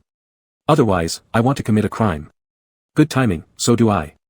Ji Zhouye picked him up and carried him toward the restroom, locking the door as Shenli messaged Ling Feng to head back to Jiangqing after his tour because there was no way he could leave this restroom anytime soon. When they returned to the company, it was 3 p.m. Ling Feng saw him and asked in surprise, did you run into a fairy? Don't talk nonsense. Shenli's body still ached, and he wasn't in the mood to listen to any more chatter. Ling Feng, you look just like someone who had all their essence sucked out by a demon. Shenli. If that were true, then Ji Zhouye must be a 10,000-year-old spirit. Shenli changed the subject, asking, how was your tour with Song Yen? It was great. JH really is impressive. I'll give you a glance, and you interpret it yourself. Shenli thought this person was beyond hope. He was creating opportunities, but this fool actually went for the tour. Never had he met someone so dumb. Shenli worked a bit more at the company and then clocked out on time. Ji Zhouye waited for him downstairs, and life continued as it did before. Recently, Shenli had been looking for an estate. He wanted to buy one and gift it to Ji Zhouye. Although Ji Zhouye didn't need an estate, he still wanted to give it to him. Having only apartments under his own name, he was thinking of giving an estate to someone important to him. Chapter 121, Sweet. I'll try. While eating at a restaurant, Shenli encountered Zhou Lifen who worked there as a cleaner. Zhou Lifen smiled faintly when she saw him, not speaking ill to him, but the disgust in her eyes was hard to miss. Shenli felt somewhat confused. Despite the unhidden disdain in her eyes, she had a smile on her face. This smile wasn't polite professionalism from work, but rather resembled schadenfreude. He had been doing well recently and there was nothing that could make her so happy. Ji Zhouye coldly glanced at her. Zhou Lifen's lip corner smile momentarily froze before she turned away. Until dinner ended, Zhou Lifen never reappeared. Ji Zhouye went to buy bubble tea, while Shenli waited for him at the parking spot. Hearing noise behind him, Shenli turned around. Zhou Lifen looked at him, smiling too exaggeratedly with deep wrinkles on her face. Shenli lightly frowned as he looked at her. Zhou Lifen smiled silently and said, your mother is going to die soon. Shenli's brow creased even more deeply. Zhou Lifan shifted from a silent smile into an almost crazed laugh. I'm saying your mother is going to die soon. Zhou Lifan will soon be dead. I saw your mother some time ago. She has lung cancer, looks very frail, and will die soon. Ha ha ha, after this, you won't have a mother anymore. Her laughter was particularly grating. Shenli understood why Zhou Lifan was laughing so happily. He casually responded with an, oh, and asked nonchalantly, and then? Seeing no emotional fluctuation in Shenli, Zhou Lifan's smile froze on her lips, gradually disappearing, leaving no trace of humor on her face. Your mom is almost dead. How can you not feel any sorrow at all? Shenli retorted, why should I be sad? You are her son, she is your mom. Zhou Lifan became slightly agitated. Shenli smiled coldly, I don't have a mom. Upon seeing Shenli unmoved, Zhou Lifan thought how cold-blooded and heartless this person truly was. His biological mother was about to die, and he could still be this calm. Then what else mattered to him in this world? How could your mother give birth to such a cold-blooded creature as you? That sentence is correct, I am indeed cold-blooded. Zhou Lifan also once said I am a madman. A flash of ruthlessness passed through Shenli's eyes. I am indeed crazy enough to want to kill someone when I go insane. Zhou Lifan was shaken by Shenli's words, scared to the point of forgetting to breathe. At that moment, she genuinely believed Shenli was a madman. The disdainful smirk at his lips. The ferocity hidden in his eyes. Terrified, Zhou Lifan left. Likely after this incident, she wouldn't dare to provoke Shenli again. Ji Zhouye returned just in time to witness this scene. Shenli suppressed the ferocity in his eyes, took the bubble tea Ji Zhouye handed over to him, and let out a light chuckle. With only that much courage, Zhou Lifan still dared to challenge me. I told her I would kill people if I went crazy, and she actually believed it. Will you really do it? Of course not, I'm not stupid. Committing murder means going to jail. Shenli poked open the bubble tea with a straw, drank a sip, satisfied, closed his eyes with a smile. It's pretty sweet. A cup of bubble tea or a candy was all it took to please him. No matter how crazy he seemed, how far could he go? What others thought as cold-blooded and indifferent did not reflect his true nature. He was never cold-blooded or apathetic. He had people he cared about and a family. Toward those who were kind to him, he reciprocated with sincerity. Seeing his mood, Ji Zhouye smiled and drew near. Sweet? Let me taste. Shenli innocently thought Ji Zhouye wanted to drink the bubble tea in his hand and offered it to his lips. However, Ji Zhouye moved it away. Ji Zhouye grabbed his head and pressed a heavy kiss onto his lips, smirking wickedly. Really sweet. Unclear whether he was referring to the bubble tea or something else. Shenli panicked and checked if anyone else had seen. Fortunately, no one had. The surroundings here were dim enough that even if someone was present, they couldn't see clearly. Pushing Ji Zhouye aside, Shenli complained, Mr. Ji, please mind your image. All right. Back in the car, Shenli leisurely sipped his bubble tea, lowering his eyes as if lost in deep thoughts. Ji Zhouye noticed his gloomy mood. What did Zhou Lifan tell you? Shenli didn't intend to hide it. Zhou Lifan told me Zhou Lifan is going to die soon. She has lung cancer. How much truth is in Zhou Lifan's words? Recalling Zhou Lifan's joyful demeanor, what she said probably wasn't false. She laughed like that. It must be true. While waiting for the traffic light, Ji Zhouye held his hand. What are you troubled by? Shenli hesitated and said nothing. Ji Zhouye stopped asking. Back at the mansion, he called Shenli to the study and showed him a video. The video was taken outside the wedding venue. It captured Zhou Lifan arguing with security. Later, after being denied entry, she walked away dazed. In the past, Zhou Lifan would definitely have caused a scene, making it known to everyone. But this time, she didn't. Perhaps she felt a hint of guilt towards Shenli, so she sent a text message of blessing and didn't interfere with his life. Shenli remained silent after watching the video for a while. Then he stood up and looked at Ji Zhouye. I will never forgive all that Zhou Lifan has done before. But if I ignore her now, this matter will haunt me for the rest of my life, and I won't find peace. Zhou Lifan gave him life, so it was like repaying her in this way. After finding Zhou Lifan, Shenli sent her to the best hospital in Jiangqing and hired 2 caregivers to take turns looking after her. After Zhou Lifan was admitted to the hospital, Shenli never visited her once. Every day, she sat in a ward filled with disinfectant, lost in thought and remorse. Even though there were caregivers around her, she didn't feel any warmth. They did their job for money and only completed their basic duties. She was in the late stages of cancer. Even in the best hospital, her life could not be saved. Knowing her days were numbered and having accepted her fate, she realized her life had been nothing but a joke, turning a great hand into utter ruin. For Zhou Lifan, dying this way was just as well, bringing an end to this farce. During her time in the hospital, tormented by pain, she often dreamed about Shenli's childhood days when they were a family of 3 during her half-dreaming, half-waking state. At home, Shen Jiqing always smiled, never raising his voice to her or Shenli even once. Shenli was also very obedient, always trying to please her. However, she had never given him a proper look, ignoring him completely. She really missed those times. If she could go back, she would certainly protect their family carefully. But there are no ifs, time cannot turn back, and Shenli would never forgive her. Zhou Lifan never got to see Shenli again before her death. Shenli didn't arrange a funeral for her. He buried her in a cemetery far away from where Shenjiqing was laid to rest, in the suburbs. The car stopped by the side of the road. Shenli smoked inside, skillfully flicking off the ash, then turned his gaze to Ji Zhouye beside him. I'll go back after finishing this one. After a while, Shenli extinguished the cigarette between his fingers. Let's go. Zhou Lifan's death didn't leave a particularly big impact on Shenli, but it wasn't entirely without effect either. Shenli went to visit Shenjiqing's grave, bringing flowers, and sat silently in front of the tombstone for a long time. A few days later, Shenli processed Zhou Lifan's passing and gradually returned to his usual state. Chapter 122, Qixi Gifts. This day, Shenli saw Ling Feng looking listless and imitated what Ling Feng had said before. Why do you look like you've been sucked dry by a fairy? Huh? Is it that obvious? Ling Feng looked at him with a vacant gaze. Shenli looked at the dark circles under his eyes. It's not just obvious, it's extremely obvious. Did you go out last night to steal manhole covers? It wasn't manhole covers, it was a person. Shenli raised an eyebrow, his smile carrying deep meaning. I didn't expect this of you, Ling Feng. He usually acts so low-key, yet he pulled off something so astonishing this time. Ling Feng looked completely disheartened, wishing he could just vanish from the earth. Big brother Shen, please don't tease me anymore. I want to die. Shenli leaned back in his chair leisurely. Didn't you still have feelings for someone recently? So soon things changed already? It's not exactly a change. The person I stole is Song Yan. Rarely did Shenli want to gossip. What exactly happened? Thinking about the previous night, Ling Feng wished he could just crash into a wall and die. Last night, my mom once again told me to go on a blind date. Recently, I've been feeling stressed because of this, so I argued a little with my mom and went out drinking after that. And once I started drinking, I got wasted, until I met Song Yan and then everything turned hazy. Next thing I knew, I fell asleep. Recalling those fragmented memories, when he was on the bed, he had been unusually proactive. He couldn't face Song Yan ever again. Shenli was slightly shocked. You seem quiet normally, but you really pulled off a big move this time. Ling Feng furrowed his brows so tightly, it could have crushed a fly. Shenli, what's Song Yan's attitude toward all this? I don't know. Ling Feng said, in the early morning, I woke up thirsty. By then, the alcohol had worn off, and I realized what I'd done. Then I ran away. You just ran away? In the middle of the night? Shenli had never been this gossipy. Yes, I ran away at dawn because waking up awkwardly during the daytime would have been unbearable. Ling Feng didn't even know how to deal with it moving forward, nor could he bear to think about how embarrassing it would be to see Song Yan again.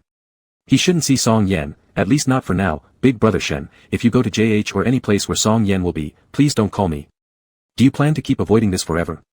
Shenli asked. For now, yes. One step at a time. Maybe in some time, we'll both forget. Shenli didn't say anything more. This was, after all, their private business. Since he wanted to avoid Shenli, Shen let him hide and didn't call Ling Feng to places where Song Yan might appear. Ling Feng was deeply grateful to Shenli. Shenli purchased an entire mountain, with luxurious semi-mountain villas overlooking the sea.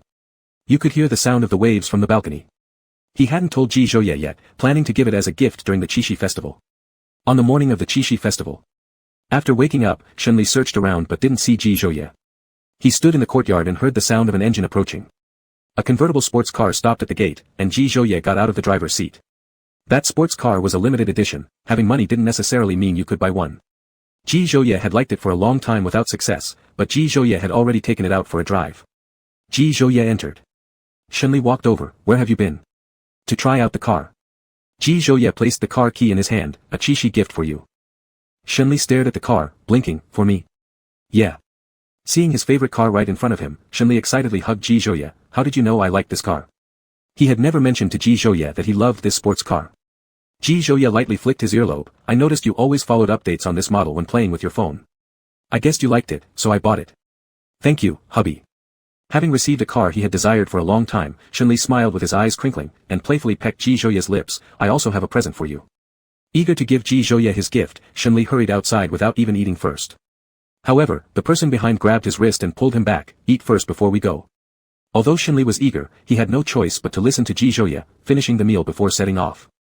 Shenli drove, while Ji Zhouye sat in the passenger seat, and Shenli's pet Divine Strength sat in the back. The sports car sped along the coastal road.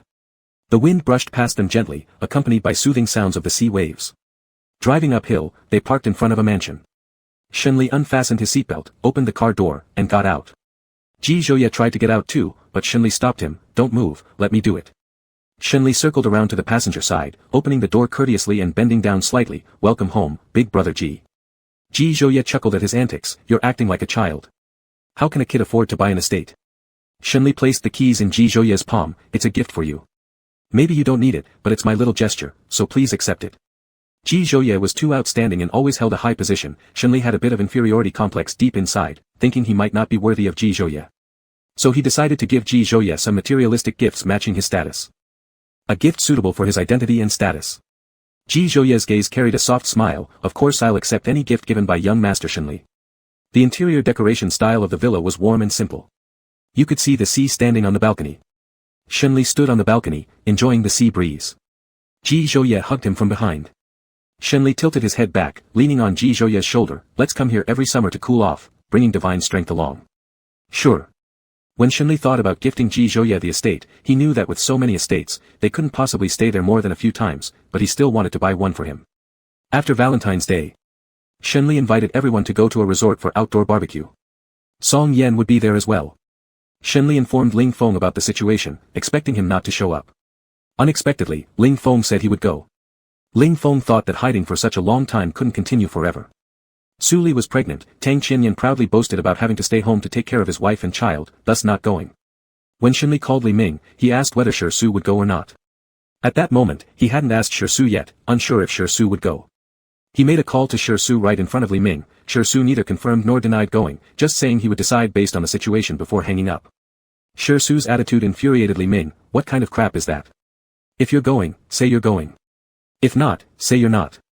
And what's this, depending on the situation? Shenli, so, will you go or not? Yes, I'll definitely go. I can't avoid him wherever he goes, can I? If Shi Su goes, I'll just ignore his sour face. Good, it's great that you understand. Shenli almost couldn't help laughing. It was barely possible to even gather enough people for the event. Tang Qinyan would stay at home to take care of his family. Li Ming didn't get along with Shi Su and they'd end up arguing when they met, and Ling Feng was dodging Song Yan. Why couldn't they all just coexist peacefully as good friends? Wouldn't it be nice to relax together once in a while? But no, they had to either confront each other or keep avoiding each other. An hour before departure, Shi Su told Shenli he would go. Actually, when they were on the phone, Shenli already guessed that Shi Su would surely come. Not giving a clear answer must have been because he feared Li Ming wouldn't come if he found out. They both had their own tactics. Chapter 123, Be a Good Boy, Listen. Resort. The air in the mountains is fresher than in the city, and the stream is also very clear. A few people set up a barbecue grill by the creek. Shenli took out 2 trash cans and put garbage bags inside. Ji Zhouye and Shi Su were setting up the tent, while Li Ming took out a hammock and tied it between 2 thick trees. After securing it, he lay down on it immediately. Little Lily, give me a push. Shenli finished preparing the trash bins and walked over to Li Ming. Before she could touch him, there was a bang sound, and Li Ming fell off the hammock.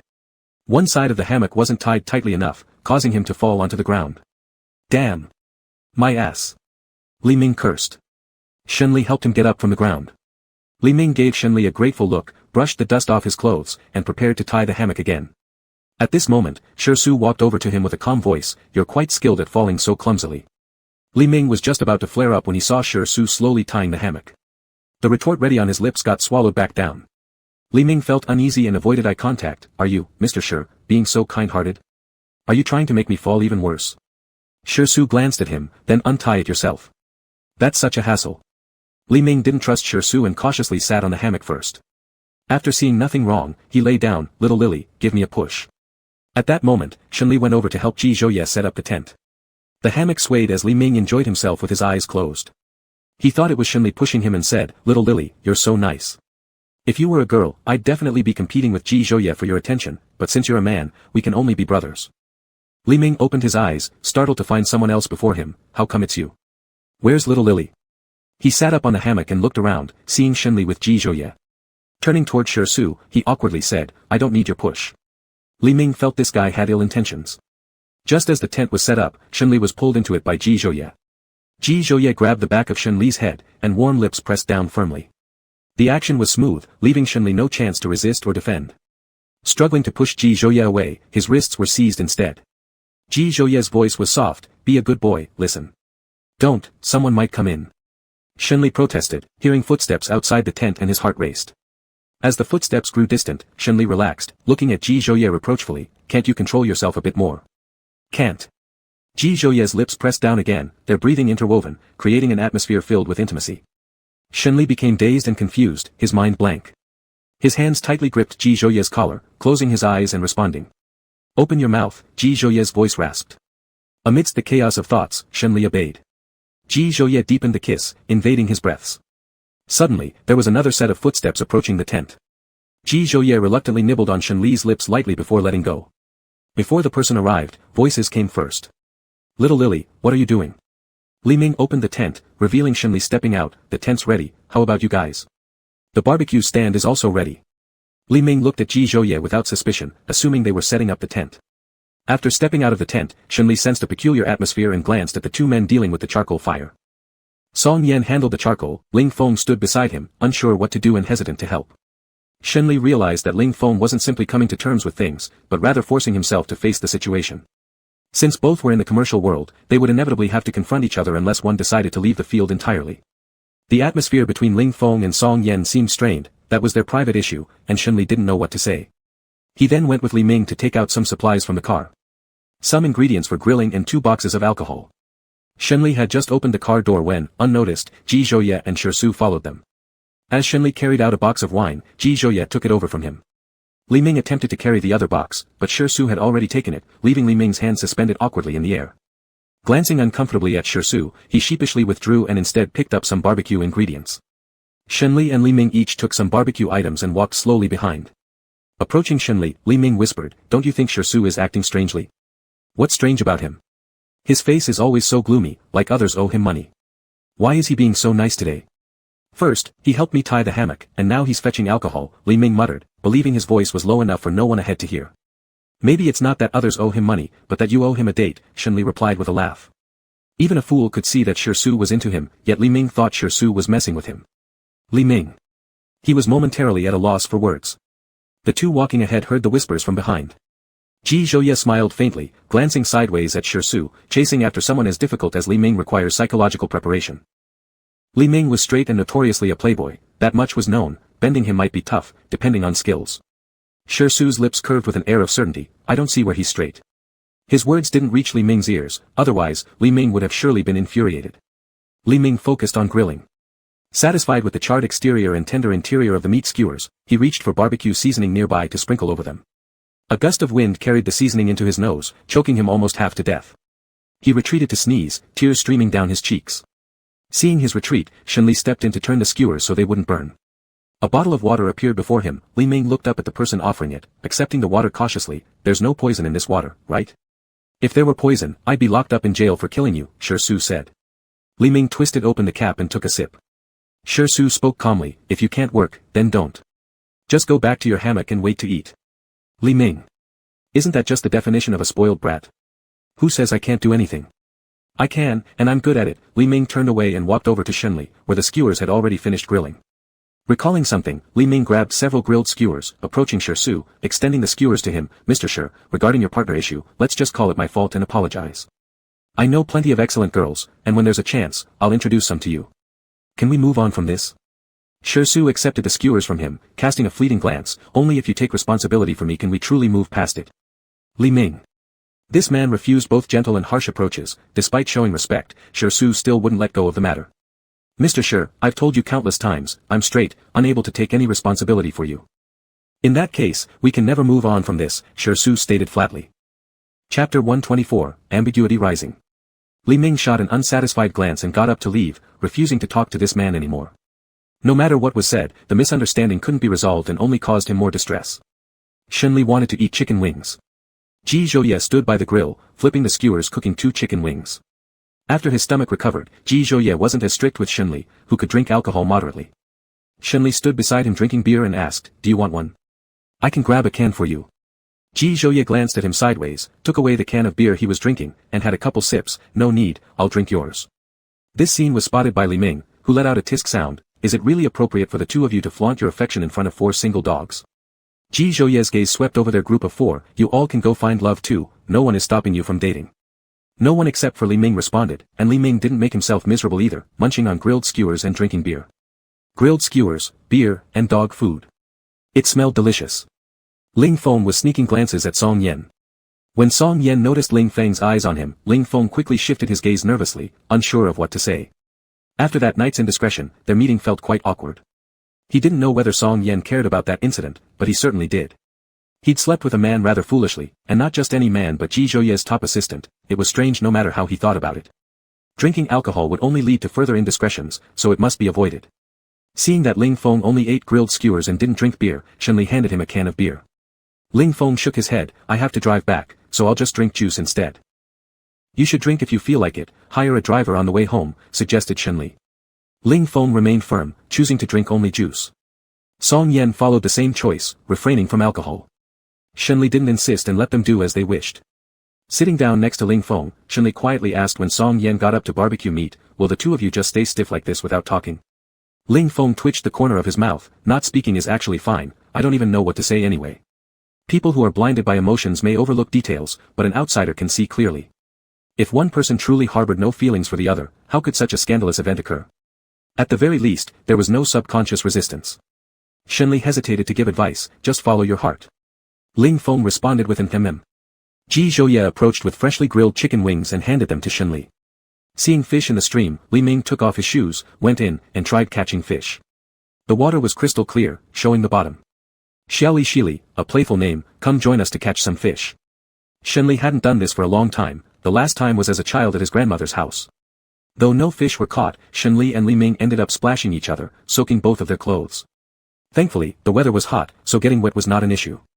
The splash fight inadvertently hit Shirsu, and Li Ming, seeing Shirsu's damp clothing, barely suppressed his laughter. Sorry, please step aside to avoid further mishaps. Shirsu wore a grim face and moved farther from those two childish men. He had never seen anyone act more immature than them. Tired from playing around, Shenli and Li Ming came out of the water and wrung the water out of their clothes. Ji Zhouye held Shenli's hand and led him into the tent. Take off your clothes, and I'll get you dry ones from the car. Are there other clothes? Ji Zhouye gave a slight nod.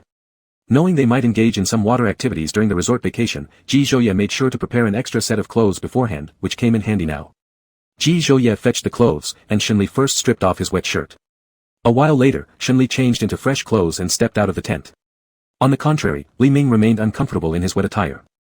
Looking at Shenli dressed comfortably, Li Ming paused momentarily before complaining, damn it, Xiaoli Shili, you came prepared. Next time, I wouldn't play with you. Playing all day left him feeling like the fool in this situation. Shenli chuckled, carted by Ji Zhouye. Feeling completely soaked and uncomfortable, Li Ming decided since they were all men, he could simply take off his shirt and hang it on a branch to dry in the breeze.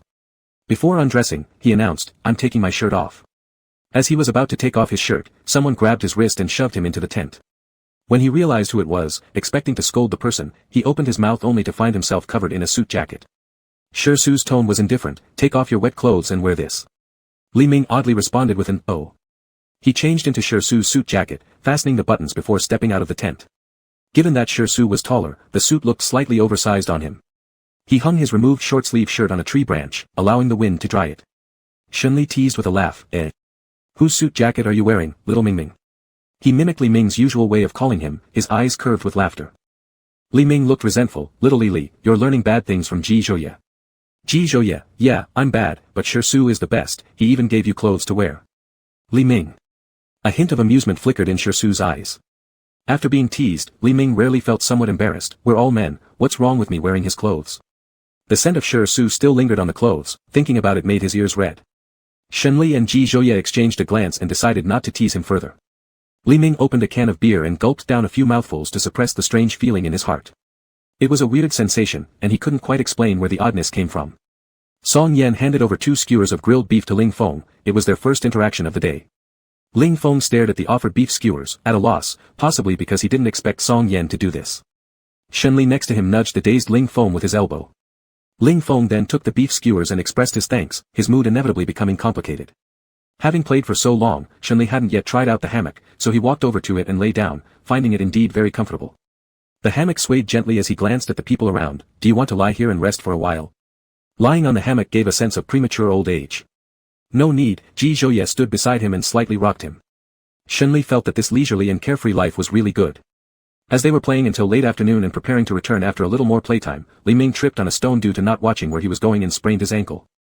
Li Ming's first reaction after spraining his foot wasn't to find a place to sit and alleviate the pain, but to kick the stone into the water, muttering a curse in his heart. Realizing the pain afterward, Li Ming leaned on a tree, looking down at his foot and trying to move it, letting out a muffled groan. Su noticed his sprain and immediately went over, offering him a folding stool to sit on, gazing down at his foot. Li Ming pulled his foot back a bit, just twisted it, nothing serious. Su remained silent, taking hold of his ankle and gently twisting it, causing Li Ming to sharply inhale. Does it hurt? Su looked up at him. Li Ming. Wasn't this a given? Li Ming hummed an affirmative sound. Su rotated his ankle for about 10 seconds before releasing him. Li Ming distinctly felt less pain than before. Chapter 125, Deserving a Beating. Li Ming's foot was not seriously injured and he could move it again after a while. When they were about to leave, Li Ming avoided Su from far away and helped Shenli dismantle the tent. He glanced at Su from time to time. When it was time to dismantle another tent, Li Ming took the dried clothes hanging on the branch into the tent, which had already been dry. He took off Su's suit and changed into it. After changing, he came out and looked at the suit he had worn. It wouldn't be appropriate to directly return it to Su, who knows if he has any kind of phobia or not. Just as Su walked over, Li Ming awkwardly said, "Hey. I'll buy you a new suit and send it to you." "No need." Su slowly replied. Li Ming thought it would be convenient if there's no need for that. Anyway, Mr. Shi doesn't care about this suit either. However, then he heard Su saying, "Take the suit home, wash it, and then return it to me." Li Ming. He couldn't figure out Su's thoughts. Buying a new one is not acceptable, but he insisted that Li Ming should clean the suit and return it to him. Actually, Su's thoughts were very simple. This way, there will be more interaction between them. "Alright, I'll follow your suggestion," Li Ming agreed. After all, since he had worn his clothes, he had no reason to refuse nor could he refuse. He wasn't the type of person who didn't understand human relationships. "Does your foot still hurt?" Su asked. Mr. Shi's skills are like miraculous recovery. "It doesn't hurt anymore." Suddenly, Li Ming felt that this person in front of him might not be so detestable after all. If it weren't for those melodramatic misunderstandings, they must have been good brothers. On the way back, the only ones who hadn't drunk alcohol were Song Yan and Ling Feng, each driving a car. Naturally, Shenli wanted to sit with Ji Zhouye. Su got into Song Yan's car, and Li Ming still resisted sitting in the same car as Su. Shenli and Ji Zhouye sat in the car driven by Ling Feng. After hesitating for a while, Li Ming also decided to take Ling Feng's car. As Ji Zhouye saw Li Ming approaching through the car window, he let Ling Feng drive away. Li Ming had no other choice but to get into the car driven by Song Yan. Shenli looked back. "Ji Zhouye, you're not being nice to Li Ming." "It's fine." Ji Zhouye grabbed his hand, gently scratching his palm. "Isn't having 3 people in one car just perfect?" Shenli knew that Ji Zhouye did it intentionally. He could sense that there was something different between Li Ming and Su, but he didn't know when they would realize it. After returning to the estate, Shenli hadn't seen the divine power all day long, so he played with it for a while and fed it quite a lot of snacks. Seeing that he kept teasing the dog, Ji Zhouye couldn't help himself anymore, went over, lifted him up, headed towards the upstairs bedroom, locked the door behind them, threw him on the bed, and leaned over. In the evening, Shenli wasn't very hungry, but he still ate a bit for dinner. After eating, he curled up on the sofa to play games. He didn't really love playing games, he just played to pass the time when he was bored. After finishing one round and feeling it uninteresting, he turned on the TV intending to find a movie to watch. Ji Zhouye came over and switched off the TV, put his hands around Shenli's knees, picked him up, and started heading upstairs. Although Shenli felt a little helpless, he still hung his arms around Ji Zhouye's neck. The lights in the bedroom were turned off, leaving only the warm light of the floor lamp. When Shenli woke up in the morning, the first thing he saw was Ji Zhouye's magnified face, frowning and pushing him away. "Ji Zhouye, what's wrong with you? You wake me up with kisses early in the morning. This man is really excessive." Not satisfied with pushing him away, Shenli sat up and kicked him lightly, pouting angrily, put on his shoes, got off the bed and entered the bathroom, locking the door from the inside. Ji Zhouye looked at the locked bathroom door and smiled slightly at the corner of his mouth. When the bathroom door opened, Shenli came out, awkwardly touched the tip of his nose. "I forgot to take my clothes." He went to the wardrobe to find a change of clothes, Ji Zhouye standing beside him and whispering softly, "Didn't you forget to take your clothes deliberately, as an indirect invitation to me?" Shenli. How can there be such a confident and self-absorbed person? He really forgot to take the clothes. Shenli glanced at him. "When you said that, you really deserved a beating." Ji Zhouye chuckled. Chapter 126, A False Alarm. The sudden downpour darkened the skies at 3 in the afternoon. Shenli stood in front of the floor-to-ceiling window in his office watching the rain. He usually liked the atmosphere on such stormy days, but today, looking at the gloomy sky made him feel inexplicably uncomfortable. Half an hour passed, and there was no sign of the heavy rain letting up. It wasn't until 4:30 that the rain finally stopped. A few minutes later, Shenli received a message from Ji Zhouye saying he was coming to pick him up from JH. Shenli turned off his phone, tidied up the files on his desk, and left the office, waiting for Ji Zhouye downstairs. Previously, Ji Zhouye would arrive promptly at 5 o'clock, but this time, even by 5:10, he hadn't shown up. Anxiety and unease welled up within Shenli. The rain started again, and pedestrians without umbrellas were huddling under the company entrance trying to avoid getting soaked despite the heavy rainfall. Shenli said softly, "You can come inside to take shelter." The people seeking refuge thanked him and moved further inside. As Shenli waited longer and longer for Ji Zhouye with growing anxiety, he decided to call him, only to find his phone was switched off. His heart began racing with panic, but he forced himself to calm down, convincing himself Ji Zhouye had just been delayed due to some unexpected event. Two men came in to seek shelter. One man remarked, "Drunk drivers are truly despicable. They're not only responsible for their own deaths but also drag innocent people into it." Shenli's eyelids twitched as fear gripped him, and he asked the man, "You mean?" The man replied, "At the intersection ahead, a drunk driver ran a red light and collided with a luxury car. Police and ambulances have arrived on the scene, but they say the luxury car's owner is already dead." The man sighed, "Accidents like these strike without warning." Dead. Luxury car owner. All the tension inside Shenli snapped. He dashed out into the rain towards the intersection, leaving no chance for anyone to stop him. One of the men muttered, "Could the victim be someone in his family?" A woman nearby spoke with compassion, "That would be too tragic." They all hoped, whoever this good-hearted man was, that the mishap didn't involve his family. Soaked through by the rain, Shenli's mind raced with a single hope, that Ji Zhouye was safe and wouldn't leave him behind. His chest tightened painfully as if unable to breathe, the icy rain pattering down on him felt insignificant compared to his inner turmoil. No one could be seen walking along the road except him standing amidst the downpour. Shenli ran for about 3 to 4 minutes before seeing the police cars and ambulances driving away, plunging him into a despair unmatched by any moment in his life. Suddenly, someone grabbed his wrist, and a shadow above blocked the falling rain. Behind him, Ji Zhouye's voice laced with irritation rang out, "What are you doing?" Due to traffic caused by the accident, Ji Zhouye was slightly late, only to see Shenli standing helplessly in the rain when he drove up. Turning stiffly, Shenli suddenly hugged him, burying his face in Ji Zhouye's shoulder. "I thought something happened to you. You know how terrified I was." Ji Zhouye embraced him with one arm while tilting the umbrella over him. Shenli threw a punch at his chest, eliciting a stifled groan from Ji Zhouye. This time, it was no mere gesture, it carried forceful emotion. "Why was your phone off? Speak." "Forgot to charge it, the battery ran out." Ji Zhouye looked at him with a trace of guilt, pulling him close. "Sorry, baby." Seeing he was unharmed, Shenli let out a deep sigh of relief. "If you ever turn your phone off again, I'll bite you till death." Clutching Ji Zhouye's hand holding the umbrella, Shenli bit hard into his wrist, leaving clear teeth marks. Ji Zhouye glanced at him with a gentle smile. Back at the estate, Shenli was drenched. After a shower and stepping out of the bathroom, seeing Ji Zhouye standing by the bathroom door, he gave a cold snort, too angry to acknowledge him. He had genuinely been terrified earlier. Ji Zhouye embraced him from behind, and Shenli spun around, delivering another punch to his chest. "If you don't want me hitting you, stay away from me. I'll let you hit me once so don't be mad, alright?" Ji Zhouye softly coaxed him. Today indeed scared him a lot. Shenli's occasional temper tantrums were tough to appease. "Go to hell. Beating you would hurt my hands." Though he spoke thus, he actually couldn't bring himself to hit him hard. His previous punch lacked any real power. After dinner, Shenli sat sullenly playing games on the couch, deliberately ignoring Ji Zhouye. Ji Zhouye tried coaxing him, but Shenli remained cold-faced.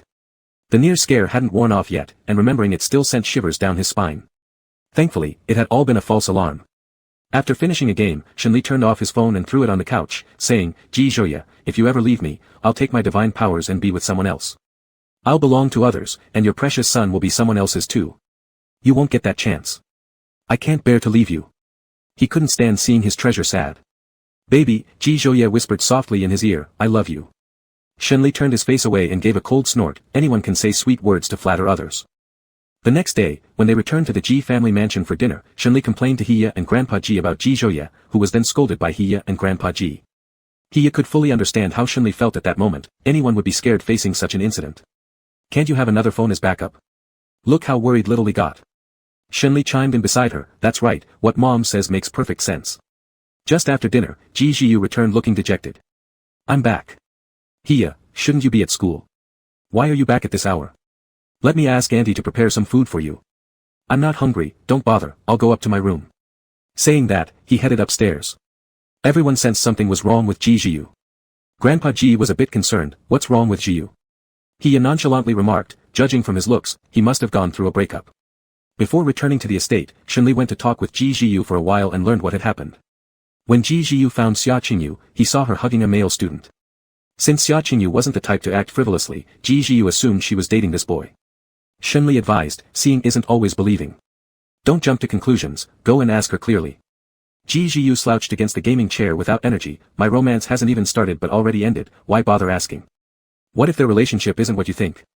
Think about it yourself. With that, Shenli left and returned to the estate with Ji Zhouye. Ji Jiu thought for a long time and realized what Shenli said made sense. He took out his phone and opened the chat window with Xia Qingyu, typing and deleting messages repeatedly, unsure how to bring it up. Just as he was hesitant, Xia Qingyu sent him a message. Would you like to have dinner together? It's on me. Because of this message, Ji Jiu hurriedly ran back to school from home. Chapter 127, Subtle Pursuit. Shenli was playing a game around 10 when he was bombarded with messages from Ji Jiu. His game had just ended, so he exited the game to check his messages. Ji Jiu, sister-in-law, I'm no longer single. Ji Jiu, you were right. Seeing is not always believing. Ji Jiu, that guy just hugged her as a friendly gesture after being rejected. Ji Jiu, so while she was explaining, I confessed my feelings, and she agreed. Ji Jiu, now I also have a girlfriend and am no longer the singleton you all call me. From this series of messages, it was clear how excited Ji Jiu was, and Shenli was happy for him too.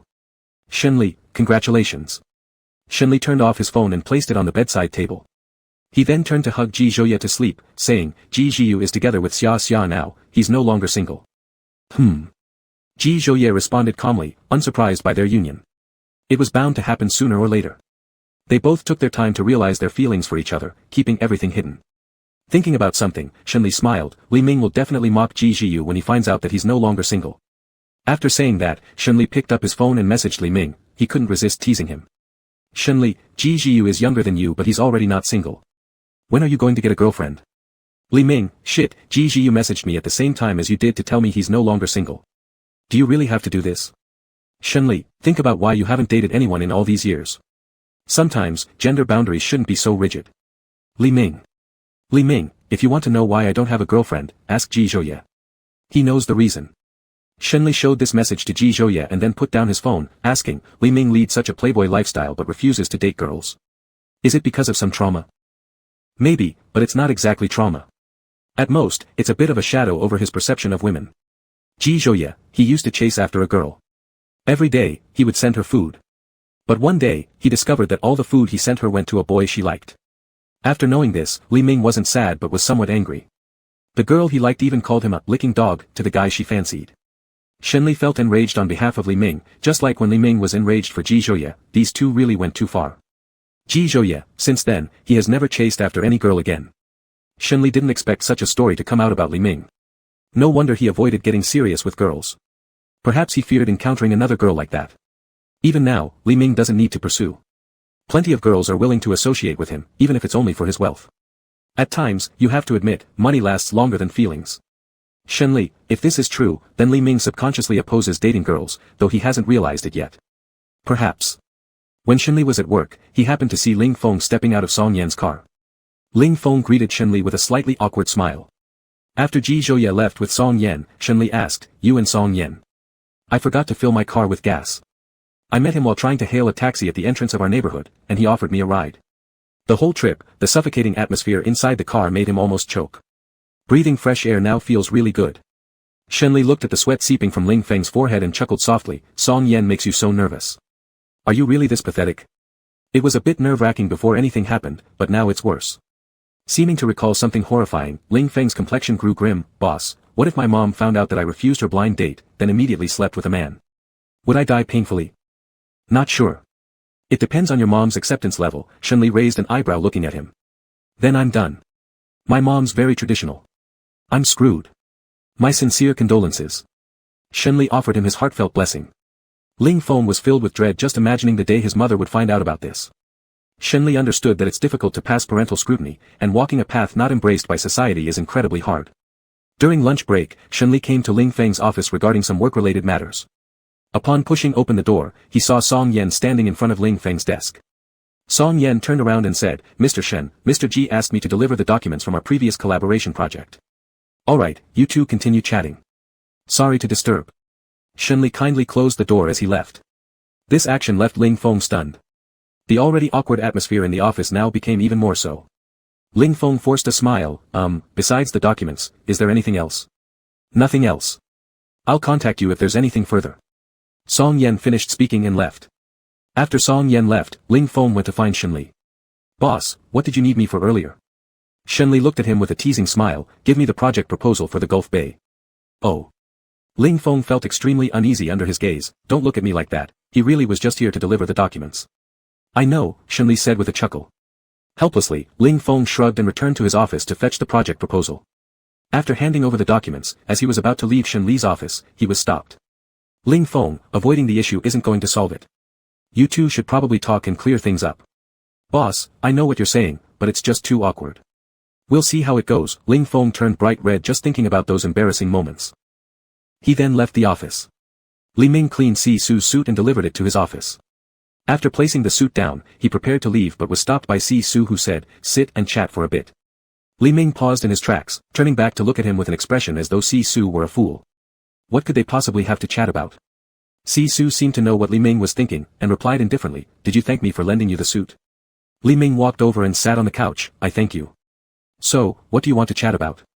Si Su poured a cup of water for Li Ming, and coincidentally, the water spilled onto the freshly cleaned suit as Li Ming took it. Li Ming was completely stunned. There was absolutely nothing wrong with his action of taking the cup, which meant the fault lay with Si Su. He seriously suspected that Si Su had done this intentionally. Li Ming grabbed a few tissues to wipe the water off the suit, while Si Su calmly poured another glass of water and placed it on the table. But now, Li Ming had no time to think about drinking. Brother, why didn't you place the water on the table earlier? It's more sincere to hand it directly to you. Li Ming. Truly grateful. He asked, then what about the suit? Si Su responded carelessly, you wash it. It was your mistake that caused the water spill. Li Ming. He frowned and glared at Si Su. What could be done now? He could only blame himself for the bad luck. He picked up the suit and left the office. Chapter 128, Troublesome Person. Xiao Lily, you can't imagine how despicable Su is. If murder wasn't illegal, I would have strangled him to death and sent him straight to the Western Paradise. Li Ming took Su's suit to the dry cleaners and then headed to Jiangqing. What's wrong? Shenli asked. Li Ming, the last time I went to the resort, I wore his suit. I cleaned it well and sent it back, but within a minute, water was spilled all over it. Li Ming couldn't figure out Su's intentions, but Shenli could see through it. Su was deliberately trying to create an intersection with Li Ming. Xiao Lily, when the cleaning is done, can you return the clothes to Su for me? No way, you're the one who wore it, not me. Shenli couldn't agree, otherwise Su would definitely glare at him. Xiao Lily, don't you love me anymore? Shenli chuckled softly, I don't dare to love you either, Ji Zhouye will kill me. And there's Su. Leaning against the sofa, Li Ming looked annoyed, why did I ever get myself tangled up with someone as difficult as Su? Maybe it's fate. Don't make me laugh, I don't cherish this cursed connection. All Li Ming hoped for now was that this cursed connection stayed away from him. Shenli laughed slightly and continued looking through documents. Li Ming, I didn't sleep well last night, so I'll nap here a bit. Call me when you're off work. All right. Shenli glanced at him, there's a blanket nearby. Cover yourself if you feel cold. Li Ming pulled over the blanket and covered himself casually. Not long after, he fell asleep. When Ji Zhouye arrived at 3:30, he saw Li Ming sleeping on the sofa. His expression hardened, preparing to wake the person up, but Shenli stopped him and whispered quietly, he's upset because of Su, just let him sleep. Ji Zhouye chuckled angrily, since when did you two become such good friends? There's nothing I can do about it, who says I'm sociable and get along well with people? Shenli raised an eyebrow slightly, his eyes curving into a smile. Are you done with work? Ji Zhouye asked. Almost. Just as Ji Zhouye was about to take Shenli to the restroom, the office door knocked, and Shenli told whoever it was to come in. The office door opened, and Su walked in, his gaze falling onto the sleeping person. Seeing Su enter, Ji Zhouye's face turned as dark as coal, yet another person ruining his plans. When will these two stop interfering with his people? Seeing Ji Zhouye's changed expression, Shenli found it a little amusing. Su noticed Ji Zhouye's expression and smiled faintly, did I interrupt your business? Ji Zhouye replied icily, do you think so? Shenli thought differently, if Su hadn't shown up, he would have been taken by Ji Zhouye to the rest room until dusk. Ji Zhouye, in the future, we should put up a sign outside the company gate, no entry for Li Ming and Su. Su. Ji Zhouye's gaze landed on the sleeping person as he said to Su, take the person on the sofa away. Don't be a third wheel. He won't go with me. Still asleep, Li Ming felt a bit cold and tugged the blanket closer to himself before turning over and continuing to sleep. The three watched him sleep. Shenli thought it best to wake him up. In his sleep, Li Ming felt someone shaking him, and he moved, Xiao Lily, are you off work? No one responded. Li Ming sat up, stretched lazily, yawned, and when his eyes opened, they were startled by a face inches away. He recoiled sharply. Realizing what happened, Li Ming cursed, shit. Are you insane? When did you arrive? Compared to Li Ming, Su remained calm. I've been here for a while. Since you slept so soundly, I didn't wake you. Li Ming kicked out furiously. Su, you nearly scared the crap out of me. Su grabbed his ankle. But you're doing fine now, aren't you? Li approached. Struggling, Li Ming glared at Su. Let me go, damn it. Su released him. Li Ming looked at Ji Zhouye. Why are you all here today? Ji Zhouye's gaze bore down heavily. Can't I come? No, it's not you who can't come. Li Ming smiled ingratiatingly at Ji Zhouye, and everyone knew exactly who he referred to. Su glanced at him. You could just say my name outright without being so roundabout. Li Ming, turns out you do know better than to intrude. I thought you didn't. Su. Li, when will you two meet without arguing? Next life maybe, Li Ming said absent-mindedly. After the incident where he helped Su with his suit, his impression of Su improved quite a bit, and he didn't dislike him as much as before. Su, I'll treat you to dinner tonight. Ji Zhouye, does US include Li Ming? Li Ming. What? Trying to isolate him in a small group? Ji Zhouye, can you be human for once? Li, he isn't human. The two chimed in together. Ji Zhouye pinched Li's waist slightly as punishment. With Su present, Li Ming voluntarily proposed that he would also join for dinner. I'll come too, don't try to form a clique excluding me. Li felt that Li Ming was sometimes very immature. Su booked a private room. In the restaurant hall, Li Ming met someone and his expression slightly changed. A woman walked up to him and smiled while greeting him. Li Ming, we haven't seen each other in a long time. You're here to eat too. Not just Li Ming, but Su's expression wasn't good either. Li Ming ignored the woman and took a step back to keep distance from her. Li sensed the change in atmosphere. He quietly asked Ji Zhouye beside him, who is this woman? Li Ming chased after her in the past. The woman noticed Li Ming's aloofness, and her smile stiffened momentarily. It's been so long since we last saw each other, how have you been? Li Ming looked extremely impatient. Lady, do I know you? The woman was named Zhou Ku. She had previously toyed with Li Ming using her innocent appearance. Zhou Ku's expression turned sour. Before, when Li Ming was pursuing her, he was like a slobbering dog. But now, he looked entirely different. Li Ming, I'm eating here too. If convenient, why don't we dine together and catch up after so long? Li Ming, sorry, but seeing you has ruined my appetite. He glanced at Su. We're supposed to eat, right? Let's go. All of them left together, Li Ming not sparing the woman even a glance. After walking away, Li Ming seemed like an entirely different person, telling Li, this woman used to toy with me like I was her monkey, and her favorite man called me a licking dog. Seeing Li Ming could talk about it so easily, Li asked, if she treated you like this, aren't you mad? At that time, I was indeed angry, but that's all it was, anger. The moment she acted haughty made me lose all good feelings towards her. So, you can't judge people by their appearance. Li, moral character is important, ugly faces don't necessarily mean bad hearts. He hinted at something. Su listened quietly to their conversation. Chapter 129, I like you because you're interesting. Li listened to Li Ming talk about the woman, and besides feeling a little angry, he didn't have any other strange emotions. Su, who had been silent all along, finally spoke up. His eyes flickered with hidden currents as he stared directly at Li Ming. Have you ever liked her? Li Ming was stunned for a few seconds, recalling past events. I did have some feelings for her, but it wasn't exactly liking. After finishing his words, Li Ming felt something was off. Why did he have to explain himself to Su? Wouldn't it be better if Su misunderstood him so that Su wouldn't keep pestering him? He paused in deep thought for a moment before looking sincerely at Su. I just lied to you, she hurt me too deeply, which is why I said those things. Actually, I really like her, so much so that I would even give up my life. As Li Ming spoke with vivid sentiment, Li only wanted to laugh. It was all so obviously fake, Su wouldn't possibly believe it. A slight, barely noticeable smile appeared on the corner of Su's lips. That's enough, I believe you. Believe it so quickly? Li Ming looked into Su's eyes, probing further. Do you really believe me? Yes, I believe you.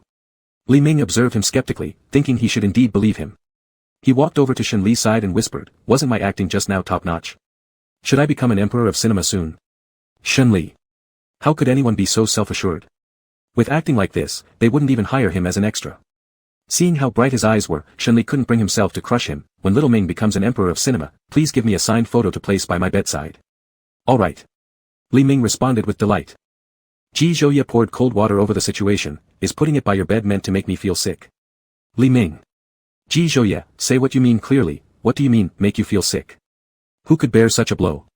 At this moment, Su pulled Li Ming close beside him. If you give me your signed photo and let me put it by my bedside, I won't find you disgusting. Li Ming felt warmth on his wrist, instantly blushing furiously, awkwardly withdrawing his hand. I'll give you my signed photo if you want, stop touching me unnecessarily. Why is my heart beating so fast? In the past when I went to school, hanging out with Ji Zhouye never made me feel like this. Am I actually gay? No, I don't believe it. Suddenly Li Ming grabbed Shenli's hand, startling Shenli, are you losing your mind? Ji Zhouye glowered darkly, brushing away Li Ming's hand, you asking for death. Li Ming didn't have time to deal with Ji Zhouye's mood, he meticulously relived the sensation from holding hands earlier. What was that feeling? Seemed like there wasn't anything particularly unusual. My face isn't flushing, my heart isn't pounding, it's just the feeling of being good buddies, great mates. Little Lily, I think I'm sick. Shenli assumed he wasn't feeling well, should we go to the hospital? No need, I might have a fatal illness, nothing the hospital can cure. Su glanced coldly at him, you're not supposed to talk nonsense. You shut up. Li Ming frowned at Su, you're the least qualified to tell me what to do. Su. It was fine just now, why suddenly get mad? So unpredictable. During the meal, Li Ming looked dispirited, clearly without appetite. This time Shenli sat next to him, concerned, don't push yourself if you're not feeling well. I'm fine, I won't die. Ji Zhouye peeled shrimp and placed them in Shenli's bowl, he's just whining pointlessly, ignore him and eat your meal. He knew exactly what kind of person Li Ming was after all, having grown up together since childhood more or less. Shenli quietly ate while Su's gaze remained on Li Ming. Li Ming's current mood was very complicated. He couldn't express it well, felt like he never truly understood himself, and as he thought about it, he started knocking his head against the dining table. Shenli wanted to say something to Li Ming but was interrupted by Ji Zhouye, he won't knock himself dead, finish your own food, don't look at him making a scene. Ordinarily, Li Ming would have started hopping around angrily upon hearing Ji Zhouye saying such things, yet this time he unusually stayed silent, lost in his own thoughts. Not long after, Li Ming received a call from home. His tone was calm at first but grew agitated later on. He shouted into the phone, I won't enter into an arranged marriage, let whoever wants to marry, do so. After saying that, he hung up. All three pairs of eyes were on him, Li Ming helplessly pressed his lips, family matters, forgive my rudeness. Ji Zhouye took back his focus, Shenli and Su's gazes still lingered on him. Li Ming smiled faintly, don't look at me anymore, hurry up and eat. He had barely eaten a few bites before sitting down and drinking alcohol instead. Shenli saw him drinking and advised, drink less alcohol. Drinking can lead to reckless actions. Ling Feng was urged by his mother to get married, they argued a few words, then he drank away his sorrow. Now he regrets it every day. Li Ming raised an eyebrow at him, what reckless thing did Ling Feng do? This is his business, I shouldn't tell you. In short, eat more and drink less. The last time they went to the resort, Li Ming didn't notice anything unusual between Ling Feng and Song Yan, but Su noticed and could roughly guess what happened. Li Ming, I don't want to eat, I have no appetite. Shenli didn't interfere anymore. After dinner, Shenli went back with Ji Zhouye. Since Li Ming had been drinking, he couldn't drive. Su offered to take him home, but Li Ming didn't want that. Still, he couldn't argue past Su. In the end, he just got in his car.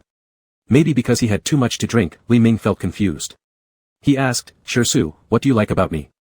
You wouldn't be liking me for stealing your female companion, right? If it were so, he should go to the mental hospital for a checkup. Su turned his gaze sideways, I like you, because you're interesting. Li Ming, how am I interesting? Is it interesting to steal your female companion? Do you know how unprepared I am when a man suddenly tells me he likes me? I'm straight. I don't see where you're straight. There are so many women out there with me, how could I not be straight? Li Ming debated with him. But you've done nothing, have you? Li Ming was speechless, you. Are you mocking me for being a virgin? Su smiled, I'm the same, why would I mock you? Li Ming. This conversation was getting inappropriate. I don't care if you are or not. Li Ming's tone wasn't very good as he looked out of the car window. Streetlights lit up as cars jammed together. In this cramped space, the atmosphere became somewhat ambiguous, and Li Ming felt uncomfortable all over. He had never felt so awkward being with another man, this feeling wasn't pleasant at all. Li Ming lost himself in thought, and the two rode in silence. When he got home, Li Ming stood on the balcony, watching the car that brought him back drive off. He couldn't recall how long it had been since he last played around with women, nor could he remember which day he stopped hanging out with those women. Aside from not chasing women, his life remained unchanged. It seemed as though nothing had changed, yet subtly, there appeared to be a significant change. It was unclear, indescribable. After coming out of the shower, he lay in bed unable to sleep, feeling restless, so he went downstairs to grab a few cans of beer. Drinking until tipsy, he lay in bed and fell into a deep sleep. Chapter 130, Don't Touch You. The next morning, Li Ming woke up from a dream with a start and slapped his face hard twice. How could he have a wet dream? With a man of all people. He had just stepped out of the shock of the dream when he received a call from his mother, telling him to go meet a friend's daughter. He didn't want to. If he wanted to meet, he would have done it long ago. Li Ming pinched the bridge of his nose and said honestly to his mom, Mom, I'll tell you the truth. I like men, not women. So please just enjoy your life and don't worry about these things, alright? He had just pulled this excuse out of thin air because he didn't want to go on a blind date, he wasn't really interested in men. To his surprise, his mother actually believed him. Do you really like men? She asked. Yeah, Li Ming answered without hesitation. Whether you like men or women, I respect you, replied his mother, but it won't be easy with your father. You need to tell him yourself. Li Ming responded dismissively, alright. Anyway, he was just using that as an excuse not to go on a blind date, nothing more. He didn't actually like men. Shi Su's suit had been cleaned, so Li Ming returned it. This time, he kept it in the bag without taking it out. Before entering the office, he remembered to absolutely avoid drinking water, otherwise, he'd have to clean the suit again. When Shi Su went to get some water, he quickly distanced himself from him. This guy looked ready to stir up trouble. Fool me once, shame on you, fool me twice, shame on me. There was no way he was falling for it again. That idiot had already played one trick on him before. Shi Su glanced at him with amusement. Why are you standing so far away? To prevent you from playing tricks. Li Ming didn't understand how this person could even ask such a question. Last time, after cleaning the suit, Shi Su got it wet and then accused him. Shi Su smiled as he took the suit out and casually inspected it before throwing it back onto Li Ming, saying, the cuff is torn. Li Ming. Was he really trying to blackmail him? When picking up the suit from the dry cleaner, he hadn't checked it thoroughly. When did the cuff get torn? Did the staff damage it? Or did Shi Su rip it earlier while he wasn't paying attention? With no evidence, Li Ming couldn't falsely accuse anyone, so he had to take the hit. Through gritted teeth, Li Ming said, I'll have someone buy the same model right now and deliver it personally. He plopped onto the couch and called his assistant, but Shi Su stopped him, saying, I'm heading to the mall soon anyway, let's go together. I'll pick the suit and you pay for it. Li Ming thought about it and figured that might be better, preventing any further dissatisfaction later. There really wasn't anyone else quite as difficult. When are we going? After I finish handling my work, Shi Su returned to his desk. How much longer will it take? Asked Li Ming. 2 hours. Unhappy, Li Ming pressed his lips. By the time Shi Su finished working, Li Ming had fallen asleep on the sofa. After finishing up, Shi Su sat quietly beside the sofa watching Li Ming sleep, refraining from waking him up. A short while later, Li Ming abruptly woke up with heavy breathing. Concerned, Shi Su asked, what's wrong? Staring blankly at him, Li Ming's ears turned red. I dreamed you turned into a dirty dog chasing and biting me. It scared the crap out of me. Shi Su. Clenching his teeth in frustration, Shi Su knew this person was only acting so boldly because he liked him. Otherwise, he would have kicked him out long ago. There was no way he'd let him lie there comfortably on the couch. Pushing Shi Su aside, Li Ming got off the sofa. Are you done with work? Let's go get your suit. Saying that, he walked toward the office door, sweat forming on his forehead. He slapped his own face twice, trying to stay awake. What was happening? Why was he having these kinds of dreams constantly? It was fine to have them at home, but how could he possibly be having them at his office? Too embarrassing. Seeing him flushed, Shi Su came out of the office and felt his forehead with the back of his hand. It was indeed a bit warm. Are you feeling unwell? Shi Su asked anxiously. No. Li Ming panicked and pushed his hand away. Maybe I'm just still drowsy. Stop touching me so much. Frowning, he looked somewhat displeased. Previously, he'd always been close with his male friends and never minded such interactions, but now he felt strange. The rapid heartbeat made him uneasy. Clearly, his mindset had changed. At the mall, Shi Su slowly browsed through suits, while Li Ming followed listlessly behind, waiting for him to choose one so they could proceed to payment. It seemed Shi Su was deliberately procrastinating, spending an entire hour choosing just one suit. Why was this man being so fussy when buying a suit? Looking at him with helplessness, Li Ming restrained his impatience and didn't rush him. Finally, Shi Su stopped in front of one particular suit, considering it for a moment before declaring, this one. The staff wrapped up the clothes, and Li Ming voluntarily handed over a card to pay. After leaving the mall, Li Ming paused for a moment. Mr. Shi, I've bought you the clothes, we're even now. Let's part ways and never see each other again. With both being in the same city and both involved in the business circle, it was impossible not to meet again. After saying that, Li Ming started walking away but stopped after just a few steps. He turned back and asked, Mr. Shi, can you sign that contract? Shi Su smirked slightly at the corner of his mouth. It can be signed, but... But what? Join me for dinner.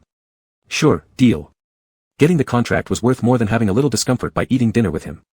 Once he secures this contract, his father would stop pressuring him to marry, then clearing up any lingering relationship wouldn't be too late. Not that there was any relationship to clear up in the first place. When Xunli returned home that evening, he slumped onto the couch, too exhausted to move.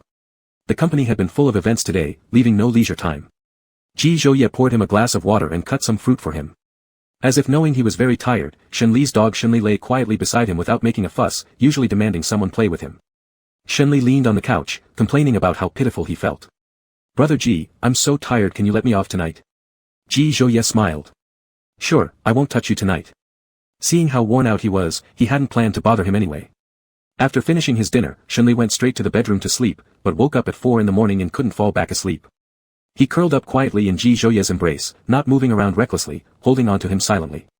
Ji Zhouye tightened his hold and kissed his forehead gently, asking with a hoarse voice, not going back to sleep. Shenli nodded slightly. Ji Zhouye began to become restless, and Shenli shifted uncomfortably. Stop moving. Shenli pulled further back. Are you not sleeping anymore? With you in my arms, how am I supposed to sleep? Intimacy spread through the dim atmosphere. Chapter 131, Celebrating Getting Off the Singles List. On Friday night, Shenli and Ji Zhouye were in an ambiguous situation when Shen's phone kept buzzing with messages, disrupting their mood. Shenli remained calm enough, but Ji Zhouye's face darkened even more than the heavy clouds above. Ji Zhouye got off of Shenli, his voice icy cold, check who it is and block them. Shenli wanted to laugh but lit up his phone instead, it's our younger brother sending the message. Should we block him? Block. Ji Zhouye replied with a gloomy expression. But Shenli didn't listen and checked the message instead. Ji Zhiyu had created a group chat with 3 people, including Li Ming. Ji Zhiyu, to celebrate my getting off the singles list, I will treat you all to dinner and singing tomorrow evening. Ji Zhiyu, brother Li Ming must come and watch this. Even though I am younger than you, I've gotten off the singles list before you. Ji Zhiyu, ha ha ha ha, I have a girlfriend while brother Li Ming is still single. Li Ming. Li Ming, I won't spare you just because you're younger. Wait for me tomorrow, I'll beat you so badly that even your childhood sweetheart won't recognize you. Ji Zhiyu, sister-in-law, invite that friend of yours who has the same surname as brother too. He wasn't foolish, he had long seen something unusual between brother Li and that person. Li Ming. Li Ming, are you opposing me? Shenli, I'll ask if he's free. Li Ming, little Lily, don't you love me anymore? Ji Zhiyu, I've already sent screenshots to brother. Prepare to get beaten. Li Ming, Ji Zhiyu, you're itching for a beating. The 2 immature ones continued arguing in the group chat, while Shenli turned on the do not disturb mode and set the phone aside. Turning to Ji Zhouye, he said, your younger brother is inviting us to dinner tomorrow to celebrate getting off the singles list. So this is his excuse to bother you, Ji Zhouye responded, still looking displeased. Seeing the screenshot from Ji Zhiyu made him even angrier. Li Ming was clearly asking for it. He would make sure Su wouldn't be available tomorrow but would somehow become available. Anyone daring to flirt openly with him deserved the consequences. Ji Zhiyu had reserved a restaurant. When Shenli and Ji Zhouye arrived, only Ji Zhiyu and Xia Qingyu were in the private room. Xia Qingyu greeted them with a smile, elder brother, sister-in-law. Ji Zhouye remarked, you're suffering by being with that kid. Ji Zhiyu muttered, is this my real elder brother? Who talks about their own younger brother like this? It's no problem, he's very good, Xia Qingyu replied shyly, lowering her head. Ji Zhiyu thought to himself that having a girlfriend was nice. As Su entered, carrying a paper bag, he handed it over to Ji Zhiyu, this is a gift for you and your girlfriend for getting off the singles list. Brother Shi, you're too kind. Just coming for dinner would have been enough. No need for gifts, Ji Zhiyu replied unexpectedly. Su stated, take it. Rejecting any longer would seem pretentious. Ji Zhiyu accepted the gift, thank you, brother Shi. I won't refuse then. Xia Qingyu smiled and thanked politely. Ji Zhouye glanced at Su coolly, getting off the singles list merits a gift. So pretentious. Su countered, you are his real elder brother, I'm just here to freeloading. Can we compare? Mr. Ji doesn't understand human relations at all. Ji Zhouye.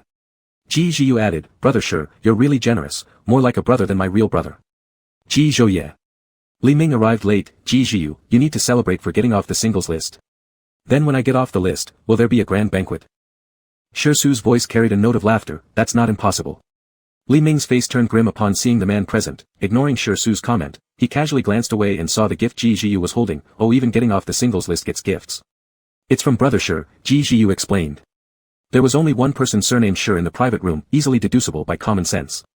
Li Ming implied sarcastically, never expected some people to be so good at winning hearts. This statement found agreement from Ji Zhouye. Ji Zhiyu asked curiously, brother Li Ming, I've gotten off the singles list. When will you do the same? Tomorrow. Tomorrow I'll find a woman to start dating. You'll see what speed means. Li Ming said playfully. A certain someone's previously normal demeanor instantly darkened. All the others in the private room noticed, except Li Ming, who was still flirting on the brink of danger, I'll find someone with a great figure and good looks. Ji Zhiyu decided against engaging in the conversation further and picked up the menu instead, let's order. Everyone check what they want to eat. Everyone had taken their seats, leaving only one seat remaining. Li Ming. He could only sit next to Su. Noticing Shi Su's unpleasant expression, he chose to stay quiet and play a mobile phone game instead. After the meal, they prepared to move to another location. Ji Jiu noticed that several of them had driven, so he suggested, since all of you drove here, how about we skip drinking alcohol? I'll treat you all to a movie instead. Shunli couldn't help but comment, it's different when you have a girlfriend, you've become much more considerate. No one objected, and they all went to the cinema. Ji Jiu rented out an entire theater and selected a suspenseful film suitable for both men and women. Chapter 132, You're Not Being Good. Xia Qingyu has myopia, and today she forgot to wear her contact lenses when she went out. Ji Jiu sat with her at the front. Shunli and Ji Zhouye sat in the middle rows, while Li Ming insisted on sitting beside Shunli without much tact. Ji Zhouye glanced coldly at him, the screen is already bright enough, do you want to be a third wheel? Li Ming. Ji Zhouye, you're clearly the type who forgets his friends once he gets a wife. Farewell. Li Ming stood up and walked to the back, sitting randomly in the last row. Shi Su walked over and sat beside him. Li Ming looked at those empty seats, wanting to say something to Shi Su but held it back. Shunli had a cup of cola by her hand and a bucket of popcorn in her lap. The movie started. Shunli wasn't hungry after having dinner, so she passed the popcorn to Ji Zhouye, I don't feel like eating. Ji Zhouye took it for her, and Shunli picked up the cola and started drinking. After a few sips, she thought of something, her eyes crinkling, do you remember one time when we watched a movie together? You said I always drink cola, but I didn't see the cola happy about it. Ji Zhouye remembered that incident. He chuckled, you said Mr. Ji doesn't drink cola, and how sad would cola be? Recalling the awkward atmosphere from those days, both of them shared a smile. Shunli, we watched a movie about spousal homicide that time. I was scared and kept a pair of scissors under my pillow when sleeping at night. You caught me doing it, and I told you they were to prevent perverts. Ji Zhouye patted her head gently while laughing, I knew you were afraid of me. I didn't expose your secret because I didn't want you to feel embarrassed. Shunli, shouldn't I thank you then? No need, you can repay me in other ways. Could your intentions be any clearer? As she said this, Shunli's expression turned slightly melancholy. Probably not. Ji Zhouye quickly kissed her lips while she wasn't paying attention. This time watching a suspense movie, Shunli wasn't scared. When the movie ended, Ji Jiu prepared to leave. He looked at Li Ming, big brotherly, wishing you good luck in finding love soon. I know you're old, but don't rush, after all, such matters shouldn't be rushed. Li Ming glared at Ji Jiu's smug face, thank you, he said sarcastically. Ji Jiu looked at Shunli, sister-in-law, let's go stay at the old house tonight. Mom and Dad miss you. Ji Zhouye immediately exposed his true motives, I think you just want to play games. Shunli and Ji Zhouye were going back to the old house tonight. Before leaving, Ji Jiu greeted Shi Su, brother Shi, you're really great. Let's play again next time. Shi Su hummed lightly in response. Shunli and Ji Zhouye returned to the old house. Ji Jiu first drove Xia Qingyu home. Back at the old house, he hadn't gone to sleep yet. She leaned on the sofa, watching TV while applying a facial mask. Ji Hang was sitting by her feet, massaging them. Seeing Shunli walk in, she tore off her mask, my precious son, you've come back. Shunli smiled and responded affirmatively, walking closer, Jiu said that you and Dad missed me, so here I am. We did indeed miss you, he laughed. But then she added jokingly, that little devil also has personal interests. He wants to play games with you. It was obvious what Ji Jiu intended. Hiya, did you have dinner? Should I have the maid prepare something for you? We've eaten already. Ji Jiu treated us to celebrate him finally being single again. He scolded teasingly, that little rascal, making such a fuss. After dropping off Xia Qingyu, Ji Jiu returned. To provoke him, Hiya said, let's play mahjong tonight. Ji Jiu. He approached and linked arms with Hiya, Mom, can we skip the mahjong tonight? Hiya lifted her chin, acting difficult to please, sure, unless you get me some bubble tea and fried chicken as a late-night snack. Then I'll skip mahjong. Bubble tea and fried chicken weren't problems. The main problem lay with his dad, he wouldn't allow her to consume junk food at night. So he tentatively asked, Dad. Is it okay? Ji Hang sighed helplessly, if you kids are happy, that's fine. He was not blind, he could see his wife truly wanted to eat them. What could he do? His wife, after all, must be pampered. If she couldn't eat them, she'd toss and turn all night, muttering incessantly. Ji Jiu's gaze shifted from pleading to gratitude as he ordered the food online, Mom, it's all arranged. Now, I'll go upstairs with my sister-in-law. Keep an eye on my brother, and don't disturb us. Hee hee. Before heading upstairs, Shunli was sternly reminded by Ji Zhouye, sleep before 12. Okay. He snorted, being so strict with your wife. Careful, or one day she'll run away. Ji Zhouye. Sometimes, he really doubts if this is his real mom, always being moody and sarcastic. Ji Zhouye looked at Ji Hang, Dad, Mom likes watching young actors on her phone without you knowing. Keep an eye on her, or one day you'll lose your wife. Hiya. Is this her real son? She's been betrayed straight away. Ji Heng dangerously narrowed his eyes. Oh, so you watch young actors behind my back. He, seeing the look in her husband's eyes, laughed awkwardly. Honey, don't listen to him gossiping nonsense. It's so improper. My husband is so handsome. How could I look at others? Ji Zhouye kept pushing. Dad, open up the short videos on mom's phone and click favorites. She'd rather not have a son like him. From now on, she only has Shenli as her real son. Ji Heng reached for her phone, but he clutched it tightly and wouldn't let go. Ji Zhouye, I hate you. Then, he ran upstairs with the phone, while Ji Zhouye smiled at her. Shenli played games with Ji Zhiyu, losing track of time. It was already past 12 o'clock. He took off the headset. Let's stop. Otherwise, your brother will be angry soon. Ji Zhiyu clearly wasn't satisfied yet. You can endure my brother's temper well. After resolving the misunderstanding with Shenli, Ji Zhiyu gradually began to side with Shenli. You can handle my brother's temperament well. Doesn't he frown often? You call that good? Thinking about that cold and serious face, Ji Zhiyu felt chills down his spine. Only Shenli can put up with him. The chilling voice of Ji Zhouye came from the doorway. Ji Zhiyu, do you want to die? Ji Zhiyu shrank his neck. This was too terrifying. Jumping into bed and pulling the covers over his head. I'm sleepy, I need to sleep. You should all sleep early, good night. Shenli smiled and dragged Ji Zhouye away. Back in the room, Ji Zhouye pressed him onto the bed and bit his lips. You said you'd be back before 12. What time is it now? 12:30.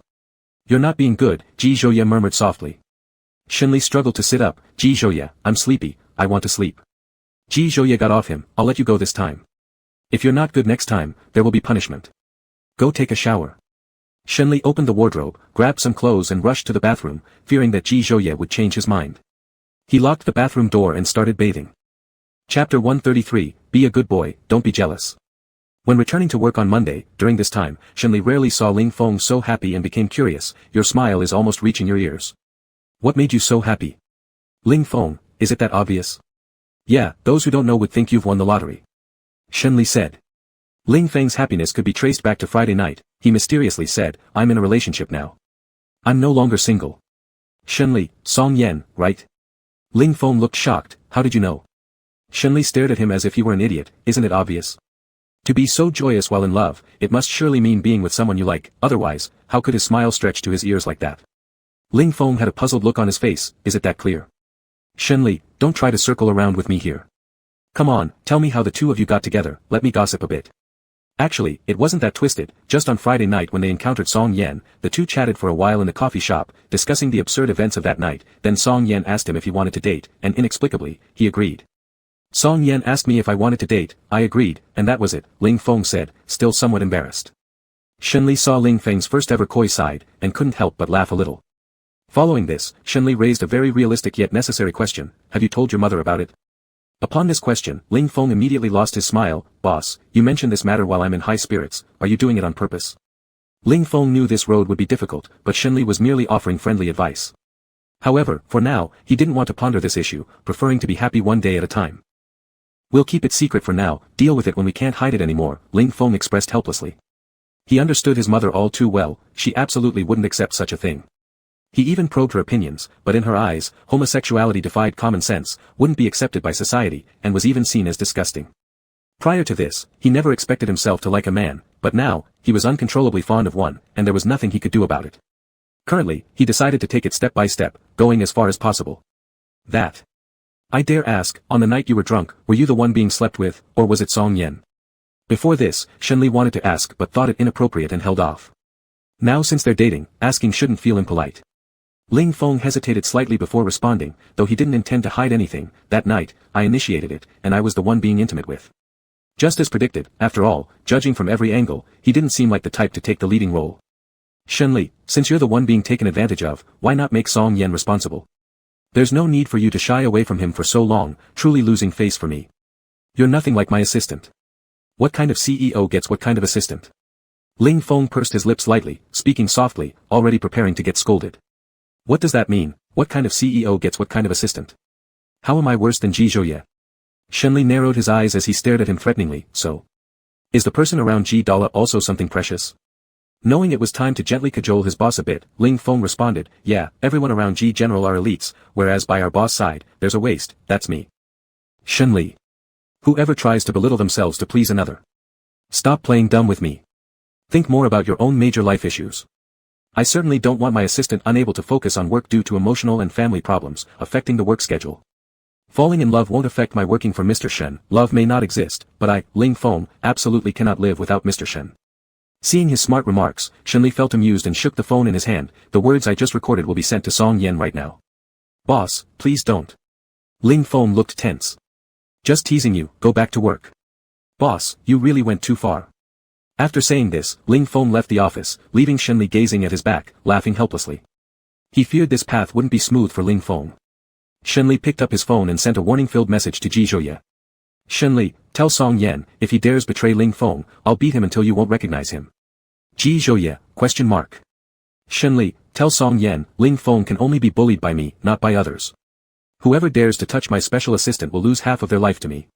Ji Zhouye, are you really not afraid I'll be jealous? Shenli, what are you jealous about?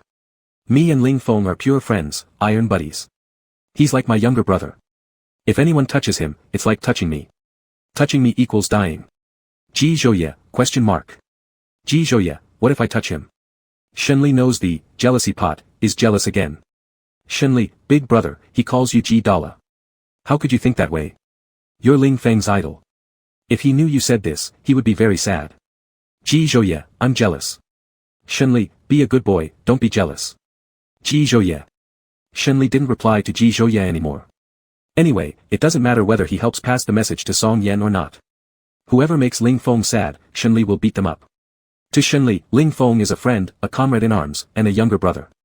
Through thick and thin, Ling Feng has been with Shenli during the toughest times in Jiangqing, never once thinking of leaving or seeking another way out. Shenli's few messages directly made Ji Zhouye rush over from JH. When the office door was pushed open, the person who was working with their head down didn't realize danger was approaching. Feeling a shadow beside him, he looked up, only to find his lips blocked by someone else. Shenli didn't expect Ji Zhouye to come, so reflexively wanted to fight back.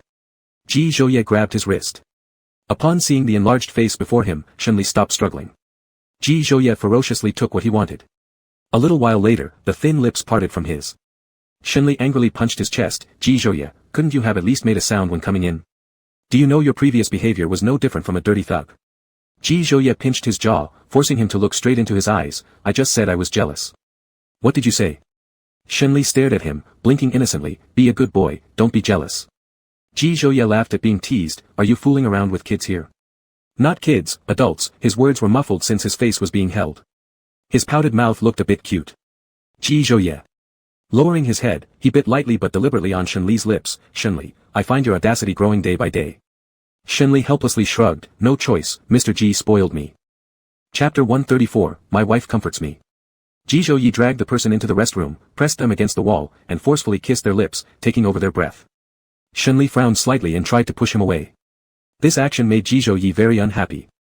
He controlled Shenli's hands, raising them above his head, leaving Shenli with no advantage in this ambiguous situation. They were so close that they could clearly feel each other's heavy breathing. Ji Zhouye leaned his forehead against Shenli's. Wife, I'm jealous, you need to comfort me. Ling Feng would be so shocked if he knew that his admired Jida was jealous of him, he'd probably jump. Shenli said without exaggeration. Ji Zhouye didn't say anything. At 6 o'clock, Shenli came out of the rest room. He laid down on the sofa, picked up his phone and opened the game. Mr. Ji, please help me with the unfinished work, I need to rest. Alright, Ji Zhouye replied tenderly with a smile. He sat at the desk handling work, while Shenli lay on the sofa playing games, occasionally glancing at him. There wasn't much work left. Ji Zhouye finished it in less than half an hour. He walked to the sofa, sat next to Shenli and embraced him while watching him play games. After finishing the game, Shenli turned off his phone. I'm hungry. Do you want to eat at home or go out? At home. Back at the mansion, Shenli was greeted by Shinji wagging its tail. Sometimes Shenli felt that this dog was cuter than his dad. Mid-Autumn Festival is a time for reunion. Family gathered together for dinner and chat, laughing joyfully. After being with Ji Zhouye, Shenli had become the darling of the family. Everyone doted on him and loved him, making up for the care he hadn't received during his childhood. Grandpa Ji and Grandma cherished him as if he were their own grandson, Jiheng, and he treated him as their son, indulging him to the extreme. In the old house, Shenli acted with complete freedom. Even Ji Zhouye couldn't scold him, otherwise, he'd get reprimanded by the whole family. In this household, Shenli often played the manipulative wife. Grandpa, Ji Zhouye was mean to me yesterday. Don't blame him, though.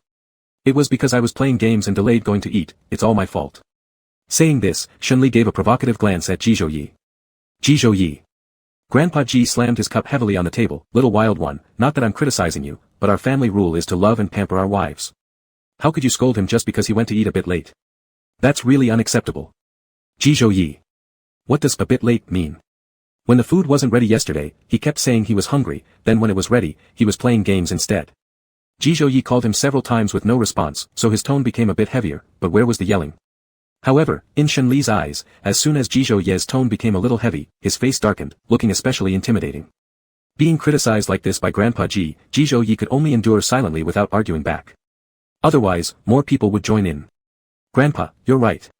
I'll be careful with my words and actions in the future. Grandpa Ji nodded satisfactorily. Jiu Ji came out of the kitchen, full of schadenfreude. Brother, how can you make sister-in-law angry? You should know that she is the precious gem of our entire family. If Mom hears this, she will surely start nagging at you again. Ji Zhouyi. Jiu Ji felt that his status at home had significantly improved recently, and this feeling was really nice. Shenli returned to the old house and became very well behaved, speaking gently. In the eyes of the elders, he was very obedient and sensible. Mother, he descended from upstairs, I've already heard about it. Men who enjoy scolding their wives are not good men. She approached Shenli, littly, if one day you can't live with little Wild anymore, tell Mom, and I'll find someone better for you, at least someone whose face doesn't look sour. Ji Zhouyi. Jiu Ji couldn't help laughing. Ji Zhouyi gave him a cold look, and Jiu Ji immediately fell silent, erasing the smug grin from his face. How could Shenli respond to Mother He's words? If he dared to do so, he'd suffer once they return home. Mom, actually, when Ji Zhouyi doesn't have that sour face, he is quite gentle and considerate. I don't need another one. In this life, I only like Ji Zhouyi. Only then did Ji Zhouyi's expression ease slightly, no longer as unpleasant as before. After dinner, Mother he brought out a plate of mooncakes, smiling softly, today is the Mid-Autumn Festival. These mooncakes are what I learned to make from online food bloggers. Try them and see if they taste good. Jiu Ji knew what level of culinary skills his mother possessed, but still took a piece and bit into it to save face. At the first bite, Ji Zhouyi nearly broke his teeth. This mooncake could crack walnuts, it was too hard. He also noticed the problem, picked up a mooncake, and tentatively bit into it, but she couldn't bite through. At this moment, Grandma had already taken a piece of mooncake to her lips, so he hurried over and snatched the mooncake away. Mom, you can't eat this. Shenli tried biting into the mooncake too. Without exaggeration, it was the hardest mooncake he'd ever seen in his 20-plus years of life, comparable to bricks at a construction site. After great effort, he managed to bite off a small crumb from the edge. Mom, apart from being a little too hard, the taste is still pretty good. Ji Zhouyi. Ji Zhouyi. Could they seriously give such hollow compliments? Ji Zhouyi finally understood why Shenli was regarded as the precious gem of the family. He smiled apologetically, let's not eat these today. I'll try again and make them for you next time. Ji Zhouyi, I hope the next ones aren't as gritty as these. Glaring at Ji Zhouyi, he carried the mooncakes away. The moon tonight was bright and round. The whole family went to the mountaintop to enjoy the moonlight. Ji Zhouyi didn't want to go but was forcibly dragged along. With bitterness in his heart, though now single no more, he wasn't married yet, and everyone else was paired up. He would have to keep his dog company for now. After graduating from university, he was determined to marry Jiangqing Mai as soon as possible. Then he wouldn't have to be accompanied by just a dog. Grandpa Ji and Grandma were walking ahead, and Shenli took Ji Zhouyi's hand. I envy the kind of love Grandpa and Grandma share. Even after being together for so many years, they are still so affectionate. Being together for so long and still maintaining the same affection is no easy task. Some people grow tired of each other after being together for a long time, beginning to find fault with their partners and endlessly arguing until they eventually split up. Shenli looked at the person beside him, I hope that when we reach Grandpa and Grandma's age, we can still feel like we did at the beginning. Ji Zhouyi tightened his grip on Shenli's hand and looked at him with determination. We will. Chapter 135, May my treasure be safe and happy, end of main text. In the days following the Mid-Autumn Festival, Ji Zhouyi was extremely busy with work, spending several hours in his study every night after dinner. Facing such a hectic schedule, Shenli's heart felt rather empty. Even though Ji Zhouyi was right there, it seemed like they didn't have much time to talk. They worked separately during the day at their own companies, and by the time Ji Zhouyi emerged from his study in the evening, Shenli was already asleep. After bathing, Ji Zhouyi would hold him in his arms. This situation had persisted for 3 or 4 days. That evening, after returning to the estate after work, Shenli clearly looked sullen, only eating a few bites of food. Ji Zhouyi tried to talk to him, but his responses were dismissive. Shenli was curled up on the sofa, hugging a pillow while watching a comedy movie without any expression. Looking at the divine power lying on the carpet, he occasionally smiled. As soon as Ji Zhouyi's gaze fell on him, his smile disappeared, and he avoided Ji Zhouyi's eyes, continuing to watch the movie without expression. When Shenli noticed that Ji Zhouyi wasn't looking at him, he would secretly observe what Ji Zhouyi was doing. Ji Zhouye's dark eyes softened with amusement as he walked over, sat down beside him, and gently held him in his arms. Let me see which baby is upset. Shenli frowned, pushing him away. Leave me alone, nobody is upset. Ji Zhouye held him tighter. Naughty little one who says one thing and means another won't get candies. Fine, I don't care about candies anyway. Unable to escape Ji Zhouye's embrace, Shenli turned his head with an air of coquettishness. Ji Zhouye leaned down to kiss the corner of his lips, softly coaxing. I've been too preoccupied with work lately, neglecting you. I'm sorry. Shenli blinked and looked at him. Everyone has busy times, I understand, but why didn't you come talk to me when you finished your work? Ji Zhouye tenderly stroked his earlobe, smiling softly. You were already asleep when I finished my work. Why didn't you wake me up then? I didn't want to disturb your rest. He was reluctant to wake him from his dreams. At this point, Shenli was no longer angry, just excuses. This evening, I have a social engagement, and after that, I will be free. Wait for me patiently at home. Ji Zhouye loosened his grip and prepared to leave. Don't drink too much alcohol. If you get drunk, your grandpa here certainly won't come pick you up. In fact, Shenli was concerned about him, fearing he hadn't rested well these days and knowing he would need to drink at the gathering. He worried his health might not take it. But he refused to say it directly. Ji Zhouye's eyes were full of indulgence as he ruffled Shenli's hair, messing it up. All right, my little grandpa. Shenli knitted his brows, dissatisfied, slapping Ji Zhouye's hand away. Ji Zhouye. You messed up my hairstyle. You look handsome even when it's messy. Ji Zhouye took his suit and left. After he left, Shenli turned to the dog beside him. Your father isn't a good man, doesn't he know the saying, my head can be cut off, my blood can flow, but my hairstyle must remain intact? Saying so, Shenli reached out and messed up the fur on the dog's head, laughing as he took photos with his phone. The dog's melancholy eyes seemed to say, you are really a dog lover. At 11 o'clock at night, Ji Zhouye still hadn't returned, and Shenli, feeling uneasy, was about to call and ask when he'd be back. He just picked up the phone when Ji Zhouye called him. Answering the call, Ji Zhouye said, I'm drunk, come pick me up. Where are you? Atop the mountain. What was this person doing on the mountaintop after drinking? Shenli massaged his temples. Stay there and don't move, keep the line open, I'll find you. The other side replied simply, all right, then continued, don't drive, walk slowly upwards. Understood. Shenli ran up the road towards the mountaintop. Ji Zhouye, tell me why you run up here after getting drunk? Don't you fear accidentally falling from the mountain? Looking at the moon, tonight's moon is very beautiful. Shenli looked up, realizing upon leaving the mansion how he'd only been worried about Ji Zhouye until now, noticing the beauty of the moon. Ji Zhouye was correct, tonight's moon was indeed gorgeous. Countless tiny lamps lit up the mountain. Ji Zhouye said gently, don't rush, take your time walking upwards, there's no hurry. From his words, Shenli detected not the slightest hint of intoxication. Didn't you drink? Are you teasing me? Ji Zhouye did not deny it, I didn't drink. Ji Zhouye. Your grandfather waits for you, when I see you, I will definitely beat you up. Ji Zhouye laughed with a hint of mischief, good, fight with me. Shenli. Your smile is a bit lewd. Shenli was never a proper person, so naturally, he could sense the innuendo in those words. Upon reaching the mountaintop, his eyes fell on that tall figure. Shenli clenched his teeth and said, Ji Zhouye, if you dare to fool with your grandpa, I'll beat you up until even the divine power wouldn't recognize you. As he spoke, he walked toward the figure and swung a punch. The fist was caught mid-air, Ji Zhouye smiling as he looked at him, calm down, grandpa. It was then that Shenli noticed the tent nearby. Ji Zhouye, what's all this about? I heard there will be a meteor shower tonight, and I wanted to watch it with you. So, did you lie to me about the social gathering? Not really, there was indeed one. It ended at 9. After the social event finished at 9, he came here to prepare everything. If they couldn't see the meteors, it would still work as a camping trip. Ji Zhouye had prepared 2 folding reclining chairs. Shenli lay down on one to try it out, closed his eyes, feeling incredibly comfortable. Little Ji, come over and give Emperor a shoulder rub and massage my legs. Ji Zhouye. Change the title, I don't want to be called like a eunuch. Shenli glanced at him with a smirk. What? Is being called a eunuch too degrading for you? Ji Zhouye. Seeing that Ji Zhouye wasn't arguing, Shenli softened his tone with a hint of coquetry, husband. When Ji Zhouye went to give him a shoulder rub, Shenli dodged, I'm just teasing you, these days you've been busy with work and must be exhausted, relax properly. Shenli motioned for him to lie on the reclining chair beside him. Thus, the two laid there side by side. The evening breeze in autumn carried a coolness that felt extremely soothing. Before the meteor shower arrived, Shenli began to feel drowsy and soon fell asleep. Ji Zhouye went into the tent, retrieved a blanket, and covered him gently, then gazed at him quietly. After an unknown span of time, Shenli woke up hazily. With a soft voice, Ji Zhouye whispered, there's a meteor. Baby, do you want to make a wish? Upon hearing the word meteor, Shenli regained some alertness, looked up at the night sky. There was no meteor shower, but occasionally, a meteor would streak across the sky, fleeting and brief. A meteor flashed across the sky. Shenli clasped his hands together tightly, closed his eyes, and made a wish. I wish to always stay by Ji Zhouye's side, year after year. He made the wish sincerely.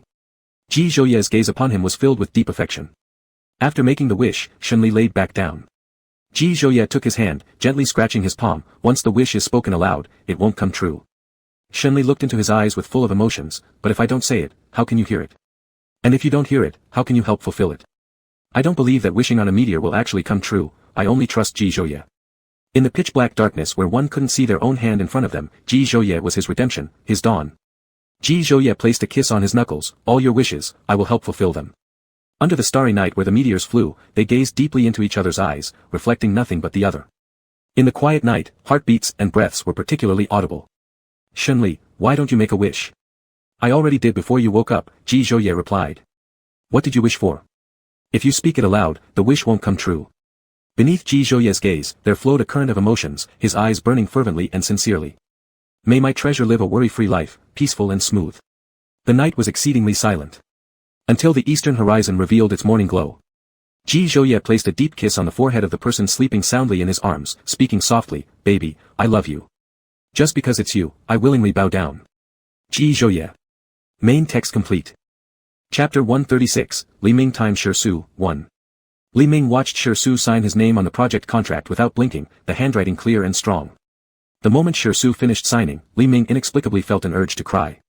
After so long of bickering with this man, he had finally succeeded in securing the project contract and could go home to give an account to his old father. This project contract would make it so that his father no longer mentioned business marriages. Finally, he could be free for a while. Li Ming picked up the contract and walked out of the office. He didn't want to stay in this lousy place for even a second. Waving casually with both hands, he said, Mr. Sher, if there's fate, we'll meet again in the world of swords. Hopefully, we'll never see each other again. What a difficult man, always turning sour, not likable at all. When he got angry, his sour face was like someone whose wife had been unfaithful or who had a son calling another man dad. Shersu stared at his retreating back, shadows moving deep in his eyes. After leaving the Zhen recognition tower, Li Ming opened Shenli's message window and typed a few words before deleting them. Turning off his phone, Li Ming took a deep breath, looking up. Thinking about not having to deal with Shersu anymore, even the air seemed sweeter. This good news naturally couldn't be conveyed over the phone. He had to personally bring this good news to Shenli. Driving to Jiangqing, as Li Ming came frequently, the receptionist remembered him and politely let him pass after greeting him. When he arrived, Shenli was in a meeting, so he waited for him to finish in the waiting area outside. Normally the least patient when waiting, now even if Shenli's meeting lasted 2 or 3 hours, Li Ming could wait, without any urgency. After half an hour of waiting, Shenli came out of the meeting and saw Li Ming in the waiting area. Stopping, he tilted his chin slightly. Why are you here? How long have you been waiting? I've been waiting for half an hour. I have good news to tell you. Shenli, let's go, say it in the office. Li Ming followed by Shenli's side. You're my good buddy, I share this good news with you first. Shenli raised an eyebrow and looked at him. Isn't Ji Zhouye also your good buddy? Why don't you share it with him? Li Ming, he isn't, Ji Zhouye only brings disappointment. Shenli smiled and didn't reply. Before the door to the office was closed, Li Ming grinned happily. Little Li, let me tell you, Shersu has signed the project contract, and from now on I don't have to wrangle with him anymore. Shenli looked at him, the smile on the corner of his lips unclear in meaning. Congratulations to you. It is indeed time for a proper celebration. I'll treat dinner tonight. Tonight won't work. I'm going back to the old house with Ji Zhouye. In that case, next time, said Li Ming. For an entire week, Li Ming hadn't seen Shersu. His father also stopped calling to pressure him about the business marriage. Life was incredibly peaceful. Recently, company affairs were not too many. After finishing work, he stayed in a bar to play, but unlike past behaviors, he quietly sat in a corner of the sofa drinking wine. Occasionally lowering his gaze, he played with his mobile phone, with no women around. His friends who came to play together teased him, is Mr. Li giving up on women? These words came out, making Li Ming first think of Shersu, then blank out for a while before tugging the corner of his mouth. Don't mention it. Recently, I've been brutally deceived by a woman, now just the sight of women makes me scared. The woman he referred to was Shersu's female companion. But the absence of women around him had nothing to do with her, it was simply that he didn't feel attracted to those women. Perhaps because he'd seen too many such types, a bit tired, wanting to change styles, convincing himself about his strange emotions in this way. The men were somewhat shocked. Which woman has the guts to play us, Mr. Li? Li Ming slightly curved his lip, suddenly losing interest, saying a casual farewell and picking up his coat to walk out of the bar. Shersu is the embodiment of bringing ruin, even if he wasn't there, just thinking about him brought one down. Li Ming pinched between his eyebrows, somewhat irritable.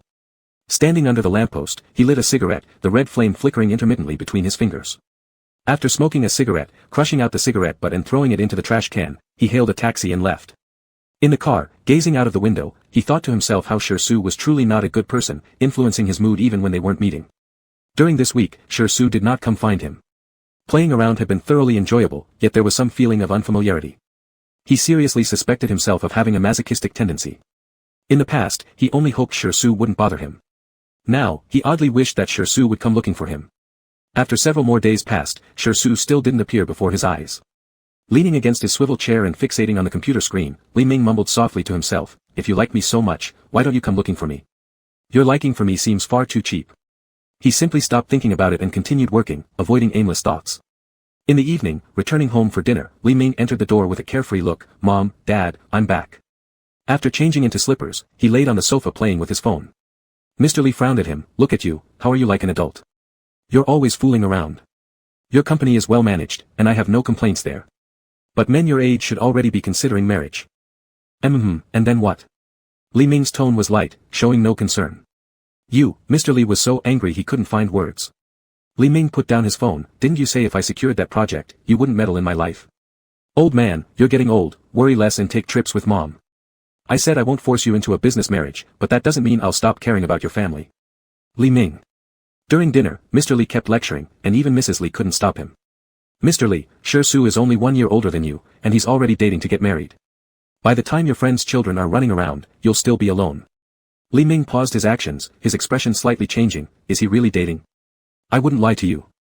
These days, I met his father, and he personally told me." Li Ming suddenly lost his appetite, putting down his chopsticks and standing up, looking at Mr. Li. "Dad, I'm 24 this year, and even if I don't marry until I'm 30, it's fine." Without waiting for the person behind him who slammed the table and stood up in anger, he walked toward the sofa, picked up his coat from the sofa and draped it over his shoulder, and left the villa. Sitting in the car, he cursed softly, "Fuck, messing with me." Li Ming wasn't someone to mess with. First, he was tricked by Shersu's female companion, then he got played again by Shersu himself. He couldn't let that go easily. He called Shersu and asked where he was. Shersu replied that he was at the office, so Li Ming hung up directly. The office door was kicked open with great force, and Shersu looked up at him sitting behind the desk. A flash of severity passed through Li Ming's eyes as he rushed over, grabbed Shersu's collar, and landed a punch on his face. Shersu's face turned to the side, blood flowing from his mouth. Li Ming didn't hold back at all, pulling Shersu's collar loose and angrily adjusting his own tie. "That's what you owe me."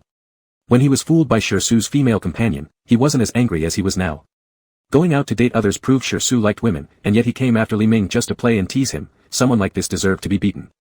As Shersu wiped the blood off, his eyes revealed not a hint of fluctuation, his tone calm. "Why did you hit me?" Li Ming laughed bitterly, grinding his teeth, "Because you fooled with me. You deserve this. If I hadn't stopped short of hospitalizing you, I would have been too merciful." "What's the main reason? I haven't seen you recently or appeared before you. How did I fool you?" Shersu remained unfazed, just like always, as if the person beaten was not him. Li Ming felt the person in front of him was good at pretending. "You started chasing me, claiming you liked me, and then went off to flirt with other women. Once you were done fooling with me, you decided I wasn't worth it anymore and just walked away. Do you think I'm some circus monkey?" His eyes were filled with anger as he glared at the person before him. Finally, Shersu understood why Li Ming was so enraged. He explained that dating was arranged by elders at home. "I had no choice but to participate briefly in order to satisfy them. It's none of my business whether you're dating or just coping, but stay out of my sight from now on. Otherwise, every time I see you, I will beat you." Li Ming's brain clouded by anger, refusing to listen to Shersu's explanations, believing they were excuses. Turning to leave.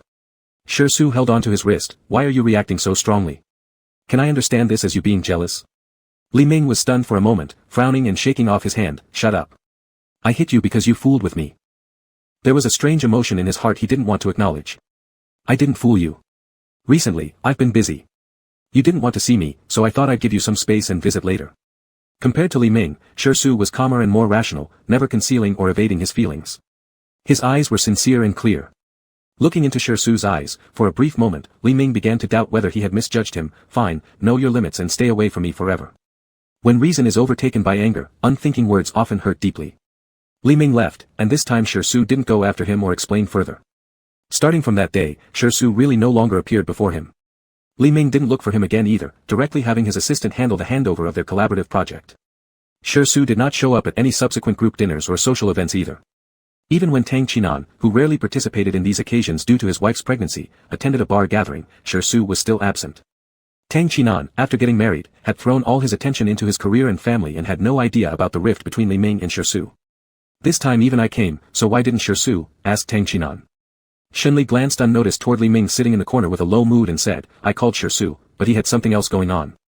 Tang Qinan simply responded with an oh. He didn't know that during this period, Shersu hadn't been present at any event where Li Ming was there. Li Ming lowered his eyes to the wine glass in his hand, lost in some unknown thoughts. Tang Qinan hadn't realized there was an issue yet. He looked at Li Ming and laughed, it's weird that Shersu isn't here when you're around. Li Ming's expression shifted slightly as he cast a brief glance at Tang Qinan, pursed his lips lightly, then dropped his gaze again, saying nothing. Seeing this reaction, Tang Qinan sensed the atmosphere was off and decided not to mention Shersu anymore. The man who usually talked the most in the whole venue now silently drank his alcohol while sitting in a corner. As the atmosphere failed to warm up, Tang Qinan temporarily took over Li Ming's role of lightening the mood. Sitting beside Shenli, Tang Qinan quietly asked, what's going on between him and Shersu? I'm not sure, Shenli answered, looking at Li Ming, who sat silently in the corner without uttering a word. Maybe they've had a disagreement. Tang Qinan commented, wasn't he always bothered by Shersu? So why does he look like he just got dumped? Shenli smirked, the hint of a smile at the corner of his mouth carrying profound meaning, who knows? Since Su Li was waiting for him at home, Tang Qinan couldn't stay too late and returned first.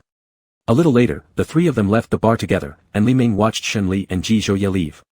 When they saw each other again, it was at a commercial cocktail party.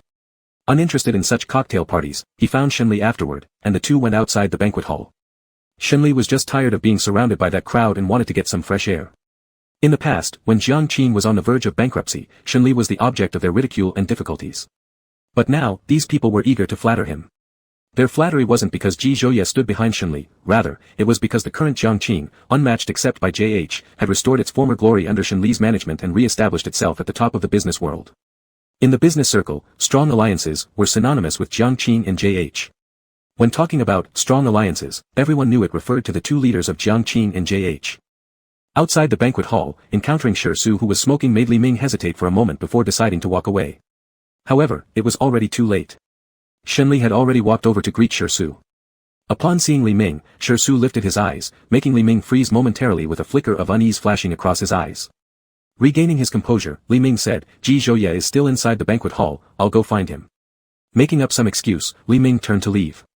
Just then, Ji Zhouye appeared from inside the banquet hall and walked over. Li Ming. Seemed like there was no escaping today. If he couldn't avoid it, he wouldn't bother avoiding it. Why be afraid when his actions and intentions were pure? Back then, when he hit Shersu, it was because Shersu fooled him first, prompting his retaliation, it wasn't like he did anything wrong. Nonchalantly leaning against a tree with his back slightly bowed, cigarette dangling from his lips, Li Ming pulled out a lighter and lit it. Taking a deep puff, he exhaled the smoke. Shenli tugged Ji Zhouye along back toward the banquet hall, I forgot my phone inside, could you accompany me to retrieve it? Ji Zhouye, who had just arrived, was dragged away by Shenli. Shersu locked eyes with Li Ming. The atmosphere instantly became somewhat awkward. Looking at me like that, have you never seen a handsome man? Li Ming tried to intimidate him, adding, if you keep staring, I'll gouge your eyes out. Shersu faintly smiled, but there was not a trace of humor in his eyes. How would I know you're looking if you weren't watching me? Li Ming. I felt your stare, so naturally, I looked at you. Shersu only chuckled lightly, crushed out the cigarette between his fingers, and tossed it into the trash can before leaving. Only Li Ming remained behind. Watching his departing back, Li Ming furrowed his brows more tightly. What was the meaning of that laugh just now? Was he mocking him? This Li Ming couldn't bear, so he chased after Shersu and grabbed his sleeve, speak clearly. What exactly was that laugh about? Shersu tilted his eyes down and caught the hand gripping his sleeve. You told me not to show up in front of you, and I listened. So what? Now you won't even let me laugh.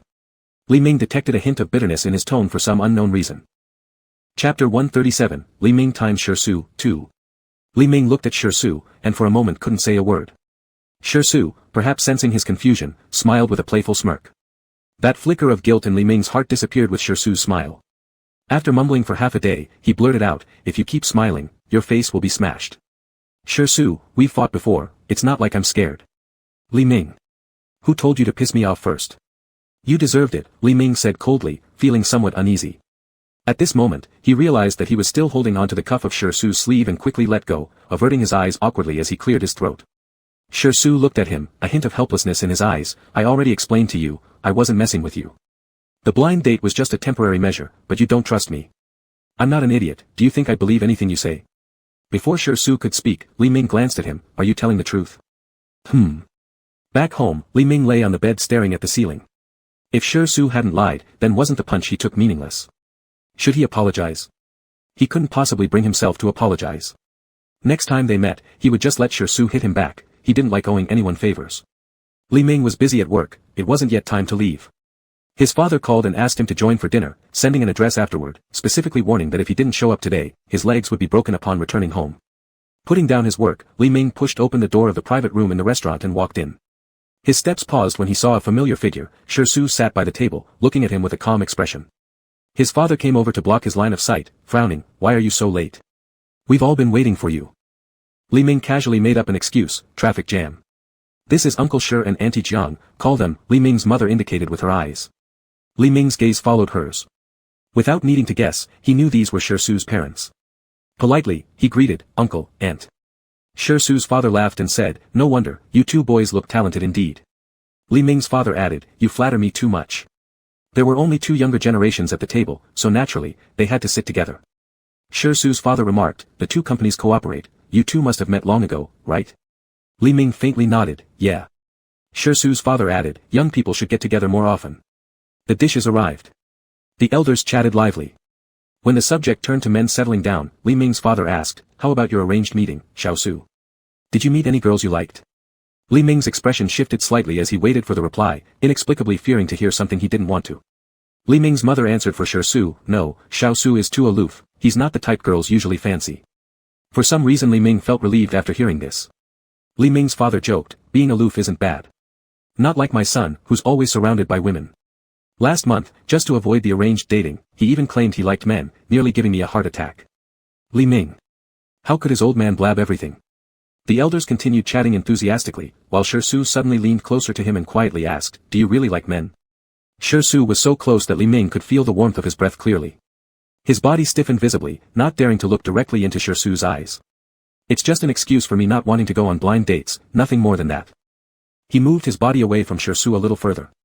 Su straightened his posture and remained silent. After dinner, Li Ming's mother suggested getting a foot massage. Li Ming's mother looked at Li Ming, we'll leave first. You and Su can hang out, young people have things to talk about. Once the private room was left with only Li Ming and Su. The atmosphere froze for a few seconds. Li Ming looked squarely at Su. Some things needed to be resolved early, that day I hit you, now you can hit me back, we'll call it even. He extended his face towards Su, closing his eyes. But the anticipated pain never came. He opened his eyes, only to see Su smiling at him. What are you laughing at? Laughing because you're foolish, Su replied. Li Ming. Su, I don't hit people I like. That night, Li Ming tossed and turned in bed, unable to fall asleep.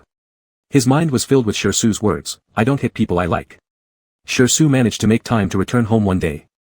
He sat on the sofa, looking seriously at his father and mother, Mom, Dad, I don't want to arrange meetings anymore. Why? If you don't mingle with girls, how will you know what suits you? Father Shi asked. The person I like, is a boy. Shi's parents froze in disbelief. Shi's mother thought of something and her expression softened slightly. Are you trying to avoid blind dates? Like Xiaoming, did you just make up an excuse? It's not an excuse, I'm serious. Su's eyes were overly firm and serious, showing no signs that he was joking. Shi's father hoped he was joking, but Su was his son, he knew him too well. When Su came out of the villa, he met Li Ming. Li Ming, the last time my mom visited your house, she left her bracelet at mine. My mom asked me to return it. Su made a faint sound in acknowledgement, looking calm. Li Ming noticed his abnormality. His shirt sleeves were slightly rolled up, revealing a prominent scar on the arm exposed outside. Then, there was the sound of broken glass from the living room, as if Li Ming understood something. Where are you going? Company. Li Ming, wait for me, I'll drive you. He intended to hand the items over to Shi's mother, but when he reached the living room door, he saw the floor scattered with broken debris. Shi's mother frowned at Shi's father. No matter what, you shouldn't have hit someone. He's my son, do you think I wanted to hit him? It's because he was excessive. Li Ming turned and left. Su waited for him by the door, pulling down the slightly rolled up sleeve, covering the wound.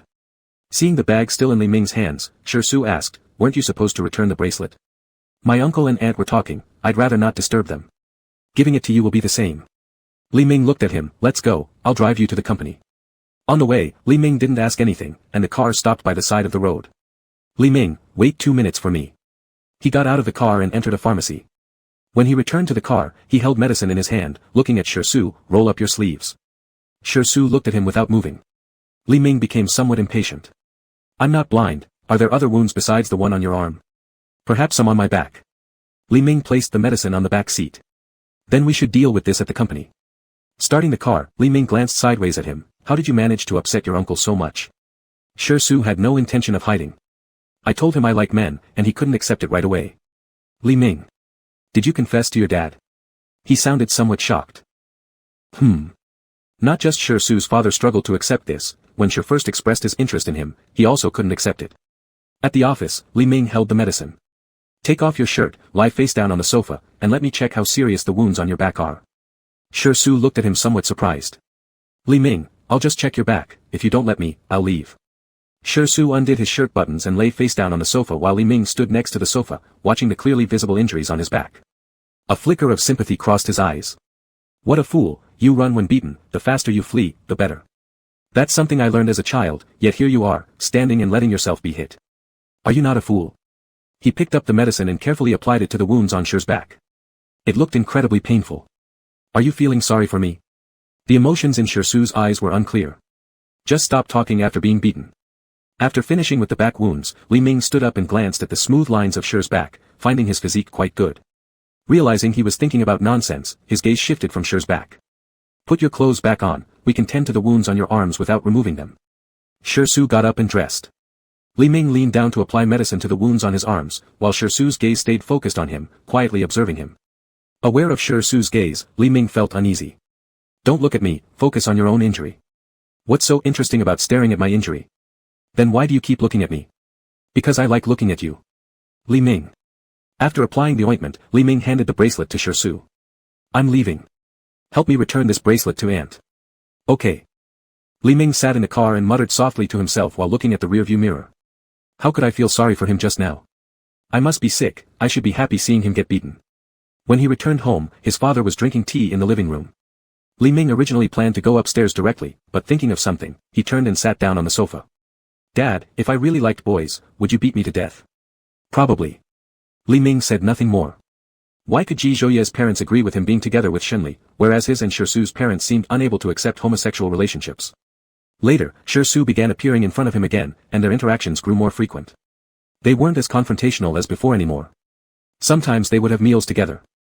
Li Ming felt like he must be sick, inexplicably longing to see Shirsu. After a night of drinking due to business engagements, while waiting for his driver outside the restaurant, a car pulled up beside him. The window lowered, and Shirsu looked at him through the glass. Get in. Li Ming opened the passenger side door and got in.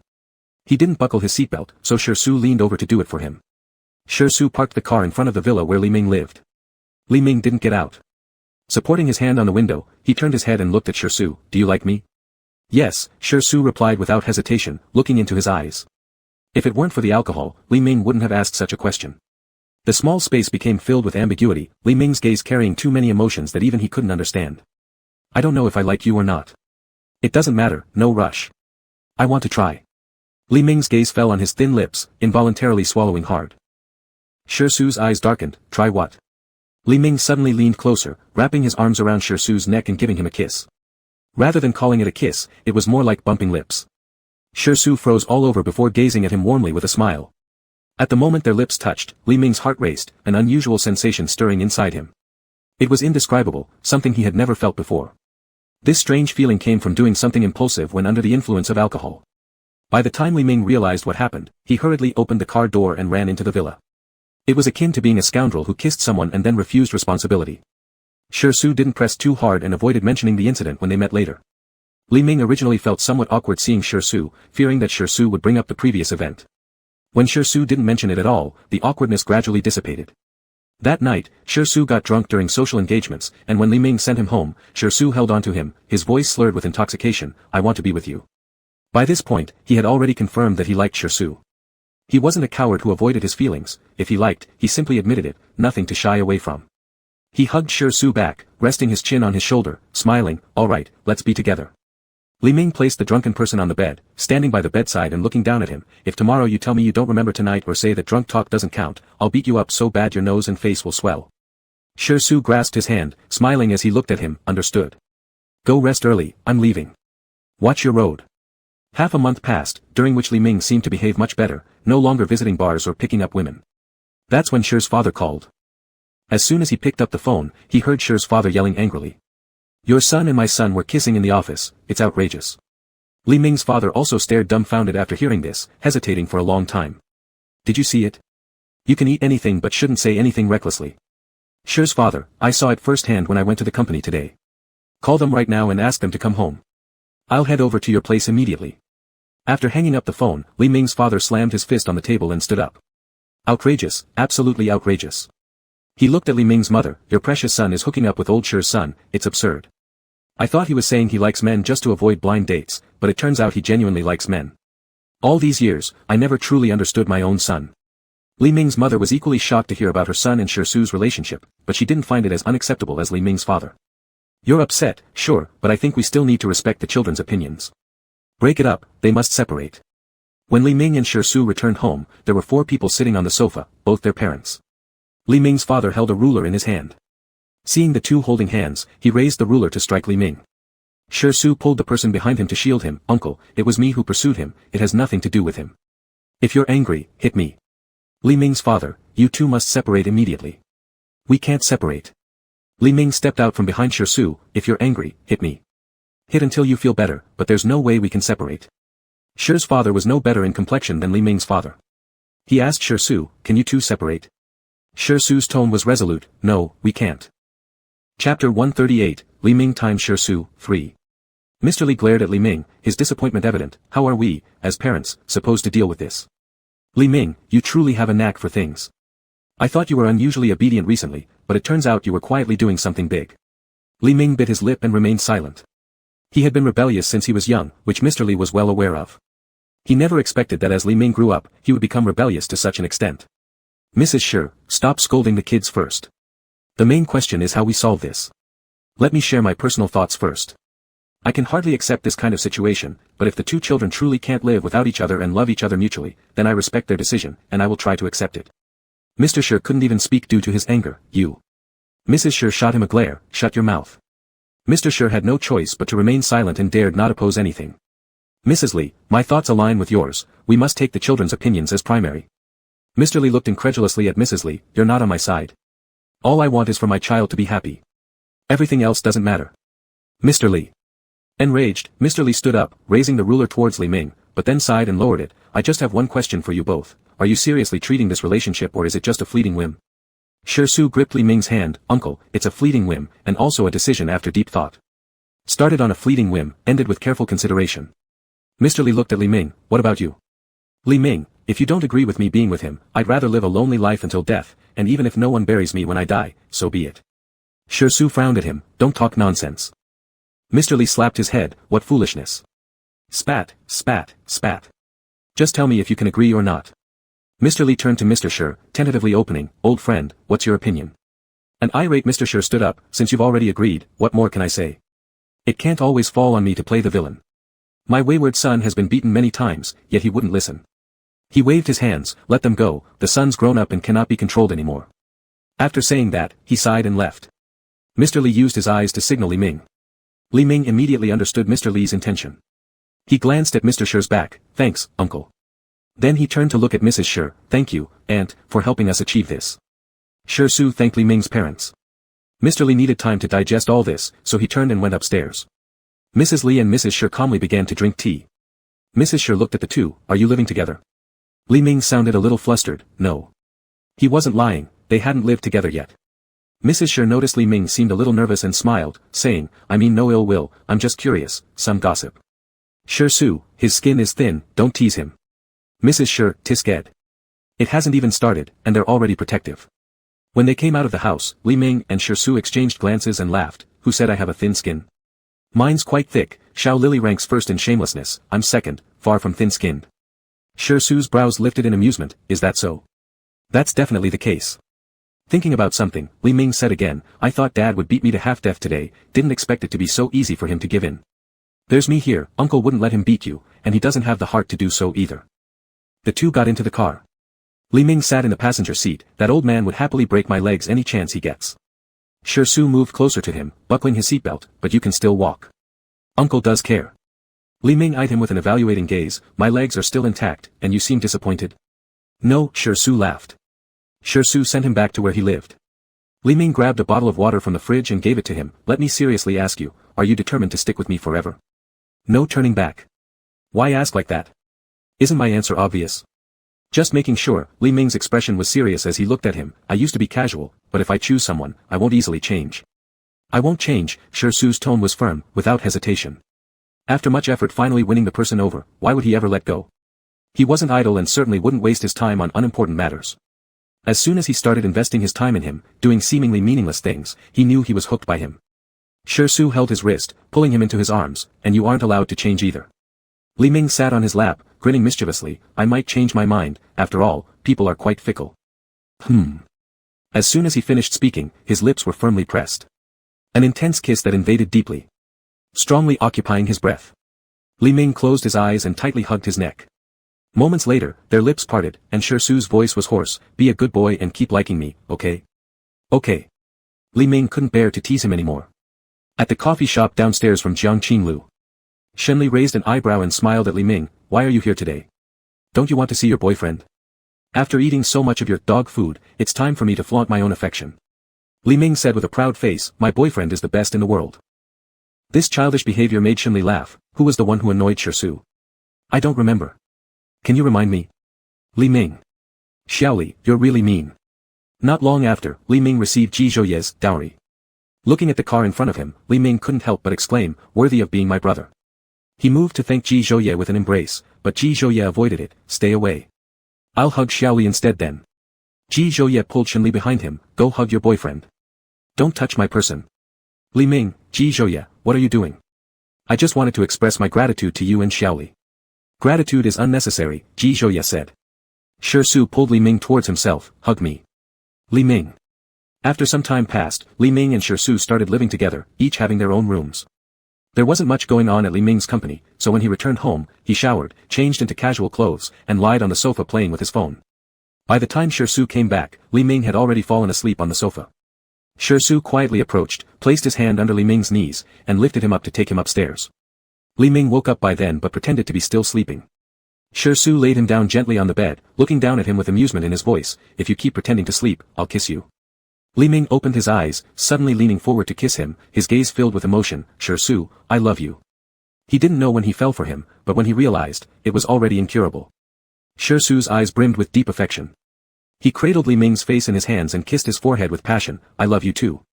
Love is the perfect harmony of souls. Chapter 139, Ling Feng times Song Yan. Saturday night.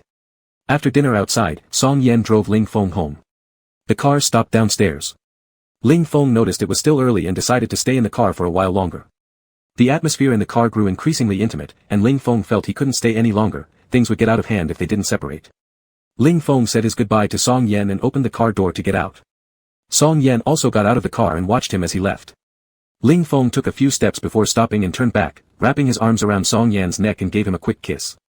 Drive carefully and send me a message when you get home. Okay. Ling Feng prepared to leave, but as he turned around, he locked eyes with an expression of pure shock, one so shocking that in this instant, he wanted to die. His brain must have been squeezed by the door or something, because why else would he do such a thing right below his own building? If he hadn't kissed Song Yan, even being seen together could be explained away with some casual excuse. Now there was no way to hide it. Ling Feng nervously called out, Mom. Ling's mother was utterly shocked and remained motionless for a long time. Song Yan politely greeted, Auntie, nice to meet you. Ling's mother came back to her senses and blinked at Song Yan. Hello. Something felt off. Why was she greeting someone like this? She frowned at Ling Feng. Go back inside. Ling Feng told Song Yan to go home first. Don't worry, I'll take care of this. Once at home, Ling's mother sat on the sofa, and Ling Feng stood beside her, head down like a child waiting for a lecture. Ling mother, I don't oppose your relationship, but can his family accept the two of you being together? I just want my child to be happy. Ling Feng's father had passed away when he was young, leaving Ling's mother to raise him alone.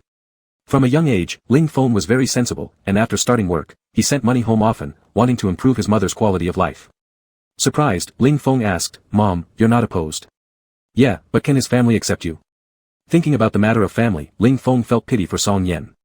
He's an orphan, he doesn't have any family. Ling mother paused silently. Call him over for dinner when you both have time. Still stunned, Ling Feng asked again, unsure if it was real, is it really okay? Or what?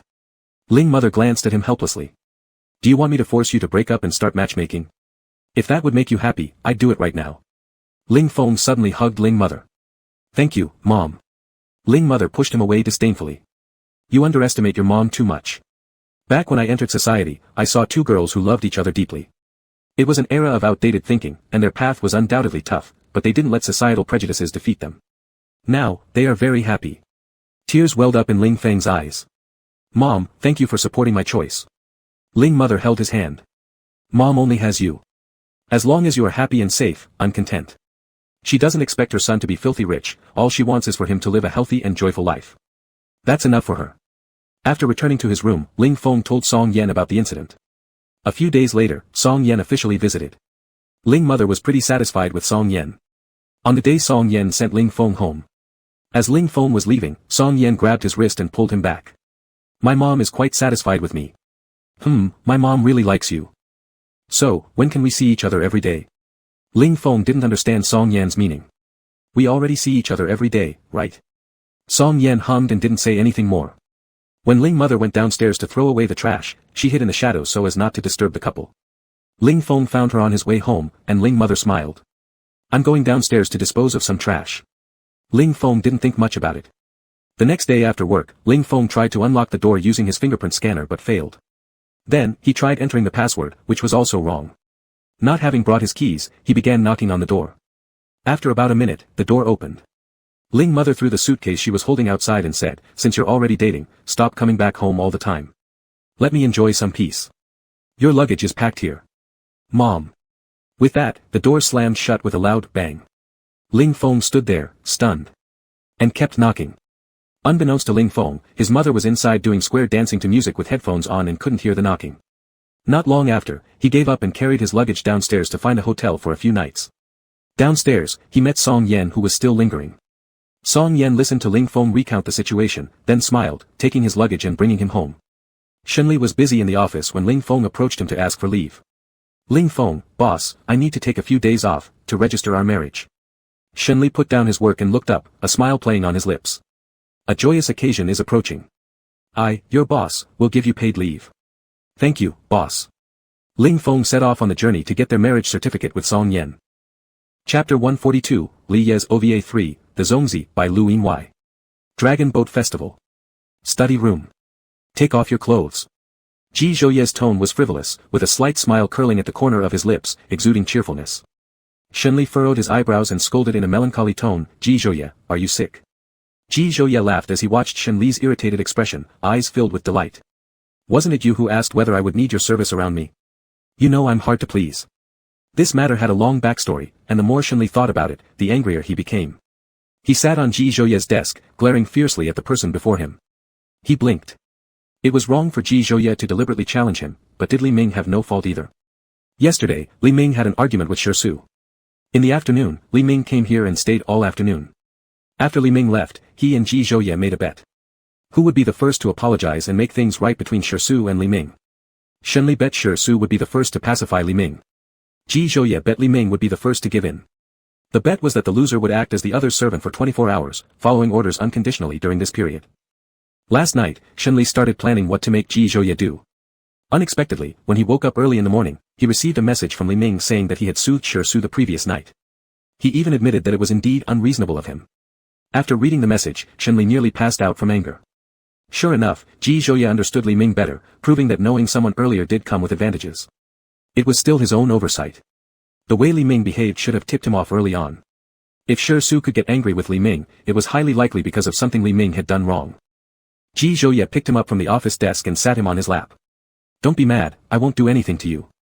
Humph, Shenli turned his face away. Ji Zhouye's slender fingers gripped his chin, turning his face back towards himself. His thin lips pressed down, teasing him cruelly. With the terms of the bet still active, Shenli couldn't say much or else it would seem like he couldn't take a loss. He swallowed his frustration silently. Seeing Ji Zhouye wasn't finished with his work, he obediently stayed in his arms for a while, then stepped out of the study. Aunt Chow was wrapping zongzi in the kitchen. Shenli took an interest and tried her methods but only managed to wrap one decently after quite some time. After packing one, he lost patience for making another. During lunch, Shenli solemnly picked up the ugliest zongzi on the table and placed it on Ji Zhouye's plate. Zongzi, intention, is for you. Ji Zhouye stared at the zongzi in front of him, momentarily stunned. He chuckled once he realized what was going on. On the dining table, the leaves of zongzi emitted a delicate fragrance. The gentle laughter in Ji Zhouye's eyes flowed tenderly as he asked knowingly, who do you fancy? Shenli. Shenli mistyped. As if responding to its name, Shenli moved near the dining table, giving a smart call upon hearing Shenli mentioning its name. Shenli placed a chicken wing in its bowl. Eat, good boy. Ji Zhouye. Who do you fancy? He asked again. Shenli ignored him completely. Ji Zhouye showed no annoyance and calmly said, the bet hasn't run its course yet, are you sure you want to argue with me now? Shenli paused mid-motion, pondering over the pros and cons before replying, fancy you, I fancy Ji Zhouye. He certainly wouldn't lose right in front of him. With the bet still ongoing, Ji Zhouye would surely take full advantage of this rare opportunity, and there was no telling how he'd torture him tonight. Ji Zhouye clearly seemed pleased with this answer. Outside. The sun shone brightly, tree shadows swaying with the wind. The two headed to the bedroom for their nap together. When Shenli woke up, the bed beside him was empty, the person who originally held him for the rest period was gone, leaving a sense of inexplicable loneliness within him. This feeling didn't last more than a few seconds as the door opened. Ji Zhouye approached the bedside, embracing him into his arms with a low voice. Still sleepy?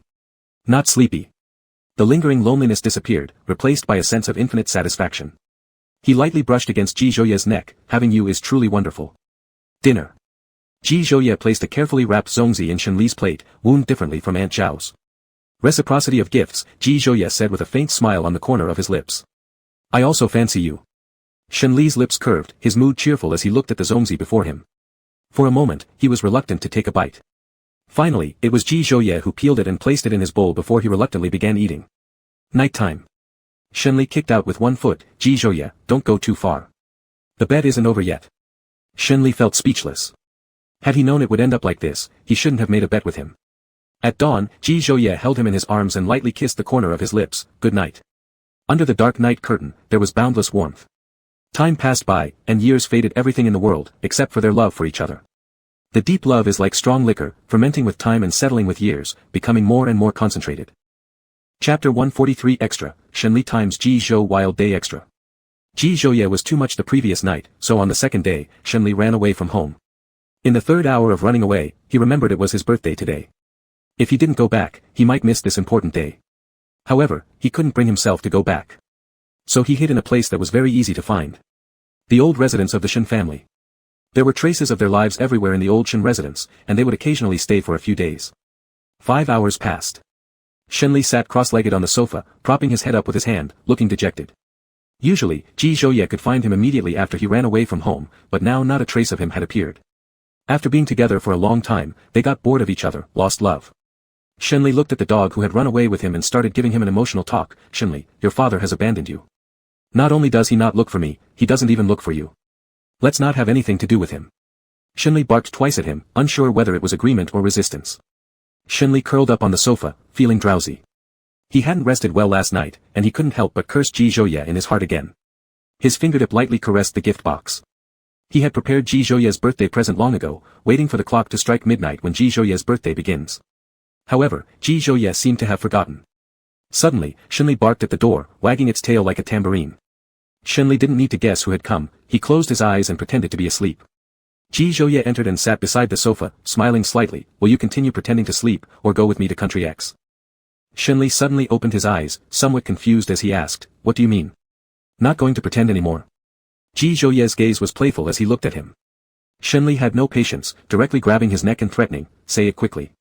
You said you wanted to see a blue sea. Ji Zhouye remembered every word he said. I wasn't not coming to look for you, I was packing at home, went to JH and Jiangqing, arranged our recent work, took some time. Both Shenli and Ji Zhouye were very familiar with each other's companies. It was better described as one company instead of two. Sometimes, when Shenli got annoyed with Jiangqing's work, he would go to JH and switch roles with Ji Zhouye. Let Ji Zhouye handle the work at Jiangqing. Shenli blinked, so, how many days of vacation are there, when do we leave? Minimum 7 days, let's go now. Shenli looked at Shenli, what about it? Ji Zhiyu misses it, we'll come pick it up soon. 3 hours later, they landed in Country X. To the southeast, the sea was very blue and crystal clear. Ji Zhouye booked accommodation on the water surface. In sight was endless blue sea. Shenli's gloomy mood vanished instantly. The water below the accommodation wasn't deep, allowing for swimming anytime. Ji Zhouye hugged his thin waist from behind, his chin resting on his shoulder. Are you still mad at me? Shenli grumbled, I'd still be mad without a birthday present. Ji Zhouye let go of him, taking out the present from the luggage, handing it to him. Happy birthday, baby. Shenli was surprised and delighted upon opening it. Inside was a newly issued limited edition game console, which he had been wanting for quite some time but unable to get. Thanks, but I didn't prepare anything for you. Evening. Ji Zhouye lit the birthday candles. Shenli made a wish. Wishing those dear to him prosperity and peace. Wishing to share morning and evening, year after year with his lover.